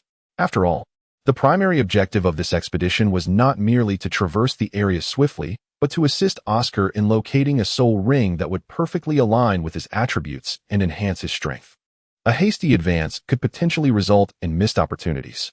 Upon retracting his flying daggers, Lu Yu remained vigilant, heightening his mental acuity to its maximum extent. expanding his perception radius to a remarkable 500 meters, monitoring every subtle movement around him. Teacher Zhao, there is a gathering of soul beasts ahead. Lu Yu suddenly whispered to Zhao Wujie. All eyes turned towards him, and Zhao Wujie, taken aback by the revelation, subsequently gestured for Dai Mubai to advance and investigate. A moment later, Dai Mubai returned to Zhao Wujie's side and nodded, confirming, indeed, there is a congregation of soul beasts ahead. But they are merely a group of golden mole rats, posing no real threat. The others gazed at Lu Yu with renewed astonishment. They had sensed nothing, not even Zhao Wujie. Yet Lu Yu had detected the presence of soul beasts ahead. His perceptive abilities were nothing short of formidable. Let us find a way to circumvent them. Individually, they are not highly aggressive, but their teeth can pierce steel, and in numbers, they can be quite troublesome. Lu Yu, lead the way while Dai Mubai takes a moment to rest. Let us proceed, Zhao Wujie instructed after a brief contemplation. Lu Yu nodded and walked to the forefront of the group. The vegetation in the Star Doe forest was exceedingly dense. The towering trunks and lush canopies obscured the sunlight, making visibility increasingly limited as one ventured deeper. It was in such a place that Lu Yu's formidable mental prowess became evident. Why did we just detour around that group of rodent golden mice? Aren't their offensive capabilities rather limited? Suddenly inquired the warrior Qi Qi, who was positioned in the center of the formation. However, do they pose any real threat to us? Why resort to lethal measures? If all soul masters exterminated every soul beast they encountered, it is conceivable that, after a few hundred or thousand years, there would be no soul beasts left to provide soul rings for our breakthroughs. Moreover, as Teacher Zhao mentioned earlier, the Star Doe forest is fraught with peril. If the sin of blood from our skirmish attracted other formidable soul beasts, it could spell disaster. Lu Yu responded with a smile from the front of the group. Upon hearing his words, the others paused momentarily, then reflected on his reasoning, which indeed seemed quite sound. Tang San wholeheartedly agreed, recalling similar advice from his master. Zhao Wujing nodded in agreement, acknowledging the wisdom imparted by that esteemed elder. Such insights were invaluable. Upon hearing these words, Lu Yu merely offered a faint smile, refraining from further comment. Previously, he had visited the open section of the library at the Wuhuan Hall branch in Notting City, where he had consulted numerous records of soul beasts that now only lingered in ancient texts. The tragic fate of these soul beasts, vanishing without a trace, was a consequence of humanity's relentless hunting. Each soul beast possessed its own unique ecology and habits, however. Greedy humans relentlessly pursued them for the sake of acquiring formidable power and precious resources. Over time, those once abundant and diverse soul beasts gradually dwindled in number, leaving behind only traces of their existence in ancient tomes. This was undeniably a heart-wrenching tragedy and a punishment from nature for humanity's ignorance and avarice. After approximately half an hour of travel, the group encountered numerous century-old and millennium-old soul beasts. However, their purpose was to assist Oscar in finding a Millennium Soul Ring, rendering these beasts unsuitable for their quest. Aside from the aggressively territorial soul beasts that initiated attacks, the others, aged merely a century or a decade, were largely spared. Not only because Lu Yu's previous remarks resonated with them, but also to avoid provoking the more formidable soul beasts. After nearly half an hour of journeying, Zhao Wujie commanded a rest, emphasizing the importance of maintaining their optimal condition in this paradise of soul beasts. Lu Yu, uncertain if it was merely his imagination, felt an unsettling sensation of being watched since entering the forest. The disquieting feeling of being followed clung to him, keeping his nerves taut. He silently whispered to himself, hoping it was just an illusion to soothe his anxious spirit. Nevertheless, this inexplicable intuition grew more intense. At this moment, Lu Yu leaned against a sturdy tree and slowly settled into a meditative posture, his hands resting naturally on his knees, palms facing upward, and his eyes gently closed as he focused on his breathing, striving to calm his mind. Despite the surrounding tranquility, he could still sense the faint presence of scrutiny. The wind whispered through the leaves as if sharing some secret. Taking a deep breath, he opened his eyes and scanned his surroundings cautiously. Yet, apart from the dense foliage and the occasional bird flitting by, he detected nothing unusual. Even so, the feeling of being pursued lingered persistently in his thoughts. Brother Yu, what's wrong? Is something amiss? Tang San, observing Lu Yu's cautious demeanor, felt an increased sense of vigilance. Something was approaching at high speed. Lu Yu whispered, his eyes alertly fixed on the front. Within his spiritual perception, a soul beast was swiftly approaching their position. Although they had only been together for a few days, they had quickly assumed their positions. Lu Yu, Dai Mubai, and Tang San tacitly shielded the auxiliary soul masters, Oscar and Ning Rongrong, while Zhu Shiqing, Ma Hongjun, and Xiao Wu positioned themselves on the flanks. Zhao Wujie stood at the rear of the formation. Almost instantly, everyone unleashed their martial spirits, and in that moment, a dazzling array of soul rings illuminated the surroundings. Soon, accompanied by the rustling of foliage, a series of sounds emerged from the thicket ahead. Liu Yu stood firm, staff in his right hand and the magical blade Qianren in his left. As the distance closed, the figure of the target became increasingly distinct within his perception. "It is a serpent," Liu Yu declared, his eyes tightly shut as he described the vision with utmost clarity. A flying snake, soaring at 3 meters above ground, moving swiftly, with a crest resembling a comb on its head and a fan-shaped tail. "It is the phoenix-tailed coxcomb snake," Liu Yu and Zhao Wujie exclaimed almost in unison. Upon recognizing the creature's appearance, Liu Yu immediately recalled its name. According to records, the red crest on its head served a unique purpose, and the creature was non-venomous, relying solely on constriction to suffocate its prey, capable of astonishing bursts of speed. "Liu Yu, can you lock onto it?" The red crest of the phoenix-tailed coxcomb snake stores nutrients and allows for instantaneous acceleration. If you can absorb it successfully, it may compensate for your speed deficiency. "Oscar, it seems you struck lucky this time," Zhao Wujie said, his eyes gleaming. "Liu Yu, can you determine how many years old this snake is?" "Its length is around 7 to 8 meters, with dark red wings, likely a millennium-level beast," Liu Yu calculated briefly before adding, "Wait, something seems amiss. This snake bears wounds. It appears to be fleeing from a pursuer." Within his perceptive view, the phoenix-tailed coxcomb snake swayed left and right, with traces of blood staining the leaves behind it. "Goodness! What is it that you do not know?" Someone exclaimed in astonishment at Liu Yu's detailed explanation, which left everyone present in awe. The world of soul beasts is filled with peculiarities, and while records can be monotonous, Liu Yu's vivid descriptions revealed his profound understanding of them. Tang San reflected internally that even he could not make such a quick and accurate assessment of a soul beast's age as Liu Yu had just done. The only person he could think of who might achieve such precision was his own mentor. Yet, Liu Yu had no mentor. He had reached this point solely through his own efforts. Everyone heightened their vigilance. Liu Yu had indicated that the snake was injured and being hunted, making it a prime opportunity to capture it while it was in a weakened state. Zhao Wujie's eyes sparkled with excitement. Chapter 136, Level 53. If my memory serves me right, the phoenix-tailed coxcomb snake is currently being pursued by the Dragon Lord and Lady. And there is still some time before they arrive, ample enough to hunt down this bloodied serpent. Liu Yu, since you are so well acquainted with this creature, I shall leave the command of the ensuing battle to you, Zhao Wujie remarked from the rear. A serpent that has existed for approximately a millennium is perfectly suited for these young ones to hone their skills, especially with Liu Yu, a formidable 4-stage soul master. Providing support, I merely need to observe their performance from a distance. Upon hearing this, Liu Yu remained silent. His mental focus intensely sharpened as his gaze fixated on the direction of the phoenix-tailed coxcomb snake. Suddenly, it arrived, with a low cry from Liu Yu. The group instantly heightened their alertness. Oscar's enchanting eyes sparkled with excitement. His left hand tightly gripped a short dagger, the thought of soon acquiring a millennium-old third spirit ring igniting his fervor.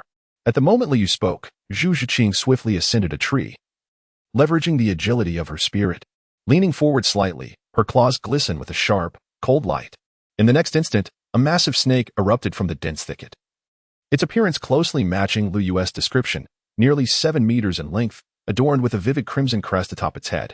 The moment this colossal creature emerged, Zhu Shiqing leaped down from the tree, immediately invoking her soul skill, Netherworld Stab, aimed fiercely at the crest on the phoenix-tailed coxcomb snake's head.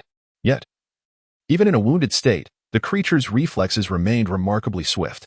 Just as the Netherworld Stab was about to strike, it twisted its massive body to evade the attack. Zhu Shiqing was instantly hurled away by the snake's immense form, which then turned its head and opened its jaws wide, releasing a burst of colorful mist. At that moment, Zhu Shiqing found herself suspended in midair, unable to evade in time. As the dense mist loomed closer, the hearts of those around her raced, their eyes wide with terror. "Be careful." In this dire moment, Zhu Shiqing suddenly heard a loud, urgent shout near her ear. The voice seemed to carry a powerful force, cutting through her tension. Almost immediately, she felt an incredibly strong arm extend toward her, gently resting on her slender waist. Before she could comprehend what was happening, her body was swept away by a tremendous force, spinning gracefully like a leaf in the wind. In the next instant, as she regained her balance, a flawlessly sculpted profile unexpectedly entered her line of sight. "Are you all right?" Liu Yu's voice broke through her thoughts, grounding her back in reality. "I'm fine," Zhu Qing replied, a hint of embarrassment causing her to turn her head aside. Meanwhile, in the center of the battlefield, Dai Mubai resolutely unleashed his Millennium Soul skill. White Tiger King Kong transformation, causing his body to swell dramatically as he charged to the forefront. Liu appeared oblivious to the peculiar demeanor of his opponent as he summoned his soul power to activate the wind steps, returning once more to the battlefield. The 7 treasures had a reputation. The second was speed. With a melodic cry from Ning Rongrong, a dazzling array of 7-colored light erupted from her petite and exquisite figure. This radiant glow resembled a resplendent rainbow, instantly illuminating the surrounding space in a dreamlike spectacle. Just as everyone was captivated by this extraordinary sight, they suddenly felt as if their bodies had become weightless, imbued with an unparalleled lightness. In the next moment, countless beams of starlight, glimmering with a mystical brilliance, cascaded from the tranquil sky above. These stars, akin to shooting meteors, gracefully descended towards the earth. Not far away, Liu raised the staff in his hand, which emanated an overwhelming aura. His posture was upright, resembling a majestic mountain standing tall. Beneath his feet, a purple soul ring shimmered brightly, akin to the most radiant star in the night sky. As Liu recited incantations, he unleashed his first soul skill, the Starry Salutation. The fallen starlight, as if guided by an unseen force, swiftly converged upon the gathered individuals. Upon contact with their skin, a warm and potent energy surged throughout their bodies. They felt their previously depleted soul power and stamina being replenished, each cell brimming with invigorating vitality. Their gazes brightened, and their mental acuity surged. Tang San. Its wings are injured. Bind it with blue-silver grass. As Liu spoke, a cyan soul ring flashed instantly, accompanied by the flow of his soul power. Numerous wind blades darted toward the phoenix-tailed coxcomb snake. Their dense barrage, combined with Dai Mubai's powerful strikes, caused the massive creature to lose its balance. Blue-silver, entangle. With Tang San's deep and resolute command, a powerful wave of soul power erupted from him. A fierce glint flickered in his deep, ocean-like eyes. And the first soul ring emanating a faint golden light beneath his feet suddenly shone forth, resembling a brilliant star igniting in the night sky. At that moment, a breathtaking scene unfolded. Thick, robust blue-silver vines surged forth from the ground with astonishing speed, akin to dragons emerging from the sea, hurtling towards the phoenix-tailed coxcomb snake with a thunderous roar. Each vine, as thick as an adult's arm, shimmered with a translucent blue glow, seemingly alive and imbued with extraordinary agility. In the blink of an eye, these blue-silver vines enveloped the wings of the phoenix-tailed coxcomb snake like a colossal spider's web, tightening their grip with every moment, resembling sturdy ropes that rendered the creature utterly unable to escape. The ensnared wings trembled and struggled under the binding of the blue-silver vines. "Ma Hongjun," Liu shouted once more. In an instant, Ma Hongjun, positioned behind, understood his intent. With his soul ring shining brightly, he unleashed a blazing line of fire from his mouth. Under the enhancement of Liu's soul skill, the range and potency of Ma Hongjun's Phoenix Fire line were significantly amplified, as the searing flames, seemingly capable of igniting the very air, engulfed the creature beneath the blue-silver web. The phoenix-tailed coxcomb snake writhed violently, as if its most sensitive spot had been struck. Its massive, elongated body twisted and rolled, each vigorous movement causing the ground to tremble beneath it. Suddenly, the colossal serpent raised its head, opening its gaping maw to the sky, emitting an ear-piercing roar that resonated like thunder, almost tearing the world asunder. Accompanying this roar, a formidable aura erupted from the phoenix-tailed coxcomb snake, creating a visible shockwave that swept outward. This is not good. It seeks to break free from its bonds. Chapter 137, Level 50. Part 4. It seeks to escape. As soon as Tang San's words fell, the blue-silver vines entwined around the massive serpent began to snap with a resounding crack, unable to withstand the creature's thrashing. Attempting to flee would not be so simple. With a single hand gripping his staff, Liu summoned a brilliant light from the brown wood, and with a thunderous roar, several stone pillars erupted from the ground.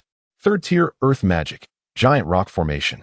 As the stone pillars intersected, the phoenix-tailed coxcomb snake's immense body was once again ensnared. No matter how slick its form, the barbs on the rock pillars clung tightly to it, causing its massive body to bleed profusely. Tang San immediately released the toxins from the blue-silver vines. In the next moment, the ensnared phoenix-tailed coxcomb snake opened its terrifying maw once more, releasing a pungent, acrid breath, accompanied by a high-pitched, deafening explosion, as if it intended to rend the very fabric of reality. This serpent was evidently unwilling to surrender easily. It still sought to make one last desperate attempt to break free and reclaim its freedom. However, Liu had not granted such an opportunity. The instant the giant serpent opened its mouth, Liu decisively swung his staff, which emanated a mysterious radiance.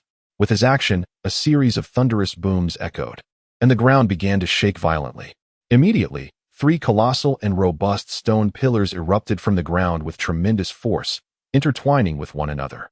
2 of the pillars pressed down upon the third, which plunged directly into the gaping maw reeking of blood, firmly bracing against the foul orifice. In the next instant, Liu executed a swift and ghostly step, causing his figure to vanish from sight. Before anyone could comprehend the unfolding events, a muffled thud resonated in the air, and Liu's silhouette reappeared in the same spot. This entire sequence transpired in the blink of an eye, leaving the onlookers astonished as the previously hissing giant serpent lay eerily still, as if it had succumbed to slumber. Unbeknownst to the crowd, in a discreet corner, Liu discreetly retrieved a slender stick into his spatial ring. Subsequently, he turned to Oscar, who was concealed at the back, offering him an assurance with a reassuring glance. Oscar, brandishing a short knife, advanced with measured strides, his heart undoubtedly racing with excitement. To avoid prolonged complications, aim for the spot beneath its fleshy crest. Liu advised as Oscar passed by. The latter nodded solemnly, his grip on the knife tightening with resolve. Just as Oscar prepared to strike, a hoarse, furious voice echoed from afar, commanding, "Stop." Upon hearing the words, Liu turned his gaze to the side, where 2 figures leapt forth from the direction the phoenix-tail coxcomb snake had fled. Recognizing the 2 individuals wielding serpent-headed staffs, Liu immediately discerned their identities, the snake matron and Chao Tianxiang. The young girl beside her could only be Meng Yiran. If Liu recalled correctly, in the original narrative, Meng Yiran's 2 designated soul rings had been claimed, one by Oscar and the other by Tang San. "What brings you here?" Zhao Wujie asked coolly, glancing at the distinctive serpent-headed staff, which conjured memories of a certain individual. The snake matron gazed at the masked figure before her, aware that the opponent had not released their soul rings, leaving her uncertain of their true capabilities. However, having already revealed her 6-ring strength, she sensed that the other party might possess greater power, prompting her to proceed with caution. She adopted a relatively mild tone, saying, "I am Chao Tianxiang. We discovered the phoenix-tail coxcomb snake first and have inflicted injuries upon it. Might we inquire if it can be returned?" Dai Mubai, upon hearing the name Chao Tianxiang, was taken aback. "What is the matter? Is this old woman formidable?" Tang San, noticing Dai Mubai's reaction, inquired with curiosity. Dai Mubai explained, "The snake matron Chao Tianxiang and dragon Duke Meng Shu are collectively renowned as the supreme dragon and serpent. They are undeniably formidable figures on the continent. Their soul rings complement each other, and their formidable soul fusion technique renders them nearly invincible against anyone below title Dolua. Furthermore, the 2 are rarely separated. If the snake matron is here, the dragon duke is certainly nearby." "Ah, it is the snake matron. A pleasure to finally meet you. However, the soul beasts within this forest are considered unclaimed entities, and my students have exerted considerable effort in dealing with this serpent. To simply assert that it belongs to you based solely on words may be somewhat inappropriate," Zhao Wujie stated firmly. "If you wish to obtain something from me, I must firmly refuse. What is inappropriate about it? I see you, black fellow, as shamelessly clinging to petty gains. Were it not for our prior efforts in injuring the phoenix-tail coxcomb snake, do you believe your students could have subdued it so easily?" Meng Yiran interjected, unable to contain herself. The lack of soul power emanating from the masked figure led her to doubt that a group of mere 13 or 14-year-olds could possibly contend with a millennium-old serpent. "Yiran, refrain from being disrespectful," Chao Tianxiang admonished gently, her gaze devoid of reproach. She continued, "May I inquire your esteemed name?" Observing the figure's heavily armed appearance and their failure to release their soul, she sought to ascertain their identity for her own safety.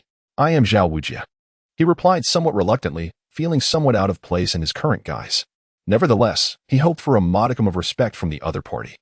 With the supreme dragon and serpent inseparable, it was best to resolve matters swiftly while the dragon duke was absent. "Ah, it is an honor to be in the presence of the immovable king. Your illustrious reputation precedes you. Regrettably, your uniquely captivating attire today momentarily rendered you unrecognizable to me. And for that, I sincerely apologize. I hope you will not take offense." As she spoke, Kao Xiangxiang wore a beaming smile and greeted the individual before her with a respectful clasp of her hands. The formidable Zhao Wujie, the immutable king, stood before her, a distinguished warrior of level 70, with whom she could never hope to contend alone. At that moment, she was quietly calculating ways to delay the encounter, awaiting her husband's timely arrival for support. She believed that once they stood united, even a powerhouse like the immutable king would have to yield. Your esteemed reputation is truly undeserved. I am merely a humble schoolteacher leading my students in the hunt for soul beasts. This phoenix-tailed coxcomb snake aligns remarkably well with the martial souls of my students. I implore you to show leniency, Zhao Wujie remarked. May I request your indulgence? Zhao Wujie said politely, eager to avoid prolonging the conflict, wishing instead for a swift resolution. The prospect of Dragon Duke's arrival loomed ominously, complicating matters further. Are you suggesting that among your students, there are those who have surpassed the 30th level? Ko Shangxiang questioned incredulously, observing the group of seemingly young children, no more than 15 or 16, who appeared to possess greater talent than her own granddaughter. Since you harbor doubts, then let everyone reveal their soul rings, Zhao Wujie commanded, prompting the Shrek's students to summon their martial souls in unison. They merely displayed their soul rings, concealing any manifestations of their martial spirits, particularly those linked to beast martial souls that had already undergone the soul embodiment. What? Ko Shangxiang and Meng Yiran gasped in astonishment upon witnessing the soul rings of the Shrek students. The fluctuations of soul power they emitted hovered around the 20th level, even inching towards the 30th. 4-ring soul masters. Their astonishment deepened as they beheld Lu Yu's 4 vibrant soul rings, leaving them agape. Ko Shangxiang was astounded. The silver-haired boy, appearing merely 11 or 12, possessed the strength of a 4-ring soul master, with his first and second soul rings being of the Millennium grade. Moreover, the staff he wielded proclaimed that his martial soul was indeed a weapon type. Meng Yiran regarded Lu Yu with wide-eyed surprise, her heart racing in disbelief. Could this individual truly be human? What was the significance of the azure and brown soul rings beneath his feet?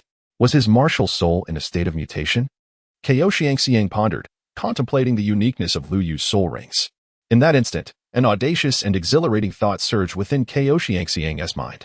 She mused to herself, how splendid it would be if this extraordinarily gifted and powerful youth could become her granddaughter's fiancé.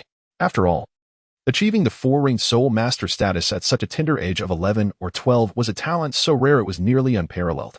The unparalleled talent he exhibited undoubtedly proved to the world that he was not an ordinary individual. More importantly, both Lu Yu and his granddaughter possessed the rare and formidable weapon soul, a type of martial spirit of exceptional caliber. It is well acknowledged that the compatibility of martial souls significantly influences the quality of the next generation's martial spirits. If these 2 young individuals were to unite in matrimony, it is highly probable that their offspring would inherit the superior genetic traits of both martial souls, potentially giving rise to an elite weapon soul. Contemplating this, Chao Tianxiang gazed affectionately at her granddaughter, who remained strikingly beautiful and graceful. Although Lu Yu is slightly younger, it is often said that a woman 3 years older than her partner is akin to gold. After all, many young people today do prefer partners who are a bit older. Grandma? Meng Yiran, noticing Chao Tianxiang's peculiar expression, inquired with curiosity. Ahem. Chao Tianxiang snapped back to reality. I wonder if my students will catch your esteemed eye, Zhao Wujie remarked, secretly pleased as he observed Chao Tianxiang's demeanor. A radiant smile breaking forth upon his otherwise concealed face, though no one was there to witness it. Since you have no further comments, this phoenix-tail coxcomb snake shall belong to us, Zhao Wujie continued, noticing the prolonged silence from his counterpart. Ahem. Chao Tianxiang tightened her grip on the serpent-headed staff, acknowledging the exceptional talent of the students brought forth by the unmoving king, particularly the silver-haired youth who had already reached the soul master realm at such a tender age, truly expanding her horizons. However, Chao Tianxiang's tone shifted as she added, since we are all soul masters, let us determine the ownership of this phoenix-tail coxcomb snake based on our respective strengths. Agreed, but my student cannot compete against you, Zhao Wujie replied, conceding to the demands of the snake matriarch. Oh, and why is that? Chao Tianxiang asked, perplexed. Because my student is an auxiliary food-type soul master. Zhao Wujie pointed to Oscar. Very well. In that case, let us have someone else take the stage. Chao Tianxiang's eyes narrowed slightly as they landed on Oscar. Upon realizing that this young man was indeed a food-type auxiliary soul master, her heart jolted momentarily. However, this surprise was fleeting, and she quickly regained her composure. After all, compared to Lu Yu, who stood nearby with his formidable strength as a four-ring soul master. It was not particularly astonishing for a mere boy in his early teens to reach level 30 as a food-type soul master. Teacher Zhao, allow me to take the fight. At that moment, Tang San stepped forward eagerly. No, you are only at level 29. I will not battle you. Before Zhao Wujie could respond, Meng Yiran decisively interjected. I wish to fight him. Amidst the astonished expressions of the crowd, Meng Yiran elegantly pointed her delicate finger towards Lu Yu, asserting with unwavering conviction. That 30-level soul master is a food-type support spirit master. The rest of you are all below that level. I do not wish to take advantage of you. Thus I shall engage him in battle. Clutching a serpent-headed staff with one hand, she was clad in form-fitting attire that accentuated her well-developed physique. Her bright eyes fixed intently on Lu Yu. Meanwhile, Lu Yu stood beside her, utterly bewildered, contemplating whether Meng Yiran had lost her senses or if her youth had impaired her judgment. Had she not noticed Zhao Wujie's announcement revealing his soul rings? Surely, she must recognize the brilliance of his two striking purple thousand-year soul rings. Yiran, you must consider this carefully. That young man is a four-ring soul master, and the disparity between you is not something easily bridged. Chao Tianxiang, having overheard her words, was equally taken aback, her eyes filled with concern. While she felt a sense of pride in her granddaughter's determination to challenge someone stronger, she was acutely aware that the opponent's strength far surpassed Meng Yiran's, rendering the contest fundamentally unbalanced. Grandmother, fret not. I know my limits, Meng Yiran reassured her, gently patting Chao Tianxiang's hand. Are you certain you wish to battle me? Lu Yu asked, incredulity evident in his voice as he gestured between himself and Meng Yiran. Indeed, but there are rules, she replied with calm composure. Oh? Pray tell what these rules entail, Lu Yu inquired, a hint of intrigue sparking within him. We shall not summon our spirits, nor will we utilize soul power or techniques. We will merely measure our fundamental physical strength. How does that sound? Do you dare? As she spoke, Meng Yiran retracted her serpent-headed staff, her gaze unwaveringly fixed on Lu Yu. Chapter 139, Level 50. Part 6. Upon hearing her declaration, Zhao Wujie and the others erupted in laughter. Perceiving Meng Yiran as having unwittingly delivered herself into the hands of her adversary, they exchanged curious glances, wondering if this young lady had indeed lost her wits. Choosing to challenge the formidable Lu Yu and insisting on a contest of physical prowess, was she not courting disaster? Young lady, are you truly intent on competing with me in terms of physical strength? Lu Yu regarded her with skepticism, for the first time feeling a twinge of pity for a stranger in this world. In truth, it was he who had subdued the serpent earlier, with Meng Yiran merely assisting. He found himself lacking the enthusiasm to engage in combat, aside from a curiosity to witness the unfolding spectacle reminiscent of the original tale. I am certain you are not afraid of a mere weak woman, are you? Meng Yiran embraced herself with both arms, causing her already ample bosom to appear even more pronounced, as if it were about to burst forth from her snug attire. Her martial spirit, a serpent-headed staff, demanded a certain level of physical prowess from its wielder, thus she had cultivated a habit of rigorous training from a young age. She observed that although Lu Yu had summoned a staff as well, the 7 gemstones embedded within it clearly indicated he belonged to the long-range attack category, which was known for its vulnerability in close combat. Seeing his hesitant demeanor, Xiaowu couldn't help but murmur to herself, what's going on? Usually, Brother Yu is the type to demolish the teaching building with a mere word. Just days ago, he had torn that female spirit master's clothing to shreds on the battle platform. Why is he suddenly showing such restraint? Lu Yu, go for it, Zhao Wujie whispered, giving him a knowing glance. Remember to go easy. After all, it was a rare opportunity to acquire a soul ring. Snake Lady observed Lu Yu with a hint of doubt, then cast a concerned glance at Meng Yiran. The boy's physique appeared no different from that of an ordinary person. Although he was a 4-ring soul master, his youth suggested an unstable foundation. They were ultimately competing on the basis of fundamental physical capabilities. In the realm of soul masters, apart from those who specialized in physical strength training, Lu Yu seemed to fall outside that category, especially since she had clearly witnessed his martial spirit was a staff, indicating limited melee capabilities. Moreover, her granddaughter possessed a formidable flying knife technique, which further diminished Lu Yu's chances of victory. To ensure fairness, the soul powers of both parties were suppressed by the 2 strongest individuals present, preventing any possibility of cheating. Soon, after Zhao Wujie had adequately suppressed Meng Yiran's soul power, Lu Yu extended his hand. However, the moment Snake Lady redirected her soul power to connect with Lu Yu, she gazed at the youth before her with growing perplexity. Something was amiss. The soul power contained within Lu Yu's body was far from what a four-winged soul master should possess. In her perception, the soul power coursing through him resembled a stream on the verge of drying up, even inferior to that of a level 30 soul venerable. And his mental strength appeared to hover around the same level. Snake Lady surmised that Lu Yu's four-winged status had likely been achieved in a hasty manner. It was known that forcing a breakthrough could inflict significant harm on a soul master's body, resulting in an unstable foundation. Otherwise, his soul power reserves would not be inferior to even a level 30 soul venerable. Now, she was convinced that victory in this contest was a foregone conclusion. Yet, outwardly, she maintained a calm demeanor as she suppressed Lu Yu's soul power. Lu Yu approached the center of the arena with an expression of calmness. He had observed the subtle shifts in the expression of the serpent matriarch with clarity. She merely felt a false sense of security, believing her victory assured due to the feeble soul power that coursed within him like a wisp of smoke. However, Lu Yu could only assert that this was all an illusion. Initially, when he first awakened his martial soul, his body was akin to that of an ordinary individual, with soul power flowing through his limbs and within his dantian. Yet, after absorbing his first soul ring and reshaping his physique, a transformation occurred. Indeed, it was a transformation. His soul power became concentrated in 3 colossal whirlpools within his sea of consciousness, with only a minimal amount circulating through his meridians. Even more astonishingly, he possessed 2 distinct seas of consciousness, with the whirlpools residing in the second sea. The first sea contained merely the mental strength of a soul master at the 30th level. It was this first sea that the serpent matriarch had encountered. Meng Yiran, with her martial soul, the serpent staff, stood as a second-ring battle soul master at the 30th level. Her short hair danced gently in the breeze, framing a lithe and well-proportioned figure clad in fitted attire. Lu Yu, exhibiting a visage of fatigue, stretched languidly and then let out a weary yawn. Faced with this utterly unchallenging battle, whose outcome was glaringly evident, he found it exceedingly difficult to muster even a modicum of enthusiasm. It is worth noting that, according to the original narrative, the one meant to engage with Meng Yiran should have been Tang San. Yet, inexplicably, the task had now fallen upon his shoulders.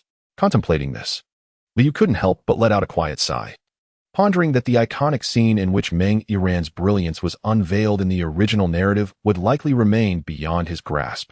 The mere thought of missing such a captivating moment left him feeling a twinge of regret and melancholy. Lu Yu, a level 45 four-ring auxiliary soul master, wielded the martial spirit of the praying star lotus staff. An auxiliary soul master? Upon hearing these words, the serpent matriarch was momentarily taken aback. She had not anticipated that this young lad, who had remarkably reached the four-ring soul master rank at such a tender age, was an auxiliary type. This implied that the silver-haired youth's talent far surpassed that of the 30-level food-type soul master. Alas, it was a pity that such a promising talent was being squandered in a rush to achieve success. A look of regret flickered across the matriarch's wrinkled face. However, in the center of the arena, upon learning that Lu Yu was an auxiliary soul master, Meng Yiran's smile broadened, and she thought to herself that she would not hold back any longer. In the next instant, her figure abruptly vanished from sight, and she launched an offensive against Lu Yu, her hands shimmering with an eerie cold light. In that fleeting moment, onlookers beheld her delicate hands sweep through the air, as if an invisible force erupted from her grasp. Following this, several icy flashes, imbued with a chilling aura, raced toward Lu Yu's face like lightning. To everyone's astonishment, in the face of such a fierce assault, Lu Yu stood immobile, like a statue, showing no inclination to evade. His profound eyes remained calm as still water, seemingly oblivious to the deadly projectiles hurtling toward him. Moreover, his body appeared frozen, showing not even the slightest sign of movement. However, in the next moment, a shocking revelation unfolded before the crowd. Chapter 140, Level 50, Part 7. In Meng Yiran's confident gaze, 6 flying daggers pierced through Lu Yu's form, yet, astonishingly, not a single drop of blood emerged from him. In the following instant, a series of dull thuds resonated as 3 of the daggers, thrown by Meng Yiran, embedded themselves in the trees behind Lu Yu, whose body began to dissipate into the air like dust. Meng Yiran's eyes widened in disbelief, but before she could react, a series of whooshing sounds abruptly approached. She had no time to respond, as her shoulder, legs, and arms were swiftly slashed, tearing through her garments and revealing several faint trails of blood. In the next moment, a figure suddenly appeared before Meng Yiran. Lu Yu, with a single hand holding a leaf, pointed it nonchalantly at her throat, and declared, "You have lost," with one hand casually tucked into his pocket. His silver hair danced in the wind. Before Meng Yiran could respond, he discarded the leaf, stretched lazily, and turned to walk away. Meng Yiran stood rooted to the spot, staring blankly at the few leaves embedded in the tree before her. Indeed, they were leaves, and they had arranged themselves in a rudimentary formation resembling the character for feather. The air around them seemed to have solidified into a profound silence, broken only by the faint sounds of the giant serpent struggling against the stone pillar and the rustling of leaves stirred by the wind. Everyone was taken aback, particularly Tang San. If he was not mistaken, the technique Liu Yu had employed to fling the leaves was unmistakably a unique hidden weapon technique from the Tang clan, albeit executed with a certain awkwardness. Nevertheless, the posture was unmistakable. It was then that Meng Yiran came to her senses, watching Liu Yu's receding figure. She touched the bloodstain on her cheek, inflicted by the leaf, and shouted furiously, "Soul Egg, I will kill you." As she spoke, she instinctively attempted to summon her martial soul, but suddenly remembered that her soul power had been sealed. Consequently, her hand moved to her waist, drawing 3 flying knives which she hurled with great force. However, Liu effortlessly evaded them without even turning his head.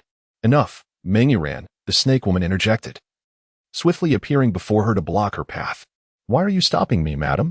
Meng Yiran demanded angrily. "Look at my face. It is ruined." Liu Yu had just flicked a leaf, which perfectly sliced through her thigh, waist, and cheek. As a young woman, the prospect of a disfigurement on her face was simply unacceptable. Still, the snake matriarch hissed softly, her mind replaying the earlier display. One might say it was a unilateral exhibition by Liu Yu. Her cold gaze fixated on Liu Yu. "This time, we have lost. This snake will be surrendered to you." Meng Yiran, upon hearing this, was momentarily taken aback, wanting to argue further, but was silenced by the snake matriarch. "Ilian, let us not overlook the fact that those leaves could easily have sliced through your throat. Were you able to perceive the man's speed just now?" The snake matriarch's eyes were fixed intently on the feather-like character embedded in the tree. At this, Meng Ilian's face turned ashen. In her earlier fury, she had overlooked the reality. At the onset of the contest, her throwing knife had merely pierced the opponent's afterimage. More alarmingly, it was evident that the opponent's proficiency with hidden weapons surpassed her own. The feather embedded in the tree was the most compelling proof of this. Had Liu Yu thrown those leaves before her instead of behind, the outcome would have been dire. The more she pondered, the paler her complexion grew. Had the opponent not shown mercy, she would likely be a cold corpse by now. Esteemed snake matriarch, might I trouble you to lift the soul power restraint so that I may treat your granddaughter's wounds?" Liu Yu's voice rang out once more. Although he was reluctant to engage in this contest, the injuries on her face were a consequence of his actions, and considering she was a girl, he felt obliged to make some effort to remedy the situation. "Very well, I appreciate your assistance," the snake matriarch replied after a brief contemplation, releasing the soul power restraint on Liu Yu. In truth, the scar on Meng Ilian's face was quite shallow, merely oozing a trickle of blood. With a bit of ointment and time, it would gradually heal as her body matured. At this moment, Meng Ilian, devoid of any further thoughts, obediently stood before Liu Yu, allowing him to use his soul technique on her. After all, for a young woman, her visage was of utmost importance. In the next instant, as Liu Yu felt the delicate flow of soul power within him, he summoned the star-invoking lotus staff. Simultaneously, for rings of varying colors began to gently rotate and rise beneath him, with the first purple ring glowing brightly. Meng Ilian felt a soothing warmth envelop her face, and as the light dissipated, Liu Yu casually retrieved a mirror from his spatial ring.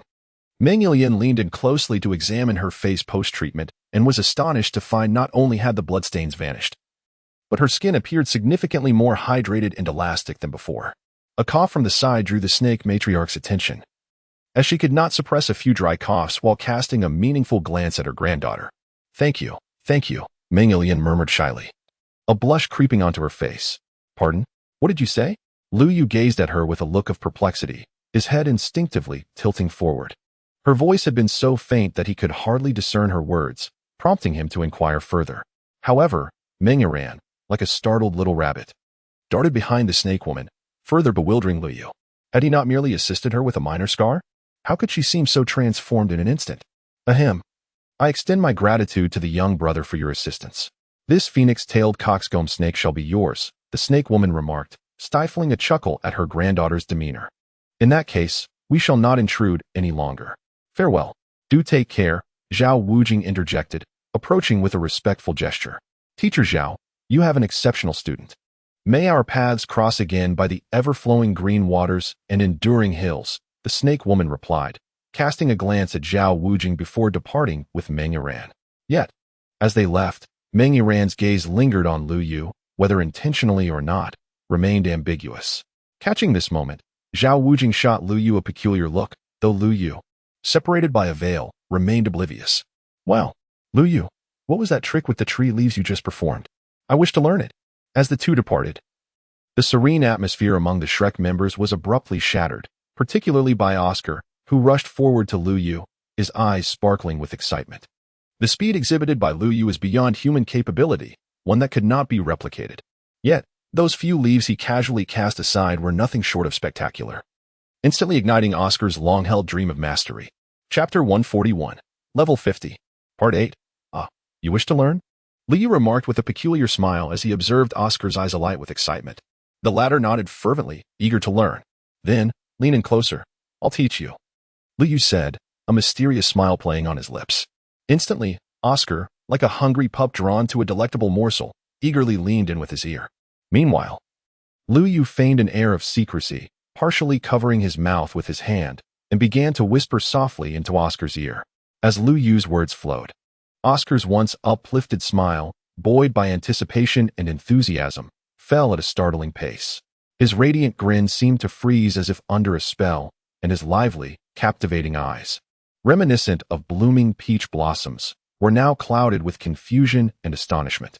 He discreetly glanced at Tang San, his expression transforming into one of utter peculiarity. After Lu Yu departed, Oscar stood frozen like a statue in place. Upon Lu Yu's return, Tang San could no longer contain his curiosity and asked, Brother Yu, what did you say to Oscar? Why is he so secretive? Lu Yu merely smiled faintly, offering no further explanation, and walked to one side. However, observing the enigmatic upward curve of Lu Yu's lips and Oscar's reaction, Tang San surmised that there was undoubtedly more to this than met the eye. Hey, little Oscar, what did Lu Yu say to you? Was it some extraordinary martial arts secret or something? Ma Hongjun casually draped his arm over Oscar's shoulder. I'm going to absorb the soul ring, Oscar replied, picking up a short knife and moving toward the phoenix-tailed coxcomb snake, leaving Ma Hongjun bewildered and scratching his head. What on earth is going on? What was said? Zhao Wujie cast a knowing glance at Oscar, who wore an expression of excitement, his hand gripping the short knife, trembling slightly. He had awaited this moment for far too long.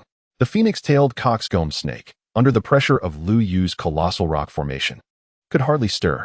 The runes on the stone pillar seemed to possess the ability to suppress soul power. Oscar tightened his grip on the knife and, with a swift thrust, pierced the vital point of the great serpent, causing its life force to ebb away until it exhibited no signs of life. Sensing that the phoenix-tailed coxcomb snake had completely lost any trace of life, Lu Yu waved his hand, and with a resounding rumble, the massive stones returned to the ground. Seeing this, Oscar promptly sat cross-legged, summoned his sausage martial soul, and released his pink soul power, cautiously guiding it toward the shimmering purple soul ring. At this moment, Lu Yu remained in a state of heightened vigilance, his spiritual energy extending outward to scrutinize the surrounding environment. He could distinctly sense two individuals watching from a distance. Lu Yu glanced at Zhao Wujie, who was evidently aware of the observers. Noticing Lu Yu's gaze, Zhao Wujie shook his head, signaling him to remain calm. Nearby, Chao Tianxiang observed Oscar absorbing the soul ring when suddenly, she felt an invisible force scrutinizing their direction. Startled, she realized that the earlier spiritual energy had been capable of detecting her presence. The murky eyes of the snake lady turned to Lu Yu, who stood opposite Zhao Wujie. The source of that spiritual energy unmistakably pointed to this silver-haired youth. The snake lady couldn't help but recall how, when she had suppressed his soul power earlier, his spiritual energy had seemed exceedingly feeble. Now, it was evident that he possessed something that allowed him to conceal his true power. So much so that even she had been deceived. Leaving, as always, the snake lady said, leaning on her tall serpent-headed staff as she turned to depart. As Meng Yiran was summoned back to reality by the voice of the snake matriarch. Neither she nor the matriarch noticed that Meng Yiran had become somewhat peculiar after her injuries were healed by Lu Yu. Zhao Wujing and Lu Yu simultaneously breathed a sigh of relief upon sensing the departure of the two women. Had the snake matriarch intended to summon some powerful soul beasts? Zhao Wujin would have been at a loss, though fortunately, this was not her intention. Moments later, after absorbing the soul ring, Oscar slowly opened his eyes. In that instant, a tremendous transformation swept over his soul power, enveloping him in a radiant pink glow. Oscar summoned his martial spirit, and 2 yellow and 1 purple soul rings gracefully ascended from beneath his feet. His excitement was palpable. From this moment forth, he would be known as the 31st level Food System Soul Master, Oscar. However, as he joyfully turned around, eager to share his uncontainable delight with those around him, he was taken aback by the sight before him. Aside from Zhao Wujin, Lu Yu, and Tang San, who still stood by his side, everyone else had gathered on the other side, craning their necks and fixating on the character feather that Lu Yu had embedded into the tree trunk with a leaf, occasionally expressing their astonishment with soft murmurs of admiration.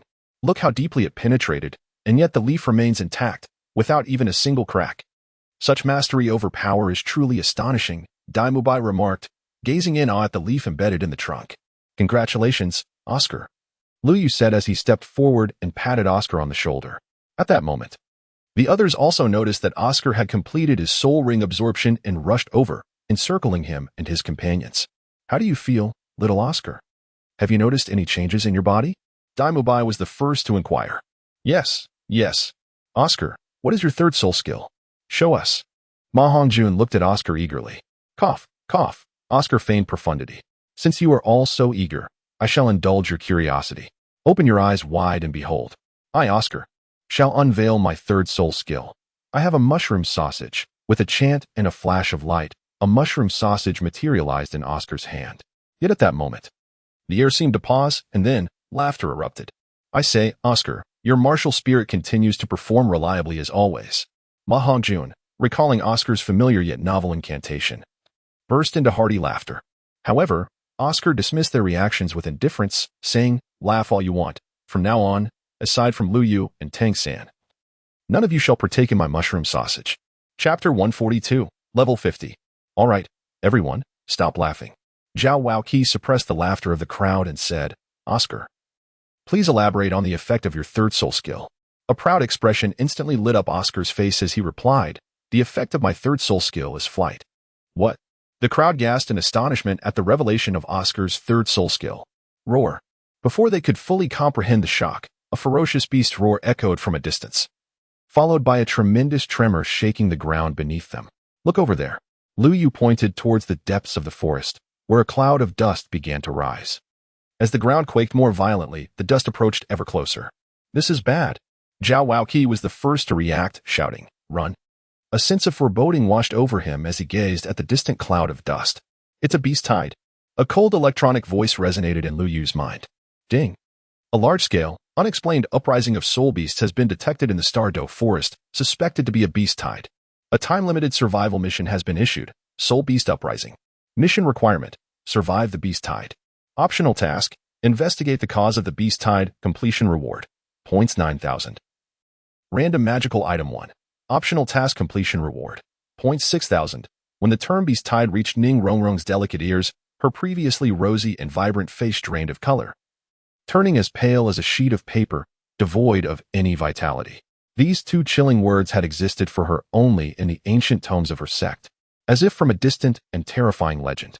The reactions of the others mirrored hers. The concept of a beast tide had only been a theoretical notion in their studies, and experiencing it firsthand filled them with dread and confusion. Oscar, how many mushroom sausages can you produce at most, and what is your maximum flying speed? How long can they last? Zhao Waoqi, as their teacher and the strongest among them, was the first to regain his composure. At most, 10. Each can fly at the speed of a phoenix-tailed crow snake for 1 minute, Oscar replied, his face pale and trembling slightly. Upon hearing Oscar's answer, Zhao Waoqi's previously dim eyes suddenly gleamed with hope, like a beacon illuminating the darkness. They still had a little time before the terrifying beast tide arrived, which was undeniably a crucial buffer period for them. As the teacher, Zhao Waoqi understood the immense responsibility he bore to ensure that every student could safely navigate through this crisis. In this life and death moment, any misstep could lead to irrevocable consequences. The mushroom sausages Oscar provided were a timely boon. In the face of the impending beast tide, speed and agility often determined survival. With these extraordinary mushroom sausages, the students could gain a fleeting ability to fly, significantly enhancing their chances of evading attacks and escaping. Upon this realization, Zhao Wujie could not help but feel a sense of gratitude for the presence of a student like Oscar, who possessed unique skills within their ranks. Quickly prepare a few mushroom sausages, one for each person. We must depart from this place with utmost haste. Ning Rongrong, Lu Yu. Be ready to unleash your amplification soul skills, Zhao Wujie articulated swiftly. I possess mushroom sausages. The 7 treasures have a name, and it is Speed, Starry Blessing. Accompanied by 3 radiant beams of light, the group consumed Oscar's mushroom sausages, and soon after, pairs of wings sprouted from their backs. With the enhancement of Lu Yu and Ning Rongrong's soul skills, they swiftly soared towards the forest's edge. In these extraordinary times, there was no opportunity for gradual acclimatization to flying. They had to adapt mid-flight. Fortunately, it took them only a brief moment to adjust to the abilities granted by the mushroom sausages. They maintained a low flight beneath the treetops, where most flying soul beasts possessed a keen awareness of their territory. Given the current onslaught of soul beasts, any moment could see a formidable creature emerge from the shadows. Flying beneath the canopy allowed them to conceal their forms while minimizing the risk of ambush from ground-dwelling soul beasts. However, the dense foliage of the Star Doe forest posed a constant threat, as a moment's inattention could lead to a collision. In the next instant, the very ground where they had stood was suddenly engulfed by an overwhelming wave of soul beasts, surging forth like a relentless tide. The sheer number of these creatures was astonishing, their thunderous roars echoing in the air as if they sought to rend the heavens asunder. With their powerful hooves trampling upon the earth, they stirred up a cloud of dust that obscured the sky, rendering visibility nearly impossible. Even more terrifying was the unyielding advance of this cacophonous horde of soul beasts, relentlessly pushing forward with an unstoppable momentum. Akin to a colossal war chariot racing at full speed, mercilessly crushing all obstacles that dared to stand in its path. With the aid of the flying mushroom sausage, Liu gracefully navigated through the forest, his movements agile and fluid. Unlike the experience of wielding the wind manipulation technique, the sensation of the flying mushroom sausage was distinctly novel. Liu struggled to turn around, his gaze filled with terror as he beheld the surging tide of beasts. Roaring incessantly, his heart raced violently, as if it would leap from his throat. Although he had read countless descriptions of beast tides in books, it was only when confronted with the overwhelming horror of the scene before him that he truly grasped the intensity of the shock. Words failed to encapsulate even a fraction of it. Suddenly, Liu's attention was drawn to a black soul beast. Amidst the throng of beasts below, a snow-white two-tailed fox was desperately fleeing. This was the Dreaming Fox, a soul beast that Lu Yu recognized from his readings. It typically resided near the center of the Star Doe forest, yet here it was, amidst a tide of beasts. Lu Yu also observed that many soul beasts, typically dwelling in the mid-levels, were present in this chaotic scene as well. A common trait among them was the palpable fear etched on their faces, as if something sinister pursued them. Teacher Zhao, something seems amiss with these soul beasts. They appear to be fleeing from something, Lu Yu shouted. Zhao Wudrei glanced back. And indeed, the state of the soul beast was troubling. This wave of beasts not only included those usually found in the mid-levels, but their expressions were distinctly unnerving. Had something catastrophic occurred deep within the forest? Yet, given the multitude of potential causes for a beast tide, it was difficult to ascertain the reason at this moment. Chapter 143, Level 50. Part 10. The group hastened toward the forest's edge, propelled by the aid of the flying mushroom tubes. Along the way, Liu continuously utilized his first soul skill to replenish the group's soul power. Each of Oscar's flying mushroom tubes had a 1-minute limit. But under the enhancement of the Starry Praise, the duration extended to nearly 2 minutes. With Lu Yu as an inexhaustible source of soul power, Oscar could nearly restore his energy every 2 minutes. The wind howled around them, while the dark tide of beasts lagged slightly behind. At last, a bright light appeared ahead. Just then, a sharp, piercing explosion echoed from behind. Not good, quick, get out of the way. Zhao Wujie's expression changed dramatically as he turned to look back, shouting at the top of his lungs. However, just as his words fell, something unexpected transpired. A powerful whirlwind suddenly erupted from behind, sweeping toward them with the ferocity of a raging dragon. In an instant, the gale howled, a force capable of uprooting trees. The group lost their balance, swept into the air like withered leaves. Just as suddenly, a dark shadow surged into Lu Yu's field of vision. The object moved with astonishing speed, akin to a lightning bolt streaking across the sky, barreling toward Lu Yu. Before he could comprehend what was happening, he felt an overwhelming force crash heavily against his face. This strike was akin to Mount Tai pressing down on an egg, instantly causing Lu Yu to lose his balance. In the next moment, Liu Yu's body resembled a kite severed from its string, entirely at the mercy of a violent, tempestuous wind that tore at him mercilessly. The wind howled past, emitting a piercing, shrill sound, as if it sought to rend everything asunder. Amidst this fierce gale, Liu Yu found himself helplessly tumbling and drifting. Liu Yu instinctively grasped the dark shadow that was hurtling towards him. In the next moment, a soft sensation coursed through his fingertips, yet at that instant, Liu Yu was unable to concern himself with such trivialities. He felt akin to a fragile leaf, helplessly dancing in the tempestuous winds. A piercing cry shattered the heavens once more, akin to a razor-sharp blade that plunged directly into the eardrums of those nearby. Concurrently, the ferocious winds howled as if driven mad, their intensity surpassing that of before. This formidable gust was like an invisible giant hand, ruthlessly tossing the crowd aside. They were akin to kites severed from their strings, suddenly flung into the air before crashing heavily to the ground. In the depths of the forest below, some individuals were even lifted by the tempest, tumbling through the air, utterly devoid of control over their bodies. Chaos reigned as panic-stricken screams filled the air, and people scurried in all directions, yet they were unable to escape the rampage of the winds. Time seemed to stretch interminably, and after what felt like an eternity, Liu Yu finally began to slowly open his eyes. However, the scene that greeted him was one of utter strangeness. He blinked in bewilderment. Attempting to rouse himself from this disorienting state, Liu Yu gradually lifted his body to stand upright. Feeling the ground beneath his feet imbued with a hint of dampness and coolness, he surveyed his surroundings and discovered himself in a tranquil setting, enveloped in silence, devoid of any signs of human activity. Only the occasional melodious chirping of birds pierced through the serene atmosphere, infusing this unfamiliar locale with a touch of vitality. Liu Yu shook his somewhat dazed head. The explosive sounds he had heard while being swept away by the fierce wind were undoubtedly the psychic attacks of a formidable soul beast, catching him utterly off guard. He surveyed his surroundings, deducing that he remained within the Stardew Forest, though his precise location eluded him. Zhu Xuqing? Suddenly, a dark figure in the distance caught Liu Yu's attention. As he approached, he discovered a strikingly beautiful woman lying on the ground. It was indeed Zhu Xuqing. Awaken. Liu Yu gently shook her, softly calling out. Zhu Xuqing's eyes fluttered open, and a vague silhouette gradually came into focus. Liu Yu? She queried, her brow furrowed in confusion. Where are we? She could only recall being swept up by the tempest, colliding with something, and then losing consciousness. Upon regaining her senses, she found herself in this unfamiliar woodland.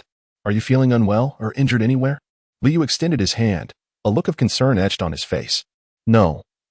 Zhu Xuqing replied, grasping Liu Yu's hand for support as she stood up, shaking her head. What about the others? She inquired, rubbing her wrist. I do not know. It seems we were scattered by that gust of wind, Liu Yu responded slowly, shaking his head. When I awoke, you were the only one here. The others must have been blown to different locations. He then retrieved a black robe from his spatial ring. Initially puzzled, Zhu Xuqing was suddenly enveloped by a cool breeze. Looking down, she realized her clothing had been torn, revealing her fair skin, especially the two prominent peaks.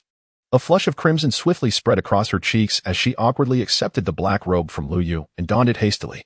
As Liu Yu gazed up at the sky, it remained shrouded in ominous clouds, a heavy darkness enveloping the atmosphere. In the small town bordering the Stardew Forest, Tang San sat at the entrance when a series of footsteps approached from behind. Still worrying about Liu Yu and Xiao Wu?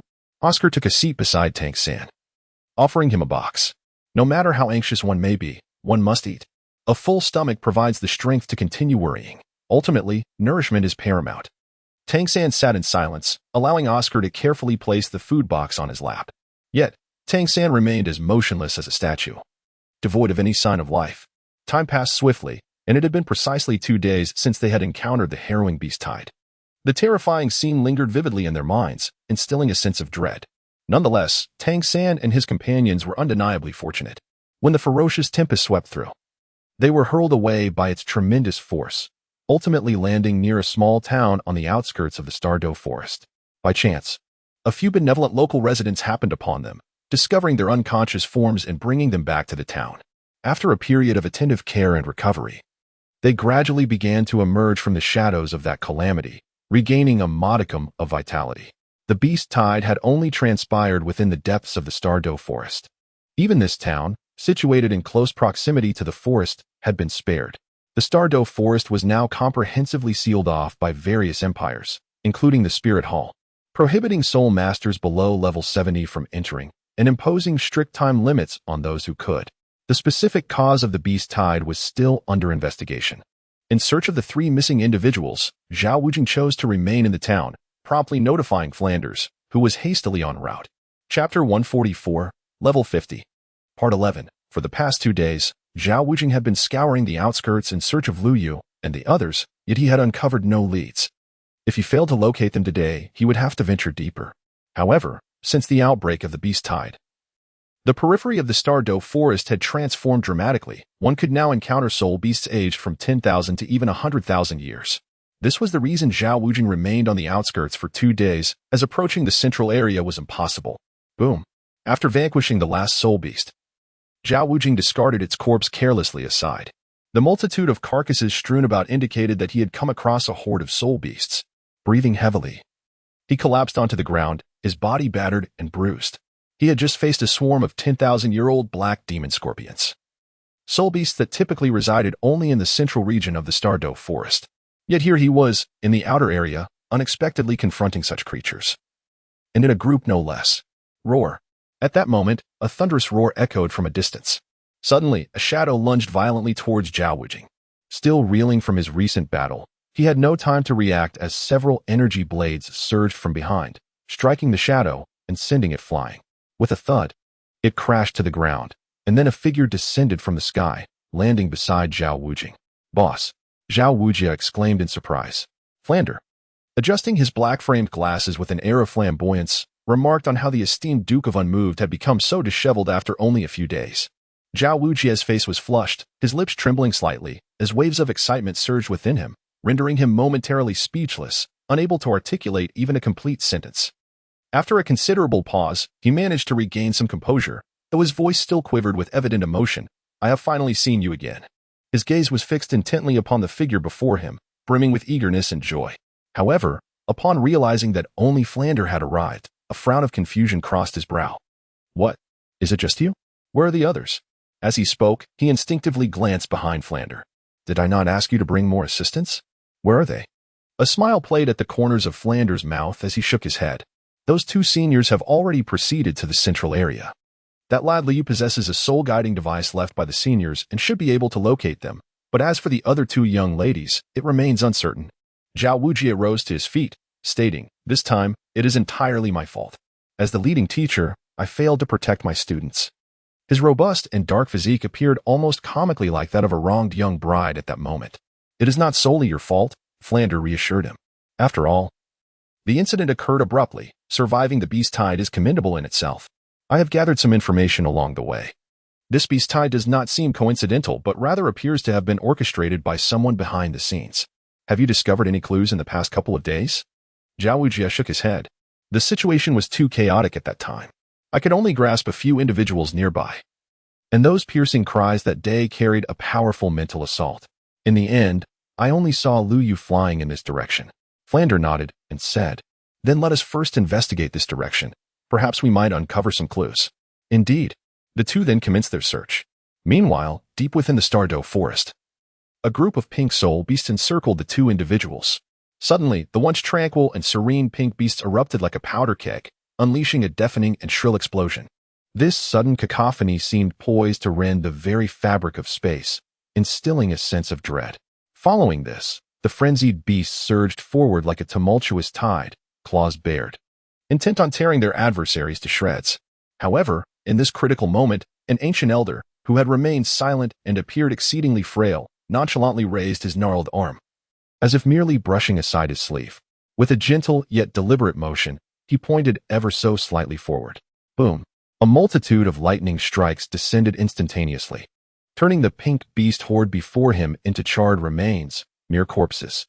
Old Jack retracted his withered hand, sensing something amiss with this group of soul beasts.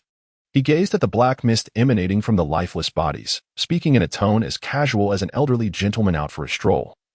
As if the beings that had just perished at his hands were not ancient soul beasts, but insignificant ants. Indeed, these soul beasts seemed to be deliberately driving away the soul masters encroaching upon the central area. Could it be that they were planning something significant? Qinglong, witnessing the tragic fate of the soul beasts, felt a flutter in his eyelids. Old Jack retrieved a silver token from his bosom, stating, "I care not for their trivial commotion. Should these creatures dare to harm Xiao Yu, I would level this forest to the ground, even if it costs me my old bones." At these words, Qinglong's eyelids twitched, and he shook his head, inwardly sighing, marveling at how the old man's temperament remained unchanged, just as it had been in years past. The token belonging to the divine child had once traversed the river of time, but its approximate location could still be discerned. It should be nearby. Qinglong produced a nearly identical token, observing the flickering red dot upon it, remarking, "To be honest, following the disappearance of the divine child, a new order was suddenly issued by the Holy Domain a few days ago. Others were dispatched deep into the Stardow Forest, leaving only myself to protect the divine child in the shadows. However, on the very day the beast tide erupted, he encountered 3 200,000-year-old purple-winged thunder eagles. Their piercing cries were unmistakably theirs. This species of soul beast also inhabited the inner depths of the Stardow Forest and possessed formidable attributes of spirit, lightning, and wind, making them exceedingly troublesome. To ensure Liu Yu's safety, he fought fiercely and managed to slay one, causing the other two to flee. Yet, when he sought out Liu Yu, he discovered that he had vanished, and all 11 who had entered the inner Stardow Forest had lost contact as well. Fortunately, he still bore the Holy Domain token. And coincidentally, Old Jack was nearby. Thus, the two joined forces to search for Liu Yu and the others' whereabouts.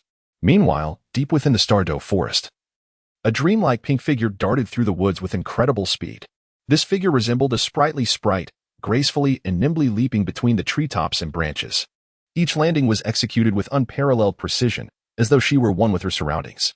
Her form was alluring and elegant, her movements fluid and natural, her pink garments billowing in the wind.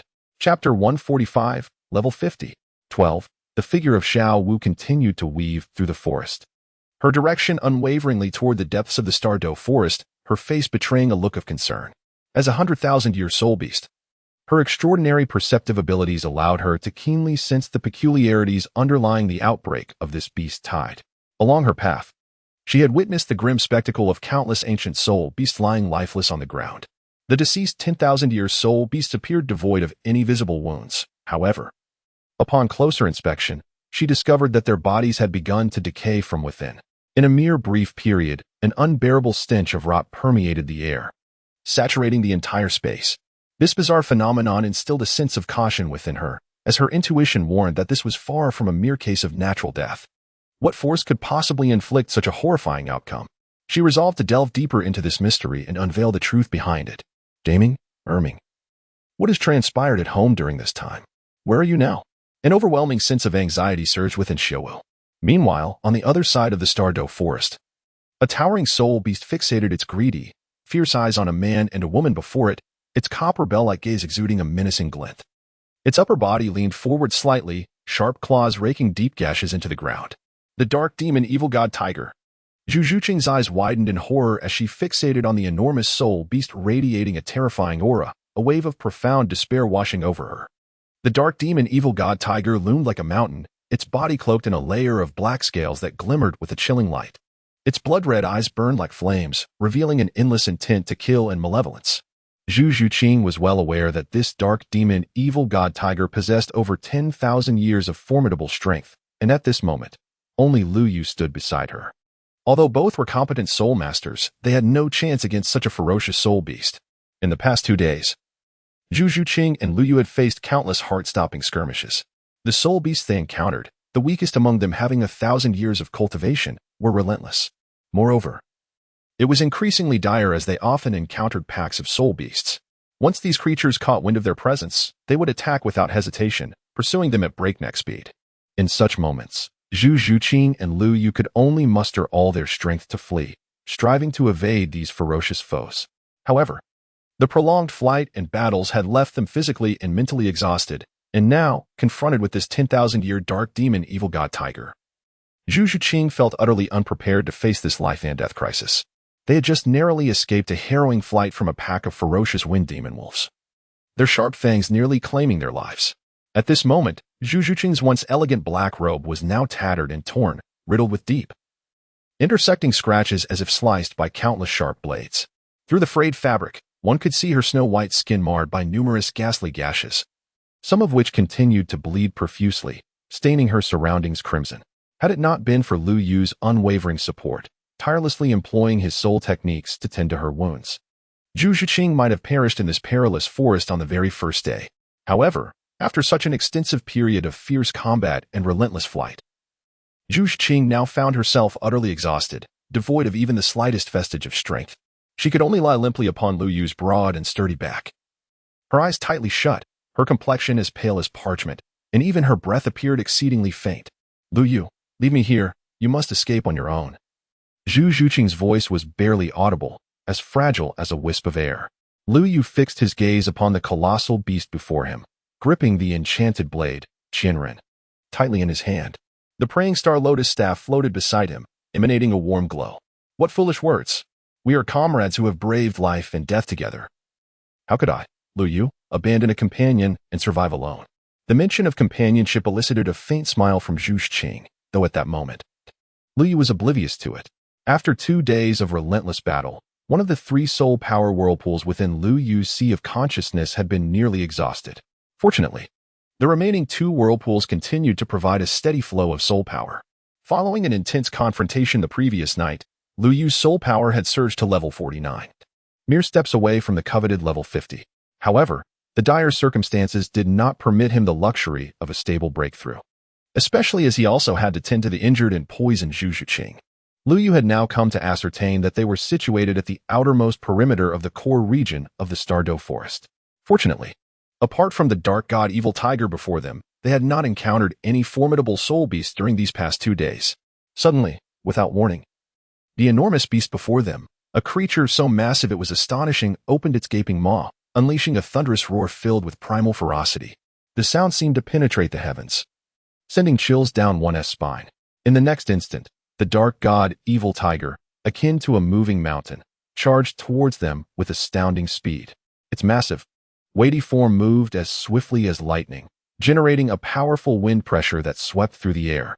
The ground trembled violently beneath its frantic dash, as though the very earth were on the verge of being torn asunder by its force. Lu Yu silently cursed under his breath, and in that moment, the Qixing Lian staff beside him erupted with a dazzling radiance. The azure soul ring beneath his feet shimmered as he simultaneously activated the Gale Step and wind control technique, narrowly avoiding a collision with the colossal beast. With the gravely injured Zhu Zhiqing still upon his back, recklessly using the Ghost Step, akin to instantaneous movement, could potentially exacerbate her wounds. Just as he evaded the charge of the dark god Evil Tiger, Lu Yu swiftly summoned his soul power, causing the azure soul ring to blaze with brilliance. Several blades of wind swiftly coalesced around him, darting toward the beast's back. Thud, thud, thud, to Lu Yu's astonishment. These wind blades merely left shallow scratches upon the creature's hide. However, he remained undeterred, quickly channeling his soul power. As the brown soul ring at his feet glimmered, a second purple soul ring radiated with a brilliant glow. Third-tier earth magic, giant rock formation. Pillars of stone erupted from the ground, bracing against the massive form of the dark god Evil Tiger, as intricate patterns on the rock columns activated, beginning to absorb the creature's soul power. Despite the lack of significant damage inflicted upon the dark god Evil Tiger, Lu Yu's actions had sufficiently provoked it. The beast writhed, emitting a thunderous roar that shattered the entwined stone pillars. Simultaneously, it gathered energy in its maw, unleashing a beam imbued with deathly power. Yet, Lu Yu had already leveraged his speed to distance himself swiftly. Beside him, a golden lotus flower hovered gracefully atop the Qixing Lian staff. As he raised the magical dagger, Qianren, the golden lotus began to glide to the tip of the blade, while Lu Yu fervently infused his soul power into the flower, rapidly depleting the swirling vortex of energy within it. With a grave expression, Lu Yu concentrated all his strength into his left hand and then swung fiercely. The dagger, radiating a mysterious luminescence, shot forth like a bolt of lightning. Simultaneously, thousands of shards that split from the blade cascaded like a meteor shower, imbued with fierce momentum and resplendent light, surging toward the terrifying beam emitted by the dark god Evil Tiger. In an instant, these 2 formidable forces collided with a cataclysmic roar, shaking the very fabric of space as if it were on the verge of being torn asunder by this violent energy. The fierce clash unleashed a wave of tremendous energy that surged outward, distorting the surrounding light, rendering it hazy and indistinct, as though an invisible hand were kneading reality itself. The previously bright sky dimmed in that moment, shrouded by a heavy layer of ominous clouds, instilling an unprecedented sense of oppression and dread. Meanwhile, 2 figures swiftly advancing through the Stardow Forest suddenly halted, turning their gazes toward the source of this immense power. What could this force possibly be? The azure dragon squinted slightly, his gaze fixed intently on the distant, severely distorted light. His brow furrowed, as if he sought to penetrate the peculiar phenomenon to uncover the secrets concealed within. Moments later, his eyes widened in astonishment, and he exclaimed, "That is indeed the direction of the divine sun." Upon hearing this, old Jack, standing nearby, quickly lowered his head to glance at the silver token in his hand. At that moment, a pulsating red dot on the token was particularly conspicuous. Almost simultaneously, dazzling bolts of lightning erupted around old Jack, intertwining like sinuous silver serpents, crackling with sound. Shortly thereafter, a deafening roar resonated, and old Jack's figure instantly transformed into a bolt of purple lightning, racing towards the divine sun's direction with astonishing speed. In the blink of an eye, he vanished from sight, leaving only a lingering shimmer of electricity. At this moment, the azure dragon had no time for contemplation. Instantly, scales resembling fish covered his body. 2 deer antlers sprouted from his forehead, and a long dragon tail trailed behind him. With a powerful thrust of his legs, he created a deep crater in the ground beneath him, launching himself towards the source of the energy explosion. At the epicenter of the energy surge, Lu Yu was enveloped in a mist of green steam, having entered the state of the 8 gates of Duanjia. Simultaneously, the vortex of soul power within him surged wildly, relentlessly channeling energy. He gripped the hilt of the demon blade, Qianren, tightly, continuously feeding soul power into the golden lotus through the extending shards of the blade. Meanwhile, the resplendent golden lotus slowly approached the dark divine evil tiger. As the distance diminished, the dark divine evil tiger keenly sensed the terrifying fluctuations of soul power contained within the golden lotus. This formidable power involuntarily instilled a hint of fear within its heart. However, how could the dark divine evil tiger easily submit to what seemed to be a diminutive human? In the next instant, it abruptly summoned a vast reservoir of soul power within itself, continuously infusing it into the already formidable beam of energy. Instantly, the power of the beam surged explosively, its brilliance blinding, as if it aimed to rend the very fabric of space itself. Faced with such a formidable onslaught, the human warrior did not waver. He likewise unleashed his ultimate technique, fiercely countering the enhanced beam. In a moment, 2 immense forces collided and intertwined, erupting into a cascade of dazzling sparks and ripples of energy. The entire battlefield trembled under the weight of this tremendous impact, the surrounding air becoming searing hot from the violent friction. Thus, both sides found themselves locked in a stalemate, neither able to gain a discernible advantage in the short term. Suddenly, with a resounding bang, a violent explosion erupted at the point of collision between the ray and the golden lotus, sending both parties flying in an instant. The dark demonic tiger bore a gruesome visage, half its face reduced to a bloody mess, with stark white bones glaring through the carnage, despite its body being cloaked in protective scales, which were now similarly marred. Simultaneously, the scene where Lu Yu stood was equally harrowing. Although he had donned the indomitable black divine armor first, the tremendous force of the explosion inflicted severe injuries upon him. At that moment, Lu Yu felt as though his internal organs were subjected to a tumultuous roller coaster ride, spinning and tumbling in a dizzying chaos. Just as the explosion occurred, Zhu Qing, caught entirely off guard, was hurled away by the immense force. In a split second, Lu Yu reacted swiftly, summoning the flowing silver guardians without hesitation. These guardians shot forth like bolts of silver lightning, instantly transforming into an incredibly resilient layer of silver armor that enveloped Zhu Qing's form. Thanks to this timely protective measure, although she endured the intense impact of the shockwave, she ultimately sustained only minor injuries. However, due to the sheer magnitude of the shockwave, Zhu Qing unfortunately succumbed to unconsciousness. At that moment, a despairing roar echoed through the air. Lu Yu struggled to rise, his left hand slightly outstretched, as the demonic blade, Thousand Slices, reassembled itself into a complete weapon.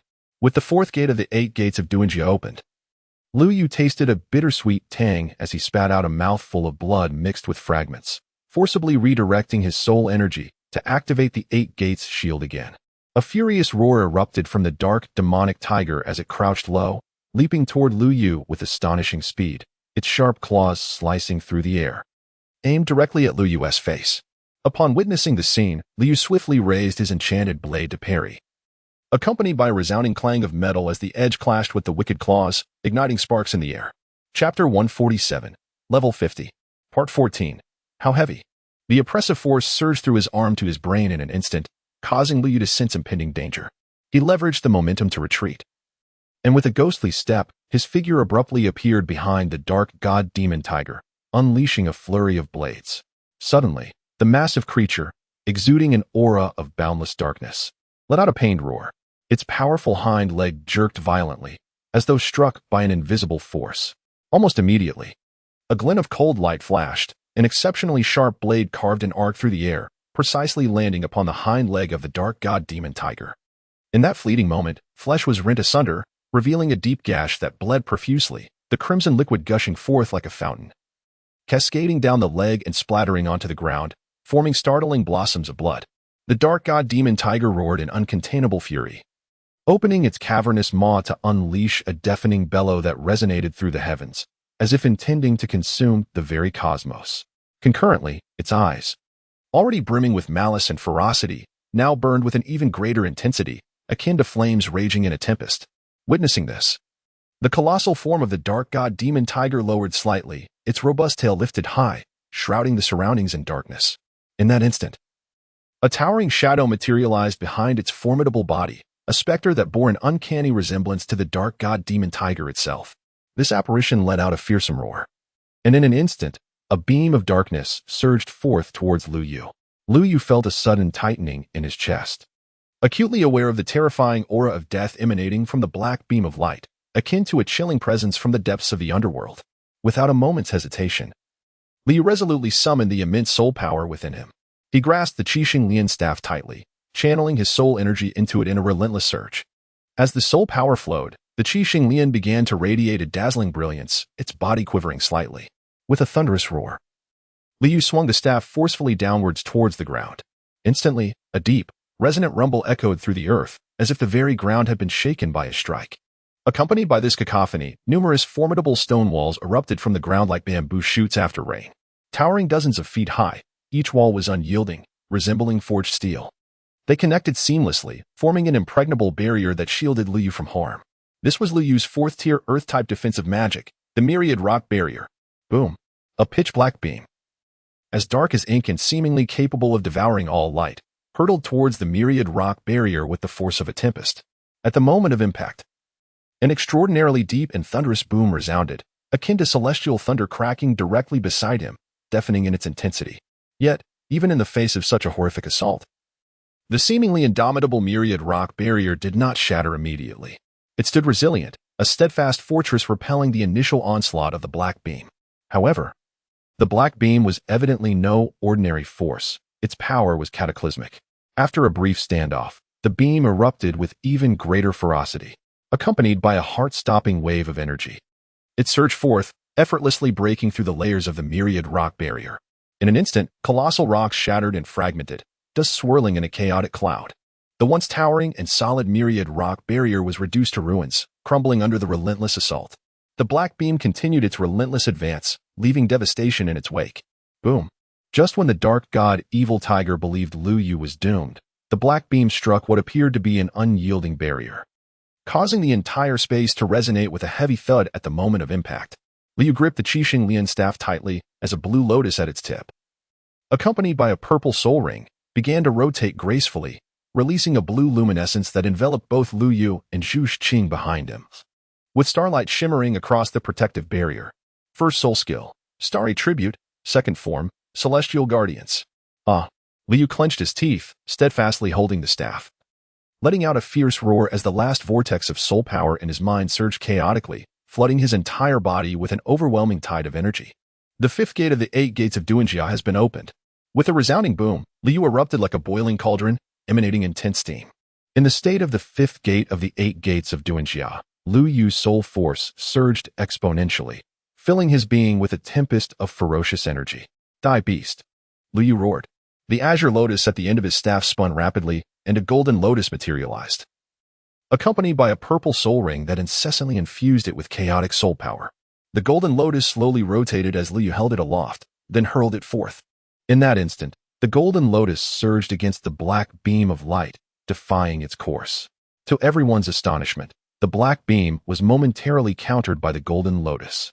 Although the movement of the golden lotus appeared languid, the dark demon tiger did not dare to underestimate it. The massive phantom behind it gathered strength, condensing a black beam in its maw. Yet, Just as it prepared to unleash its assault, the Golden Lotus traversed the fabric of space, instantly appearing before the Dark Demon Tiger.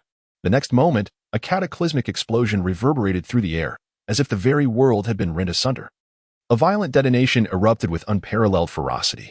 The terrifying shockwave surged forth like an unstoppable tsunami, wreaking havoc in all directions.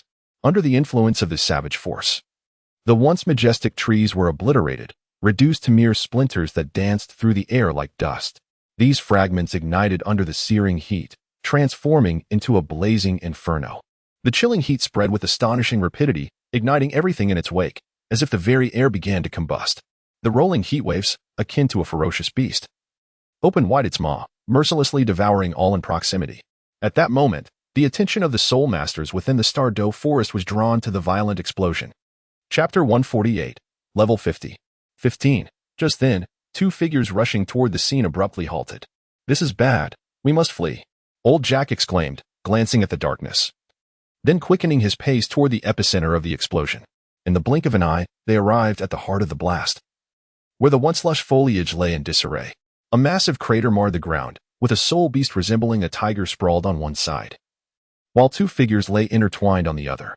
Old Jack hastened forward, discovering that the figure on top was none other than Lu Yu, and beneath him rested a strikingly beautiful woman. In stark contrast to Lu Yu's battered state, the woman was clad in shimmering silver armor, her pallor the only indication of distress, appearing significantly less worse for wear than Lu Yu. Xiao Yu," Old Jack anxiously called out, gently laying Lu Yu aside. But no matter how he beckoned, Lu Yu remained unresponsive, his eyes firmly shut. Then he extended his withered right hand and lightly placed it on Lu Yu's wrist. The next moment, his brow furrowed deeply as he retrieved a fragrant medicinal pill from his spatial ring and placed it into Lu Yu's mouth, subsequently guiding his internal energy along the wrist.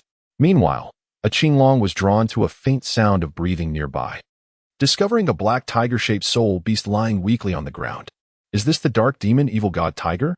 Qinglong recognized the type of soul beast before him, astonished that it was indeed a Dark Demon Evil God Tiger.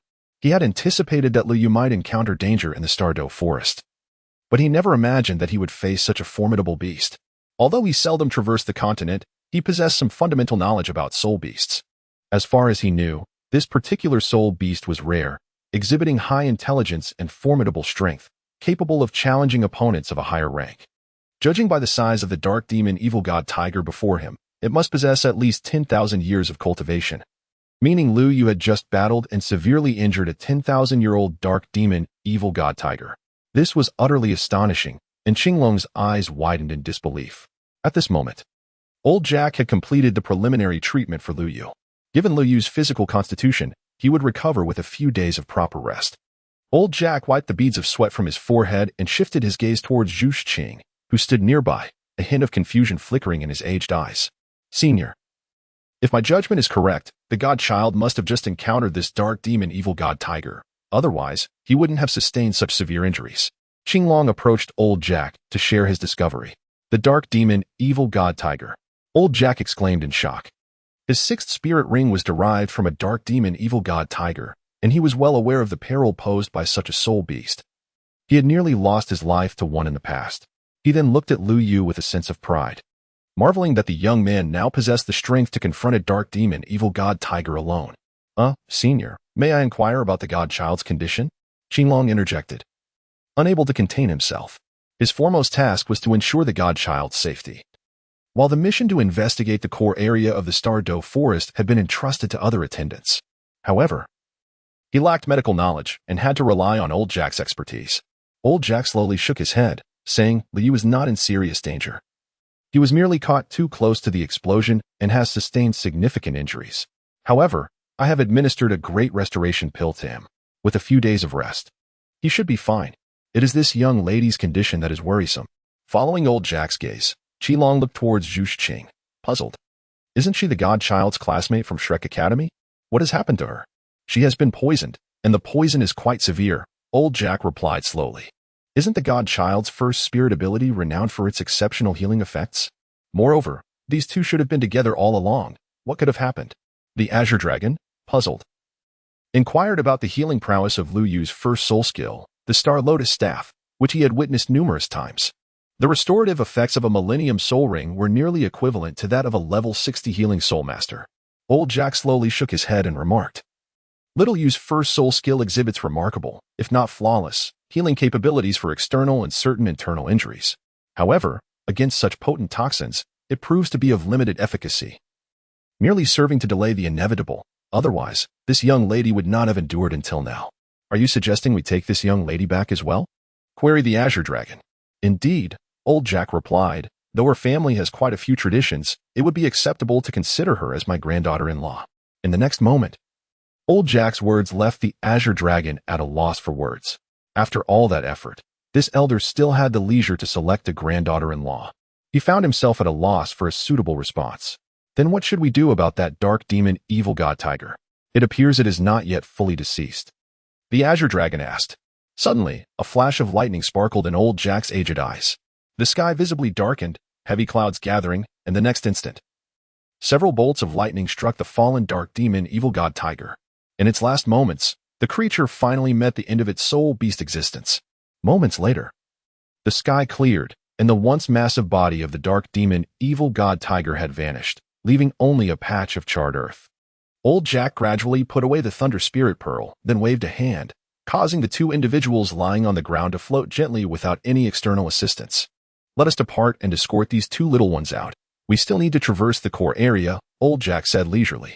Meanwhile, in the town outside the Stardew Forest, all were drawn by the violent sounds of explosions. Tang Sen leaped onto a rooftop, activating his purple extreme magic eyes to discern what had transpired in the distance. Tang Sen, came Oscar's voice from below. Teacher Zhao and Dean Flinder have returned. In the next moment, Tang San leapt down from the rooftop. Where are they? He urgently inquired, gripping Oscar's shoulders tightly. They're at the hotel. They brought Liu back. Oscar began, but before he could finish, Tang San dashed off toward the hotel. Little Wu, brother Yu. Upon entering, Tang San could scarcely contain his urgency. Yet, the only response was silence.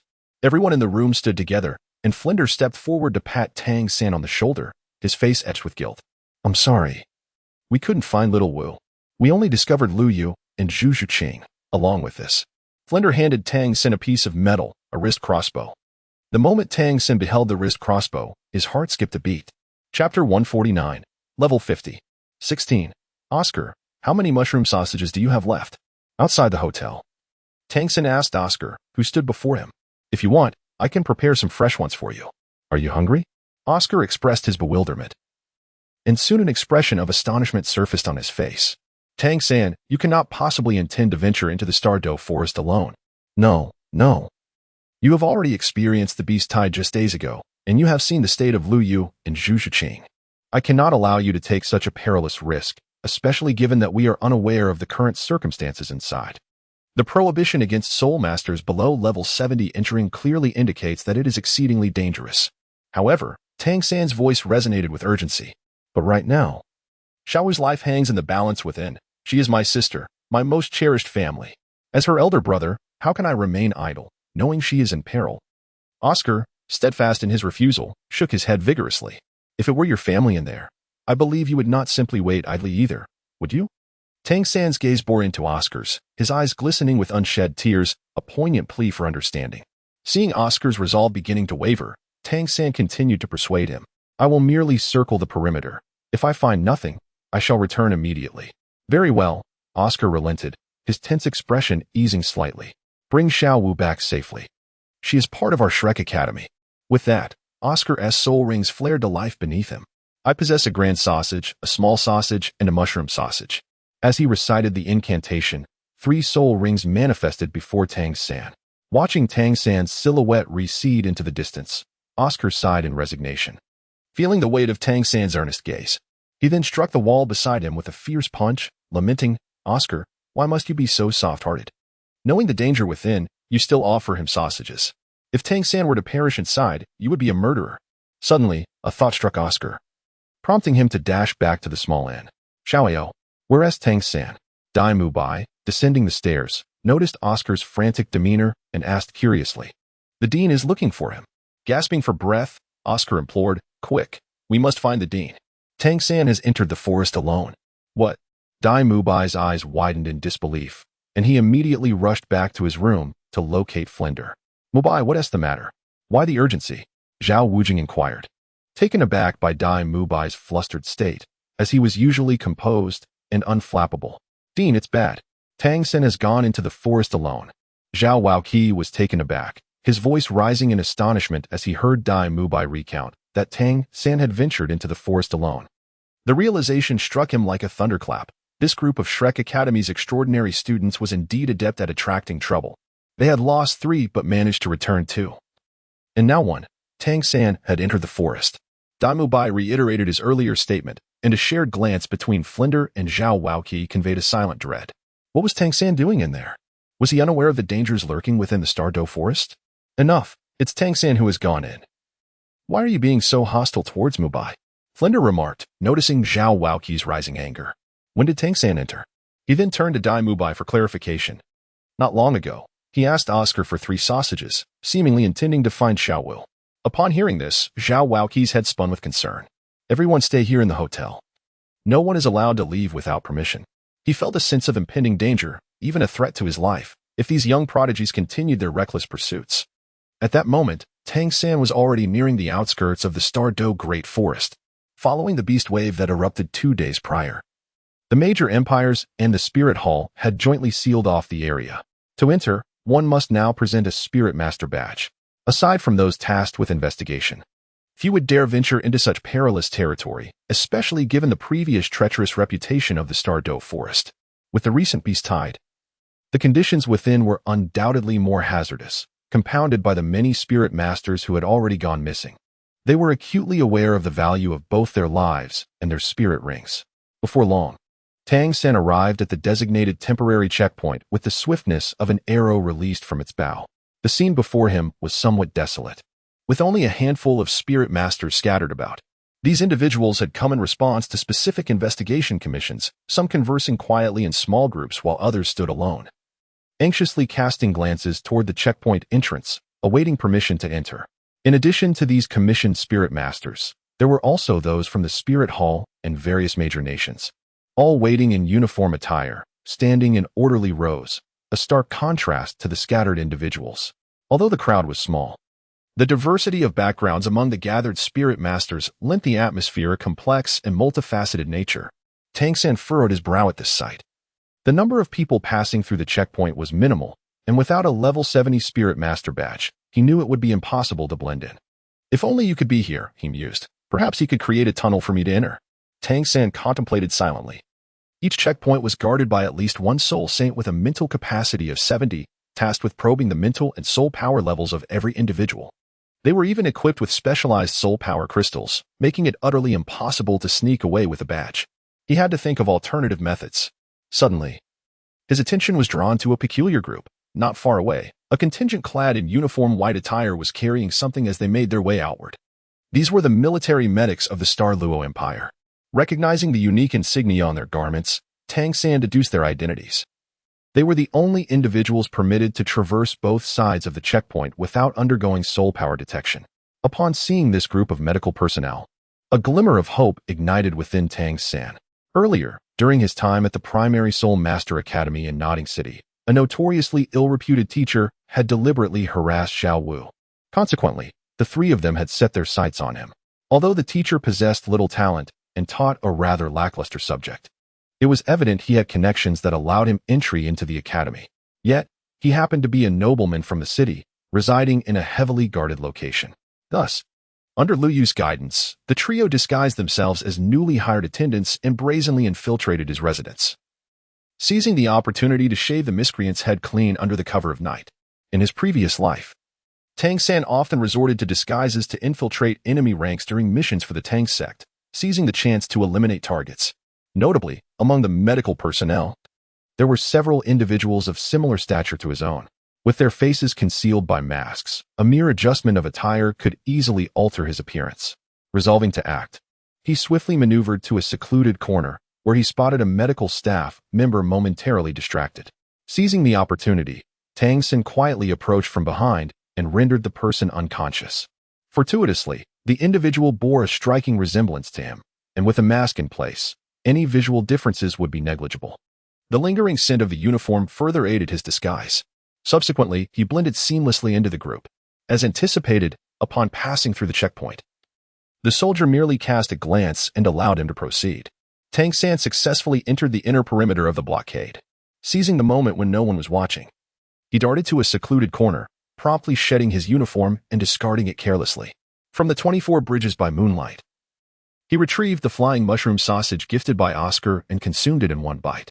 Instantly, wings reminiscent of a phoenix's crest sprouted from his back. Xiao Wu, wait for me.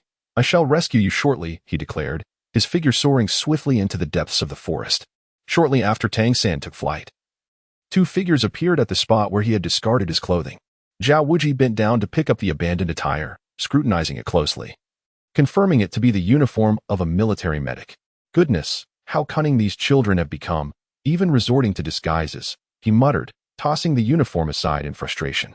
The fabric still radiated warmth. He surmised that the individual had not strayed far. He resolved to search the vicinity meticulously before delving deeper. Flanders stepped forward to pick up a piece of clothing, only to cast it aside onto the floor. Adjusting his black-framed glasses, he soon radiated a bright light from his eyes, unleashing his soul's sage-level mental power to scan the surroundings ceaselessly.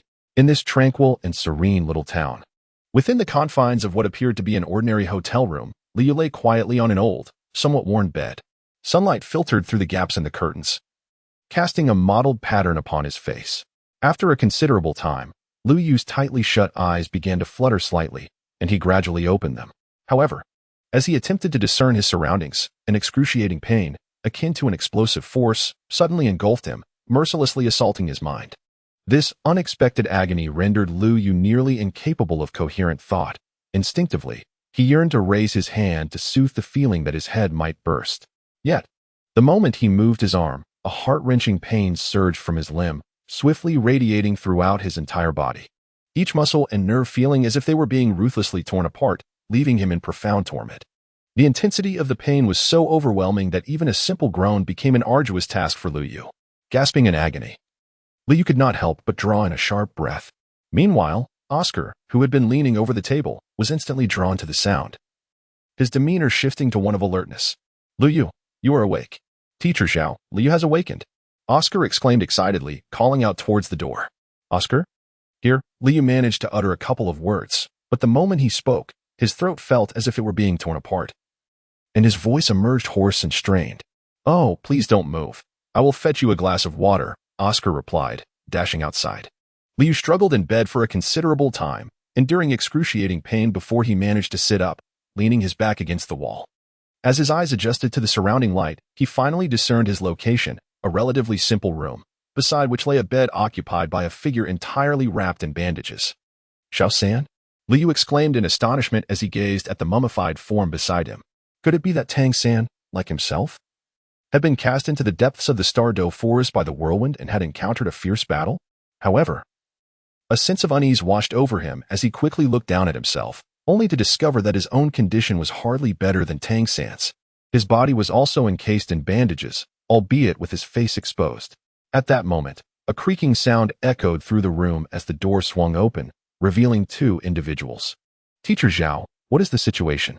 Why is Tang San injured as well? And you too? Liu Yu's gaze fixated on Zhao Wujie. Zhao's once pitch-black visage, akin to a cauldron's bottom, had softened somewhat, no longer resembling an impenetrable mass of black iron, yet remnants of dark traces were still evident, as if stained by ink that had not been entirely washed away. What was even more striking was Zhao Wujie's current physical state. His previously tidy garments were now tattered and torn, marred by numerous gashes and scratches, resembling the aftermath of a savage beast's assault. Furthermore, one of his arms hung limply by his side, seemingly burdened by the agony of severe injuries, rendering it unable to move properly.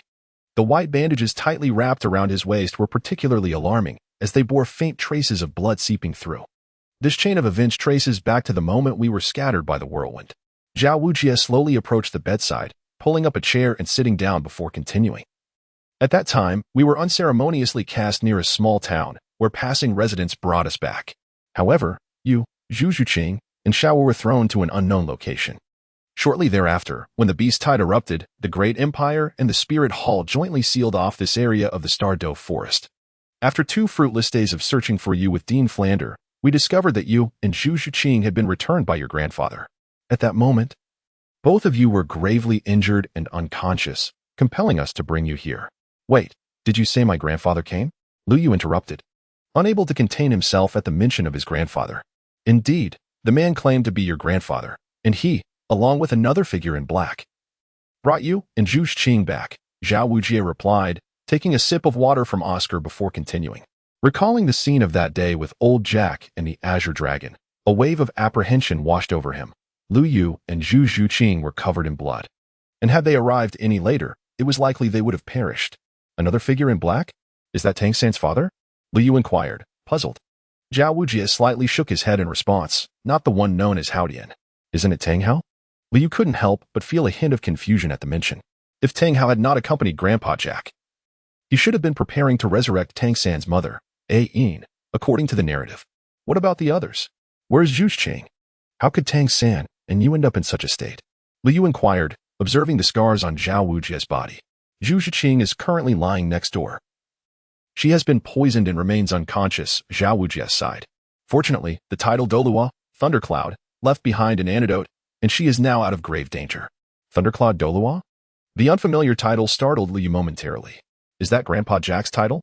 If so, does that mean Grandpa Jack is of the rank of a title Dolua? Indeed. Thundercloud Dolua was a renowned powerhouse across the continent several decades ago. Aren't you his grandson? Why the surprise? Zhao Wujie took a sip of water. To be honest, I just found out, Lu Yu replied with a wry smile. It was indeed unexpected to learn that Old Jack was a title Dolua, a figure of renown from decades past. However, recalling the grave expression on Old Jack's face when he previously mentioned his mysterious lineage, Lu Yu felt that his future would undoubtedly be fraught with challenges. Strangely enough, with Grandpa Jack's presence, he felt an inexplicable sense of security. By the way, Teacher Zhao, didn't you mention that Tang San and you were rescued by the residents together? How did he end up so severely injured? Lu Yu redirected his thoughts back to the earlier topic. Upon hearing this, Zhao Wujie glanced at the unconscious Tang San beside him, sighed, and shook his head in resignation. He placed the cup of water on his lap and began. This matter dates back to 3 days ago. At that time, only you and Zhu Zhiqing were rescued. Tang San secretly sought out Oscar for 2 flying mushroom sausages and ventured into the Star Dough forest to find Xiao Wu, ultimately encountering Yu Zhe at the edge of the core area, where he was severely beaten. Yu Zhe? Is he the same Yu Zhe from Sangqiong Academy that we encountered earlier? Upon hearing that the perpetrator who had so ruthlessly injured Tang San was, in fact, Yu Zhe, Lu Yu could not help but widen his eyes in astonishment. Although Yu Zhe was considered exceptionally gifted among ordinary people, and Lu Yu had previously engaged with him, it was unfathomable that he could inflict such harm upon Tang San. Sighing deeply, Zhao Wujie lamented the circumstances. 3 days prior, deep within the Star Dough forest, Tang San rested against a towering tree, drinking deeply from the waters of the moonlit night, oblivious to his drenched clothing, his thoughts consumed by Xiao Wu. Xiao Wu, you must wait for me. As Tang San sat cross-legged, his breathing gradually steadied. Without Lu Yu's assistance to replenish his soul power, the consumption from his rapid flight on the mushroom had been significant. However, Tang San dared not cultivate further, uncertain of what dangers might suddenly arise. Once he felt his strength returning, he promptly rose to his feet. Yet, in the next moment, an unusual sound reached his ears.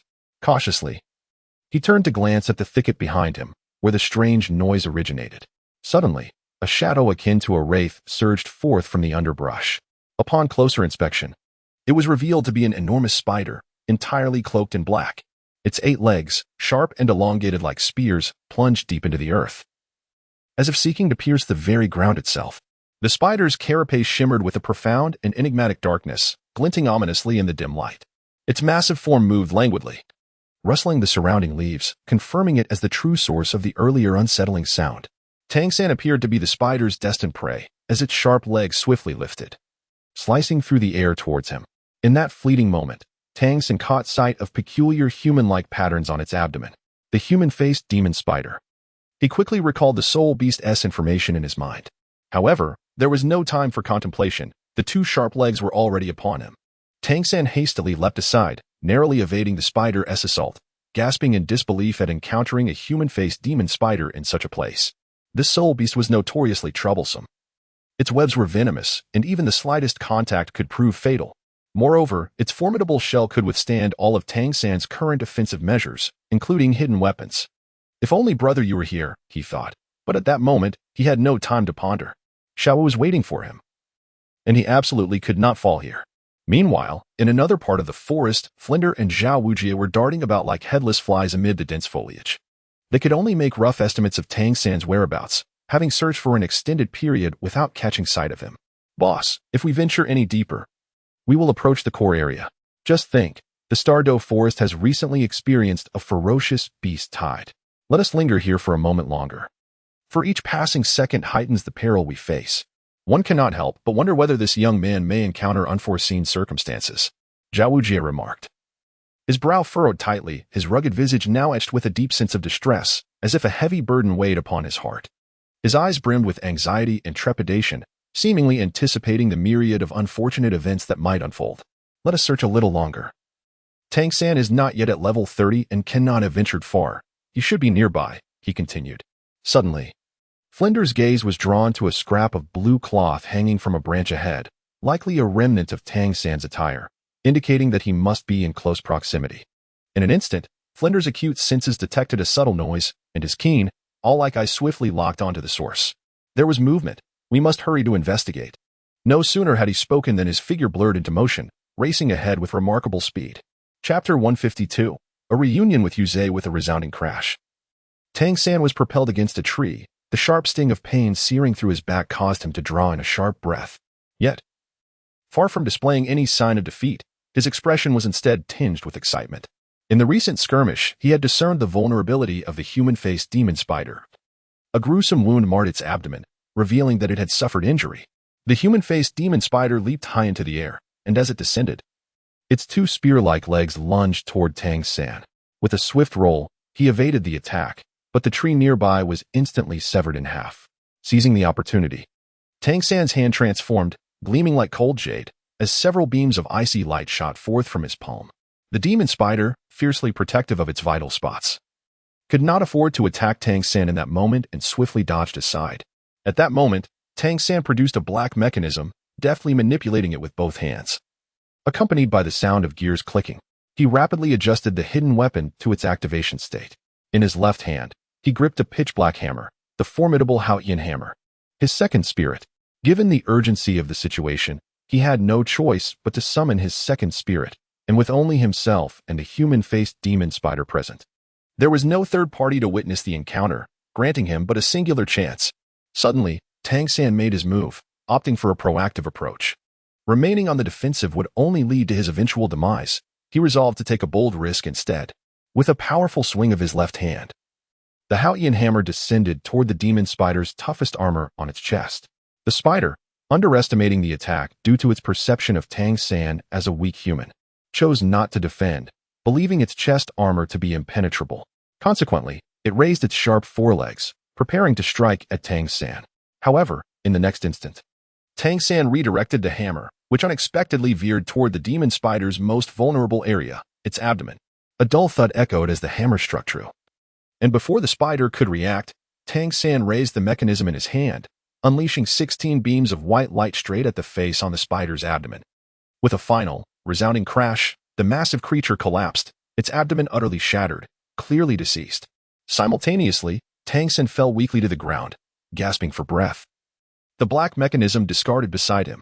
The inspiration to redirect the Haotian hammer stemmed from observing Liu manipulate throwing knives. Although he had previously sought Liu Yu's guidance, he soon realized that Liu Yu's method demanded a high level of mental strength, far beyond his current capabilities. Merely altering the direction had nearly drained him. But with his foundational skills and hidden weapons, the combination yielded the earlier result. After regaining his composure, Tang San rose and approached the corpse of the human-faced demon spider. At that moment, a purple soul ring began to float gently above its remains. Absorbing the soul ring should restore him significantly. Xiao Wu, you must wait for me, he thought to himself, then sat cross-legged, channeling his soul power to draw the purple ring toward him. Unbeknownst to Tang San, a pair of eyes watched intently from the shadows, fixated on him with the predatory gaze of a hunter eyeing its dying prey. Yes, absorb it, absorb it.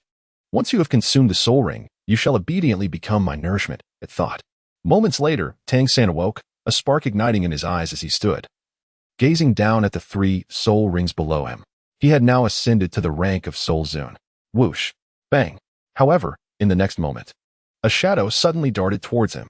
At this point, Tang San had nearly regained his strength and swiftly sidestepped to avoid the attack. He beheld a pitch-black spear piercing the ground, its other end swaying subtly in a certain direction. Who is it? Tang San called out cautiously, surveying his surroundings. Ha ha ha, I didn't expect you to possess some skill, managing to evade so effortlessly. No need to search, young master is right here. A strange, eerie laughter echoed from a short distance away, followed by a figure leaping onto a tree, looking down at Tang San from above. Are you Yuzhe? Tang San questioned, gazing at the silhouette on the tree with confusion. Wasn't this the troublemaker from Songqiang Academy? What was he doing here? You still remember me, impressive indeed. It seems I did not waste my effort in allowing you to survive a little longer, Yuzhe remarked with a playful expression. I do not concern myself with your intentions here. I have no time for you. If you wish for a duel, let us find a moment outside. At the Grand Soul Arena, Tang San coldly replied, his primary objective now to locate Xiao Wu, dismissing everything else. Huh, little brat. Do you truly think this is a game for me? Today marks your demise. Prepare to pay with your life. A cold smile crept across Yuzhe's face as he raised his voice in a furious shout. With that roar, he vanished in a flash, leaping from the tall tree like a bolt of lightning. As he landed, he swung his right hand with elegance and precision. The Bulong Ji, which had been firmly embedded in the ground, shimmered with a chilling light as if summoned by some mysterious force, soaring directly back into Yuzhe's grasp. Now wielding the dragon spear, Yuzhe exhibited no hesitation. He raised it high and struck towards Tang San's position with ferocity. In that instant, the air seemed to tear apart, producing a series of piercing howls. Tang San executed his ghostly shadow movement and narrowly evaded Yuzhe's strike. Yet, before he could regain his composure, a dark phantom suddenly lunged at him, forcing him to dodge once again. With a resounding thud, Yuzhe altered his attack method, transforming the thrust into a sweeping motion with the long spear aimed directly at Tang San. He felt a jolt of pain in his chest, and in an instant, he was sent flying backward. Coughing up blood, Tang San felt his insides churn violently, his eyes wide with disbelief. How could this be? Yuzhe was merely a 3-ring soul master like himself. How could he possess such formidable power and speed? Yet, at this moment, Yuzhe showed no signs of halting his assault. 3 soul rings gradually ascended beneath him, and the 3rd purple soul ring suddenly gleamed. 3rd soul skill, Dragon King S Breakthrough. The pitch-black halberd suddenly emanated a dark radiance, as Yuzhe leapt high once more, gripping the weapon with both hands raised above his head, and then brought it crashing down upon Tang San.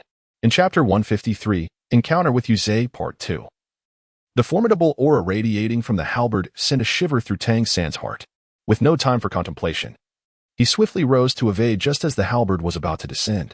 With a resounding crash, the once smooth ground was transformed into a gaping pit. Unsuccessful with his initial strike, Yuzhe brandished the halberd again, creating a series of cutting sounds in the air as he launched a fierce assault against Tang San. As a control-type soul master, Tang San's close combat abilities paled in comparison to the might of the powerful Yuzhe.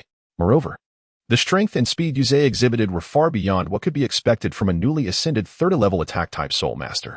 Fully focused on the formidable adversary before him, Tang San contemplated how to break through this seemingly insurmountable predicament.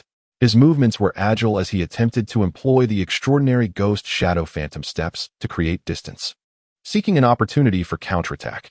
However, Yuzhe's halberd resembled a roaring dragon, stirring fierce winds with each swing, leaving no room for Tang San to escape easily. Just as Tang San attempted to sidestep, the halberd pursued him relentlessly, its sharp tip glimmering ominously, as if it could rend him apart at any moment.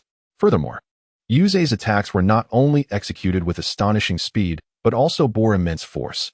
Each strike contained the weight of 1,000 pounds, raining down upon Tang San like a tempest. Faced with such overwhelming aggression, Tang San dared not show any signs of complacency. He concentrated his spirit, employing his mastery of the control crane seizing dragon technique, striving to disrupt Yuzhe's rhythmic onslaught. With deft movements of his hands, invisible forces surged forth from his palms, morphing into ethereal ropes intended to ensnare the halberd. Yet, Yuzhe, a seasoned warrior, had long prepared for Tang San's control crane seizing dragon. He skillfully maneuvered the halberd, effortlessly dissolving Tang San's binding power. Moreover, Each exchange between them left Tang San marked by wounds, as after just a few exchanges. His limbs and torso were mottled with bloodstains. Suddenly, a sharp pain shot through Tang San's arm. And not just his arm, his legs and entire body were engulfed in a wave of pain, prompting an involuntary cry of anguish. Ha! How do you like the taste of my bone-eroding poison? Yu Zhe taunted, standing over Tang San with a foot pressed against his head. A cruel smile etched upon his face, embodying the image of a triumphant victor. His hands caressed the black halberd, and to Tang San's astonishment, a black liquid oozed from the blade's chilling edge. At that moment, it felt as though an invisible, colossal force constricted around Tang San, compelling his body to curl up in agony. He trembled incessantly, like a leaf helplessly caught in a tempest. Beads of sweat, akin to pearls, incessantly emerged from his forehead, densely covering it like dewdrops glistening on a morning lotus leaf. Yet, these droplets offered no respite from his agony. His once handsome visage had contorted into a grotesque mask of pain, each feature seemingly on the verge of dislocation. The veins around his tightly shut eyes bulged, and his lips, clenched in anguish, had turned pale and waxen. Deep, guttural roars occasionally escaped his throat, reminiscent of a wounded beast struggling in its final throes. The arrogant laughter of Yu Zhe echoed around him, but in that fleeting moment, time appeared to freeze. Yu Zhe's manic mirth was abruptly silenced as if grasped by an invisible hand. Without warning, an overwhelming force struck Yu Zhe's abdomen with the ferocity of a landslide. In that instant, he felt as though a mountain had collided with him, a searing pain swiftly flooding his consciousness, drowning out all awareness. His body seemed to lose all autonomy, bending involuntarily, contorting like a startled shrimp in a grotesque display. With a thunderous crash, he was propelled backward like a cannonball, hurtling through the air at a staggering speed. As he flew, the wind howled past his ears, the scenery blurred into obscurity. He attempted to steady himself, yet the sheer force of the impact rendered him utterly powerless. Ultimately, he crashed heavily to the ground, kicking up a cloud of dust in a pitiful tumble. A towering figure, cloaked in darkness, had appeared seemingly from nowhere, accompanied by a bespectacled middle-aged man. Zhao Wujie instantly retracted his left fist, the heat radiating from it causing a flicker of pain. In this critical moment, Flanders darted to Tang San's side like a bolt of lightning. However, upon closer inspection, a wave of despair washed over him, for Tang San's condition was dire beyond measure. His once rosy lips had turned an ominous shade of blackish purple, shrouded in an eerie pallor that sent a chill down the spine. Moreover, his body was marred by a labyrinth of intersecting scars, though not deep enough to reach bone. Each wound exuded a nauseating stench of decay, as if swarms of minute maggots were writhing within. More terrifying still, the excruciating pain had twisted Tang San's facial expression into a complete distortion. His eyes were tightly shut, brows furrowed deeply, creating two profound creases. His mouth gaped open, seemingly attempting to vocalize the anguish within, yet only weak, hoarse groans escaped his lips. His nose twitched slightly in response to the pain, rendering his face a ghastly visage, akin to a malevolent specter from the depths of hell. Zhao Wujing cast a glance at Tang San, his heart tightening. After all, Tang San was his student. Witnessing his pupil in such a pitiful state, Zhao Wujing could not swallow the indignation. At this moment, he was unconcerned with his title as the immovable king. Meanwhile, the battered Yu Zhe, clutching his abdomen with one hand and propping himself up with his long spear, struggled to rise. Incredulous that the legendary immovable king would resort to such underhanded tactics against a junior. It was truly absurd. Zhao Wujing, ablaze with fury, bellowed, "I do not have the likes of you, a despicable scoundrel. As a junior, you dare to harm my Shrek Academy's people. Today, you shall remain here." In the next instant, 7 soul rings abruptly materialized beneath Zhao Wujing's feet, and a formidable silhouette of the great strength diamond bear roared into the sky, an overwhelming sense of oppression crashing upon them like a tidal wave. Chapter 154. Bone-eroding poison. Yu Zhe felt an oppressive force so powerful it was suffocating, surging towards him like a relentless tide. Simultaneously, the vast and tumultuous soul power bore down upon him with the might of a catastrophic flood. Faced with such terrifying pressure and fluctuations of soul power, Yu Zhe's complexion turned as pale as parchment, beads of sweat rolling down his forehead. He understood clearly that if he hesitated even for a moment, the chance to escape would slip away entirely. Thus, without a moment's hesitation, Yu Zhe made a decisive choice. Taking advantage of Zhao Wujing's delay in unleashing his soul skills, he swiftly retracted his martial soul. Then, he turned and, with the swiftness of the wind, fled desperately into the distance. Yet, Even in this life-threatening moment, Yuza did not forget to salvage a shred of his dignity. As he ran, he glanced back over his shoulder and venomously spat a retort at Zhao Wujin. Humph. You all wait for me. Tell that insufferable brat with the white hair that this young master will come for him personally to claim his head. After uttering this, Yuza continued his flight without looking back, vanishing into the vast expanse of the forest in the blink of an eye. Just as Zhao Wujin prepared to pursue, he was halted by the voice of Flander behind him. Wujin, come back. Do not pursue him. First, we must ensure Tang San's safe return. Zhao Wujin watched the direction Yuza had fled, and in the briefest of moments, the figure vanished from his sight. Teacher Zhao, are you saying that when you and the dean found Tang San, he was already gravely injured, or was it at the hands of Yuza? How could this be possible? Upon hearing this, Lu Yu expressed a degree of disbelief. Although he had never directly confronted Yu Zhe of the Yu family, he recalled the incident from his first night in the small town when Yu Zhe had kicked him with such indifference that it barely caused any discomfort. Even if the latter had absorbed the third soul ring to become a soul master, it seemed implausible that he could rival Tang San, if not strong enough to contend. Surely he could manage to flee. Zhao Wuji, upon hearing this, shook his head with a sense of resignation. I too have crossed paths with him that day. The aura he emanated then was utterly transformed from what I sensed upon my arrival in the town. It was as if he were an entirely different being. As he spoke, Zhao Wuji slowly raised his arm, which had been wrapped in bandages, and began to unbind it.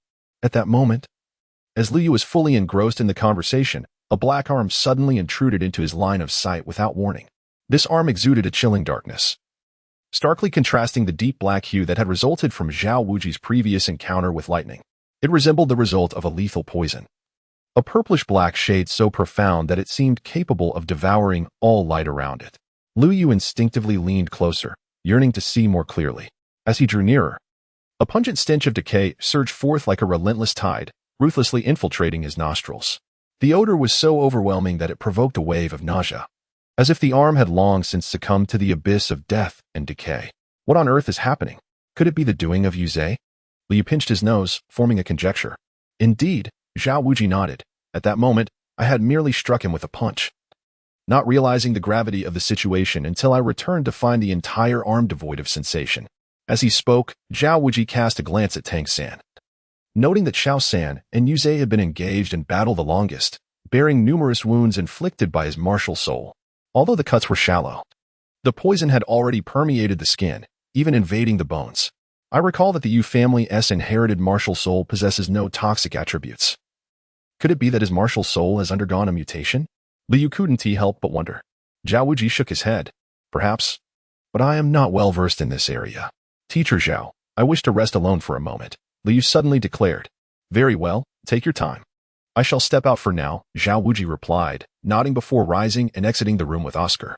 As soon as they departed, Lu Yu immediately opened his eyes, surveying his surroundings to confirm that he was the only one awake in the room. He then closed his eyes once more, though he did not truly rest. Instead, his consciousness entered the system space. System, please retrieve the scanning results from earlier, Lu Yu instructed. Accompanied by a crackling sound of electricity, a virtual panel materialized before him. Scanning results. Heavenly Demon Bone Corrosion Poison. Source unknown. Highly toxic.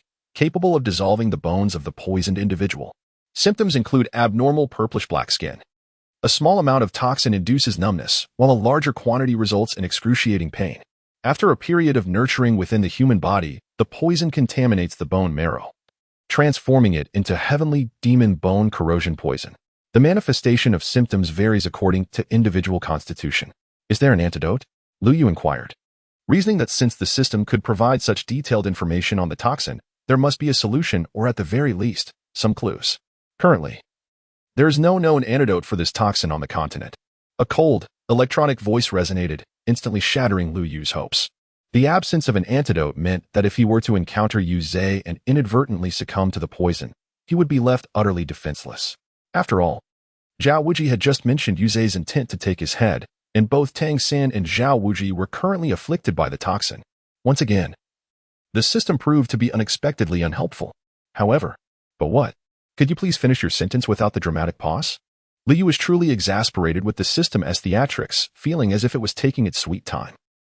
Host, do not be upset. The system shop offers an antidote for Heavenly Demon Bone Corrosion Poison, and furthermore what? Speak quickly, Lu Yu coldly remarked. In light of the host's recent exemplary task completion and various other insurmountable external factors, the previously owed points by the host have been entirely waived.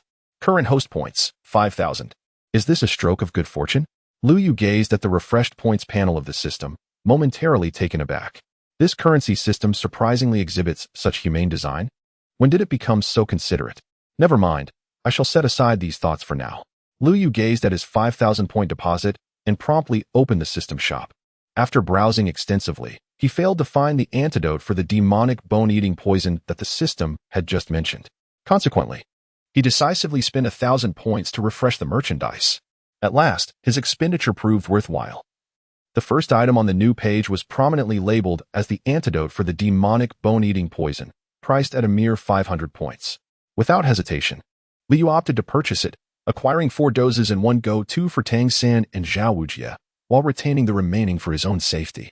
After all, he had witnessed even Zhao Wujie's level 70 soul saint fall victim to it. Thus, Liu resolved to exercise utmost caution to avoid any unforeseen mishaps. Just as Liu exited the system space, the door to his room was suddenly pushed open from the outside. Chapter 155, An Unexpected Attack. At that moment, a figure clad in a blue dress darted swiftly to the bedside. Liu felt a gentle breeze wash over him, followed by an intoxicating fragrance that filled his nostrils. Before he could react, a sense of pressure enveloped his abdomen and a delicate hand lifted his chin. Having been unconscious for several days, it seemed that Ning Rongrong, with a contemplative expression, remarked, "You are gravely injured, aren't you?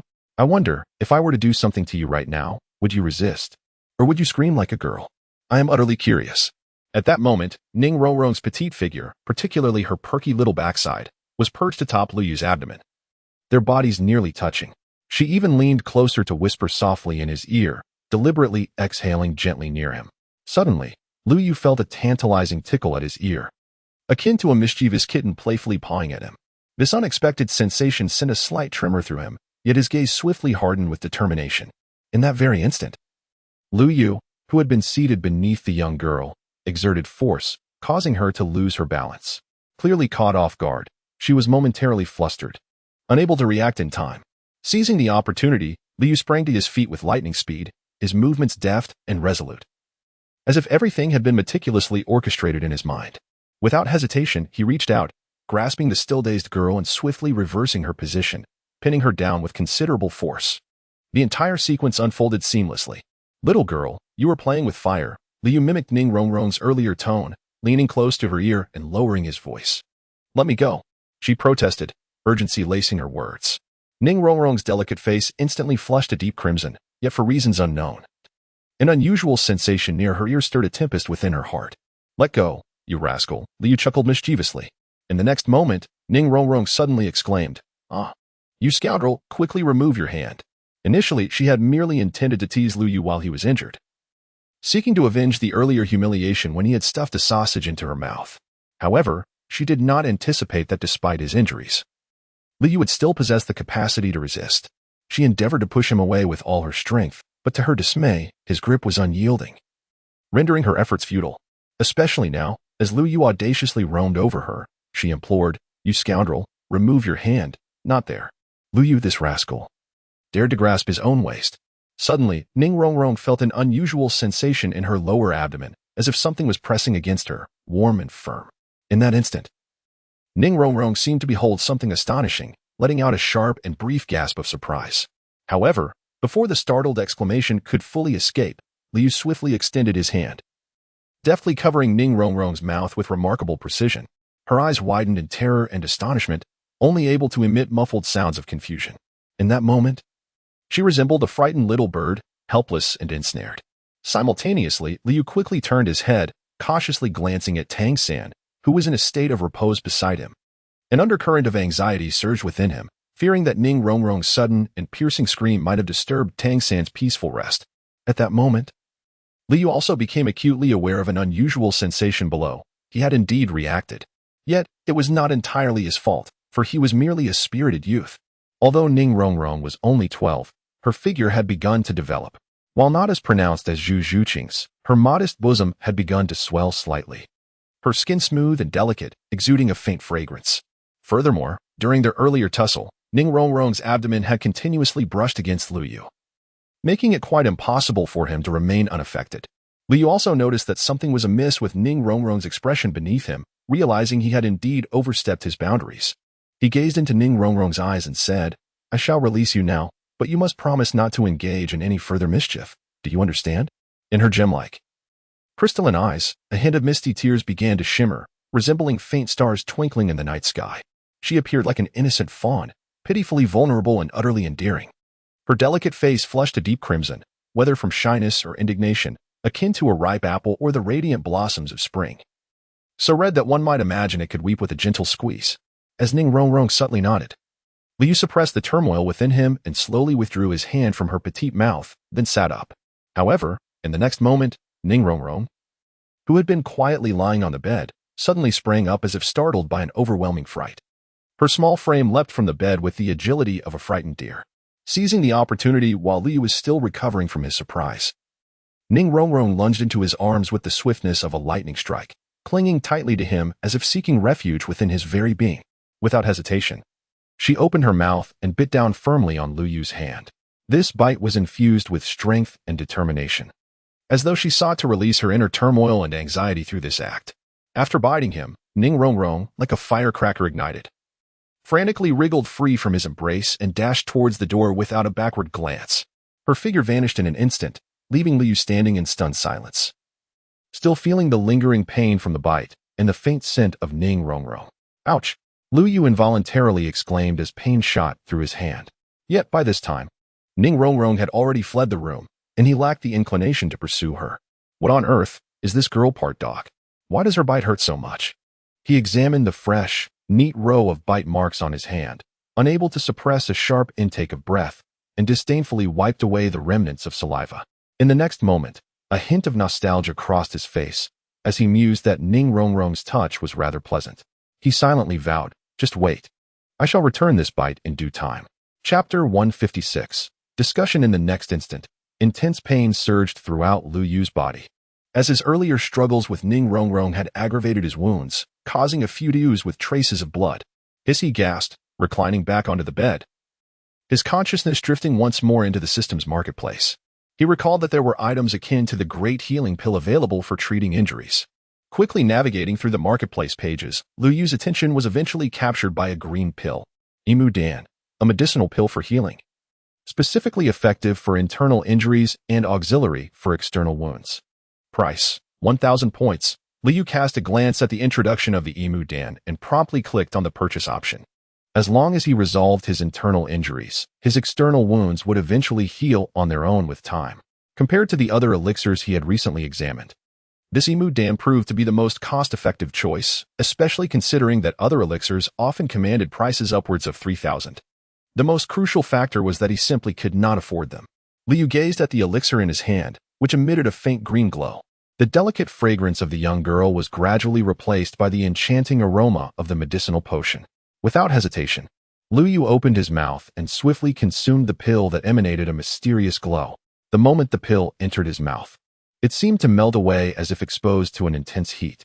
Immediately, a wondrous force began to spread throughout Lu Yu's body.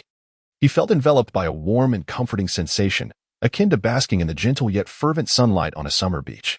Every inch of his skin, every single cell appeared to revel in this soothing warmth, intoxicating him with its embrace. He could perceive, with remarkable clarity, that every minuscule cell in his being was exulting, dancing with joy. It was as though a grand celebration was unfolding within him. In that instant, the agonizing pain and unbearable fatigue that had surged over him like a tidal wave dissipated as if swept away by a sudden tempest, vanishing without a trace. At this moment, he felt infused with an unprecedented vitality and strength. Subsequently, Lu Yu's consciousness delved into his sea of knowledge, where the environment had undergone a dramatic transformation. Most striking was the emergence of a small vortex forming beside the three existing soul power whirlpools. This was the fourth soul power vortex. Overjoyed, Lu Yu gazed at this nascent whirlpool, which had taken shape during his unconsciousness, despite his prolonged efforts to condense it.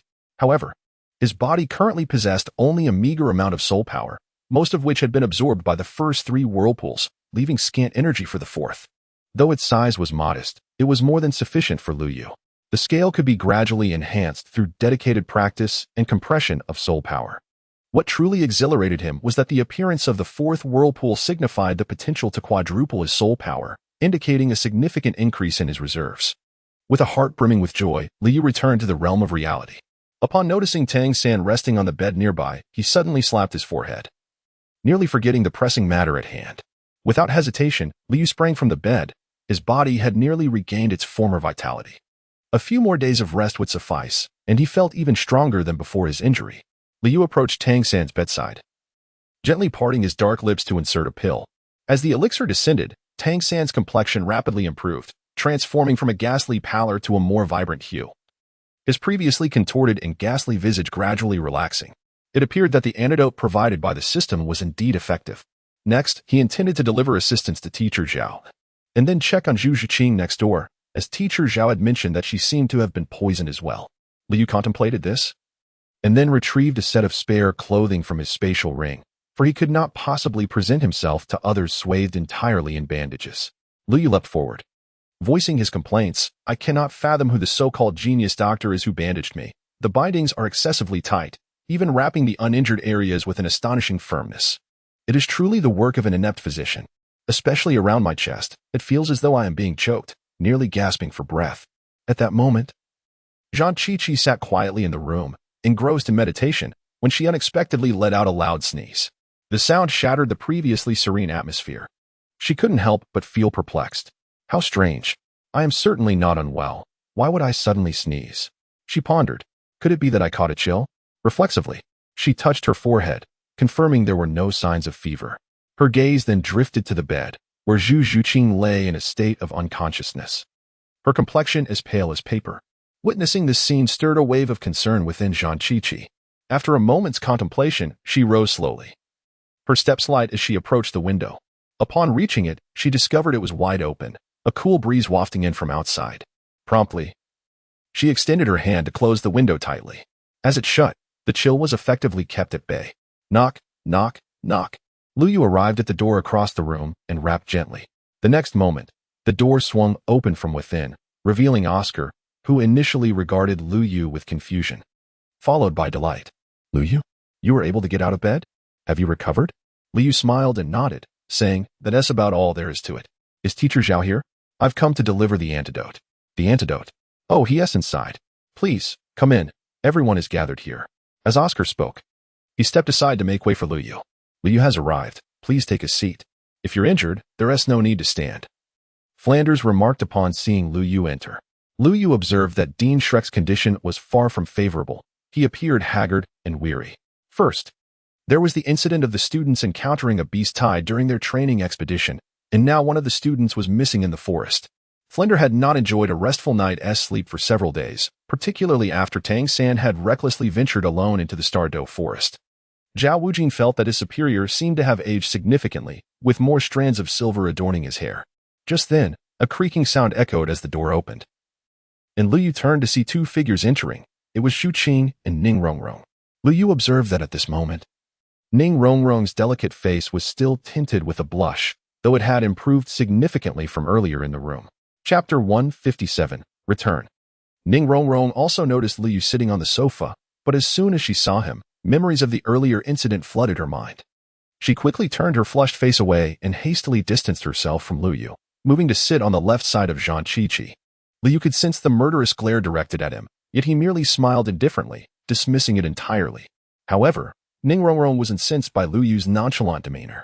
If eyes could kill, Liu would have perished countless times by now. Ahem. Flender coughed lightly a few times. Is everyone here? He surveyed the room, ensuring that those in good health and recently recovered were present, and continued, as you are all aware, the situation in the Stardow forest has become dire. However, with Shiwu currently missing, I have decided that Dai Mubai should lead a group back to the academy. Flender had barely completed his statement when a dissenting voice resonated from the entrance. Everyone turned in unison to find a pale figure, wrapped in bandages, struggling to lean against the doorframe. Tang San? Little San, you're awake. Liu observed that Tang San's complexion, though still pale, had improved from the previous ashen hue. Nonetheless, he appeared exceedingly frail. Tang San, your injuries. Oscar stepped forward, intending to assist him, but was brusquely pushed aside. Staggering, Tang San approached Flinder, his reddened eyes resolutely fixed upon the Dean.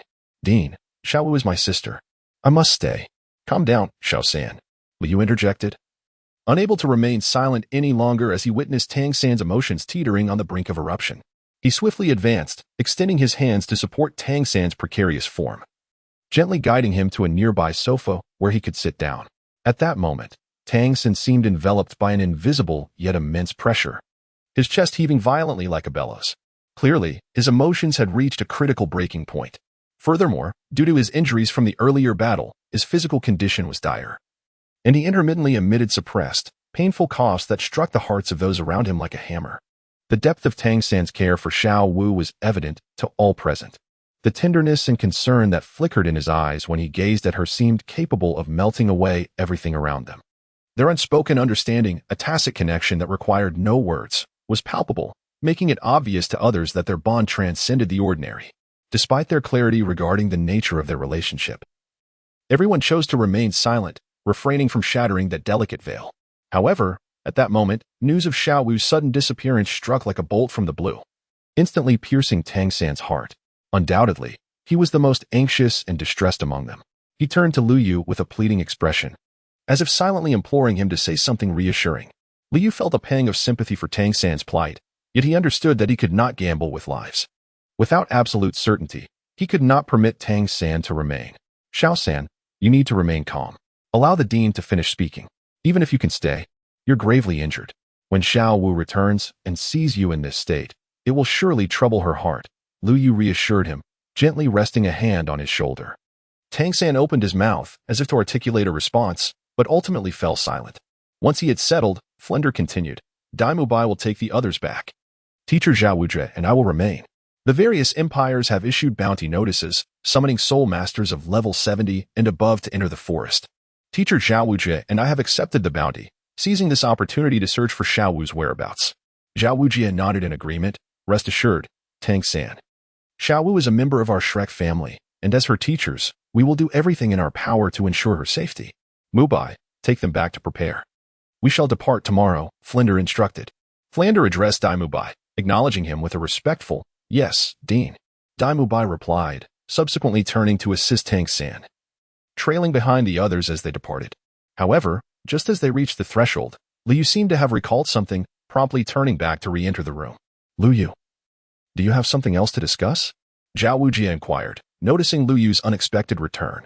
Liu Yu extended his hand, retrieving a medicinal pill from his spatial ring, presenting it before Zhao Wujie.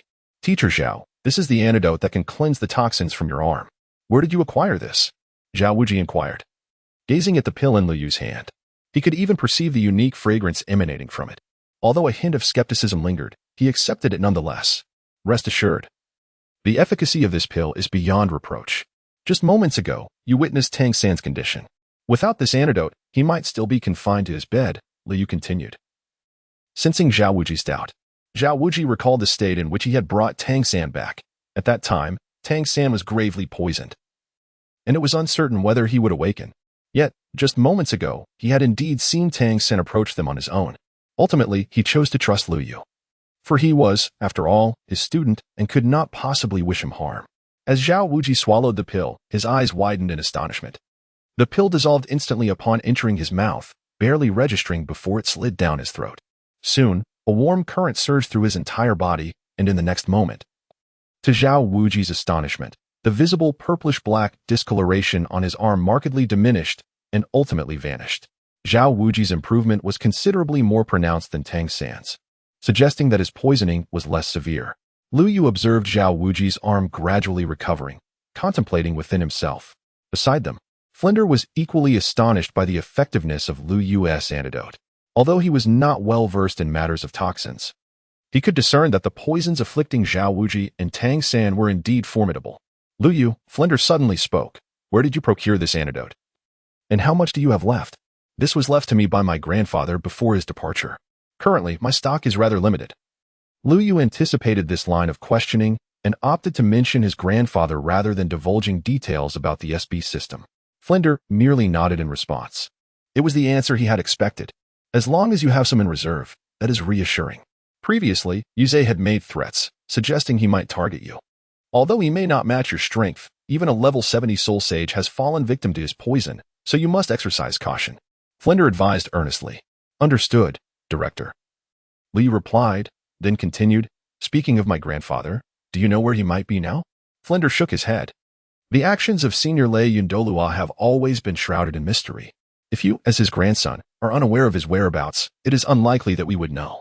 However, I suspect he is most likely in the Stardow Forest. Lu Yu nodded in acknowledgement. Understood, Dean. He then rose and exited the room. Chapter 158. The Journey Back to Shrek Boss. Didn't the Thundercloud Dolua expressly forbid revealing his whereabouts? How could you say that? Zhao Wujia questioned.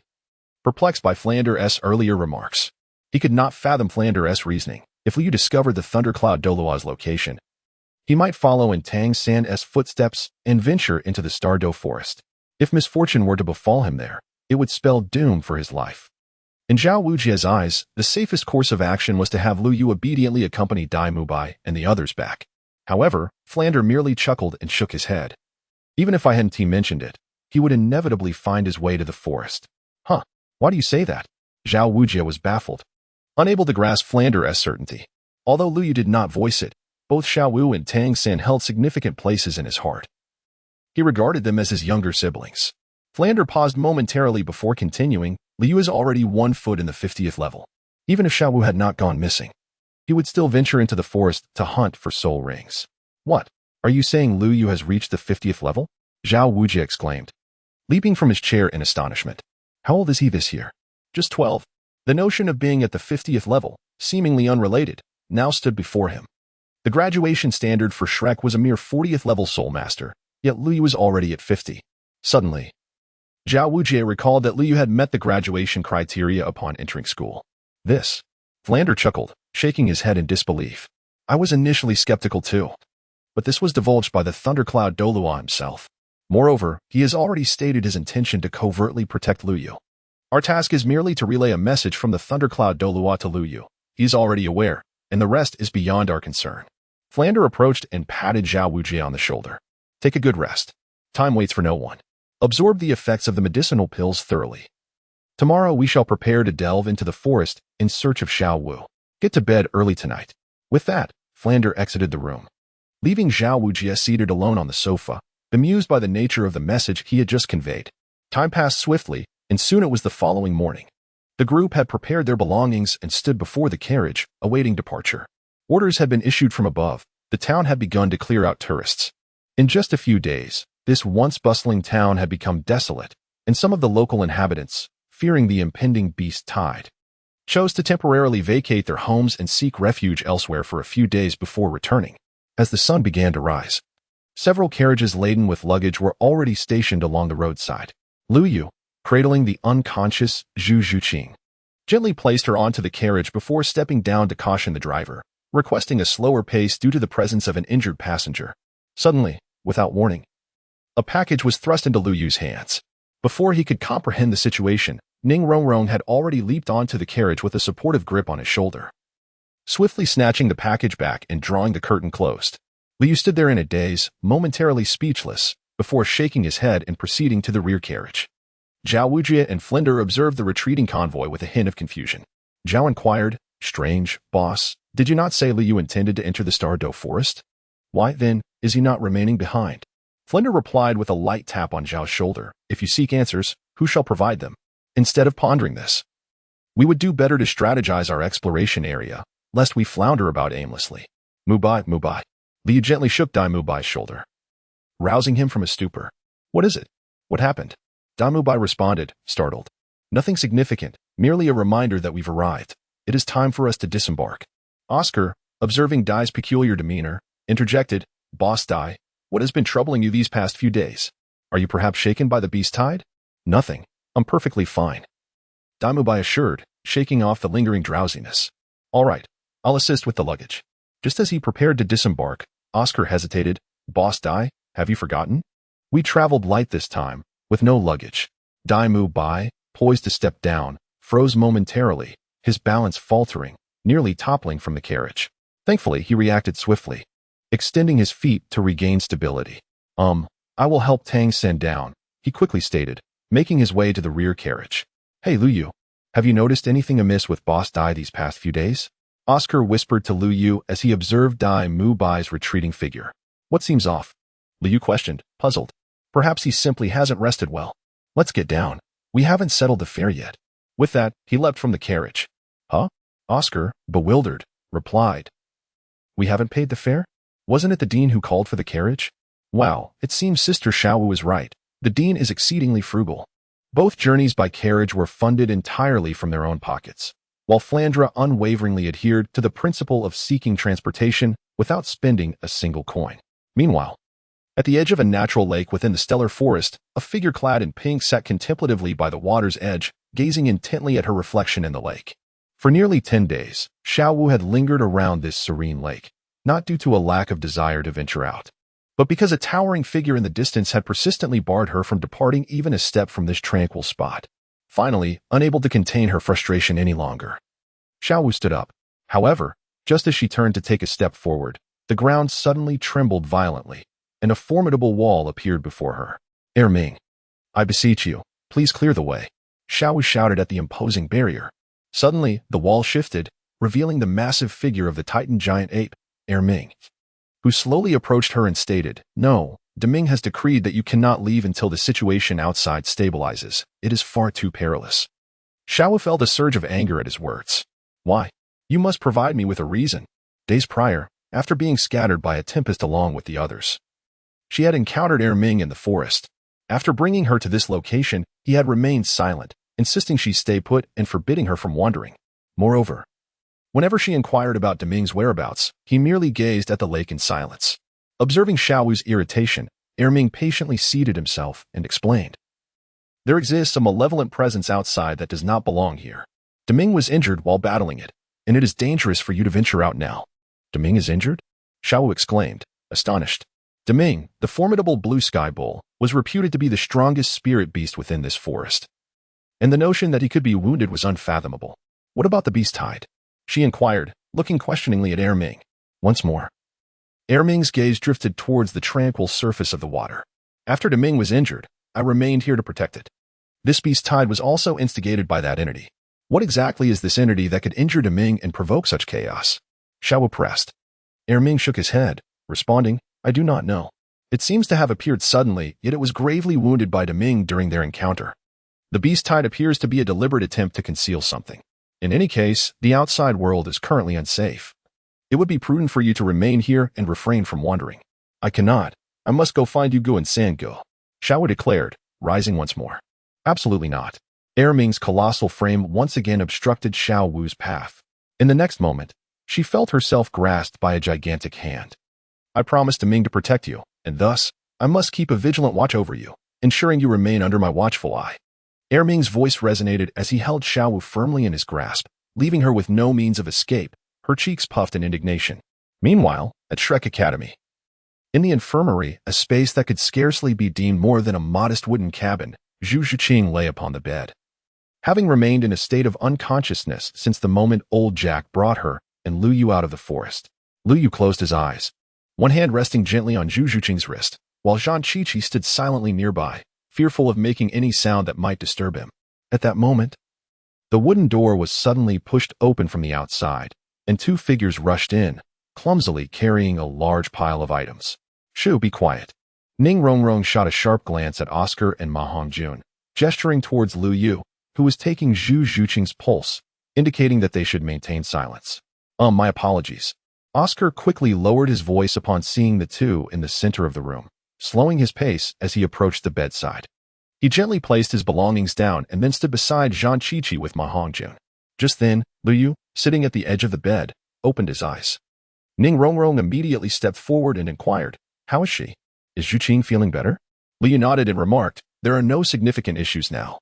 I have administered an antidote to her, and she is no longer in life-threatening danger. He then turned his gaze towards Oscar, inquiring, What about the items I requested? Oscar, though visibly fatigued, exhibited a glimmer of excitement and pride in his eyes. Without hesitation, he pushed aside Ma Hongjun, who was dozing off, causing him to stumble precariously. Oscar then quickly bent down, grasping a chaotic assortment of items and laboriously dragging them towards Lu Yu. They're all here, Oscar exclaimed breathlessly, his voice brimming with pride. This guy and I worked tirelessly all night. We scoured every corner for an entire night just to gather these necessary items. Come on, brother Lu Yu. Take a look and see if it's satisfactory. With that, Oscar straightened up, wiping the beads of sweat from his forehead, eagerly awaiting Lu Yu's approval. Indeed. This is good, though this barrel is somewhat smaller than I anticipated, Lu Yu said, extracting a worn wooden barrel from the heap of clutter. It appeared to be a makeshift bathtub, reinforced with several wooden planks nailed onto it. Huh? Lu Yu, aren't you supposed to be treating Zhu Zhuqing? What do you need a bathtub for?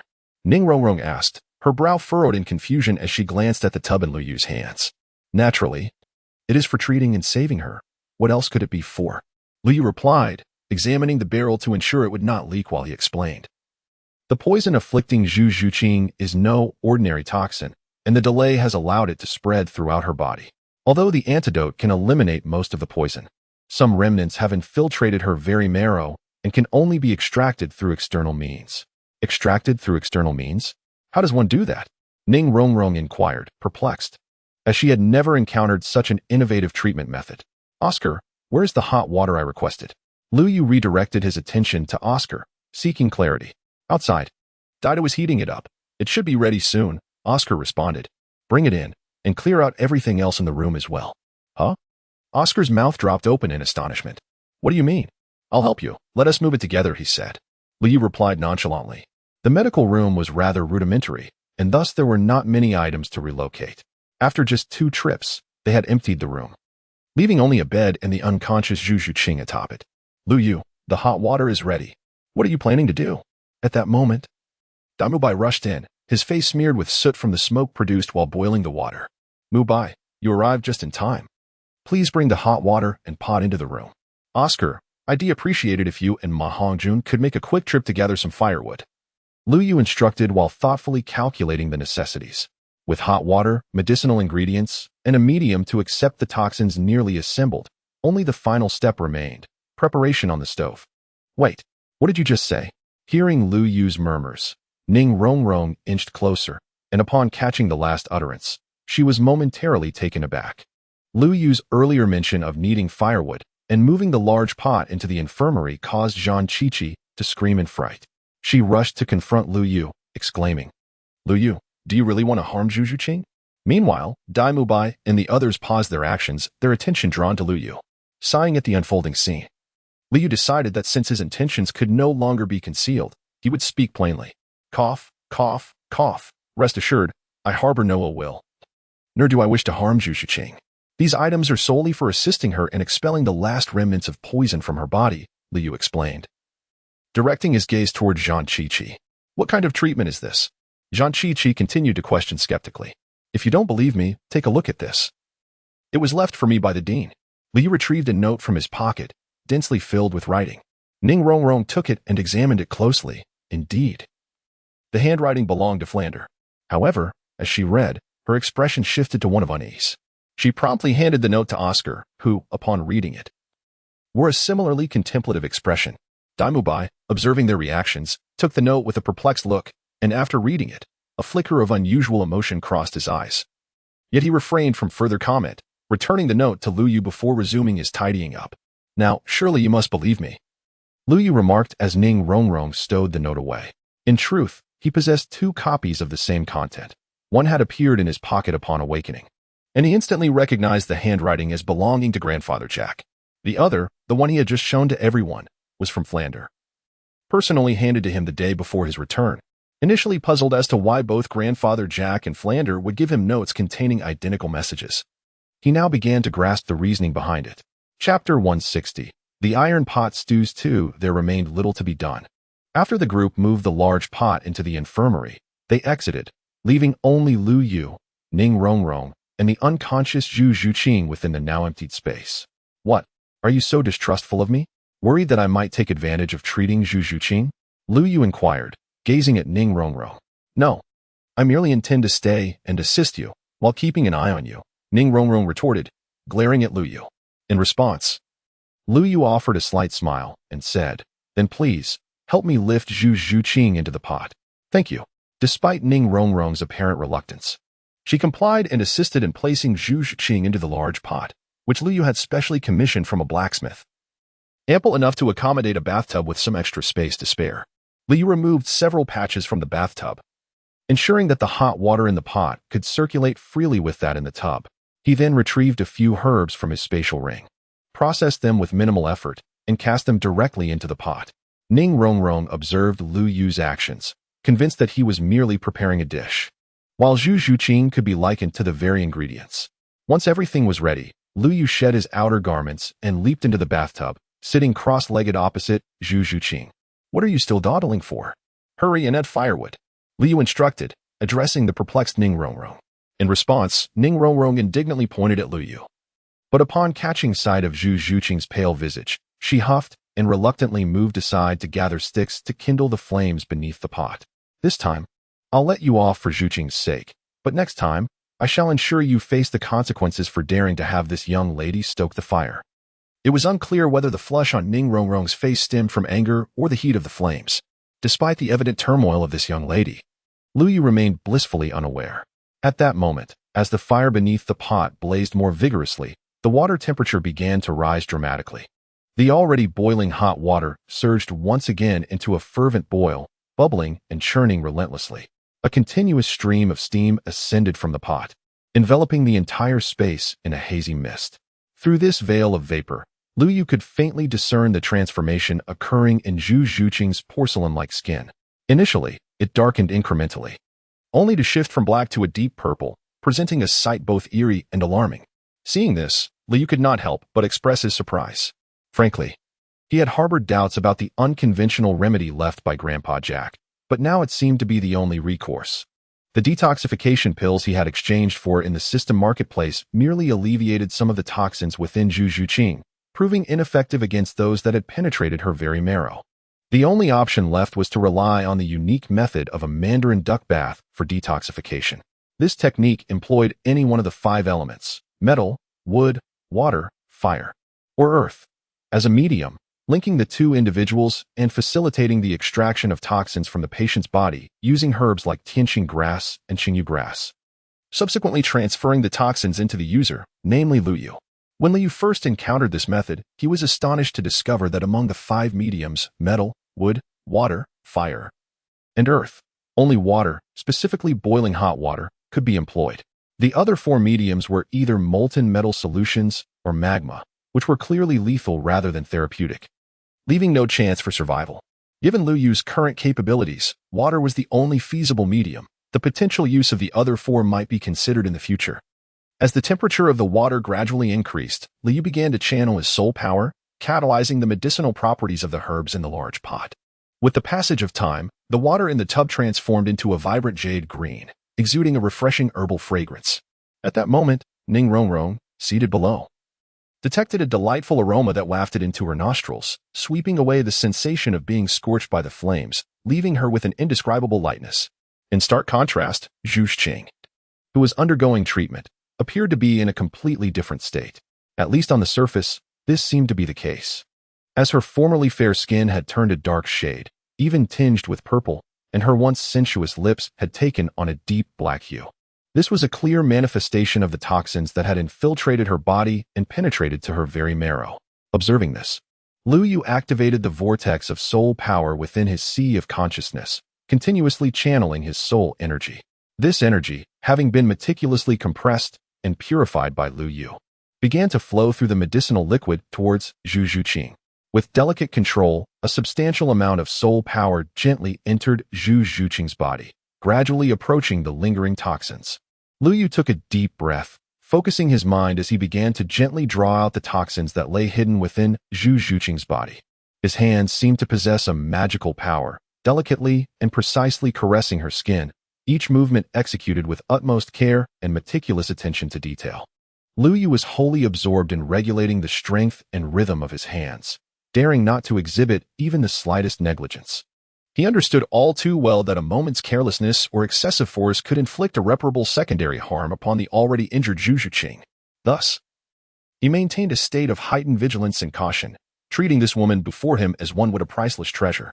As time passed, beads of perspiration gradually formed on Lu Yu's forehead. Whether from the tension of his exertion or condensation from the surrounding humidity remained uncertain, nonetheless. His gaze never wavered from Zhu Zhuqing. Finally, after a prolonged and tense wait, the stubborn toxin began to be drawn out of Zhu Zhuqing's body, little by little. At the moment the toxin severed its connection with her, the once crystalline water in the bathtub astonishingly transformed into a pitch-black hue in the blink of an eye. As the toxin was expelled, Lu Yu immediately directed it into his own body. This therapeutic method hinged on two critical elements. The first was to extract the toxin, and the second was to absorb it entirely into a vessel, with Lu Yu himself serving as the most suitable container. Zhu Zhuqing's skin visibly returned to its normal state, a hint of color gradually returning to her cheeks. As the toxin was purged, her consciousness began to awaken. Slowly, she opened her eyes, feeling as if she had just emerged from a lengthy dream. In this dream, she encountered Lu Yu, and they faced a formidable spirit beast together. To protect her, Lu Yu engaged in a desperate battle with the beast, ultimately succumbing. Just as her awareness slipped into darkness, a wave of warmth enveloped her. How warm? Am I dead? Is this what the world after death looks like? Lu Yu? Have you also perished? It makes sense. You fought the spirit beast for my sake and fell before me. It is only natural for you to be here. Zhu Zhuqing's voice was weak and fragmented. Chapter 161. Ice and Fire Fool, what nonsensical things are you saying? We are not dead. We are very much alive. Do not move just yet. Allow me to draw the toxins from your body, and you shall recover. Lu Yu gazed at Zhu Zhuqing, observing her swaying form. He extended a hand to steady her, and she leaned into his embrace. At that moment, their garments were thoroughly soaked, clinging to their bodies and accentuating Zhu Zhuqing's voluptuous figure and exquisite curves. Lu Yu could distinctly feel the softness resting against him, as the air was infused with the fragrance of medicinal herbs and the unique scent of a woman. However, he could not afford to dwell on such sensations. The toxins within Zhu Zhuqing's body had been entirely purged, and the water in the bathtub had turned a deep, inky black. Lu Yu needed to concentrate on absorbing these toxins into his own body to prevent them from re-entering Zhu Zhuqing, for if he failed, all his efforts would be in vain. With that thought, Lu Yu steadied his breath and focused his spirit energy, directing the surrounding medicinal liquid toward Zhu Zhuqing, creating a protective barrier around her body. The toxins, now devoid of their host, began to visibly writhe, perceiving Lu Yu as their new target and launching a fierce assault against him. Yet, Lu Yu remained unfazed, welcoming this outcome. A subtle smile graced his lips. Rather than resisting the potent toxins, he opened himself fully to their intrusion. In that instant, as the toxins entered his body, Lu Yu let out a muffled groan. The toxins surged within him as if discovering a new realm. But he would not stand idly by. He focused his energy at his dantian. With remarkable concentration, Lu Yu guided his spirit energy through his meridians, consuming the toxins in its wake. In no time, the toxins were entirely eradicated, and the water in the pot returned to its original verdant hue, filling the room with a refreshing aroma of herbs once more. Just as Lu Yu prepared to lift Zhu Zhuqing from the tub, he suddenly felt enveloped by a warm sensation. In the next moment, the medicinal liquid in the bathtub began to boil violently, surging into Lu Yu's body like a tidal wave. In an instant, Lu Yu felt his dantian brimming with vitality, the medicinal energy surging within him. At that moment, Zhu Zhuqing, nestled in Lu Yu's embrace, experienced a similar sensation. A flush of color rapidly spread across her face, and the long-lost warmth enveloping her entire being compelled her to emit a soft, pleasurable moan. Meanwhile, Ning Rongrong, who was squatting on the ground, deeply engrossed and tending to the fire, suddenly sensed something amiss. Her drooping ears perked up as an indescribable feeling welled up within her, as if a mysterious and unfamiliar sound had quietly resonated in the air. Curiosity and confusion flooded her mind, prompting her to ponder, what is that sound? Why does it seem so peculiar? Unable to contain her inquisitiveness, she called out, "Hey, Lu Yu, you're not up to something strange, are you?" With that, she swiftly rose to her feet, eager to discern what was transpiring in the bathtub. However, the entire room was enveloped in thick steam, a white haze akin to a heavy veil that obscured her view. Nevertheless, Ning Rongrong strained her eyes, attempting to pierce through the mist to discern the situation within. In the next moment, two figures entwined appeared before her. They were closely nestled together. Oddly, Lu Yu's lips had turned purple, his body trembling as though he were enduring the bitter chill of winter. In stark contrast, Zhu Zhuqing's complexion was flushed, her hands instinctively tugging at her collar, revealing a significant portion of her fair chest, as if being scorched by intense heat. Lu Yu heard Ning Rongrong's voice, yet the overwhelming potency of the medicine afforded him no opportunity to speak. The warmth he had felt transformed into an icy chill the moment the liquid entered his body. He sensed that it was not soul power coursing through his meridians, but a frigid energy from the extreme north, capable of freezing all. Liu could only desperately stimulate the vortex of soul power within his consciousness, attempting to suppress the bone-chilling cold with an abundance of soul energy. Outside the infirmary, Oscar leaned against the railing, casting a glance at Zhang Qiqi, who was meditating at the entrance. He then shifted his gaze to a somewhat lonely white figure in the distance. He poked his companion Ma Hongjun and said, "Hey, fatty. Don't you think Boss Dai has been acting a bit strange these past few days?" Ma Hongjun wiped grease from his mouth and took a large bite of a chicken leg from Oscar's food box, mumbling incoherently, "Strange? There is indeed something off. He has only eaten one meal since returning." Oscar, with a thud, delivered a punch to Ma Hongjun's head. "You glutton. That's not what I meant. Have you noticed how Boss Dai looks at Zhu Zhuqing differently? Why are you hitting me?" Boss Dai's eyes light up at the sight of a beauty. Isn't it normal for him to gaze at Zhu Zhuqing a little longer? Besides, with Zhu Zhuqing's figure, can you honestly say you haven't had impure thoughts as a man? Ma Hongjun rubbed his head while still stuffing his mouth with chicken. Oscar sighed, exasperated by Ma Hongjun's obliviousness. Clearly, Boss Dai has feelings for Zhu Zhuqing. Can't you see that? Moreover, Zhu Zhuqing seems uninterested in him, especially after Liu Yu's appearance. So, according to you, Boss Dai pursued Zhu Zhuqing in the past. She ignored him, and now he aims to rekindle old flames, but Zhu Zhuqing has feelings for Liu Yu? Is that the gist? Ma Hongjun chewed thoughtfully. Exactly. That's about the essence of it, Oscar concurred. Sigh, fatty, who do you think will ultimately win this love contest? Boss Dai or Liu Yu? Oscar squatted down, looking at Ma Hongjun with a gossiping expression. To be honest, you're missing someone, Ma Hongjun unexpectedly replied. Who? Oscar asked, puzzled. Ning Rongrong. Ning Rongrong? Oscar wore a look of bewilderment. Just as the two were engrossed in their clandestine activities in the corner, the wooden door of the infirmary creaked open from within. Upon hearing the sound, everyone promptly rose to their feet and gathered at the entrance. A billowing cloud of white smoke wafted out, and at that moment, Ning Rongrong appeared, supporting Zhu Zhuqing as they emerged from the room.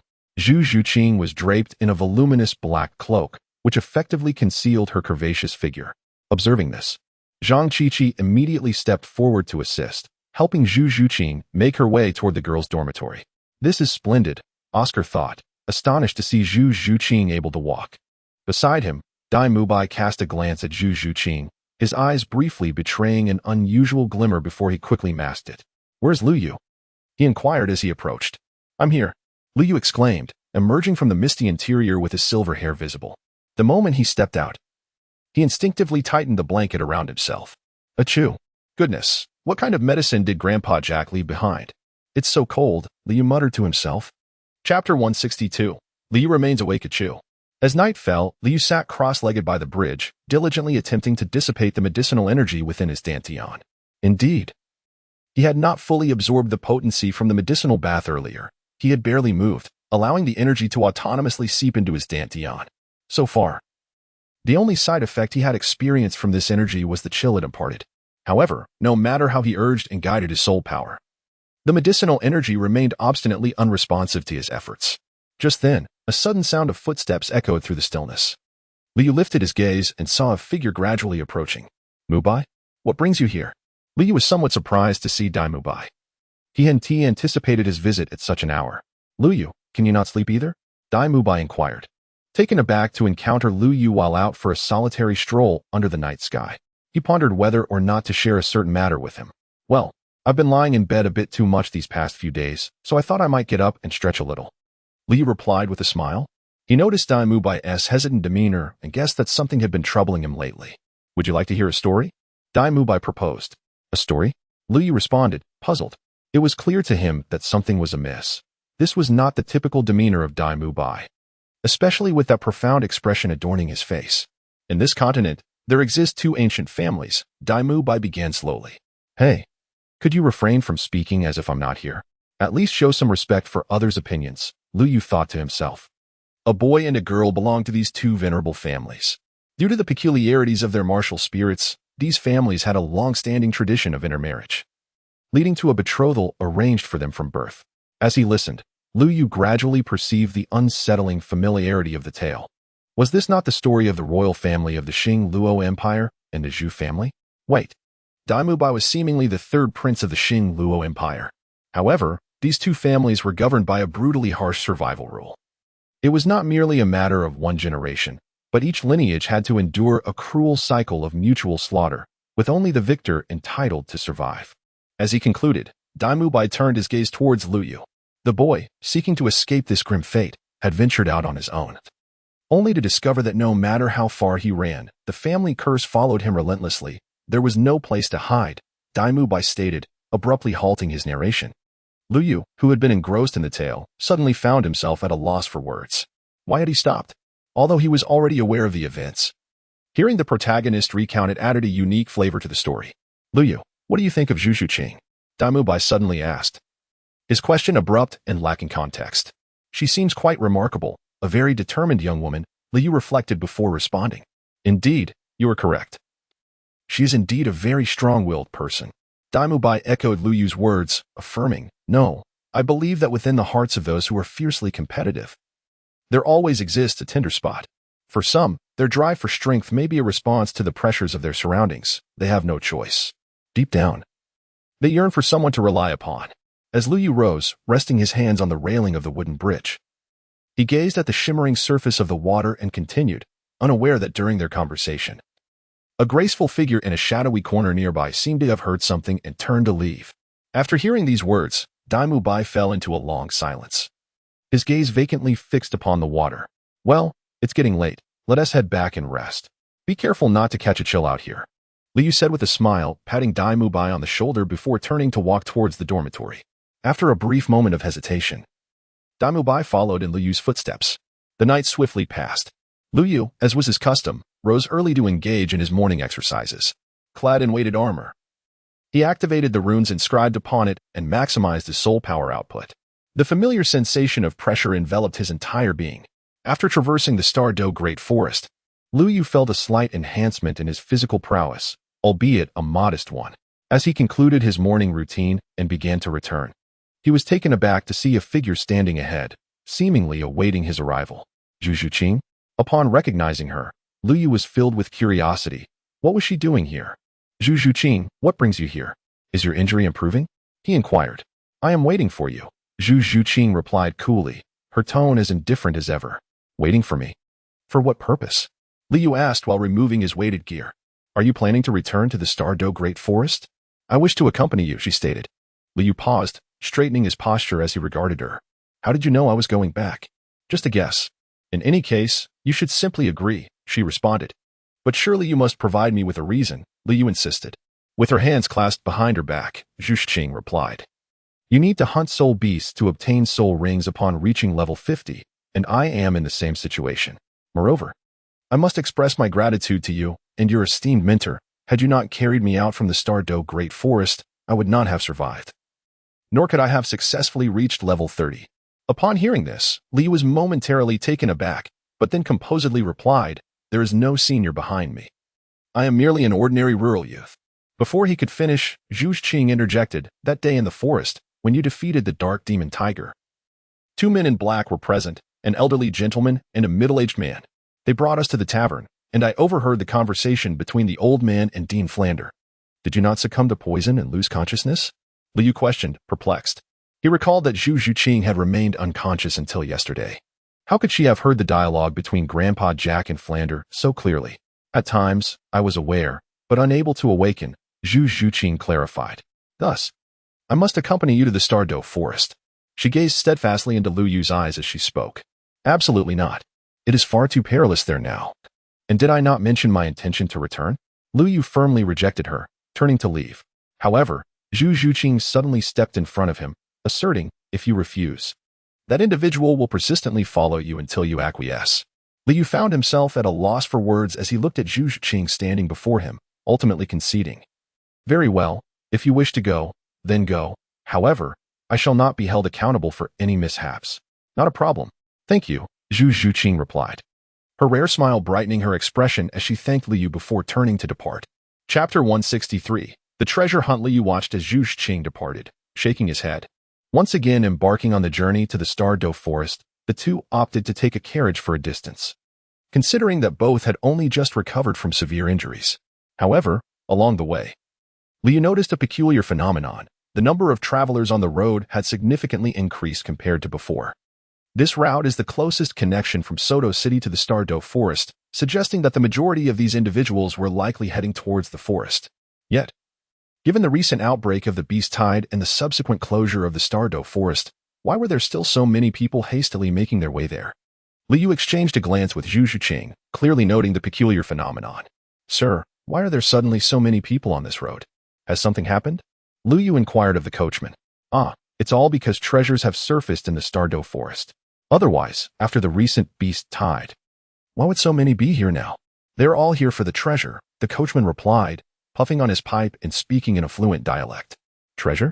Liu murmured. Indeed, I've heard that many have entered, and there are even bounties for clues related to the treasure, with rewards ranging from hundreds to even thousands of gold coins for a single clue. If I weren't so old, I'd certainly want to venture in myself. Perhaps I could earn some money for my grandson's tuition, which would surely be more profitable than pulling a cart. The old man exhaled a smoke ring, speaking dreamily. So many people. Liu was taken aback by the scene before him. Was this still the Stardew Forest? Just a few days prior, there had been only a handful of individuals here, and now the throngs of people could only be described as a sea of humanity. This scene struck Liu as familiar. It resembled his first experience in the soul-hunting forest, where stalls had emerged, with vendors selling their wares. Come and have a look. Confidential information on the Stardew treasure, prices negotiable, no payment needed unless it's genuine. 2 esteemed guests, fresh and authentic treasure clues. Come see. Hey, don't listen to his nonsense. Everything he has is fake. Come check out my wares. I offer a tenfold guarantee on any counterfeit. A burly merchant interrupted suddenly. To hell with you. You've probably sold 100 sets this morning. How dare you come and steal my business? Let me show you how hard my fists are. The two began to brawl, and seeing this, Liu and Zhu Zhiqing chose to move away, heading deeper into the forest. Upon entering the woods, the familiar fragrance of the plants wafted through the air once more. 2 figures raced swiftly through the trees. Liu, do you sense something amiss? Zhu Zhiqing suddenly spoke. At her words, Liu halted, scanning the surroundings before responding. Indeed, something feels off. It's too quiet here. As they proceeded slowly in search of suitable soul beasts, Liu remained vigilant, continually releasing his spiritual energy to survey the area. Yet, throughout their journey, they had encountered not a single soul beast. At most, they had spotted a few teams of soul masters entering in search of treasure. We haven't seen a single shadow of a soul beast along the way, despite the influx of people outside. It's as if they vanished into thin air upon entering the forest, Zhu Zhiqing remarked, noting the forest's eerie atmosphere. Since there are no soul beasts outside, perhaps we'll find some deeper within. Teacher Zhao and Dean Flander should still be in the forest. If we're fortunate, we might encounter them, Liu suggested. Indeed. Zhu Zhiqing nodded in agreement. Since there are no soul beasts here that she desires, she shall venture deeper. The system has detected that the host is within the task area and has automatically initiated task localization. Please proceed to the following location for investigation. Suddenly, a cold electronic voice resonated in Liu's mind, inquiring about the task's positioning. He silently contemplated this phrase. In the next instant, a 3-dimensional map materialized within his consciousness, intricately detailing the complex terrain and vegetation of the forest. It even marked the presence of humans and animals within a radius of 500 meters with remarkable clarity. 2 green dots indicated Liu and Zhu Zhiqing, while 3 blue dots were visible at the map's periphery, moving swiftly, presumably other individuals who had entered the Stardew Forest. Please, host, proceed to the designated location for investigation, the system prompted. A small red dot at the edge of the map flickered incessantly, signifying the task point that the system required him to explore. It seemed there was some commotion in that direction. Let's investigate, Liu suggested to Zhu Zhiqing. All right. She nodded in agreement, trusting Liu's superior awareness of their surroundings. Before long, the pair arrived near the red dot. Watch out, quick, move aside, Liu shouted suddenly. Before Zhu Zhiqing could comprehend what was happening, he had already yanked her aside. In the next moment, the ground where they had just stood erupted violently, a fierce explosion scattering the earth into fine dust around them. It was a fiery beast, not far off. A soul beast cloaked in scarlet scales was glaring menacingly at them. A fiery beast? Zhu Zhiqing asked, a hint of confusion in her voice, as she had never encountered such a soul beast before. It is a fire attribute soul beast, known for its volatile temperament and heightened territorial instincts. Do you see the golden markings on its tail? 1 marking indicates a 10-year age, 2 denote 100 years, and 3 signify a millennium. This one has reached the 1,000-year level, Liu explained thoughtfully. What a pity, the fiery beast is a fire attribute, which does not complement your martial soul. Liu gazed at the formidable fire-breathing lizard before him. Judging by the patterns on its tail, this creature appeared to be of considerable age.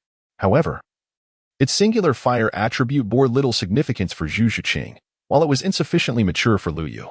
Lu Yu, I sense it has set its sights on us, Zhu Zhiqing remarked, detecting the malevolent gaze of the fire-blaze beast. Although her understanding of soul beasts did not rival Lu Yu's, she could certainly perceive the intense killing intent emanating from the creature. Stardow Forest Beast-Tide Investigation Task, Anomalous Soul Beasts. Please eliminate all mutated soul beasts at the designated location. Current target, Fire-Blaze Beast. Mutated soul beasts? Liu grinned, since it has targeted us, we shall vanquish it. No sooner had he spoken than a searing fireball hurtled towards them. With a resounding bang, Zhu Zhiqing slowly opened her eyes, only to find a figure standing directly before her. With a single hand, Liu crushed the fireball and calmly stated, as long as I am here, you need not worry. In the next moment, his figure transformed into a fleeting shadow, darting toward the blazing giant lizard. Chapter 164. The mysterious soul beast. The fiery-eyed flame fiend beast reflected a human silhouette within its gaze, letting out a furious roar. A searing line of fire shot toward Lu Yu. Observing this, Liu merely smiled faintly, instantly altering his course. He vanished and reappeared at the side of the flame fiend beast, delivering a powerful kick. With a resounding thud, the beast's massive body was sent flying, crashing heavily to the ground. Roar. The kicked flame fiend beast instantly entered a state of frenzy, emitting a deafening roar as the scales on its body ignited in fierce flames. Gathering soul power in its mouth, a blazing fireball began to take shape once more. 8 gates of Duanjia, 4th gate. Open. Liu had not granted another chance to attack. The 8 gates of Duanjia activated instantly. With ghostly steps, he struck again, landing a blow to the beast's jaw. Boom. The incompletely formed fireball was detonated by Lu Yu's kick, resulting in a violent explosion.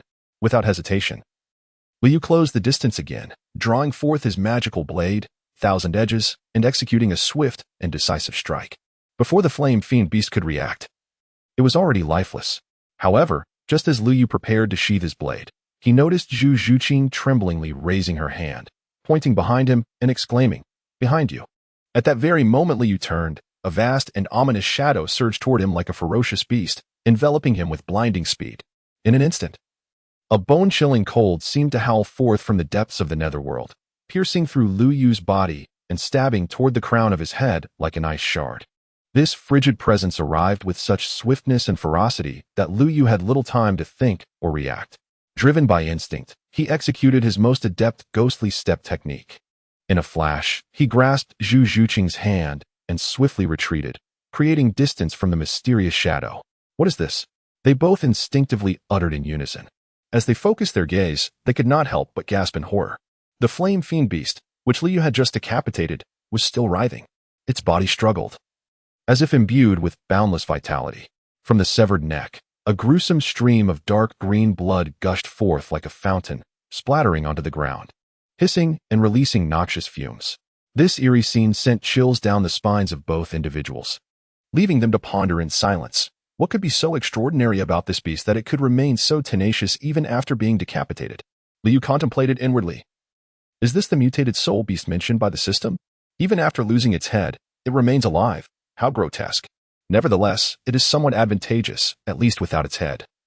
It can no longer breathe fire, thus alleviating some of the trouble. Liu spoke calmly as he brandished the demon blade of 1,000 Edges and approached with unwavering composure. If severing your head does not suffice to slay you, then I shall cleave you into 10 pieces, 100 pieces, 1,000 pieces, a myriad of pieces, until you can no longer rise. In response to Lu Yu's summons, the demon blade of 1,000 Edges emanated a sharp, cold light. With a swift motion, Liu advanced, his blade unsheathed. The headless fire flame beast writhed bizarrely. Yet in the next moment, several gleaming arcs of light flashed, slicing its writhing corpse into countless fragments, utterly lifeless. However, just as Lu Yu prepared to sheath his blade, the 1,000 Edges unexpectedly soared uncontrollably above the remnants, from which tendrils of black smoke emerged. Yet in the blink of an eye, the smoke was completely devoured by the demon blade. Lu Yu gazed at the enchanted blade now returned to his possession, feeling a surge of perplexity. Side quest. Hunt the mutated Fire Phoenix beast has been completed. Task reward. 300 points have been issued. Current points. 300. Is this truly deemed complete? Liu pondered, bewildered by the magical sword in his grasp. Please proceed to the next location promptly. Are you all right? Just as Liu stood there, lost in thought, Zhu Zhuqing approached him with a brisk gait, inquiring, there is little exploratory value left here. Let us venture elsewhere. Perhaps we might encounter a soul beast that suits you. Liu secured the enchanted blade at his waist as he spoke. Indeed, Zhu Zhuqing concurred. Generally, soul beasts possess a strong territorial instinct. Since this area belonged to the Fire Phoenix beast, it likely held little further value for exploration. Additionally, the eerie spectacle of the beast's resurrection had left an unsettling impression on her. She felt a chill in the air that rendered her quite uncomfortable. Liu opened the map within his mind. Although the map's scope was limited, it updated in real time, tracking Liu's position. The red dot that had previously lingered at the edge was now firmly within the map's interior. The nearest exploration site lay directly ahead, to the south. With a swift motion, Liu unsheathed his magical blade, deftly slicing a 1,000-year-old demon scorpion in half. As he gazed at the purple soul ring hovering above the carcass, disappointment washed over him. This was merely a normal soul beast, devoid of any mutations.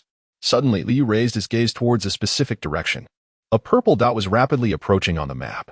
Apart from 10,000-year-old and mutated soul beasts, other soul beasts were represented by the color corresponding to the age of their soul rings. This indicated that a 1,000-year soul beast was hastening towards them. Given the beast's current speed, it was now quite close to the two of them. As expected, the surrounding bushes rustled, and in the next moment, a shadow leaped forth. A ferocious roar echoed in their ears. Before them stood a pitch-black, tiger-shaped soul beast, its fur adorned with dark purple patterns. This was the Shadow Demon Tiger. Liu instantly recalled information about the soul beast. He estimated that the Shadow Demon Tiger measured at least 5 meters in length, signifying that it was a 1,000-year level creature. Its attributes aligning perfectly with Zhu Zhuqing. Liu raised his gaze to meet Zhu Zhuqing's, and in that moment, he discerned her intent reflected in her eyes. He merely hoped she had not undergone any mutations, otherwise, their efforts would be in vain. Liu sheathed his magic blade and summoned the Qixing Lianzhang. Through their silent exchange, he understood that Zhu Zhuqing wished to personally claim her third soul ring, positioning her as the protagonist of this battle. His role was simply to ensure her safety and incapacitate the Shadow Magic Tiger. Chapter 165. The Hunt for the Third Soul Ring, Stellar Tribute. As starlight cascaded down, Zhu Zhuqing suddenly felt her body infused with vigor, as if every cell within her was jubilant. The yellow soul ring shimmered, and with a swift motion, she unleashed her soul skill, the Spectral Thrust. Under Liu's comprehensive support, Zhu Zhuqing transformed into a shadow, darting towards the Shadow Magic Tiger. With a piercing strike, she tore into its abdomen, blood gushing forth, eliciting a furious roar from the beast. The Shadow Magic Tiger raised its claws to strike at Zhu Zhuqing, but Liu would not grant it the opportunity. His second purple soul ring began to rotate slowly, radiating a brilliant light. Second soul skill, Light of the Holy Domain. The azure lotus at the tip of the Qixing Lianzhang began to spin, nurturing a golden lotus within. The purple soul ring ascended, enveloping the golden lotus above it.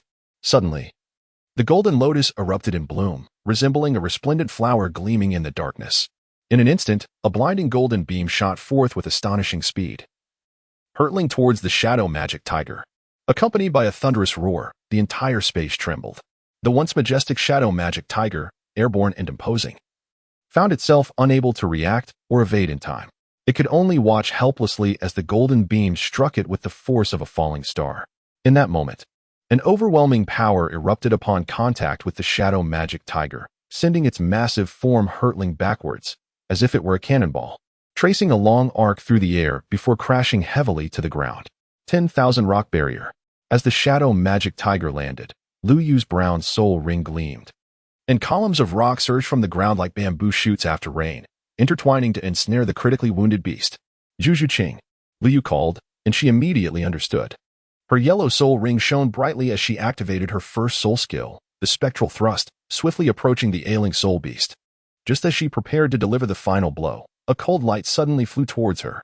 Zhu Zhuqing deftly twisted her body, executing several aerial flips to evade the attack. Upon regaining her footing, she looked up to see an arrow deeply embedded in the ground, its fletching still trembling. "Get away from me." A furious shout suddenly captured their attention. Suddenly, three figures emerged swiftly from the thicket. Among them, a burly man wielding a massive axe cast a menacing glance at Lu Yu and his companion. A sense of foreboding washed over Lu Yu as he observed the hostile demeanor of the newcomers. Surely, this was not another encounter aimed at seizing their soul rings. Was it? "Hey, Brad, we were the first to discover this shadow demon tiger," declared the imposing man, slamming his axe onto the ground with a resounding thud. Damn. It seemed that the mindless brutes were indeed up to no good. Liu pursed his lips and weakly remarked, "Hey, are you too deaf? Didn't you hear my boss speaking to you? This shadow magic tiger belongs to us. If you know what's good for you, scram quickly." "Do you even know who our boss is?" At this moment, a small green-haired figure beside the burly man spoke up. "Oh, may I ask for the names of the three esteemed gentlemen?" Lu Yu inquired, a smile adorning his lips as he stepped forward, cupping his fists in a gesture of respect. Meanwhile, Zhu Zhuqing, understanding the situation, discreetly retreated to the back, quietly observing Lu Yu's performance. "Humph, kid. Daring to snatch our soul beast without knowing the names of the three brothers. You have quite the audacity. But since this is your first offense, I shall enlighten you. Pay attention. We are the renowned Tiandi Rin trio, feared throughout Swatoa City," proclaimed the green-haired little man, puffing out his chest proudly. "Let me introduce myself. My name is Go Ren," he said, thumping his chest with vigor. "This is Lord Dao." He gestured to a short-haired youth behind him. Then he hurried over to the burly man, grandly introducing, "And this esteemed individual is our leader, the legendary axe of the mountain, Wei Zhentian." Wei Zhentian. Lu Yu turned back in confusion to glance at Zhu Zhuqing, who shook her head in bewilderment, clearly having never heard of the so-called three brothers of heaven and earth. "Kid, since you are aware of our esteemed names, it would be wise for you to step aside promptly. Otherwise, our leader Wei Zhentian's mountain-splitting axe shows no favoritism," Guo Ren declared with a sense of pride. The two children before him appeared youthful, their strength likely not formidable. Especially in the way he eyed Zhu Zhuqing, her figure was captivating. Today, not only could he perhaps obtain a soul ring without cost, but he might also gain the company of such a beautiful girl. He could envision himself waking from dreams with a smile for days to come. Upon hearing these words, Lu Yu narrowed his eyes slightly. His arms, which had been casually resting at his sides, began to rise and cross tightly over his chest. Simultaneously, his long, nimble fingers grazed his sharply defined chin, as if contemplating something of great significance. After a considerable pause, Liu finally spoke again. His pace noticeably slower. "Everything within the Stardow Forest is unclaimed. You merely speak and claim the soul beast is yours. But what tangible evidence do you possess to substantiate such a claim?" At this point, Liu paused briefly and surveyed the group with a scrutinizing gaze. "Kid, what do you mean? Are you tired of living? Let me tell you, today, you must yield this soul beast, whether you want it or not, or I shall ensure you regret it." The green-haired one suddenly pointed at Zhu Zhuqing behind Lu Yu, leering. "Oh, you want me to regret it? I believe I look rather handsome, don't you think, Zhuqing?" A hint of disdainful amusement crept onto Lu Yu's lips as he turned to glance at Zhu Zhuqing, who was amused by his shamelessness and struggled to suppress a laugh, turning her gaze away. "Curse it, kid. If you refuse my invitation to drink, you shall face punishment. Next year on this day will mark your demise." The green-haired one, clearly incensed by Lu Yu's words, bellowed, "Boss, allow me to slay this little brat." The burly man tightened his grip on the axe's handle, letting out a fierce growl as 3 yellow soul rings and 1 purple soul ring began to rotate beneath him. "Ah." Liu smiled slightly at this display, realizing they were from a soul sect. "That explains it. Humph, kid, now that you know fear, it is too late. Offending us 3 brothers means you should prepare suddenly." He felt as though the massive axe in his hand had become immovable, no matter how much strength he exerted. It would not budge an inch. Beside him, the green-haired individual, known as the Blade Master, was utterly astonished by the scene before him. Beneath the colossal axe, Liu calmly extended a hand, grasping the razor-sharp blade, rendering even the formidable force of the Titan ineffective in shifting the weapon. "Is this truly a human?" the green-haired one murmured to himself. Liu slowly lifted his gaze toward Wei Zhentian and said, "You just mentioned sending me to hell?" He then relaxed his grip on the axe blade. Before Wei Zhentian could react, a violent pain surged through his abdomen, and in the next moment, his body contorted like a cooked shrimp, crashing violently to the ground and subsequently toppling several large trees before coming to a halt. Not far away, the green-haired onlooker watched in astonishment as a figure suddenly appeared before him. "Do you wish for me to be entertaining?" Lu Yu's lips curved into a slight smile. but in Joran's eyes, it resembled the grin of a demon from the abyss. Bang! He too felt a sharp pain in his abdomen. His body flying backward like a kite severed from its string, crashing heavily to the ground. No, no, no. Don't come any closer. As he realized he was next. The knife master was so frightened that his legs turned to jelly, collapsing onto the ground, trembling slightly. Lu Yu, however, did not deliver a fatal blow. Instead, he knocked him unconscious with a single punch and then retrieved a rope to bind the three individuals to a tree. Having completed this task, Lu Yu approached Zhu Zhuqing. All done. The trouble has been dealt with. Please absorb the soul ring quickly. I shall guard you. Thank you. Zhu Zhuqing replied before turning to the trapped shadow demon tiger. The yellow soul ring gleamed, and her second soul skill, Phantom 100 Claws, instantly understood its life essence. Subsequently, a purple soul ring slowly manifested. Seeing this, Zhu Zhuqing sat cross-legged, releasing her soul power to gently draw near the purple soul ring, guiding it above her. A torrent of soul power surged into her body, and Zhu Zhuqing dared not exhibit even the slightest negligence. Gritting her teeth against the pressure, she continuously directed the flow of soul power. Moments later, she gradually opened her eyes and stood up, 3 soul rings rising beneath her, 2 yellow and 1 purple. Congratulations. You have officially become a soul master, Lu Yu said with concern as he approached. How do you feel? Any unusual sensations? None. I feel my soul power has become more substantial, Zhu Zhuqing replied, shaking her head slowly. Quickly, test your new soul skill. This shadow demon tiger should have a high compatibility with your martial soul, leading to significant enhancement, Lu Yu speculated. Indeed, Zhu Zhuqing nodded. Channeling her soul power and summoning her martial soul, the third purple soul ring began to rotate slowly, suddenly radiating a brilliant purple light. Third soul skill, Phantom 100 Slashes. Her slender fingers transformed into blade-like shadows, and with a sweep of her hands, the stone pillar that had ensnared the shadow demon tiger was instantly reduced to rubble. What sharp claws! Lu Yu exclaimed in admiration as he gazed at the scattered stones. After retracting her martial soul, Zhu Zhuqing walked directly toward Lu Yu. Standing before him with a gentle smile, and softly uttered 3 words, "Thank you." Lu Yu was momentarily taken aback by the sudden smile that graced Zhu Zhuqing's lips. It was the first time he had witnessed such a genuine expression from her. The sweetness of her smile provided a delightful contrast to her usual aloof demeanor. No need for thanks. Let us proceed. Now that you have located your third spirit ring, we should find a suitable place for you to settle, Lu Yu remarked. However, it was you who assisted me in finding my third spirit ring. Although my strength is not particularly formidable, I wish to remain by your side.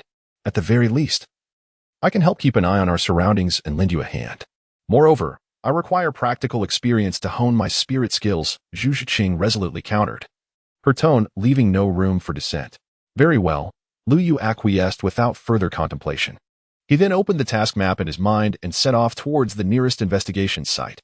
Before departing, he also untied the ropes binding the 3 brothers. Unbeknownst to them, shortly after their departure, a shadowy figure suddenly materialized before the unconscious trio. The one who had sustained the least injury, known as Knife Master, was the first to regain consciousness. Shaking her head, she lifted her gaze, only to find a young man towering over them, looking down with an air of superiority.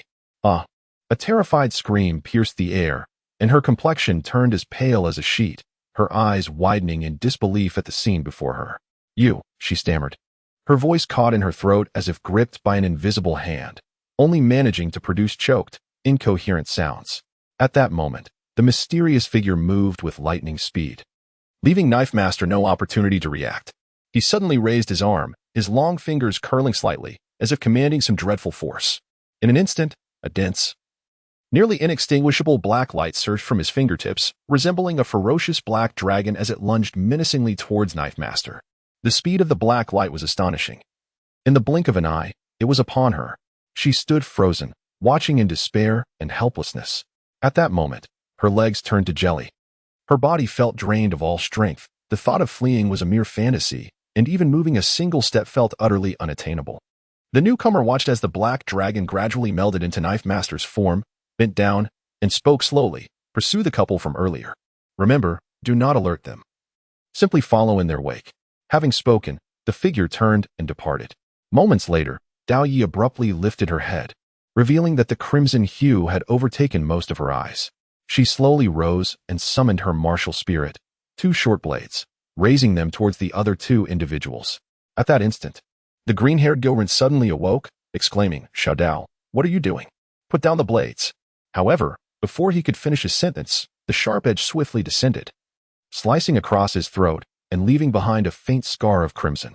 Gorin gradually collapsed to the ground, confusion etched in his eyes. Subsequently, Dao Yu deftly dispatched the second person as well, and in the next moment, the two blades in her hands emitted several strands of black silk, intertwining and surging towards the two corpses. Astonishingly, in the blink of an eye, the lifeless bodies were consumed by the dark threads. From a distance, Yuze observed the scene with satisfaction, a sinister smile creeping onto his lips. Truly, the Master of Shadows was formidable. Merely a minor maneuver was sufficient to uncover Lu Yu's whereabouts. He chuckled softly, "This time, I shall see you perish." Unbeknownst to Dao Yi, who had just devoured the two, another figure lurked behind a tree, suddenly releasing a surge of black soul power, propelling herself in the direction Lu Yu had fled. Chapter 167, A Sudden Calamity? With a sharp sound of the blade slicing through the air, accompanied by a flash of cold light, Lu Yu gradually sheathed his sword. The black-armored scorpion behind him was instantly cleaved into 6 segments, crashing to the ground with a resounding thud. A wisp of black smoke slowly drifted from the carcass, a clear sign of a mutated soul beast. The 10th, Lu Yu mentally counted, then turned his gaze southward. According to the system's map, that location marked the final point of investigation. Lu Yu gradually regained his composure, suddenly sensing a searing gaze firmly fixed upon him. Upon closer inspection, he discovered that Zhu Zhuqing was intently scrutinizing him, her eyes sweeping up and down as if she sought to unravel some hidden truth within him. "Is something wrong? Is there something on my face?" Lu Yu inquired, feeling a twinge of discomfort. At that moment, Zhu Zhuqing's gaze burned with an unusual intensity, akin to a blazing torch, as though she wished to dissect him entirely. This fervent and concentrated stare left Lu Yu feeling a wave of unease, stirring a chill deep within his heart. Lu Yu instinctively reached out his hand and gently touched his cheek, attempting to ascertain whether, as Zhu Zhuqing had insinuated, there was something peculiar or striking about his visage. However, he found no anomaly beneath his fingers, yet the sensation of being scrutinized so closely and unabashedly lingered, rendering him increasingly restless. "No, it merely seems that your mind is not quite right," Zhu Zhuqing remarked blandly. "What do you mean by that?" Lu Yu was somewhat perplexed by her words. I did not intend any offense. I meant it literally," Zhu Zhuqing clarified. "Throughout our journey, you have consistently demonstrated an uncanny ability to discern which soul beasts are mutated and which are not.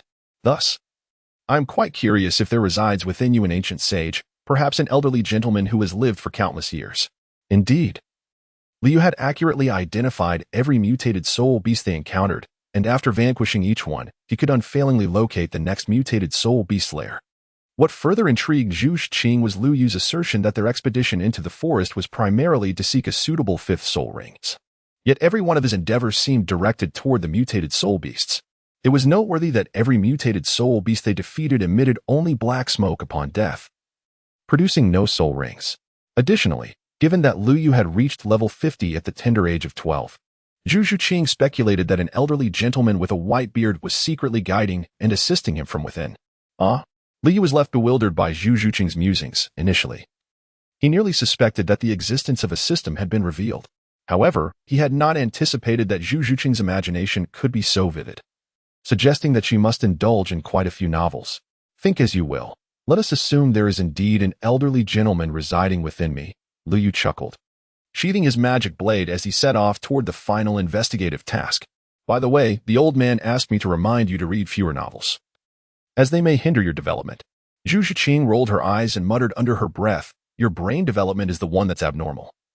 Before hastily catching up with Lu Yu and Zhu Zhuqing leapt continuously through the forest, the distance between the 2 green dots and the red dot on the map diminishing steadily. This indicated that they were nearing the location of their final investigation task. However, Lu Yu astutely noticed that the red dot representing the last task location was considerably larger and of a deeper hue than before. As they approached the red dot, Lu Yu was astonished to find that his mental perception range was steadily contracting, becoming increasingly indistinct. With a furrowed brow and a glimmer of concern in his eyes, Lu Yu murmured to himself, "It seems that this final location will likely lead to a fierce battle. Perhaps a formidable boss will emerge, for reasons unknown." An ominous premonition began to stir within him. This sense of foreboding was reminiscent of his past experiences in gaming, where, after overcoming numerous challenges and finally reaching the end, an unexpectedly powerful boss would spring forth from the shadows, far surpassing his level. That creature would strike with overwhelming force, easily dispatching him and sending him back to the novice village. Suddenly, as Lu Yu's thoughts surged like a tidal wave, a sharp, piercing sound of something slicing through the air erupted, akin to an arrow cleaving the sky. The abruptness of this noise left Lu Yu momentarily stunned. "Be careful!" Almost simultaneously, Zhu Zhuqing's urgent and melodious cry resonated. Her voice thundered in Lu Yu's ears. Yet, at that moment, Lu Yu remained in shock, his body instinctively yearning to react. But everything felt sluggish. In a heartbeat, Zhu Zhuqing's figure flickered, dashing toward Lu Yu with the swiftness of a specter. Her movements were agile and decisive, devoid of hesitation. In the blink of an eye, she reached Lu Yu's side and forcefully pushed him aside. Lu Yu felt an immense force surge towards him, compelling his body to involuntarily topple to one side. In the next instant, a glimmering blade of cold light whizzed past, nearly grazing his eyelids. At that moment, Lu Yu finally discerned that the cold glimmer he had witnessed earlier was a short dagger, its tip deeply embedded in the trunk of a tree. In the next instant, the blade of the dagger began to tremble violently, astonishingly propelling itself back out from the tree. Lu Yu followed the trajectory of the flying dagger and soon noticed a petite figure standing atop a tree branch, gazing intently in his direction, or rather, fixating on him. Who could that be? Lu Yu immediately rose to his feet, warily observing the diminutive silhouette from a distance, feeling a sense of familiarity as if he had encountered this figure before. "Are you all right?" At that moment, Zhu Zhuqing approached with a look of concern, evidently having noticed the figure in the tree as well. "Who is that?" she inquired, her brow furrowed in curiosity. Lu Yu shook his head slightly. After the opponent retracted the short dagger, he continued to gaze in this direction, seemingly devoid of any intention to strike. Suddenly, an audacious laughter erupted, echoing, "Ha ha ha." Chapter 168, The Unknown Realm. Warning. You have entered an unknown realm. Warning. You have entered an unknown realm. Warning. You have entered an unknown realm. Abruptly, 3 consecutive electronic beeps resonated in Lu Yu's mind, and simultaneously, the map in his consciousness was instantly shrouded in crimson, resembling flowing blood. In the next moment, Lu Yu's figure vanished from the spot. Suddenly, darkness enveloped Lu Yu, as if a heavy curtain had swiftly descended, completely obscuring his vision. In an instant, he found himself immersed in an endless abyss of blackness, the silence around him both eerie and unsettling. This darkness resembled an unfathomable void, seemingly intent on devouring him whole. At that moment, Lu Yu felt an irresistible force violently tugging at his body, compelling him to plummet downwards involuntarily. His heart raced with an unprecedented fear, a sensation of dread washing over him. He attempted to struggle, yet the force was overpowering, rendering him utterly helpless. As he continued to descend, Lu Yu sensed the air around him becoming oppressively heavy, nearly suffocating him. Occasionally, eerie howls echoed through the darkness, as if countless invisible specters were shrieking in his ears. In an unexpected flash, a blinding light, as sharp as a sword, suddenly cleaved through the inky blackness, tearing open a narrow and profound fissure in the fabric of space.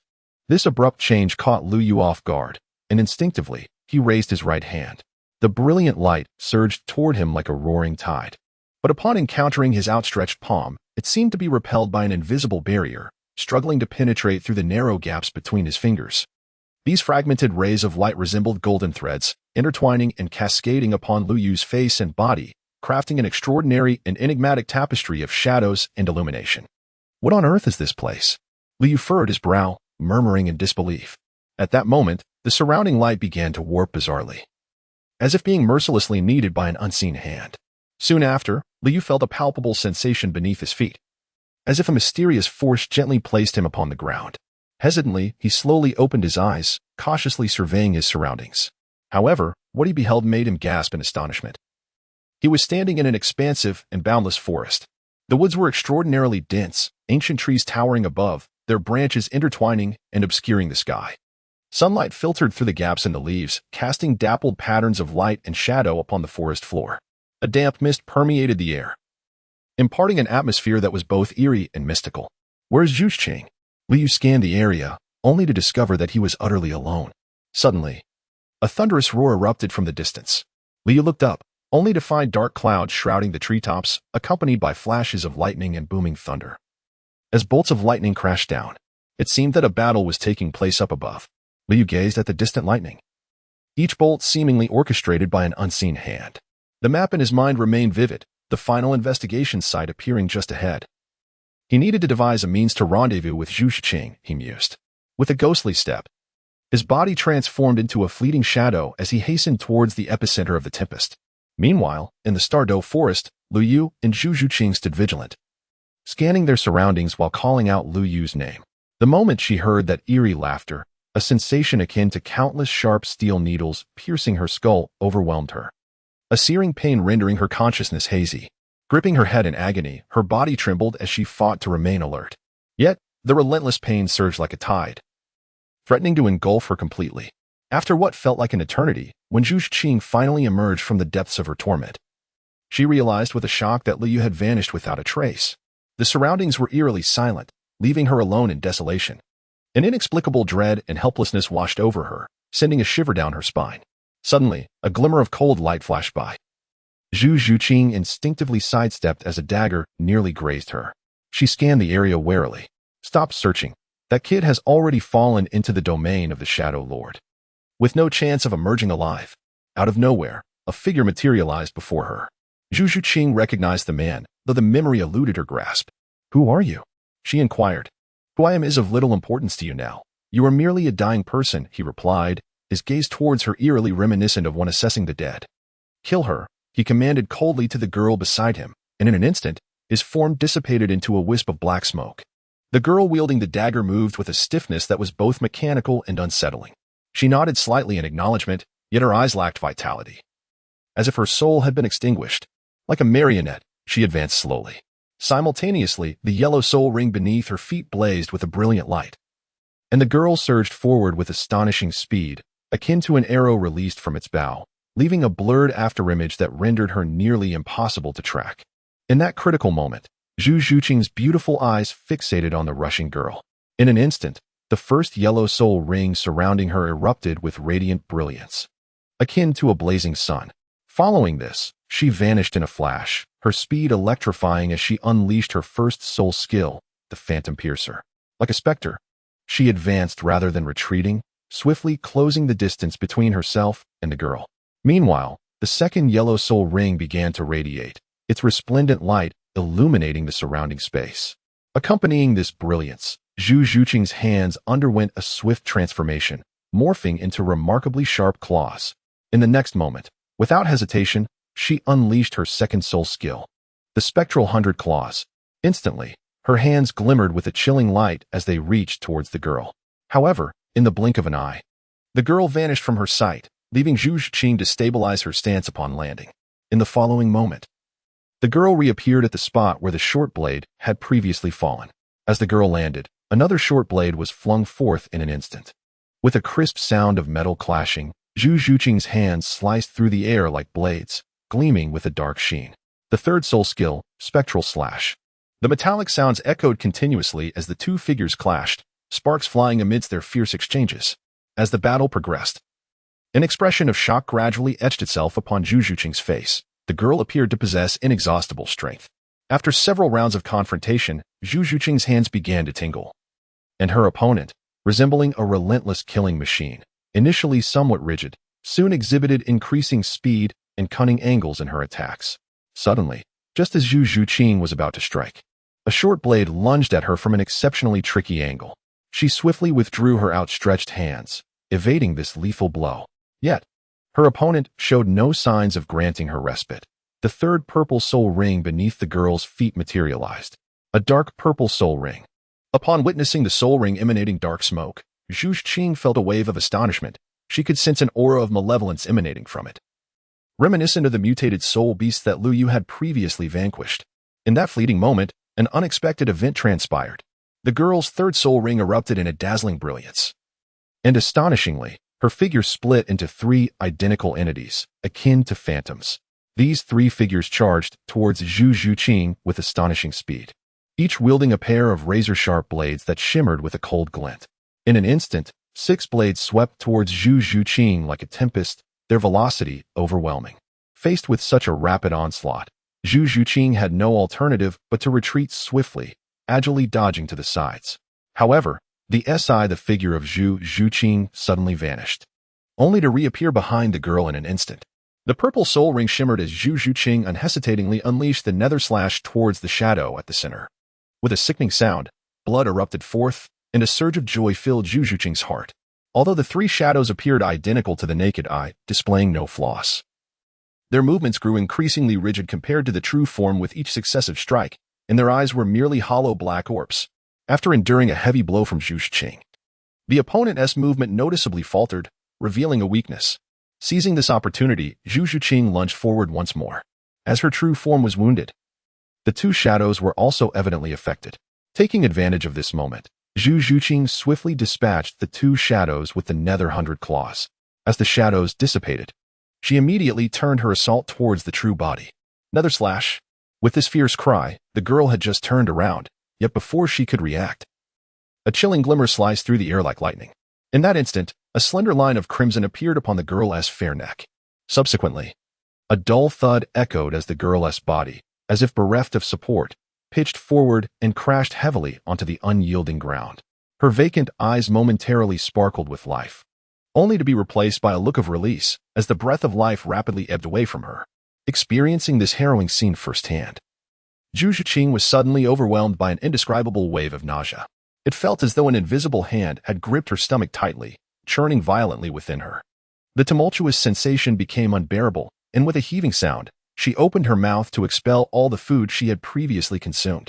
This marked Zhu Zhuqing's first experience of taking a life with her own hands, though she understood that her actions were driven by the instinct to survive.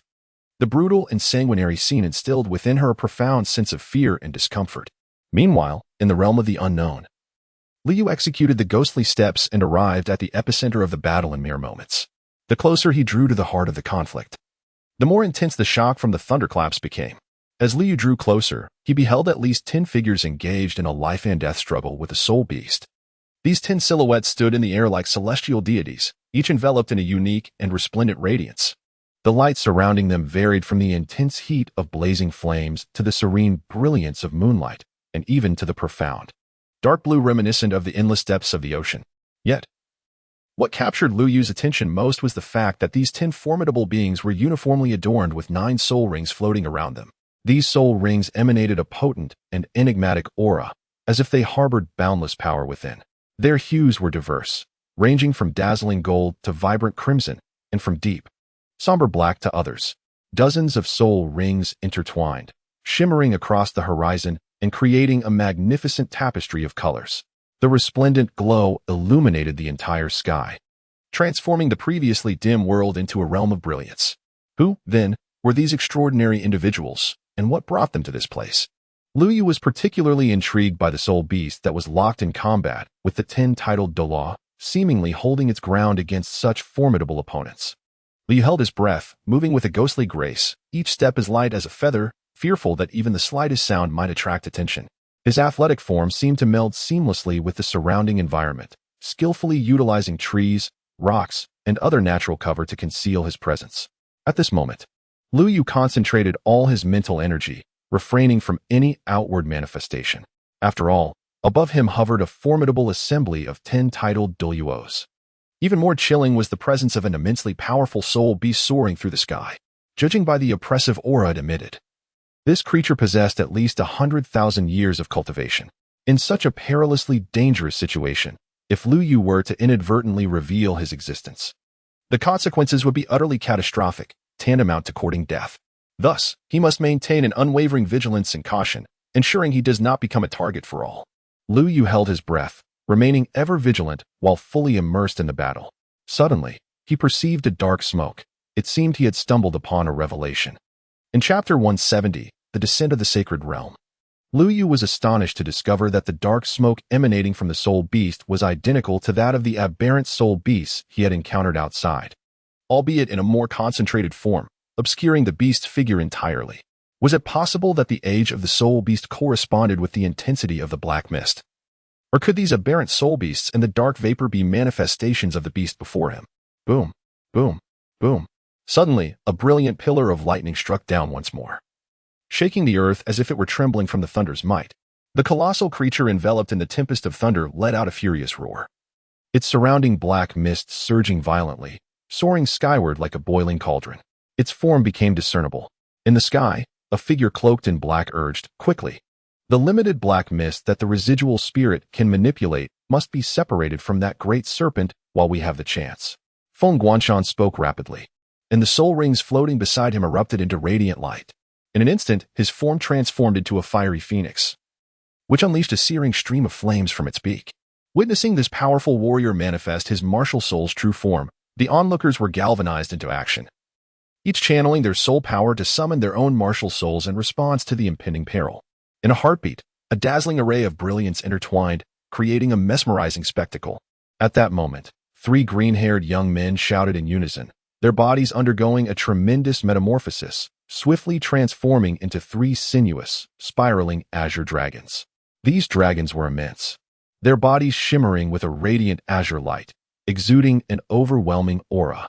Upon closer inspection, one of the dragons bore a singular vertical pupil on its forehead, blood-red and reminiscent of a roaring inferno, emanating an awe-inspiring terror. When it opened its eye, it seemed as though the very heavens trembled in response. On the other side, 3 graceful young women morphed into 3 white tigers adorned with majestic wings, radiating a sacred presence. In the blink of an eye, the 3 white tigers began to etherealize, gradually merging into a singular, even larger white tiger. Its 4 limbs and wings unfurled slowly, golden patterns embellishing its form, exuding an aura of divinity. The Triune Martial Soul Fusion Technique. Liu was taken aback by the scene before him. The 3 titled Doluos executed a martial soul fusion technique, utilizing the formidable white tiger, a pinnacle beast martial soul, leaving him in awe of its potential power. Beside the massive white tiger, the 3 robust men shouted in unison, their forms suddenly transforming into 3 gigantic tortoises. Yet, in a peculiar twist, one bore a bovine head in place of the tortoises, another sported a striking rhinoceros head, and the last astonishingly took on the visage of an alligator. Their tails, however, were replaced by a sinuous serpent, coiling gracefully atop the enormous tortoise's shell. Among the remaining 2, one morphed into a lion with the head of an eagle, adorned with wings, its forepaws resembling those of an eagle while its hind paws mirrored those of a lion. The other transformed into a pitch-black crow, distinguished by a 3rd leg protruding from its chest, from which a cluster of golden feathers emanated a soft, radiant glow, exuding a sacred and searing aura. The very fabric of space seemed to warp as 12 titled Doluos simultaneously unveiled their martial souls. Their collective might resonated throughout the atmosphere, causing visible distortions. The holy domain descends, purification and separation. As the final words echoed, the entire realm began to tremble violently, as if an invisible force were forcefully tearing apart the heavens and the earth. Suddenly, a resounding crack reverberated through the air, and the previously tranquil sky was brutally torn asunder, revealing a profound and dark fissure that loomed before everyone. The rift expanded relentlessly, as if it sought to consume the entire sky. In that instant, an astonishing spectacle unfolded. From within the black void emerged magnificent and resplendent pavilions and towers. These structures resembled celestial palaces, radiating a blinding brilliance that rendered them nearly unapproachable to the eye.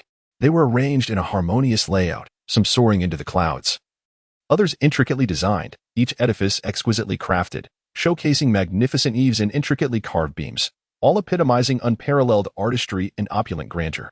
At that moment, the majestic architectural ensemble descended slowly towards the earth, and upon the highest edifice, an ancient bronze bell began to sway gently.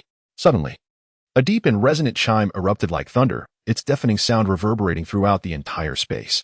This bell toll seemed to carry boundless power and authority, stirring the surrounding air into visible turbulence, rippling outward in concentric waves.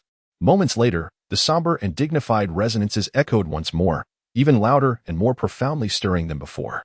Concurrently, a colossal and imposing spirit beast charged forth from the distance, exuding an unsettling aura, each step causing the ground to tremble slightly beneath its weight. The soul beast tilted its head towards the heavens and unleashed a final, earth-shattering roar, a sound seemingly destined to pierce the skies and shake the very foundations of the world. At that moment, the ancient bronze bell, which had stood silently in its place, resonated once more with a profound and melodious chime.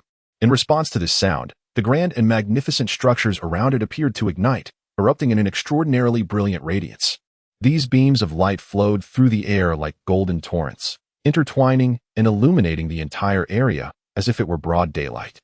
The light surged forth with an unstoppable force towards the soul beast below, which responded by unleashing a beam of annihilating energy from its maw, colliding with the luminous assault in an instant. Lu Yu felt as though the world before him had been stripped of all color and sound, leaving only silence and white.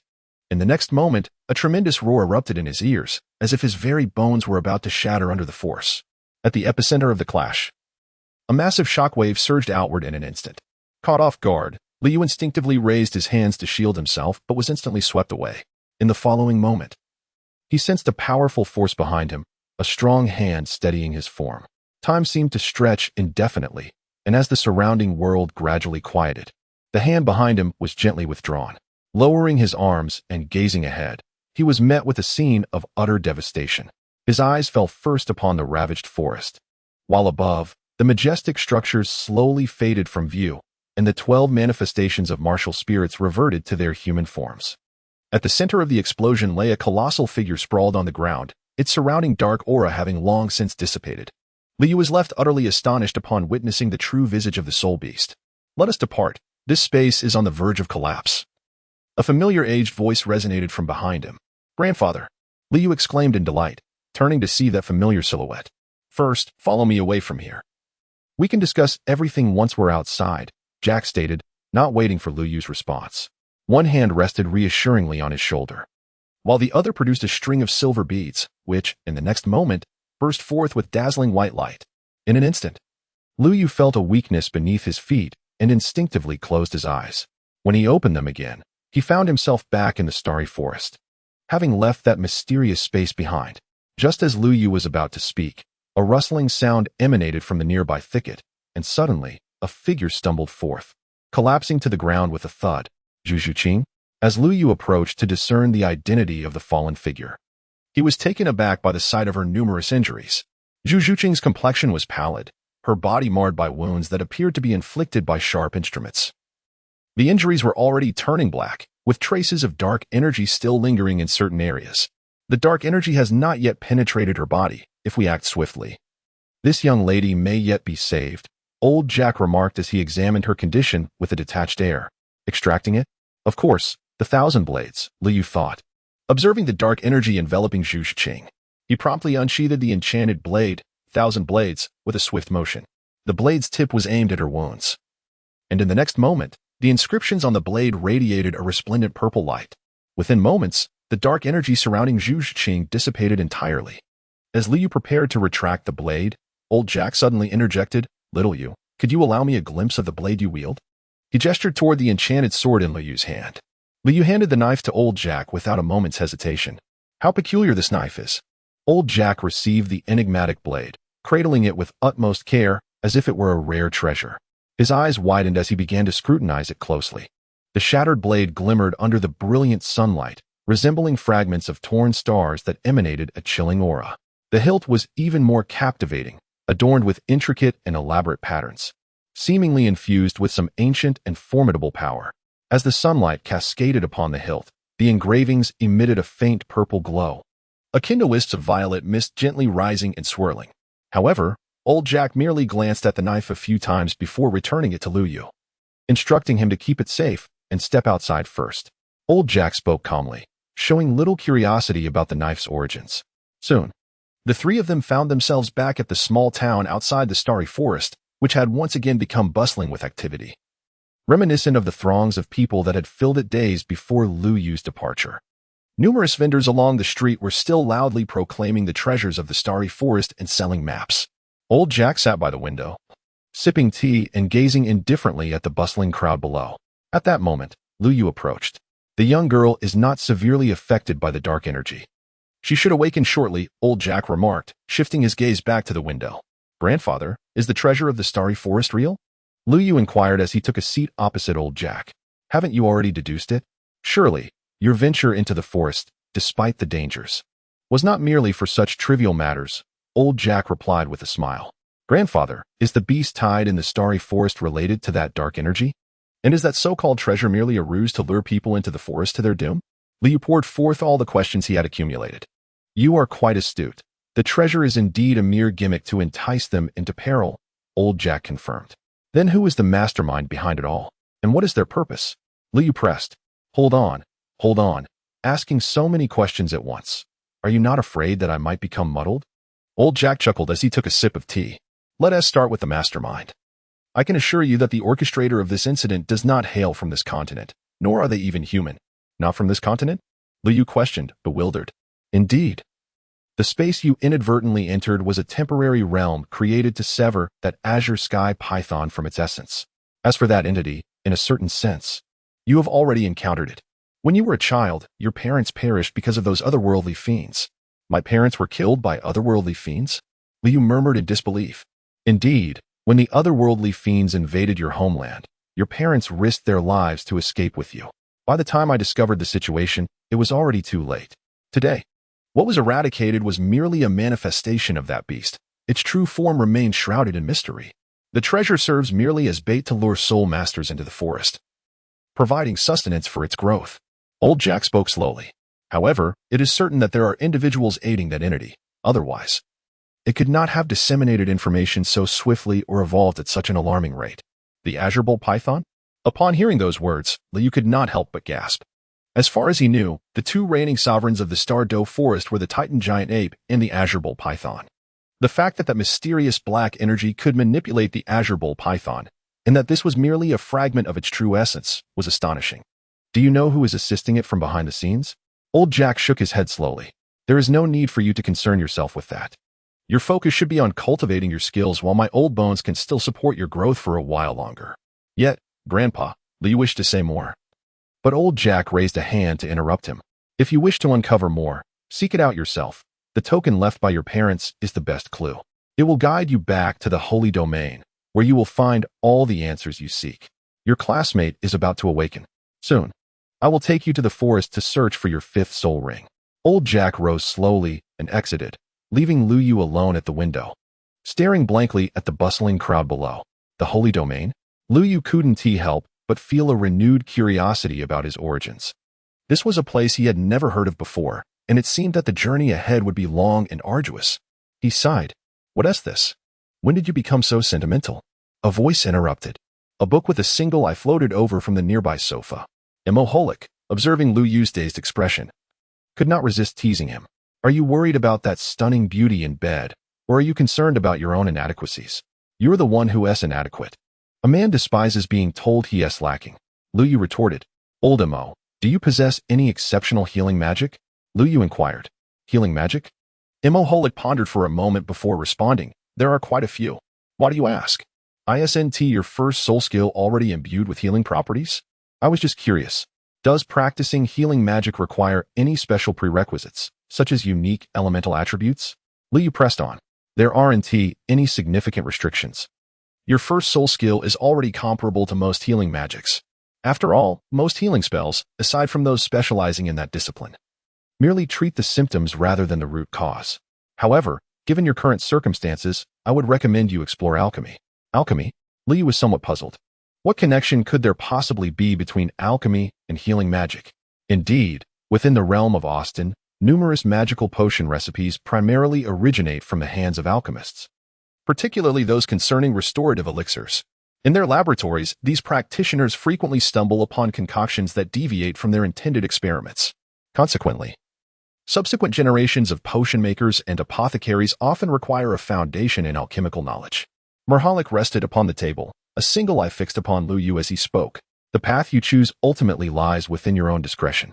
However, to speak candidly, the extent of your journey post-choice will depend upon your own resolve.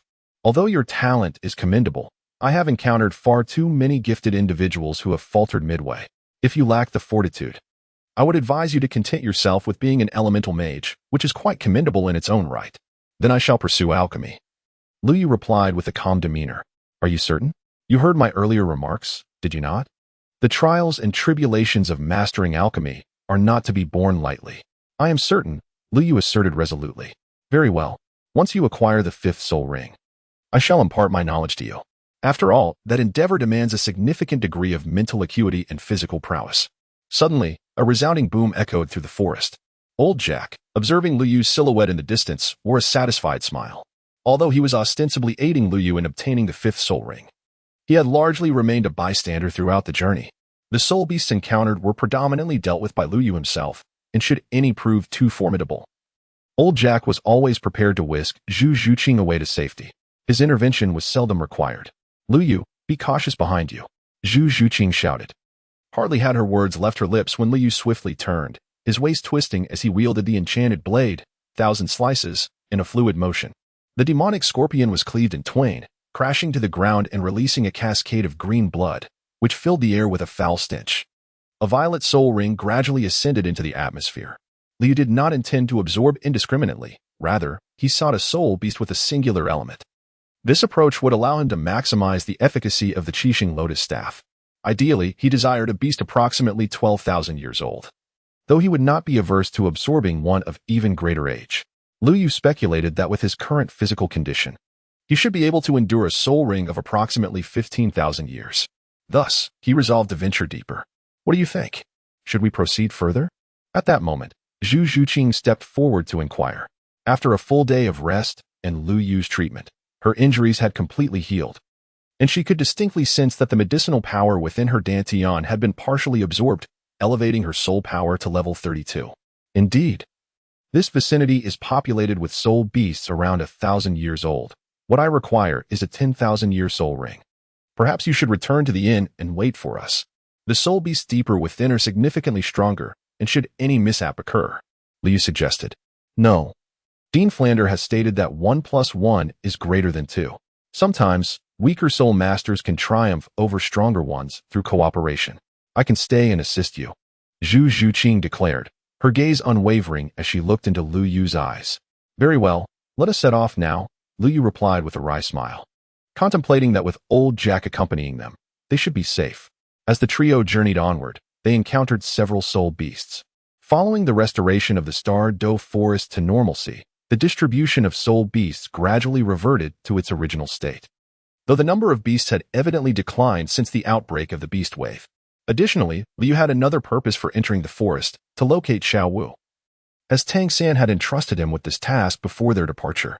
According to the original text, Xiao Wu should currently be deep within the Star Doe Forest, under the protection of Deming and Erming. However, after witnessing the controlled Sky Blue Bull Python in the Secret Realm, Lu Yu felt uncertain about Xiao Wu's current whereabouts. Nevertheless, the absence of the Titan Great Ape suggested that it was hiding with her. Suddenly, a ferocious roar echoed from afar, startling the three as they raised their heads towards the source of the sound. It emanated from the core area. That roar is quite distant, yet remarkably clear. Could something have happened to Xiao Wu? Lu Yu pondered anxiously. In an instant, a figure darted past Lu Yu, rushing forth. Stay put and don't wander off. I will investigate, Old Jack declared before transforming into a streak of lightning, swiftly heading towards the core area. I'll follow, Lu Yu said, summoning the Qixing Lianzhu. The azure soul ring shimmered brightly, and Zhu Zhuqing felt a gust of wind swirl around her. In the next moment, Lu Yu shot forth with incredible speed, leaving behind only an afterimage as he sped away, while Zhu Zhuqing remained rooted in place. Indeed, no man is without flaws. The towering trees lining the path, reaching skyward, seemed to retreat at an astonishing pace, as if a fast-forward slideshow was unfolding. At that moment, Lu Yu had unleashed his utmost speed, racing like a bolt of lightning through the forest, accompanied by a howling wind. However, despite this, he still failed to capture even the slightest trace of Old Jack. Suddenly, a shadow hurtled towards Lu Yu with such swiftness that he could scarcely react. With a dull thud, he was unceremoniously flung against a nearby tree. Gasping, Lu Yu quickly regained his footing, taking a sharp breath as he beheld a colossal black serpent looming before him. Its massive form resembled a small mountain, with lantern-like eyes fixed intently on Lu Yu, and its crimson tongue flickering ominously, filling the air with a pungent stench. The Black Xian Serpent. Lu Yu immediately recognized the soul beast before him. Typically residing on the periphery of the core area of the Star Doe Forest, the Black Xian Serpent boasted formidable physical prowess, though its venom was not particularly potent. This soul beast was renowned for its singular mastery of lightning attributes, especially adept at wielding powerful lightning-based soul skills. Lu Yu estimated that the length of this black serpent exceeded 100 meters, with at least 2 millennia of cultivation. The gaze of the serpent towards him was unmistakably that of a predator regarding its prey. Chapter 173, The Black Serpent. Lu Yu gazed at the formidable Black Xian snake before him, a flicker of delight igniting within his heart. This serpent perfectly fulfilled the criteria for his 5th soul ring. embodying the potent element of lightning. Just as he began to drift into slumber, an opportunity presented itself. Fixing his gaze intently on the massive serpent, he urged, "Old M.O. No more dozing. It's time to get to work." With a swift motion, he unfastened the satchel at his waist, summoning the Qixing Lianzhan.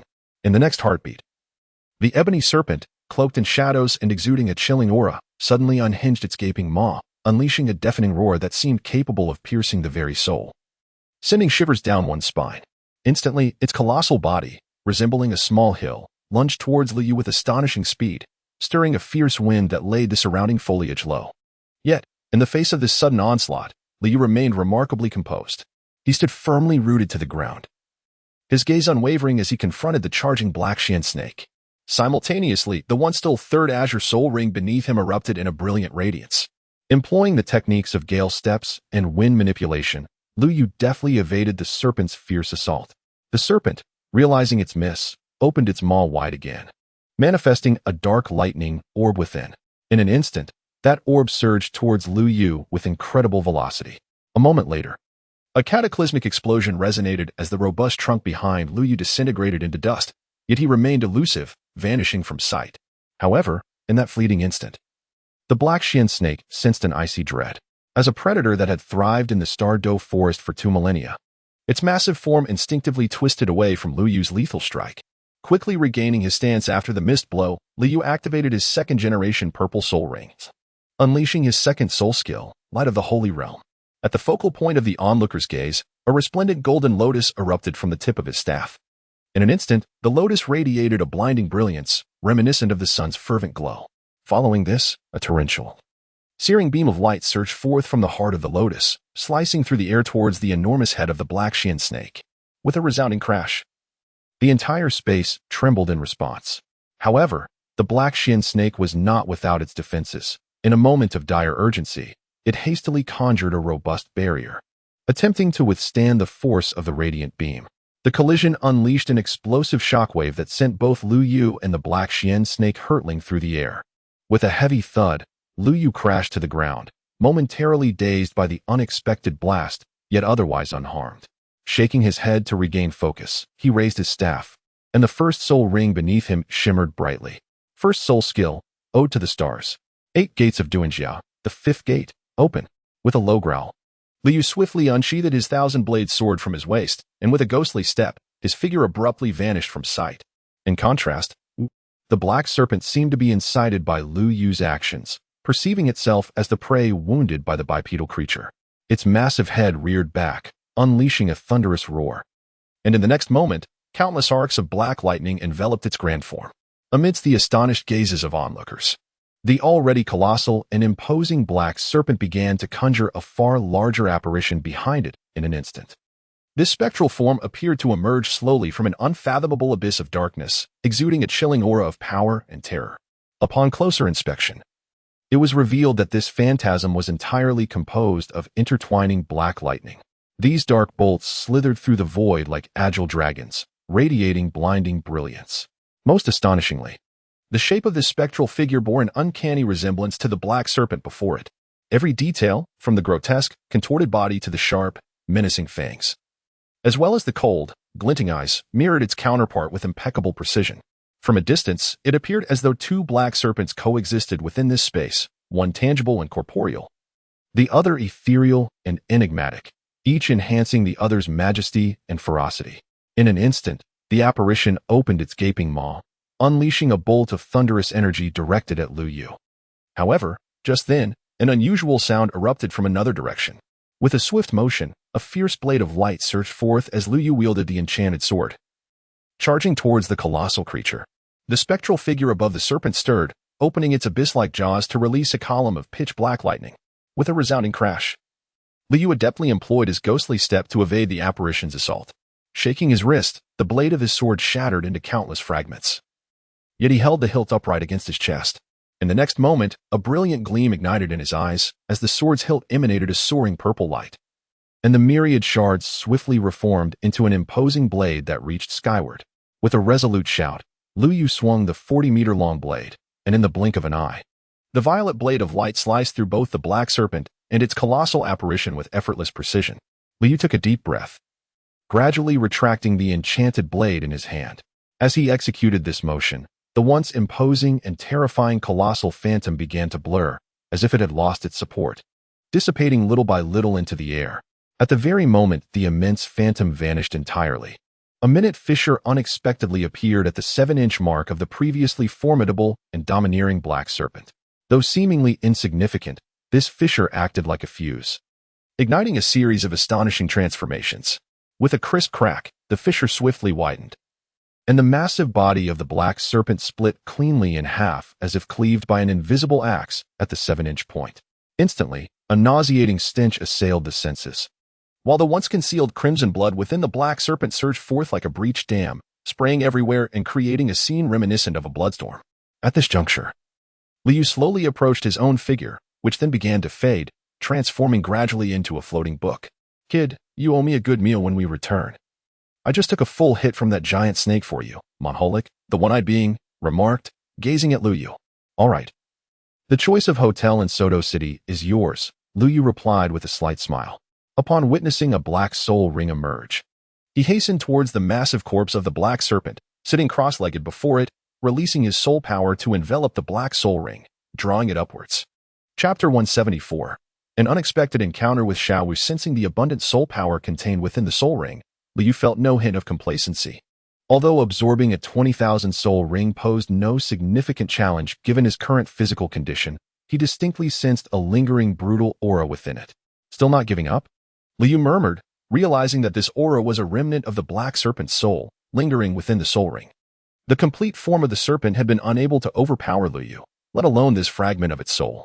In that instant, the soul ring, radiating a mysterious glow, began to descend slowly, eventually settling securely above Luyu's head.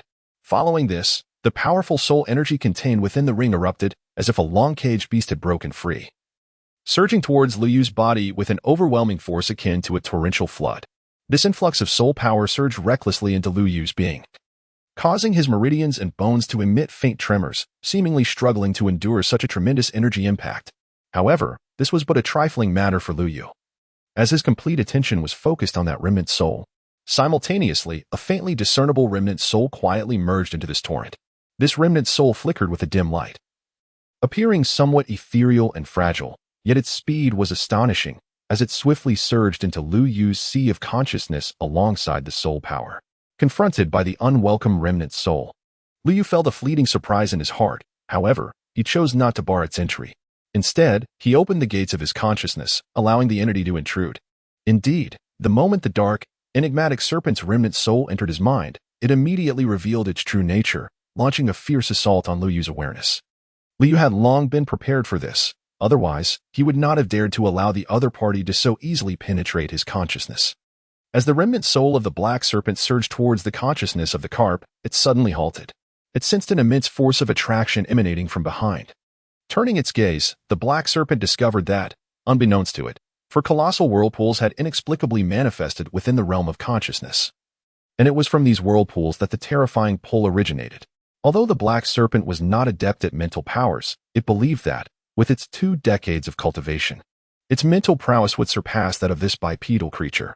However, the situation at present far exceeded its expectations, the presence of such peculiar phenomena within the young one's consciousness, combined with its current state as merely a remnant soul, rendered it utterly powerless to resist. Without a trace of hesitation, Liu summoned all his strength to propel 4 swirling vortexes of soul power. In an instant, the remnant soul of the black mysterious serpent was drawn into them, becoming an integral part of Luyu's own power. Moments later, Liu opened his eyes and slowly rose to his feet, invoking his martial soul to channel his soul power. Beneath him, 5 soul rings, 2 purple, 1 blue, 1 brown, and 1 black, suddenly appeared, their vibrant hues intertwining to create a dazzling spectacle.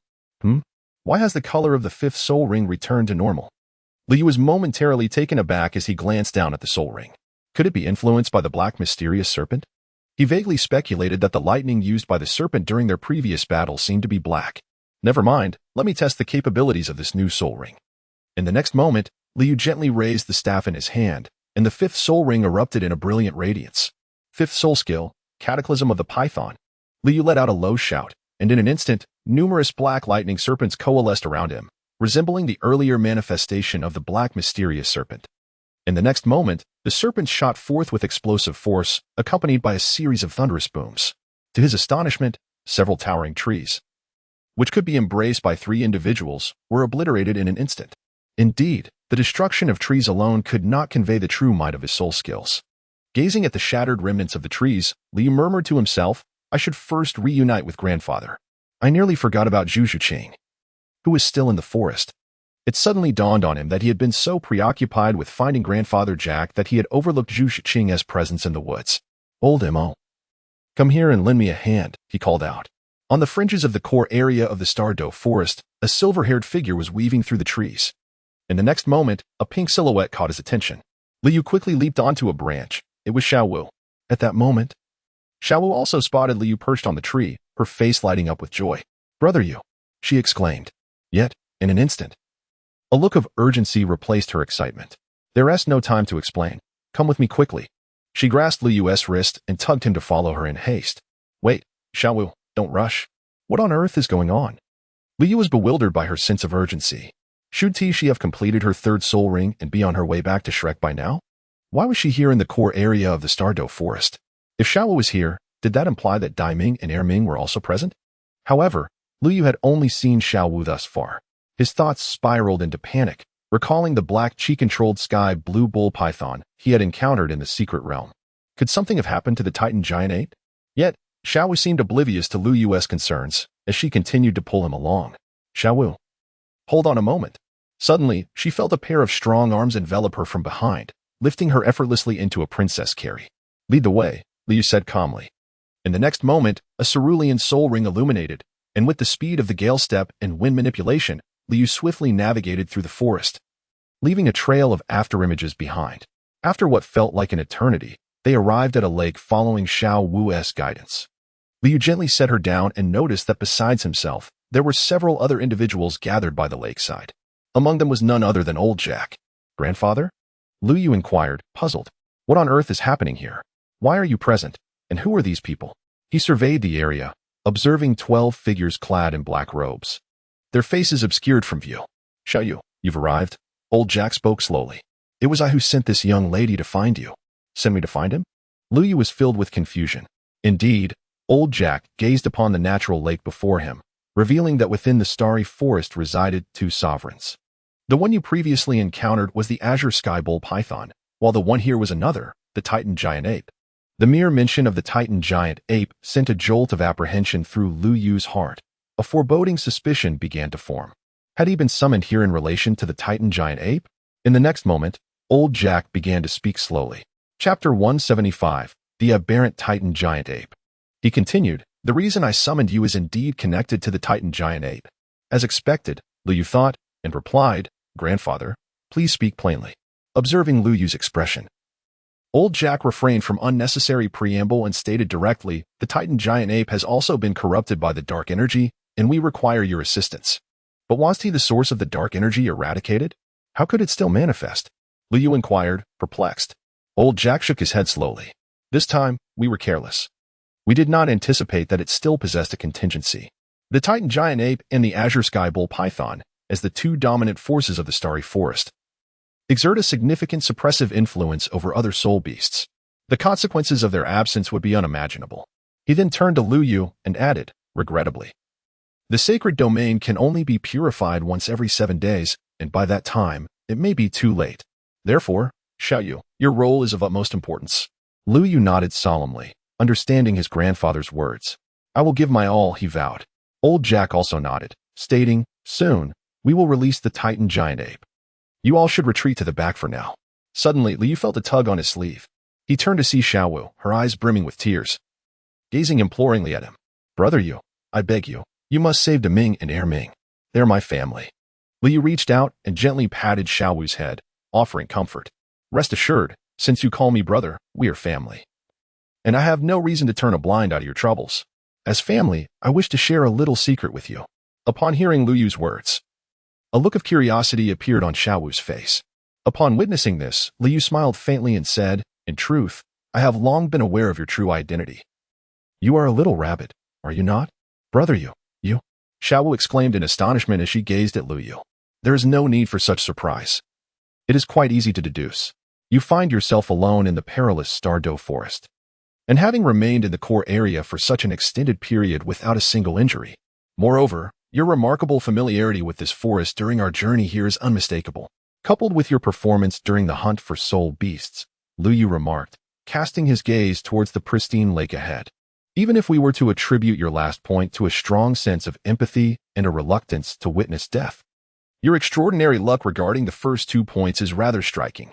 If my assumptions hold true, you have already completed your third soul ring, have you not? Xiao Wu was momentarily rendered speechless by Lu Yu's observations. Indeed, she was a soul beast. Any soul beast that has cultivated for 100,000 years can choose to take on a human form, but must then undergo recultivation akin to that of humans. Xiao Wu was taken aback that Lu Yu could ascertain her true identity from such clues. Noticing Xiao Wu's expression, Lu Yu smiled softly. His knowledge of her identity as a soul beast stemmed, of course, from an external advantage bestowed by another world. As for his earlier assertions, did he not know the process of deducing the answer? Lu Yu gently placed his hand on Xiao Wu's shoulder. Xiao Wu had previously expressed that they were family.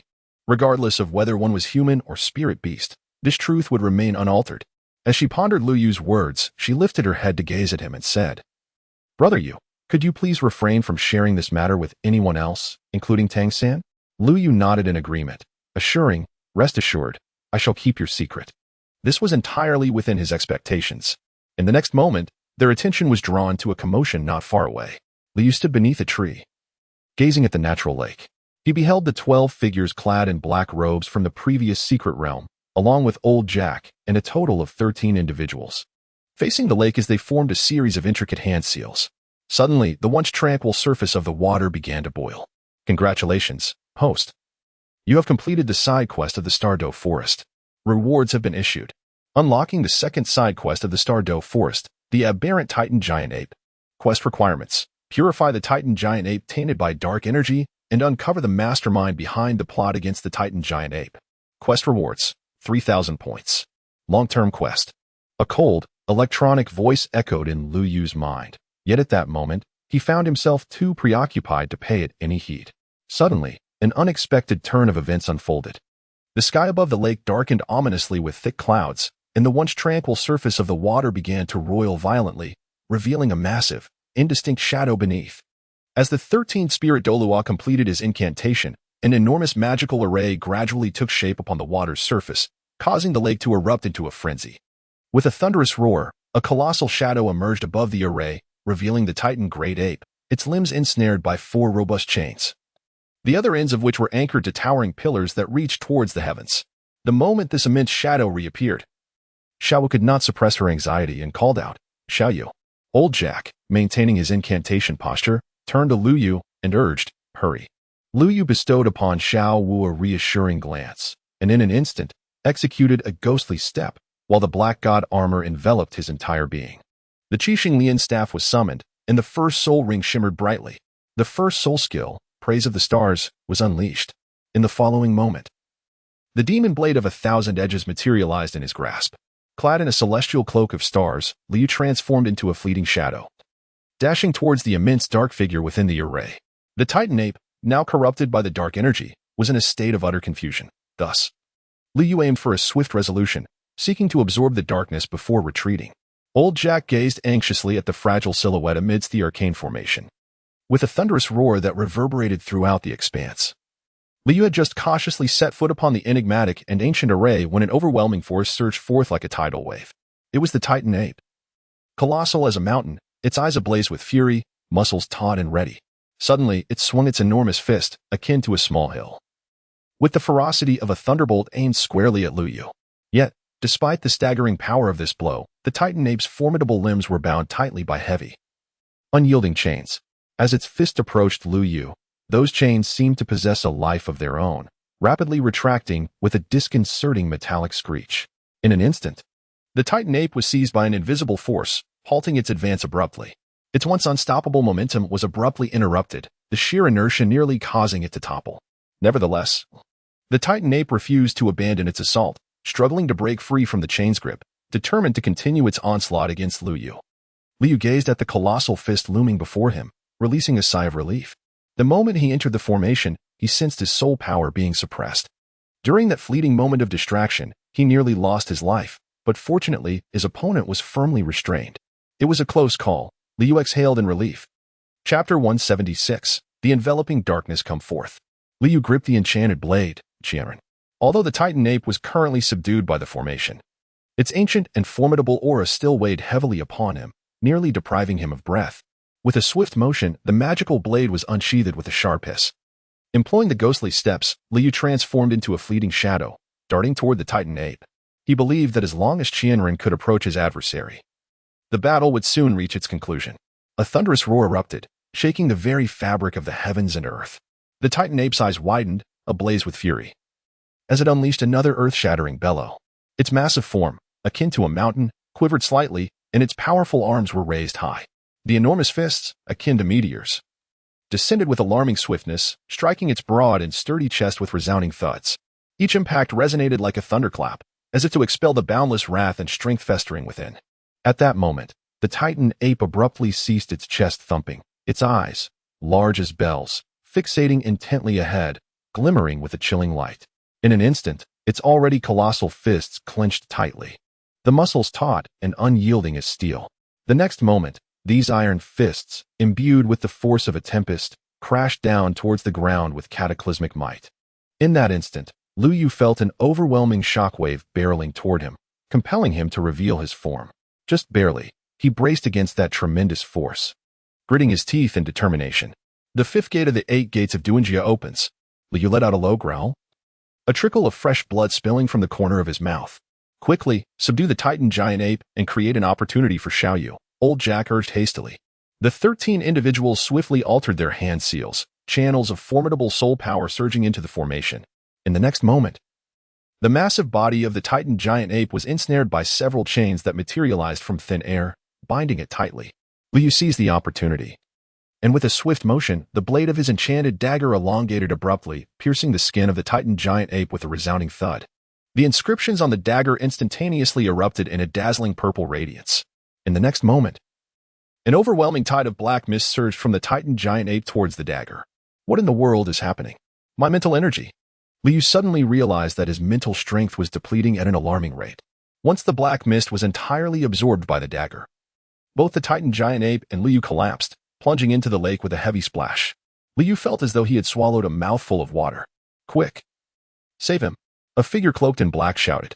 No sooner had the words left his lips than a pink silhouette leapt into the water with a splash. Coughing, Liu expelled a mouthful of water, gradually regaining consciousness. The 12 figures had vanished, leaving only Liu Yu, Xiaowu, old Jack, and the Titan giant ape, which lay sprawled in the water of the natural lake.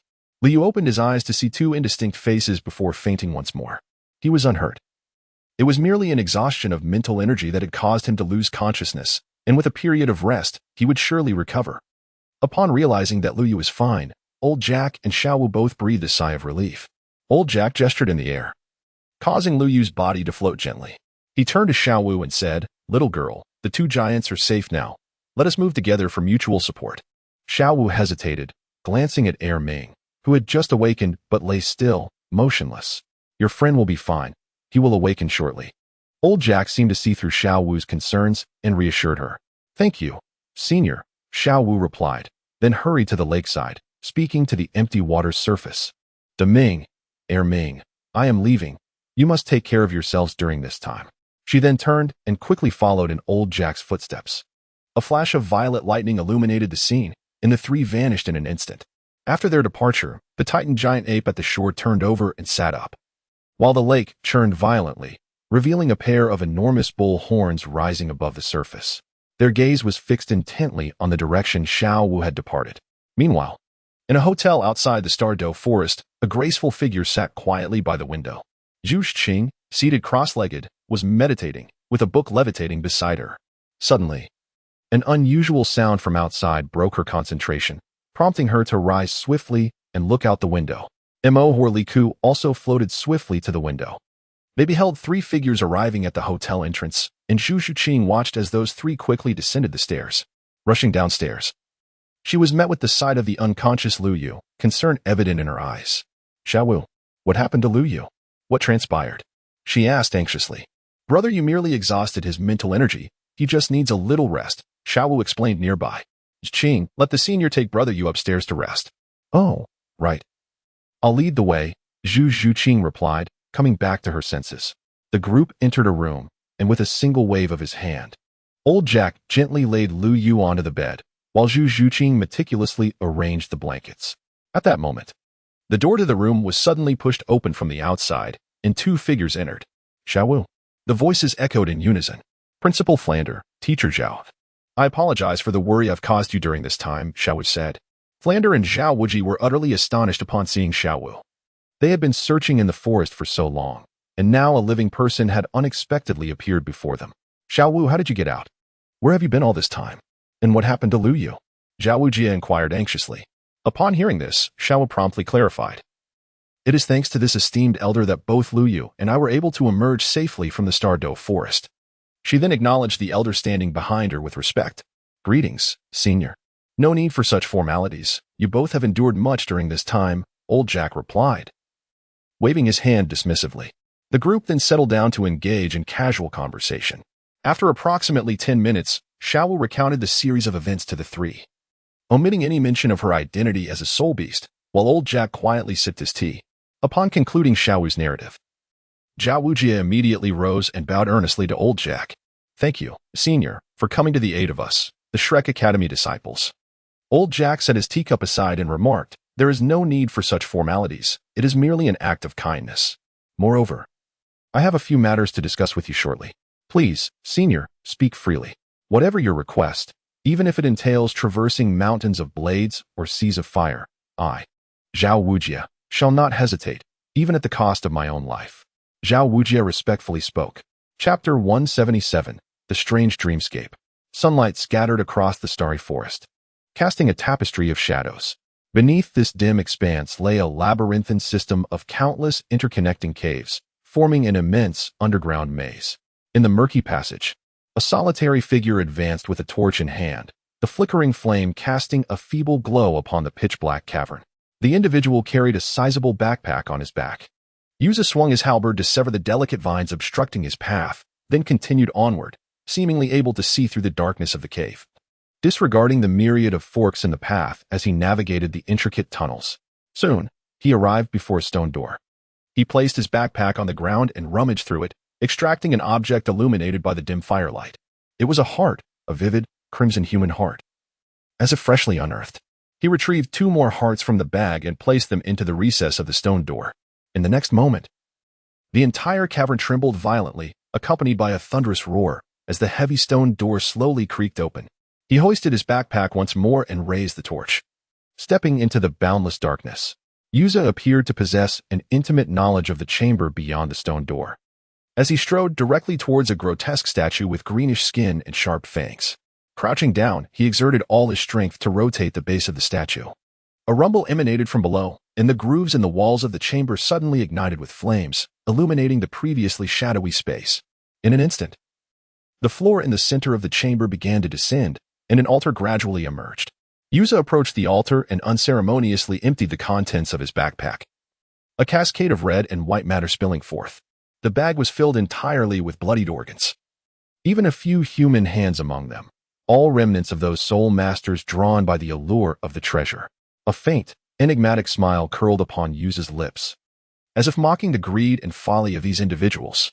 As the mass of flesh hit the ground, the patterns on the altar instantly ignited, and a black-red magic circle began to take form in midair. In the next moment, several tendrils emerged from the circle, reaching out towards the heap of bloodied matter. Upon closer inspection, one would notice that the tendrils bore mouths filled with sharp fangs, swiftly devouring the flesh until nothing remained. Although scant, the ability to gather such a quantity of flesh in such a short span was commendable. Speak, what reward do you desire? Suddenly, a pitch-black throne appeared atop the altar, with a vague silhouette seated upon it. Your subordinate pays homage to the Dark Lord. Upon seeing the mysterious and imposing shadow, Yuza knelt swiftly, his forehead pressed against the cold ground, his voice imbued with reverence and submission. It is the greatest joy of my life to witness your awakening from slumber. Yuza's body trembled slightly, overwhelmed by a surge of excitement. He lifted his head, gazing reverently at the shadow, his eyes sparkling with surprise and fervor.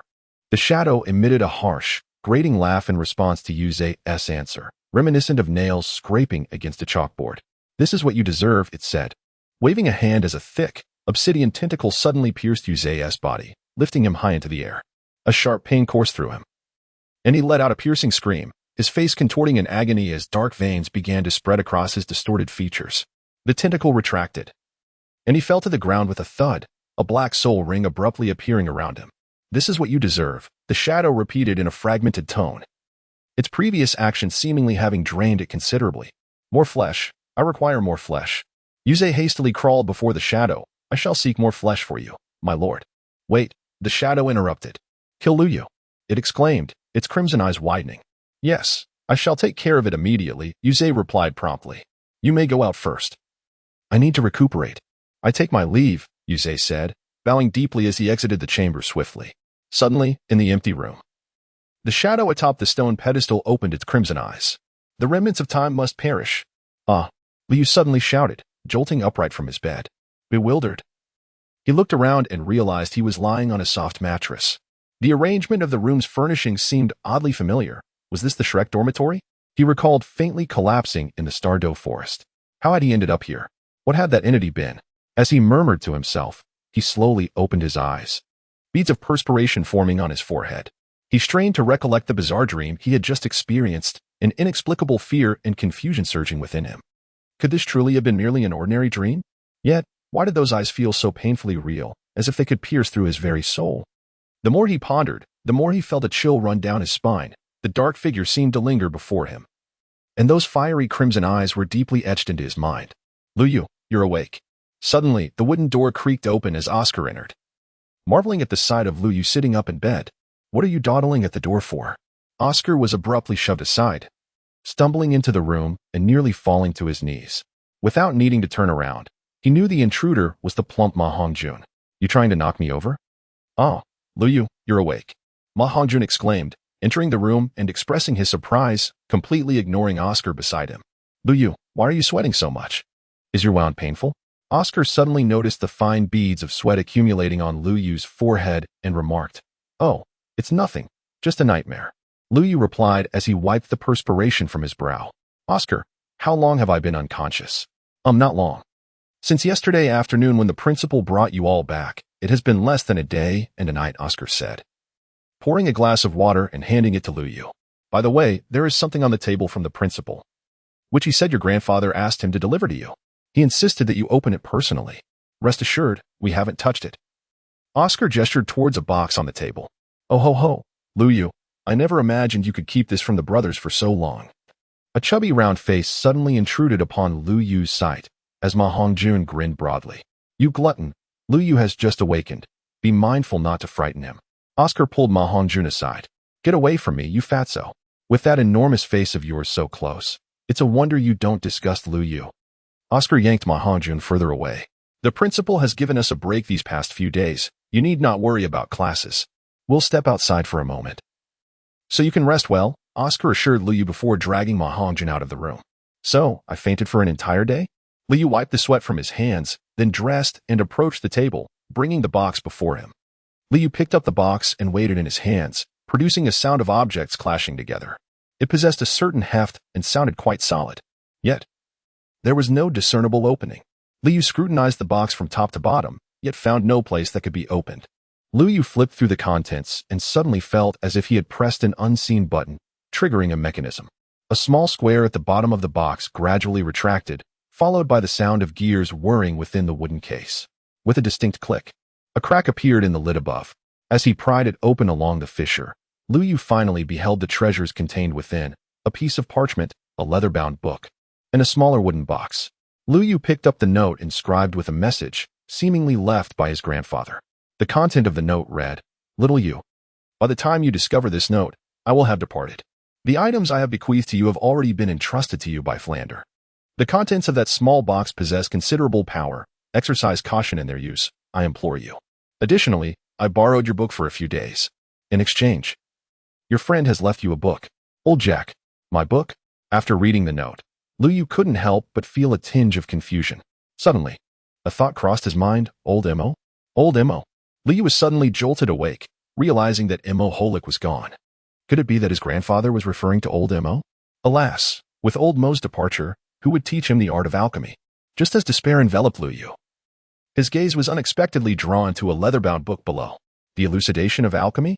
Upon seeing the title, a flicker of hope ignited within him. Farewell, old Mo silently. He held a small farewell ceremony in his heart for old Mo. Liu picked up a smaller box, and, upon opening it, a purple orb appeared before his eyes. He examined the orb closely, noticing faint arcs of electricity dancing within. When he placed his fingertip upon it, a tingling sensation coursed through him. System. Do you know what this is? Liu inquired, realizing that in this moment, he could only consult the system. Wait. It seemed old Mo was unfamiliar with this object as well. Item, Thunder Spirit Pearl. Item. Lu Yu noticed the terminology used by the system and pondered with curiosity. The term item had always been associated with things provided by the system. Could it be that others possessed a system too? Left behind by the previous host. Indeed, it appeared that I am not the sole traveler with a system. A surge of excitement washed over Lu Yu upon hearing the system's affirmative response, though he wondered if the previous host was from Blue Star as well. Wait, system, what do you mean by left behind by the previous host? How many hosts have there been? Did he perish? Lu Yu questioned, bewildered. As of now, there have been only 2 hosts. You are the second.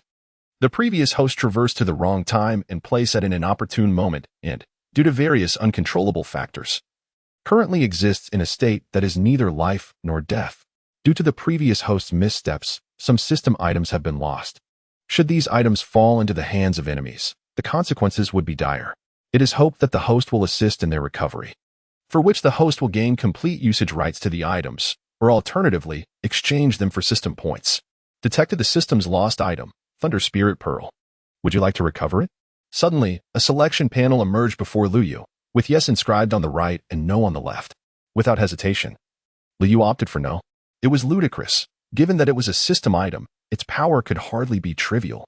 Furthermore, Grandpa Jack had personally left a message indicating that this thing possessed considerable might. Treating it as a hidden trump card for survival seemed like a prudent choice. This, however, piqued Lu Yu's curiosity regarding the identity of the previous host. System, to what level did your last host ascend? How far removed is their era from mine? Half a step to divinity. 500 years. Theoretically, your eras are not vastly different, and one could even assert that you existed in the same era. The same era? Upon hearing this, Lu Yu fell into deep contemplation once more. What did the system mean by this? It had previously stated a 500-year gap, yet now claimed that he and the last host were once contemporaries. Could it be that they shared the same era on Blue Star? However, regardless of how Lu Yu inquired further, the system seemed to be unresponsive, as if it had disconnected. Lu Yu could only sigh in exasperation. It seemed the system had drawn the short straw once again. He decided to stow the Thunder Spirit Pearl in his spatial ring for later study. As for the book on alchemical theory, he would peruse it later that evening. After lying in bed for so long, he felt as if his back was on the verge of deterioration. Lu Yu languidly rose from his bed, first indulging in a grand yawn, then extending his arms overhead, savoring the gentle stretch of his slightly stiffened body. After completing this series of motions, he gradually stood up and, with light-footed grace, approached the door, gently pushing it open. At the moment the door swung ajar, a refreshing and warm breeze enveloped him, as if nature itself were imparting its most tender greeting. Sunlight streamed through the crack of the door, cascading onto his face like golden grains of sand, bestowing a soft and intoxicating warmth. This sensation enveloped him like a mother's gentle caress, allowing Lu Yu to relax entirely, his heart swelling with an ineffable sense of comfort and contentment. Brother Yu, why are you out here? Tang San's voice resonated from nearby. Although his complexion appeared somewhat pale, he had notably improved since a few days prior. Xiao San, how are you feeling? Is your injury healing well? Lu Yu inquired with genuine concern. It's nearly all fine now, Tang San replied. Brother Yu, thank you. Suddenly, he bowed deeply to Lu Yu, a gesture that startled him, prompting Lu Yu to quickly steady Tang San by the shoulders. Xiao San, what are you doing? Brother Yu. Xiao Wu has informed me about the events in the Stardow Forest. Her return this time is thanks to you and Grandpa Jack. I was reckless before, endangering myself and nearly implicating everyone else. This debt is one that can never be repaid. In the future, should you require anything, I, Tang San, will not hesitate to traverse any perilous path for you. Xiao San, what are you saying? Did we not agree that you, I, and Xiao Wu are family? Xiao Wu is also my sister. Is it not my duty to save my own sister? Remember, do not engage in such theatrics in my presence again, lest you provoke my iron fist, Lu Yu admonished with a smirk. Tang San straightened up, chuckling. Indeed, we are all family. Brother you have yet to eat, right? Everyone is currently in the cafeteria, and today a guest has arrived at the academy.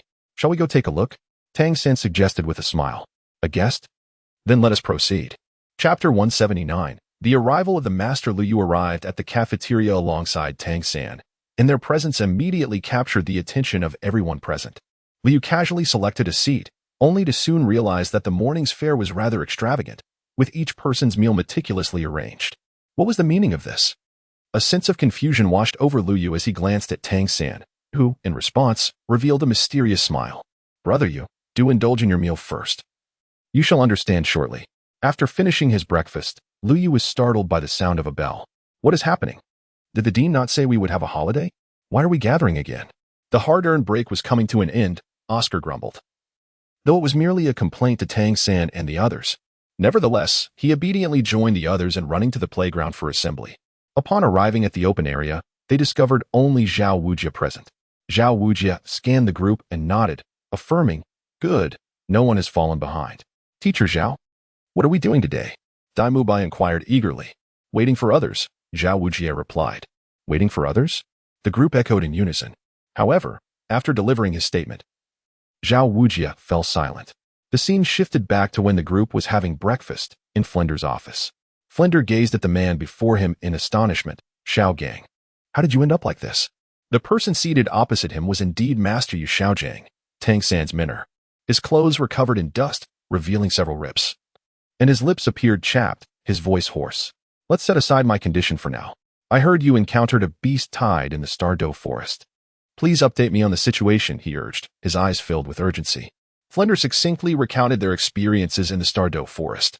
As he listened, Yu Xiaojiang's expression grew increasingly grave, nodding in acknowledgement. I have also heard rumors about this beast tide from the outside world. Do you not find this beast tide rather peculiar? Yu Xiaojiang remarked, taking a sip of water to soothe his throat. A beast tide that could be easily blocked by a simple seal. Yet the major empires in the Spirit Hall have searched for days without a satisfactory explanation. This does not align with their usual conduct. Flinder nodded in agreement. At that moment, a knock sounded at the door. Zhao Wujia entered without hesitation. Boss, what did you summon me for? Flinder introduced him. Wujia, let me introduce you. This is Yu Xiaojiang. Known as Master by everyone, you may address him as such. He is also Tang San's teacher. So you are the Master. It is an honor, Zhao Wujia said warmly. Recognizing the esteemed title he had long heard about, few soul masters across the continent could dedicate themselves to theoretical research, and he was well aware of Tang San's excellence. It was indeed commendable to produce such a remarkable student. Your Highness, the unmoving king, you flatter me. I am merely an ordinary person. Yu Xiaojiang replied before turning to Flinder. Flinder, the students should be present now, right? Hearing the account of their experiences, particularly Tang San venturing alone into the forest, filled him with concern. He yearned to see them.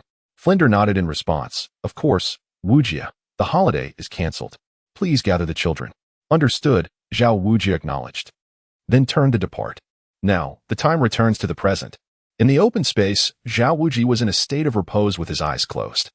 Flinder had entrusted him with the task of gathering students, and now that his duty was fulfilled, he simply awaited the outcome. Soon, two figures approached. Under the gaze of the crowd, Flinder ascended the platform to make introductions. He gestured towards Yu Xiaojiang beside him, stating, This is Yu Xiaojiang, whom you may also refer to as the Master. He is, in fact, the teacher of Tang San. And I must emphasize that he will become your instructor in due course. Furthermore, he mentioned that the breakfast served this morning was prepared according to the recipes provided by the Master. Upon hearing Flinder's words, the expressions of the crowd shifted subtly. Dai Mubai, Oscar, and Ma Hongjun, as seasoned students of Shrek, were somewhat familiar with Flinder's distinctive style. It was well known that he possessed a discerning eye, evident in his decision to take Ma Hongjun as his disciple. This master undoubtedly harbors considerable strength. Ma Hongjun and Oscar exchanged a glance and broke into laughter, with Ma Hongjun exuberantly exclaiming, Dean, are you implying that we shall enjoy such exquisite meals every day henceforth? Liu gazed at Yu Xiaojiang on the stage, contemplating that according to the unfolding narrative, Yu Xiaojiang would soon organize team training for everyone, although his training methods were generally sound. The reality was that such training would be a mere trifle for him at this juncture. He pondered how Yu Xiaojiang might approach this. Previously, Dean Flinder had mentioned that he should challenge the instructors of the academy periodically. With the master now part of the academy, did this imply that he could issue a challenge to him? Almost immediately, Liu dismissed this notion, setting aside whether the master could withstand even one of his moves. He had sought the Master's counsel on theoretical knowledge at the Notting City Junior Soul Master Academy. It would be inappropriate to engage in direct confrontation. The master stepped forward and addressed the gathering, having changed from his tattered attire, presenting a more refined appearance. Greetings, everyone. I am your new teacher. You may call me teacher or refer to me as master like others. To address the question posed by this student, I will be in charge of your meals, ensuring that each meal is not only delectable but also nutritionally balanced. However, he continued before the crowd could express their delight. This is contingent upon your ability to endure the upcoming rigorous training. Rigorous training. Upon hearing these words, Ma Hongjun felt an ominous premonition. He had already been stretched thin by Zhao Wujia's additional training. He had expected the arrival of the master to be a blessing, yet it seemed to herald further trials. Of course, given that you have just faced your first beast tide, you are exempt from the rigorous training today. However, starting tomorrow, please note that I expect you to arrive at the dining hall at least 1 hour earlier than today. Engaging in strenuous activities immediately after a meal can hinder digestion and impede your subsequent training. I shall prepare breakfast at dawn. If you are unable to finish your meal within 3 hours, prepare to train on an empty stomach. With that, the master departed, leaving Dean Flinder to follow silently behind. What are you all standing around for? Dismissed. Zhao Wujie interjected, urging them to remember his words and prepare diligently for the training ahead. He too followed the two figures out. At that moment, Oscar and Ma Hongjun hurried to Tang San's side, inquiring, Master is your teacher, Tang San. Does that mean we are now considered fellow disciples? Hey, Tang San, could you perhaps convince the master to extend the mealtime? After all, who can rise at dawn? Ma Hongjun interjected before Tang San could respond. Go away, you glutton. You're the only one who sleeps until the sun is high. While Tang San and Liu Yu rise before dawn to train. Not everyone is as lazy as you. Oscar retorted. I can't comment on the teacher's arrangements. Besides, it is for our own benefit, Tang San replied with a smile. As Liu Yu gazed at Tang San's heartfelt smile, he contemplated that the arrival of the master at Shrek Academy as an instructor must undoubtedly bring immense joy to Tang San. Time swiftly passed, and dawn of the following day arrived. Liu Yu and Tang San, the two most diligent individuals, naturally were the earliest to arrive. Upon reaching the entrance of the dining hall, they were greeted by a waft of delicious aromas. Exchanging a glance, they entered the cafeteria, only to discover that the master had already been waiting there, diligently preparing congee. As he noticed their entrance, the master smiled and said, Liu Yu, it has been a while. Master, it has indeed been a long time. Liu Yu responded with a warm smile. You too, please take a seat. It will be ready shortly, the master replied cheerfully. Once the congee was ready, the remaining members began to arrive one after another. To Liu Yu's surprise, the third to arrive, following himself and Tang San, was the ever-sleepy little fatty, Ma Hongjun. At that moment, the enticing aroma instantly awakened Ma Hongjun's appetite, and he buried his head in the food at the table. In contrast, the girls were more mindful of their image. Ning Rongrong, Xiaowu, Zhu Qing, and the others savored their breakfast delicately, taking small bites and chewing slowly. Liu Yu accepted the bowl of meat soup handed to him by the master and took a sip, his eyes instantly brightening. He had not anticipated such culinary finesse from the master, although it did not quite compare to the exquisite delicacies he had experienced in his past life. It was undoubtedly a first-rate offering in the relatively modest culinary landscape of Dolua continent. Before long, the bell for assembly rang, and everyone concluded their breakfast together in the open space. The master, with his hands clasped behind his back, addressed the group. Your performance this morning has been commendable. Each of you has managed to overcome the temptation of sloth to rise early for breakfast, which is crucial for your forthcoming training. I hope you can maintain this momentum. I have familiarized myself with each of your martial souls and capabilities. Today, the special training officially commences. Liu Yu, step forward. Liu Yu stepped forward, his eyes glimmering with a hint of excitement. He was curious about the task that the master would assign to him. I have a task for you, the master said, casting a glance at Liu Yu. From now on, without utilizing your martial soul or any weapons, you must incapacitate them without causing any serious harm. She then turned to the others and added, similarly, I require you to withstand Liu Yu for the duration of 1 incense stick. Of course, it would be even better if you could bring him down. The crowd gasped at the master's declaration, their mouths agape. What kind of special training was this? Even without his martial soul, they had witnessed Lu Yu's physical prowess. Without his martial soul, he would utterly dominate them. Listen up. If today's special training is not completed, none of you shall have a meal, she stated coldly. By the way, you are permitted to use your martial souls. You may devise your own strategies. Whether it be a wheel battle or a team fight, the choice is yours. Begin now. You have 10 minutes to discuss your tactics. A smile crept onto Ma Hongjuan's face upon hearing the master's final words. Hey, Lu Yu, don't worry. We'll try to go easy on you. With that, he turned and joined the others in strategizing. Tang San offered Lu Yu a faint smile before also walking away, while Zhu Qing glanced at Lu Yu. Recalling his performance in the forest, her eyes igniting with fierce determination. As the others conferred, Lu Yu stood quietly, observing them. After approximately 10 minutes, the group led by Dai Mubai approached. Lu Yu noted their positioning. It was evident they intended to attack as a unit, stretching and loosening his muscles. He smiled calmly and said, "Come on." With that, he retrieved an incense stick from his spatial ring, igniting it and planting it firmly in the ground. Dai Mubai suddenly roared, "White Tiger possession." His voice erupted like thunder, resonating through the air. Instantly, a brilliant light enveloped him, and a powerful aura exploded forth. In an instant, he moved with such speed that he became nearly indistinguishable to the naked eye as he completed the martial soul possession. Simultaneously, the soul rings beneath Dai Mubai began to shimmer, their dazzling brilliance illuminating the entire space. The soul rings contained boundless soul power, seemingly on the verge of surging forth. At that moment, Dai Mubai bellowed again, "White Tiger Radiant Wave." With this cry, a blinding wave of white light shot from his mouth, racing towards Lu Yu like a bolt of lightning, tearing through the air and producing a piercing screech. However, in the face of such a fierce assault, Lu Yu displayed no signs of panic. Just as the White Tiger Radiant Wave was about to strike him, Lu Yu moved swiftly. His figure flickered like a phantom, making his movements difficult to track. The 7 treasures turned into glazed light. Standing at the rear of the formation, Ning Rongrong radiated a brilliant array of colors, as 2 soul rings slowly ascended, emanating a dazzling glow. However, before she could complete her incantation, something unexpectedly flew into her mouth, prompting her to bend over and spit out a mouthful of dirt. At that very moment, Xiaowu suddenly shouted, "Be careful." Instantly, a figure materialized before her eyes. It was Lu Yu, who had appeared at the back of the team in an instant, launching a surprise attack on the defenseless Ning Rongrong. Yet, Tang San had long anticipated such a move. He had positioned Zhu Zhuqing beside Ning Rongrong, and at the first sign of Lu Yu's approach, he produced an oddly shaped device. With the sound of mechanisms whirring, several beams of cold light shot towards Lu Yu, while a shadow darted towards him. It was Zhu Zhuqing. Utilizing her first soul skill, the ghostly piercing stab, aimed at Lu Yu. It was a timely arrival. A smile crept onto Lu Yu's lips as he executed a swift ghostly step, causing his figure to vanish momentarily. The next instant, he reappeared behind Zhu Zhuqing, swiftly locking his hands around her shoulders and uttering an apology. He then positioned her in front of himself as a shield. "Not good. Quickly, get away," Tang San shouted. But it was too late.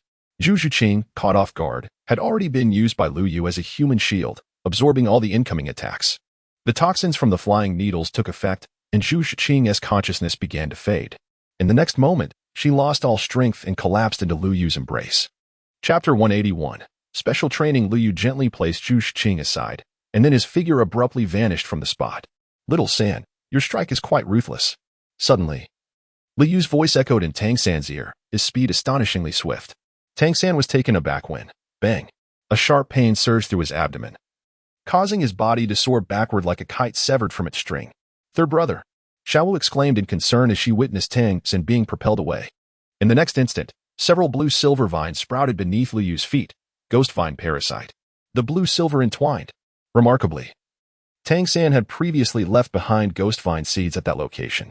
Lu Yu found himself momentarily immobilized, and it was now, with a nimble somersault, Tang San soared through the air and landed with precision, immediately shouting towards Ma Hongjuan, "Phoenix Fire Line." No sooner had the words left his lips than Ma Hongjuan's voice resonated, and a searing line of flame surged forth towards Lu Yu. The ensuing explosion was deafening.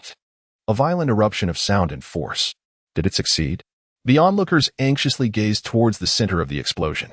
As the smoke began to dissipate, they discovered only the ashes of the blue-silver grass smoldering on the ground, with no trace of Lu Yu to be found. Not good. Tang San suddenly realized something and shouted to Oscar, "Oscar, get out of the way." "Huh? What did you say?" Oscar appeared bewildered at that moment. He said to move. A voice unexpectedly whispered in Oscar's ear. Just as he registered the urgency of the warning, an eerily familiar tone sent chills down his spine. "No need to thank me." Lu Yu's lips curled into a smile that was both devilish and unnerving, exuding an aura of chilling mockery directed straight at Oscar. In the blink of an eye, Lu Yu swung his right fist with the speed of lightning, striking towards Oscar. The force and velocity of the blow were so overwhelming that there was no time to react.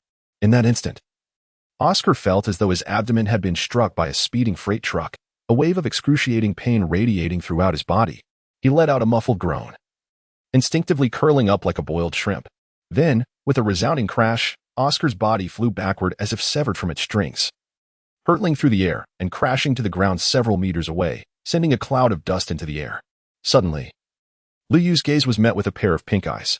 Before anyone could comprehend the moment, a soft voice pierced through the air. Second soul skill, Bewitch. The voice was melodious and enchanting, akin to a celestial melody. Turning towards the source of the sound, they beheld a graceful and charming young girl, who had mysteriously appeared beside Lu Yu. It was Xiaowu, her exquisite features radiating an irresistible allure. Her large, gem-like eyes sparkled with a vibrant pink light, exuding an enchanting magic that captivated anyone who dared to gaze upon her, rendering them utterly entranced. Seizing the moment while Lu Yu was momentarily entranced, Xiaowu swiftly placed her hands upon his shoulders and pushed off with her feet against his waist. With a flash, her yellow soul ring illuminated as she unleashed her first soul skill, Bow of the Waste. In that fleeting moment, Lu Yu's previously vacant expression transformed, his eyes clearing as a glimmer of clarity flickered within, as though struck by a sudden spark of insight. In an instant, he swiftly extended his right hand, seizing the delicate ankle of Xiaowu with remarkable precision. Before anyone could react, Lu Yu unleashed a sudden surge of strength, transmitting a formidable force to Xiaowu. She felt her body lighten as the support beneath her feet vanished, causing her to lose balance entirely. Before she could grasp the situation, an astonishing spectacle unfolded.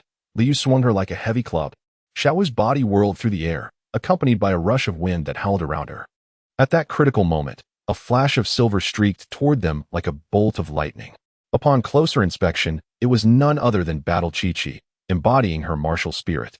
At this moment, she was enveloped in resplendent silver armor that shimmered with a cold light, resembling a divine warrior descending from the heavens, exuding an aura of grace and power. Her beautiful eyes sparkled with a silver brilliance that ebbed and flowed like a tide, emanating an overwhelming presence. Her second soul skill remained perpetually activated, causing the surrounding air to quiver with the intensity of her power. Just as Lu Yu swung Xiaowu, revealing a fleeting vulnerability, Battle Qiqi seized the moment to launch her assault with astonishing speed. Her form flickered like a wraith, and in the blink of an eye, she closed the distance to Lu Yu, wielding a razor-sharp silver spear that sliced through the air with fierce gusts, aimed directly at him. Yet, Lu Yu displayed no sign of panic. In the next moment, he audaciously used Xiaowu as a weapon, hurling her toward Battle Qiqi. Before her spear could reach him, Xiaowu had already soared in front of Battle Qiqi. At that instant, she was suspended in midair, and due to her body's inertia, evasion was impossible. She attempted to switch her spear for a shield using her first soul skill, but feared harming Xiaowu. Thus, Battle Qiqi had no choice but to endure Lu Yu's powerful strike with Xiaowu, resulting in a resounding crash as both were sent tumbling to the ground. Blue-silver bind. Tang San's clear and steady voice reverberated like thunder, and upon hearing this call, Lu Yu instinctively reacted, pushing off the ground with force to retreat swiftly. However, when he focused his gaze, he was astonished to find the ground before him entirely barren, not a single blade of grass stirred. Cursing himself for being deceived, a look of chagrin crossed Lu Yu's face. At that moment, a chilling sensation crept up his back, causing every hair on his body to stand on end. Before he could turn to confront the source, Tang San, like a phantom, seized the perfect opportunity and lunged forward. Even more astonishingly, as Tang San surged ahead, an incredible transformation occurred on his back. 8 long, sharp spider legs erupted, glinting with a frigid sheen. The spider legs seemed to possess a life of their own, gracefully undulating and stirring up gusts of wind, complementing Tang San's figure and creating a scene that was both eerie and formidable. Yet, at this moment, it was evident that he was not wielding them with great proficiency, as the 8 elongated, spear-like spider legs clumsily jabbed at Lu Yu. Chapter 182, Special Training Part 2. Although Tang San had yet to master the use of the 8 spider lances, his inherent speed and combat skills, coupled with the deadly poison they bore, compelled Lu Yu to exercise utmost caution, fearing that Tang San might inadvertently injure himself. White Tiger's Light Wave. Suddenly, a low shout echoed from behind, and Dai Mubai launched an attack from his position, effortlessly grasping the robust wrist of his opponent with a simple extension of his hand.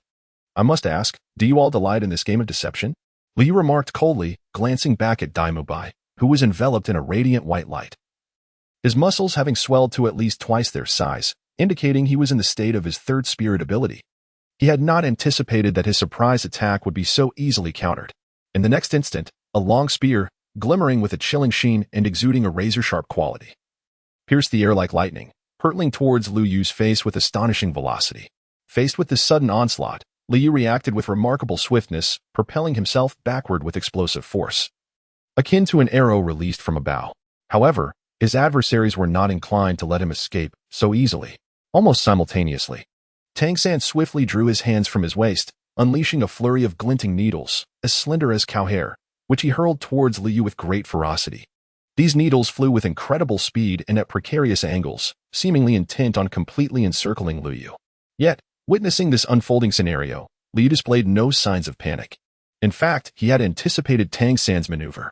Without hesitation, he seized Dai Mubai by the arm and, akin to wielding a delicate weapon, swung him like a mighty hammer towards the oncoming dragon whisker needles, creating a powerful gust as they collided.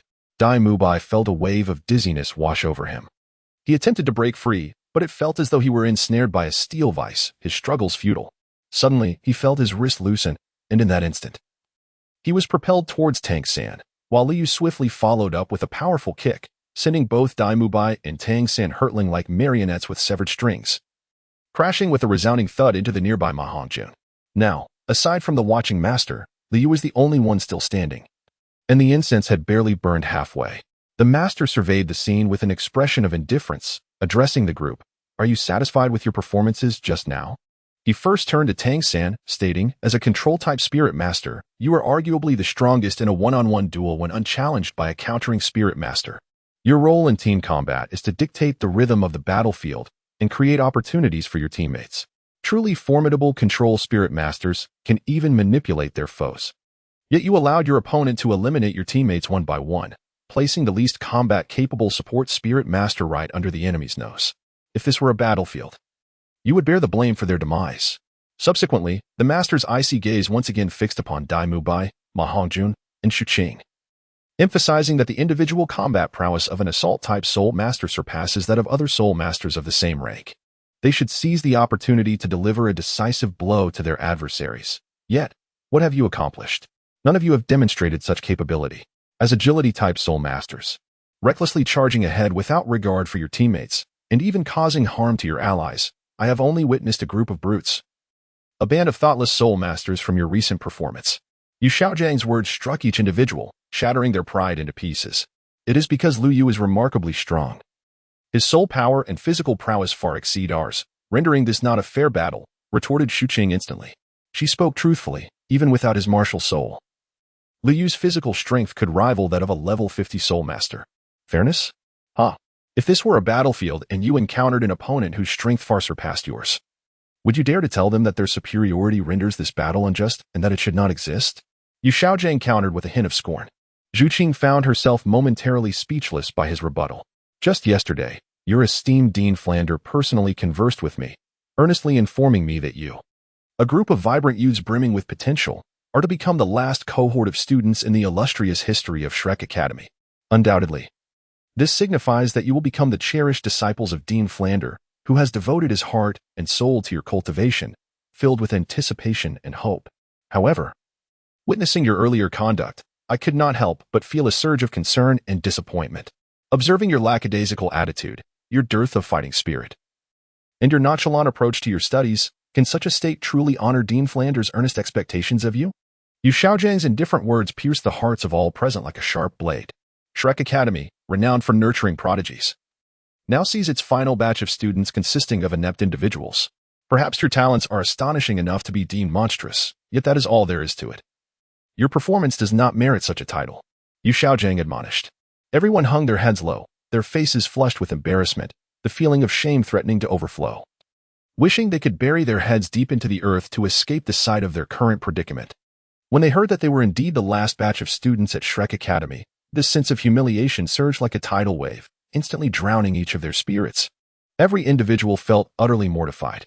Every soul master possesses their shortcomings. There are no worthless martial souls, only inadequate soul masters. Similarly, perfection is an unattainable ideal for individuals. Yet a flawless team can exist. A person may have flaws, but through collaboration, they can complement each other, leveraging their diverse abilities to confront various types of adversaries. Always remember, under the premise of perfect cooperation, 1 plus 1 can indeed exceed 2. Yu Xiaojing then remarked, always remember, you are a team. Partners worthy of each other's trust. After a brief pause, he continued, the special training shall proceed. Your next task is to understand everyone's abilities and combat habits through battle. Lu Yu, tend to their injuries. Understood, Lu Yu responded, summoning the Qixing Lian staff, beneath which a yellow soul ring suddenly shone brightly. The starlit praise descended like glimmering stars, and the group felt an unprecedented lightness as their pains vanished instantly. At that moment, Tang San stepped forward, presenting a pill to Zhu Zhiqing. This is the antidote for the poison in you. Thank you, Zhu Zhiqing replied gratefully, accepting the pill and swallowing it whole. Lu Yu, Ning Rongrong, you two shall form a team. Daimu Bai, Ma Hongjun, you will be their opponents, the master instructed after the group had organized themselves. Chapter 183, Special Training Part 3, the special training continued. The master added, Ning Rongrong, you will team up with Lu Yu, while Daimu Bai and Ma Hongjun will face them. Once again, Lu Yu is not permitted to use his martial soul or soul power. Begin. Let us enjoy our collaboration. Ning Rongrong said with a smile as she approached Lu Yu, seemingly forgetting the earlier incident involving soil in her mouth. Lu Yu smiled back at her and extended his hand. Upon meeting his gaze, Ning Rongrong reached out, shaking his hand. This time, I shall be serious, Daimu Bai declared. Lowering his voice as the white tiger martial soul enveloped him, his muscles bulging as a purple soul ring ignited beneath him. With eyes wide open, he unleashed a fierce roar, white tiger transformation. As he spoke, his already formidable physique trembled, muscles expanding as if they would burst through his clothing. He bent his legs slightly, akin to a spring compressed to its limit, and in an instant, he unleashed astonishing power. A resounding bang echoed as he left a deep footprint in the ground, propelling himself toward Ning Rongrong like a bolt of lightning. Simultaneously, Daimu Bai's hands underwent a rapid transformation, his fingers spread wide, tips gleaming with a sharp luster, soon morphing into enormous tiger claws. These claws sliced through the air, producing a piercing whistle as they charged toward Ning Rongrong with overwhelming force. Suddenly, a hand materialized from thin air, tightly gripping Daimu Bai's tiger claw. I anticipated this move. But our target is not you, Lu Yu quipped, his face devoid of panic, instead adorned with a smile. Phoenix Fire Line. Suddenly, the voice of Ma Hongjun resonated from behind Lu Yu, as a searing line of fire shot toward Ning Rongrong, employing a tactic of distraction.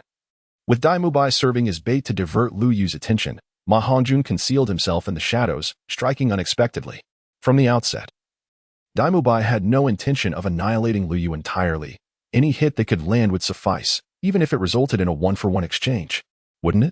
A slight smirk curled at the corner of Lu Yu's lips. Daimu Bai, noticing Lu Yu's expression, felt a twinge of confusion. Amidst the puzzled gazes of the crowd, the resolute Ning Rongrong showed no inclination to evade the oncoming flames. With a thunderous explosion, the fire struck Ning Rongrong, causing everyone's hearts to leap into their throats. Rongrong, cried Zhiqing, filled with concern.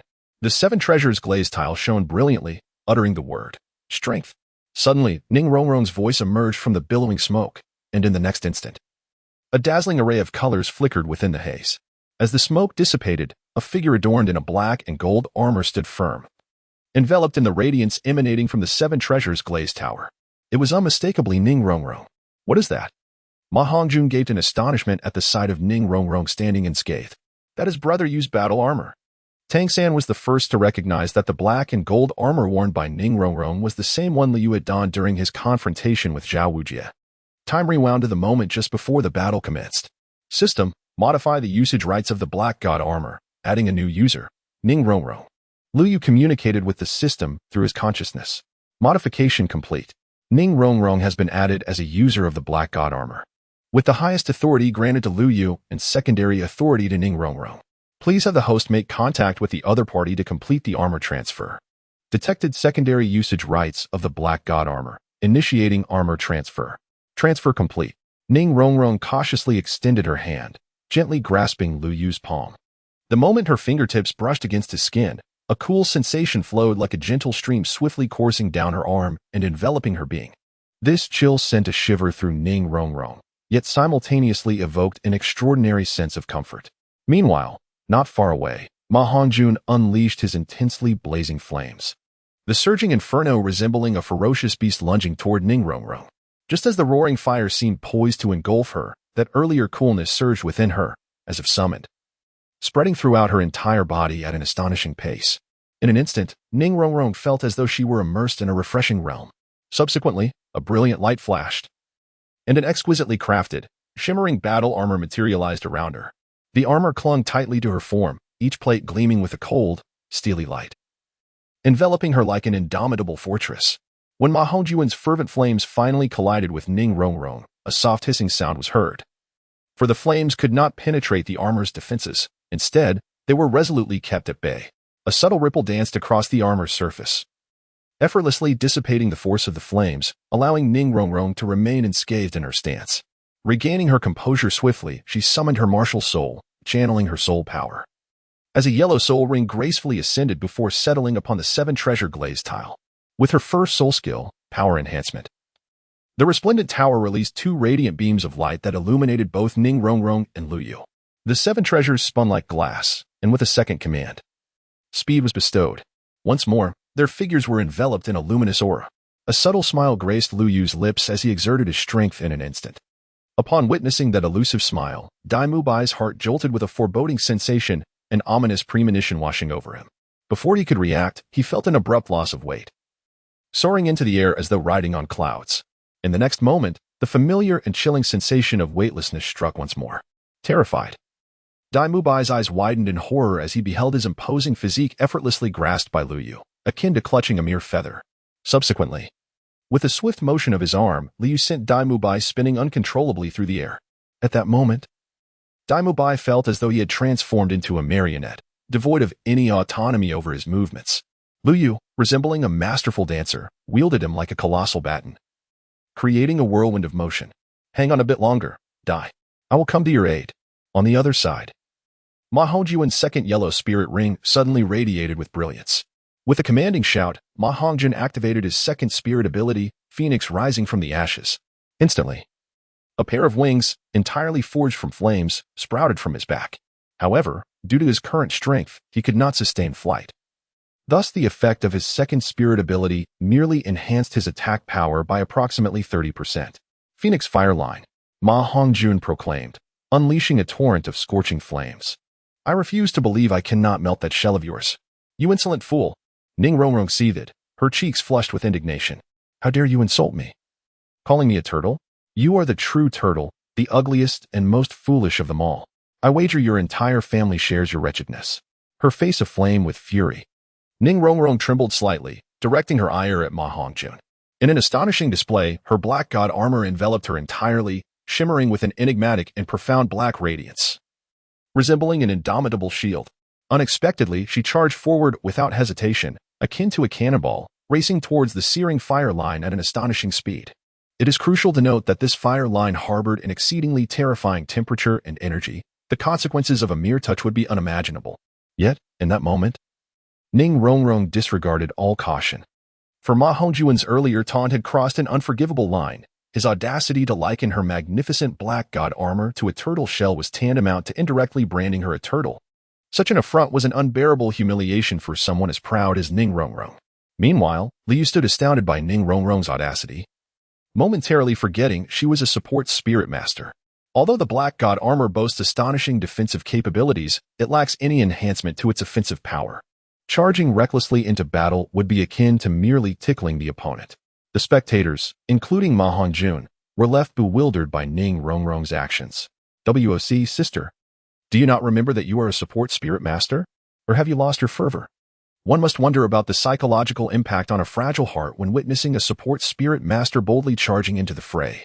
Upon witnessing the scene, Lu Yu exerted force, firmly grasping Dai Mubai's foot, and with an extraordinary display of strength, began to whirl like a windmill.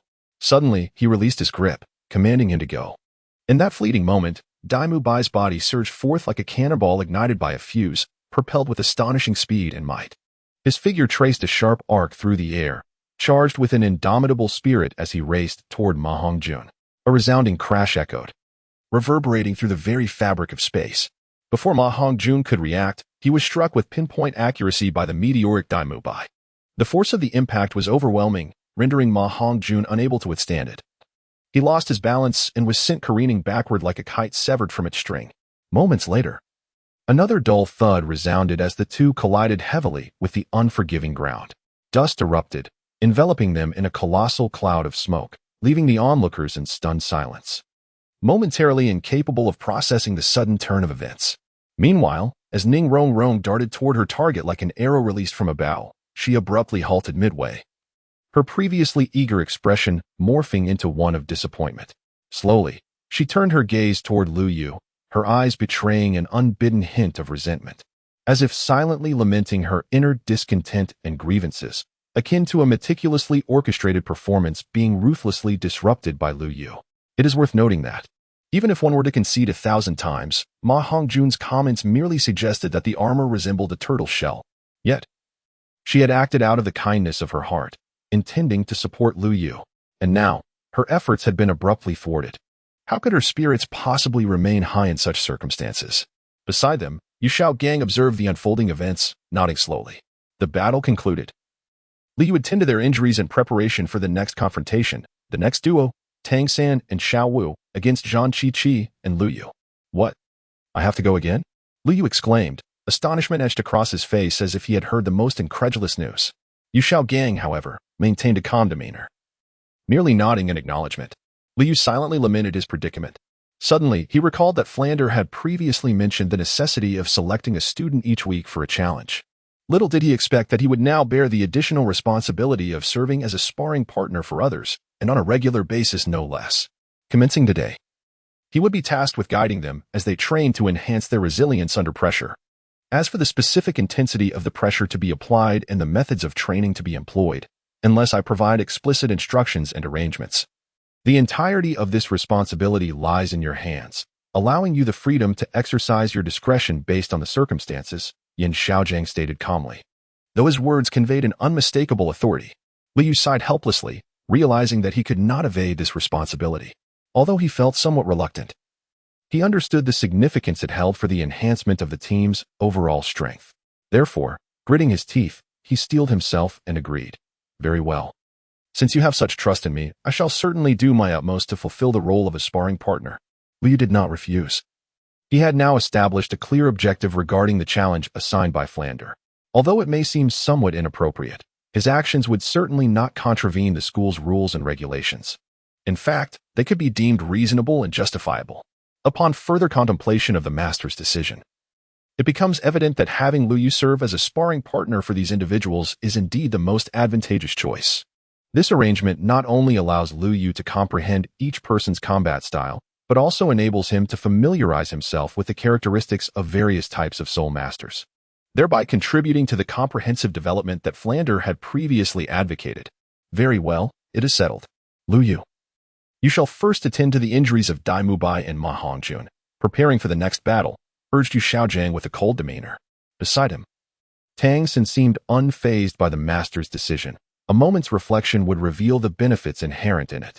However, Tang San did not harbor any unusual feelings regarding this. On the contrary, he firmly believed that Lu Yu was the most suitable candidate for the role of sparring partner, not merely due to Lu Yu's formidable strength, but also because the master's level of seriousness towards Lu Yu is akin to his own. In Tang San's heart, although Lu Yu had not formally become the master's disciple, he had always regarded Lu Yu as an elder brother. Lu Yu summoned his martial soul, and the first purple soul ring beneath his feet suddenly shimmered. At that moment, Dai Mubai, who was nearby, felt enveloped by a cascade of starlight, and the discomfort from being flung away dissipated entirely. He raised his head to thank Lu Yu and then proceeded to the spectator seats. After providing a brief treatment to Ma Hongjun and confirming that Ning Rongrong was unharmed, Lu Yu approached Zhang Qiqi, where Tang San and Xiao Wu were already awaiting their turn. The battle was on the brink of commencing. Chapter 185, Special Training, Part 5. The moment Master gave the signal, the battle erupted with fervor. Zhang Qiqi summoned her soul power, and a majestic female warrior's phantom appeared behind her. In the next instant, her entire being was enveloped in a silver radiance. As the light dissipated, silver battle armor adorned her form, accentuating her graceful physique. The armor glimmered with a resplendent brilliance, inscribed with mystical and profound runes that seemed to harbor boundless power and secrets, exuding an aura that was both exhilarating and intimidating. At that moment, she resembled a true Valkyrie descending from the heavens, exuding an aura of dignity and sanctity that was untouchable. Suddenly, a brilliant yellow soul ring illuminated the arena, shining like the brightest star in the night sky. This was the formidable energy wave unleashed by the Valkyrie's martial soul. As the soul ring glowed, the Valkyrie's first soul skill, Formation of Arms, was unleashed. In an instant, a torrent of soul power converged and swiftly coalesced into various formidable weapons. There were razor-sharp, long swords, radiating a chilling light, heavy and solid battle axes, exuding an air of dominance, and agile long spears, striking with unparalleled swiftness. With her profound capabilities, Zhang Qiqi adeptly wielded at least 4 such weapons, each capable of unleashing its maximum might. In that fleeting moment, Zhang Qiqi firmly grasped a long spear shimmering with dazzling silver light, standing as steadfast as a statue. She slightly turned her body, her gaze locking with Lu Yu's in the distance. This brief exchange seemed to ignite an invisible spark, evoking a tense yet exhilarating atmosphere. Then, with a sudden stomp of her foot, it was as if powerful springs were installed beneath her, unleashing an immense force. She shot forward like an arrow released from its bow. Simultaneously, the long spear in her hand swung in tandem with her motion, tracing a graceful arc through the air. Akin to a dragon leaping from the surface of the water, exuding unmatched might and agility. The tip of the spear glimmered with a cold light, tearing through the air and producing a sharp whistling sound wherever it passed. The long spear sliced through the atmosphere with a fierce momentum, thrusting, stabbing, and slashing. Though these were mere simple motions, they coalesced in the hands of Zhang Qiqi into a chilling display of skill, akin to a dragon emerging from the water, baring its fangs and claws as it charged toward Xiao Wu. In the face of Zhang Qiqi's relentless assault, Xiao Wu could only rely on her astonishing flexibility and the agility bestowed upon her by her martial soul to narrowly evade the onslaught. Yet, Zhang Qiqi seemed to possess boundless stamina. Even after an extended engagement, her offensive remained unyielding, the spear's icy brilliance falling like rain, leaving no opportunity for her opponent to breathe. Xiao Wu found herself forced into a retreat, quickly falling into a disadvantageous position. Xiao Wu, Tang San, witnessing Xiao Wu in dire straits, felt a surge of anxiety wash over him, prompting him to call out an urgent concern. Without hesitation, he summoned all the soul power within him, and in an instant, the yellow soul rings enveloping him erupted with dazzling brilliance, resembling a radiant sun. Accompanied by Tang San's fierce shout, blue-silver bind. A cacophony of crackling sounds erupted as countless strands of blue-silver grass surged forth from the ground like a pack of awakened beasts, emerging with astonishing speed. They grew and spread rapidly, blanketing the battlefield in the blink of an eye. These strands of blue-silver grass moved with remarkable agility, weaving through the air, each one appearing to possess its own life, accurately sweeping towards Zhang Qiqi. They struck like fierce venomous snakes, locking onto their prey with a relentless drive and unyielding determination, launching a fierce assault on Zhang Qiqi. In that moment, a sudden gust of wind swept through the previously tranquil arena, roaring like a mighty dragon, wildly swirling everything in its path and stirring up clouds of dust and debris. Amidst the swirling sand and wind, a ghostly figure flashed into view with astonishing speed, darting across the battlefield like a bolt of lightning. In the blink of an eye, this figure positioned itself between Zhang Qiqi and the blue-silver grass. As the onlookers focused, they recognized the newcomer, Lu Yu. His stature was tall and robust, his right fist clenched tightly and raised high above his head, as if gathering all his strength. Without a moment's hesitation, Liu brought his right fist crashing down onto the ground. A thunderous boom erupted, deafening and reminiscent of a sudden clap of thunder. As his fist struck the earth, the ground trembled violently, a powerful shockwave radiating from Lu Yu, expanding swiftly outward. The air shimmered with visible ripples, akin to a tranquil lake disturbed by a colossal stone, sending forth layers of waves. Under the impact of this terrifying force, the dense and lush blue-silver grass stood no chance. They crumbled like fragile paper confronted with a raging inferno, instantly disintegrating into fine dust that scattered in the air. Little San, your opponent is me.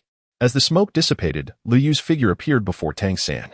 He slowly rose, retracting his fist, and spoke with a hint of indifference.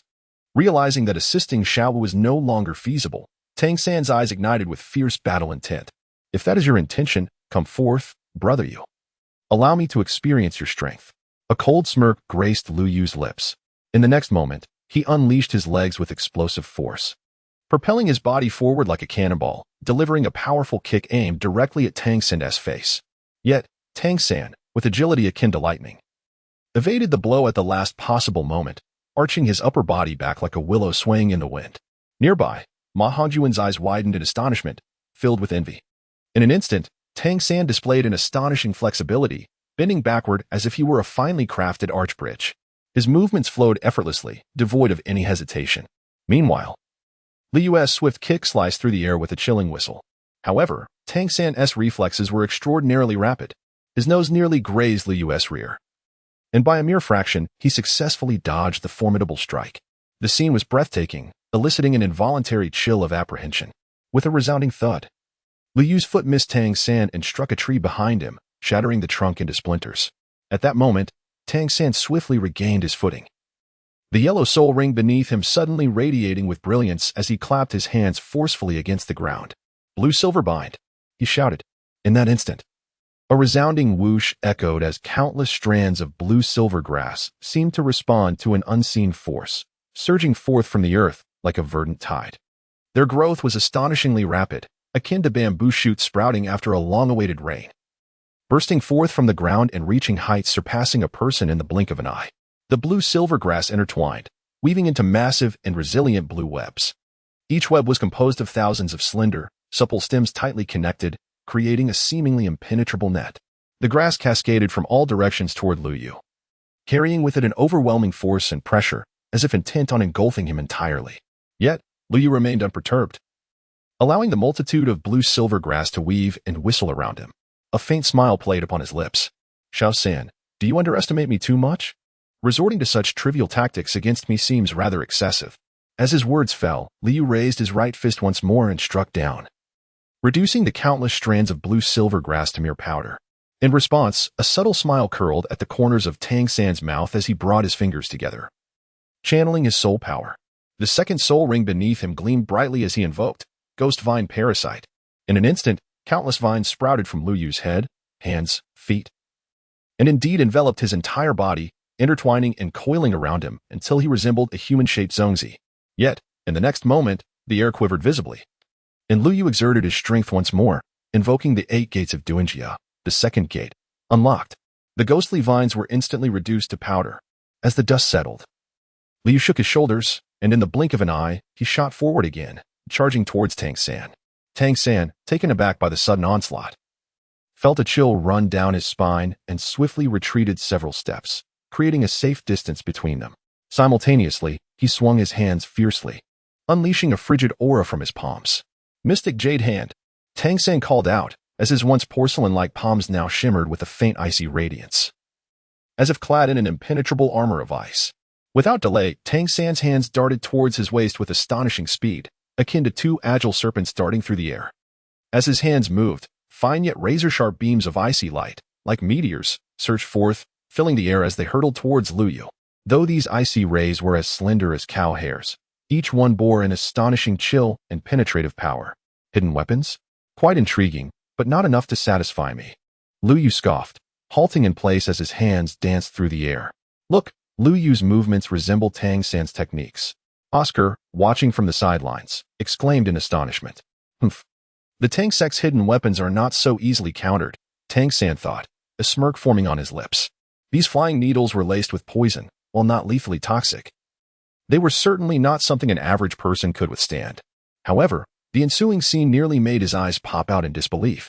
In that moment, everyone witnessed Lu Yu's hands fluttering like 2 lively butterflies. Concurrently, he concentrated, channeling his formidable mental power, which flowed like a gentle spring through his eyes. At that instant, the enigmatic myriad manifestations meditation was propelled to its utmost realm. Under the influence of such immense power, Tang San's lightning-fast movements and the multitude of flying needles seemed to slow down in Lu Yu's perception, akin to a film played in slow motion where every detail was vividly clear.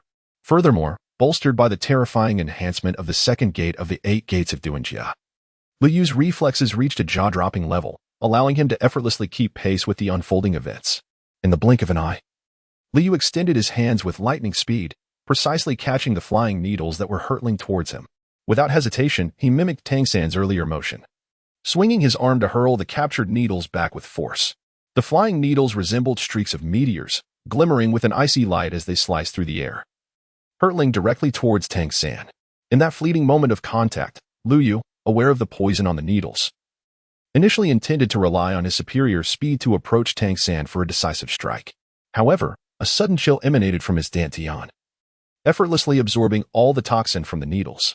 Consequently, Liu altered his strategy, deciding instead to engage in a playful contest with Tang San.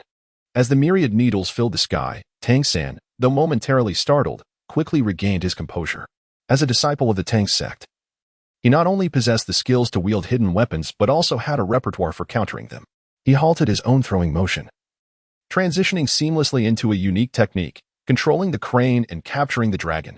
With a mere flick of his hands, he deftly neutralized the storm of needles. Grasping one of the steel needles, he felt a wave of confusion wash over him. The toxin should have incapacitated Lu Yu, yet he appeared vibrant and full of life. However, there was no time for contemplation, as Lu Yu's iron fist was already bearing down upon him. With a resounding thud, Tang San hastily raised his arms to defend himself, the tremendous force reverberating through his entire being. A grunt of pain escaped his lips, accompanied by a trickle of blood at the corner of his mouth as his body was sent flying backward. Gritting his teeth against the agony, his left hand swiftly reached for a black mechanism at his waist. Was that the Zhuge crossbow? Upon glimpsing the dark metallic device, Lu Yu instantly recalled its name. Having seen its design in Tang San's room, he was astonished that Tang San had managed to construct it so swiftly, wondering what kind of sparks might ignite when combined with alchemy. In the next moment, the sound of interlocking gears echoed in Lu Yu's ears as the mechanism activated. With a whoosh, a sharp arrow sliced through the air, aimed directly at Lu Yu. He evaded the incoming projectile at an extraordinarily acute angle. Yet, in the very next instant, Tang San's third purple soul ring erupted with brilliance, activating his third soul skill, Web of Binding. In an instant, Lu Yu found himself ensnared by an unexpectedly materialized web, crashing to the ground with a resounding thud. Tang San landed firmly on his feet, raising his hand to wipe away the blood at the corner of his mouth. The previous Zhuge crossbow had merely been a tactic to compel Lu Yu to alter his course, while the subsequent webbing was his true offensive strategy. Chapter 187, Special Training 7. Alas, it was a grave oversight. Lu Yu shook his head in disbelief. Throughout their encounter, he had scarcely regarded Tang San, whose abilities were significantly inferior to his own, and had completely overlooked the fact that within this youthful body resided a man of over 30. However, to think that such a mere web could ensnare me, oh, dear Tang San, you are far too naive. With a surge of strength, Lu Yu forcefully broke free from the binding threads. In the next moment, he propelled himself forward with tremendous force, executing a swift step that left Tang San momentarily blinded. Suddenly, Lu Yu's smiling visage appeared right before him. A sharp pain surged through Tang San's abdomen, as if his very organs had been struck forcefully. In the blink of an eye, his body was sent hurtling backward. Just as he was lost in a daze, he felt a strong hand catch him from behind. Turning his head, he was met with the familiar countenance of Lu Yu. Lu Yu swiftly extended his hands, firmly supporting the precarious Tang San. Once Tang San regained his balance, Lu Yu's ethereal figure vanished from sight, returning in the blink of an eye to the fierce battlefield. Tang San widened his eyes, fixating on the direction in which Lu Yu had disappeared, a profound sense of defeat and helplessness welling up within him. He was acutely aware that in this contest, he had already succumbed. Had Lu Yu exerted even a fraction more of his strength in that moment, he would likely have met a gruesome end. His insides shattered and his life extinguished. Reflecting on their brief yet thrilling confrontation, Tang San felt a lingering trepidation. For the depth of Lu Yu's formidable power was indeed beyond his reach. At that very moment, the battle between Zhang Qiqi and Xiao Wu had escalated to an intense crescendo, with both sides engaged in a fierce struggle, neither giving an inch. The silver spear danced in Zhang Qiqi's hands, slicing through the air with the grace of a spirited silver serpent, dazzling to behold. It seemed as if the spear had been imbued with life, flexibly extending and piercing in accordance with Zhang Qiqi's movements. Each attack imbued with a fierce momentum that deterred any who dared approach. Meanwhile, Xiao Wu relied on the unique abilities bestowed by her martial spirit and her keen perception, skillfully evading the ferocious assaults that struck with the swiftness of a tempest. Yet, despite her agility, she found herself retreating helplessly under the relentless pressure of her opponent. Each step backward bringing her closer to an insurmountable obstacle, a sturdy tree that gradually obstructed her path. At this critical juncture, Xiaowu found herself cornered, with no avenue for escape. In a moment of peril, a flash of cold light glimmered as the razor-sharp spear shot through the air like lightning, accompanied by a piercing sound as it hurtled toward the unsuspecting Xiaowu. Just as it seemed she would be struck, in an instant of life and death, Xiaowu suddenly vanished, pivoting like a wraith. With a powerful push, she steadied herself upon the tree trunk behind her. Utilizing the rebound, her body twisted rapidly, and in a swift motion, her delicate hands, as white as jade, reached out to seize the advancing spear with unerring precision. In the next heartbeat, her yellow spirit ring flared to life, invoking her first spirit skill, Bow of the Waste. Xiaowu's feet traced a perfect arc in the air. Yet, at that very moment, a glimmer of silver flashed in Zhang Qiqi's eyes, her spirit power swirling as her second spirit ring illuminated, activating her second spirit skill, Insight. Suddenly, Zhang Qiqi released her grip on the spear, causing it to vanish, leaving Xiaowu bereft of her point of leverage and unbalanced in midair. As onlookers held their breath in concern, Xiaowu's third spirit ring ignited instantaneously, unleashing her third spirit skill, Teleportation. Her figure vanished from the air, and in the next instant, a pink silhouette materialized behind Zhang Qiqi. The yellow spirit ring glowed once again as she executed her first spirit skill, Bow of the Waste. In the following heartbeat, a sensation of weightlessness enveloped Zhang Qiqi as she was forcefully slammed to the ground. The sudden onset of pain elicited a muffled groan from her. As Xiaowu once again propelled herself into the air, a ghostly figure unexpectedly appeared behind her. A chill ran down her spine, prompting her to instinctively activate her third soul skill, causing her form to vanish in an instant. Lu Yu, caught off guard, found himself striking at nothingness. Suddenly reappearing on the ground, Xiaowu swiftly raised her right hand, launching 3 icy projectiles towards Lu Yu's face. He immediately tilted his head to evade, the 3 iron needles narrowly missing him. At the same time, Lu Yu, with his left hand clenched tightly, swiftly sent 3 small stones hurtling towards Xiaowu. With her remaining soul power insufficient to unleash her third skill, Xiaowu barely had time to react as the stones approached her in the blink of an eye. Thud. The 3 stones struck their target simultaneously, 2 of them hitting her knees, causing her to emit a muffled cry of pain. Meanwhile, Zhang Qiqi, who had just been thrown to the ground, sprang up instantly, her eyes flashing with a silver gleam. A silver spear materialized in her hand, and with a swift motion, Xiaowu found the glinting spear tip poised threateningly before her. Enough, the battle is over, Yu Xiaojiang stated coldly, offering no judgment on victory or defeat, merely instructing. Lu Yu, tend to their wounds, and prepare for the next match. Oscar and Zhu Zhiqing, you shall face Lu Yu as a pair. Ah? Oscar exclaimed, hastily chewing and swallowing the sausage in his mouth, startled by the rapid turn of events. Master, is it possible for me to forfeit without fighting? Absolutely not. The master replied sternly. Your adversaries on the battlefield will not spare you simply because you utter the word surrender. Furthermore, your surrender would only serve to reinforce the doubts regarding Principal Flander's judgment. You are merely ordinary individuals. Feeling the weight of Daimubai and Ma Hongjuan's gazes, Oscar instinctively lowered his head. Fine, I'll go, he conceded, resignedly heading towards the center of the arena. Passing by Zhu Zhiqing and discreetly handing her a few items. Let the battle commence, the master declared with authority. Lu Yu. Considering how long we've been sleeping together, could you go easy on me? Oscar chuckled, though his newly grown beard provoked a sense of nausea in those who beheld it. Lu Yu found himself momentarily speechless, a frown of disbelief etched across his forehead.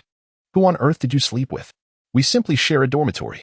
Could you express yourself more clearly next time? This could tarnish my reputation, you know. Oscar replied, Oh, how fierce.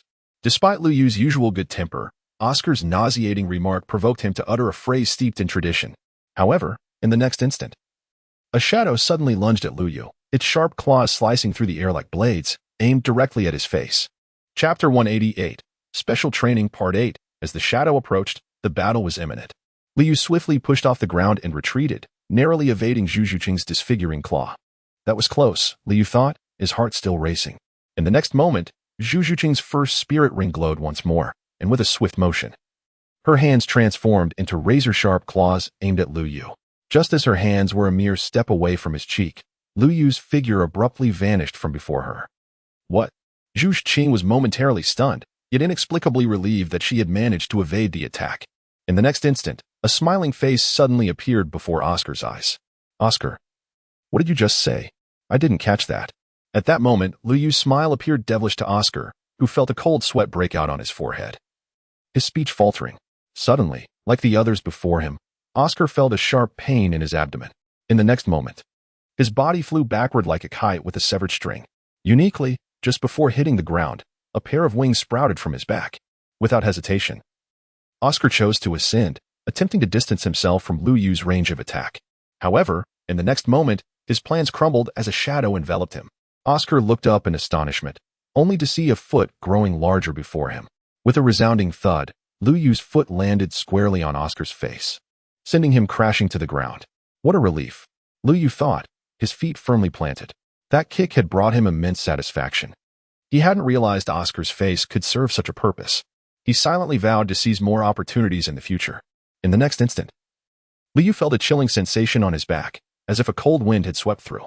Reacting instinctively, he slightly turned his body and reached behind him to ascertain the situation. When his palm made contact with the object, he was astonished to find himself grasping a slender, pristine hand. This hand appeared to be sculpted from mutton-fat jade, its smoothness and delicacy almost beyond belief. However, what terrified Lu Yu even more were the sharp, blade-like claws extending from the tips of those fingers. These claws glimmered ominously, emanating a chilling aura.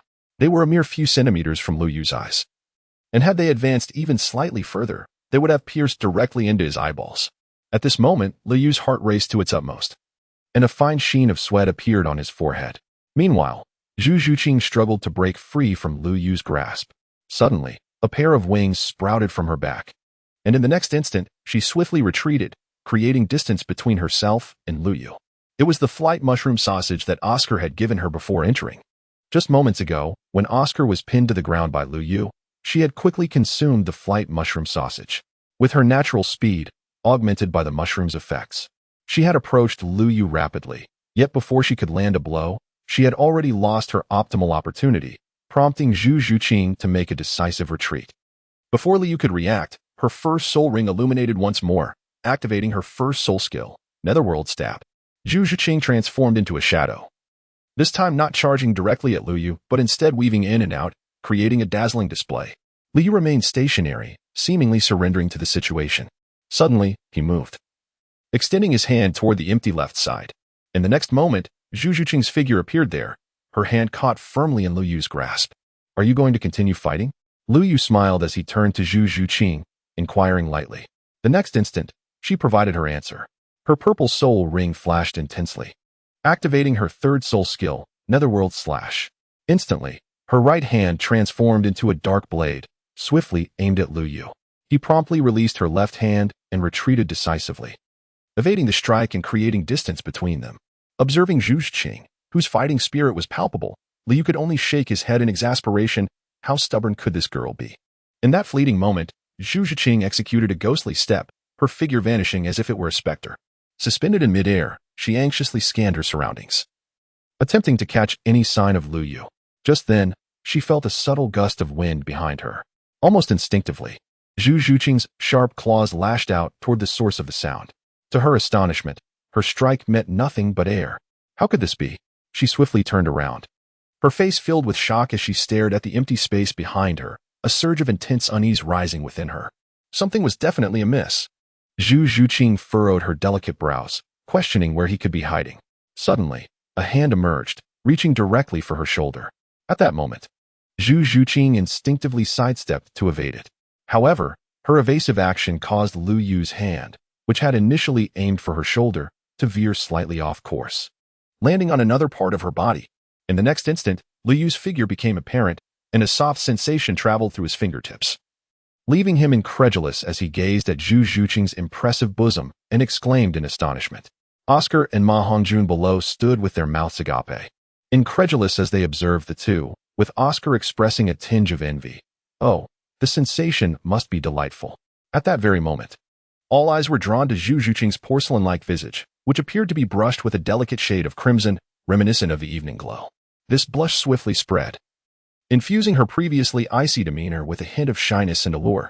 Without hesitation, Zhu Zhuqing lifted her slender yet powerful right hand, tracing a sharp arc through the air. With a crisp sound, a visible handprint materialized on Lu Yu's cheek. Nevertheless, Zhu Zhuqing did not linger or even glance back at Lu Yu. Like a graceful butterfly, she fluttered effortlessly to stand beside Xiao Wu, her posture elegant and poised. At that moment, she resembled a blooming iceberg snow lotus, stunningly beautiful yet exuding an air of frigid elegance that made one yearn to draw closer and explore. Meanwhile, Lu Yu stood there, dazed and motionless. Cough, cough, the master cleared his throat, declaring the battle concluded. The crowd quickly reformed, standing before the master. Tonight at 10 o'clock. I expect all of you to gather here for additional training, the master stated coldly. What? Ma Hongjun exclaimed, momentarily taken aback. Why? The master sneered. The earlier skirmish was intended for you to better understand each other's capabilities and foster teamwork. However, your performance resembled that of children playing house. Dinner will be prepared as usual. Should you arrive late, do not expect to eat. With that, the master turned on his heel and departed, offering no opportunity for anyone to voice a response. Oscar immediately lamented his plight. Chapter 189, Special Training, Night Drills as the gentle night breeze swept through. The villagers who had toiled throughout the day had already succumbed to slumber, leaving the village in serene tranquility, broken only by the occasional chirping of insects. Suddenly, a wail echoed from the boys' dormitory of Shrek Academy. Oscar, cradling his head in his hands, gazed up at the ceiling, lamenting. Why must there be such a thing as night drills? This is utterly torturous. The new teacher is even more relentless than Zhao Wujing. Ma Hongjun yawned widely while vigorously rubbing his eyes, still hazy and seemingly glued shut by sleep. He nodded drowsily, expressing a profound resonance with Oscar's words. Reflecting on the past, although Zhao Wujing often pushed them to engage in additional training, those sessions typically concluded around 9 in the evening. Moreover, no matter how strenuous the exercises were, they had never been subjected to such an ordeal as today. To commence training at 10 o'clock was simply absurd, especially considering that prior to this, they had been compelled to run a staggering 20 laps around the entire village. With that thought, Ma Hongjun couldn't help but let out a heavy sigh. As the sound escaped him, he leaned back abruptly, resembling a deflated balloon. The pitiful bed groaned in response. As his corpulent frame, akin to a small hill, pressed down on the wooden slats, causing them to creak in protest. He then sprawled back onto the bed in a perfect shape, limbs askew. At that moment, he felt as though his legs no longer belonged to him, utterly devoid of strength. He muttered incessantly, what on earth is that master thinking? Night training? I really cannot endure this any longer. Indeed, I truly cannot fathom how Tang San managed to endure such an extreme training regimen. It is hardly suitable for any human being, Oscar chimed in. You too should temper your words. After all, the master was invited by Dean Flanders. We ought to show some respect, especially since he is also Tang San's teacher. It would be wise to refrain from such remarks in front of Tang San, Dai Mubai interjected as he approached. Lu Yu and Tang San have already departed. We should hasten our steps. Though he spoke thus, the day's training had proven challenging even for Dai Mubai, without the allowance to summon their martial spirits. And burdened with a hefty load of stones, completing those 20 laps had truly tested his limits. I really admire Tang San for enduring this for so many years. Ma Hongjun lamented as he struggled to rise from the bed. It's no wonder Tang San and Lu Yu possess such formidable strength, Oscar remarked as he, too, laboriously got up, dragging his nearly exhausted body toward the training ground. At that moment, the open space had already been occupied by some early arrivals. Lu Yu, having stowed away his weighted armor, ambled over, only to discover that someone had indeed beaten him to the spot. Could it be Xiao San? Lu Yu speculated.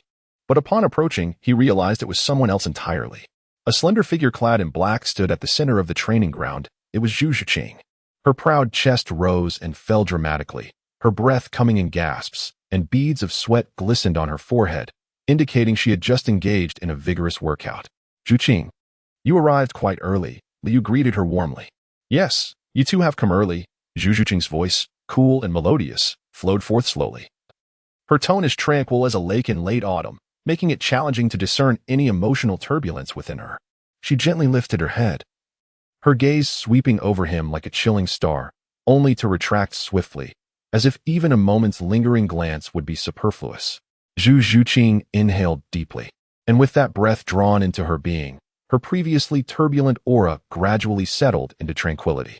Her slender form swayed gently in the breeze. I'm sorry, Lu Yu suddenly spoke. Sorry for what? Zhu Zhuqing replied coldly. During the match today, well, I truly did not mean to, Lu Yu said hesitantly. This sentiment had been bottled up within him. After all, they were to be classmates moving forward, and he felt it necessary to express an apology for his peace of mind. At his words, Zhu Zhuqing's icy countenance displayed a subtle shift, and she was instantly reminded of the unpleasant incident that had transpired earlier. It's fine. I slapped you as well. Let us consider it even. Though she articulated this with her lips, an unusual feeling lingered in her heart. Especially since she had felt no repulsion when Lu Yu's hand had rested upon her chest earlier, not even a trace of distaste. In an effort to dispel her chaotic thoughts, she had taken a few laps after her rest, striving to clear her mind and regain her composure. She deliberately adopted a facade of aloofness, seeking to minimize her interactions with Lu Yu. As Li Yu was about to speak, he noticed Zhu Zhuqing's disinterest and wisely closed his mouth. Suddenly, a voice echoed from afar. It was Xiao Wu.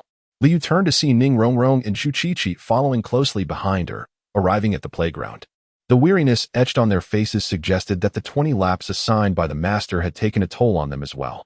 It appeared that even the 10,000-year soul beast struggled to withstand the master's grueling training, Li Yu mused.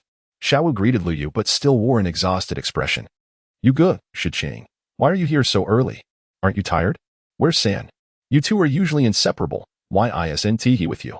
Lu Yu did not respond directly to Xiao Wu's inquiries, but instead smiled and asked, as he had not seen Tang San since the afternoon training ended.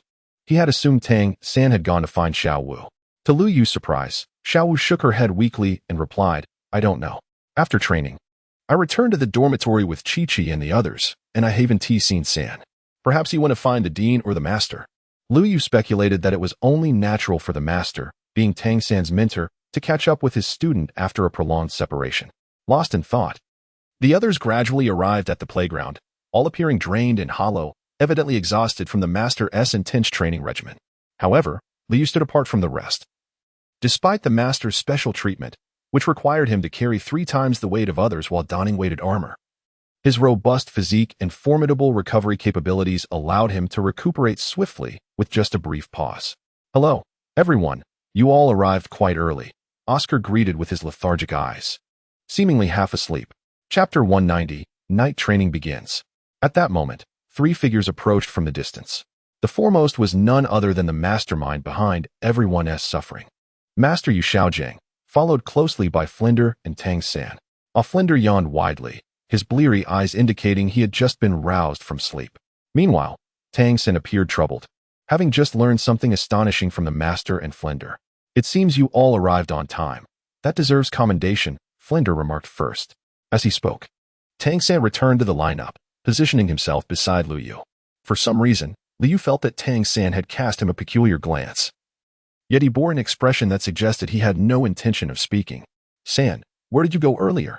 We hadn't seen you for quite a while. Ma Hongjun suddenly leaned over, peering at Tang San from behind Lu Yu. Nothing much, just catching up with the teacher, Tang San replied. Tang San was momentarily lost in thought when he was suddenly startled by Ma Hongjun's words. Attempting to maintain his composure, he feigned indifference. However, Lu Yu discerned a hint of unease, yet refrained from probing further. Let us all quiet down. It appears you are all rather fatigued. Flanders suddenly paused, then uttered the unwelcome words that everyone dreaded. Nevertheless, the night training must continue. He raised his right hand, revealing a stack of envelopes to the audience. Director, did you not say that we should cultivate our team spirit? Why then must we act independently this time? Oscar was the first to voice his concern. Flanders let out a cold chuckle and continued, if we liken a team to a wooden barrel that holds water, the members of the team are akin to the wooden planks that constitute the barrel. The maximum capacity of the barrel is determined by the shortest plank. Likewise, the individual strength of each of you will influence the overall potential of the team. Indeed, to illustrate with a simple example, Lu Yu is the strongest among you. Yet in the Great Soul Arena, it is impossible for you to be assigned to the same battle platform. Given your current capabilities, teaming up with him is unfeasible. At this moment, the master interjected, seamlessly continuing Flanders' discourse. Thus, future training will focus on fostering your teamwork while also enhancing each individual's capabilities. Your names are inscribed on the envelopes, and now each of you must come forth to collect your tasks. This time, the assignment can be regarded as a small long-term endeavor. Before the sun rises the day after tomorrow, each of you must locate the items specified in your envelopes. Should even one of you fail to achieve the objective, we shall adhere to the established rules. One's failure results in punishment for all, Flanders stated. lifting the envelope in his hand with a nonchalant air. One by one, they stepped forward to receive their envelopes, and Lu Yu was the last to collect his. Upon returning to the group, he casually opened his envelope and was momentarily taken aback by its contents. The night breeze caressed his face, bringing a refreshing chill. As a figure swiftly advanced along a narrow path in the wilderness. After a brief moment, the figure halted before a tree, retrieving a map from his spatial ring, and, under the bright moonlight, began to search for landmarks while continuously comparing them with the map's details. It should be here, without a doubt. Why does it not align? Lu Yu murmured, raising his gaze to survey his surroundings. Ultimately, he realized he had been holding the map upside down. Lu Yu was momentarily rendered speechless by his own actions. Fortunately, he was alone in this desolate area. Had old Imo been present, he would have undoubtedly laughed at him. How embarrassing. After swiftly orienting the map, Lu Yu confirmed that he had not strayed from the path. This was indeed the place, under the moonlight. He mentally noted the route behind him, and, after stowing away the map, moved with a ghostly speed, his figure vanishing abruptly from sight. A gentle breeze swept through the deserted path, stirring up a cloud of dust and scattering fallen leaves. Not long after Lu Yu departed, a robust figure emerged on that lonely path. Zhao Wuji wiped the sweat from his brow, muttering a curse under his breath. Damn it! How can this brat run so fast? He then set off again, hastily keeping pace with Lu Yu, albeit maintaining a respectful distance, trailing him from afar.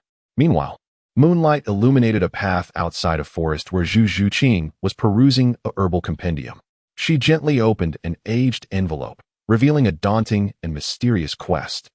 This task required her to seek out a rare herb known as the Nightshade Fairy. As she carefully extracted the contents from the envelope, the first thing that caught her eye was an exquisitely detailed herbal illustration. It seemed to possess a certain enchantment, drawing her gaze with an irresistible allure. Every line and detail was vividly discernible. In addition, the envelope contained a comprehensive description of this herb. The paper was slightly yellowed, densely packed with information regarding the Nightshade Fairy, its habitat, morphological characteristics, medicinal value, and more. The text felt like an ancient cipher, perplexing in its complexity. If Lu Yu were here, he would surely decipher it with ease, a thought that inexplicably crossed her mind. At that moment, a cool breeze quietly approached, gently caressing her form. The chill swiftly penetrated her thin garments, causing her to instinctively huddle closer and wrap her clothing tighter around herself. However, this simple action caused her already ample bosom to quiver slightly, reminiscent of two lively white rabbits eager to spring free from their constraints. For some reason, her thoughts drifted back to the events of the day when she had fought alongside Lu Yu. Shaking her head vigorously, she wondered why he occupied her thoughts again. She forcefully dismissed the chaotic thoughts and compelled herself to refocus on her search for the herb. Meanwhile, outside Soto City, Tang San and Oscar walked along the road, fortunate to have been assigned to the same task location. Although the specifics differed, the general vicinity was similar. Xiao-san, you seem a bit off today. What is the matter? Oscar broke the silence, his concern evident. During the recent assembly, Oscar noticed a peculiar shift in Tang San's demeanor. Even when Xiao Wu and Lu Yu engaged him in conversation, he appeared utterly distracted, a stark contrast to his usual self. Huh. Tang San was startled by Oscar's words. What did you say? I asked what you were thinking about. You seem quite absent-minded. Observing Tang San's state, Oscar helplessly reiterated his earlier statement. Are you hungry? I have sausages. Would you like some? It's on me. No, thank you. We should focus on completing our task and return home early, Tang San replied, producing an envelope from his pocket. Chapter 191, Night Training. No, thank you. Tang San graciously declined Oscar's offer and began to act according to the instructions on the envelope. Oscar took a bite of the sausage, leaving grease smudged around his mouth. Well, if you're not going to eat, I will, he muttered, as a chill wind blew, causing him to huddle his neck. In this cold weather, we still have to go out for night training. What a long task, he grumbled, quickening his pace to catch up with Tang San, as their routes were quite similar. Hey, Tang San, slow down, wait for me. We have at least a day to finish this. We can take our time, he called out. Though Tang San walked ahead, appearing earnest in his search for clues. His mind was already a whirlpool of thoughts. Tang San, wait a moment. The streets have been rather deserted at night these past few days, aside from the patrolling guards. There are hardly any figures around. Just then, Oscar's words were abruptly silenced as Tang San covered his mouth with a hand. He swiftly pulled Oscar into a nearby alley. Oscar, still bewildered by the sudden turn of events, was dragged into the alley, just as a group of patrolling soldiers strolled by, engaged in conversation. Using the shadows cast by the buildings on either side, the two concealed themselves perfectly. Tang Sen carefully positioned himself against the wall, straining to overhear the soldiers' dialogue. Oscar, understanding the gravity of the moment, lowered his voice. Did you catch what they said? Shoo. Tang Sen pressed his ear against the wall, gesturing for silence without turning his head. Patrolling soldier A? Have you heard? Another child has gone missing today. Patrolling soldier B? Indeed. I've heard. And among the missing children is the grandson of old Master Feng. Apparently, Master Feng's eldest son rushed back overnight. Patrolling soldier A? Yes, I heard about that too. The young Master Feng stepped into the Soul Saint realm 4 years ago and holds a significant position within the Empire. It seems he arrived with the Emperor's orders. Those thieves are in for a rough time. Patrolling soldier B.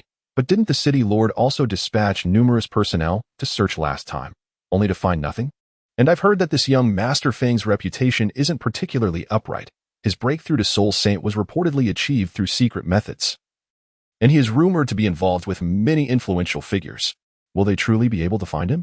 The Night Watchman A, upon hearing the words, jabbed Night Watchman B with his elbow, urging him to lower his voice. Keep it down. This vicinity is under the jurisdiction of the Feng family. Do you wish to provoke trouble? Night Watchman B, however, dismissed the concern, saying, in this pitch darkness, who besides us common folk would be wandering the streets at such an hour? Let us hasten our search so we can return to rest. I am utterly exhausted. As the two watchmen moved away, two figures emerged from the shadows. Did you hear that, Tang San? They just mentioned the missing children and the Feng family.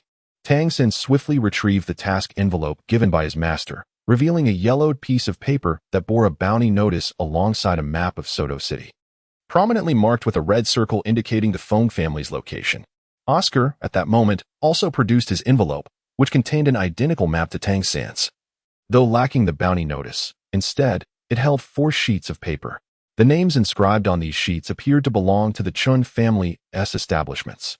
Oscar then revealed another sheet, which seemed to list the names of the Feng family members, with Feng Mingwei being the patriarch. Oscar suddenly inquired, Tang San, where did your master procure this information? Tang San, a hint of skepticism in his gaze, accepted the 2 thin sheets from Oscar, his eyes narrowing as he examined them. And he subtly shook his head, indicating his own confusion. As he scrutinized the seemingly ordinary papers, he realized their significance. The sheets meticulously detailed the names of the key members of the Feng family, along with their respective martial spirits and corresponding levels of mastery. However, what was even more shocking was that this information was merely the beginning. What was truly alarming was that the list elaborated on the heinous acts committed by each individual. Every transgression was vividly described, laying bare the grotesque visages and immoral deeds of these individuals. Some acts were exceedingly cruel, while others were utterly shameless, provoking indignation. The more Tang San read, the more horrified he became, pondering the nature of the Feng family and how they could perpetrate such unspeakable atrocities. Meanwhile, Oscar stood nearby, equally grave as he absorbed the contents of the text, and the two fell into a contemplative silence. It is no exaggeration to state that if the information contained within these 3 sheets were to be made public, the Feng family would suffer instantaneous disgrace and plummet into infamy, especially the sordid conduct of the eldest son, Feng Tianlin, which was nothing short of astonishing. The so-called acts of leveraging one's body for advancement were merely the tip of the iceberg compared to other misdeeds. Suddenly, Oscar exclaimed, Tang San, do you think Master intends for us to thoroughly investigate the child disappearances in Soto City and subsequently dismantle the Feng family? As soon as his words fell, he was startled by his own thoughts. The Feng family, after all, was a prominent family in Soto City with a rich heritage that was beyond imagination. To confront them directly with merely 2 flimsy sheets of paper was nothing short of fanciful. The teacher likely did not mean this. It would be prudent to first assess the situation at the Feng residence, Tang San remarked as he neatly folded the letter and stowed it away. He then produced a map and set off towards the Feng family, following the indicated route. Oscar paused momentarily, then quickened his pace to catch up with Tang San. After all, as a support spirit master, he could only flee when faced with danger, and moreover, his letter remained with Tang San. He had no choice but to follow if he wished to retrieve it. Meanwhile, on a secluded path in the wilderness, Liu suddenly halted, swiftly concealing himself behind a nearby rock. He observed 4 or 5 figures approaching, accompanied by a horse-drawn cart. As they drew nearer, Lu Yu extracted the letter and discreetly compared the faces of the individuals to those depicted on the paper. To his astonishment, he found a match. In his hand were 3 wanted notices, and the 3 individuals at the forefront bore an uncanny resemblance to those illustrated on the notices. Yet, the peculiar aspect lay in the details. Chapter 192. The deceased wanted criminals. What was particularly unsettling was that the 3 wanted notices prominently bore a large, crimson X. The color was as vivid as fresh blood, sending chills down one's spine. In the lower right corner of the notices was an ominous seal in a dull hue.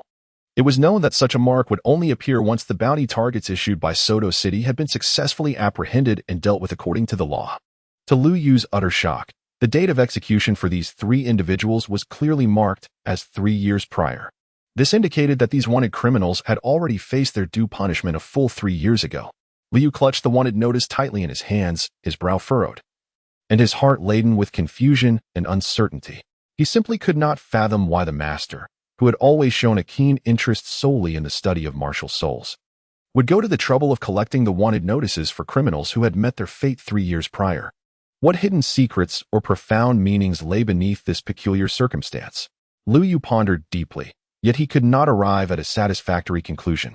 Moreover, his arrival at this location was guided solely by the address within the envelope, and by sheer coincidence, he encountered 3 notorious fugitives who were presumed dead. All of this seemed far too coincidental. With his brow still knitted in concern, Lu Yu contemplated the implausibility of such coincidences. Could it be that the master had foreseen that these 3 individuals would pass through this very place tonight?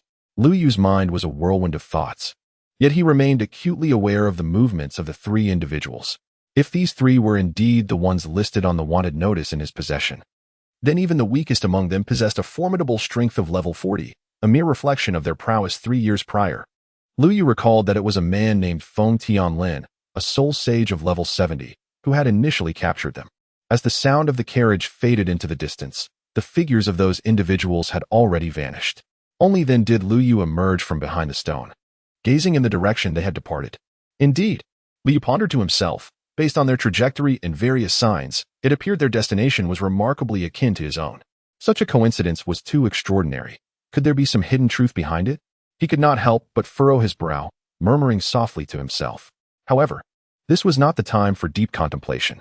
He swiftly reined in his aura, moving stealthily like a nimble leopard, silently trailing the footsteps of the group ahead. Each step was taken with utmost caution, fearful that even the slightest sound might arouse their suspicion. Soon, he observed that the group guiding the carriage turned into a narrow path, and Lu Yu quietly followed suit. He was now fairly certain that their destination was likely the same as his, a bandit hideout concealed in this desolate wilderness. Lu Yu cautiously trailed behind a group of enigmatic individuals, his steps deliberate and silent. As he advanced, the crowd abruptly halted before a dilapidated and precariously leaning pavilion, catching Lu Yu off guard. Instinctively sensing danger, he swiftly concealed himself within a dense thicket, holding his breath and daring not to make a sound. From his hidden vantage point among the foliage, Lu Yu anxiously observed the group's every movement through the gaps in the leaves. They appeared on high alert, scanning their surroundings with sharp, vigilant gazes, as if bracing for an imminent threat. After a thorough inspection that confirmed the absence of others, the group relaxed slightly yet remained in a state of heightened vigilance. Even their communication was conducted through gestures, and soon they began to approach a nearby carriage with cautious strides. Gradually lifting the heavy curtain, a faint light streamed in, revealing several figures busily unloading enormous baskets from within.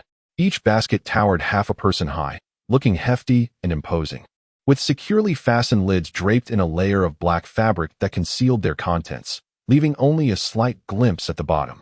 This tantalizing hint of what lay within sparked an insatiable curiosity about the treasures meticulously protected inside. After a flurry of activity, the individuals successfully transported 5 baskets, arranging them neatly beneath the weathered pavilion before departing with the carriage. Once the group had receded into the distance, Lu Yu cautiously approached the pavilion, intent on examining the mysterious baskets. Each one was enveloped in a thick, pitch-black cloth, suggesting the presence of some undisclosed secret. Aside from a small portion at the base, the entirety of the baskets was shrouded in impenetrable darkness. With a heart full of curiosity, Lu Yu leaned closer to the basket, cautiously pressing his ear against the black cloth. In that fleeting moment, a faint, almost imperceptible sound reached his ears. It resembled the soft whisper of human breath. Yet it was remarkably fragile and delicate. Had he not been intent on listening, he might have easily overlooked it. Could there be a living creature concealed within? Lu Yu pondered silently, various possibilities flashing through his mind. Suddenly, his heart raced, pounding as if it might leap from his throat. His hands trembled slightly as they slowly reached for the enigmatic black cloth. When his fingertips brushed against the fabric, a chill surged through him, yet he inhaled deeply, summoning his courage to cautiously pinch a corner of the cloth and gently lift it. As the black cloth was gradually pulled aside, Lu Yu's gaze sharpened, focusing on the interior of the basket. In that instant, he was rendered motionless, as if struck by lightning. His eyes widened in disbelief at the sight before him. Two small figures lay nestled within. They were huddled together, appearing exceedingly frail and vulnerable, clad in tattered garments. Their disheveled hair and dirt-smudged faces stirred a deep sense of compassion within him. Upon closer inspection, he realized they were indeed two children, both seemingly no older than 4 or 5 years. Suddenly, a peculiar fragrance wafted into Lu Yu's nostrils, bringing the black cloth closer to his nose. He inhaled deeply. Was this an intoxicating scent? Without delay, Lu Yu hastened to the other 4 baskets, checking each black cloth. Undoubtedly, these baskets contained children, all appearing to be around the same tender age. Some wore splendid attire, unmistakably the offspring of affluent families, while many others bore the marks of ordinary households. Chapter 193. The Bandit Den. It was evident that this band of desperate rogues had sinister intentions for these children. Damn it, move faster. A sudden bellow echoed through the tranquil forest, jarringly piercing the stillness, reaching Lu Yu's keen ears. Lu Yu was taken aback, instantly realizing the gravity of the situation. Without a moment's hesitation, he swiftly covered the black cloth again and, like a bolt of lightning, leapt into the air, nimbly climbing up a tall and sturdy tree nearby. He resembled a nimble monkey, quickly finding a relatively concealed position among the tree's crown.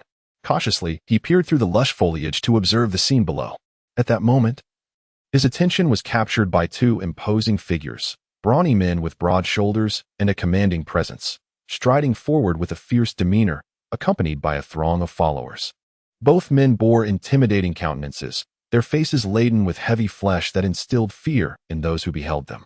Particularly striking was one man, whose left cheek bore a long, jagged scar that stretched from the corner of his eye to his chin, rendering his visage particularly menacing.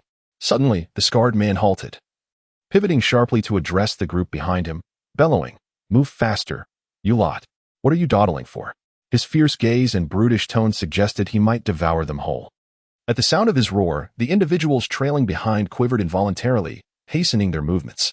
In a flurry of activity, they scrambled to lift the baskets filled with goods from the ground, hurriedly vacating the scene under the relentless urging and reprimands of the 2 formidable men. Lu Yu perched delicately upon a lofty branch, meticulously observing the movements of a group of enigmatic figures below. His gaze remained steadfastly fixed upon their receding silhouettes until they vanished entirely from his sight. Once he ascertained the area was secure, Lu Yu nimbly leapt from the tree, akin to a swift cheetah, silently pursuing the direction of the mysterious individuals. The group glided through the dense woodland with an almost spectral grace, as if they were intimately familiar with the terrain. Armed with exceptional tracking skills and keen intuition, Lu Yu adeptly navigated around the crackling twigs and leaves that might betray his presence, as well as the concealed traps lurking in the shadows. At that moment, a thin veil of mist unexpectedly began to rise in the once clear forest. This fog appeared strangely, initially manifesting only as wisps, but soon it spread rapidly, enveloping the entire grove. A sense of unease gripped Lu Yu, compelling him to exercise even greater caution. Despite the diminished clarity of his vision, he resolutely continued his pursuit. As time elapsed, the group meandered through the fog-laden woods, finally halting in a more open space. Before them loomed a grand wooden door, intricately adorned with bizarre carvings and symbols. Just as the scarred man slowly raised his hand, poised to grasp the cold pull ring of the massive door, the silent one-eyed dragon, like a bolt of lightning, suddenly sprang into action, seizing the scarred man's hand before it could make contact. This unforeseen turn of events caught the scarred man off guard, causing his heart to race and his body to tremble, nearly prompting an exclamation of alarm. "Wait!" The one-eyed dragon growled in a low voice, albeit not loud, as he cautiously glanced back. The scarred man, bewildered, stared at him with eyes full of confusion, stammering. What's wrong, brother? What do you mean? The lone eye of the one-eyed dragon, sharp as that of a hawk, swiftly scanned the surroundings. However, after a thorough scrutiny, he detected no anomalies. Frowning slightly, he then closed his eyes slowly. In an instant, a formidable wave of mental energy surged forth from him, spreading rapidly like a tide, encompassing a radius of several dozen meters. Yet, even as this mental force expanded to its limits, it failed to capture any suspicious signs or presences. After a considerable pause, the one-eyed dragon gently shook his head and spoke. "It's nothing. Open the door." Though his tone appeared calm, it concealed a subtle hint of uncertainty. "Brother, rest assured. Our encampment is enshrouded in the maze crafted by that esteemed master. Unless a tidal Doloa were to arrive, no one shall uncover this place." Standing beside, the scar-faced man felt a surge of doubt upon hearing those words.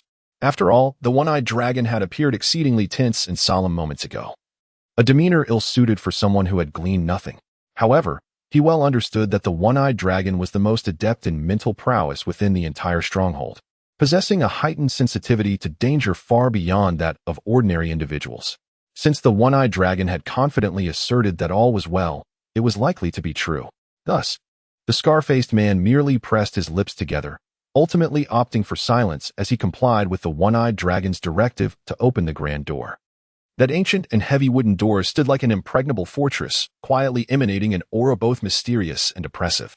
The scar-faced man positioned himself before the door, his robust hands gripping the handles with a fervor as if channeling all his strength into the task. Taking a deep breath, he summoned his might, his biceps taut and unyielding as iron.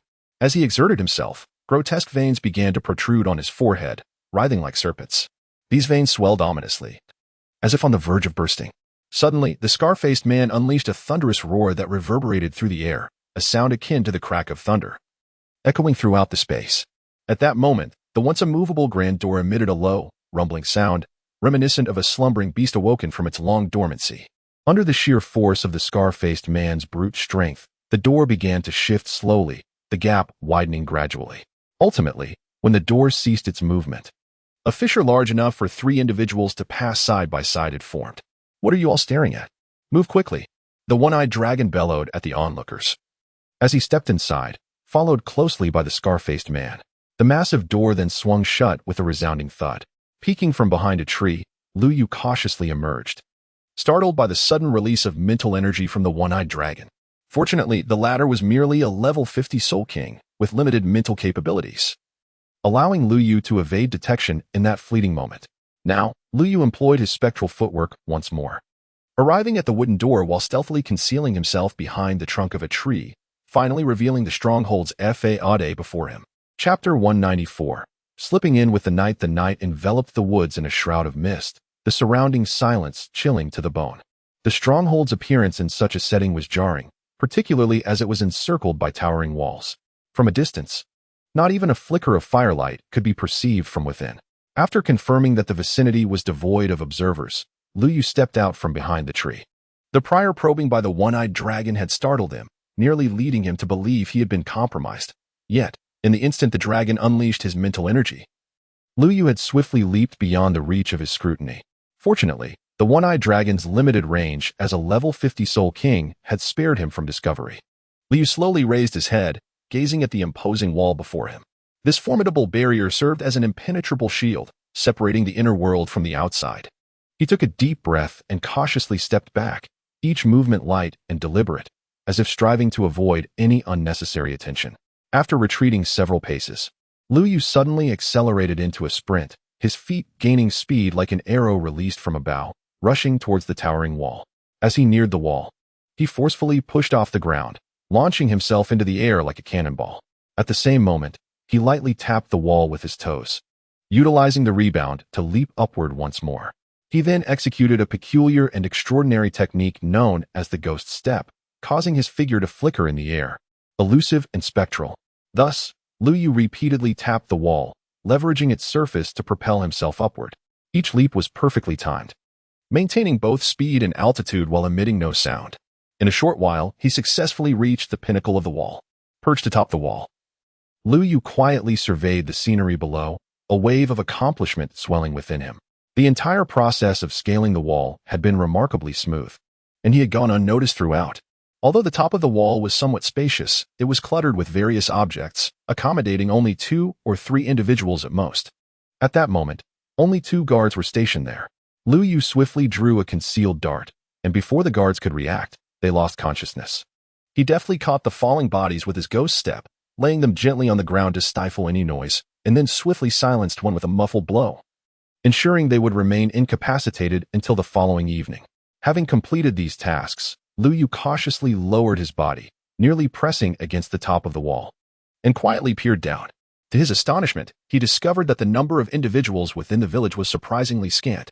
Focusing intently, he observed that the few people who had just entered with a full basket of goods were now busily gathered in a corner.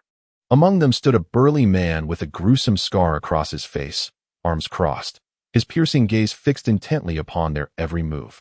Just then, a thunderous roar erupted. For heaven's sake, move quicker. In the dead of night, they acted as if they had never eaten, dragging their feet while shifting items. The voice belonged to the menacing figure, the one-eyed scarred man. As he bellowed, he kicked one of the workers sharply in the rear. The unfortunate soul stumbled, nearly falling to the ground, yet dared not voice any complaint, gritting his teeth and hastening his tasks. At that moment, 2 figures emerged from the main hall of the village. One was a middle-aged man sporting a distinctive mustache, while the one-eyed man followed closely behind him. "Why is the shipment so small?" The middle-aged man expressed his dissatisfaction, saying, "My lord envoy, why have you come personally?" At the sound of this voice, the scar-faced man immediately turned around and, with a bow, ingratiatingly replied, demonstrating a rapid shift in demeanor.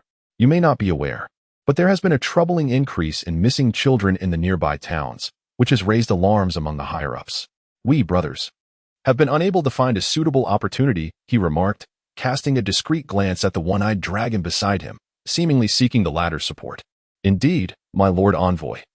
I've heard that the lords of several nearby towns have begun to collaborate on an investigation into this matter, and I gather that the Barak royal family has dispatched an official to Soto City specifically to look into it. Things have become quite complicated lately." The one-eyed dragon chimed in, echoing the scar-faced man's concerns. "Humph. I care not for any royal officials. If you jeopardize my affairs, I shall ensure those 3 good brothers of yours return the way they came, and you 2 shall not escape either." With that, the middle-aged man waved his sleeve and departed without a backward glance. The one-eyed dragon and the scar-faced man could only lower their heads submissively, not daring to utter a word. Their earlier bravado completely diminished. Once the sound of the man's footsteps faded, the scar-faced man cautiously lifted his head to check, and upon confirming the individual had left, he straightened up. "Brother, what shall we do now? If we fail to accomplish the envoy's task," he lamented to the one-eyed dragon. The one-eyed dragon patted the latter's shoulder and replied, "What can I do? We cannot fight against them, and besides, the lives of our 3rd, 4th, and 5th brothers are still in his grasp. If worst comes to worst, we can always move farther away and find a few towns to hide out in. Well then, let us first see how that shipment is progressing. We must avoid any further complications." He then strode directly towards the area where the baskets were placed, and astonishingly, his figure vanished into the shadows the next moment. On the surrounding wall, Lu Yu rubbed his eyes, thinking he was seeing things, but the next instant, the scar-faced man also approached, and, similarly, his figure disappeared into the shadows as well. Lu Yu rose and glanced at the village, confirming that the courtyard was devoid of any presence. He then retrieved a piece of parchment from the ring he had been silently reciting to. This was a magical artifact he had obtained from old Mo, capable of concealing one's form. By infusing it with soul energy, one could become invisible for 1 hour. It could be utilized 3 times, with a cooldown period of 30 minutes after each use. Originally, Lu Yu had desired the invisibility cloak from Harry Potter, but Mo Holic had declined on the grounds of insufficient materials. Lu Yu affixed the parchment to his chest, channeling his soul energy. In the next instant, the magical patterns inscribed upon the parchment were illuminated with brilliance. Subsequently, Lu Yu's body, along with his garments, gradually became transparent, and in the blink of an eye, he vanished into the embrace of the night. However, this artifact bore a flaw. Once activated, it could not harness soul energy, or it would become ineffective. Thus, Lu Yu approached the edge of the wall, carefully gauging his position before leaping over. As he descended, he deftly tapped the wall with his toes for leverage, ultimately landing gracefully on the ground. Liu cautiously approached the corner where the two had vanished, only to discover it was merely a clutter of miscellaneous items. Alongside several half-height baskets shrouded in black cloth, now entirely devoid of contents, with only the lingering presence of a child's silhouette, Liu began to search the vicinity, murmuring to himself that perhaps there were hidden mechanisms or secret passages nearby. Chapter 195, The Dungeon at Long Last. After an arduous and meticulous search, Liu finally discerned an anomaly in an inconspicuous corner. He approached it slowly, his gaze ultimately fixating on a concealed door seemingly shrouded in darkness. This door was meticulously crafted from resilient metal, its surface smooth and cold to the touch, reminiscent of ancient ice that had endured through the ages. In the pitch-black night, where visibility was utterly absent, it appeared as an invisible entity, seamlessly blending with its surroundings, nearly eluding Liu's notice altogether. Liu gently extended his hand, slightly lifting a corner of the concealed door. In an instant, a faint yet radiant beam of light poured forth from the crevice, akin to the first light of dawn breaking the horizon, illuminating a small area before Liu. With a sense of trepidation, he peered through the narrow gap, his heart racing with anxiety, fearful of any imminent danger or the possibility of being detected. After confirming that no one else was nearby, Liu took a deep breath and, with both hands, cautiously pried the door open just wide enough to allow his passage. As the door creaked open, he hesitated not for a moment. Seizing the opportunity, he sprang forth with the agility of a swift leopard, leaping into the obscurity beyond. The moment he descended, a nauseating wave of damp air surged towards him, mingled with an acrid stench reminiscent of decaying refuse and excrement. Instinctively, Liu clamped his hand over his mouth and nose, yet the foul odor relentlessly penetrated the gaps between his fingers, assaulting his senses. He stifled his discomfort and carefully navigated the dark tunnel before him. The ground was slick beneath his feet, occasionally yielding to the squishy sensation of something repulsive, sending chills down his spine. The air surrounding him was thick and oppressive, laden with a noxious smell that churned his stomach. The length of the tunnel far surpassed Liu's expectations. He had anticipated a swift conclusion, yet nearly 5 arduous minutes had elapsed in this dark, protracted passage without the sight of another soul.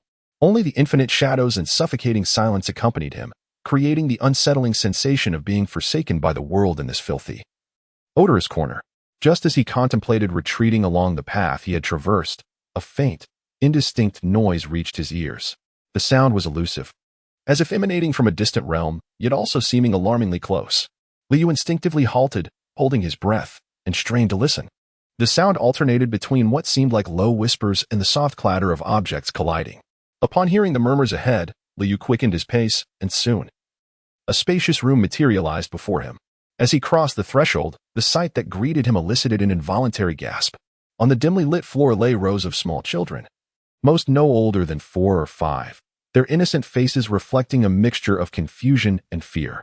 The attire of these children varied. Some were clad in simple, coarse garments, suggestive of humble origins, while others adorned themselves in luxurious silks, unmistakably indicating noble lineage.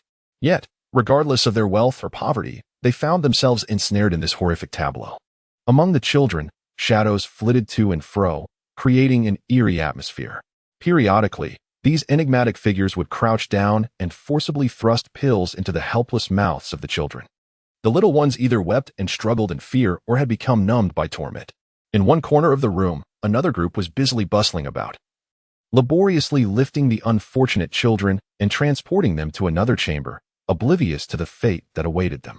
Surveying the surroundings, Liu discovered that the walls of this room were constructed of rough stone, imparting a chilling and oppressive atmosphere.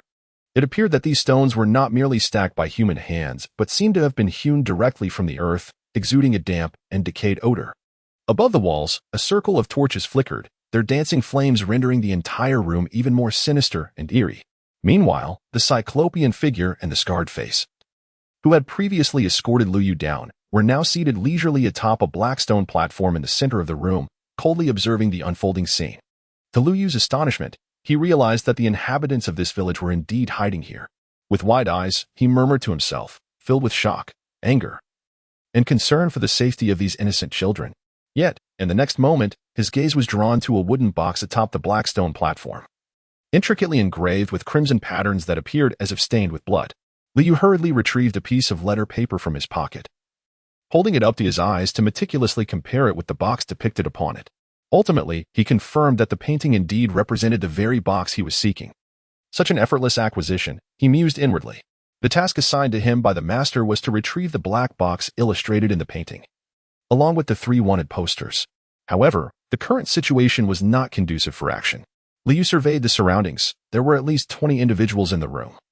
And aside from the one-eyed dragon, a level 50 Soul King, the strength of the others remained unknown for the time being. Of course, for Liu, the ideal outcome would be to quietly obtain the box. Yet the one-eyed dragon and the scarred face showed no signs of departing from their position. Based on his earlier eavesdropping on the conversation between the man with the mustache and these two, it was evident that their relationship with the 3 individuals on the wanted posters was anything but ordinary.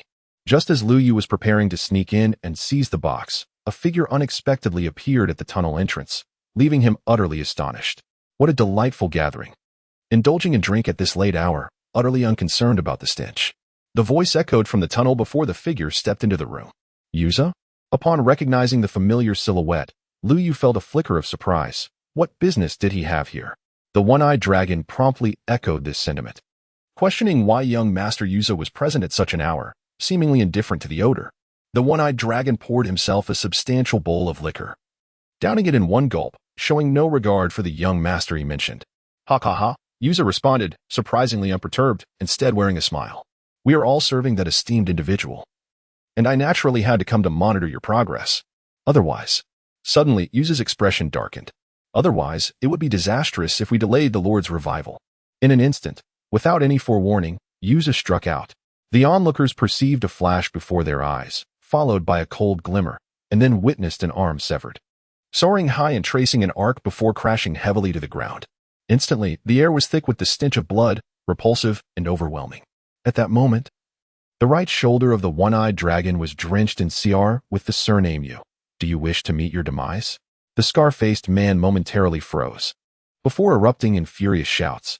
Yuze, unfazed, slowly withdrew his long spear, delicately wiped the blood from its surface with his finger, then tasted it before saying, Your performance over the past few days has been quite unsatisfactory. Lord Shadow is increasingly displeased with you. Oh, by the way, is that so? I forgot to inform you that from this moment onward, I shall take command of this territory. This includes both of you and those 3 outside. You all must heed my orders. As for your esteemed envoy, I regret to inform you that he has become a sacrifice to Lord Shadow. Yuze crossed his arms, a mocking smile gracing his face. Upon hearing this, the one-eyed dragon and the scar-faced man were struck as if by lightning, left utterly speechless, unable to utter a single word for a long while. They simply could not believe that this seemingly mere child, no older than a teenager, could have defeated such a powerful envoy. After all, that envoy possessed a staggering level 70 soul power. Yet before them stood Yuze, who appeared nothing more than a naive young boy. After a considerable pause, the one-eyed dragon finally regained his composure and shouted in disbelief, Impossible. This cannot be. How could such a formidable envoy be defeated by a mere child like you? You must be lying. However, Yuze paid no heed to the one-eyed dragon's doubts, continuing to regard them with a serene smile. At this moment, the scar-faced man suddenly erupted in rage and bellowed, You insolent brat, cease your nonsense. Today shall be your last. Before he finished speaking, he waved his right hand, and a gleaming mountain-cutting knife materialized in his grasp. Without hesitation, he lunged at Yuze like a bolt of lightning, simultaneously shouting, Prepare to die. For soul rings, 3 yellow and 1 purple, materialized around him, revealing that the scar-faced man was a soul master of level 40. Liu stood quietly in the corner, watching the unfolding drama with keen interest. The previously bustling minions now huddled in the shadows, fearful of being caught in the crossfire. The scar-faced man unleashed his soul power, and the purple soul ring shone brightly as he invoked his 3rd soul skill, Mountain Splitter, launching a millennium-level soul skill right from the start. It was clear that the scar-faced man harbored murderous intent, wishing to leave no escape for his opponent. In the face of this tempestuous and deadly strike, Yuze appeared as calm as if strolling through a garden, not betraying the slightest hint of panic. His handsome visage remained adorned with a subtle, inscrutable smile. Just as everyone believed Yuze was on the brink of death, an unexpected turn of events occurred. A ferocious black energy erupted from his body, surging forth like a volcanic eruption. The scar-faced man didn't even have time to react further before he was engulfed in darkness, feeling as if he were a kite severed from its string, violently struck by that overwhelming black mist. sent hurtling backward at an astonishing speed, accompanied by a resounding crash. His sturdy form fell heavily to the ground, stirring up a cloud of dust. Second brother, the one-eyed dragon, witnessing the scene, felt a surge of pain and shouted out in anguish. The agony from his severed arm contorted his already fearsome visage into a grotesque mask, beads of sweat rolling down his cheeks. At that moment, a steady and powerful cadence of footsteps resonated in his ears.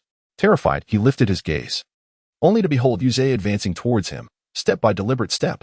Enveloped in a thick shroud of black mist, Yuzei appeared as a blurred silhouette, reminiscent of a terrifying demon that had just emerged from the depths of hell. "What do you want?" the one-eyed dragon exclaimed, gritting his teeth against the searing pain while desperately clutching his wound, his voice trembling yet fierce.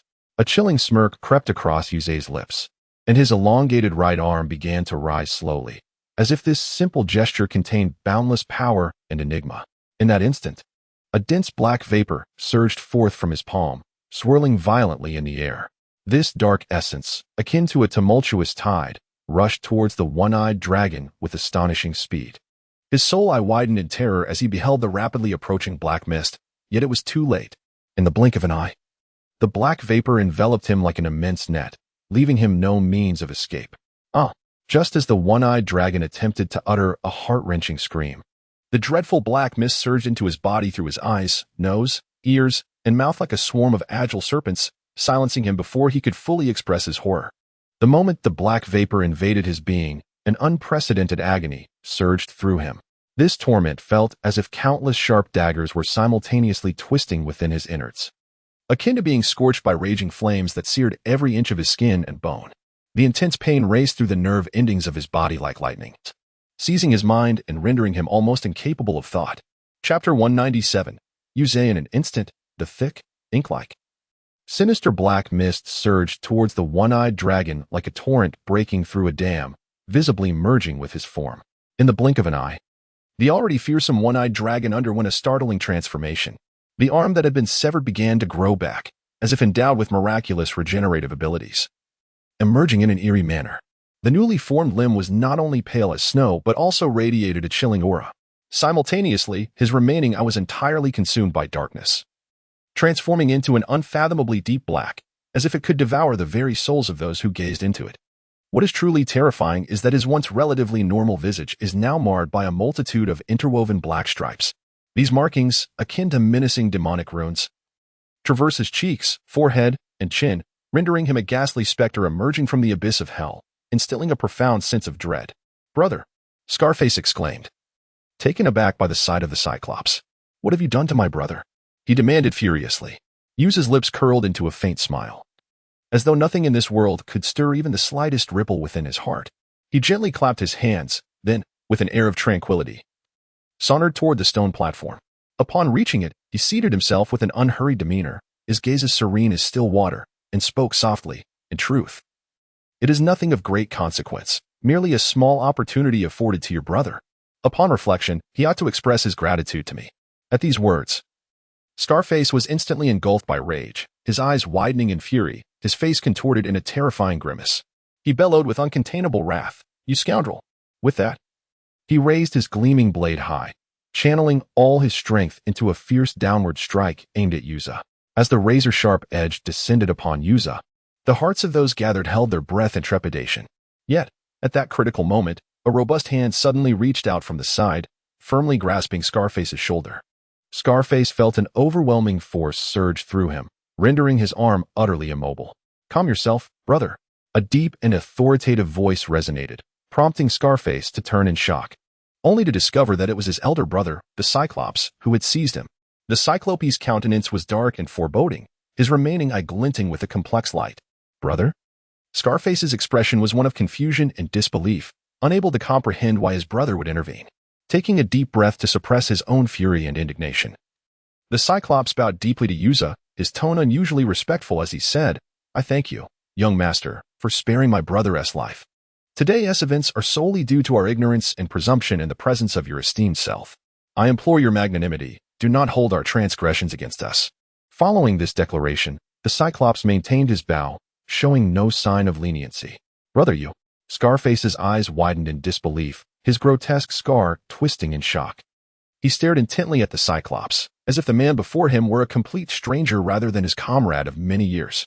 "What on earth are you saying, brother?" Scarface shouted in agitation, his voice reverberating through the air with intensity. "He just ruthlessly severed your arm. Are you truly so willing to let him go unpunished?" However, in the face of Scarface's inquiries and ire, the Cyclops remained unmoved. A stern glimmer flickered in his eye as he chastised, "Outrageous. How dare you show such disrespect to the young master? Apologize to him at once." His tone was frigid and unequivocal, instilling an involuntary chill within the listener. Yuza gazed at the two with a satisfied smile. Synopsis: a new work has emerged. I invite you to explore my creation on Tomato Novels. I hope you find joy in it, as your attention fuels my passion for writing. I shall endeavor to tell each story with utmost dedication,